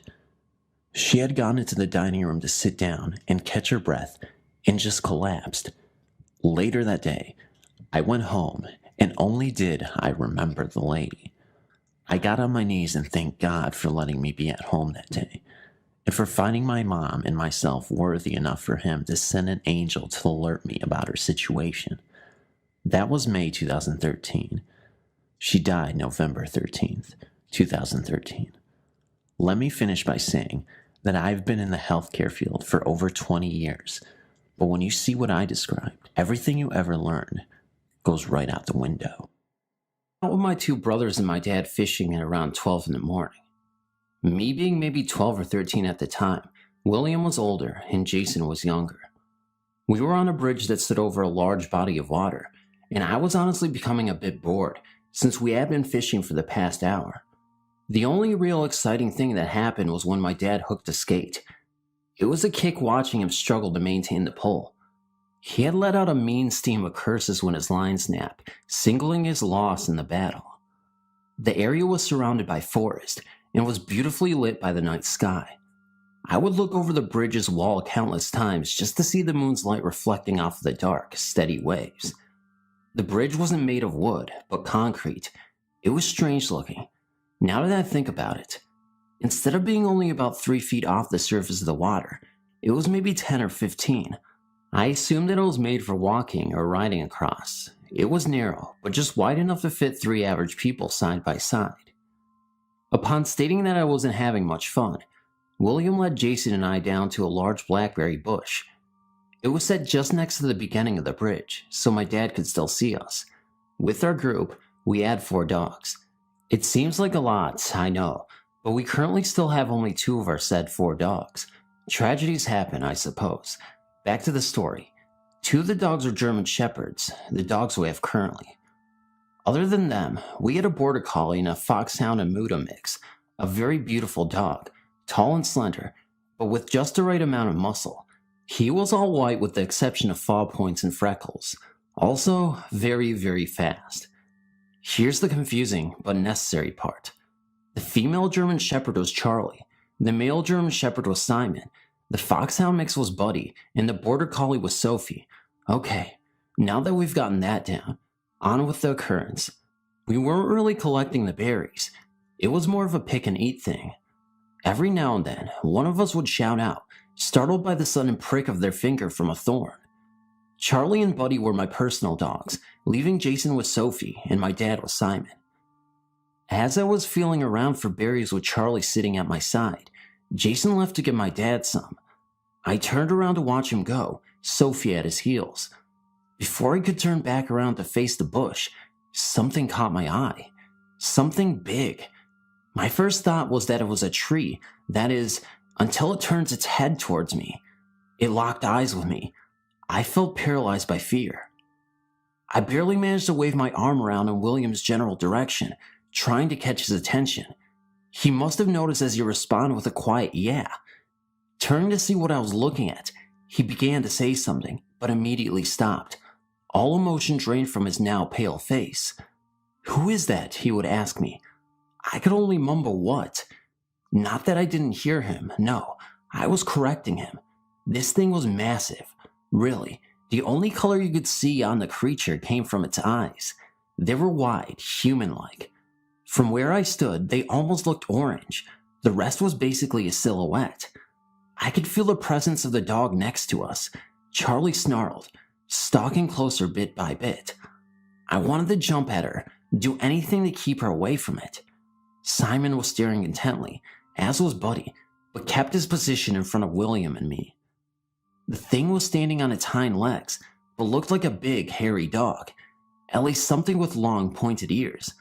It had lengthy fingers, or more than likely, claws. It leaned forward a bit, but not much, almost as if it wanted to intensify its glare, or maybe just to get a better look at us. I jumped at the sound of Charlie snapping her jaws at the thing before bounding towards it. I nearly choked on my breath as Buddy followed her. I frantically looked around for Simon, who was cowering behind William with his head bowed down, growling. William started to run faster after them, and I started to cry, from both fear and slight anger. I heaved a breath and willed my lungs to run as fast as I could. William was on the track team and played baseball, but he was the least of my worries, because I was too. It was the fact that we were chasing two dogs, and a terrifying animal-like creature. Now that I think back on what I did, I must have been insane. Nevertheless, I chased them in the woods. We eventually slowed to a stop as we saw the dogs ahead of us. They were standing defensively, barking and snarling the cryptid. I couldn't see exactly, but it looked as though the creature was now on 4 legs and smaller. The dogs fell back, as though they had been pushed and scurried away from it as an ear-piercing scream sounded. Buddy took off back to the bridge, where we later found him, and Charlie crouched in front of William and I. The scream sounded strangled, unlike anything I'd ever heard. I had let out a fearful shout before I felt something grab hold of my wrist, which, believe me, did not help my situation. William was trying to pull me along, trying to get us the hell out of there. All 3 of us ran towards the bridge. The whole way there, it felt as though the creature was on my heels, me being in the back by maybe a foot.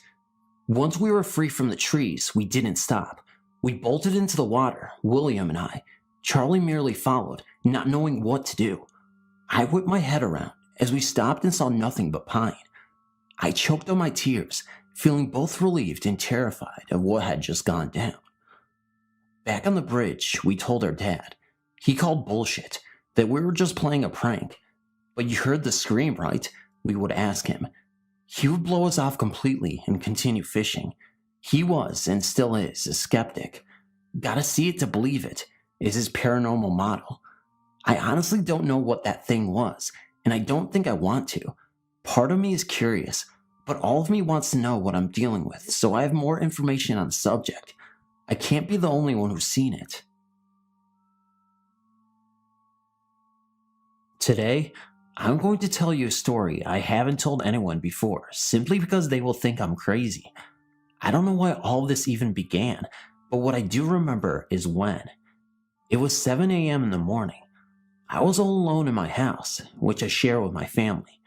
I was sitting in the dining room while reading a book. I knew that I was alone. I heard someone. I heard my brother's voice. He was calling my name and asking me where I am. I was extremely confused because I checked his bedroom and saw that it was empty. I stood up and walked towards the voice. It was in the hallway. There was nobody there. I suddenly saw someone's shadow. I was so scared I ran out and waited for my bus outside. For the next 2 years, things moved in our house. My bed moved. My bedroom was also colder than everybody else's. I always had a feeling somebody was watching me as I fell asleep, but yesterday, there was something far worse. I fell asleep with a huge feeling of being watched, but I also smelled some kind of cologne, a man's cologne that I have never smelled before. I I shook it off and soon fell asleep. Around 3 a.m. in the morning, I woke up gasping for air. I couldn't move, breathe, or even scream. I felt my arms touching my head, neck, my belly and legs. I heard some kind of language being spoken in my ear. I tried so hard to scream, but I wasn't able to. That went on until the morning. They would let me go for 5 minutes and then continue their torture. After they finally let me go, I had a huge panic attack. I didn't sleep. Today I'm scared. I don't want to eat. I see them. I'm scared. I don't know what to do. I'm afraid to sleep, and I'm afraid of the dark. My husband and I moved into a house built on an old battlefield ground. This field goes on for miles and miles, then there's nothing but graves. Such a bloody massacre happened a long time ago, during the Civil War in Nancy, Kentucky. When we first moved there, strange activity immediately started happening. We began hearing voices outside mumbling to each other. Note that we have no one that lives close to us for miles. We go outside to investigate and find nothing. We go back inside. It starts up again. We try to fall asleep and hear old music, kind of like an old music box. This keeps us awake for some time. We were never able to pinpoint the location of the music. Every there on out, activities increase. We go on outside on our porch and sit. At night, we see shadow figures moving along the trees within the woods. We'd also be in the living room and hear something walking on our front porch often. We run outside to investigate. Nothing there. My body was numb from fear. My husband, trying to act calm, was looking at me. I could tell he was in shock like I was. We knew this was something paranormal, and we are very skeptical people about paranormal stuff too, until this happened to us. It changed everything. A whole new door opened up that we were not familiar with. We thought maybe if we don't think about it much, maybe it would just stop. So living there for a week now, we decided to make a flower garden together and enjoy the beautiful weather. I put some little bunny figurines in the garden, and also little chickens and turtles. That night we started hearing footsteps again on our front porch. This time I told my husband, let's not go out. I was hoping maybe it'd just stop if we just ignored it. It kept going on for a good while. We also noticed it's now pounding loudly on our windows. Okay, we had a candle on the windowsill outside. We lit it nightly to keep mosquitoes away, but we hadn't lit it for days. The pounding was getting aggressive after a few days. I look out the window and the candle was lit. My husband and I were surprised to say the least. So we went outside to investigate and look at the candle. I noticed that my little chicken figurines in the flower garden were turned upside down. The next night, I put an app on my phone that allows me to capture EVPs in video in low-light situations. My husband thought I was crazy and was skeptical about capturing anything, but I started talking and asking, what do you want and who are you? My EVP app was going off in the direction where my husband was standing. I snapped a picture outside in the dark with my husband posing against the wall. We went inside and reviewed the photo. Amazingly, we saw a dark shadow figure of a man floating behind my husband in old clothes. Now we got proof. We showed it to family and friends, and they agreed something is going on here. The place crept me out so much, we decided to move. I found out later that someone died on that property in a garage fire a long time ago. I don't know if that death is related to the Civil War, or is the cause of our hauntings, or it's the old soldiers still there, or maybe both. What I do know is that strange things happen there. This whole ordeal happened when I was around 10 years old to 13 years old, when I lived in a particular house. The house was quite old. It first belonged to my grandmother when she was younger, and at the time, we were renting from her. Many of my grandmother's antique personal items still occupied the house that had belonged to much older relatives that had passed. The importance of these objects was that objects of those who passed away could channel their energy, and this shadow man I had seen could have possibly been an old relative. He could have even been one that had passed away in my lifetime, since there was actually quite a few deaths of older male relatives whom I still quite miss a lot. The first I was aware of this man, I was around 10 years old. The memory is faint, but I am positive of what I felt and saw at the time. I was in my room with a friend, and we were chatting away when we heard sort of a distinct creaking sound. When we turned our heads, We noticed the shade on a lamp that was on my dresser had somehow flown off of the lamp to a nearby spot on the dresser. Being the young child I was freaked out, and we stayed in the living room the rest of the night. I was about 12 years old, I believe, when I first actually saw the figure who had done plenty of subtle disturbances throughout the years since my first encounter with it. I had stayed home from school since I was pretty sick and was watching Drake and Josh on television to pass the time.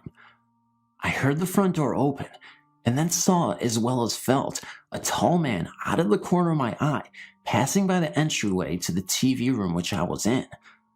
Automatically I called out, "Hey Dad," thinking he had returned from work early. There was no response. I paused the show and the house was dead silent. The feeling of the man's presences was gone too. I knew that I had seen something tall and shadow-like walk somewhat quickly past the entryway. I got up to investigate and found that the house was indeed empty. My whole body was shaking, so I did what came to mind. I cuddled up in my blanket on the couch and turned the volume up to try and erase the so prominent fear that had filled me and waited for my parents to come home. I had seen the shadow man a couple of times after that, each time thinking it was my father, and each time finding out it was not. Those memories are far less prominent in my mind, but are still there. We moved from the house later the next year, and since then, I have not seen nor felt the shadow man. Have you ever seen a shadow figure like this? This is my story of what happened to me at work. I don't know if it's a ghost or anything, but I hope that someone may have opinions. Okay, so I was walking back from giving someone their food to go back to the kitchen. Then I saw a little boy outside of the door. He looked like a normal little kid, so I smiled and walked on. I didn't think anything of it. But then, he was at the drive-thru window. Then again, was back at the door. And so on until the last part. I saw his head at the same time in the door and the window, with a little smile. Then he went back to one and I saw him running. Then he disappeared into the parking lot. The weird thing about it was 9 p.m. and it looked to be about 5 years old. No adults around. It's not the first time I've seen a little boy appear before. One time I was at home and I'd seen a little shadow boy. I went to tap him on the head because I thought it was my brother. My hand went through his head. Description: around 5. Not pale skin, but not tan either. Bluish gray eyes, sandy brown hair. Wore a striped shirt with gray pants. Cute little smile with a few crooked teeth. Was he a ghost too? Thank you.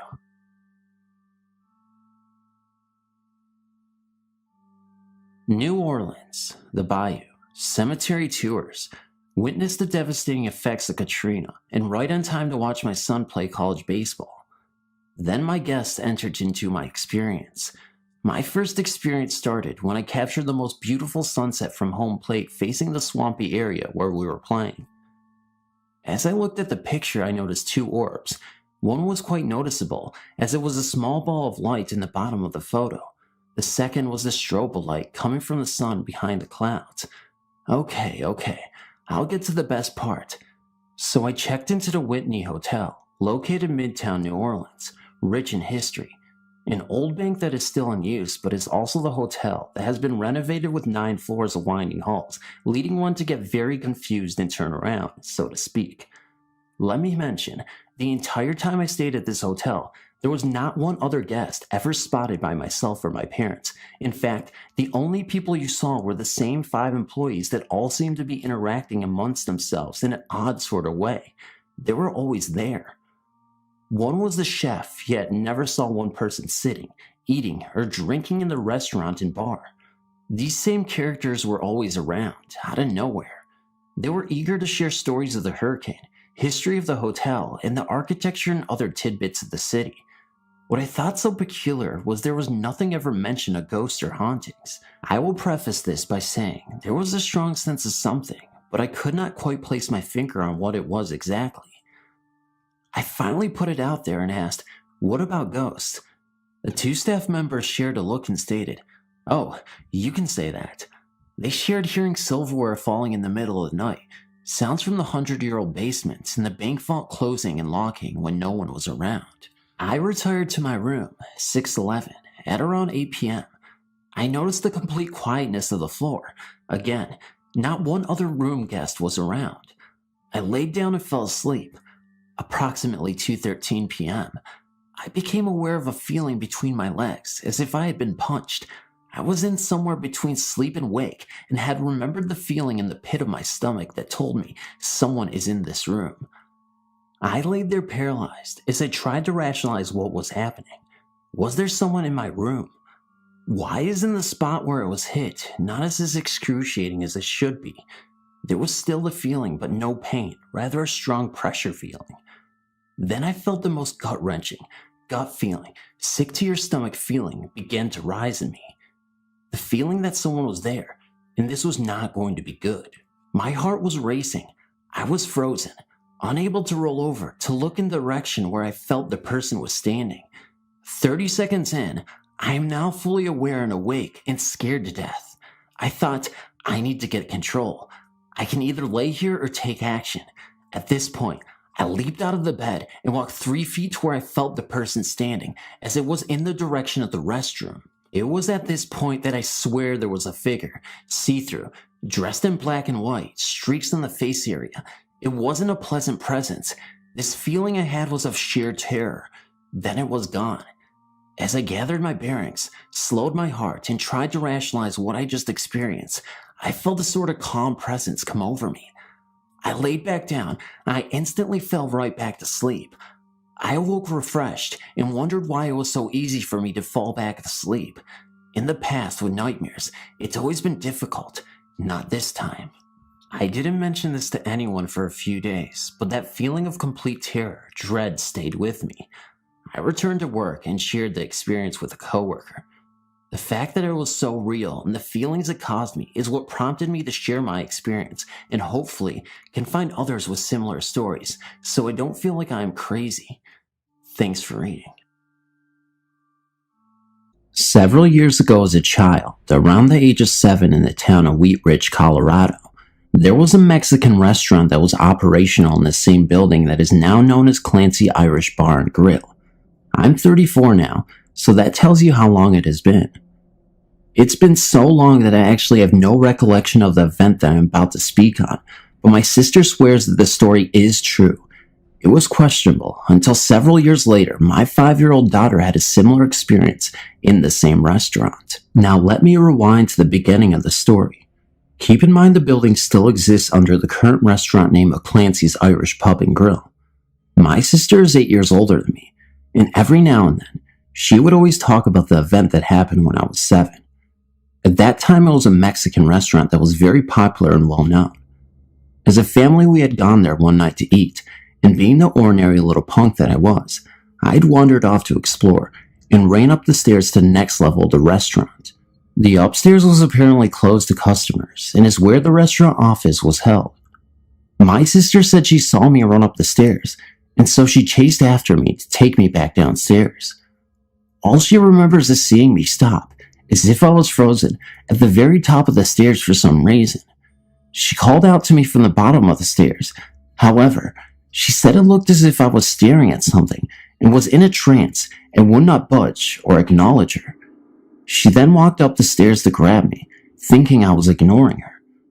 Immediately upon reaching the top, she felt a cold chill and said she had felt also extremely uneasy and even scared. A few years later, the restaurant closed down and the building was left abandoned for over 10 years until another restaurant decided to take it over again. My family and I were living only a few blocks away at the time and saw that there was a construction crew remodeling the inside and just doing minor touch-ups to the exterior. Seeing the remodel, I couldn't help but think about the story my sister would speak about from time to time. I told my wife about the story, and of course, she did not believe it. A couple weeks after the restaurant had been open for business, I decided we should go eat there, just to see what it looked like after the remodel, and to also try the food. When we arrived to the restaurant, I picked my daughter up and carried her toward the building. As soon as we got closer to the building, my daughter instantly started screaming and yelling, and having a fit, even though she was perfectly happy while in the car. When we got inside the restaurant, my daughter started screaming even louder. and as we passed the staircase, she looked up and pointed up to the top of the stairs while still screaming her head off.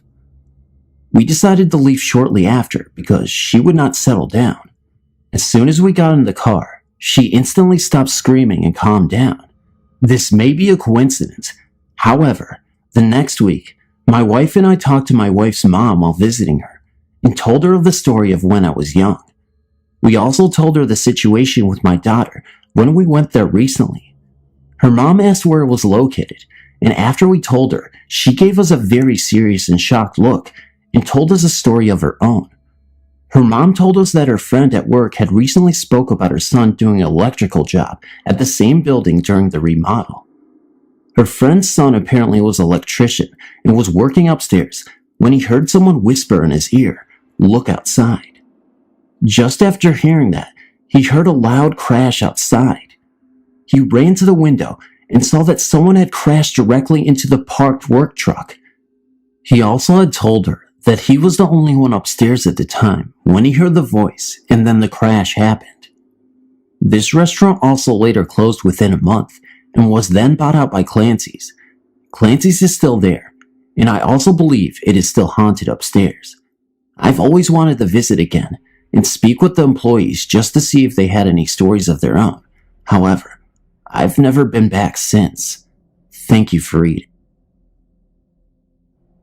When I was a teenager, I had kind of a chip on my shoulder from family problems, etc. So often, I would not be very emotional with friends or show my feelings. I had a best friend. Her name was Rhonda. We just clicked from the moment we met 2 years prior to her death. We both liked talking about things like life after death and paranormal stuff. We once told each other that whoever passed away first, we would contact the other. Little was I to even imagine at that time that this would indeed come true. I remember one time we went swimming with a few friends, and one friend took me in the deep part of the water, knowing I could not swim, and let me go. I almost drowned, and Rhonda was the only friend who came and sat with me while I was crying because it scared me so bad. She was very empathetic to me. Rhonda herself was an excellent swimmer. She had awards on her bedroom wall that she had earned from swimming events, yet she understood what it must have been like for me to have almost drowned not knowing how to swim. That is the quality of a best friend. In 1982, I was 15 years old and my best friend Rhonda was 17. She was looking forward to turning 18 in 3 short months. We talked daily, went for walks, did all the teenage stuff together. One day she called me on the phone and asked me if I wanted to go to an outdoor type of party at Cullen Park, a small boat dock park at the Maumee River. It was a very hot day in July, the 27th to be exact. She said about 5 other people were going, and that they were going to have a cookout, play volleyball, and go swimming. I said to her, "Swimming? Why would you go swimming in the Maumee River?" She said she had done it before, and that you just had to wear your sneakers or water shoes to not get cut by rocks or glass under the water. I still did not like the idea of going in that fish-smelling dirty water, so I told her, and she said, "Well, you don't have to go in the water. I know you don't swim anyway." She said I can just go for the cookout and maybe playing volleyball. I said okay. I have $20 in my pocket and I could chip in for food and drinks. Yes, I will go. We hung up the phone. I sat there thinking to myself and thought, I just don't know if I want to go. I called her back and I said, "Rhonda, I don't know. I think I'm going to pass on this." And she responds by saying, "Oh, come on, Rose. You will have fun." At first I said, "Okay, I will go." And then I changed my mind again. Finally, I said for sure, "No, I'm not going to go. Sorry." And she responds again, "Fine, be that way," and hung up the phone. That would be the last words I would ever hear from her. I sat there in my kitchen and I felt so bad. I had nothing else to do that day and I thought to myself, maybe I should go. I called her back and her mom answered the phone and she already left. So I pretty much dropped the idea then and there. The next day, I was sitting in the dining room of my home where I live with my dad, and there was a little black and white TV we had on a table that was turned on. The news was on. I looked at the TV and saw a picture of my boyfriend Doug, who was 18 at the time, and it said that he had gotten electrocuted to death by climbing an electrical fence the night before, July 26th. I was in shock. I could not believe what I was seeing or hearing on the TV. The first thing I did was dial Rhonda's phone number. I wanted to tell my best friend what had happened to my boyfriend. I guess you could say I really needed my best friend at that moment. Her phone was busy. I tried another 3 or 4 times and kept getting a busy signal. I ran down the street 2 blocks down to another friend's house. He was an older friend of the family. I was very distraught and just in total shock. I ran all the way there. He answered his door and I spurted out what had happened, and he said, "Come on, you need to calm down. We can go for a car ride and a talk." So we go to get in the car, and a neighbor of his came running up to his car and said, "Did you hear what happened?" He said, "What?" The neighbor said Rhonda, who lived 1 block from him and that he also knew, had drowned in the Maumee River. He said that they were looking for her body. Now, I was already in shock about my boyfriend, and then I hear my best friend is dead. I didn't believe it. I said, "No, you are a liar. That's my best friend." My other friend got me in the car, where I proceeded to fall apart crying. I can't remember the ride or even getting home after that, or even what we said. The next thing I can remember is standing at Cullen Park, looking at the river where many others were looking for my friend. I told myself, no, she couldn't have drowned. She was such a good swimmer. With all the awards she had hanging on her wall from swimming, there's no way she could have drowned. But what I didn't know was the river has currents in it, and that is what took her down. I had told myself, she must have swam to one of the little grassy islands around there, and she is knocked out, but someone will find her. It was 2 days before they found her body in the river. All I can remember is not being able to sleep, shaking a lot, for months and months. I worried that my best friend and boyfriend never knew how I felt about him. Because I didn't show my emotions or say things like "I love you" or "you are my best friend," my biggest worries were that they left this world and did not even know how much I cared about them. There was no funeral showing for either of them, for obvious reasons, which made it kind of hard to accept they were really gone. So now, skip ahead 5 years. I've been bothered by them not knowing each day of my life. It was something I felt horrible about. One night, not even specifically thinking of either of them, I went to bed. I had a dream. I was sitting in my bedroom and the furniture was arranged just how I had never had it before arranged, and Rhonda, my deceased best friend, was sitting next to me on the bed, and we were talking. I wanted to tell her she was my best friend and that I missed her so much and how much it had hurt me that she died. But I could not get the words out. And then I just realized, in the dream, that my left arm was itching really bad. Before I went to scratch my arm, Rhonda said, "You need to scratch your left arm, Rose." I looked at her and I said, "How did you know my arm was itching?" And she said, I know how you feel." She had a smile and that unique giggle she had that I missed so much, and she kept saying, I know how you feel." The dream ended there. She was telling me she knew the things I was feeling without me actually having to say it. This was a visitation in my dream. I know that for sure. Very shortly after that dream visitation, I also had one from my boyfriend, Doug, who had died the day before my best friend did. In that dream, we were in my bathroom and I was crying. I was crying harder than I ever cried in my life, and he was holding me saying, "It's okay, Rose. It's okay." He also said, "I know how hurt you are, and I know you cared about me." I kept telling him I was sorry, so sorry, and that's where that dream ended. These were not dreams that I willed to happen. I've lost many other relatives, including my mother and father, and have never had a dream like that about them. I'd never had a dream before those two that were so real to me. I'm 50 years old now, and I remember every single aspect of those two dreams, and I know my boyfriend and my best friend and boyfriend visited me in a dream state because it would have scared me any other way. In the dream, I felt safe and everything felt normal. It was like I knew they were gone in the dream, but it seemed normal to see them and to be talking to them. Wow, I have to say, it has taken a lot out of me to write this stuff out, to go through those emotions again, reliving such tragedy. but I felt it important to share this with you. It is a 100% true story, which can be proved from newspaper archives about both their deaths, and I have copies in a scrapbook and stuff from both of them. Blessings, Rose. It was raining heavily that night. I was on my way back from the night class. I boarded a double-decker bus. Thinking that it might be more quiet to take a nap upstairs, I took a seat on the center of the bus in the upper part. The bus takes 30 minutes to reach the terminal, which was near where I stayed. I closed my eyes, thinking of taking a short nap. After about 10 minutes, I heard a boy talking to his mother. I was sure that I was the only passenger aboard that bus. Then the little boy was speaking in a very different language, from which I could hardly understand.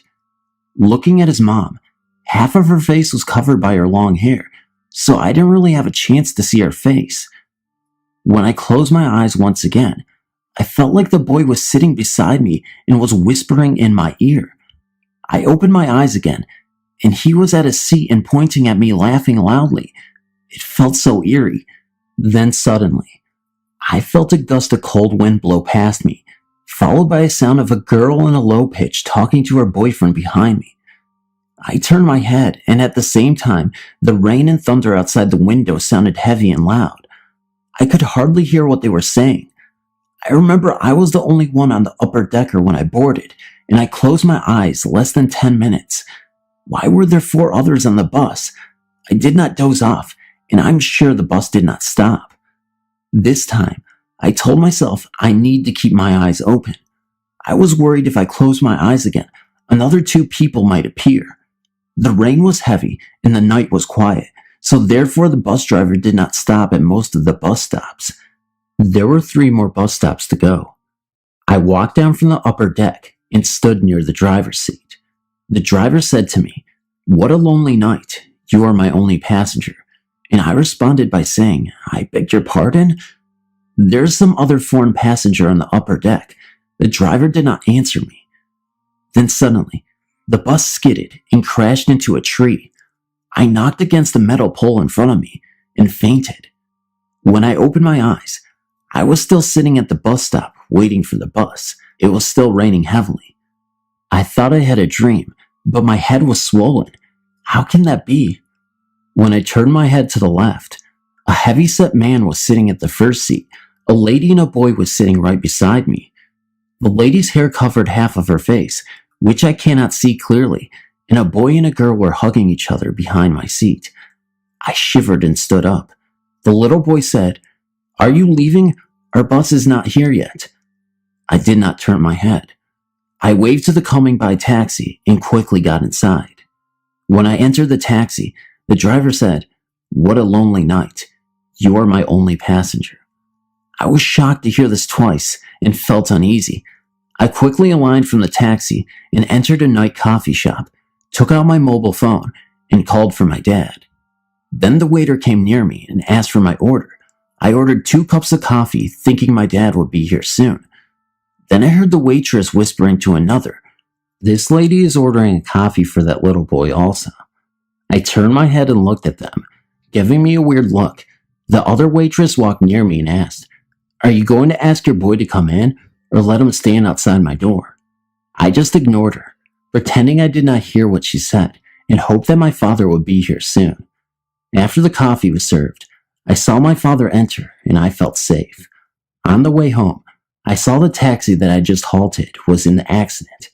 It was badly crashed against a tree, and there stood an overweight man, a couple, and a mother holding a boy staring at the taxi, and the nurses were busy carrying the injured man into the ambulance. Lucky, I was not in that taxi. The little boy turned his head, stared at me pointing and laughing. When I reached home, I was sick for almost a week. My mom brought me to a medium, and the medium sent me and my mom to that bus stop to do some spirit chanting and offering. I guess you could say this was one wild night.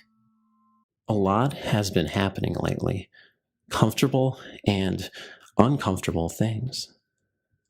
Some of these happenings just leave me curious and confused as to why all of this is happening. I've been experiencing things to the point where I've broken down, and I shall tell you how and why. right now. One day, I was sitting in front of the door to my brother's room, just casually sitting there, listening to music, as I waited on my brother to come back. When he finally came, just as I turned my head towards him to say something, I was kept completely shut and frightened over what I had just seen. I let out a small scream, which left my brother worried and motivated him to ask me why I had let out a sudden reaction. I explained it all to him about how I saw a solid figure of a man that stood right behind him. Now, I really didn't believe in the paranormal, and to see something like this just shook me. I did, and still do believe that spirits are real, but my view on seeing them had totally changed around after this incident. I am religious, and I pray more often than I used to back then, which has helped me a lot because I feel more protected and safe. But it doesn't end there. When I found out that my brother was experiencing the same things as me, we told our mother, and she sat us down to explain it all. We found out that she had similar things happening to her in the past too. And I had also learned that when my mother was trying to get pregnant with her first child, me, that she was targeted by black magic and had been attacked by a shadow person. That gives me a feeling that something or someone, the spirits, may have gotten through some closed doors. I'm not a professional or anything, but it's something I assume may have happened. Anyway, we've had our house checked out by different mediums, and they all said the same things. They told us that something was in this house. But the thing is that I feel like there's more than one spirit in this house. One I sense as good and the other I sense as bad, but not demonically bad. I can feel it in my gut. Most times, out of nowhere, I will occasionally see a black mist pass by the corner of my eyes, but I end up dismissing them as my imagination. The way these spirits contact me are through my dreams, most of the times, rather than in my awake hours, although I've seen the solid figure of a man twice in the same hallway I had an encounter with the first solid figure that appeared behind my brother. At night, I feel cold touches, especially on the side of my head, and the feelings of pins and needles stuck into my hands. Very recently, it was as if I was completely drained of my energy, and no matter how hard I tried, I couldn't think straight. Hours later, I was totally fine and slept well, but this isn't the only time that something like that has happened. One night, I was sleeping, and I felt this voice speak into my ear. It was vividly clear enough to make me understand the words being said, and the voice was soft, yet in a little harsh tone. It said something like, "You think you're clever, don't you? I'm stronger than you, girl. Try me." That's when I woke up. My heart was racing so fast to examine if one of my siblings played a harmless yet frightening prank on me. But when I realized there was no way for my siblings to do that to me, I froze in shock. My bed was against a wall then, and since my door is a bit broken and the floorboards haven't been fitted back in properly, if you open the door, it would create a loud sound that would make anyone jolt. I'm a light sleeper, by the way, so there was no way that anyone could have pulled it off. Plus, I don't sleep against the wall. I always sleep away from the wall, so I wouldn't have known and felt something get onto my bed and lay beside me. It's just confusing me, all of this. I found myself crying one day because of it. I don't know what to do. I've decided to keep myself devoted to God and to follow the light, as I know that's the only thing that assures me safety. I'm sorry for posting such a long story, but I would like to know your opinions and advice on what I should do or about what's happening to me. Thanks. Number 2. My name is April. I'm 21 and have a story to tell you about the experience I had with the infamous Ouija board. You have heard stories of Zozo the demon, right? Well, he is real, and I have read stories on him. but didn't actually think it was true until it happened to me. 3 months ago, I had moved in with my sister, and I had brought a couple friends over to hang out that evening. We were all smoking a cigarette when I came up with the brilliant idea to play the Ouija board and ask otherworldly spirits questions about the afterlife and questions about the future. Now, I have played the board by myself for many years, with little to no negative spirits speaking with me, but this evening was in fact different. We sat at the table and put our hands on the cursor and moved it clockwise around the board as we said Ouija out loud 3 times. My friends weren't avid believers in the paranormal or using the board from rumors they had heard. I asked, "Is there anyone there?" The cursor moved slowly to yes.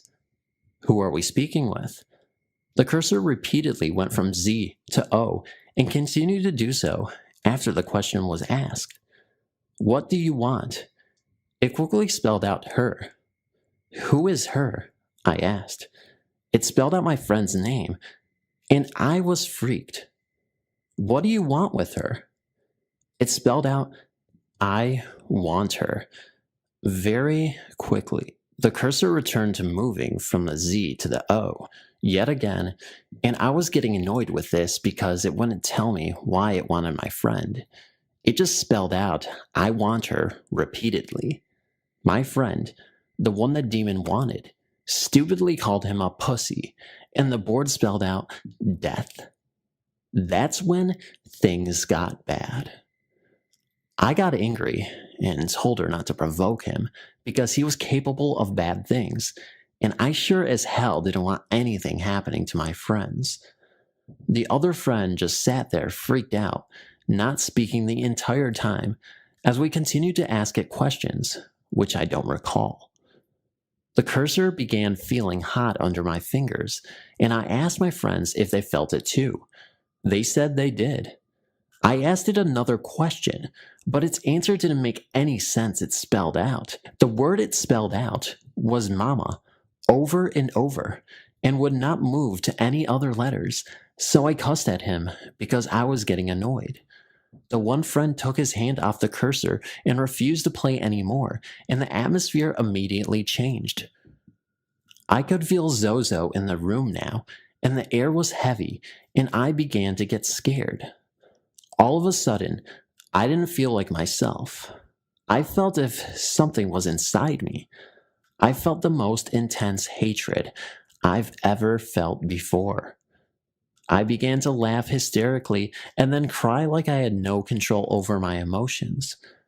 My mood then turned to hatred again, and I turned to look at my friend, the one the demon wanted, with the most evil smile. I felt it inside. It wasn't me smiling. It was the demon. We all stopped playing the board after that, but the heavy feeling in the air and its presence remained. It took a bit before everything felt normal again that night, and I felt like myself.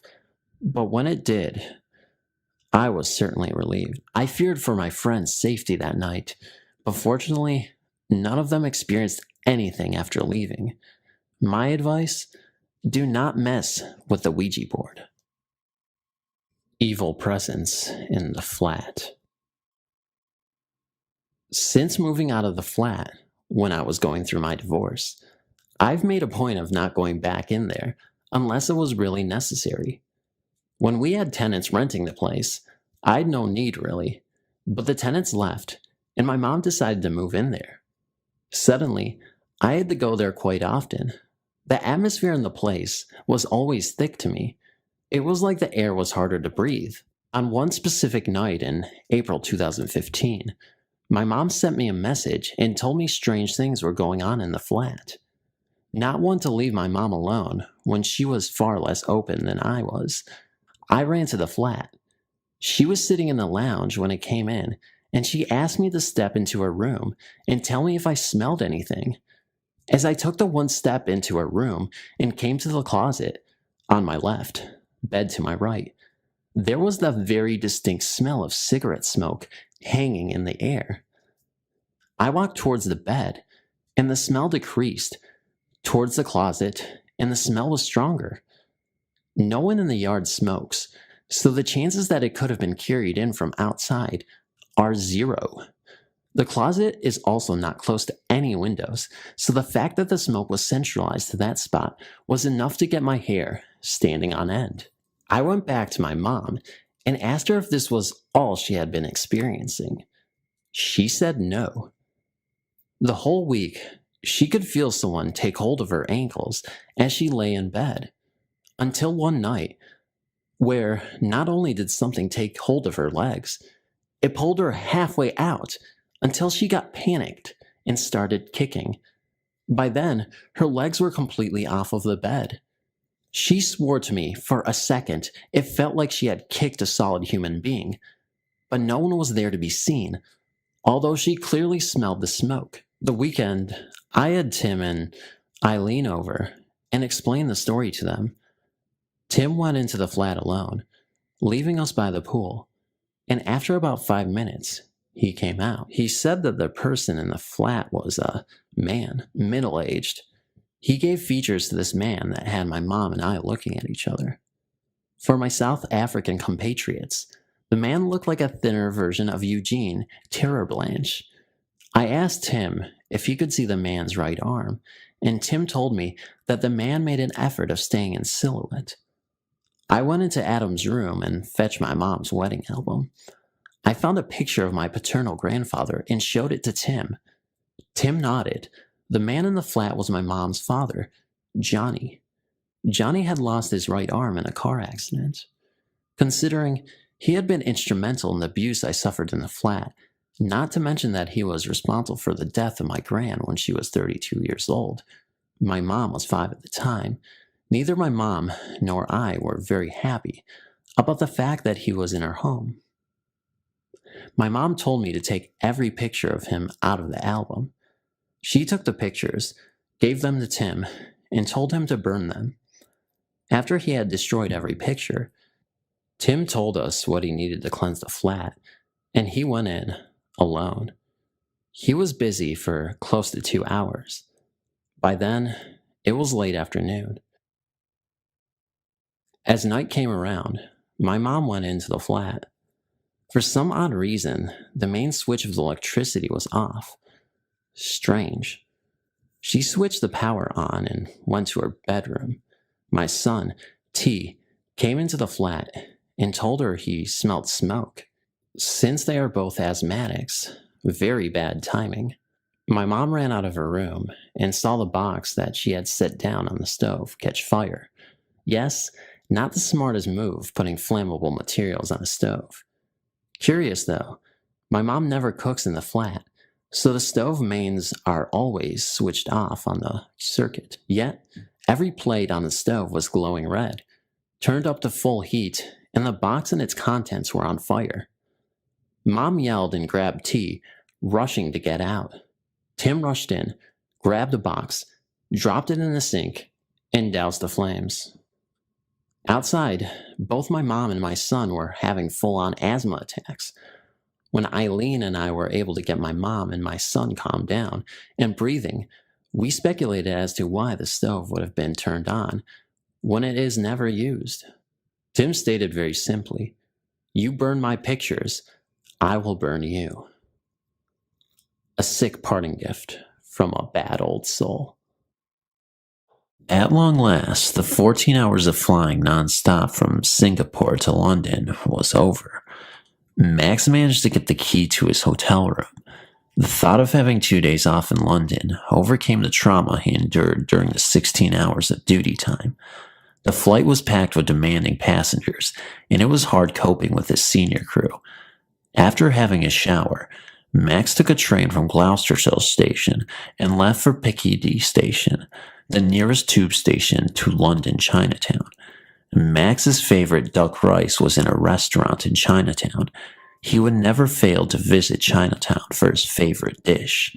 The restaurant was crowded with diners from all over the world. It was noisy too.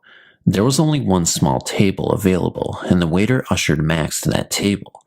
Chinese tea was served, and before Max could sip his tea, An old haggard-looking lady of European descent sheepishly asked Max whether she could share the table. Max gestured her to only the left seat. She took a bow and thanked Max. The old lady and Max had placed their dinner order, and it took a long time before their dinner was served. While waiting for their meals, Max and the old lady did not speak to each other, except for the occasional smile they exchanged with each other. After dinner, the old lady was pleasantly surprised when Max paid for her meal. She insisted on paying Max, but Max politely declined to accept. During the time when they were waiting for their dinner to arrive, Max noticed that the old lady was dressed in old tattered clothing. The dress was old and patched up, but it looked clean. She had an old, worn-out handbag.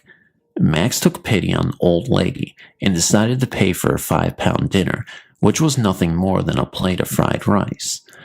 After all, Max told himself that the allowances he earned on his London flight was more than $1,000. That night, Max was woken up from his sleep by some noises which sounded like someone talking to him. He looked up, and in the dim room light, could see an old lady seated across from his bed in a chair, smiling at him. Max noticed it was the same old lady who had shared his table at Chinatown. At this point, Max could feel the goosebumps all over his body.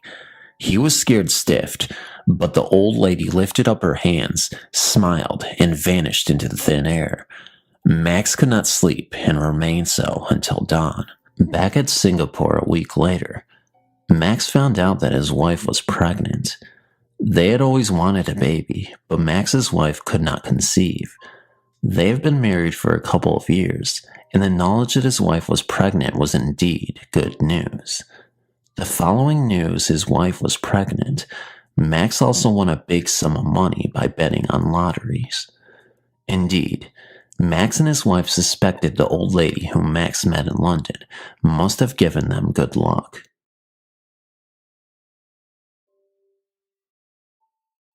"3 years ago, I used to study in France, and I worked part-time at a restaurant in winter. This is a very old restaurant and an expensive one. My job was to clean the whole restaurant before it was noon. So every day early in the morning, around 5 a.m., I used to start my job, and it would take around 2 hours to complete. I like to share the strange experiences I had in this place. In the morning, when I'd start work, it was always dark.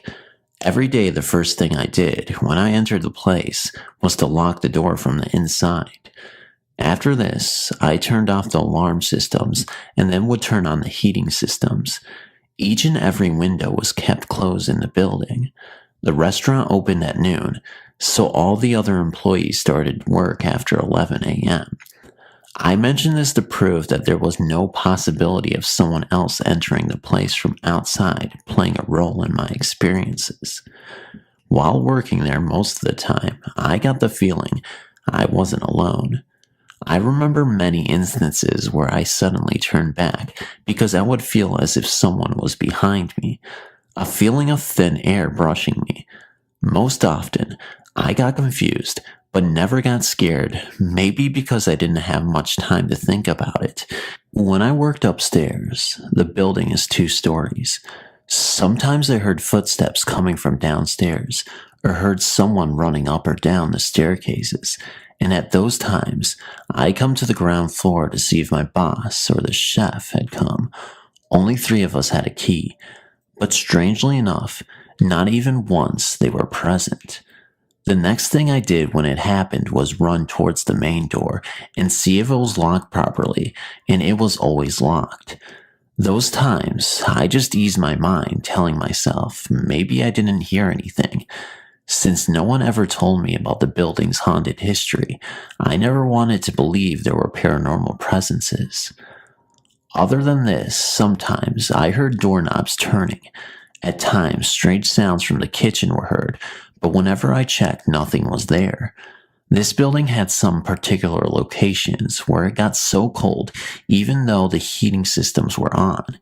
When you are at those places, you tend to get the feeling someone or something is always there, and it never moves from there. One of the creepiest places was the huge cellar in the basement. I had to visit the basement often to refill wine.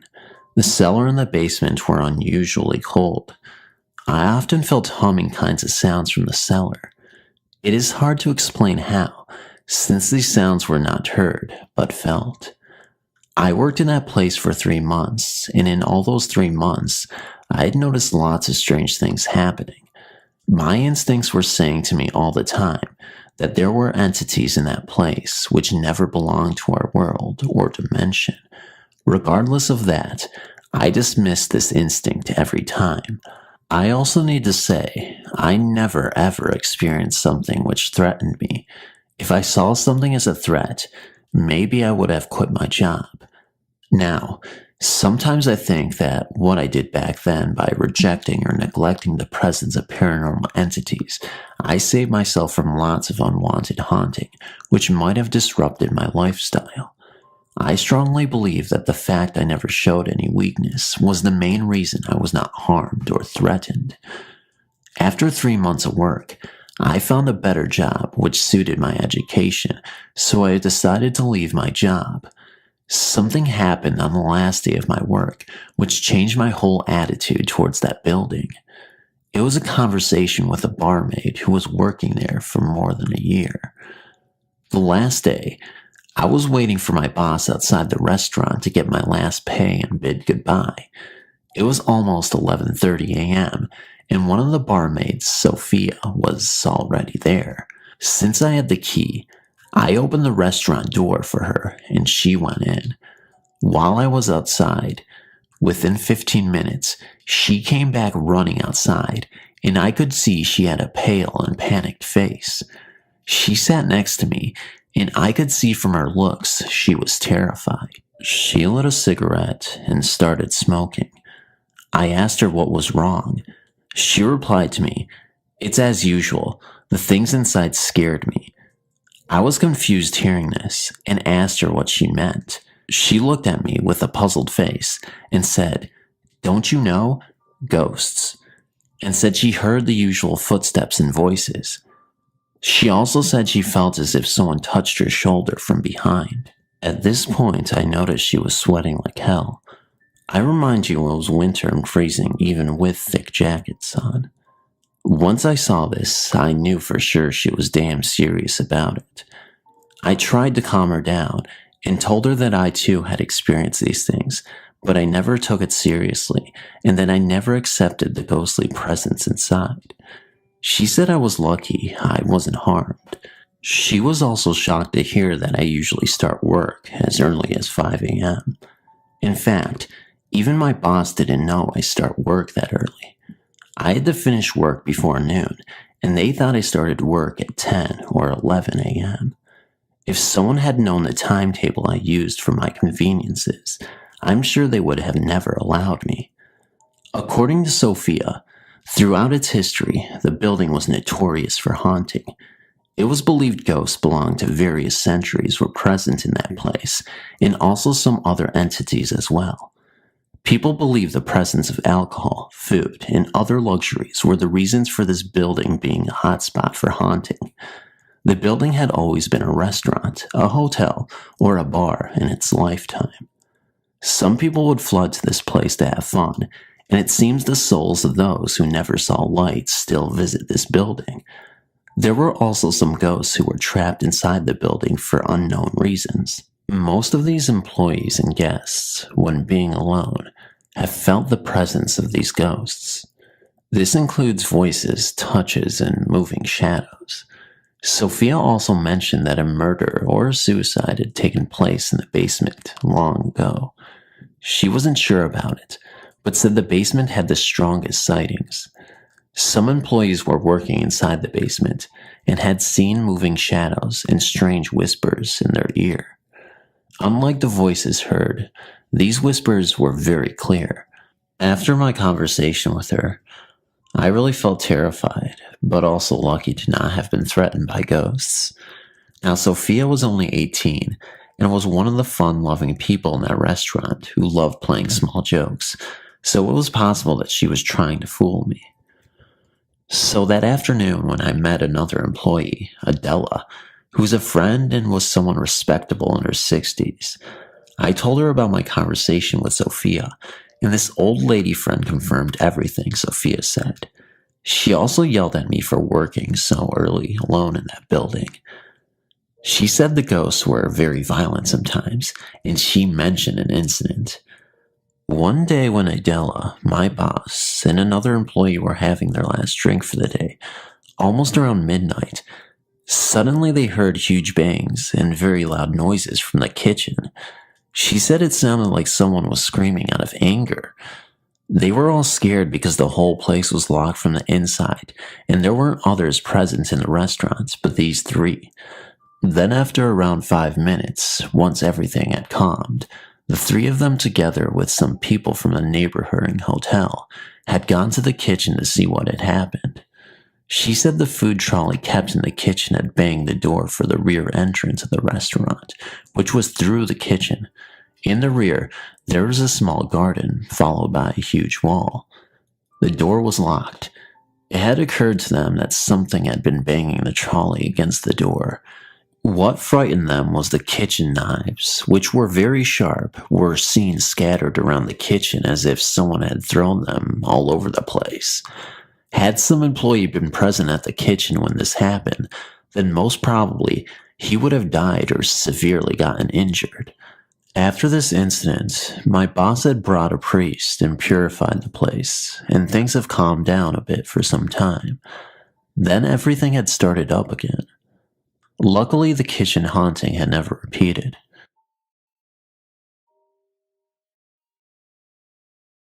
The year was 1980, and I was 14 years old. My parents and two younger sisters were living in Saudi Arabia, where my father was stationed as part of a phone system upgrade project for the kingdom. The school for expatriates, Americans, British, Canadians, and others from all over the world, only went up to grade 9 in Saudi Arabia, and so for the grade 10 school year, I was sent back to Canada to live with my grandmother in a small Ontario town, not far from Ottawa. My grandmother lived alone, my grandfather having died long before I was born. She was very religious and very involved with her church community, along with her regular Sunday attendance. My family didn't practice any religion and never went to church, so it took some time getting used to on my part being away from my family for the first time, living in a small rural town and living in a religious household. Further complicating things, I inadvertently crossed the school bully early on in the school year and found myself a pariah at the local high school where I was the new kid. To be exact, I had a hard time adjusting to this environment, and as a result, I stopped going to school. This upset my grandmother deeply, and she sent me to go see a doctor who prescribed me some kind of antidepressant. I just threw the entire bottle out the window. Drug me was not the solution. I would take my bike and go to the library or find a park on a nice fall day and read books. At night, I would stay up and watch late night TV like The Tonight Show with Johnny Carson. The apartment was on the second floor of a house by the railroad tracks on the north edge of town. It was old and musty, and the floorboards and steps up creaked. There was only one entrance to the place, and if anyone came in, I would be able to see them coming up the stairs and pass by the living room where I watched TV. One night in November, I heard my grandmother sobbing from her room, which was down the hall. I knew I was the reason for her distress because I had stopped going to school and she didn't know how to deal with me. Then I heard her talking. At first I thought she was talking to herself, as this was 1980 and there were no cell phones and she did not have a phone in her room. The only phone was in the hall and she wasn't in the hall. Then a man's voice responded to her. "Don't worry, Anna," he said. Chills ran up my spine and I froze in my chair. The voice was deep and clear and in the house, and yet I had been in the living room all evening and no one had come into the house. I heard her sobbing some more, and one more time the voice spoke, "Everything will be all right." I remained in that chair until dawn. I'll never know if that was my imagination, my grandmother speaking in a different voice to herself, or perhaps, as I imagined at the time, it was the voice of my grandfather's spirit comforting my grandmother. Whatever the case, I've never forgotten that moment, nor the feeling of creepy dread that crawled up my spine as something from the other world seemed to pass into this one for the moment. This is an experience that occurred over several months. In the autumn of 2012, I was home from university one weekend. On the outskirts of my town, there is an old graveyard called the Red River Cemetery. It is very old. The earliest graves are from the 1790s and associated with an abundance of local history. The Great Revival of 1800 occurred there, the first camp meeting in Christian history. A lot of spiritual activity happened at that event. This cemetery is a regular spot for me. It is a pleasant drive into the fresh country, and the entire graveyard is surrounded by ancient trees. In the back of the cemetery is a reconstruction of a log church that was once there. You feel as if you are going back in time when you go there. It is serenely silent and still, and there is a nostalgia with all the graves and arrangement of trees. In the center of the cemetery is a separate walled graveyard. It is an elaborate family plot, and the old wall dates back to the 1830s. There are many graves in there, and one has sunken in and opened. Vandalism or other natural occurrence? Not entirely sure. I walked around the plot for a few moments. I had come here many times before, and nothing strange had ever happened. But this time, I felt an unpleasant feeling. It wasn't very strong, but I felt that I should get out of this plot. I did so and continued to walk around the cemetery. Then it started that night. I mostly had insomnia, but I did drift into sleep eventually. The line between the two is blurred, but I definitely know that I was awake most of the night. In lack of a better term, my mind was tormented. Seemingly out of nowhere, my mind burned with the image of these two particular graves in the back of the walled plot. It was scorched in my mind. I had nightmares when awake of these two graves, and never could I get my mind off of them. It was something I've never experienced before. The thought and image of these graves blared and blared in my mind, and I felt terrified. I knew I was awake, and I was afraid in my own home. I felt I wasn't alone. I covered myself in the middle of my bed with this torturing thought of these two graves. As the night wore on, the thought or nightmare, I can't recall which, I had a dream of the people buried there. I remember specifically seeing a man, young, but I couldn't tell how young, and his face was a blur. He wore brownish beige clothes, pre-1850-ish style. He may have held pale hair, but I can't recall specifically. He was a little heavy-set, not fat, just big. This image is crystal clear in my mind, and in my torment, I knew it was one of the people buried in those graves. This incident was absolutely dreadful. The next day, I was emotionally disturbed. My parents didn't know what to think. If I thought about my experience, I would start to cry. A few odd things happened that can be attributed to coincidence, but nevertheless odd. My dog was barking at nothing. Then the washing machine went crazy and started moving. The repairman said a part inside had gotten loose. It never done that, nor has it again. Again, this could be coincidence. Eventually, I put it out of my mind. It was disturbing, but I couldn't let it get in the way of my studies, so I carried on with my life. Then came the spring of 2013. I became curious again about those graves. I wondered just who are buried in those graves. I thought if I found out, some sort of mystery would be solved or a question would be answered. So I gathered my courage and went back to the cemetery. I found the two graves. They were there. I wrote down the names but misplaced the exact information, but the individuals were two siblings. There was a Jane, and she passed away when she was 28 and had 3 children. Her brother's name was Chatham.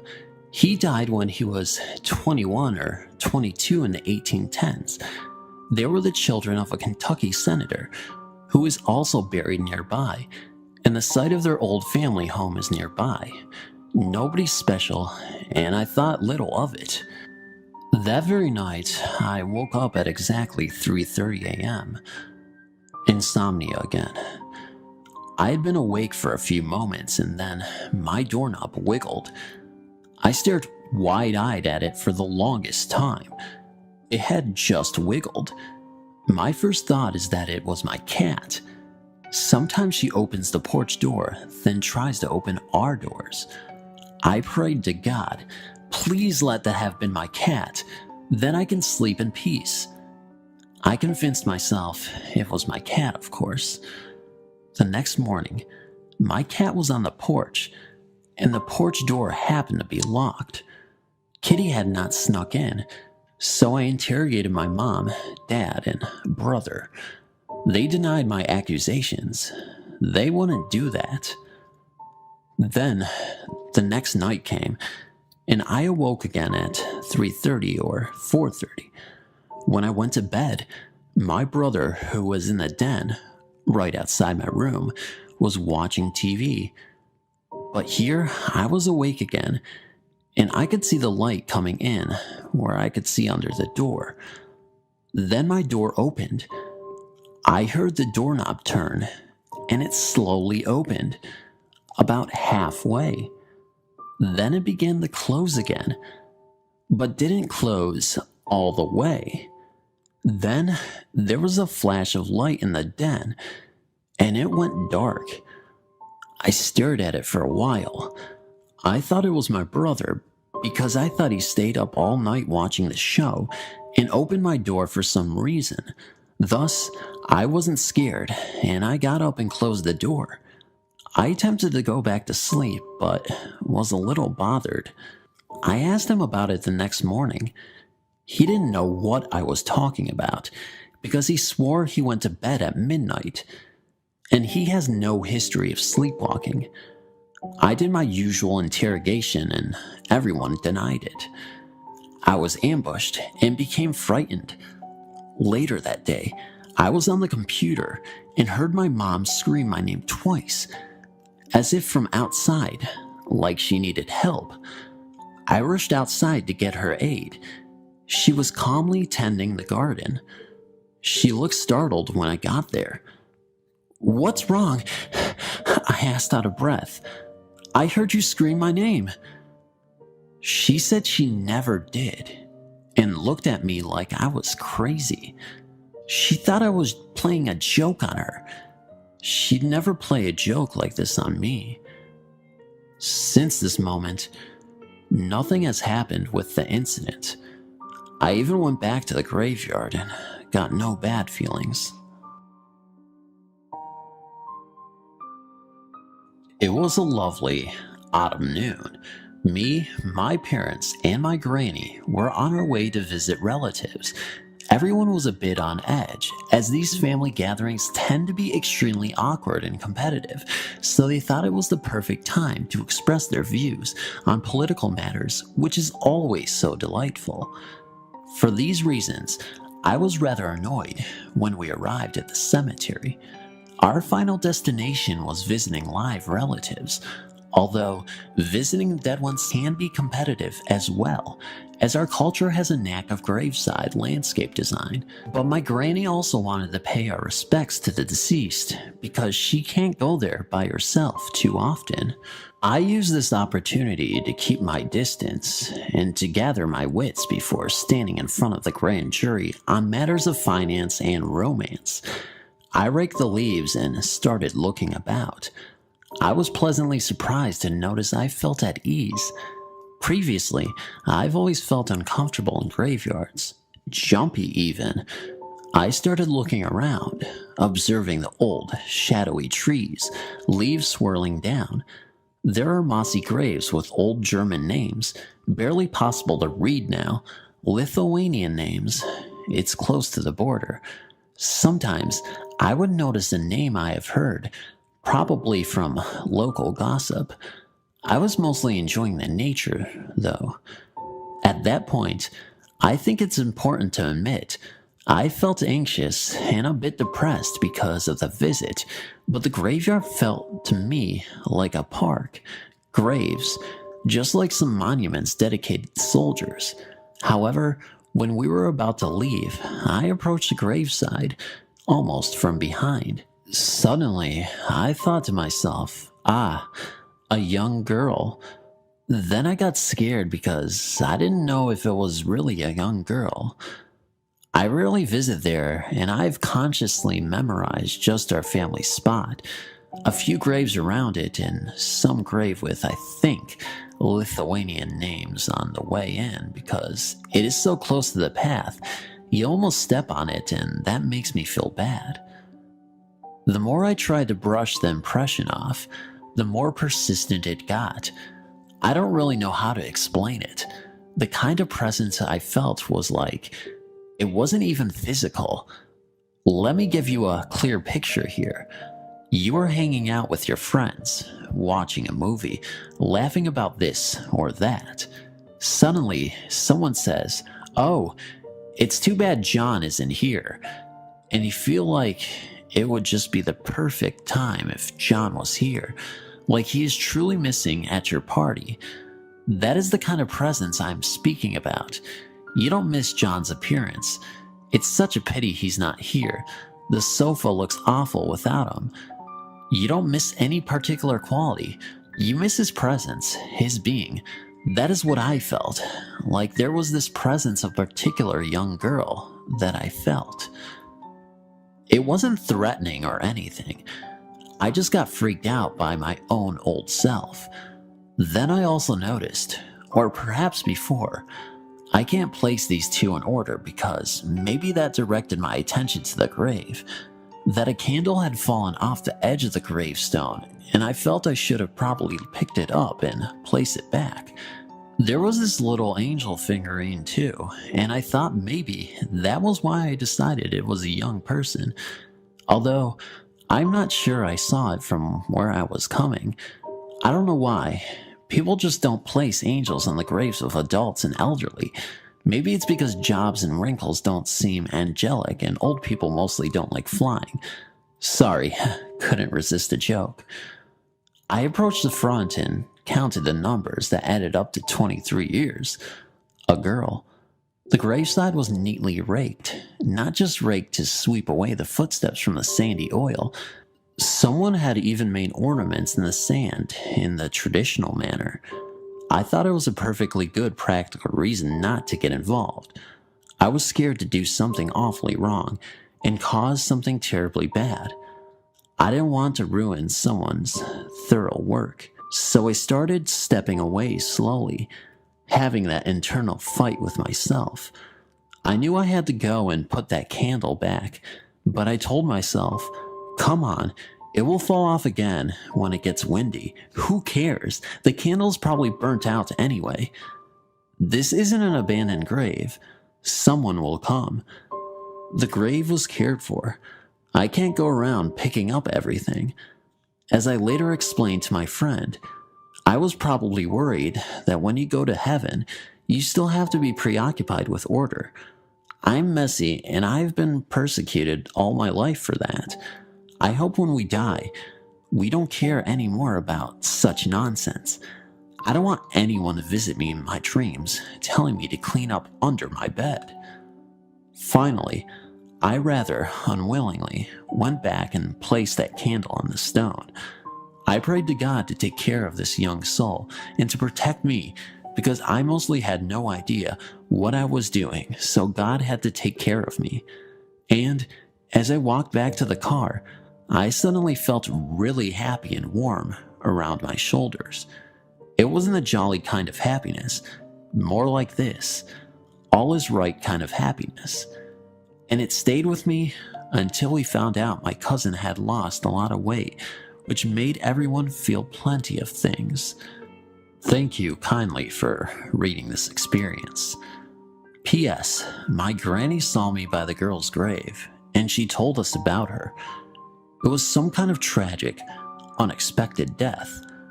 I'm saying this because it might be that she had told me this before.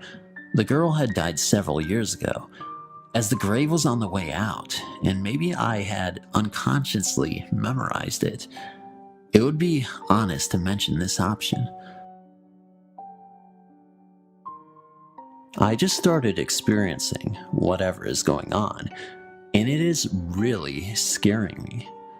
A few weeks ago, my sister and I went to the local graveyard to test out this ghost radar I got in the app market for my droid. That's my phone, if you didn't know. I didn't think it would really work. It's just a circle with lines around it and a scanner, and if there is a so-called apparition nearby, a dot appears on the scanner in the direction it is. There was a slight breeze that day, and it was sunny. We got near the graveyard, and the scanner started going crazy. Dots were appearing everywhere, red, yellow, and green dots. The colors meaning the strength of the so-called entity, red being the most present and green being the least. A word or phrase appears at the top of the screen sometimes, like something to do with their death or whatnot. A large amount of phrases and words began appearing, some names and some frightening words like hanged or murder. The creepiest part of the whole equation was when a name appeared. The name was Peter. My sister and I started wondering if the Peter that appeared was an inhabitant of the graveyard. We started looking at gravestones, and we actually found one that said Peter Longs. It was a little scary, but then again, there is a lot of people named Peter in this world. We started talking to the so-called spirits. Like I said, is there anyone here with us that would like to share things via my radar? I started getting replies like crazy. Random words and phrases were blazing around like a wildfire. We then started to go home because it was getting near dinner time. Everything was good from then on for about 2 days. My whole family started hearing footsteps, knocks, bangs, etc. My sister said that she heard her name called, and then a bottle of her perfume flew off of her shelf and across the room. I later started seeing shadows and hearing muffled talking in the room next to me, even when nobody would be in there. Everything was starting to scare me, so I spoke out to them and told whatever was plaguing my family that it had to leave my home. Everything was quiet and back to normal until the next night, when I was laying in bed trying to sleep. I felt really cold, all of a sudden, and my TV turned on really quick, and then it turned off again. I went to my sister's room and saw her sitting up in her bed, looking really frightened. I asked her what was the matter, and she said that her TV turned on and off again. I told her that the same thing happened to me. We were both scared as can be, so I just slept in her room that night. The most recent and scariest experience I have was when I was home alone one night because my family was out at the store and I didn't want to go. I was just watching TV, and then the channel flipped. The remote was all the way across the room when that happened. Later, I got in the shower, and as I was washing my hair, I heard a knock on the bathroom door. The door swung open, and one of the knobs in the cabinet hanging on the wall fell to the floor. I was so scared that I called my mom, and I went to my neighbor's house until they got home. But are these experiences attributed to me going to the graveyard recently? I don't know, but I'm really terrified of all these events that occurred. But I guess in a way, it is kind of entertaining. Not in a good way, but an interesting one. Thanks for reading. I've lived in New Mexico my entire lifetime and never moved. As a result of living in the center of the Southwest, I've heard the story of La Lorna multiple times, and in many different versions. I live very close to about 2 rivers, and when I was little, I heard a version of the story where she drowned her children in the river that I could easily walk to. I never thought I would pay much attention, nevertheless see her, hear her, and slightly see, but recently, all that changed. I have 3 friends that are brother and sister to each other. It was summer of 2008, and we were having a sleepover. We had been planning this for about a month, and earlier in the day, we had bought all the food and other snacks we could imagine. We had planned to fire up the grill and make s'mores at about 8 p.m. and just sit outside and have a good time. At every sleepover we have, it seems that the Halloween decorations seem to get taken out of the closet a lot. 8 p.m. came around, and we made s'mores in the front yard. It was fun, seeing as I was the first, second, third, and last to set mine on fire. We walked around barefoot in the driveway for a bit. I set the skull on the wall of our patio. After a bit, we sat in front of the door, talking silently. During a small moment of silence and nothing to say, we heard a moan come from up the hill. It sounded outside and very close, but still far away. We ran inside, and in the haste, I nearly got shut out. We were all accounted for, and we ran into my room. When we heard it, it seemed like it was coming our way fast. We all believed it was La Lorna, but we shook it off as one of my neighbors trying to scare us. The 2 streets we lived on had ex-criminals and people with mental disorders everywhere. I eventually noticed that it didn't have the plastic skull with me. About 2 or so hours later, I walked through the dark hallway, switching on as many lights as possible right when I was in my entryway. I looked out the narrow window next to the front door.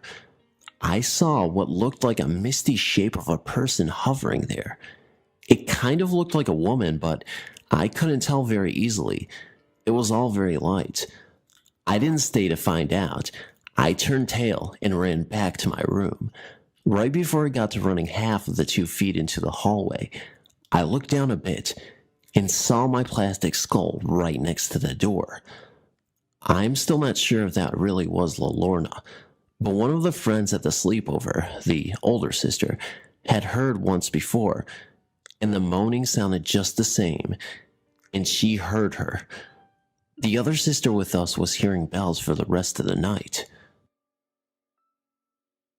This story goes way back before I was born. My uncle told us the story on one Christmas day, when I was like 7 years old.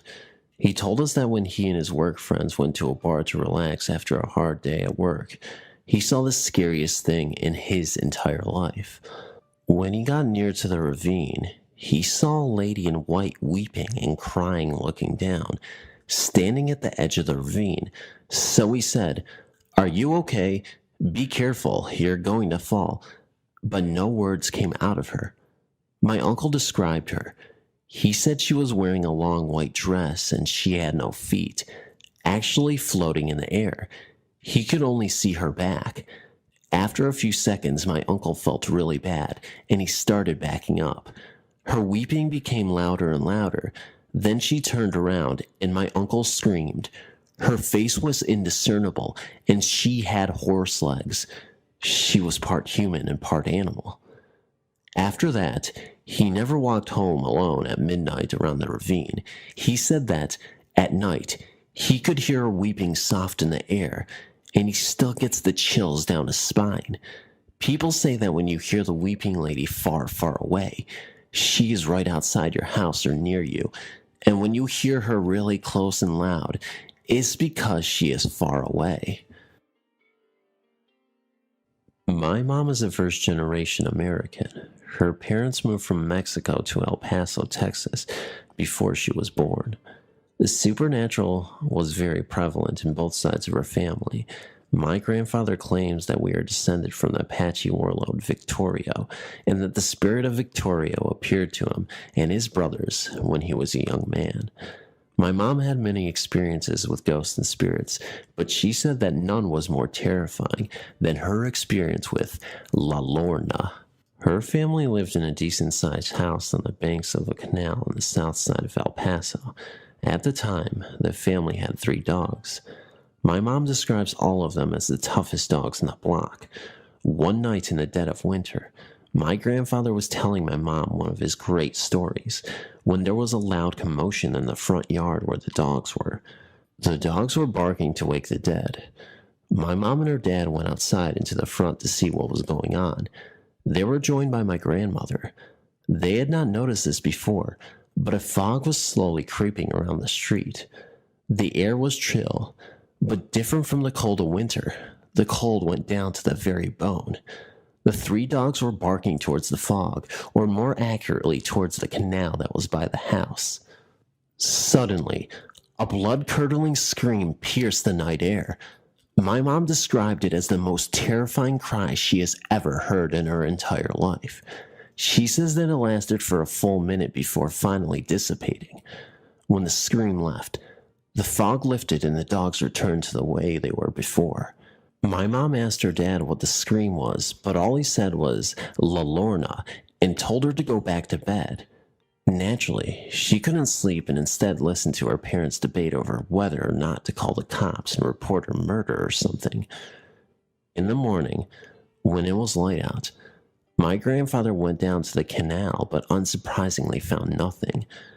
When he came back, he told my mom the legend of the woman who drowned her own children and is now fated to cry out for them on the banks of the river where she killed them. And to this day, my mom is convinced that she heard La Lorna on that night so many years ago. Another close associate of mine who has had a close encounter with La Lorna is my former karate instructor and confirmation class teacher. He is Irish and a devout Catholic, but firmly believes in the existence of ghosts and the paranormal. When he was a teenager, he lived in New Mexico, close to the borders with Texas and Mexico.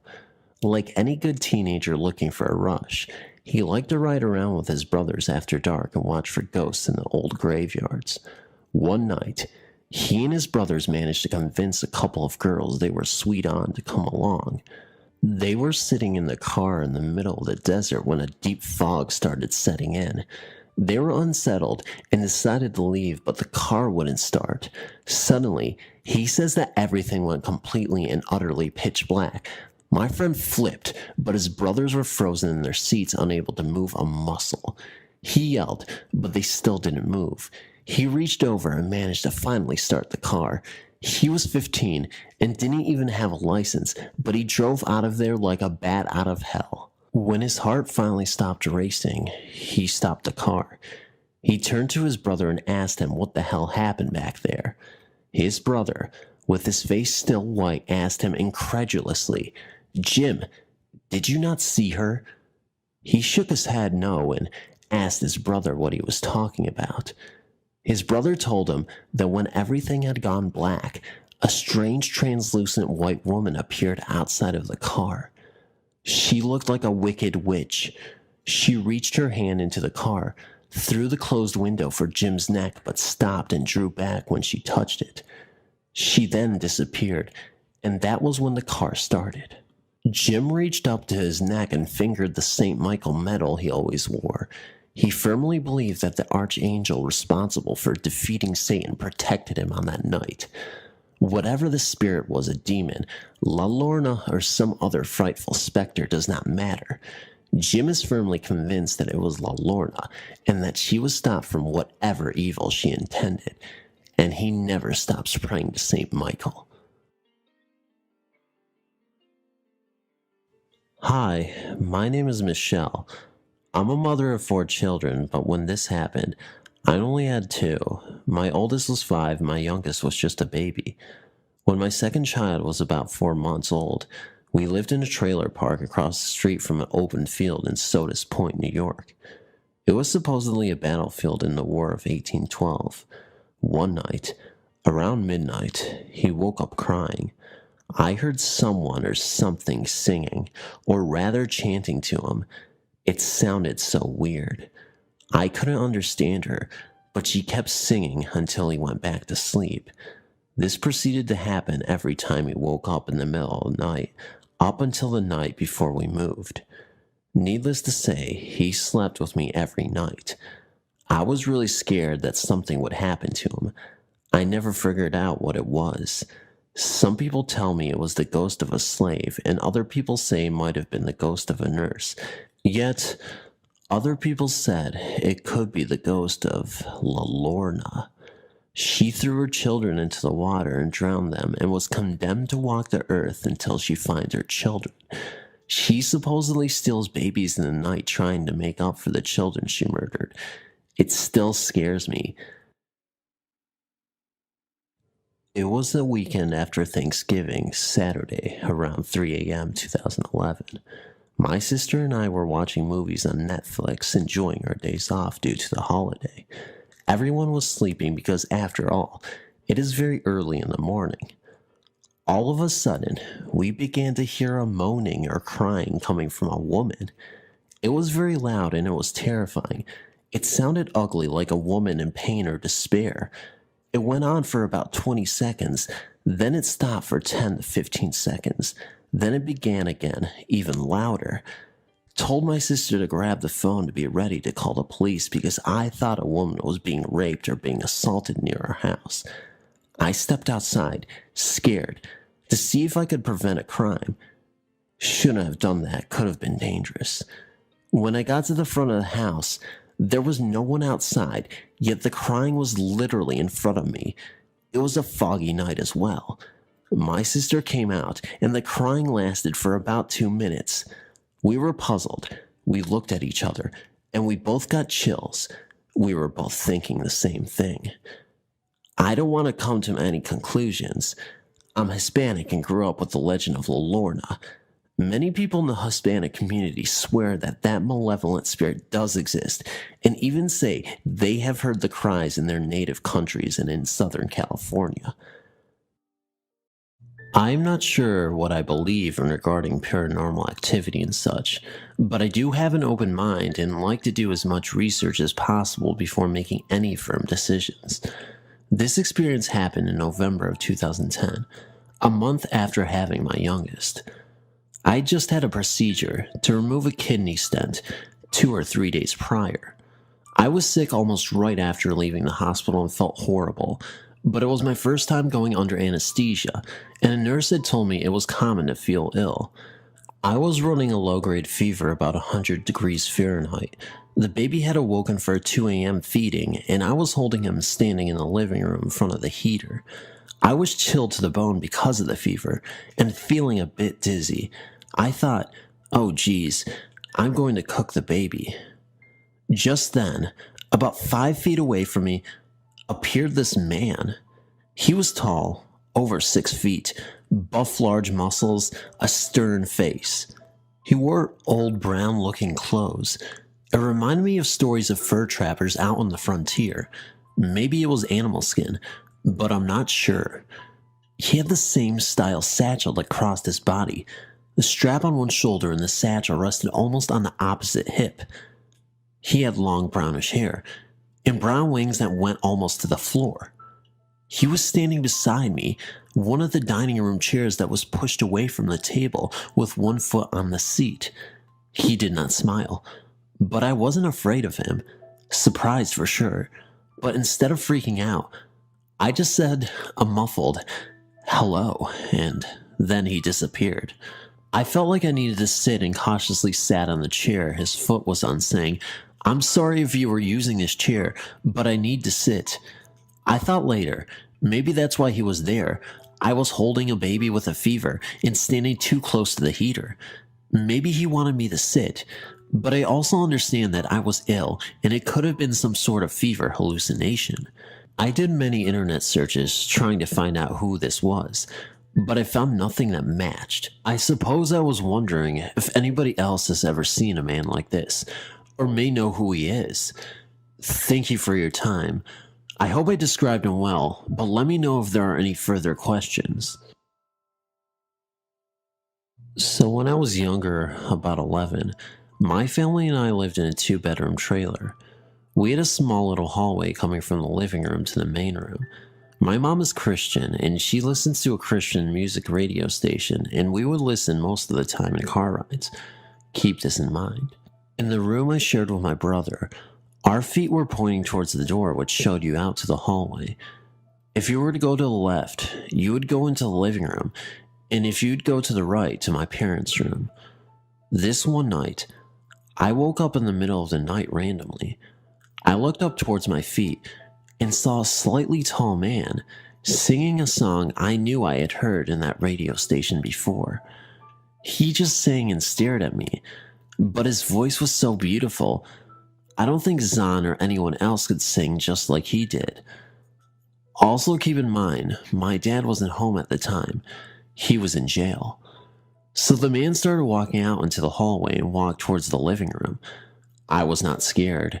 I was more mystified of the man's presence. I got up and went to my room and asked her if she had seen the man, and she said no, and so I explained to her that he was singing the song on the radio station. I don't remember the name or how it sounds. Up to this day, I firmly believe that it was an angel watching over my family and I. My grandma has gone to explain that the way you know it's an angel is if you don't feel anything but peaceful, and if it's a demon, that you get bad chills and are scared to the max. This story didn't happen to me, but it happened to my sister. In our town, there is a bridge that is on a dirt road that is said to be haunted. It's called Hollow Bridge. They say a couple were murdered, and the wife still comes around every night about 2 a.m., which is the time they died. This was about 100 years ago, or so I am told. Do I believe this story? Not really, but I'll go with it. They also say that if you are there at night and you see her, she will tell you something you don't want to know. When I was 15 and my sister was 17, I've seen something. One night, my sister, her boyfriend, my boyfriend at the time, and myself were all there around 2 a.m. It was a very clear night. Well, all of a sudden there was a fog that was rolling up to the bridge from the tree line, about a quarter mile back. I couldn't believe my eyes, so I freaked out and we left.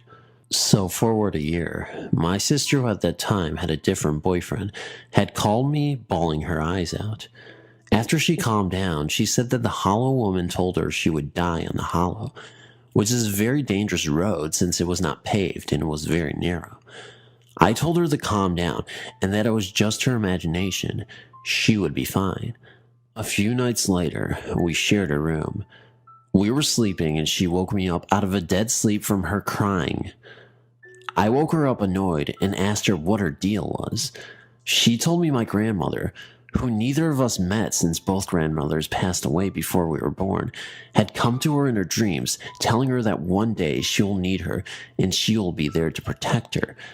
At that point, I was kind of freaked out, but I dismissed it, telling her she needed to go to bed.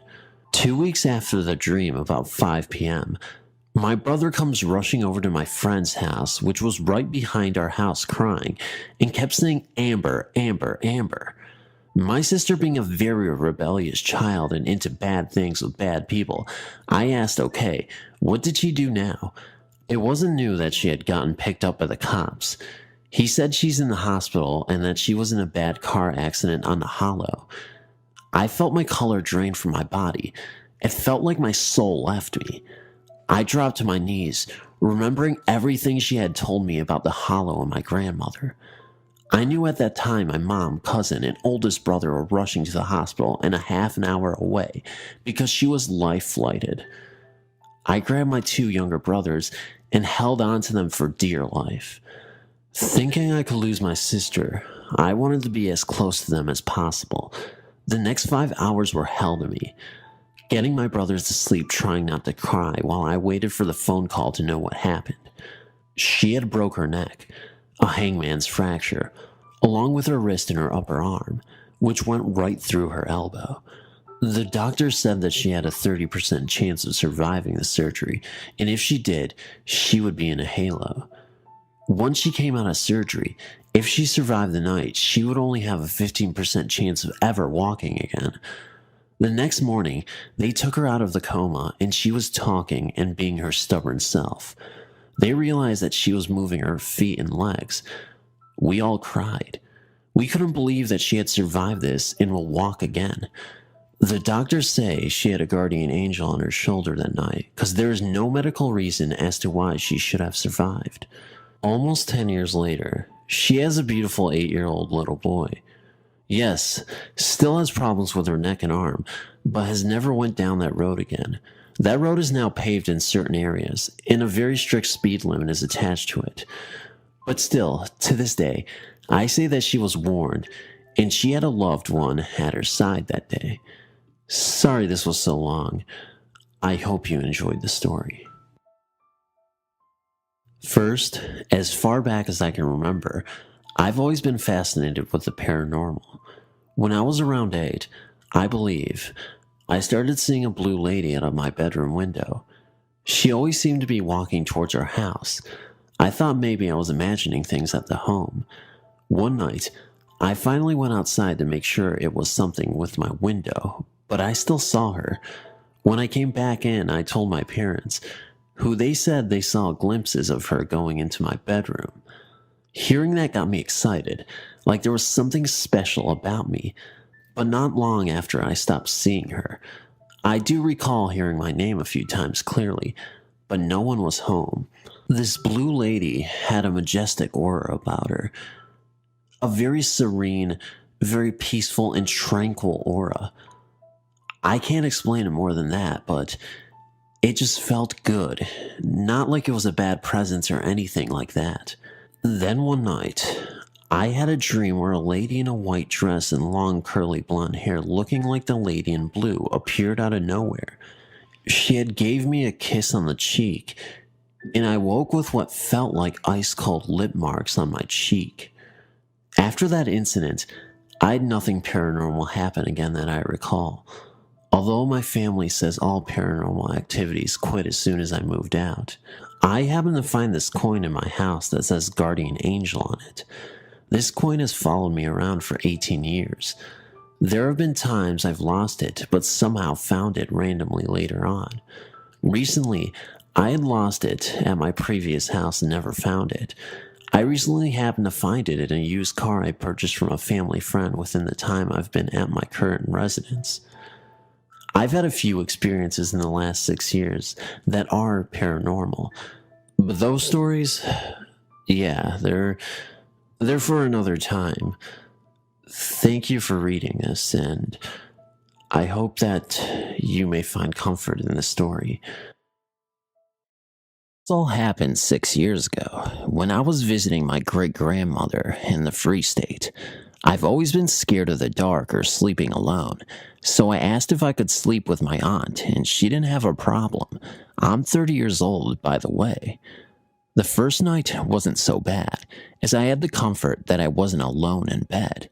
I heard dragging footsteps in the kitchen and the door opening and closing, but was too afraid to wake up and investigate or wake my aunt up for something that's not there. I just laid there on the bed, listening to this thing and person dragging feet around in the kitchen and opening and closing the doors between the dining room and kitchen. I ultimately fell asleep. The next morning, I asked my aunt if she'd heard anything, and she said no. The second night was what scared me the most. As we laid there sleeping, I just suddenly turned, and my eyes opened wide, and there, inside the wardrobe, I could see, since the door was half open, was a dark male figure with red eyes peeping through. Our eyes just met, and I couldn't scream or move. I just stared right back at those red eyes, and it spoke in Soto, South African language. It said, "I'm not here to scare you, but to scare that one," meeting my aunt, and I can't remember what happened after or how I fell back to sleep. I told my aunt about it, and we had to sleep with the light on for the rest of my stay. I still can't get the black figure with red eyes hiding in the wardrobe out of my head. The first strange experience I had was during my sister's 10th or 11th birthday party. At the time, my family lived in a house in a blue-collar town in New Jersey. The house was set up where the front door was, up a flight of stairs. Once inside, there was a landing that led to another flight of stairs upstairs and another leading to the lower level. Downstairs was a long hallway with a doorway leading to the garage. At the foot of the stairs, which formed one end of a long hallway, there was a closet under the stairs. There was a laundry room at the end of the hallway, and finally large living room. My sister had invited all of her friends, and everyone was having a good time. After eating cake, the grown-ups went upstairs for coffee, and the kids stayed downstairs to play on their own. At a certain point, we all decided to scare each other by telling ghost stories in front of the laundry room. My sister and I had always thought of it as the creepiest spot in the house, and it proved to be the perfect spot to tell ghost stories. When you opened the laundry room door, you stared down a long dark room with a shaded window at the end. The doorway to the laundry room was a small recess at the end of the hallway. The house quieted down as we started talking about scary things. After a few of those stories, everyone started to get into the spirit. My sister and I were sitting at the end of the hall, looking down its length. From our vantage point, we could see the wall along which the door leading to the garage was. We were midway into someone's ghost story when my sister suddenly noticed that the door leading to the garage had suddenly popped open just a bit. She remembered that the door was definitely locked. We walked over and closed the door and made sure to lock it again. By then, all of us were terrified and thoroughly petrified in our own little recess. As little kids, not one of us wanted to move out of our spot or make a noise. Just then, someone rang the doorbell, which made everyone jump 3 feet, but was enough to kill the moment. Everyone started laughing. Our house was new when we bought it, and nothing strange had ever happened to anyone in my family there. Now that we're older, my sister and I still bring up this incident with my sister, and we both have a good laugh. She still swears that she locked the door. Growing up, I spent a lot of time reading true ghost stories and still do. When we were little, my sister and I would borrow the ghost books from the library. The best were the ones with real pictures. I remember reading one of those ghost books when I was in middle school. It was right during the time when midterms or finals were coming up, and I had a pile of school books on my desk. A ghost book was tucked away there somewhere, and for a break, I'd pull out the ghost book. At the time, I was part of the school basketball team and proudly received my practice jersey, which I still have, that I kept hung on a hook at the back of my bedroom door. That night, I was studying for finals with the bedroom door closed. My desk faced the wall, and the door was 4 feet to the right. I had my Walkman on, do you remember those things? And started getting into the rhythm of doing my English homework to the tunes of rap. Then, out of the corner of my eye, I was distracted by some movement.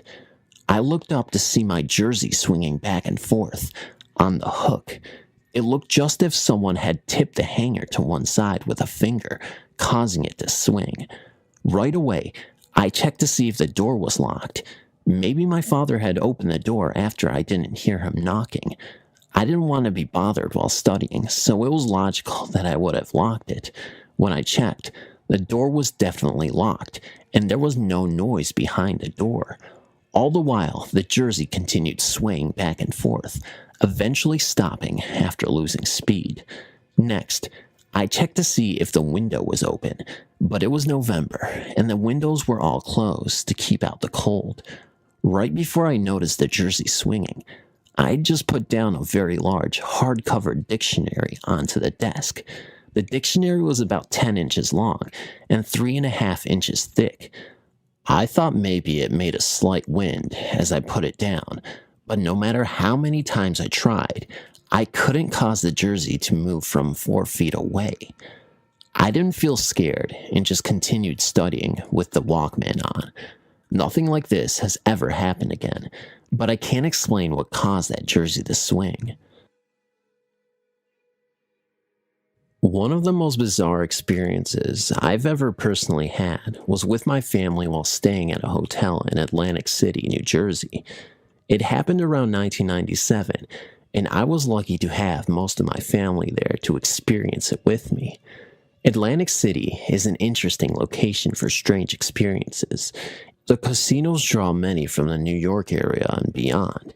But along with this brings the good and bad of social ills that come along with games of chance. The summer of 1997 was a typical one. Like we did many summers before, my family drove down the shore to spend a few days enjoying the beach and casinos at Atlantic City. As usual, my father arranged the trip and found a new hotel with a very reasonable price. The name of the hotel was called the Flagship and is still located at the northern end of the boardwalk, far from the other casinos. After a long, cold winter, my family was anxious to see the ocean and asked the front desk for an oceanfront view. We were told that the only room available wasn't facing the ocean, but with 2 queen-size beds, the room was very comfortable and that we could see the ocean from the side of the balcony. It was the perfect size for my parents, my sister and I, and we agreed, and the man at the front desk gave us 2 door cards. Our room was on the 10th floor. Looking back, none of us recalled running into many guests in the hotel at all. However, we thought that since the hotel was new, it was just beginning to attract customers.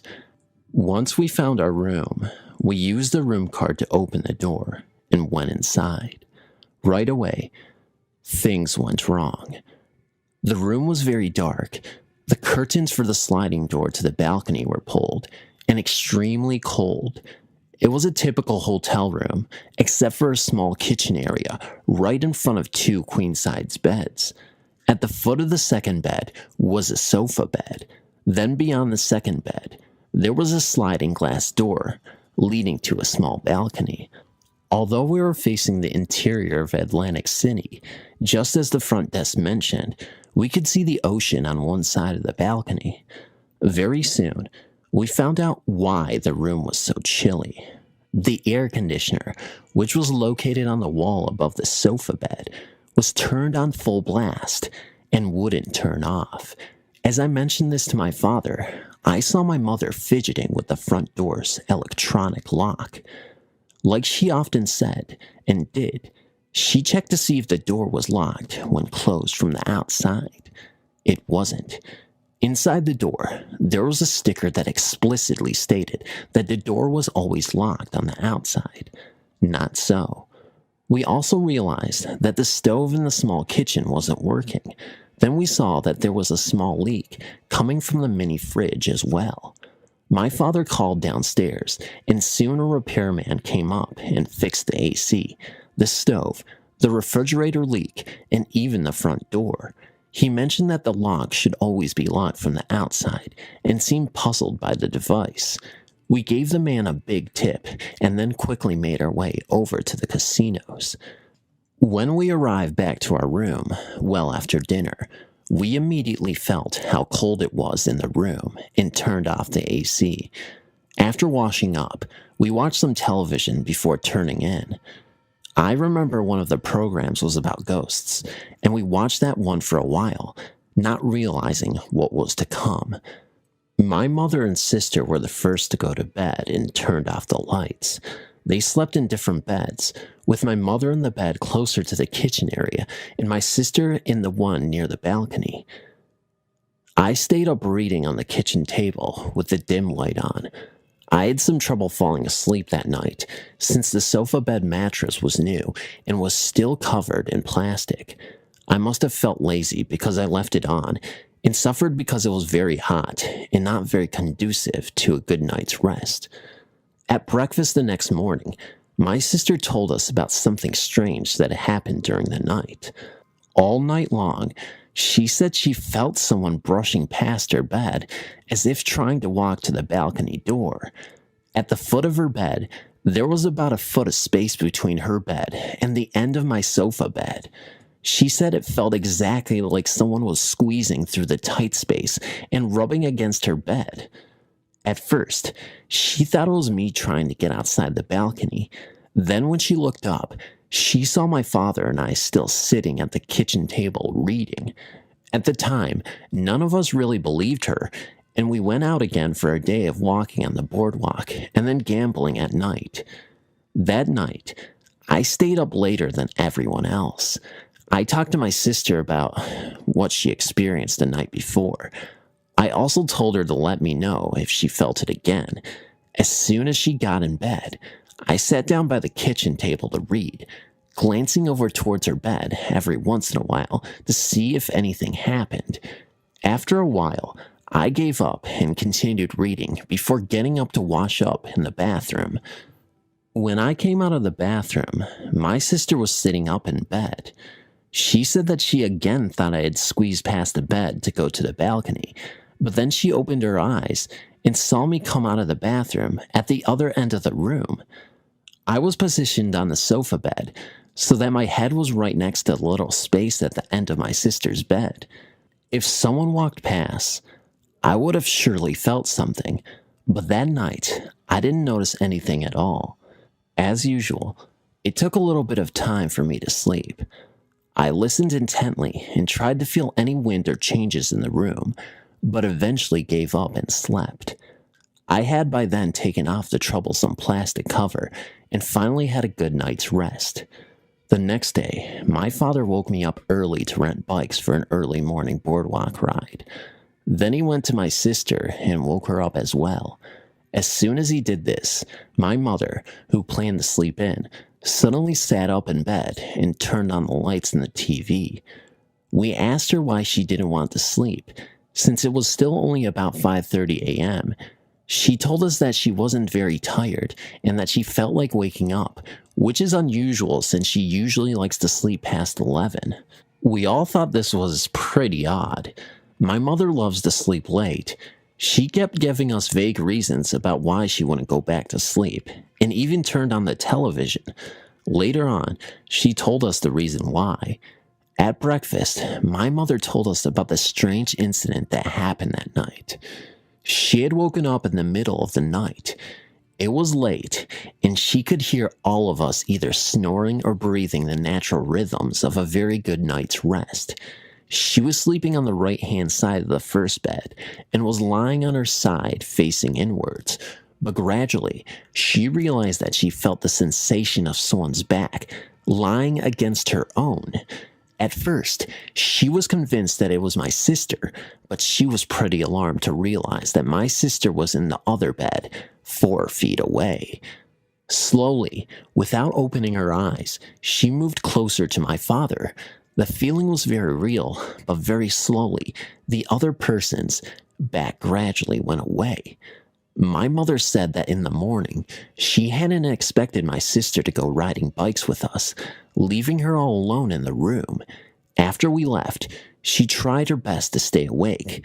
She turned on all the lights and turned on the television, but eventually she fell asleep anyway.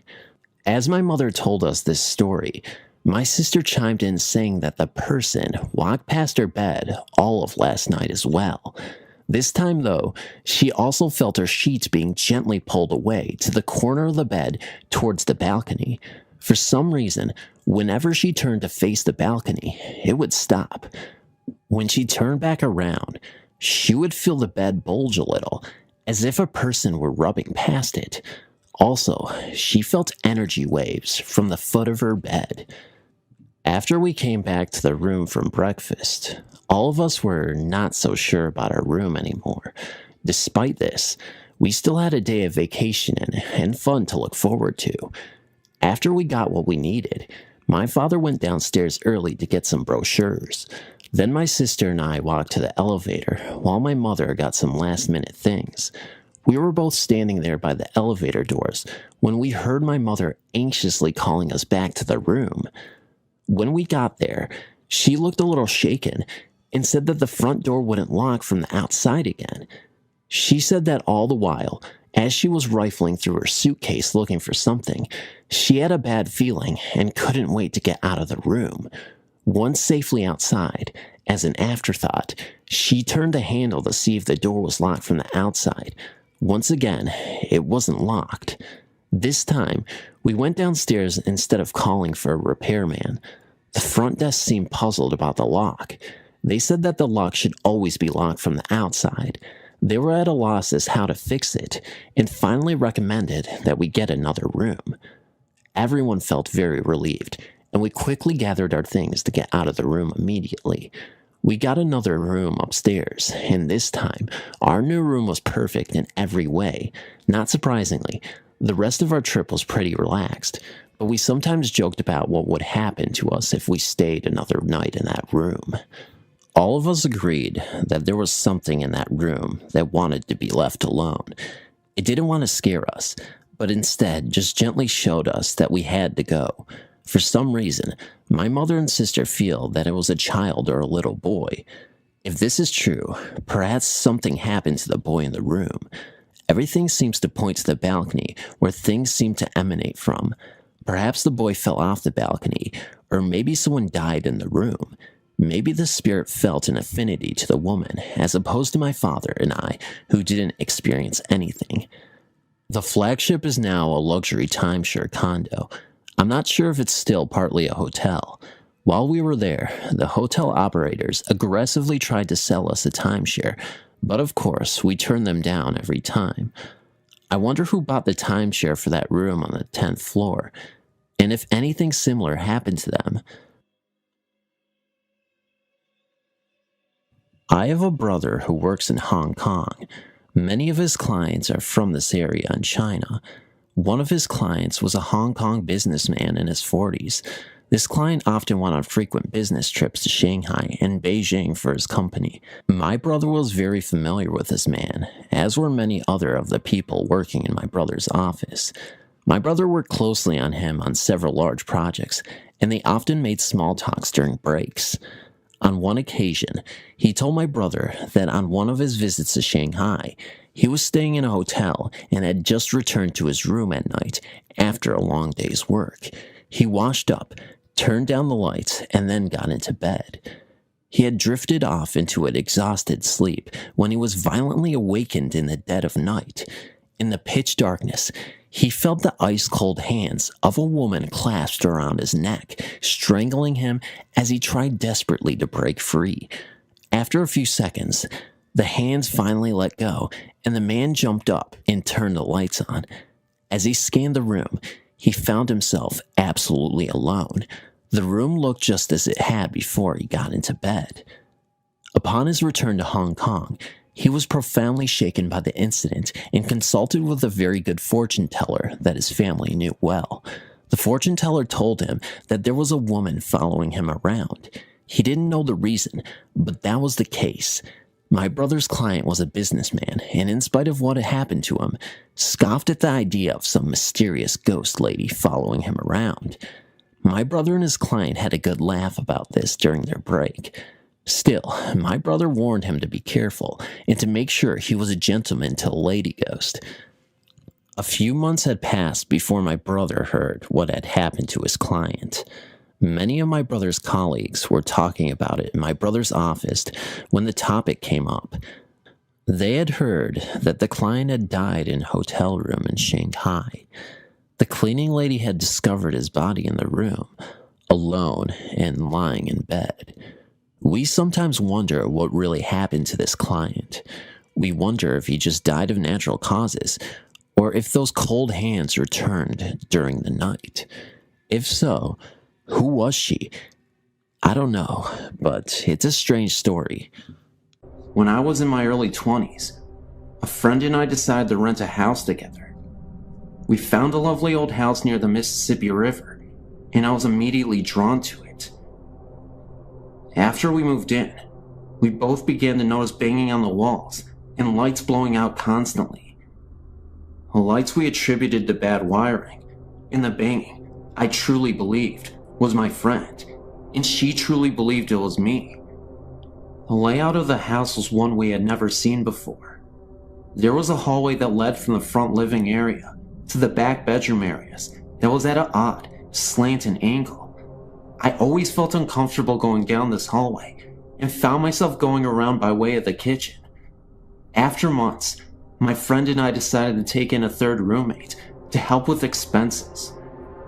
During the next month or so, after this third roommate moved in, we noticed an increase in frequency to the noises, banging, and lights going out. We also began to notice that every month, and this is really weird, right around the time that all three of us began our menstrual cycles, a very large stain began to appear in the middle of our living room floor. We tried constant shampooing, but it would always reappear immediately. Then after our cycles were finished, the stain would disappear on its own, only to reappear the next month. Our third roommate then became very withdrawn after only a short time of being in the house. She began to go directly to her bedroom and never came out except to go to work. Her personality has also changed drastically. She went from being very funny and outgoing to a complete loner. She would also say very inappropriate, weird things to us. We had known this girl for some time, and her behavior was quite unsettling. She finally told us that she was not comfortable in this house and was moving out, and she did so that very day. Shortly after she moved out, the banging noise began in earnest, and we started noticing our things being rearranged. We began to laughingly and nervously admit to each other that something was not right in this house. However, neither one of us felt threatened by any kind of the weird happenings, and in fact, I personally actually felt almost protected by it. We started to call our ghost George, and would talk to him whenever the banging would begin. We were trying to watch something on TV, and George would start banging or knocking. We would say, "Please, George, not right now. We're trying to see this." And he would actually stop, at least until the show was over. Unfortunately, no matter how much we begged him to stop putting the stain on the floor every month, that never ended. In fact, it got bigger and darker the longer we lived there. One kind of amusing episode happened to us one memorable evening. I decided to let my boyfriend at the time stay overnight with me, although I usually didn't do this. Just as we were dozing off, a very loud bang sounded, coming from the hallway. My boyfriend sat up and asked, "What the heck was that?"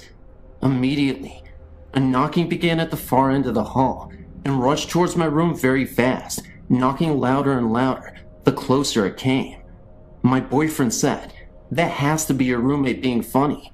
I just laughed and tried to explain about our ghost, and that I thought he might be angry that I had a male friend overnight.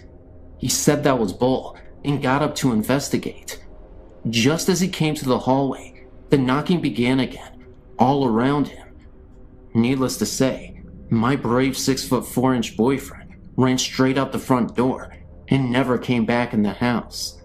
Anyway, after a few years, my roommate and I decided we were going to move to a cheaper apartment, closer to where we worked. As soon as we started packing, the noises, and especially the lights going out, began to get really bad.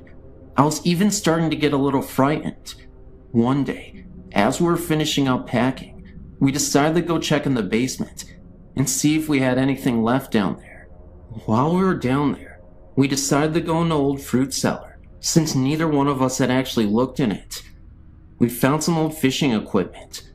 We also found an old shirt box that was sealed with tape and felt kinda heavy, so we brought it upstairs and opened it up. Inside was a bunch of old pictures. Most of the pictures were of a young man of about 25 or 30. In many of the pictures, he was in our house and standing on the porch of the house. There were also some antique glass slides with pictures of him in the military uniforms. We dated the stuff around World War II. We decided to call our landlady, an elderly woman, around 80 years old, to tell her we had found the box. When we called her and told her what we had found, she hung up on us. We called back, and her daughter answered and said that they didn't want that stuff anymore, and we could have it or throw it away. We thought it was very strange, since normally our landlady was a sweet old lady, so we decided that some of the stuff in the box might be worth more money, and we would sell some of it. Some war medals, and even an old stock certificate. That night, I put the box on the kitchen table, and we went to bed. In the morning, we were going to move the last of everything, and as we were preparing to go, I asked my roommate what she had done with the box of stuff. She said she hadn't touched it. We looked everywhere and couldn't find it. Finally, around lunch, we got hungry and decided to cook a frozen pizza. We turned on the oven, and immediately began to smell something burning. When I opened the oven, there was the box. Okay, I swore my roommate did it, and she swore I did it. So we left the box on the table again, and left to move some things to the new place. When we got back, the box was gone again. This time, we found it immediately in the kitchen pantry, so we kinda laughed it off, and put it back on the kitchen table. About 10 minutes later, I walked into the kitchen, and it was gone again.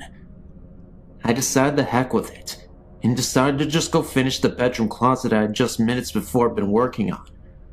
When I stepped up on the chair to wipe off the upper shelves, there was the box.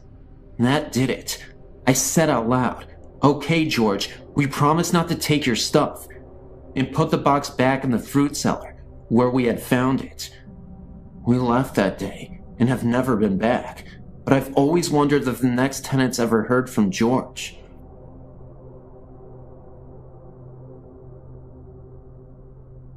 I've worked for a domestic violence shelter for approximately 7 years. While I personally have never seen anything, there are always odd sounds and unusual occurrences. Let me start at the beginning. The house is 2-story with an attic and a basement and over 100 years old. I really don't know much else about its history. The local domestic violence center purchased the building, which had been uninhabited for a number of years, did some renovations, and began operating an anonymous shelter for battered women and their children. Over the years, there have been numerous sightings of a young couple. A woman in a long flowing dress can be seen periodically walking up the long staircase. A man in dark, old-fashioned clothing has been seen in the living room and at the top of the stairs outside the attic door. It is usual for all who went into the attic or the basement to feel uneasy, and not alone. Recently, the sightings seem to have increased. A church group came over to the holidays to sing Christmas carols to the residents, and a young boy pointed to the ceiling and said, "Look, there's an angel." The only thing seen by the others in the room was a hazy, grayish fog that wasn't in any particular shape. A few months later, one of the employees' daughter was in the living room, alone, working on a school project, and looked up to see a gray, transparent figure looming in the doorway. She screamed, and her mother raced in to see the figure moving slowly upstairs. It was as if the ghost was checking in, and didn't mean to frighten the young girl. Perhaps the most interesting aspect of this haunting is that the couple together, fitting the same descriptions of the man and the woman seen in places of the house, have been seen in one bedroom upstairs. To my knowledge, at least 3 residents in the last year have been awakened at night to see the woman sitting on the edge of the bed, with a man standing behind her. The couple has been described as comforting and reassuring to those who have seen them in this manner.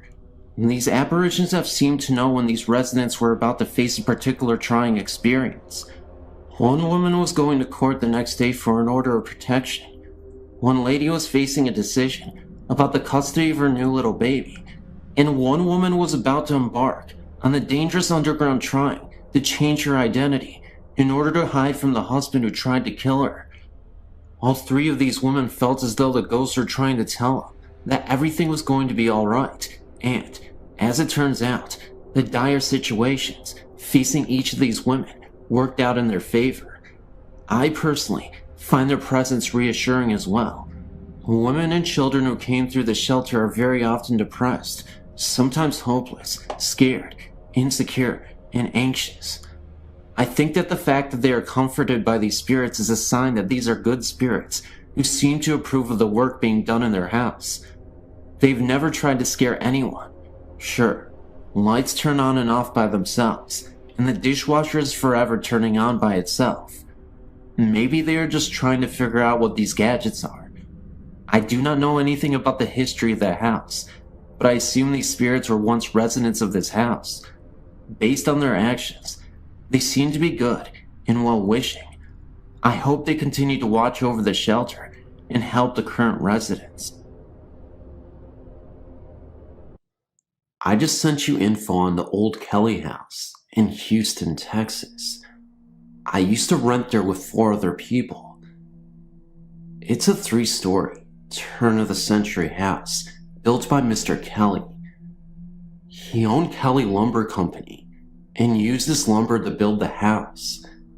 The rent house goes for about $2,300 to $2,000 a month as of current. It has a long history of hauntings that started right after Miss Kelly committed suicide. We found out about this info by accident, which I will describe later. I was the first to experience the haunting. I just moved in and had a friend over. The front window blinds at the entrance slammed shut and closed by themselves. It scared my friend so bad, he ran out of the house. I shared the house with 4 other adults. 2 of them, ladies, were amateur mediums. Just local psychic fairs and healing centers was their occupation. We overlooked the house together before we rented. Upstairs in the master bathroom is a set of old French windows above the sinks. It has a crank to open the windows. 2 of us tried to open it, but it was weathered and painted shut. We forced it, and it would not budge. That year, the hard freeze came early, and our first evidence to share together of the haunting became known. All 5 adults and 2 children were accounted for. Matt, one of the roommates, came down from taking a shower and asked was there any reason for us having the other bathroom windows open. Sandy and I looked at each other with raised eyebrows, with disbelief. We asked Matt again to be sure we had heard him right. We investigated. Sure enough, when we got to the top of the stairs, you could feel the cold winds blowing. As we entered the bathroom, Sandy and I stood shocked to see the French windows fully opened. We debated the issue in our heads, but there is no way Matt himself could open the French windows by himself, even if he was on steroids. I tried to reel in the windows using the crank. It was rusty and hard to close. I had to use tools to shut it. That moment on, we all knew we had a problem on our hands. A few weeks later, Sandy wanted to use the house as a gathering of friends to share vegetarian meals. Her ambition expanded to the public. For public relations, she wanted to write something about the house, but steered away from haunting stories. She struggled with different concepts, but succumbed to telling the story of a couple and their tragic love for each other. The story is about a recently engaged, mischievous young lady that plays a practical joke on her fiancé at their engagement party. From the upstairs balcony, she pours water on her boo down below. This enrages him, and he scolds her with fever. Shocked and dismayed, she bursted out into tears and ran to the other side of the house to the porch, which was located on the 2nd floor. Heartbroken and drunken with wine, she hangs herself. It wasn't until violent weather did the secrets come out. On October 13th, 1993, a tornado paid us a visit. It was all over the nation, in CNN. It was simply unheard of. A tornado touching down near a large downtown area, especially in Houston. The tornado struck our neighbors next door in the apartment building across the street. Because of her national cover, and Sandy's interview with news reporters being broadcast over the nation, it prompted an old resident to pay us a visit. The granddaughter of Mr. and Mrs. Kelly came by to see if we were all right, and wanted to share pictures and stories about the house. We wanted to ask her questions too, without sounding nuts. We already had a couple of occurrences of the haunting since then. We decided to manipulate her in going upstairs to the upstairs master bathroom. Then, we unfolded to her the news about the house and its little gifts. She hesitated on entering the bathroom, which raised questions in our minds. We told her about the windows, and suddenly, she started to get very nervous. She finally told us that the house was in fact haunted. It was in that very room where she found her grandmother hanging from the ceiling. One night way after the death of her grandmother, she went into that room and saw the apparition of her grandmother laying in a fetal position in the corner of the room. She could hear faint sobs in the room many times before, and in another encounter from that same room, she saw 3 ghosts hanging from the ceiling. She said they were too dark to make out, that they were just silhouettes.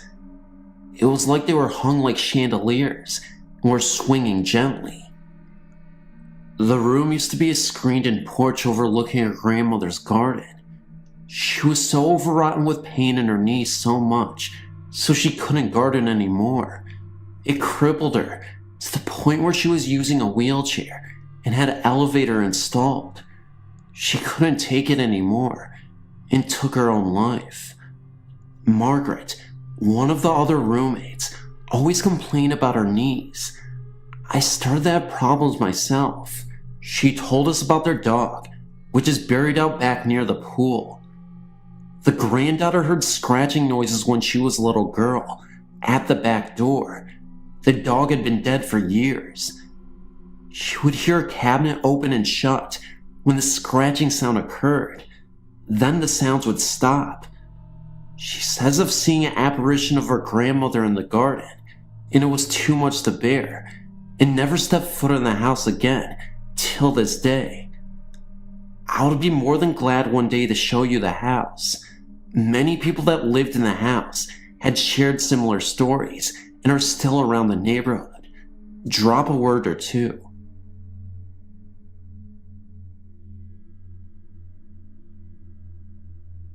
When I was in my 20s, I'm 30 now, I used to always go camping with my older brother during the autumn months in Washington State. This story won't be very long, but it'll always be an unforgettable experience. On one of the days we were venturing out to go camping, we ended up taking the back roads on the way to the campground. The total drive was about 3 hours long, and got up early in the morning to make the drive. If you're unfamiliar with Washington State scenery, it is breathtaking. Lots of trees towering over you as you drive through, mountainous landscapes, green pastures, etc. It is, in my humble opinion, the best place to be in America. Well, anyway, we ended up staying for a couple of nights and set up a tent in the middle of these woods in the campground. It was just us and nature. I remember we sat on a log and built up a fire every night, roasted s'mores, admired the beauty of the nature here, and just took in the impressive scenery, as we usually do. One of the nights we were doing this, my brother thought he heard another person scream "help me" from afar. "Josh, you think that person is in trouble?" he remarked.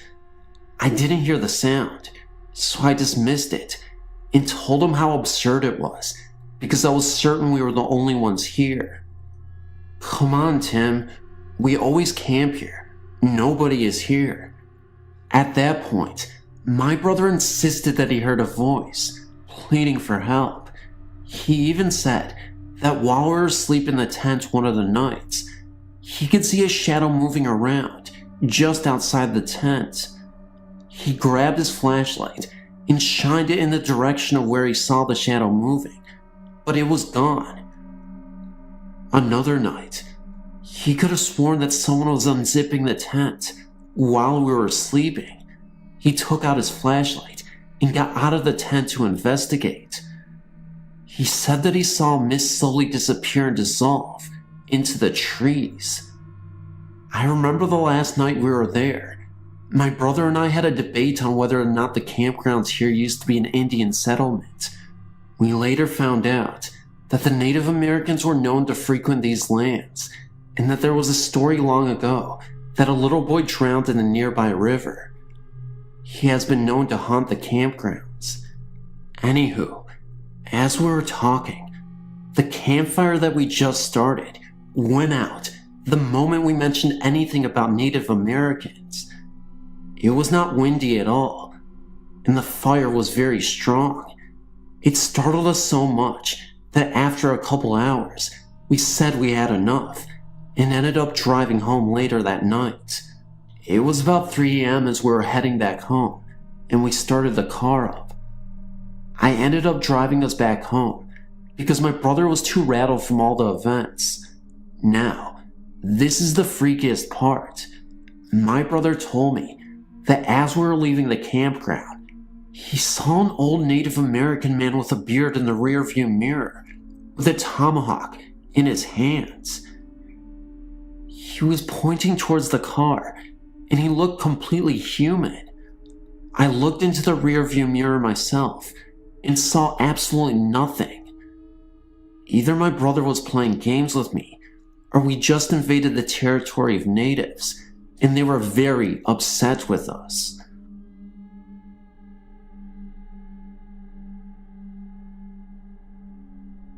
Hi, my name is Diane. Growing up in Detroit, my family lived in a house that was haunted.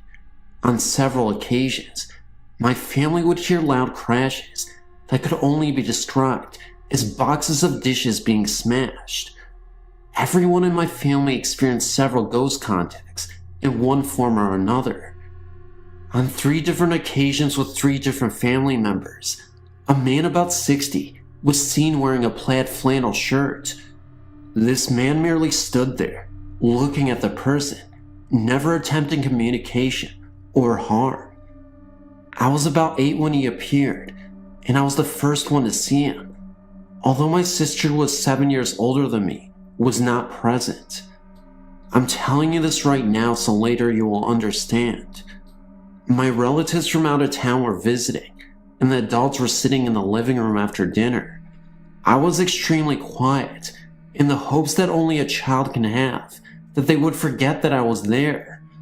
I was sitting on the couch, and the front door was open, with the screen door closed. I saw the man wearing a red plaid shirt, standing at the front door and looking in.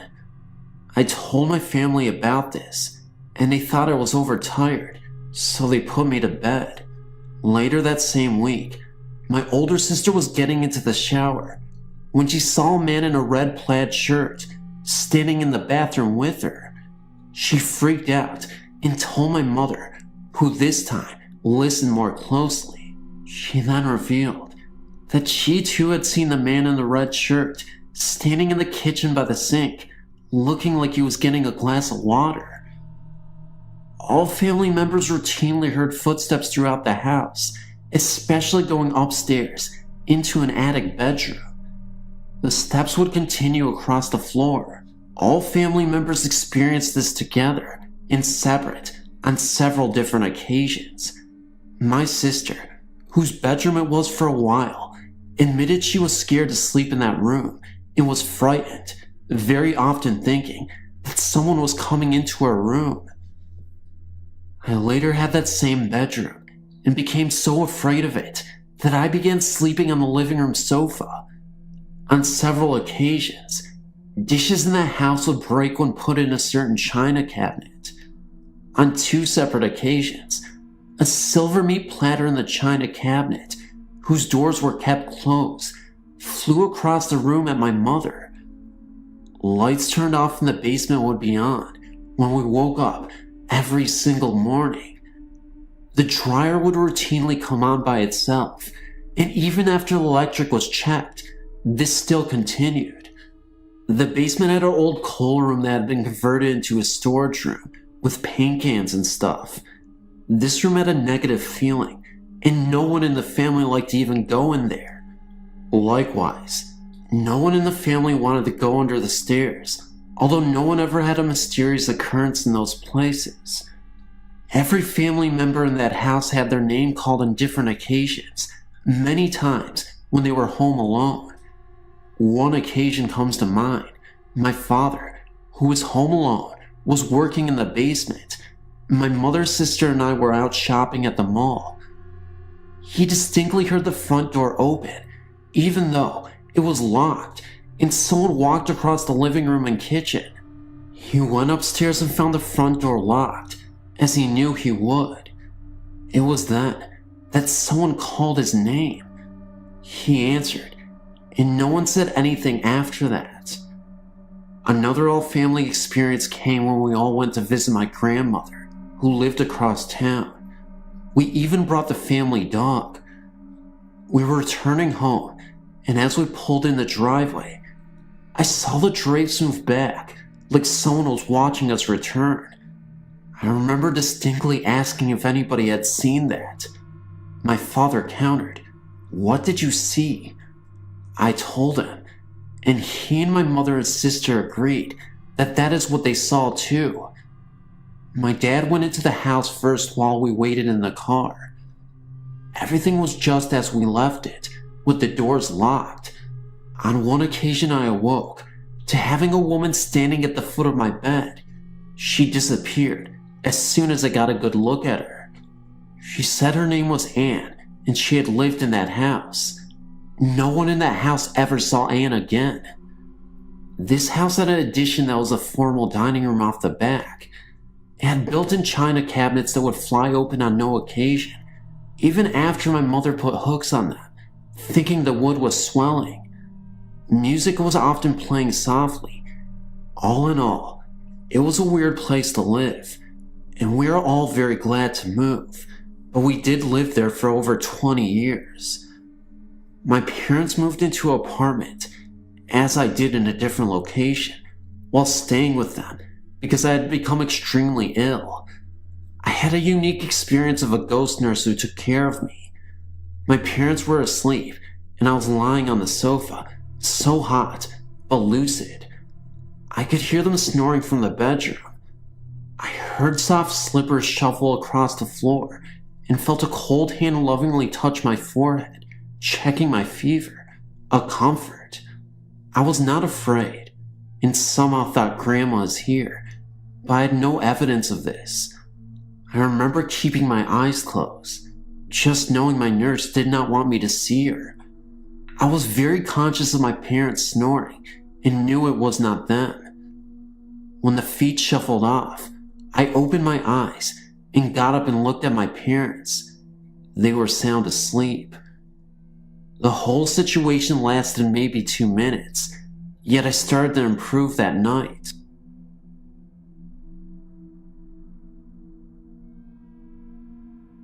I now live in Indiana, and a few years ago, my husband and I rented a little farmhouse. Our landlord lived right behind us, and the farmhouse used to belong to his grandparents, now both deceased. Not long after we moved in, we began to hear things, and my 2-year-old daughter would wake up in fear, crying about a man in her room. I would say, "Where?" and she would point to a corner of the room, but I would see nothing. We would often hear footsteps coming up the basement stairs with no one there. This is happening in front of other witnesses also. We would sometimes hear a man in the basement talking, but couldn't make out what he was saying. Now, the basement was a creepy place where I always sensed being watched and followed. There was a little room that used to hold well water with a heavy door that had the window painted white. I felt this room was evil, and I hated it. Unfortunately, my washer and dryer were down in the basement, so I had to go there often. For a long time, the ghost just made noises, not meant to scare, just moving about the house. Later, he would come into our bedroom at night. I never realized it until I saw your site and David and Sherry's site, but he came in the room a lot more than the 2 times I saw him in human form. I would either be asleep or almost asleep, and I would see a ball of light drift slowly into the room. It would sometimes move to the side in front of my closet, or to my horror, it would come right at me and hover right above me. I didn't realize then that the orb was the ghost. I thought I was dreaming a weird dream that seemed like I was awake, because I saw the room exactly like I was awake, apparently because I was awake. I would be half asleep and angry at myself for having such terrifying visions, so I would angrily think in my mind, "Get out of here, stop," and it would disappear. Twice after that, I woke up to see a 30 to 40-year-old man with dark hair and a red and black lumberjack shirt. I would catch him staring at me beside my bed. Oddly, I was so tired that I just rolled over and went back to sleep. I found out later from my friend who used to live next door to the house that my landlord's grandfather had died in the house. His name was Pete. Also, he had been a grumpy old man. Funny thing was that both times I saw him, he was a younger man. Anyways, he never really bothered us, so we had no problem. We only moved out because we bought a new house this past year. To this day, I still can't believe I calmly co-abided with a ghost. I've been reading stories on this page for over a year now. Why? I don't know. I'll always find myself scared at night. But look forward to the new entries every month. I thought it might be time to submit my scariest. I'm very sensitive to the spiritual world, so I have many. Okay, a few years ago, I met my current husband, Joe, during the beginning stages of his nasty divorce to his wife, Jennifer.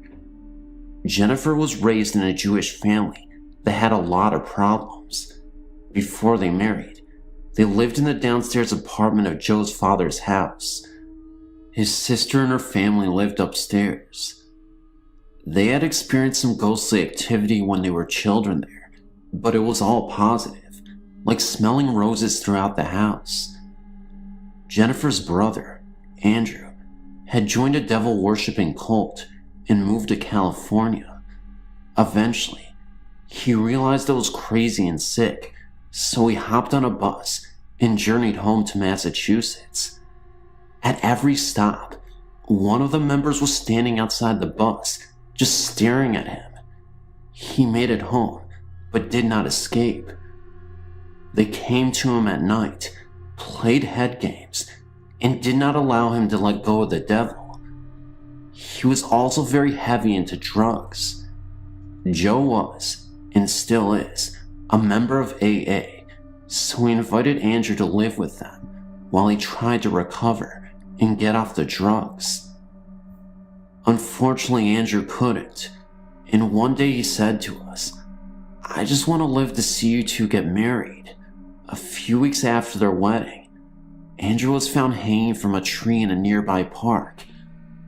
After the funeral, Joe was consoling Jennifer when he heard 3 knocks on the door. He went to answer it, but no one was there. All of a sudden, a rush of energy entered his body, and then everything went black. Joe awoke to his brother-in-law holding him down and trying to stop him from convulsing. He had come downstairs to find out what the knocks were from. Joe and Jennifer got Andrew's wonderful leather living room set. They moved to Connecticut and split up shortly thereafter. I came along pretty quickly and also got pregnant pretty quickly as well. So we were not allowed to see the family, for they were ashamed of Joe's actions. One night, I had a nightmare of being chased by an evil and angry spirit through a house I had never seen before. I was flying from room to room, up many stairs. Finally, I went into a room where there was a child spirit on a bed, and very scared. I remember holding it while watching the spirit fly up the stairs at us. Then, I awoke. I told Joe about this because it was so vivid. He just about died. I described every room down to the wallpaper of his father's house that his sister still lives in. We were invited over shortly after. His family began to forgive him and understood his reasoning, not to mention they had a beautiful niece, granddaughter, that they did not know. When I walked in, I knew I had been there before. Amy, Joe's 7-year-old niece, said, "I knew you had blonde hair. I had a dream about you last week." Strange. A year later, I went to a psychic who I had never met before. She told me a lot of stuff about my guides and messages from them. Well, one was this. That spirit that was chasing you, it is the sibling of your boyfriend's ex-lover. And that was it. We just finally sold that dang leather furniture. I hope Andrew leaves me alone now.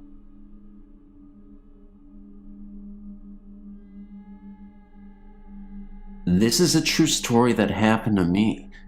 It is one of many, and I mean many stories, that happened to me that involve spirits. It started one night. I was spending the night at my grandma's house, in the spare bedroom. She has 2 spare bedrooms. One is mine, and one is my older sister Tammy's. I used to sleep in my room, but after that incident happened about a year ago, and no one died or anything. The room just went wacko from the presence of a spirit when me and my friend Damien were in it. I haven't gone in there since. So now I stay in my sister's room, since she doesn't visit as much as I do. I was laying down, looking at the white ceiling, like I always do when I can't sleep.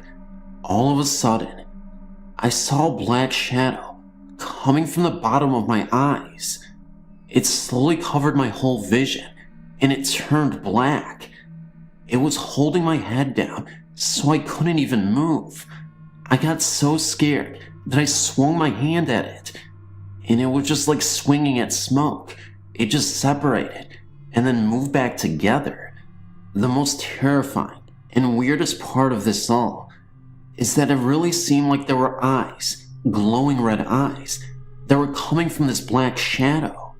The next time I met the black figure was when I was at home. I was having a sleepover with my friend Sarah in the basement. We were both on the pull-out couch, across the room from the bar. She turned and looked over, and then saw the black figure just staring at her, with glowing red eyes, and leaning up against the bar, right in front of her back. She slept facing the other way for the rest of the night. Again, I had a sleepover with Sarah in the basement. This time, I saw it. It came through the roof right above me, with its arms and legs straight out to its side, as if it was in the shape of a star. When it popped through the roof, I could see smoke come from around its body. What is this thing? Why is it following me? What does it want? Will it hurt me? And then slowly, it lowered itself towards me. I was so frightened. I didn't want to tell Sarah because she might get scared, so I pressed my head into the bed, trying to stay away. I was right in my sleeping bag, so I couldn't swat at it again, and then Sarah leaned over and asked, "What are you doing?" Then I told her, "That thing is right above me." She looked around me and saw nothing. "There's nothing there, Trisha." And I thought, how could she not see this? It's right there. How could she not see this? And then I said, "Hey, it's right there. It's right above me." She then tried to prove that there was nothing there and waved her hand over the top of me. Just as she did that, the figure jumped up and spread its arms and legs again and just popped through the roof. That was the last time that I saw that figure. I have many other stories. Most of them I'm going to submit to this page. If you have any questions, or if you want to talk to me about spirits, ghosts, or angels, email me.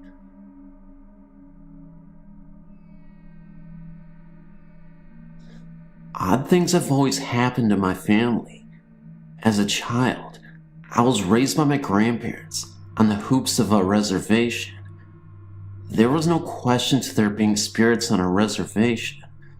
My grandfather came from a long line of medicine men. Although he doesn't practice medicine, he says he remembers everything he witnessed while he was learning to practice. Something scared him to death, and some things he says are very comforting. He says it was a practice of good versus evil. Some ceremonies were so intense that they were physically attacked by apparitions. Large, small, white, sometimes gray or black images. He says the spirits are present all the time, as if waiting for the right moment to strike. He always said if I was harmed in any way, I shouldn't point blame to anyone or anything. He said to express in words, "You aren't getting the best of me, just loud enough for me to hear it." Even when whispered, it was a means of protection. He said sometimes late at night, family members that have passed away would come knocking at his window, mostly his brother. He said he knew when it was his brother and when it wasn't. His brother gave him a sense of happiness or protection, but the others came with evil intentions. He said that all encounters are warnings and signs of bad things that are about to happen, or when sickness was about to fall on the family members. He said he knew when evil ones were around. When they came to his window, he would feel a cold breeze, then a strong sense of fright. Chills would overwhelm his body, and then a split second before he saw or heard anything, he would be paralyzed, completely taken over. The chills got worse, and when he would try to yell, nothing would come out. Sometimes he said he felt like he was dying and feeling every bit of it. Of course, this only time this happened was when it was pitch black in his room. Sometimes they reached in for him, from outside his window or from right underneath his bed. He said it wasn't the same feel as someone grabbing you physically. Their grasp pierced right through to the bone, much like a snake wrapping tightly around you. Only every bit of the inside would also feel constricted, right down to the bone. We always had traditional singing gourds hung up around the house. These were used for funeral wakes. Almost every time a force was present, it was through a dead family member. Even if it was just a dark shadow, the dead were used as portals to reach the livelihood of our people. He said the gourd served as a warning system. If a force entered our house, the gourds would rattle like crazy, much like an alarm system, protecting the house from theft. He said this would cause the dead to return to their resting place. It was a reminder that the person was dead, and that he was only causing distress. The evil using it had no way of evading or entering our house. If the force was strong enough, the gourds would not work. He said if that happened, we would all experience cold chills and a sense of fright. He said you'd have to feel so scared you wouldn't want to move, and that if you didn't convince yourself to move, it would only get worse, and that one person would be taken as an outlet for the family. Sickness or death would fall that person. To this day, I've never seen or experienced anything of that nature, but deep down inside, I know it's all true. I've heard the gourds go off, but never felt anything. My grandfather says they still visit him. I love my grandfather for everything he has shared with me. He says that all of this is only fair warning, and that this happens to everyone. Some just don't notice. The next time you fall or get in a fight, just think, who is really behind it all? I could go on, but I think it's best to stop here.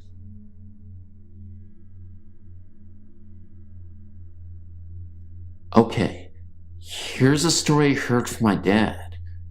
My dad used to work at a warehouse at the Goodyear facilities in Akron, Ohio.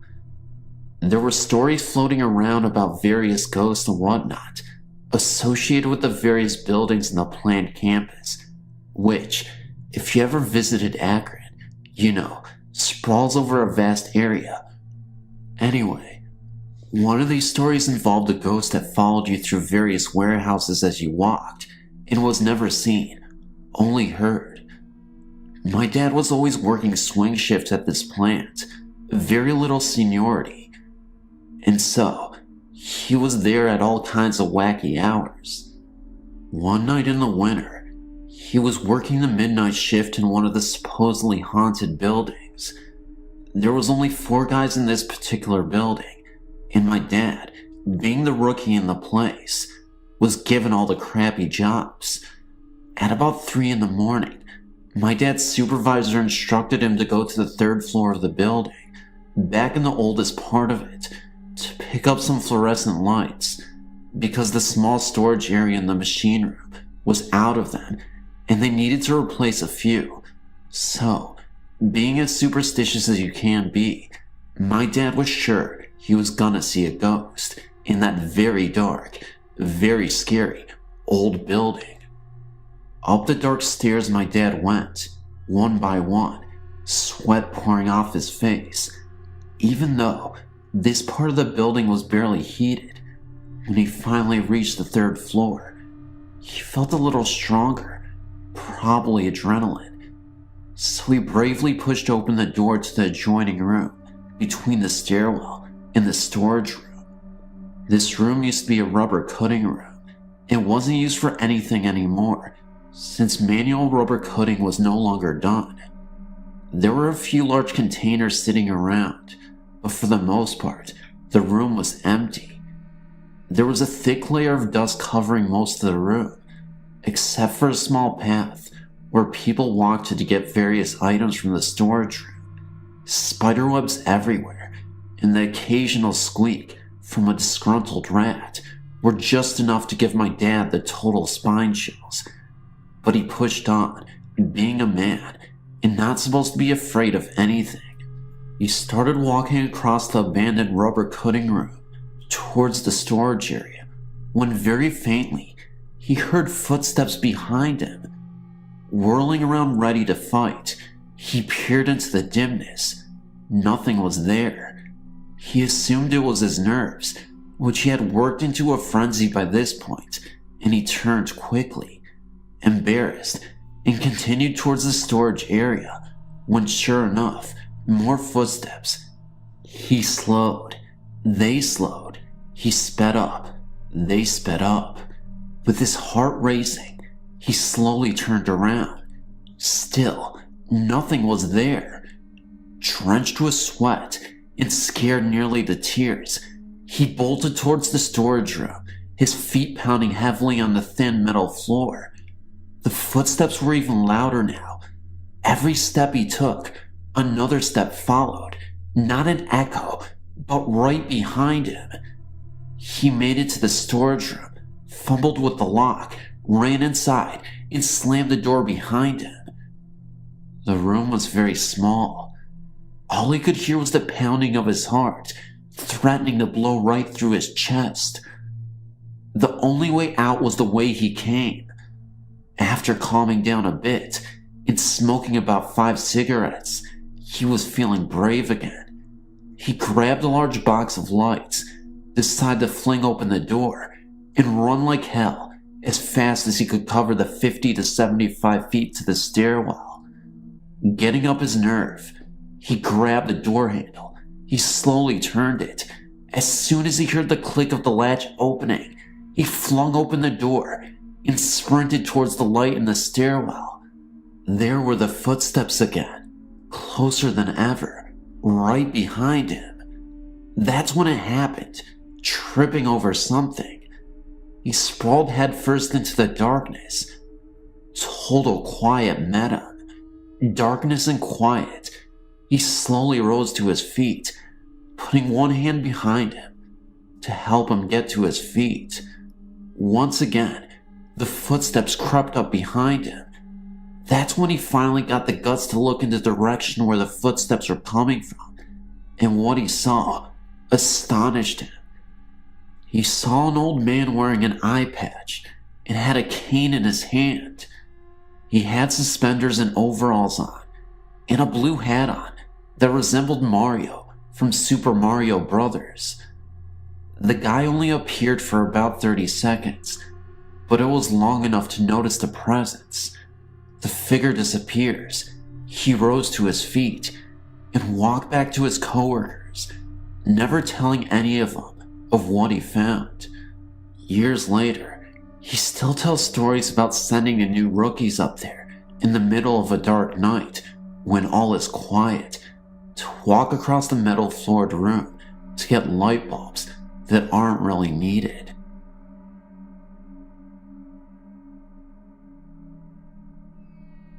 It all started when I was about 10 or 11. This story is very true, by the way. We had moved into a new house in northeastern Wisconsin. Let me explain where my room was. There was a porch, and then the door into our house. To the left was the kitchen, to the right was the laundry room. And if you were to go straight when you entered the door, there was a staircase. It led to the attic, where my room was. The staircase was not very long at all, 12 steps to be exact. When you went into the attic, there was a bathroom if you went straight. My room if you turned left, and to the right was a living room with a TV. One night, while I was laying in bed trying to sleep, I heard creaking up the steps. I thought it was my cat or one of the dogs, so I wasn't scared. I counted the number of steps I heard. There was 12. I noticed it sounded like a person coming up. I remembered every creak the steps made. I looked at the staircase, which I could see from where my bed was. I noticed some sort of dim light from the top step. The lights in the kitchen were off, and so was the upstairs light. I hid under the blankets, hoping for it to go away. I listened closely and heard 12 steps going down the stairs. Every night from then on, I heard the steps. One night, after I heard the steps going down the stairs, I got out of bed and looked at the bottom of the staircase. It was very dark, but I thought I could see a crumpled figure. Then a few days later, I saw a figure in white glide up the same staircase. It actually looked like a floating sheet and sort of resembled the Grim Reaper. I would start to see a lot of different types of spirits moving along the staircase. The last one I remember was a floating head that darted down the stairs. 3 years later, we moved into a new house in Indiana. One night, my mother told me that a little boy had died in the house in Wisconsin because he fell down the stairs. She didn't want to tell me when we lived there because it might frighten me. To this day, I'm still very haunted by that.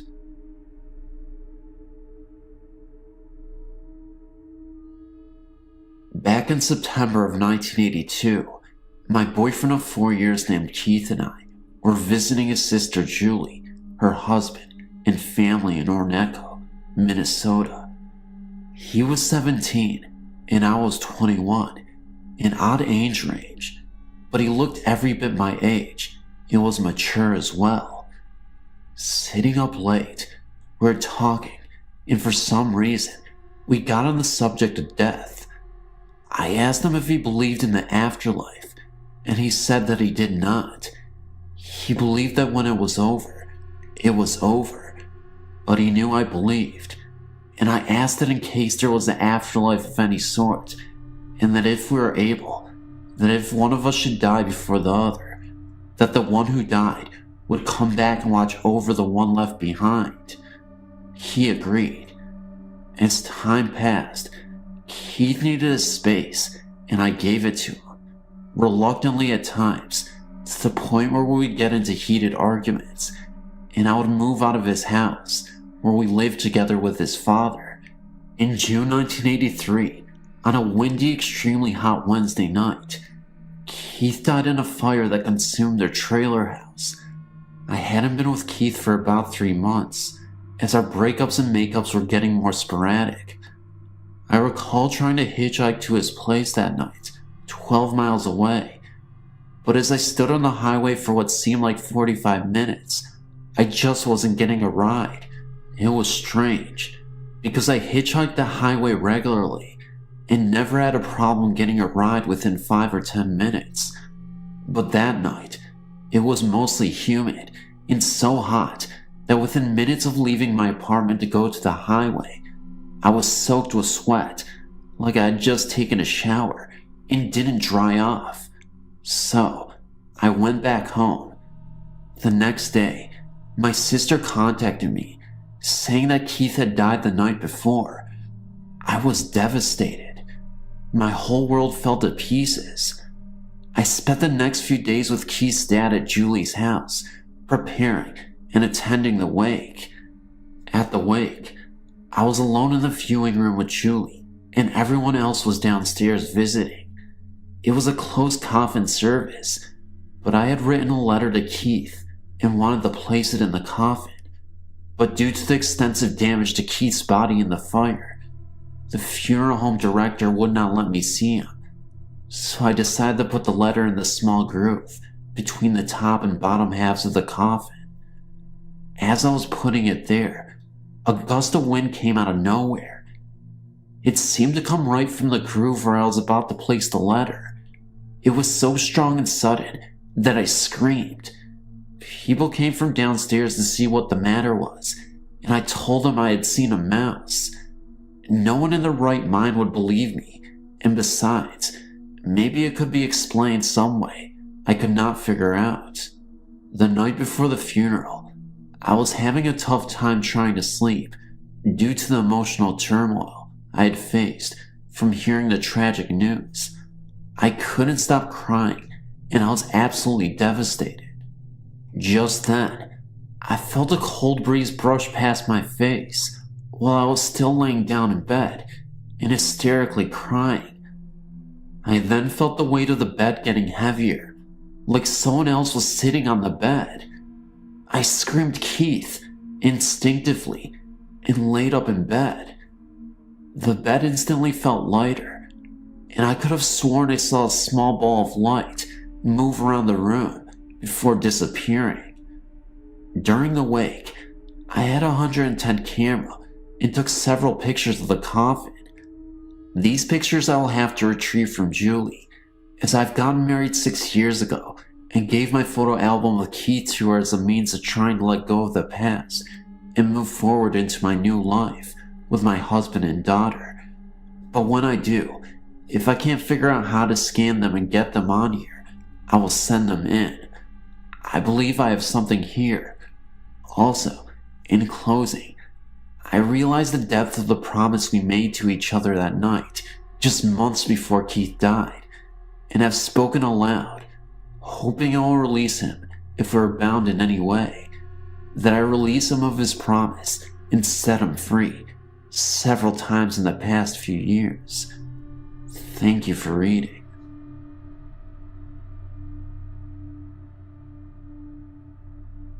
In this story, my wife and I had moved, and we rented a 60-year-old plus house because the landlord allowed pets. My wife had misgivings about the house from the first day we viewed it, but she agreed to move in. We lived there for 6 months, August 1997 through January 1998. She had a strange feeling about the staircase, as if something bad had happened or would happen to one of us.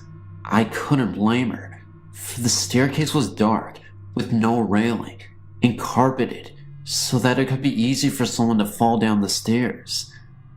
She also swears she heard old-time music playing in her bedroom late at night. I never heard it, and I don't believe it was our neighbors. She also said she would see people out of the corners of her eyes when she was alone. This hadn't happened to her before, and hasn't since in our new house, which we have lived in for 9 months. The strange coincidence is this.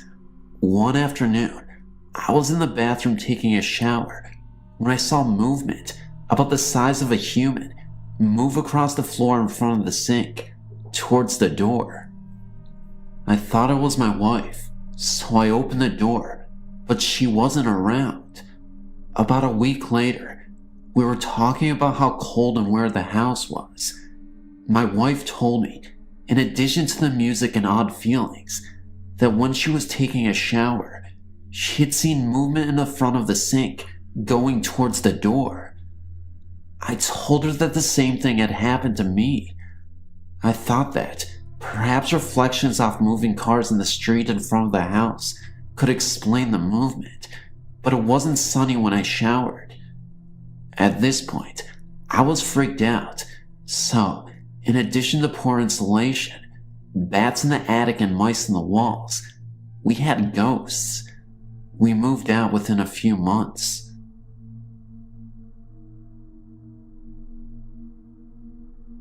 It started when I was just a little girl.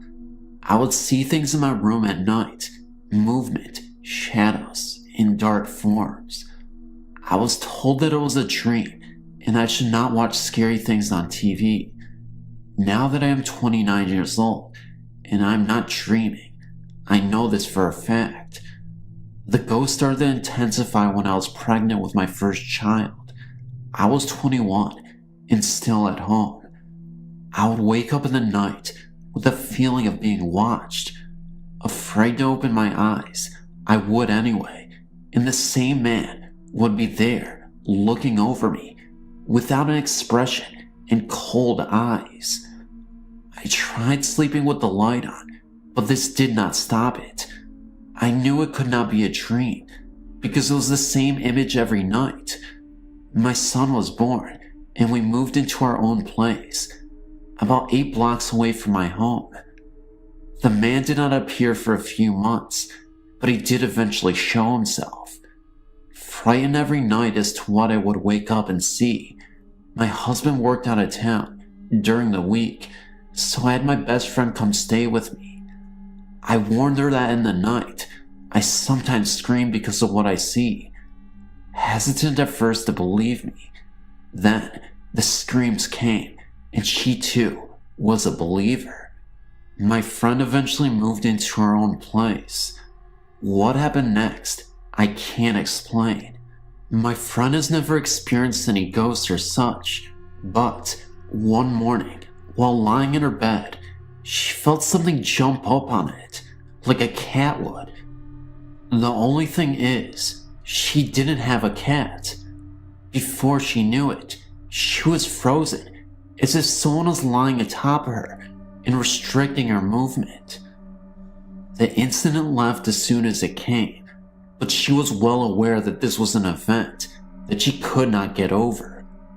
She moved shortly after. The stranger thing was that the man I'd seen for 4 years was gone. Had he been the one at her house? Did he move on with her? I will never know. I've never seen him since. My husband and I eventually bought our own home and began to move. The last night in our apartment, I awoke to at least 6 to 8 apparitions above my bed. The spooky thing was that I was pregnant with our second child. It was as if they came to say goodbye. We got settled into our new home. Incidentally, it's 3 blocks from our apartment. It was about a year before the first incident. We knew when we moved in that the lady of the house had died here. That is who I expected to see, but quite the contrary. It was a man in police dress, like you would see at a funeral or graduation. His image appeared in the mirror next to my bed.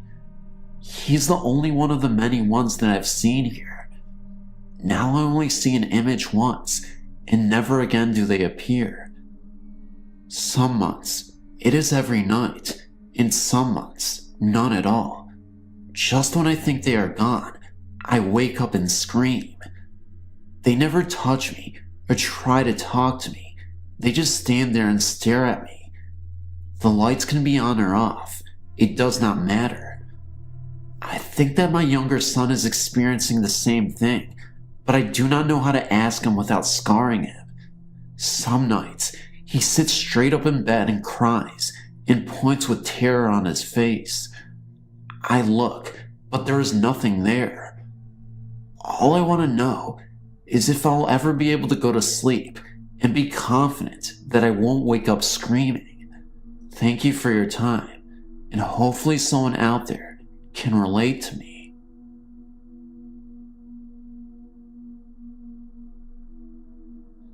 I've had numerous experiences with supernatural entities, but one that sticks out in my mind happened to my brother and I about 2 years ago. I have a cleaning service and clean many buildings at night, but the case in point occurred at a clinic in an older district of South Fort Worth. One night, my brother and I were finishing up at this clinic. I have a habit of walking through a building before we lock up to be sure everything is secure and the lights are off. My brother was in the lobby area of the clinic preparing to leave when I informed him I was going to check the building. There are 4 hallways in this clinic with many examining rooms, so I proceeded to walk the building. About halfway through my walk, I heard another pair of steps about 10 foot or so behind me. I assumed it was my brother coming to help me, so I started talking to him. At the last stop of my walkthrough, there was a break room. I reached in to turn off the light of the break room and turned around, facing back towards the direction from which I had come, expecting my brother. What I turned to was not my brother, but the upper torso of a male figure, somewhat see-through and misty white. I blurted out a few choice words, and the figure was gone. After this experience, my brother as well heard many strange things as well as the figure of a female. I was talking to one of the doctors one day in the receptionist area when I noticed a picture on the wall. Instantly, I recognized one of the people in the picture with the figure I had seen. A cold chill came over my body at this point. I pointed out the picture to the doctor and asked who this person was. The doctor stated that he was the doctor who founded the clinic in 1929 and had died in 1985. I thought to myself, I knew doctors worked a lot of overtime, but this was going to an extreme.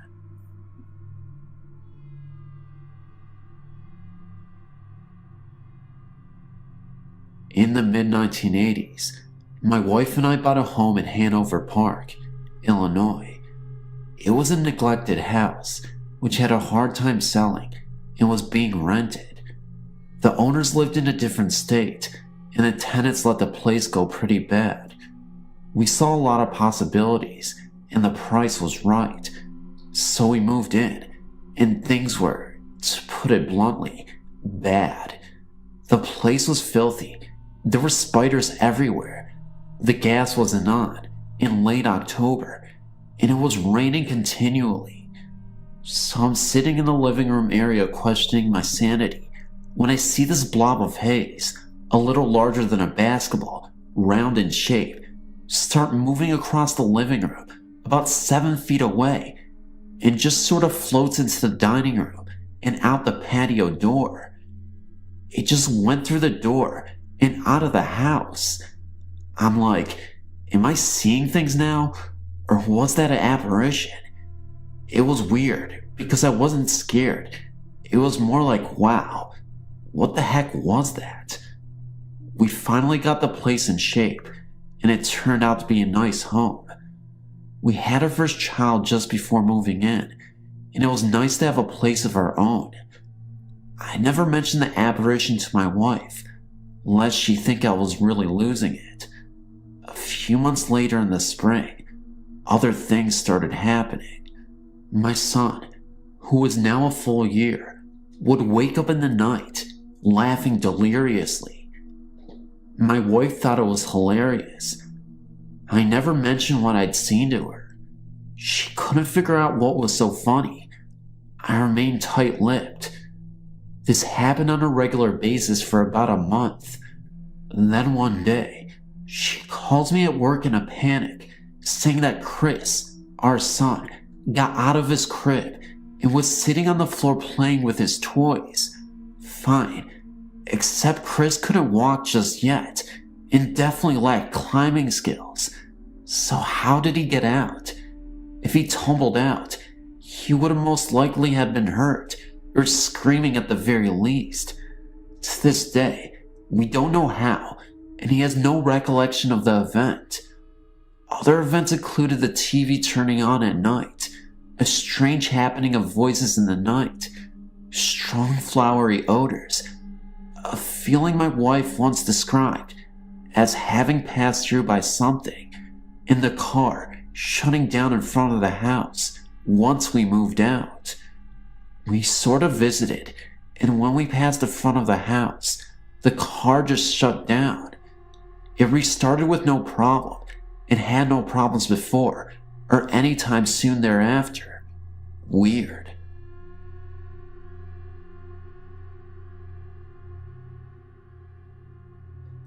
I was dating a guy when I was 14, about 5 years ago. His house had been built over an old well. The story goes that in the early 1900s, 2 children were playing near this well, and the little girl fell in, and her brother tried to help, but fell in too. Their parents didn't know they were missing for a while, but by the time they got there, it was too late. Well, they moved, and another house was built over it. My boyfriend's closet was built over this well. One night, it was raining really hard, and he was playing his guitar. A bolt of lightning struck right outside his window and lit up the whole room. About 10 seconds after that happened, we heard children laughing. I looked in the corner of his room and saw 2 children standing there, staring at us. I just sat there and stared back. They stood there for about 30 seconds and then vanished. After that, you would find things misplaced and then find them later. He came home on several occasions to find his room messed up. He would pick it up, leave, come back, and it would be messed up again.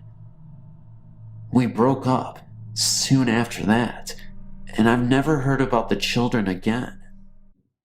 Please, for the love of God, just subscribe if you got to this end of the video. I can't even talk, so please, for the love of God, please, I beg you, please shout me out in a video, in the comment section below, because it's my channel, so it makes sense that you would mention me in my channel's name, because this is my channel, so please, if you could please give this 2024 video a like, comment, and subscribe. I won't try to act as cringy anymore. I'll do you a favor. I'll even brush your teeth.